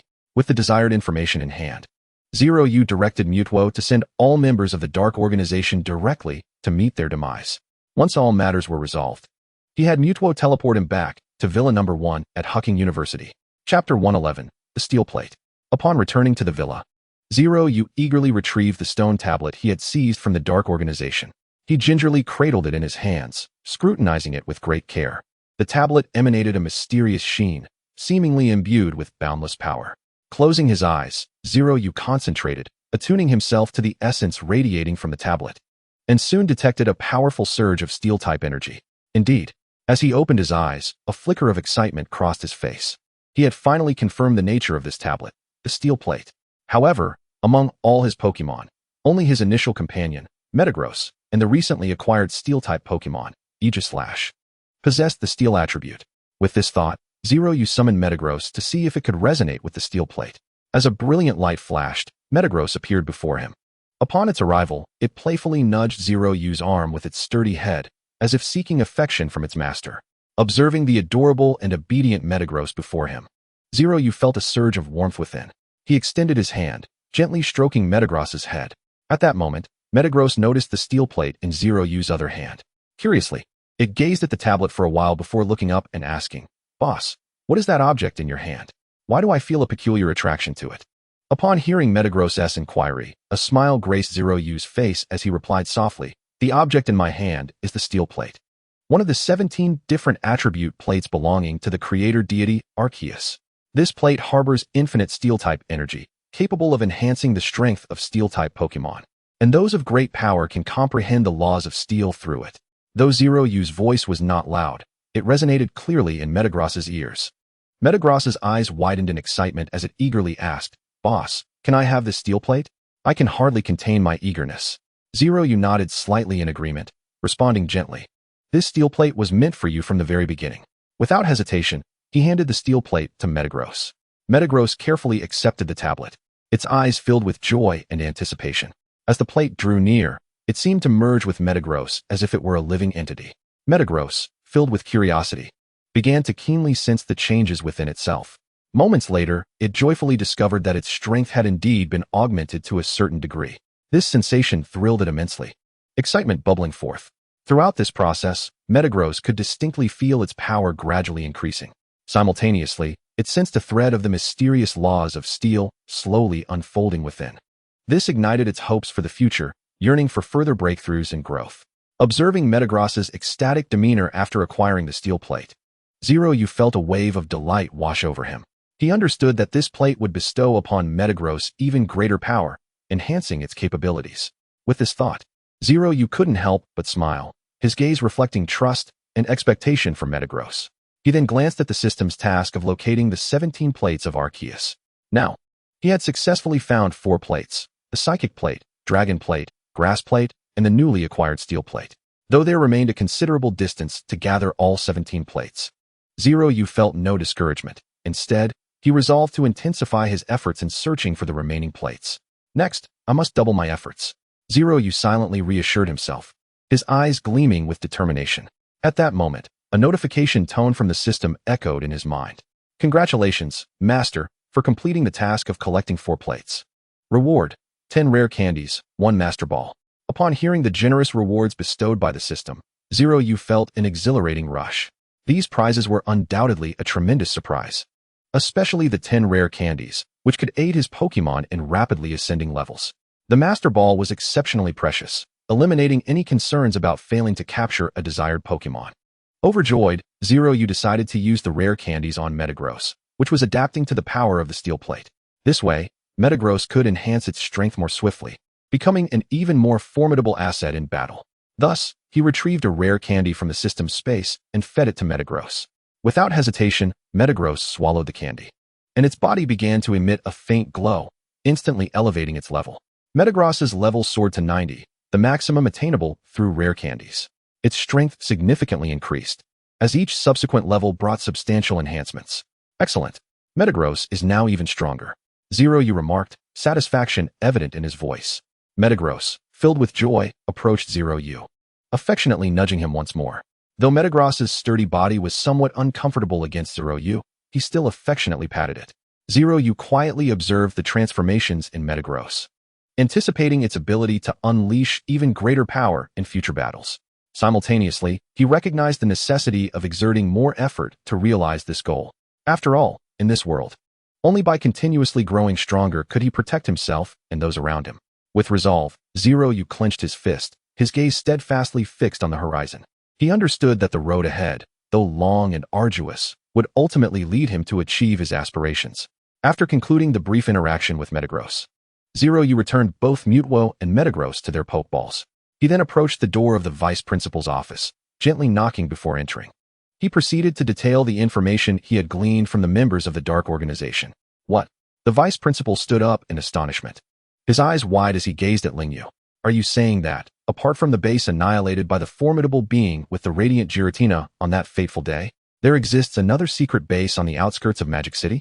Lingyu nodded, affirming, indeed, this is the information I have gathered from the members of those dark organizations. The vice principal furrowed his brow, contemplating for a moment before exclaiming, I never anticipated that these dark organization members would be so powerful, possessing so many bases in Magic City. It appears we have greatly underestimated their strength. He sighed, continuing, it is likely that their hidden bases in Magic City number more than this one. After all, Magic City is a significant metropolis. It would be peculiar if they had only 2 bases. Chapter 112, Clue to the Fire-type Tablet. After hearing the vice principal's words, Lingyu concurred, indeed, we must take swift action to eliminate these dark organizations' bases. Very well, I shall inform the principal of this matter immediately, urging him to raise it with the Alliance. Let us hope it garners the attention it deserves, so we can resolve this issue promptly. The vice principal nodded in agreement. Lingyu smiled, saying, thank you for your assistance. By the way, I need to embark on a journey soon to attend to some matters. Oh, where to? The vice principal inquired curiously. Lingyu replied, to Ling City. I wish to see if I can find something beneficial for my Pokemon there. Upon learning of Lingyu's plans, the principal remarked, I see, then I wish you the best of luck. Lingyu nodded, saying, thank you, principal. If there is nothing else, I shall return to prepare. With that, he departed from the office. The vice principal watched Lingyu's retreating figure, reflecting on how this young man had matured significantly. Simultaneously, he resolved to inform the principal of the Dark Organization's activities as soon as possible, hoping to secure further support and attention. Shortly after, once Lingyu had made his preparations, he left Hucking University, riding his Steelix to the airport and boarding a flight to Ling City. Upon arriving in Ling City, Lingyu was astonished to discover that the devastation wrought by Groudon's awakening had been diligently repaired by the local inhabitants and Pokemon working in unison. Even more unexpectedly, as Groudon had awakened here, Ling City received substantial compensation from the Alliance. This bounty enabled Ling City, which had once suffered greatly, not only to recover but to flourish with renewed vigor, thriving more than ever before. Many trainers, intrigued by the legends surrounding Groudon, flocked to Ling City, eager to visit the volcano where Groudon once slumbered. However, the interior of the volcano had been tightly sealed off, with strict prohibitions against entry for outsiders. Despite their inability to access the depths of the volcano, it was curious that the fire-type Pokemon in the vicinity were noticeably stronger than their counterparts elsewhere. This phenomenon sparked a multitude of theories among the populace. Some believed it was due to Groudon's past slumber in the area, while others were convinced that the volcano harbored mysterious energies left behind by Groudon, bestowing unique powers upon the surrounding fire-type Pokemon. Amidst the myriad of rumors and speculations surrounding the volcano, Lingyu remained unfazed. Since his arrival near the volcano, he had utilized his data to observe the fire-type Pokemon in the vicinity. To his astonishment, he discerned a faint aura of fire-type laws emanating from these Pokemon. This discovery filled Lingyu with elation, and drawing from his prior experience in searching for tablets, he concluded that the fire-type tablet must undoubtedly be concealed within the volcano. After all, how else could these fire-type Pokemon have experienced such a sudden increase in strength and awareness of the fire-type laws? However, just as Lingyu prepared to delve deeper into the volcano, he was intercepted by the Alliance personnel guarding the area. Faced with this obstacle, Lingyu refrained from acting impulsively and forcefully intruding. He understood that if he were to recklessly enter, it would set a precedent for others, leading to chaos in the area. Aware of the importance of rules, Lingyu quietly withdrew to a secluded corner. He then summoned Mutuo from his Master Ball, intending to utilize Mutuo's teleportation ability to stealthily infiltrate the volcano's depths. To maintain the secrecy of his true identity, Lingyu swiftly took action, donning his mysterious black cloak and mask. Simultaneously, Mutuo followed suit, cloaking itself in a black robe and mask. To ensure absolute discretion, Lingyu summoned Darkrai once more and signaled it to conceal itself within his shadow. With a series of deft and fluid maneuvers complete, Lingyu unhesitatingly commanded Mutuo to teleport them into the heart of the volcano. Upon entering, Lingyu was immediately engulfed by an intense heat. Compared to his previous visit, the interior of the volcano was palpably more fervent, saturated with a rich and searing fire-type energy. Cautiously, he advanced deeper into the volcano, meticulously employing his data to detect the presence of the fire-type tablet. As he progressed, The surrounding temperature continued to rise, compelling Ling Yu to rely on Mutuo's psychic powers to withstand the unbearable heat. After a challenging period of navigation, Ling Yu and Mutuo finally reached the innermost depths of the volcano. However, upon arrival, Ling Yu found no artifacts related to the fire-type tablet, leaving him perplexed. Yet, he did not abandon his quest. Activating his data eye once more, he sought to sense any lingering presence of the fire-type tablet. While he indeed detected its essence, to his astonishment, it emanated from beneath the molten lava. Ling Yu was taken aback, pondering, how could the fire-type tablet be submerged in magma? No wonder the Alliance personnel have found no clues despite their prolonged search. Subsequently, he instructed Mutuo to envelop them both with its formidable psychic power, and together, they descended towards the molten depths. They traversed through the searing lava until they finally arrived at the bottom, where Ling Yu discovered a hidden cave. This cave, concealed beneath the lava, would likely have remained undiscovered had it not been for the guidance of his data eye. He promptly directed Mutuo to lead him into the cave nestled beneath the molten surface. Upon entering, Ling Yu was astonished to find that this cavern bore a striking resemblance to the one he encountered in the ancient ruins, which housed the ancient tablet. Similarly, there seemed to be a barrier at the entrance, preventing the lava from flooding into the cave. In the center of the cave lay a stone tablet pulsating with formidable fire-type energy, the legendary fire-type tablet. However, surrounding the tablet were two powerful fire-type deities standing guard.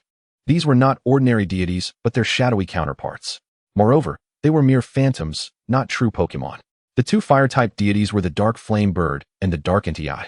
Ling Yu took a deep breath, resolved to vanquish the Guardians first. Chapter 113, The Avatar of Arceus.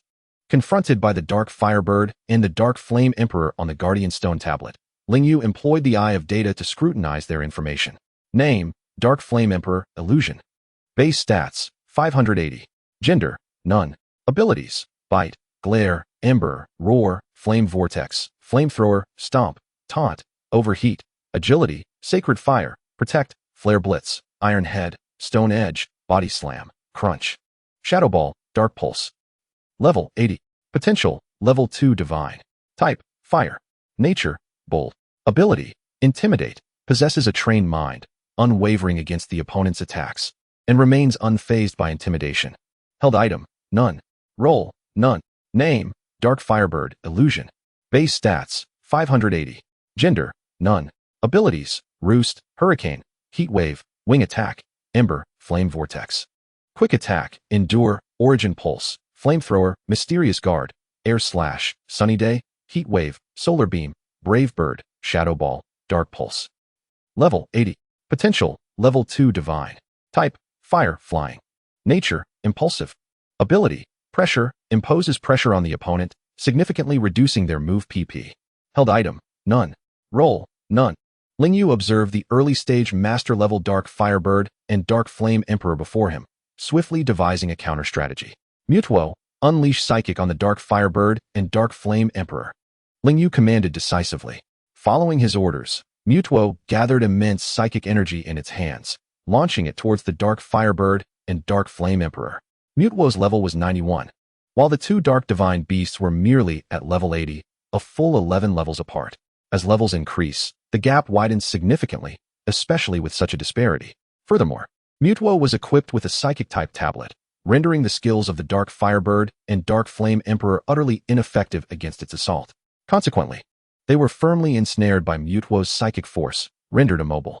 Ling Yu intently observed the unfolding battle, recognizing the opportune moment that could not be squandered. He immediately directed Decry beside him. Decry, use Shadow Ball on them. No sooner had he spoken than a powerful aura emanated from Decry, rapidly coalescing dark energy into a colossal shadow ball in its grasp. Without hesitation, Decry hurled the immense shadow ball towards the Dark Firebird and Dark Flame Emperor with great force. The shadow ball soared through the sky like a black comet, its velocity rendering evasion impossible. In an instant, the two formidable shadow balls struck the immobilized Dark Firebird and Dark Flame Emperor, igniting a cataclysmic explosion. Smoke enveloped the area, obscuring visibility, yet Ling Yu was certain that this assault had inflicted significant damage upon them. As the smoke gradually cleared, the battlefield came into sharper focus. To Ling Yu's astonishment, despite the brutal onslaught of the shadow balls, the illusions of the Dark Firebird and Dark Flame Emperor remained steadfast. However, their spectral forms appeared noticeably dimmer. suggesting they had sustained considerable impact. Lingyu silently rejoiced, while simultaneously being awestruck by the tenacity of these dark Pokémon. Nevertheless, he did not allow his guard to drop. With the illusions of these divine beasts still intact, it was imperative to continue the offensive, leaving no room for respite. Thus, Lingyu commanded once more to cry. Deliver another Shadow Ball. His tone was resolute and unwavering, brimming with determination. Decry readily complied, gathering strength anew, poised to launch a second assault. As anticipated, this second Shadow Ball successfully dispersed the illusions of the two dark divine beasts. With the spectral forms of the guardians of the Firestone Tablet vanquished, nothing could now impede Lingyu from obtaining the Firestone Tablet. He approached the center of the cavern where the Firestone Tablet was displayed. Carefully, he lifted the tablet, examining it closely in his hands. Holding the tablet, he could feel the searing energy emanating from it, his heart swelling with excitement. He understood the profound significance of this tablet, not only as a testament to his strength, but also as the pivotal key to completing his quest. However, just as he prepared to depart, a mysterious force surged forth, causing the entire cavern to tremble violently. Lingyu was taken aback, hastily storing the tablet within his system space. His vigilance heightened as he scanned the surroundings. Moments later, a beam of light shot from the depths of the cavern, and a mysterious figure gradually materialized. Lingyu focused intently, and before him appeared a Pokémon resembling an alpaca. This creature was entirely white, adorned with a golden cross in its midsection, with two small horns atop its head, the center horn standing tall. A golden vertical line adorned the front of its forelegs. This was Arceus, the legendary deity of the Pokémon world. It radiated an overwhelming presence, its gaze exuding authority and mystery. Lingyu felt an immediate surge of pressure. He understood that this alpaca-like Pokémon was none other than Arceus, the creator deity of the Pokémon realm. Staring in bewilderment at the formidable Arceus before him, he thought, "Oh no, this is bad. How did Arceus manifest here? If it learns I am collecting its tablets, it could easily obliterate me with a single strike." While Lingyu's mind raced with anxiety, Arceus regarded him and spoke. "Human, I am aware of your quest for the tablets I have forsaken. From you, I sense an extraordinary aura. Perhaps you are the one capable of aiding me in reclaiming all the tablets." Arceus spoke slowly, its profound gaze seemingly piercing through all. Lingyu's eyes widened in astonishment. He had never imagined that his actions would draw the attention of this legendary deity. Arceus continued, "The form before you is merely an avatar left upon the tablets. My true self was assaulted by dark creatures of immense strength, resulting in grave injury." Hearing this, Lingyu gasped in disbelief. He never anticipated that such a powerful entity as Arceus could suffer such a severe blow. Chapter 114, The Firestone Tablet. In my struggle against these dark beings, I paid a heavy price. Yet, amidst the battle, the tablets inadvertently fell to your world. A hint of resignation and regret colored Arceus's voice. Lingyu furrowed his brow and inquired, "Then, what is it that you require of me now?" Arceus gazed at Lingyu and replied, "I hope you can assist me in recovering all the tablets. Only in this manner can I mend the damage inflicted upon my power and restore the equilibrium of this world. In return, I shall bestow upon you an invaluable gift." The mere thought that these dark creatures have been vanquished by Arceus grants him a sense of relief. Yet, just as he begins to feel a wave of gratitude, Arceus's avatar continues, "Human, although the dark beings have been defeated, they will undoubtedly return. Thus, I require your assistance." Upon hearing these words from Arceus's avatar, Lingyu is momentarily taken aback, but soon reassures himself with the knowledge of his system, exuding confidence as he responds, "No problem. I will certainly assist Arceus in gathering the tablets." After Lingyu's promise, Arceus's avatar dissipates into a beam of light. Lingyu gazes at the scene before him, his heart swelling with a sense of purpose and responsibility. He understands that he bears an important duty to seek out the tablets for Arceus and protect this world from the encroachment of dark forces. However, in the face of such a daunting task, Lingyu does not falter or cower. Instead, he is imbued with confidence and courage, for he knows that with his intellect, strength, and the aid of his system, he can surmount any challenges and fulfill his mission. Once Arceus's avatar has vanished, Lingyu examines the fire-type tablet in his possession.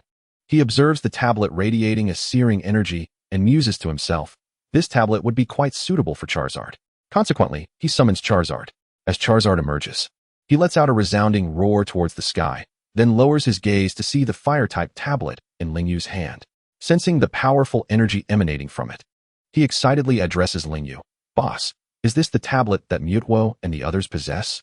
It feels so extraordinary. You summoned me to bestow this upon me, didn't you? Lingyu nods with a smile and replies, Indeed, Charizard. This is a tablet akin to those of Mutwo and his companions, albeit this one is Fire-type. It can assist the Fire-type Pokemon that wields it to elevate their level and grasp the principles of fire. Given that you have already begun to understand the laws of fire due to Ho-Oh's primal power, entrusting this tablet to you is the optimal choice, enabling you to grow stronger and better comprehend the laws of fire. Gently, Lingyu caresses the Fire-type tablet before handing it to Charizard. Charizard's eyes widen, brimming with excitement and anticipation. He opens his mouth to reveal sharp teeth and lets out an exhilarated roar. His wings unfurl with a mighty gust of wind as he strides towards Lingyu, leaning forward as if to leap into his embrace. However, he refrains from doing so and cautiously approaches Lingyu, gently brushing his cheek against Lingyu's hand. Lingyu feels Charizard's fervor, his heart filled with joy. He extends his hand to softly pat Charizard's head, savoring the warmth and closeness of the moment. Charizard closes his eyes, relishing this tender instant, his tail swaying and producing a cheerful sound. Observing Charizard's demeanor, Lingyu's face radiates a satisfied smile. Charizard, from now on, we shall strive together to become the most formidable Charizard, Lingyu declares. Charizard opens his eyes, a resolute glimmer shining within them. He nods and emits a resounding roar, as if affirming Lingyu's words, expressing his willingness to grow alongside him. Lingyu smiles and affectionately strokes Charizard's head once more before entrusting him with the Fire-type tablet. As the tablet merges with Charizard, his power surges dramatically. His physique slightly enlarges, and his muscles become more defined. The formerly dark skin transforms into a more vibrant hue, akin to blazing flames. The fire upon his tail intensifies, burning fiercely and exuding a torrid aura. Charizard, now acutely aware of his newfound strength, becomes emboldened. Boss, I feel incredibly powerful. I want to challenge Mutwo. Upon hearing Charizard's audacious declaration, Lingyu is amused by Charizard's eagerness for a challenge. He promptly summons Mutwo to face Charizard, ready for a lesson in humility. Prior to this, Lingyu releases his other Pokemon, allowing them to witness the impending duel between Charizard and Mutwo. Initially, Lingyu commands Charizard to Mega Evolve. The Mega Evolved Charizard appears even more imposing, conjuring a dragon claw in his hand and lunging towards Mutwo. However, Mutwo merely raises a hand, using Psychic Force to immobilize Charizard. In an instant, Mutwo unleashes a Psy-Strike, striking Charizard directly. Rendered helpless, Mega Charizard is swiftly knocked out of his evolved state. Observing Charizard's swift defeat, Lingyu shakes his head in disappointment. He swiftly approaches Charizard and uses the power of restoration to heal him. Shortly thereafter, Charizard regains his strength but has shed his former arrogance. With his head hung low, he returns to his Pokeball. Lingyu watches his retreating figure, contemplative. Charizard, remember, the enhancement of strength is not solely reliant on tablets. It requires relentless training. Lingyu gently imparts. Turning to his other Pokemon companions, Lingyu asserts, we have a long journey ahead as we seek the remaining tablets. The challenges we face will grow increasingly formidable, yet I believe that as long as we unite our efforts, we shall accomplish our mission. The Pokemon respond with enthusiasm, filled with determination. Subsequently, Lingyu recalls them into their Pokeballs. Chapter 115, Journey to the Ocean Cave. After recalling all his Pokemon, excluding Darkrai and Mutwo, Lingyu commands Darkrai to meld into his shadow. He then instructs Mutwo to utilize Teleport, whisking them away from the volcano. As the Fire-type tablet is taken by Lingyu, the previously tumultuous volcano gradually settles into tranquility. However, the Pokemon surrounding the volcano become agitated. They sense the absence of the energy radiating from the Fire-type tablet, leaving them dissatisfied and enraged. Despite their anger being inconsequential, the emotion persists and spreads. The Union staff tasked with monitoring the volcano noticed this unusual phenomenon. Out of concern for safety, they promptly report the situation to the higher-ups. Upon learning of the Pokemon's unrest, the Union expedites trainers to the location to quell their fury. To ensure thoroughness, Lingyu, after securing the Fire-type tablet, decides to intervene personally, assisting the Union in subduing the rampaging Pokemon.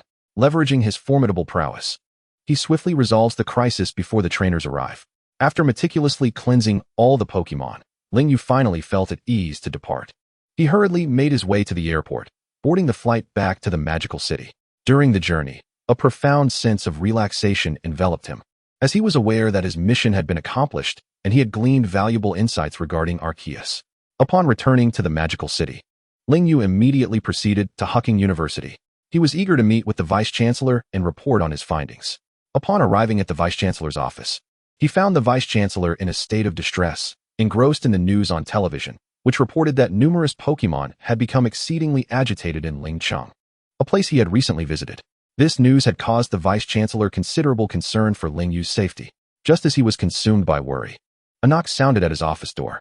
He welcomed the visitor, only to find it was none other than the very student he had been fretting over, Ling Yu. He rushed forward to examine Ling Yu's well-being, and, upon finding him unharmed, he let out a sigh of relief. Gazing at Ling Yu, the Vice-Chancellor expressed his concern, saying, "Ling Yu, I am so relieved to see you safe. I was terribly worried for you.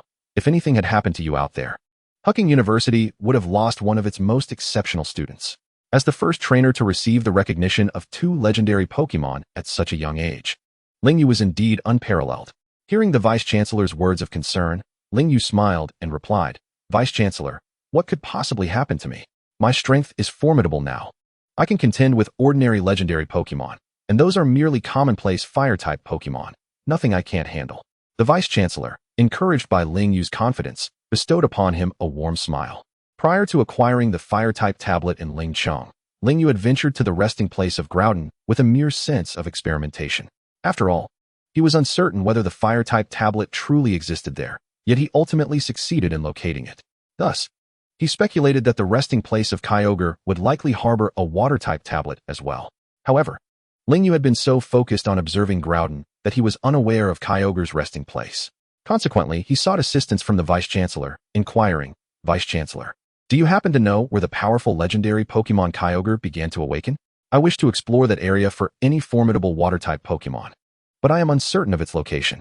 Upon hearing Ling Yu's question, the Vice-Chancellor looked at him with pride and said, "Excellent. Indeed, places where legendary Pokémon have slumbered tend to host Pokémon that are significantly stronger than those found elsewhere.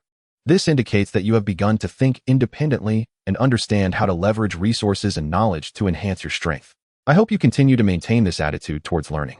The Vice-Chancellor then elaborated, "To my knowledge, Kyogre's resting place is in an area of the deep sea near the coastline, known as the Ocean Cavern. If you seek powerful Water-type Pokémon, I suggest you embark on an exploration of this location. However, be forewarned, the journey is long and fraught with peril, so prepare thoroughly." After absorbing the Vice-Chancellor's explanation, Ling Yu resolved within himself to venture to the Ocean Cavern in search of the Water-type tablet.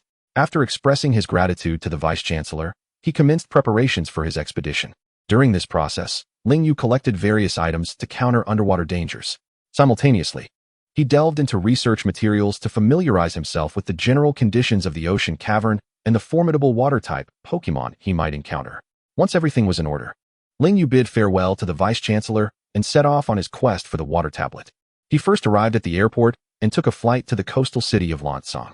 Given that the Ocean Cavern lay deep within the sea, he would have to navigate there on his own.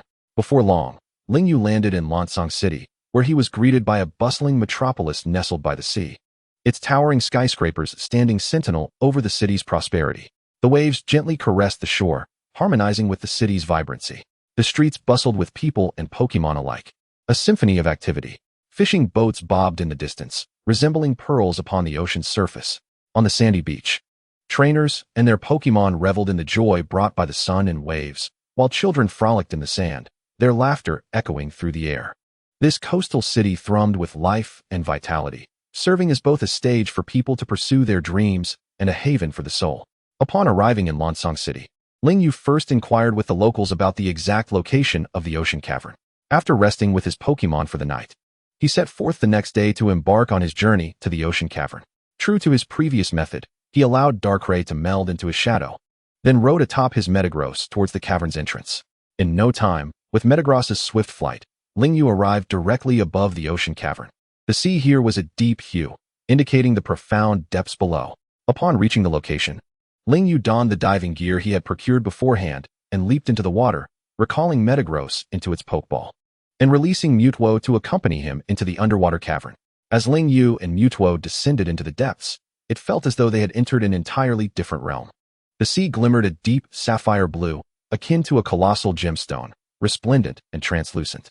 Sunlight danced upon the surface, casting a breathtaking spectacle. The sights beneath the waves were nothing short of astonishing.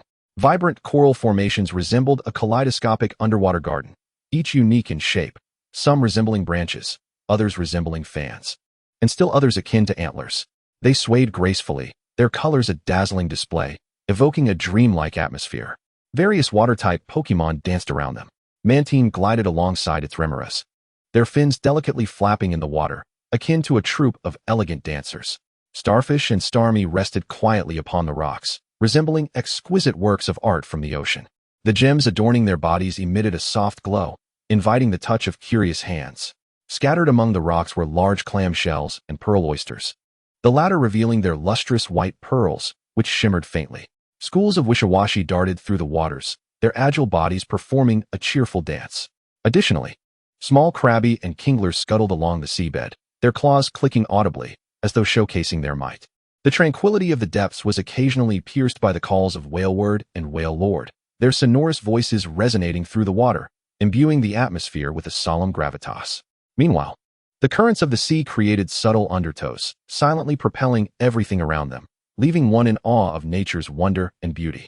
As Lingyu and Mewtwo ventured deeper into the abyss, an increasing number of water-type Pokémon came into view. A sea dragon leisurely meandered alongside a group of diminutive seahorses, their silhouettes flickering in the water like a captivating tapestry. Floating in the depths were several venomous jellyfish and onyx medusae, their delicate tentacles undulating gracefully, akin to ethereal dancers. A school of cherry blossom fish and heart fish darted through the water with remarkable speed, their elegant forms resembling a vivid pink streak gliding across the ocean floor. Suddenly, a fearsome sharp-toothed shark approached Zeroyu, its razor-sharp teeth glinting ominously, instilling a sense of dread.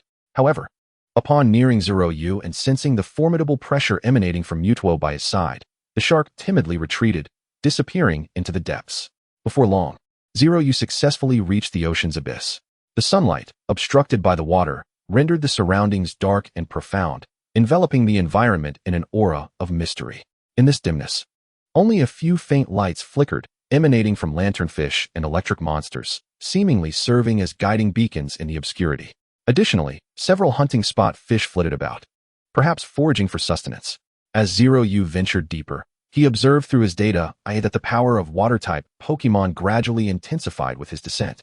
Approaching the legendary ocean cave, he was astonished to discover that the surrounding water-type Pokémon had even grasped a fragment of the water's principles. Ultimately, with Mewtwo's assistance, Zeroyu successfully arrived at the fabled ocean cave. Standing at the entrance, he could distinctly sense a potent surge of water energy. Filled with anticipation and a hint of trepidation, he stepped boldly into the ocean cave. Upon entering, Zeroyu was astounded by the sight before him. The interior resembled the fiery caverns of molten rock he had encountered earlier, but here, a mysterious barrier prevented seawater from flooding the cave. The stone walls glimmered with strange runes, which seemed to harbor some arcane power, captivating the observer. Mewtwo surveyed the surroundings with vigilance, its keen senses alerting it to the myriad of unknown dangers lurking within. As Zeroyu cautiously advanced with Mewtwo by his side, he found no immediate threats. Gradually, he arrived at the heart of the cave. When he halted, the scene before him left him utterly astonished. In the center of the cave lay a colossal pool of water, several meters in diameter, its depth unfathomable. The water within was crystal clear and tranquil as a mirror, yet it radiated a disquieting power. Zeroyu could sense that this energy was teeming with life and vitality, as if whispering untold secrets. Drawn by this force, he instinctively moved closer to the pool's edge. Gazing into the water, he caught a glimpse of his own reflection shimmering beneath the surface. Unable to resist, he reached out to touch the cool water. At that moment, ripples suddenly disturbed the surface, and a mysterious Pokémon began to emerge from the depths. This Pokémon was a brilliant azure, its body sleek and graceful, reminiscent of an aquatic sprite. Two blue antennae adorned its head, glimmering with a faint luminescence.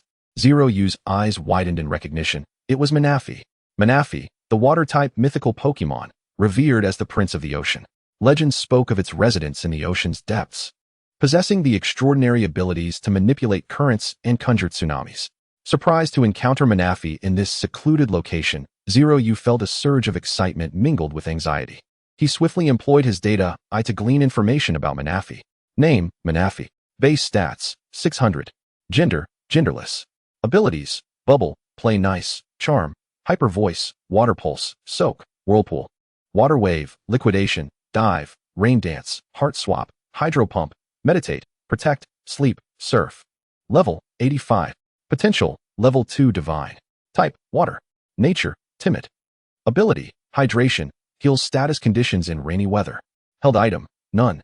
Principle, Water Principle 80, 100. Upon reviewing Manafi's information, a wave of joy washed over Zeroyu. As Manafi regarded him, a friendly light radiated from its eyes, seemingly conveying a message.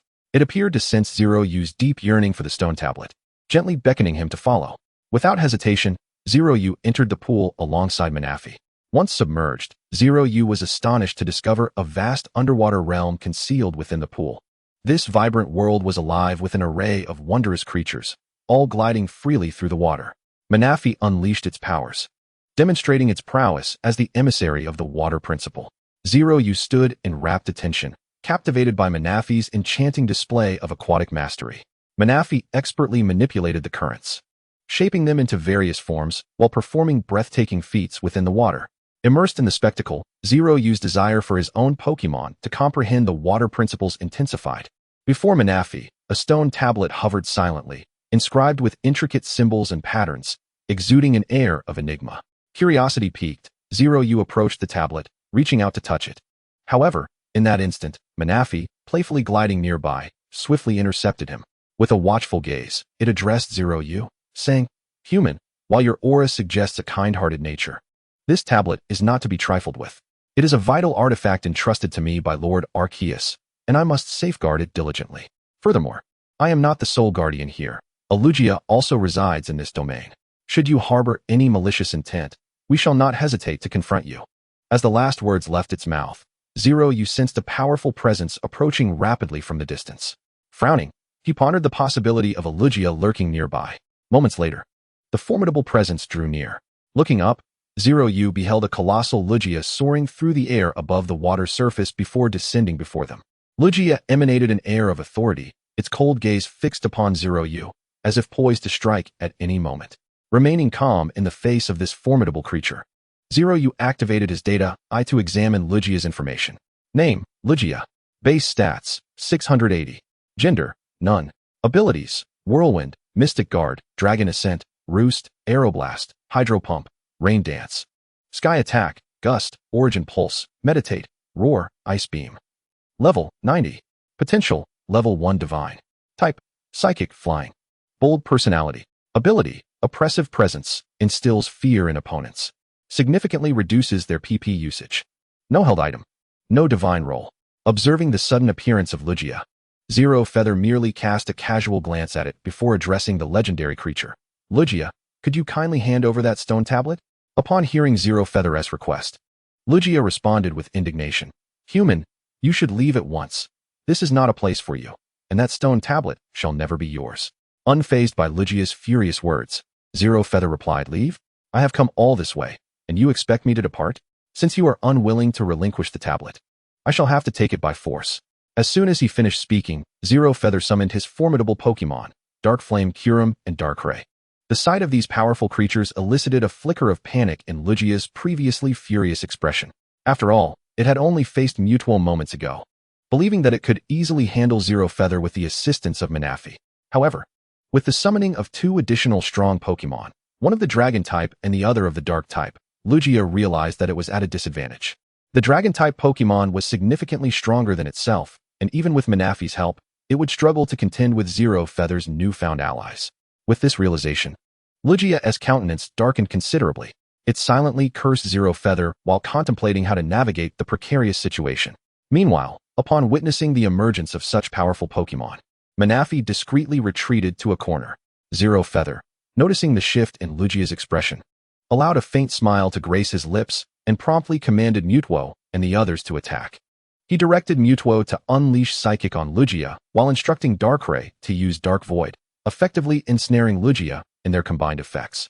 Seizing the opportunity, Zero Feather commanded Dark Flame Kyurem to unleash its signature move, Fusion Flare, upon Lugia.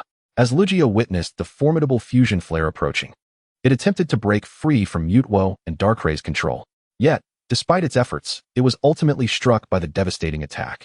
Under the combined restraint of Mutuo and Darkrai, as well as the overwhelming might of Dark Flame Kyurem's move, Lugia found itself incapable of resisting and swiftly succumbed to defeat. Seeing Lugia incapacitated, Zero Feather approached and placed his palm over its wound, channeling a continuous stream of verdant light from his hand into Lugia's body through the injury. In a short while, under the healing powers of Zero Feather's Tokiwa force, Lugia regained consciousness. Opening its eyes, it beheld the human who had injured it, yet was now mending its wounds, prompting it to inquire, "Human, what do you intend to do?" In response to Lugia's question, Zero Feather simply smiled and stated, "I initially sought only to acquire the water plate, but I did not expect to encounter you and Manafi." Upon hearing of Zero Feather's desire for the water plate, Lugia struggled to rise despite its injuries, but soon collapsed once more. Zero Feather rushed to assist and cautioned, "Do not move recklessly. You are still quite weak and require rest." With great effort, Lugia pushed away Zero Feather's hand and insisted, "I cannot allow you to take the water plate. It is entrusted to me by Lord Arceus." With that, Lugia prepared to rise once more to defend the water plate. Zero Feather, sensing the urgency of the situation, called out, "Wait, Lugia. I do not intend to steal the water plate. I am a messenger sent by Arceus to collect the tablets."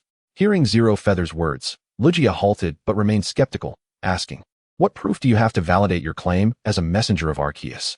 Feeling exasperated by Lugia's doubt, Zero Feather sighed, thinking, "It appears I must present some evidence to convince it." He then summoned other Pokemon and extracted the tablets he had gathered from within them. Upon witnessing the numerous tablets Zero Feather had collected, Lugia's eyes widened in astonishment, compelling it to reconsider its previous assumptions. Curiosity piqued, Lugia asked, "How did you accomplish this? Why has Arceus not eliminated you?" Zero Feather chuckled and explained, "As I mentioned, it is Arceus who tasked me with collecting the tablets to aid in restoring its health." Upon hearing this, Lugia nodded in understanding. Subsequently, Zero Feather returned the tablets to the Pokemon and resumed treating Lugia. With the continued aid of Zero Feather's Tokiwa force, Lugia's injuries gradually healed, and soon it was fully restored. Looking at the rejuvenated Lugia, Zero Feather smiled and extended his hand, saying, "Lugia, I must take the water plate. Would you care to join me? Let us seek out the other tablets and assist Arceus together." Without hesitation, Lugia nodded in agreement, indicating its willingness to join Zero Feather's quest. Following Lugia's consent, Zero Feather retrieved a Master Ball from his system space and successfully captured Lugia within it, the legendary Pokemon offering no resistance. As he held the Master Ball aloft, he exclaimed, echoing Ash's famous words, "I have successfully captured Lugia." Meanwhile, Manafi, who had been silently observing the battle, stared wide-eyed, unable to fathom the events unfolding before it. Zero Feather, undeterred by Manafi's astonishment, made his way to the center of the pool where the water plate was situated. At the center lay a small platform, upon which rested the translucent blue stone, the legendary water plate. Carefully lifting the tablet, Zero Feather felt the immense energy emanating from it, aware of its significant enhancement potential for water-type Pokemon. Thus, he resolved to bestow it upon his sole water-type Pokemon, Greninja. Without hesitation, Zero Feather produced a high ball and pressed the button to release Greninja. As Greninja emerged, it immediately assumed a vigilant combat stance, its sharp gaze scanning the surroundings for any potential threats. However, upon surveying the area, it found no signs of danger. Ultimately, its attention fell upon Zero Feather. Amused by Greninja's alert demeanor, Zero Feather approached and gently patted its shoulder, offering reassurance. "Don't be anxious, Greninja. This place is quite safe." Zero Feather reassured, beckoning the creature closer. "I summoned you here to present you with something quite remarkable." As the words left his lips, he raised the water plate high, positioning it before Greninja's inquisitive gaze. The moment Greninja beheld it, a spark of excitement ignited in its eyes. "Boss, could this possibly be a plate akin to those possessed by Charizard and the others? I can sense the immense power contained within," Greninja exclaimed with fervor. Zero Feather nodded, a glint of resolve flashing in his eyes. "Indeed, Greninja, this is one of the 17 plates belonging to Arceus, the water plate. It harbors formidable energy that can assist water-type Pokemon in leveling up, and it may even enable them to grasp the laws of water. I have decided to entrust this water plate to you." Upon hearing Zero Feather's words, Greninja's eyes shimmered with delight and anticipation. Yet, maintaining its typically aloof demeanor, it refrained from leaping or cheering like other Pokemon. Instead, it retained a calm exterior, concealing the tumult of emotions within. Drawn by the allure of the water plate, Greninja rushed to Zero Feather, wrapping its agile form around him in a gesture of affection and gratitude. Although its expression remained stoic, its eyes betrayed profound appreciation. Seeing this, Zero Feather's face broke into a warm smile as he gently stroked the head of the Greninja, embracing him, feeling its loyalty and enthusiasm. Carefully, he retrieved the water plate and offered it to Greninja. With eager anticipation, Greninja accepted the water plate, its eyes gleaming with desire. It scrutinized the plate in its grasp, absorbing the powerful energy emanating from it. Closing its eyes, Greninja gradually integrated the water plate into its being. As the plate melded with its essence, a surge of overwhelming water-type energy coursed through Greninja, bestowing a sense of unparalleled comfort and fulfillment. When Greninja reopened its eyes, it realized its mastery over water-type powers had significantly enhanced. Already adept at water-type moves, it now wielded even greater might. Moreover, it sensed a new force welling up within, as if a gateway to a higher realm had been unlocked. At that moment, Greninja's strength underwent a remarkable transformation. Originally at level 62, the infusion of the water plate catapulted it to level 66. The rapidity of this elevation filled Greninja with astonishment, making it acutely aware of the potential and opportunities the water plate presented. Observing Greninja's metamorphosis, Zero Feather felt a surge of joy within. He understood that this water plate held profound significance for Greninja, serving as a crucial catalyst in its journey of growth. "Thank you, boss," Greninja expressed with heartfelt gratitude. Zero Feather smiled gently in response. "No need for thanks, Greninja. We are partners, and it is only natural for partners to support one another, wouldn't you agree?" His gaze radiated sincerity and unwavering conviction, as if conveying that their friendship was unbreakable. Upon hearing Zero Feather's earnest words, a warm wave washed over Greninja. It felt deeply the care and support bestowed upon it by Zero Feather, a sentiment that moved it greatly. In response, Zero Feather affectionately patted its back before retrieving a high-grade Pokeball to capture it. He knew it was time to depart from this location. Chapter 118, An Unexpected Encounter with Luomingi. However, just as Zero Feather turned to leave, a familiar voice suddenly interjected, "Human, could you take me along as well? I wish to explore the outside world." Startled, Zero Feather glanced back to find it was the Manaphy he had encountered earlier. Manaphy glided beside Zero Feather, its eyes sparkling with curiosity and longing. It appeared filled with anticipation for the outside world, eager to accompany Zero Feather on his adventures. With a soft smile gracing his lips, Zero Feather nodded in agreement to take Manaphy along. Subsequently, he retrieved a high-grade Pokeball from his system space and successfully captured Manaphy within it, the ball glowing with a crimson light as it sealed the Pokemon. Clutching the high-grade Pokeball tightly, Zero Feather's heart brimmed with joy. As for why he didn't use a Master Ball, the rationale was quite simple. Master Balls were exceedingly rare and precious, and utilizing one carelessly would be a waste. Besides, it was merely an ordinary mythical Pokemon, not worthy of such extravagant measures. Once all matters were settled, Zero Feather, with the assistance of Mutuo, smoothly returned to Lanchong City. He then hastened to the airport, preparing to board a flight to Modu. Yet, fate seemed to revel in its dramatic twists. On the plane, Zero Feather unexpectedly encountered a familiar face, none other than the enchanting Luomingi, the belle of his high school. Initially, Zero Feather did not recognize the beautiful woman before him. After all, during his high school years, he was not particularly keen on forging friendships, having only crossed paths with Luomingi a handful of times. Furthermore, his mild face blindness prevented him from immediately identifying her. In contrast, Luomingi recognized Zero Feather at once. The boy who had once bested her in high school remained etched in her memory. Since entering university, she had often heard tales of Zero Feather's achievements from her sister, especially when she learned that he had defeated her sister and claimed the championship in the collegiate league. Luomingi gained a newfound respect for Zero Feather's prowess. She had once believed that with enough effort, she could surpass him. However, reality struck her with a heavy blow, revealing the widening gap between them. In the brief span of a few months, Zero Feather's growth had been astounding. Not only was he exceptionally strong, but the Pokemon under his command were also formidable. More impressively, he had garnered the recognition of 2 legendary Pokemon, becoming the youngest dual legendary Pokemon owner in history. Faced with such dazzling accomplishments, a sense of shame welled up within Luomingi. She had once thought that diligence could compensate for a lack of talent, but now, that notion seemed rather naive. Just then, she realized that the person seated beside her was indeed Zero Feather, and a wave of astonishment surged within her. Her eyes widened in disbelief as she stared at him, her mind swirling in confusion. Meanwhile, Zero Feather, who had just been recognized by Luomingi, gazed at her with a puzzled expression. With a hint of bewilderment, he queried in a tone unfamiliar to her, "Who are you? Do we know each other?" His words struck like a bolt of lightning, instantly piercing Luo Mingyi's heart. She widened her eyes, her expression freezing in disbelief.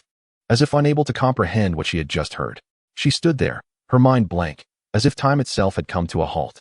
After a moment, Luo Mingyi regained her composure, forcing a smile that was tinged with awkwardness as she addressed Zero Feather. Zero Feather? You don't remember me? I'm Luo Mingyi, your classmate from high school. I even lost to you in the finals. Upon hearing Luo Mingyi's words, Ling Yu's eyes flickered with a trace of confusion. But he quickly regained clarity. He furrowed his brows, scrutinizing Luo Mingyi intently as he endeavored to recall past memories. Finally, realization dawned upon him as he remembered the girl who had once competed alongside him. Ling Yu touched his head, offering an apologetic smile, and said, I apologize. My memory is rather poor, and I failed to recognize you. Luo Mingyi was momentarily taken aback, then smiled gently, shaking her head to indicate that it was of no consequence. It's all right. What a stroke of luck to encounter you again. She beamed a radiant smile, attempting to alleviate the awkward atmosphere. She hoped that through light-hearted conversation, their relationship would once again flourish. Ling Yu nodded with a smile, feeling a warmth in his heart. Soon, the two began to engage in casual conversation, sharing their training experiences. Additionally, Ling Yu recounted some amusing incidents that had transpired over the past few days. Naturally, he refrained from mentioning confidential matters, such as the search for the stone tablet and the eradication of the Dark Organization. As time passed, they conversed merrily. Just as the plane was preparing to land, they bid each other farewell, promising to reconnect in the future. After the plane touched down, Ling Yu exited the cabin, mounted his Shiny Metagross, and set forth on his journey back to Hucking University. Upon his return, he made a beeline for the vice principal's office, eager to showcase the bountiful treasures he had acquired during his trip. Thus, before entering the vice principal's office, he released Manafi from its Ultra Ball, cradling it in his arms as he kicked open the door to Vice Principal Olden's office. The vice principal, engrossed in his work, was startled by the sudden noise. But just as he was about to express his ire, he recognized Ling Yu standing there, cradling a blue Pokémon. Initially, the vice principal paid it little mind. But as he prepared to inquire about Ling Yu's recent endeavors, he suddenly realized that this seemingly inconspicuous creature was, in fact, a mythical Pokémon. His initial irritation evaporated in astonishment, replaced by a serious demeanor. He gazed at Manafi in Ling Yu's arms and remarked, Ling Yu, how did you manage to return with a mythical Pokémon? Your luck is astonishing. Where on earth did you capture it? In response, Ling Yu scratched his head and replied, I merely visited the ocean cavern near Lansong City. Encountering and capturing Manafi was merely a stroke of fortune. The vice principal found it hard to believe Ling Yu's tale. If luck alone could lead to acquiring mythical Pokémon, they would surely be abundant everywhere. However, out of respect for Ling Yu, the vice principal chose not to probe further. Chapter 119.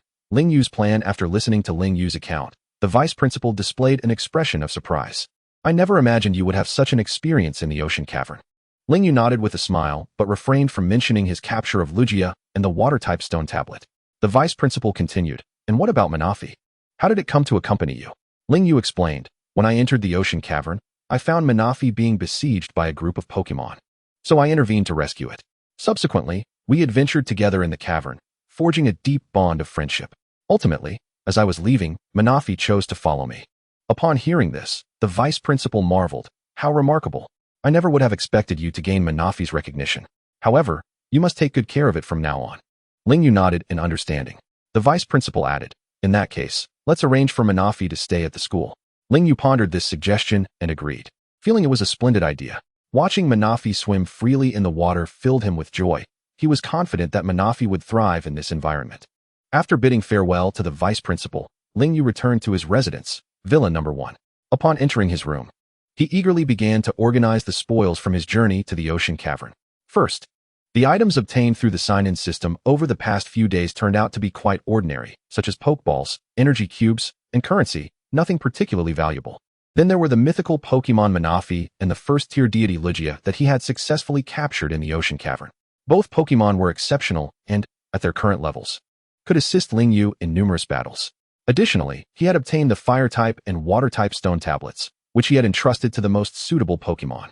After reflecting on his experiences over the past few days, Ling Yu noticed that once his Pokemon reached level 90, their rate of leveling up became significantly slower.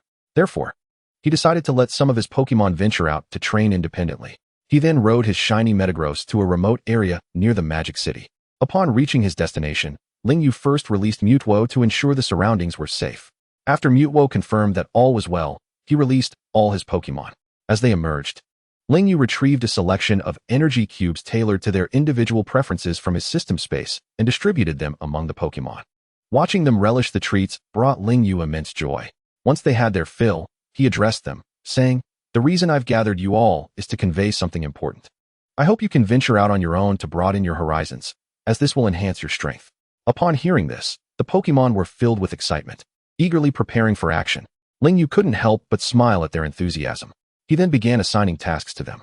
For those Pokémon possessing stone tablets, their initial leveling speed had been rapid, but it had gradually slowed. Thus, he instructed Mutwo and the others to explore the wilderness and engage in battles with wild Pokémon to bolster their strength. For instance, he advised Mutwo to wander as before, investigating matters related to the stone tablets.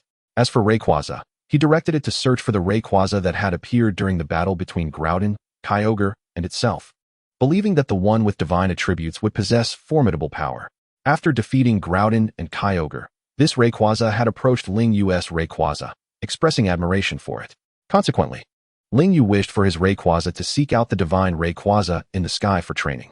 Before the Pokémon departed, Ling Yu reminded them to stay clear of human-populated areas. While it was acceptable for Charizard and Metagross to be discovered by humans, it would be problematic if divine Pokémon like Rayquaza and Celebi were to be found. Moreover, he cautioned them to minimize any significant disturbances during their training to avoid unnecessary trouble. Then came the Pokémon of a lower tier, all of which Zeroyu promptly recalled into their Pokeballs. Once he had dealt with all the Pokémon, the ones remaining by his side were a level 62 Lizard King, early champion tier, a level 65 Bangilas, mid-champion tier, a level 80 Shinado, early master tier, a level 80 Bite Land Shark, early master tier, a level 90 Darkrai, early level 2 deity, a level 96 Dark Flame Kyurem, early level 1 deity, a level 80 Violent Flying Dragon, early master tier, a level 80 Aluminum Steel Bridge Dragon, early master tier, a level 50 Gingue, early gym tier, a level 90 Lugia, early level 2 deity, and a level 85 Manaphy, mid-master tier. Until now, there was nothing that could pose a threat to him. He could generally rely on Dark Flame Kyurem, Darkrai, and Lugia to resolve any issues. Presently, he was also prepared to enhance the strength of his lower-tier Pokémon. As for why he did not use rare candies to boost their power, it was primarily due to the unstable nature of acquiring such candies. One could never predict when the system might grant them.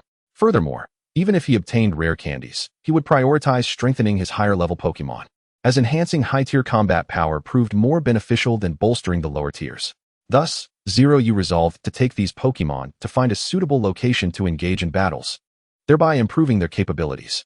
Consequently, he mounted the Violent Flying Dragon and returned to the Vice Principal's office. Upon arriving, Zeroyu skillfully kicked the door open. He then called out to the Vice Principal inside, "Old Deng, I'm back." The Vice Principal, still recovering from the surprise of having received a mythical beast from Zeroyu, was taken aback once more by the ruckus in his office, particularly the door being kicked open yet again. Such occurrences had never transpired before. As the Vice Principal, he was a figure of authority, second only to the principal within the school, yet this young rascal repeatedly kicked down his door. Unable to suppress his irritation, the Vice Principal found himself momentarily flustered, realizing that he seemed unable to best this impudent child. Chapter 120, Journey to the Dragon Kingdom Border. The Vice Principal could only watch as Zeroyu approached him, then impatiently remarked, "Zeroyu, could you refrain from kicking my door the next time you enter?"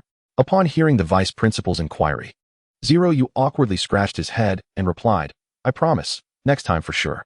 The Vice Principal, upon receiving Zeroyu's perfunctory response, could only shake his head in resignation at the undeniable fact that the boy was stronger than he. He then asked, "What brings you back so soon? Didn't you just leave?" Observing Zeroyu's playful demeanor, the Vice Principal sighed inwardly. This lad was indeed a troublemaker, yet he possessed exceptional talent, which was a source of vexation for him. "Speak, what brings you to me today? You just left. How could you return so quickly? Have you stirred up another catastrophe?" The Vice Principal inquired, his brow furrowed. Zeroyu chuckled, rubbed his nose, and replied, "Actually, it's nothing serious. I merely wish to ask where I might find a place that can aid my champion-tier Pokémon in leveling up. After all, my Pokémon have reached the champion level, and ordinary training grounds are no longer effective for them." Upon hearing Zeroyu's words, the Vice Principal was taken aback. "Champion-tier Pokémon? You truly are growing more formidable. Aside from those few legendary beasts, the other Pokemon under your command are quite impressive. A glimmer of admiration flickered in his eyes. Zeroyu gazed at the vice principal with anticipation, his eyes sparkling, and asked, just fortunate, that's all. So, is there a suitable place? His voice betrayed an eagerness. After a moment of contemplation, the vice principal slowly replied, if we are to speak of places suitable for training champion-tier Pokemon, there is indeed one. The strength of champion-tier Pokemon is already considerable. Such Pokemon can only enhance their abilities in powerful secret realms or at the borders of the Dragon Kingdom. Most of those formidable secret realms are controlled by prominent families or leagues, making access nearly impossible for you. Thus, your only option is to venture to the Dragon Kingdom border, where there are places inhabited by various powerful Pokemon. However, those areas are fraught with danger, so you must exercise caution. His tone grew serious, and concern for Zeroyu shone through his eyes. Zeroyu furrowed his brows slightly, fully aware that the vice principal spoke the truth. These powerful secret realms were tightly controlled by various factions, and entry would not be granted lightly. The Dragon Kingdom border, however, was rife with unknown perils, yet it remained his sole choice. Taking a deep breath, he resolutely stated, I understand. I will be careful. Thank you for the warning. Vice Principal. The Vice Principal nodded, recognizing the determination within Zeroyu. He clapped Zeroyu on the shoulder, offering encouragement. Good luck, Zeroyu. May you successfully enhance your strength. Should you encounter difficulties, remember to seek assistance from the school. Zeroyu gratefully nodded and expressed his thanks. Thank you, Vice Principal. I will be cautious. After finishing his words, he turned and departed from the office. As he watched Zeroyu's retreating figure, the Vice Principal could not help but muse. This child is truly becoming more accomplished, but how will he navigate the border to venture outside? Never mind. It's not my concern. He then resumed his own work. After leaving the Vice Principal's office, Zeroyu returned to his dormitory to pack his belongings in preparation for his journey to the Dragon Kingdom border. He opened the system space, placing his Pokeballs inside, along with essential supplies and food. Fully aware of the dangers that lay ahead, he felt no fear, for he possessed formidable Pokemon. Thus far, he harbored no trepidation against anything that did not belong to the divine tier. Once everything was in order, Zeroyu finally set forth on his journey to the Dragon Kingdom border. As the Shiny Metagross had already been dispatched for its own training, he had no choice but to ride his Violent Flying Dragon for the journey. While the Violent Flying Dragon was also powerful, it drew significantly less attention compared to the Shiny Metagross. After all, semi-divine Pokemon were not uncommon, whereas Shiny Metagross was a rare sight indeed. However, when Zeroyu arrived at the airport in Magic City atop the Violent Flying Dragon, he unexpectedly spotted a familiar figure. It was none other than his friend, Lin Yan. Zeroyu felt a surge of surprise. He hadn't anticipated encountering him here. For Zeroyu, Lin Yan was not merely a friend. He was his only confidant in this world. Since his arrival in this realm, Zeroyu had devoted nearly all his time to becoming stronger and seeking methods to enhance his power, leaving little room for other matters. Thus, their reunion felt exceptionally precious. With that, Zeroyu quickly made his way through the crowd to Lin Yan's side. At that moment, Lin Yan also noticed Ling Yu's arrival, a look of delightful surprise illuminating his face. Ling Yu gazed at Lin Yan, greeting him with a smile. Long time no see, Lin Yan. I never expected to encounter you here. Hearing Ling Yu's voice, Lin Yan exuberantly replied, Haha, indeed, Ling Yu. What a coincidence to run into you here. Lin Yan excitedly approached and enveloped Ling Yu in a warm embrace. Where are you headed? Are you also going to the Dragon Kingdom's border? Ling Yu inquired curiously. Lin Yan nodded, his eyes shimmering with anticipation as he responded, Yes, I heard that some rare Pokemon have appeared there, so I plan to take a look. What about you? Ling Yu patted the neck of his Charizard, chuckling, I just want to find a suitable place to train. My Pokemon have been rather lackadaisical lately. That sounds fantastic. In that case, why don't we venture together? It would be great to look out for each other along the way, Lin Yan suggested with enthusiasm. Ling Yu readily agreed, expressing his eagerness to accompany Lin Yan. The two engaged in cheerful conversation, as if there were endless topics to discuss. Soon after, they boarded a plane bound for the Dragon Kingdom's border. With a thunderous roar, the aircraft soared into the sky like a magnificent bird, carrying Ling Yu and Lin Yan toward the city at the border of the Dragon Kingdom. During the flight, Ling Yu and Lin Yan engaged in spirited discussions, ranging from their respective adventures to aspirations for the future. Lin Yan excitedly shared with Ling Yu that he had recently been researching a novel Pokemon training method and had already achieved some remarkable results. Ling Yu listened intently, filled with curiosity about this new method. The two quickly resonated with each other, deciding to exchange insights and collaboratively explore the best ways to nurture Pokémon. Chapter 121, The Cells of Zygarde. Just as their conversation reached a fervent peak, a group of individuals wearing black stockings over their heads, their features obscured, suddenly appeared on the plane. Undoubtedly, these individuals were there to hijack the aircraft. This abrupt turn of events caught everyone off guard, sending the passengers into a state of sheer panic, with screams erupting all around. The hijackers brandished firearms, their faces twisted into menacing expressions, threatening in low tones, "Silence. Anyone who dares to scream will be shot." Prior to boarding, in the interest of safety, all trainers had been required to store their Pokeballs containing Pokemon.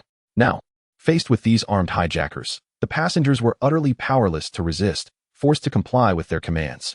Clearly, the hijackers were well prepared, swiftly taking control of the situation with professional efficiency. However, unexpectedly, it appeared that this group of hijackers did not intend to harm any passengers. Instead, they focused their attention on the individuals present, as if searching for some specific item or information. Lingyu, like a statue, quietly observed the unfolding events before him. Yet, he did not rush into action. His mind was brimming with curiosity, eager to discern what precisely these hijackers were seeking. Thus, he resolved to remain still for the moment, patiently waiting to gain deeper insight into the situation in order to make a judicious decision. Time slipped by unnoticed, and after a desperate search, the hijackers seemed to have finally located their coveted target. Simultaneously, Lingyu prepared to take action. He concentrated, channeling his aura power, which surged and coalesced within his palm. In the blink of an eye, a formidable aura sphere materialized, small yet potent.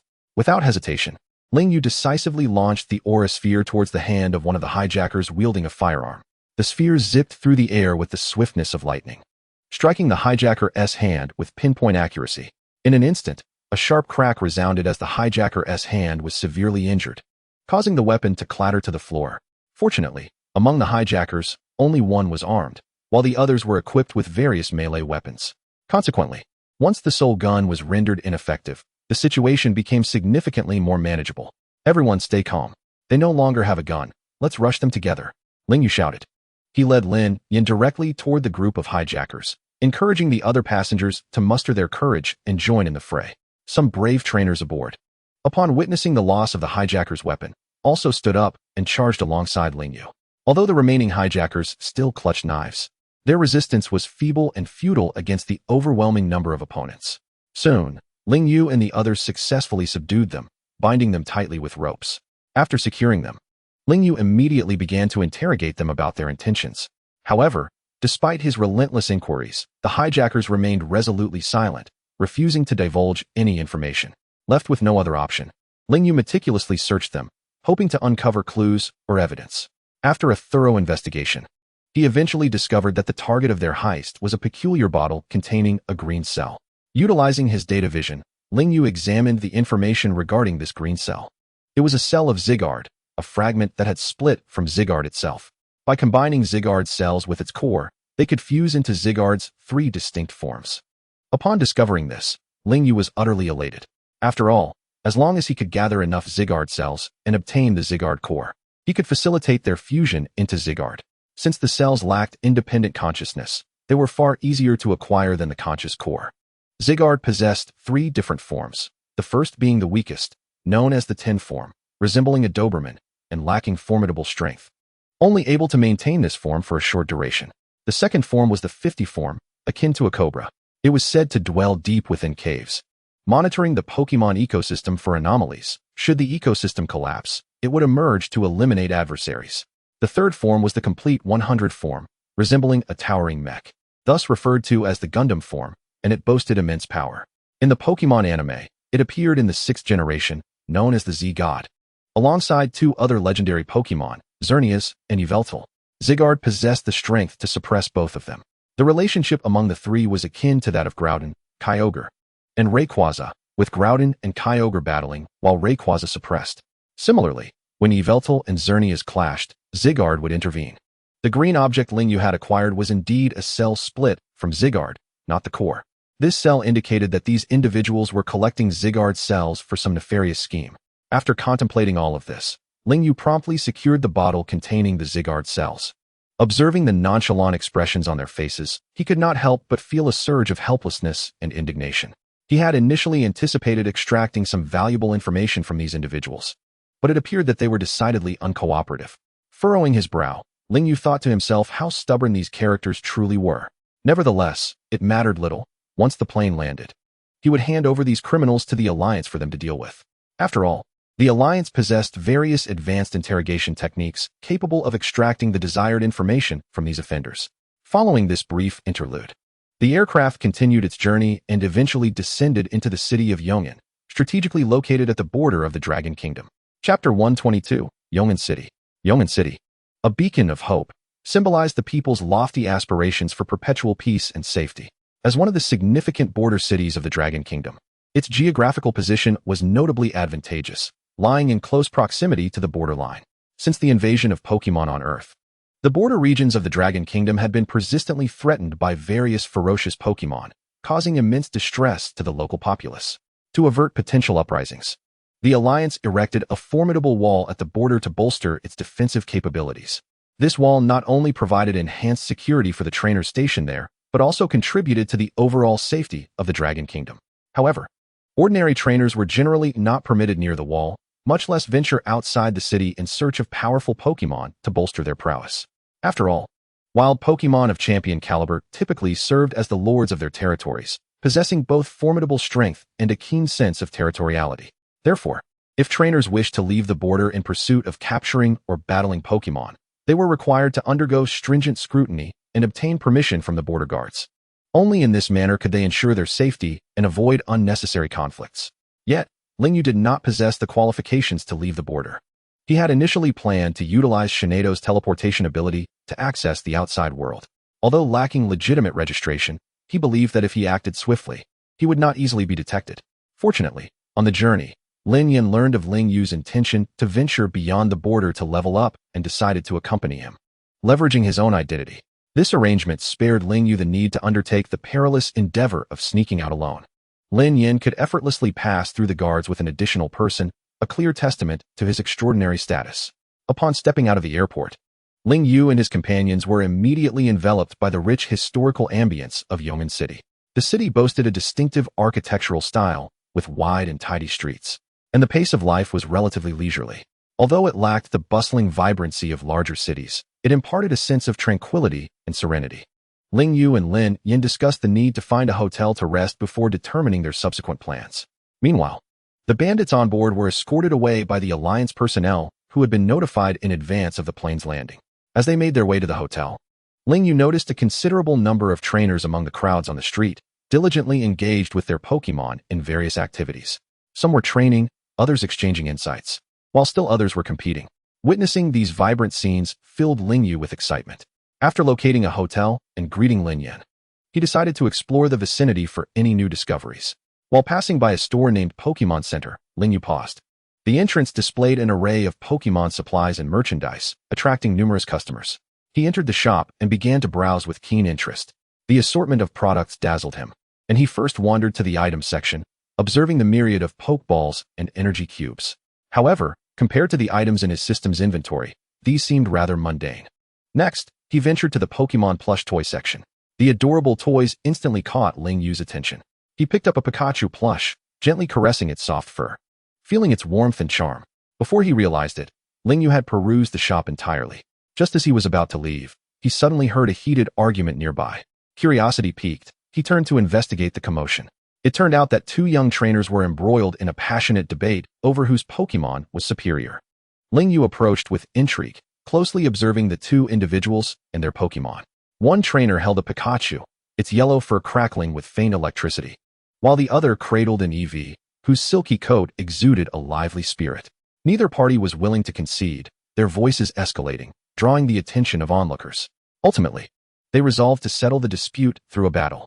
They moved to an open area and sent forth their Pokémon. Lingyu watched with keen interest as the match commenced. Both trainers exhibited commendable skill. Pikachu nimbly darted about, unleashing powerful electric attacks, while Eevee deftly evaded and retaliated. Although neither Pokémon was particularly strong, the enthusiasm of the young trainers captivated Lingyu. After a fierce contest, Pikachu narrowly claimed victory over Eevee. The triumphant trainer basked in the glory of his win, while the defeated one appeared somewhat disheartened. Ling Yu stepped forward with a smile, offering words of encouragement. Winning and losing are merely temporary, as long as you train diligently. You'll surely achieve better results next time. The two trainers nodded gratefully, vowing to persevere. After bidding farewell to the young trainers, Ling Yu continued his leisurely stroll through the streets. He observed that Yong'an City had a vibrant Pokémon training atmosphere, with trainers and their Pokémon visible everywhere. Whether in parks, plazas, or along the streets, one could witness people exercising, battling, or exchanging ideas with their Pokémon. This environment resonated deeply with Ling Yu, evoking a sense of familiarity. As evening approached, Ling Yu concluded his day's adventures and returned to the hotel. Settling onto the sofa, he contemplated his next steps. Suddenly, he had the idea to watch television to glean more about the local situation. He switched on the TV, tuning into the local news channel to keep abreast of the latest developments regarding Pokémon. The news anchor began reporting, "Greetings, dear viewers. Today, we bring you the latest updates concerning Pokémon. Recently, there has been unusual activity among Pokémon in the border regions of the Dragon Kingdom. Some powerful wild Pokémon have been frequently sighted in these areas, causing considerable disruption for local residents. Additionally, certain nefarious individuals have been exploiting Pokémon for criminal activities, severely undermining social order. The government has initiated measures to enhance security in the border areas and urges citizens to remain vigilant. Simultaneously, we remind all Pokémon trainers to prioritize their safety and refrain from recklessly confronting unknown wild Pokémon." Chapter 123, Journey to the Borderlands. After Zero Feather perused the news report, he felt a surge of excitement. Was this not the very opportunity he had long anticipated? He mused to himself, "How splendid. I was just contemplating where to find formidable Pokémon for battle, and now the chance presents itself effortlessly, with powerful Pokémon delivered right to my doorstep. This will not only provide my Pokémon with enhanced training, but also continuously elevate their prowess. Moreover, Lin Yin can seize this chance to capture some formidable Pokémon." Thus, he and Lin Yin devised a plan to teach those nefarious individuals a lesson. After finalizing their action plan, they returned home to rest, conserving their energy for the following day. At dawn the next day, Zero Feather and Lin Yin awoke early, preparing to venture to the borders of the Dragon Kingdom together. Both were filled with exhilaration, for this was their inaugural journey to the Dragon Kingdom's frontier. After a brisk wash and a hearty breakfast, one mounted a Charizard while the other rode a Dragonite, making their way towards the border. As Zero Feather and his companion approached the Dragon Kingdom's boundary, the imposing walls of the border became increasingly discernible. Stretching across the horizon, the walls loomed like a colossal giant, standing resolutely upon the earth. They were tall and robust, constructed of interlocking bricks and stones, meticulously fitted together from countless pieces of hard rock. The height of the walls was astonishing. Looking up, they appeared as a dividing line, separating the Dragon Kingdom from the outside world, imparting an overwhelming sense of inaccessibility. The surface of the walls was smooth and even, glimmering with a stern brilliance under the sunlight. Each stone had been expertly polished, fitting together seamlessly to form an indestructible bastion. Watchtowers adorned the walls like vigilant sentinels, safeguarding the tranquility of the Dragon Kingdom day and night. Standing beneath the walls, one could feel a formidable aura of authority, evoking a sense of reverence for the strength of the Dragon Kingdom. The towering, sturdy walls served as a grand barrier, isolating the city from the external realm. Their impressive height seemed to pierce the clouds, reminiscent of the splendor of ancient civilizations. The material of the walls was exceptionally tough, with a surface as smooth as a mirror, reflecting the sun's rays and instilling a sense of dignity. The existence of these walls was not solely to shield the city from external threats. They were also witnesses to the city's history. They had borne witness to countless wars and periods of peace, chronicling the city's rise and fall, its triumphs and shames. The walls stood as testaments to human ingenuity and bravery, encapsulating the city's evolution and advancement. They were symbols of the Dragon Kingdom's pride, embodying the hopes and dreams of its people. Representing the prosperity and serenity of the Dragon Kingdom, they instilled a sense of safety and comfort. Despite enduring the ravages of time, the walls remained steadfast, showcasing resilience and unwavering vitality. They had withstood the test of time, becoming one of the kingdom's iconic structures. The presence of the walls evoked a profound respect for the past, while inspiring the populace to cherish the present and strive for a brighter future. The walls were manned by soldiers clad in heavy armor, wielding sharp weapons with pokeballs hanging at their waists, their expressions solemn and grave. Their vigilant gazes scanned the surroundings, ever prepared to confront any potential threats. These soldiers were well-trained, seasoned warriors tasked with the solemn duty of defending the city. As Zero Feather and Lin Yin approached the walls, they immediately sensed the tension in the air. The low, commanding shouts of the soldiers echoed from atop the walls, warning them to keep their distance. Zero Feather and Lin Yin exchanged glances, understanding that they had reached their destination. They urged their Pokémon to descend slowly to the base of the walls, drawing the soldiers' attention. Weapons were swiftly raised, aimed at Zero Feather and Lin Yin, their eyes betraying a wariness. "Who are you? This is a restricted area. Unauthorized entry is forbidden," a soldier bellowed, his voice firm and resolute. Upon hearing the soldier's words, Lin Yin produced a token for the soldier to inspect. The token, approximately 5 centimeters in diameter and 1 centimeter thick, was of a manageable size for easy carriage. It appeared to be made of bronze, its surface weathered by time, adorned with an ancient and solemn patina. The front of the token bore an imposing character, etched with bold strokes that radiated authority. Surrounding the edge were intricate runes, akin to mysterious incantations, exuding an enigmatic aura that piqued curiosity about their deeper significance. The back of the token was as smooth as glass, devoid of any embellishments, starkly contrasting with the ornate front, projecting a sense of simplicity and gravitas. Upon seeing the token, the soldier promptly returned it to Lin Yin with utmost respect and granted them passage. Zero Feather and Lin Yin traversed through the city gates, entering the outer regions of the borderlands. Before them lay a desolate scene, with cracked earth and parched vegetation. It was as if this land had recently endured a ferocious battle, the air thick with an unpleasant odor that weighed heavily upon them. They pressed onward, and the surroundings gradually improved, with an increasing number of trees dotting the landscape. Suddenly, the sounds of a fierce struggle erupted ahead, accompanied by the cries of Pokémon. This unusual commotion immediately captured their attention. "Something's amiss," Lin Yin whispered, his eyes filled with alertness. The two hastened towards the source of the noise, quickening their pace as they navigated through the dense forest. They approached cautiously, striving to make no sound. Upon reaching a small hill, they beheld members of a dark organization engaged in a fierce battle with Pokémon below. Lin Yin gestured towards the scene and exclaimed, "Look, those ruffians are harming the Pokémon." A flicker of rage ignited in Zero Feather's eyes, his fists instinctively clenching. He felt an overwhelming aversion to the actions of the dark organization. They were not only inflicting harm upon humans, but also targeting innocent Pokémon. Determined not to stand idly by, Zero Feather resolved to put an end to this atrocity. They stealthily approached the battlefield, concealing themselves within nearby bushes to assess the situation. Just as they prepared to intervene, a colossal Bastiodon appeared before them, blocking their path. Towering and imposing, it was clad in a formidable steel shell, exuding a powerful presence. Zero Feather and Lin Yin were taken aback. This Bastiodon was clearly a formidable force on the opposing side. Initially intending to circumvent the creature, they found their way obstructed by this massive entity. However, Zero Feather remained unperturbed. He activated his data vision to assess the Bastiodon, discovering that despite its size, its strength was not particularly formidable, merely at the gym leader level. Chapter 124. Infiltrating the Dark Organization's base. Upon confirming the level of the opposing Bastiodon, Zero Feather felt a sense of assurance and decisively called forth his Lizard King. As a Grass-type Pokémon, Lizard King's Grass-type moves would effectively counter the Bastiodon's Rock-type. The battle was about to commence, and Zero Feather issued his command. Lizard King. Utilize Leaf Blade against Boshikadora. The swift movements of Lizard King unleashed a flurry of leaves that hurtled towards Boshikadora like flying daggers. Yet, Boshikadora was not to be underestimated. It retaliated with Rock Slide, attempting to thwart Lizard King's assault. Observing this, Ling Yu's eyes glinted with cunning, for he was acutely aware of Lizard King's speed advantage. He promptly issued another command, dodge its Rock Slide. In a flash, Lizard King effortlessly evaded Boshikadora's attack.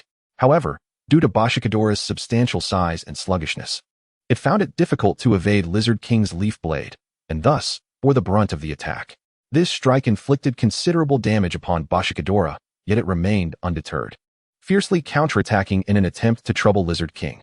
Ling Yu's lips curled into a confident smile as he continued to direct, Lizard King, unleash Seed Bomb.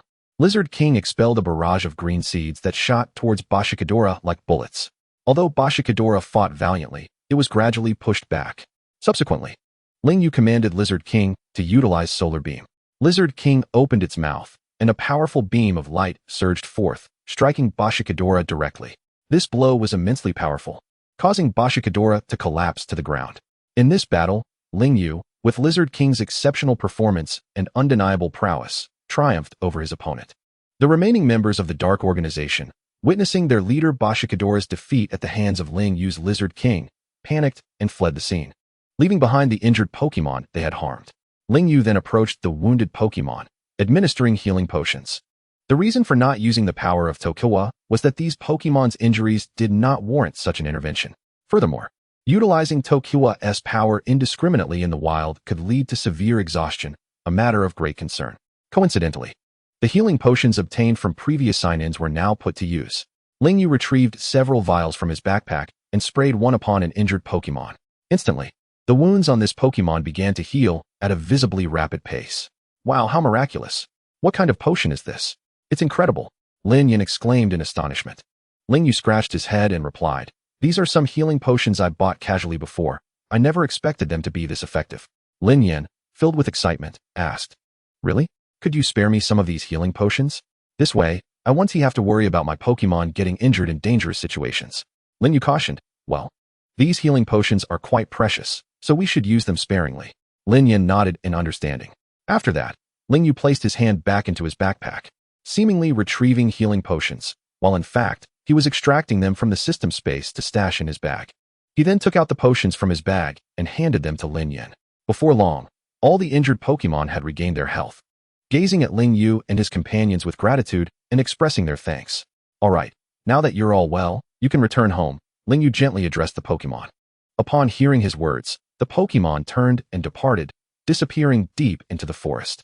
After watching them leave, Ling Yu and Lin Yan pursued the direction in which the members of the Dark Organization had fled. Following the trail left behind by the fleeing Dark Organization, they eventually discovered a secret base. After a brief discussion, they resolved to infiltrate it and uncover the truth. They located a few members of the Dark Organization nearby, subdued them, and donned their uniforms. Cautiously, they prepared to blend into the mysterious base. The incapacitated members of the Dark Organization were bound and concealed. Upon reaching the entrance of the base, they raised no suspicion. Given the large number of members in the organization, the guards were unable to memorize every face, facilitating Ling Yu and his partner's seamless entry into the base. However, the scale of the Dark Organization's base was not particularly vast, and soon after venturing deeper, they arrived at the core area of the organization. Here, they discovered numerous imprisoned Pokémon, enduring cruel torment. Ling Yu, filled with rage at the sight, resolved to expose the Dark Organization's atrocities. They planned to contact the Alliance after exiting to dismantle the Dark Organization's base and rescue the imprisoned Pokémon. The reason Ling Yu did not intend to eradicate the organization single-handedly was due to Lin Yan's presence. Summoning the legendary Pokémon like Darkrai and others would be difficult to explain. However, relying solely on the Pokémon Ling Yu could currently summon to confront the members of the Dark Organization would be a sluggish endeavor. Comparatively, it was more prudent for the Alliance to handle the situation. After all, if the Alliance successfully eradicated the Dark Organization, Ling Yu would also gain merit without having to engage directly, achieving two goals with one action. Regrettably, just as they prepared to leave the Dark Organization's base, an unexpected incident occurred. They encountered the captain of the earlier expelled squad, who instantly recognized the two troublemakers disrupting their plans. As soon as Ling Yu and his partner were discovered, members of the Dark Organization swiftly surrounded them. Left with no choice, they released their respective Pokémon and engaged in combat with the Dark Organization members. Ling Yu quickly summoned Manaphy, Darkrai, Salamence, Gardevoir, Garchomp, and Steel Dragon, 6 formidable Pokémon. Typically, each trainer would only carry 6 Pokémon, and if Ling Yu were to summon too many at once, Lin Yan would become suspicious. Although the two were friends, they had yet to reach the level of sharing every detail. Chapter 125, Defeating the Base Manager. As Ling Yu released his Pokémon, the members of the Dark Organization also summoned theirs. A series of crimson lights flared as one Pokémon after another materialized before Ling Yu and his companions. Among them were common Pokémon such as Koffing, Zubat, Rattata, and Ekans. Meanwhile, some captains released Houndoom, Weezing, Arbok, Zubat, Houndoom, and the very Bashikadora that Ling Yu had previously defeated. Facing such a multitude of Pokémon, Ling Yu remained unperturbed. None posed a threat to him. Lin Yan, though slightly anxious, maintained his composure. Ling Yu then used his data eye to assess the strength of the Pokémon before him. He discovered that, apart from the captains, most of the subordinates wielded only novice and ordinary level Pokémon, with a few elite-level specimens sprinkled among them. The captain's Pokémon ranged from elite to gym level, which Ling Yu and Lin Yan could easily handle. However, for Ling Yu, this was hardly a cause for concern, as he possessed master-level Pokémon. "Humph, is this all the skill you possess?" Zeroyu spoke disdainfully. Upon hearing his words, the members of the Dark Organization were filled with fury, commanding their Pokémon to launch an assault on Zeroyu and his companions. In response, Zeroyu and Lin Yan swiftly directed their own Pokémon to retaliate against the attacks from the Dark Organization's Pokémon. The scene descended into chaos, with an array of abilities clashing in the air, accompanied by a cacophony of explosions. Although Zeroyu's Pokémon were significantly higher in level than their adversaries, the sheer number of Dark Organization members, each possessing multiple Pokémon, presented a formidable challenge.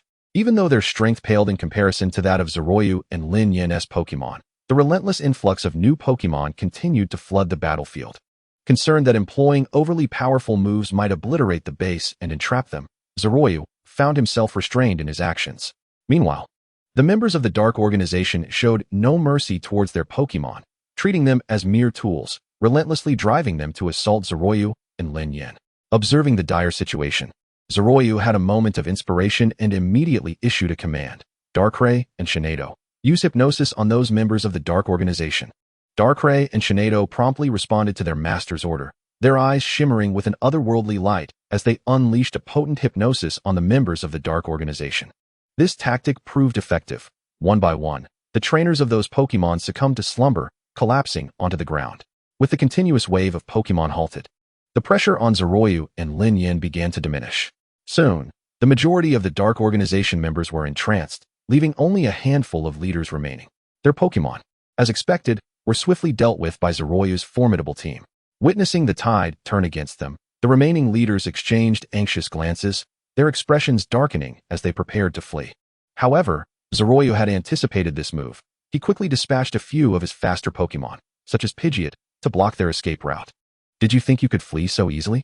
Zeroyu declared with unwavering resolve, his voice imbued with authority. The leaders wore expressions of despair, fully aware that escape was no longer an option. At that moment, a chilling, mysterious laughter echoed throughout the base, sending shivers down their spines, as if a demon from the depths of hell were mocking them. "Ha ha ha, what a splendid battle!" A shadowy figure materialized before them. Zeroyu and Lin Yan regarded the mysterious individual with caution. "Who are you?" Zeroyu demanded loudly. The enigmatic figure smiled and replied, "I am the overseer of this dark base, and I am quite pleased with your performance. However, the game is far from over." With that, he produced a remote control and pressed a button. Suddenly, walls rose around Zeroyu and Lin Yan, enclosing them within a confined space. The Pokémon outside, witnessing their trainers trapped, launched futile attacks against the walls, but to no avail. The mysterious figure erupted into laughter, taunting them. "Ha! Do not struggle. This is a state-of-the-art technology developed by our organization, capable of withstanding the majority of Pokémon attacks from the outside. Thus, relying on your Pokémon to shatter the walls and rescue you is futile. You too should brace yourselves for the impending punishment." Upon hearing the mysterious man's words, Zeroyu did not succumb to panic. Instead, he began to contemplate the implications of the man's statement. Meanwhile, Lin Yan was in a state of agitation. "What do we do? Are we truly going to be captured by these fiends?"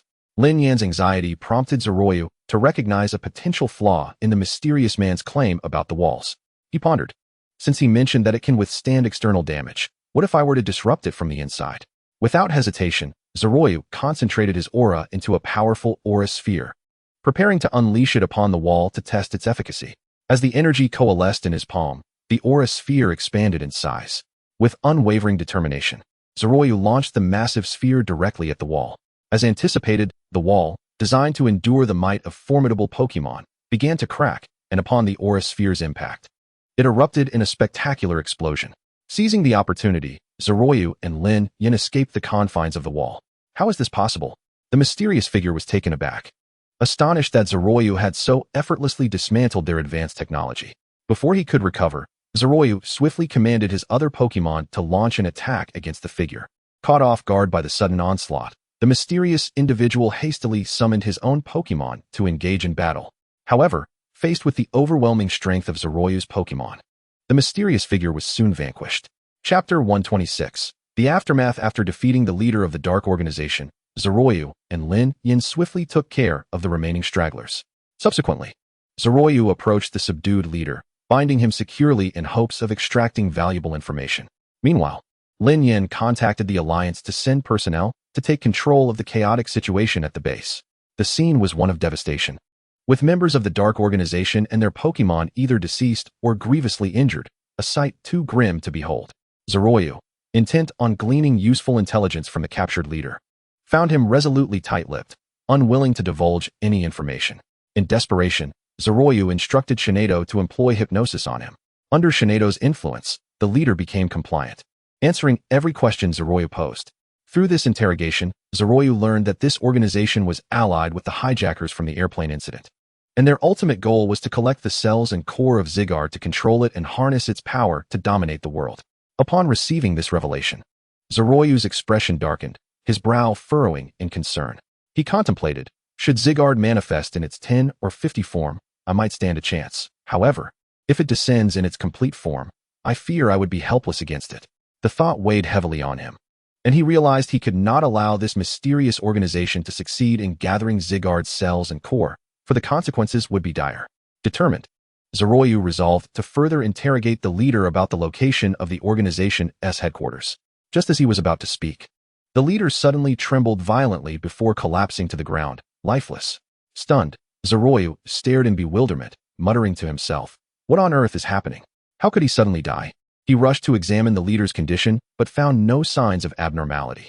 In a moment of desperation, Lingyu had no choice but to allow Shinedo to utilize its psychic abilities to conduct a thorough examination of the man. After considerable effort, they finally discovered a minuscule chip nestled deep within his brain. It turned out that this very chip had detected certain perilous signals and subsequently unleashed a powerful surge of electricity, resulting in the man's untimely demise. Witnessing this, Lingyu felt a chill run down his spine, realizing the organization's cruelty extended not only to outsiders, but also to its own members. Given the circumstances, Lingyu found himself unable to extract any further useful information through interrogation. Therefore, he proceeded to the location where he had previously discovered the captive wild Pokémon, liberating them from their cages. Due to the prolonged abuse inflicted by the Dark Organization, these imprisoned Pokémon were initially terrified at the sight of Lingyu. However, upon his release of the power of Eternatus, their fear began to dissipate. Lingyu approached them, employing the power of Eternatus to heal their wounds. Under the influence of his formidable healing abilities, the Pokémon, who had merely sustained superficial injuries and psychological trauma, began to recover. Shortly after Lingyu completed the healing process, members of the Alliance hurriedly arrived on the scene. Initially, they expected a fierce confrontation, but as they drew near the Dark Organization's base, they were astonished to find numerous members and their Pokémon unconscious on the ground. As they approached closer, the number of incapacitated individuals continued to rise. Before long, they finally spotted the individual with whom they had previously been in contact. This person stood amidst a throng of unconscious Dark Organization members and Pokémon, waving to them. As they gazed upon the heap of fallen foes, and then at the solitary student, a profound sense of contrast surged within them. They could hardly believe that so many members of the Dark Organization had been vanquished by this one student. They hurried to Lin Yin, anxiously inquiring about the events that had transpired. After a series of questions, they gleaned two critical pieces of information. Firstly, these Dark Organization members and Pokémon had not been defeated solely by Lin Yin, but rather through the combined efforts of him and another university student. Upon hearing this revelation, they were left in utter disbelief. Goodness, how could these two university students have so swiftly navigated through the Dark Organization's base? What extraordinary power did they possess? However, they quickly shook off their astonishment and began to clean the battlefield, apprehending all the unconscious Dark Organization members and transporting them back to the border. Lingyu, too, approached the captain leading the group, bringing along the Pokémon he had just healed with the power of Eternatus. After explaining the circumstances of these Pokémon, he urged the captain to arrange for their release. With this matter concluded, the Alliance soon learned of the significant deeds accomplished by Lingyu and Lin Yin. Who would have thought they could dismantle a Dark Organization's stronghold so effectively? Moreover, they had captured so many members of the organization and rescued a multitude of Pokémon. Truly, they were our great heroes. Remarkably impressive. The crowd enthusiastically praised Lingyu and Lin Yin, giving them thumbs up. Thank you all for the accolades. This is merely our duty, Lingyu and Lin Yin replied with smiles. Haha, you two youngsters mustn't be so modest. You have achieved something monumental this time. The Alliance will surely reward you handsomely. The officer added with a grin. After deliberation among the Alliance, it was decided to bestow upon them first-class military honors and directly promote them to the rank of second lieutenant. The officer spoke with grave seriousness. Upon hearing this news, the surrounding soldiers displayed expressions of astonishment. Wow, first-class military honors and a second lieutenant's rank. That is truly remarkable. They were incredulous that Ling Yu and Lin Yan could attain such an accolade, especially since they had only recently joined the Alliance. The onlookers were filled with envy and admiration. As for Ling Yu and Lin Yan, they were somewhat taken aback by the recognition. They had never anticipated receiving such high honors. They merely acted against the Dark Organization's malevolence. However, some who were unaware of the truth misinterpreted their achievements. These individuals believed that Ling Yu and Lin Yan had acquired their ranks through unscrupulous means, leading to feelings of jealousy and disdain. Yet, upon learning that the duo had successfully annihilated an entire Dark Organization base, those who once envied and looked down upon them fell silent. They came to recognize their error and began to harbor respect for the two university students. As a reward for their first-class honors, the bounty was indeed substantial, comprising 10 Ultra Balls, 2 million Alliance coins, a tactical vest, and a precious Earthquake Move Learning Disc. While these rewards were enticing to most, for Ling Yu, who possessed a system advantage, they were merely items he could easily acquire through daily sign-ins. In contrast, Lin Yan seemed indifferent to the accolades. Perhaps due to his extraordinary background, he might have already possessed ample resources, rendering these rewards trivial in his eyes. Following the award of first-class honors, they decided to retreat to the quarters arranged for them by the officer to rest. After all, they had just endured an intense battle and required time to recuperate. Ling Yu, having employed both the wave guidance and Eternatus powers, felt utterly fatigued after such a prolonged confrontation with the Dark Organization. After a brief respite, Ling Yu felt his strength returning and began to organize the gains from the day. In addition to receiving first-class honors from the Alliance, his Pokémon had also experienced a notable level increase. Although the Dark Organization members' Pokémon were not particularly strong, their sheer numbers allowed Ling Yu's Pokémon to accrue significant experience. Firstly, there were Darkrai and Manaphy, both legendary Pokémon. Their levels were already quite high at 90 and 85, respectively. Despite defeating numerous Pokémon, their elevated levels prevented them from leveling up this time. However, the other 4 Pokémon, Shinado, Buffalong, Ecology, and Illustre Dragon, saw varying degrees of advancement. Shinado rose from level 80 to 82, Buffalong from 80 to 81, Ecology from 80 to 81, and Illustre Dragon from 80 to 82. Although each increment was modest, Ling Yu believed that through continuous battles, they would undoubtedly grow even more formidable. As the levels of several Pokémon increased, Ling Yu felt a surge of joy, for his strength had grown yet again. Subsequently, Ling Yu and Lin Yan rested for an entire night in the room arranged by the commander. They awoke refreshed and ready to embrace the challenges of a new day. The following morning, after preparing, the two set forth on their journey towards the border. Ling Yu had formulated a plan in his mind. He decided to accompany Lin Yan in search of a Pokémon that would be suitable for him. Given that Lin Yan's initial Pokémon was a Torchic, Ling Yu aimed to find a companion that could harmonize with it, thereby enhancing its combat prowess. Along their journey, they traversed dense forests and scaled towering mountains, eventually arriving at a vast prairie. The climate here was delightful, and the flora was lush, making it a habitat for many wild Pokémon. Let us search here. Perhaps we might find a fitting Pokémon, Ling Yu suggested. Lin Yan nodded and began to look around. Meanwhile, Ling Yu stood quietly, observing the surroundings in hopes of spotting the Pokémon Lin Yan desired. However, after a prolonged search, they found no rare Pokémon. Only common ones such as Rattata, Mareep, and Swablu. Just as they lamented their lack of fortune in finding anything extraordinary, they suddenly heard the sounds of a trainer battling with their Pokémon in the distance. Assuming it to be members of a nefarious organization, Ling Yu and Lin Yan hurried over, intent on confronting them. Yet, upon arrival, they discovered not the Dark Organization, but rather a peculiar group of individuals clad in strange attire. These individuals wielded high-tech weaponry and were riding Pokémon. It became evident that these trainers were not affiliated with the Dark Organization. Yet Ling Yu and Lin Yan noticed that their method of capturing Pokémon diverged significantly from the norm, as they commanded their Pokémon to battle the wild ones. Their high-tech gear launched assaults on the wild Pokémon as well. Once the wild Pokémon were rendered defenseless, they did not use Pokeballs to capture them. Instead, they bound them with ropes and took them away. What could these individuals be up to? Ling Yu furrowed his brow. I do not know, but it certainly bodes ill. We must follow them and uncover their intentions, Lin Yin replied. Thus, the two stealthily trailed behind the group, eager to discover where they intended to take the captured Pokémon. Before long, they followed the group to a large truck. The truck appeared unremarkable, yet Ling Yu and Lin Yin sensed something amiss. As if an ominous aura lingered in the air, they cautiously approached the truck and opened the rear doors, revealing several specially designed metal cages. One by one, the captured Pokémon were placed into these cages. Witnessing the mistreatment of the Pokémon ignited a fierce anger within them. How could they treat Pokémon in such a manner? Lin Yin shouted in outrage. They must have ulterior motives. We cannot allow them to succeed. Ling Yu declared resolutely. They exchanged determined glances, resolved to follow the truck and uncover its destination. They concealed themselves behind the truck, careful not to make a sound, fearful of being detected by those inside. Judging by their attire, behavior, and actions, it was highly likely that these individuals were notorious Pokémon hunters. Chapter 128, Confronting the Pokémon Hunters. Their pursuit continued until the truck finally halted in a dense forest. As they prepared to confront the individuals, they suddenly noticed one of them emerging from the truck, rummaging through the grass nearby. What is he doing?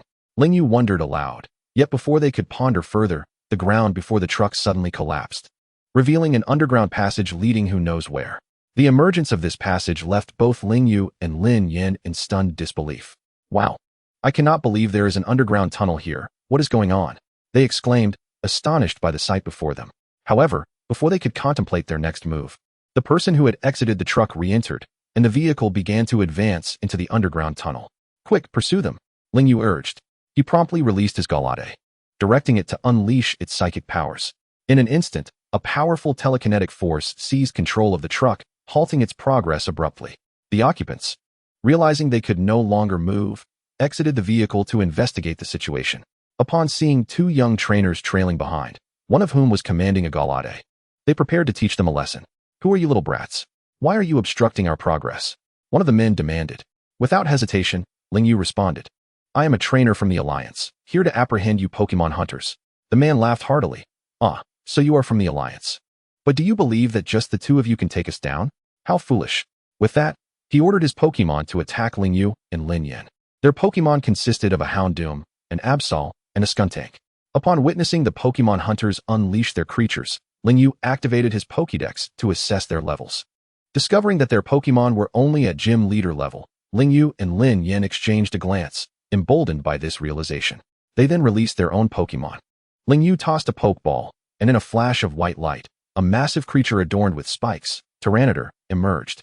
Following closely, a vibrant green Pokémon with sharp leaf blades on its arms, Sceptile, joined the fray. Additionally, Gyarados, already released, stood poised at the side, focused on the unfolding battle. Meanwhile, Lin Yin released his Torchic, a Pokémon cloaked in red feathers, with a prominent comb and piercing gaze, exuding an air of authority. Given that Gyarados had reached master level, Ling Yu decided to let Sceptile and Tyranitar take the lead in battle, as deploying Gyarados directly would not yield any significant growth.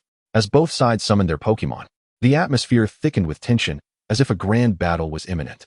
Sceptile unleashed Leaf Blade. Ling Yu commanded decisively. A radiant green luminescence enveloped the Lizard King, coalescing around the leaf blade on its arm, rendering it extraordinarily sharp. Subsequently, like a whirlwind, the Lizard King surged towards the Dark Lugia with astonishing speed, a sight that left onlookers bewildered. Meanwhile, Zero Feather issued another command. Bangilas, use Rock Slide. Bangilas let out a thunderous roar, unleashing a formidable yellow energy beam that shot skyward. In the blink of an eye, a multitude of colossal rocks cascaded from above, crashing down upon Absol with immense force. On Lin Yan's side, he was equally undeterred, swiftly directing his Torchic to execute a flame kick. The Torchic's legs ignited in fierce flames as it charged towards the Skuntank with remarkable velocity. Faced with the adversary's overwhelming assault, the Pokémon hunters exhibited no fear. They maintained their composure, skillfully orchestrating their Pokémon to launch a counterattack. Dark Lugia opened its mouth, exhaling a torrent of flames in an attempt to thwart the Lizard King's leaf blade. Absol, with remarkable agility, sidestepped the rock slide effortlessly and retaliated with a dark pulse, while Skuntank cunningly released a foul stench to disrupt Torchic's offensive. Zero Feather and Lin Yin displayed impeccable synergy, collaborating closely to command their Pokémon in a deft response. The Lizard King exploited its speed advantage, successfully evading Dark Lugia's fiery attacks while inflicting considerable damage with its sharp leaf blade. Bangila's power was astounding. As its rock slide continued to suppress Absol, Torchic, undaunted, charged bravely through the noxious atmosphere, delivering a fierce kick to Skuntank. The fierce battle escalated into a fervent climax, with neither side willing to yield, resulting in a stalemate. At that moment, Zero Feather's gaze hardened as he made a pivotal decision to unleash a decisive move. Lizard King, use Solar Beam, he commanded loudly. The Lizard King swiftly gathered solar energy, then unleashed a dazzling beam of light that surged towards Dark Lugia like an unstoppable sword brimming with boundless might. Bangila's, use Meteor Assault. Bangila's roared, concentrating its strength into a singular point and hurtling towards Absol like a blazing meteor. Simultaneously, Lin Yin issued a crucial directive. Torchic, unleash Overheat on Skuntank. Torchic expelled a massive fireball, akin to a crimson sun, burning fiercely as it hurtled towards Skuntank. In a flurry of intense skill exchanges, the Pokémon of the Pokémon hunters were gradually overwhelmed, ultimately losing their ability to continue fighting. They stared wide-eyed, incredulous at the unfolding events, their hearts brimming with shock and fear. However, just as the Pokémon hunters prepared to summon additional Pokémon, Zero Feather sprang into action. He commanded Shiny to employ Psychic, firmly restraining the Pokémon hunters and rendering them unable to call forth new Pokémon. Subsequently, Zero Feather approached the subdued Pokémon hunters, his gaze piercing as he solemnly inquired, "Where exactly do you intend to go? Why are you traversing this underground passage?" The Pokémon hunters turned pale, their lips trembling. Yet they remained tight-lipped, refusing to divulge a word. Faced with such obstinacy, Zero Feather furrowed his brow and resolved to take more drastic measures. Chapter 129, Entering the Black Market. Confronted with these reticent Pokémon hunters, Zero Feather turned to Shiny and whispered, "Shiny, use hypnosis on them." Shiny nodded, her expression softening. She delicately waved her fingers, sending forth an invisible psychic wave that enveloped the Pokémon hunters. Their bodies quivered slightly, and their eyes gradually became glazed. Under the influence of hypnosis, their will began to wane, and their resistance diminished. After a while, Zero Feather inquired once more, "Can you divulge your destination now? Where are you headed?" At last, one Pokémon hunter, under the spell of hypnosis, spoke slowly. We are going to the Pokémon Black Market." Upon hearing this revelation, Zero Feather experienced a moment of clarity. It became apparent that this underground passage was a secret entrance to the Pokémon Black Market.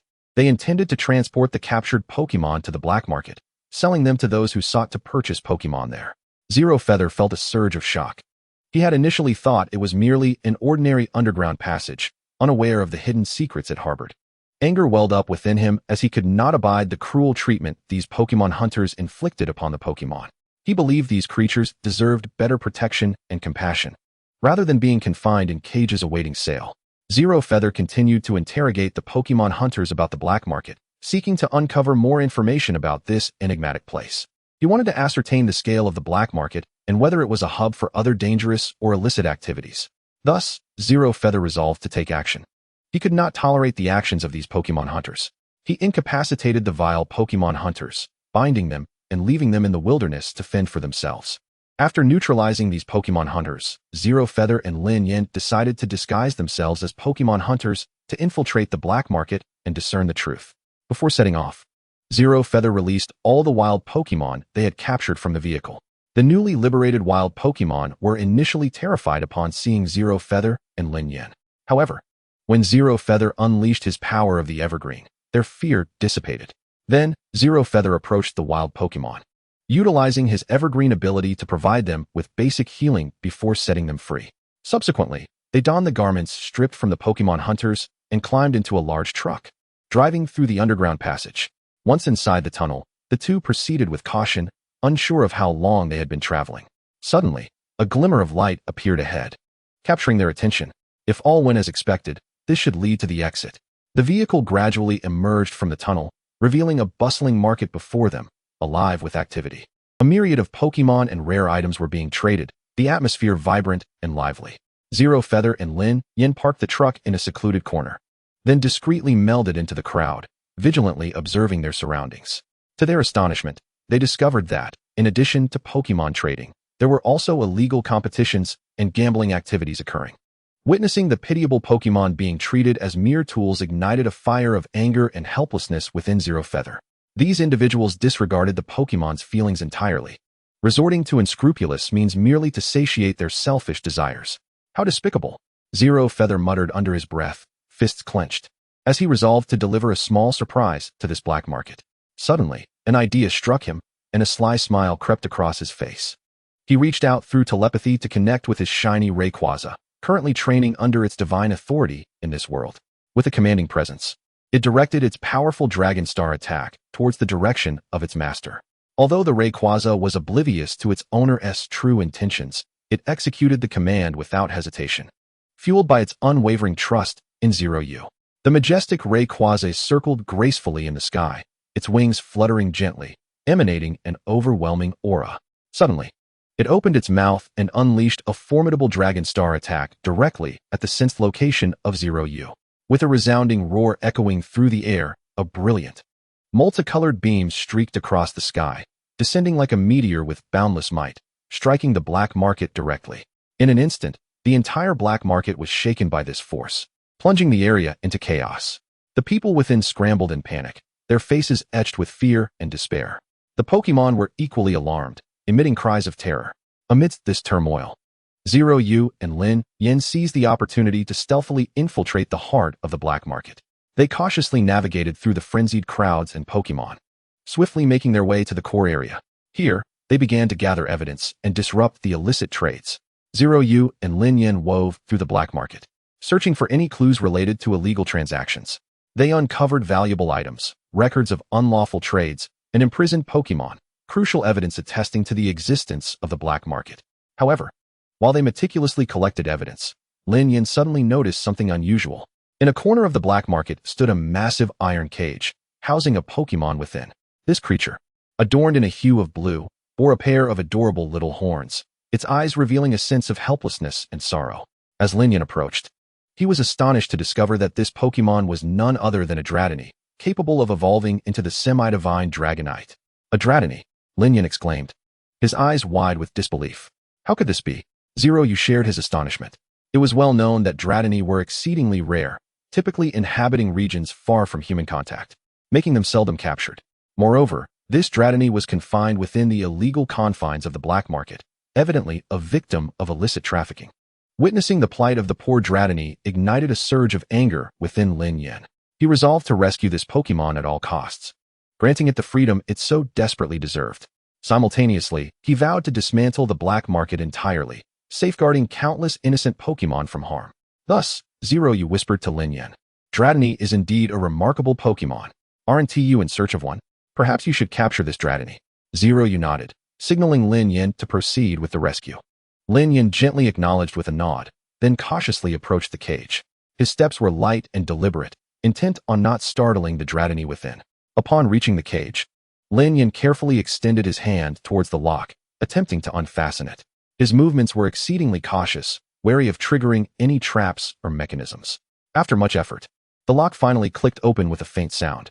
However, the Dratini seemed terrified, huddled in a corner of the cage, trembling with fear. Yet, as Lin Yen emanated a gentle aura, the Dratini appeared to sense warmth. Lin Yen noticed this and slowly extended his hand, tenderly stroking the Dratini's head while softly assuring, "Do not fear, I mean you no harm." Hearing Lin Yen's words, the Dratini gradually lowered its defenses, cautiously emerging from the shadows of the cage to approach him. Ultimately, it leapt into Lin Yen's embrace, nuzzling against him. Tears glistened in the Dratini's eyes as its body continued to tremble, yet its gaze radiated trust and dependence upon Lin Yen. Lin Yen whispered soothingly, "Do not be afraid, I will protect you. We will soon find a way out." He then retrieved a luxury ball, preparing to capture the Dratini. Upon seeing the luxury ball, the Dratini instinctively understood Lin Yen's intent. It promptly tapped the button on the luxury ball with its tail, allowing a beam of red light to engulf it and draw it inside. The Dratini offered no resistance, willingly accepting its capture. Lin Yen's heart swelled with excitement at the successful acquisition of the Dratini. "Wonderful! I've finally obtained a Dratini," he exclaimed with exhilaration. However, at that moment, hurried footsteps echoed nearby. Lin Yen and Zeroyu exchanged anxious glances, instantly recognizing the gravity of the situation. "Quickly, someone is approaching. We must hide," Zeroyu urged in a hushed tone. They swiftly concealed themselves in the shadows, quietly observing their surroundings. Soon, several guards arrived in a flurry. their faces marked with urgency and anxiety. What is happening? Where's the Dratini? Are you not the guards? One of the guards demanded, directing his ire at the others. I don't know. It was just here moments ago, another guard replied, visibly flustered. Clearly, they had realized the Dratini's disappearance. The guards circled the cage, meticulously inspecting the area, their eyes widening as they scrutinized every detail. However, due to the impeccable concealment executed by Zeroyu and Lin Yan, no traces were left behind, and the guards failed to detect any anomalies. Seizing the opportunity while the guards were distracted, Zeroyu and Lin Yan cautiously emerged from their hiding place, striving to remain silent to avoid alerting the guards. After successfully departing from their concealment, they quickly made their way toward the exit, remaining vigilant to their surroundings. Fearful of being discovered, they opted for a relatively concealed route, hoping to escape this treacherous locale unscathed. Upon exiting, Zeroyu and Lin Yan beheld the chaos that had unfolded in the black market as a result of the Dragon Star attack unleashed by Zeroyu's Rayquaza. The security personnel responsible for maintaining order within the black market sprang into action, striving to restore calm. They shouted loudly, attempting to soothe the frayed nerves of the crowd while organizing evacuation efforts to ensure everyone's safety. Meanwhile, Zeroyu and Lin Yan took advantage of the commotion, discreetly instructing Shinado to employ its psychic powers to liberate all the cages containing captured Pokémon. In an instant, a multitude of wild Pokémon burst forth from their confines, rampaging through the black market, further exacerbating the already chaotic scene. Upon their liberation, the Pokémon began to dash wildly, some bold individuals excitedly chasing after them in hopes of capturing them, while others, gripped by fear, sought refuge away from the fray. The scale of the black market was significant, housing a vast number of wild Pokémon. As they were all released, they formed an overwhelming army of Pokémon, scattering in all directions, desperately seeking an escape from this dismal place. Immediately, Zero Feather commanded Shinado to guide the wild Pokémon in their escape. However, the security forces of the black market attempted to thwart their flight, only to be repelled by the formidable strength of Shinado.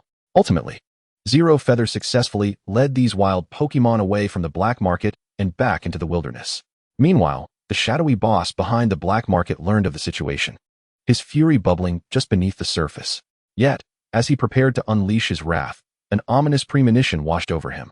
It was then that Zero Feather, having ensured the safe retreat of all the wild Pokémon, summoned the shimmering Rayquaza still in training and commanded it to soar above the black market.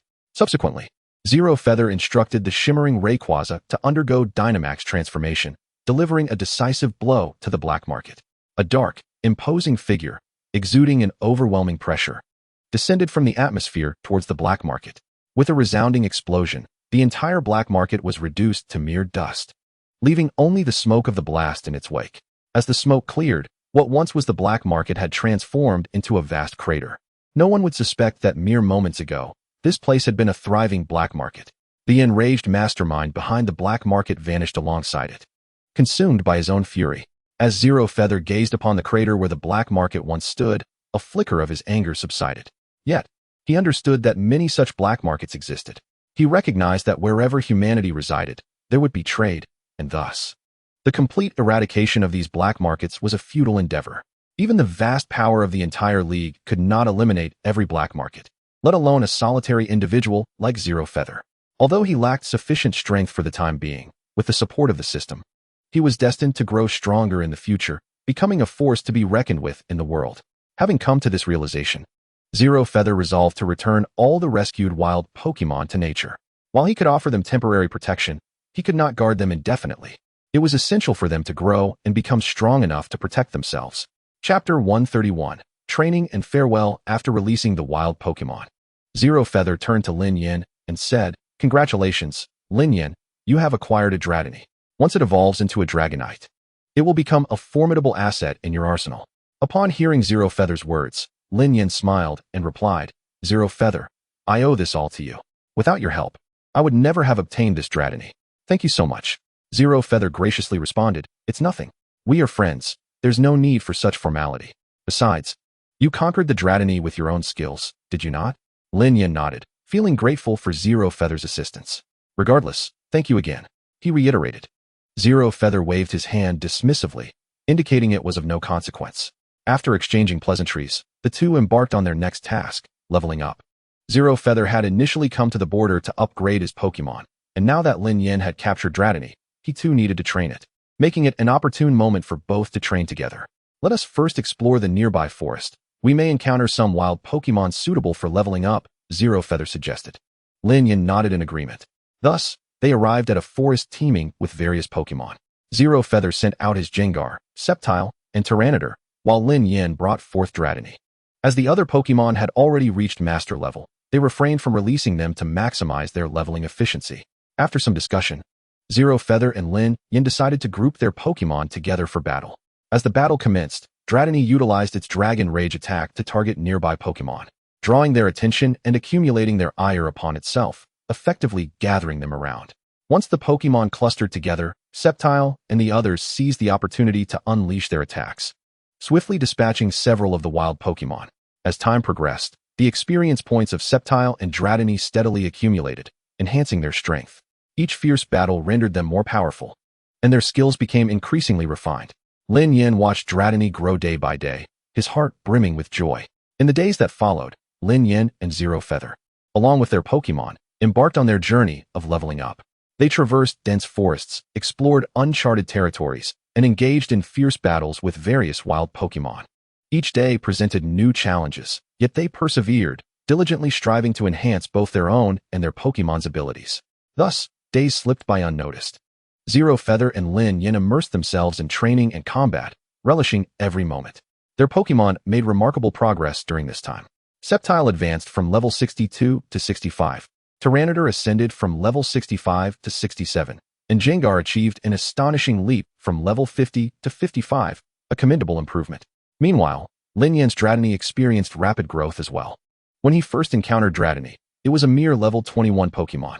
Despite its low level, the high-level Pokemon from Zero Feather allowed Dratini to merely attract attention and absorb experience while following behind Sceptile and the others. Consequently, Dratini reached level 28, a significant increase of 7 levels. This delighted Lin Yin, for when Dratini reached level 30, it would evolve into Dragonair, a form that was both adorable and powerful, naturally bringing him joy. As the days continued to pass, Lin Yin felt it was time to return home. Having been away for so long, he knew his family would be worried. Thus, he resolved to embark on his journey back. Upon learning this, Zero Feather offered to accompany Lin Yin back to Yongin City. Thus, the two returned together. As Lin Yin was about to depart, Zero Feather personally saw him off at the airport. Lin Yin handed a note to Zero Feather, softly saying, "Zero Feather, this paper contains my home address. Should you ever need assistance, feel free to seek me out. I will do my utmost to help." Zero Feather accepted the note, smiling as he nodded in acknowledgement. "Rest assured, if I require help, I will certainly come to you." Watching Lin Yan's receding figure, a warmth surged within Zero Feather's heart. They exchanged a smile and waved goodbye. Lin Yan boarded the plane, gradually disappearing into the horizon. Zero Feather unfolded the note in his hand, revealing the address. Villa Number 1, Dihao Villa District. Upon seeing the address written on the paper, Zero Feather recalled the location of the Dihao Villa District. He remembered that when he first arrived in Magic City, he had intended to purchase a residence there. During his house hunting, he had encountered the Dihao Villa District, where the villas were predominantly priced in the hundreds of millions. The Dihao Villa District stands as one of the most renowned residential areas in the enchanting metropolis, commonly inhabited by affluent individuals or particularly formidable trainers. It is one thing for Lin Yan to reside in the Dihao Villa District, but to discover that his family occupies Villa Number 1 is indicative of their immense wealth. Typically, villas in any district are categorized into two types: the prestigious Number 1 villas and those of subsequent numbers. The No. 1 villas usually surpass the latter in quality by a considerable margin. Furthermore, the location of Villa Number 1 is unparalleled, which naturally results in its price being significantly higher than that of the others. Thus, the fact that Lin Yan's family resides in Villa No. 1 suggests their financial prowess is indeed substantial. Zhengyu, reflecting on this, mused, "Lin Yan, my friend, I fear for your struggles, yet I also envy your luxurious lifestyle. Now, not only do you drive a Range Rover, but such a vehicle pales in comparison to your current status." He felt a mix of joy and wistfulness for Lin Yan. However, life must go on, and Zhengyu was acutely aware of his own mission. After bidding farewell to Lin Yan, he returned to the border, intent on continuing his quest to elevate his Pokemon. Although fraught with danger, this place was a veritable paradise for his growth. Lacking family ties or any significant attachments, coupled with the power of his formidable Pokemon, Zhengyu felt liberated. able to traverse anywhere and do anything at will. With Lin Yin by his side, he had been somewhat restrained, not wishing to burden him with his own troubles. Now that Lin Yin had departed, he felt free to reveal his true capabilities. Chapter 132, Signing in to obtain Melton. Upon his departure, Zheng Yu released all his Pokémon, save for the Dark Flame Kyurem, allowing the stronger ones to train vigorously alongside their weaker companions. Once he regained his composure, he began to examine the rewards he had accrued from the system during his recent sign-ins. For reasons unknown, the system had been rather capricious, bestowing upon him an array of healing potions, capture Pokeballs, energy cubes, and some alliance coins. Thus, Zheng Yu found himself lamenting to the system. Could you possibly be more generous? What are these items you're giving me?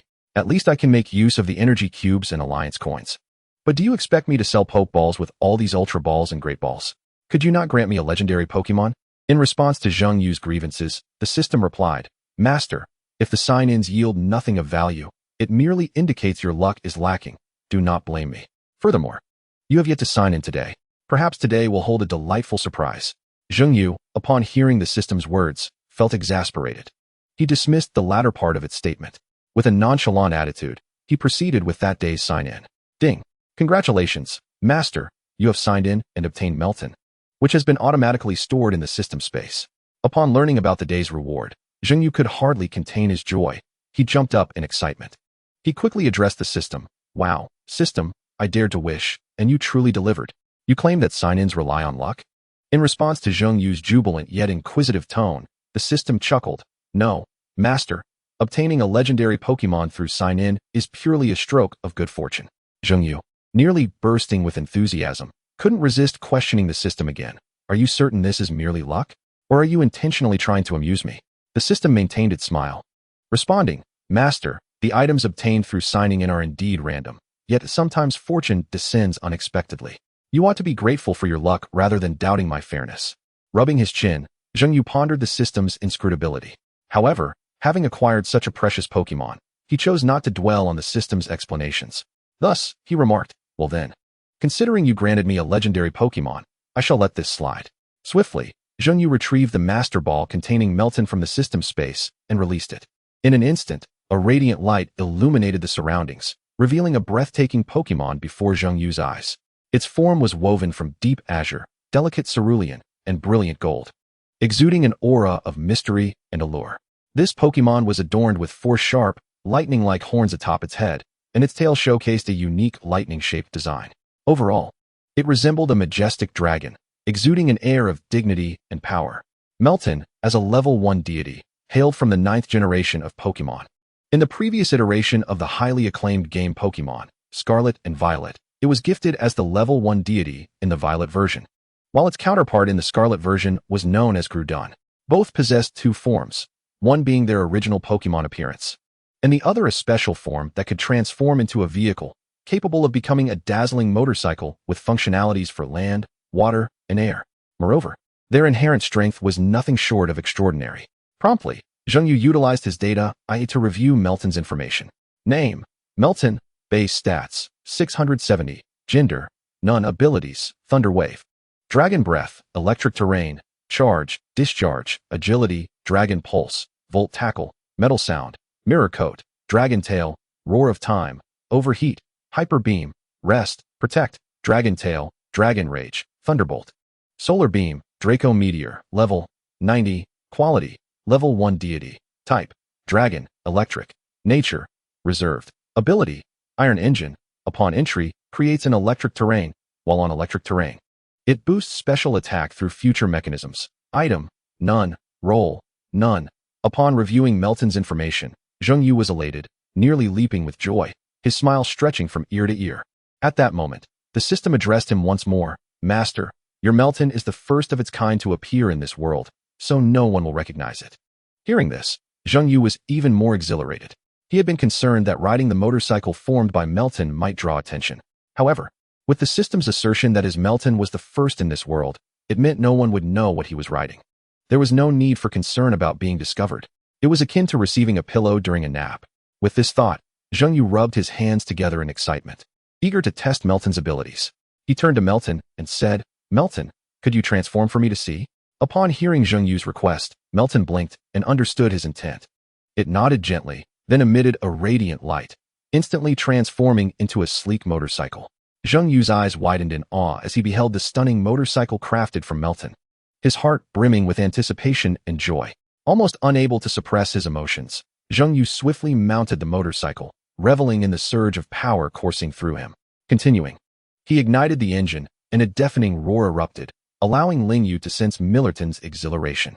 Without hesitation, Ling Yu pressed down on the accelerator, and the motorcycle surged forth like a bolt of lightning. The howling wind rushed past, caressing his cheeks as he reveled in the sheer ecstasy of speed. As he piloted the motorcycle, transformed by Millerton, he found himself utterly astounded by its performance after a brief trial. Millerton not only boasted astonishing velocity, but also remarkable agility, making Ling Yu feel as though he were a rider in the wind, unstoppable and invincible. Subsequently, he experimented with Millerton's aerial and aquatic forms, each providing a breathtaking experience. Thus, Ling Yu had acquired a vehicle uniquely his own, a one-of-a-kind marvel in the world. Overwhelmed with excitement, he resolved that henceforth, he would ride Millerton for all his journeys, as it promised both convenience and efficiency. He began to envision himself soaring freely through the sky on Millerton or gliding effortlessly across the vast ocean, his heart brimming with exhilaration. Chapter 133, The Pokémon Beast Tide. However, just as Ling Yu basked in his joy, his phone suddenly buzzed with a message. It was from the League, and the content left Ling Yu momentarily stunned. Urgent notification. A surge of Pokémon has emerged near the border of Yong'an City. They are advancing towards the border, seemingly intent on attacking the city walls. All trainers in the vicinity are being summoned to repel the Pokémon assault. Please act swiftly to protect our city and its citizens. Ling Yu's heart tightened as he grasped the gravity of the situation. The appearance of these Pokémon posed a significant threat to the border area, and if not promptly addressed, the consequences could be dire. He immediately set aside his current task, recalled the few Pokémon he had recently brought out for training, and mounted Millerton to swiftly head towards the border walls. Along the way, he pondered strategies to tackle this impending crisis. Upon his arrival, he discovered numerous trainers gathered, engaged in discussions about how to confront the Pokémon onslaught. Ling Yu, however, refrained from joining their deliberations, confident in his own abilities. Although he had only just arrived, he could sense the peculiar glances directed at him, as if he were the subject of ridicule. Yet, Ling Yu paid them no mind.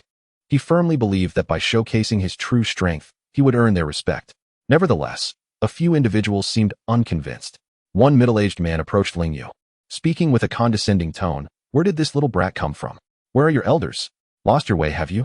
In the face of such provocation, Ling Yu remained unperturbed, responding coolly, "Uncle, at your age, why not step aside and not hinder me?"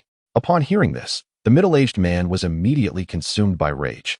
Glaring at Ling Yu with malice as he threatened, "Young man, I advise you not to be too arrogant." Ling Yu, however, dismissed the warning with a smile, retorting, "Uncle, if a young person isn't spirited, can they still be called young?" His tone was resolute and brimming with confidence, clearly unafraid of the man's intimidation. Having said this, Ling Yu chose to ignore the middle-aged man, well aware that he was merely a blustering fool. At that moment, Ling Yu suddenly sensed a formidable presence approaching from the distance. "Finally, they have arrived?" A subtle smile crept across Ling Yu's lips, excitement flickering in his eyes. He recognized that this aura emanated from the horde of Pokémon poised to assault the city. Soon, he beheld a dense mass of Pokémon figures materializing in the distance. They surged forth in overwhelming numbers, like a relentless tide, fiercely attacking the city walls. Among them were several colossal and powerful Ursaring, clearly the leaders of this Pokémon mob. Faced with such a multitude, Ling Yu and the other trainers exhibited no signs of retreat. They promptly dispatched their Pokémon to join the fray. Ling Yu was no exception. He summoned his 6 most formidable Pokémon: Darkrai, Manaphy, Gardevoir, Garchomp, Dragonite, and Steelix. These were his strongest companions, aside from his Dark Flame Kyurem. He released them, bracing for the imminent challenge. Standing atop the city walls, Ling Yu surveyed the relentless tide of Pokémon with unwavering determination. He commanded Darkrai and the others to unleash powerful moves, repeatedly pushing back the enemy's advances. The other trainers and soldiers guarding the city were equally resolute, urging their Pokémon to display their utmost prowess.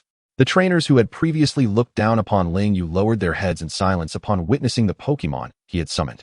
They no longer dared to confront him directly, and instead sought refuge in a corner to launch their attacks against the Pokémon outside the city. Meanwhile, the battlefield was alive with dazzling displays of light, fire, and electricity intertwining, creating a mesmerizing tableau that dazzled the senses. However, the sheer number of Pokémon was overwhelming, and they steadily encroached upon the defenders' lines, escalating the urgency of the situation. At that moment, Ling Yu keenly noticed an extraordinarily large Pokémon among the throng. This Pokémon stood apart, emanating a powerful aura, clearly the leader of the horde. Ling Yu pondered to himself, this vast Pokémon tide cannot have organized itself. This massive Ursaring is their commander and likely the key to directing their actions. If we can defeat it, the tide may well dissipate. With this thought in mind, Ling Yu decisively opted for a strategy of capturing the leader first. Without hesitation, he dispatched his most powerful ace, Darkrai, intending to vanquish the commanding Ursaring in one fell swoop. Logically, if he could successfully defeat the leader, the rest of the horde should scatter. Thus, Ling Yu expertly directed Darkrai to meld into the shadows of the opposing Pokémon, stealthily approaching the colossal Ursaring. Once close enough, he commanded Darkrai to unleash hypnosis, swiftly lulling the Ursaring into slumber. Seizing the opportunity, Ling Yu instructed Darkrai to use Dream Eater on the slumbering leader. Under the weight of their level disparity, the Ursaring quickly succumbed to unconsciousness, allowing Ling Yu to triumph over the enemy's commander. With the defeat of the Ursaring, the remaining Pokémon began to disperse, fleeing in disarray. At last, victory was secured, and the crowd erupted in jubilant cheers. Chapter 134, A Conversation with the Commander. With the retreat of the wild Pokémon tied outside the city, the trainers and soldiers atop the walls finally breathed a sigh of relief. Their taut nerves were finally relaxed, their bodies freed from the intense strain. This fierce onslaught had been swiftly repelled, and all understood that it was thanks to Ling Yu and the other trainers' efforts that they had achieved this victory. Among all those engaged in battle, Zeroyu undoubtedly stood out as the most radiant figure. His Pokémon were not only numerous, but also exceptionally powerful, each one exhibiting remarkable prowess on the battlefield, thus exerting immense pressure on their adversaries. Furthermore, Zeroyu's Pokémon succeeded in vanquishing the opposing leader, which became the pivotal moment of the skirmish. It was precisely due to this critical triumph that the morale of the wild Pokémon plummeted, ultimately leading them to retreat. As the conflict subsided, countless injured or incapacitated Pokémon remained outside the city walls. These Pokémon soon became the targets of the soldiers, who eagerly seized their Pokeballs to capture each wild creature. The captured Pokémon would be distributed as rewards to those soldiers who had distinguished themselves in battle. For the soldiers, possessing their own Pokémon signified a plethora of opportunities and possibilities. In recognition of Zeroyu's outstanding performance during this defensive campaign, he was granted a personal audience with the local commander. Accompanied by the guards, Zeroyu made his way to the commander's residence, all the while contemplating the words this esteemed figure might impart to him. Upon entering the commander's abode, Zeroyu was greeted by a robust middle-aged man. When the commander laid eyes on Zeroyu, a warm and affable smile appeared on his face, and he remarked, "You must be Zeroyu, indeed impressive. At such a tender age, you possess an extraordinary array of Pokémon, including 2 formidable mythical creatures. Your future is bound to be limitless." After hearing the commendations from the commander, Zeroyu could not help but scratch his head, smiling as he responded, "Haha, it was merely luck." Acknowledging Zeroyu's modesty, the commander continued, "It is commendable for a young man to maintain such humility. It surely bodes well for your future achievements." Upon hearing the commander's words, Zeroyu's lips curled into a radiant smile, and he gently nodded in acknowledgement of the commander's sentiments. The commander then proceeded, "Dear friend Zeroyu, do you realize that our victory in this battle to protect the walls was largely due to the valor exhibited by you and the other trainers? Therefore, I have decided to host a grand banquet, extending a special invitation to you and the other trainers who have recently aided us. I wish to express our heartfelt gratitude through this gesture. Will you honor us with your presence?" Upon hearing the commander's invitation, Zeroyu fell into contemplation. He reflected on his recent endeavors training his Pokémon in the wild, concluding that it was indeed time to indulge in some well-deserved enjoyment. Without hesitation, he replied, "Of course, I would be delighted to attend the banquet." The commander, elated by Zeroyu's enthusiastic acceptance, proceeded to share the details of the event with him. Subsequently, the two engaged in light-hearted conversation, laughter resonating in the air. However, when the conversation shifted to the defenses of the walls and the onslaught of wild Pokémon, the commander's demeanor abruptly turned grave.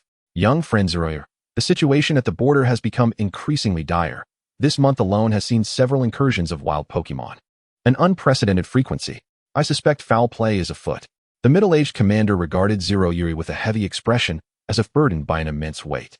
After contemplating the commander's words, Zeroyu swiftly responded, "If I am not mistaken, it is likely the work of the Dark Organization. In the base I previously destroyed, I discovered their plans to collect Zygarde cells and cores. I wonder if you have come into possession of anything significant, for such individuals would not risk exposure to manipulate wild Pokémon into attacking you without a substantial motive." Upon hearing Zeroyu's analysis, the commander furrowed his brow, lost in thought. After a moment, he suddenly seemed to recall something, lifting his gaze sharply to Zeroyu. "Zygarde, you say? Our personnel have indeed discovered a Zygarde core, which is currently in a dormant state. We brought it back to the base, and I suspect they are targeting this core." Acknowledging the commander's revelation, Zeroyu nodded in agreement. Fully aware of Zygarde's strength and significance as a powerful trainer, the core of Zygarde was an invaluable treasure, and if it fell into the hands of the Dark Organization, the consequences would be dire. Moreover, Zeroyu harbored a keen interest in Zygarde, prompting him to inquire further about the core. Through their dialogue, Zeroyu learned that the League was also in the process of collecting Zygarde cells and cores, claiming it was to prevent the Dark Organization from gathering them. Hearing this, Zeroyu frowned, addressing the commander with gravity. "Humans attempting to harness powers not their own will inevitably invite calamity." The commander fell into a contemplative silence upon hearing Zeroyu's words, though he did not take them too seriously. As a member of the League, he had greater faith in their approach, believing that as long as the situation was under control, significant problems would not arise. He then spoke to Zeroyu. "Young friend Zeroyu, I hope you can stay with us for a few days. Should another wave of wild Pokémon arise, I would be grateful for your assistance." Considering the commander's request, Zeroyu pondered that he had no pressing matters to attend to, and it mattered little where he resided. Moreover, given the commander's courteous demeanor and respect towards him, Zeroyu smiled and nodded in agreement. After all, he was a super trainer with dual legendary Pokémon. His formidable strength rendered him the most powerful entity in the vicinity. His assistance would undoubtedly bolster defenses against the onslaught of wild Pokémon. After discussing these matters, the commander beamed with joy, promptly instructing his subordinates to prepare the finest room for Zeroyu.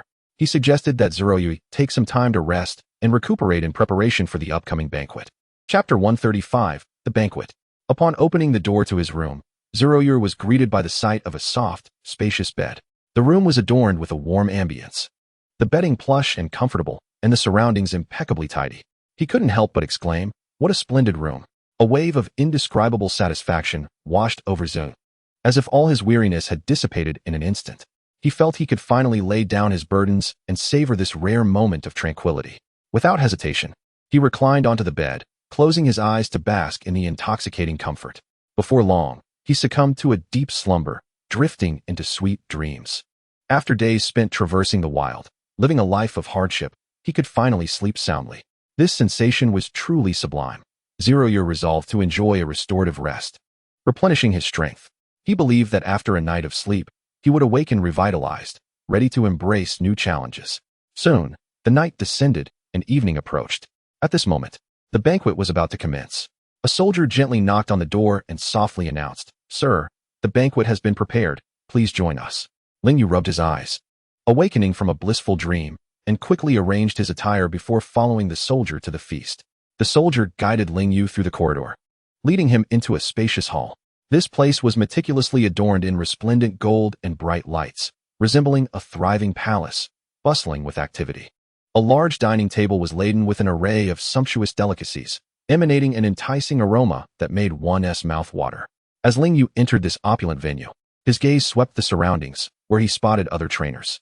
They gathered in groups, some in 3s or 5s, engaging in lively conversation and laughter. Each person bore an expression of confidence and anticipation, eagerly awaiting the banquet's commencement. Upon noticing Lingyu's arrival, the commander strode toward him with an enthusiastic smile illuminating his face. He personally welcomed Lingyu with fervor and ceremoniously introduced him to all present. The trainers had already heard of Lingyu's illustrious name, particularly from the battle against the wild Pokémon onslaught, where he had left an indelible impression with his 2 mythical Pokémon and a host of formidable allies. Now, seeing him in person, they regarded him with admiration, extending a warm welcome to this powerful trainer. However, in an inconspicuous corner, the trainers who had previously mocked Lingyu were lurking, feeling cowardly and hesitant to utter a sound, fearful of drawing his attention. After all, Lingyu's prowess was evident, instilling a sense of awe within them. The others, however, paid no heed to these insignificant figures, dismissing them as mere clowns. As Ling Yu, the focal point of attention, arrived, the banquet officially began. Everyone gathered around, relishing the delectable cuisine while sharing their training insights and experiences. Laughter and cheer resonated throughout the hall, fostering a warm and harmonious atmosphere. Ling Yu felt a surge of joy as he immersed himself in this light-hearted ambience. As the evening drew near its conclusion, the commander ascended the stage to deliver a speech. He sincerely expressed gratitude to each trainer, acknowledging that the successful resolution of the Pokémon crisis was due to everyone's diligent efforts and courageous endeavors. Special thanks were extended to trainer Ling Yu. Had he not valiantly led his Pokémon in resisting the formidable wild Pokémon and successfully defeated their leader, the outcome could have been catastrophic. As the commander concluded his remarks, the venue erupted in enthusiastic applause. Ling Yu rose, humbly bowing in gratitude to the crowd. Despite his significant contributions to the battle, he understood that the victory was a collective achievement. Thus, the banquet continued amid the joyful laughter of all present. Soon, the evening approached its end, and the commander stepped before the assembly once more. With a serious demeanor, he stood atop the platform and proclaimed, "In light of this battle, everyone has performed exceptionally well, and I am delighted to witness such bravery. Now, I have some good news to announce. In recognition of your heroic deeds, we shall be awarding each trainer a special reward. May this incentive motivate you to strive further and become even more exceptional trainers." Upon hearing this announcement, the trainers were filled with excitement, their faces glowing with joy and anticipation. The commander gestured for the soldiers beside him to take action. The soldiers promptly brought forth a collection of exquisite boxes, each labeled with the trainer's name. Upon receiving his box, Ling Yu carefully opened the lid, revealing a metal radiating brilliance, a bank card, and a skill-learning disc for the move Earthquake.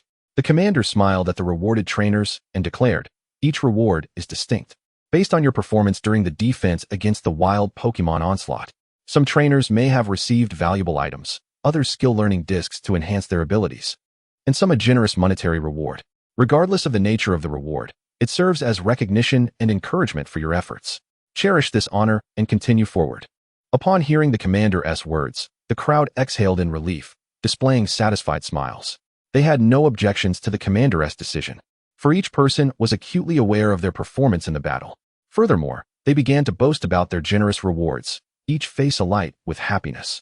Thus, the banquet concluded on a note of joyous laughter. Ling Yu returned to his room with a heart full of delight and a spring in his step. As he entered, he could hardly contain his curiosity about the amount of money in the bank card awarded by the commander. He swiftly took out his phone to check the balance, only to discover a staggering sum of 1,000,000 Alliance coins. However, Ling Yu was no longer the same person he once was. Faced with such immense wealth, he remained composed, no longer overwhelmed with excitement as he had been in the past, when even a few thousand coins would send him into a frenzy. Now, even in the face of 1,000,000 coins, he maintained an air of tranquility. This transformation was thanks to the system's powerful assistance and his own relentless perseverance. Consequently, he did not dwell on the bank card containing 1,000,000 coins, but casually placed it into the system space before collapsing onto his bed, drifting into a deep slumber.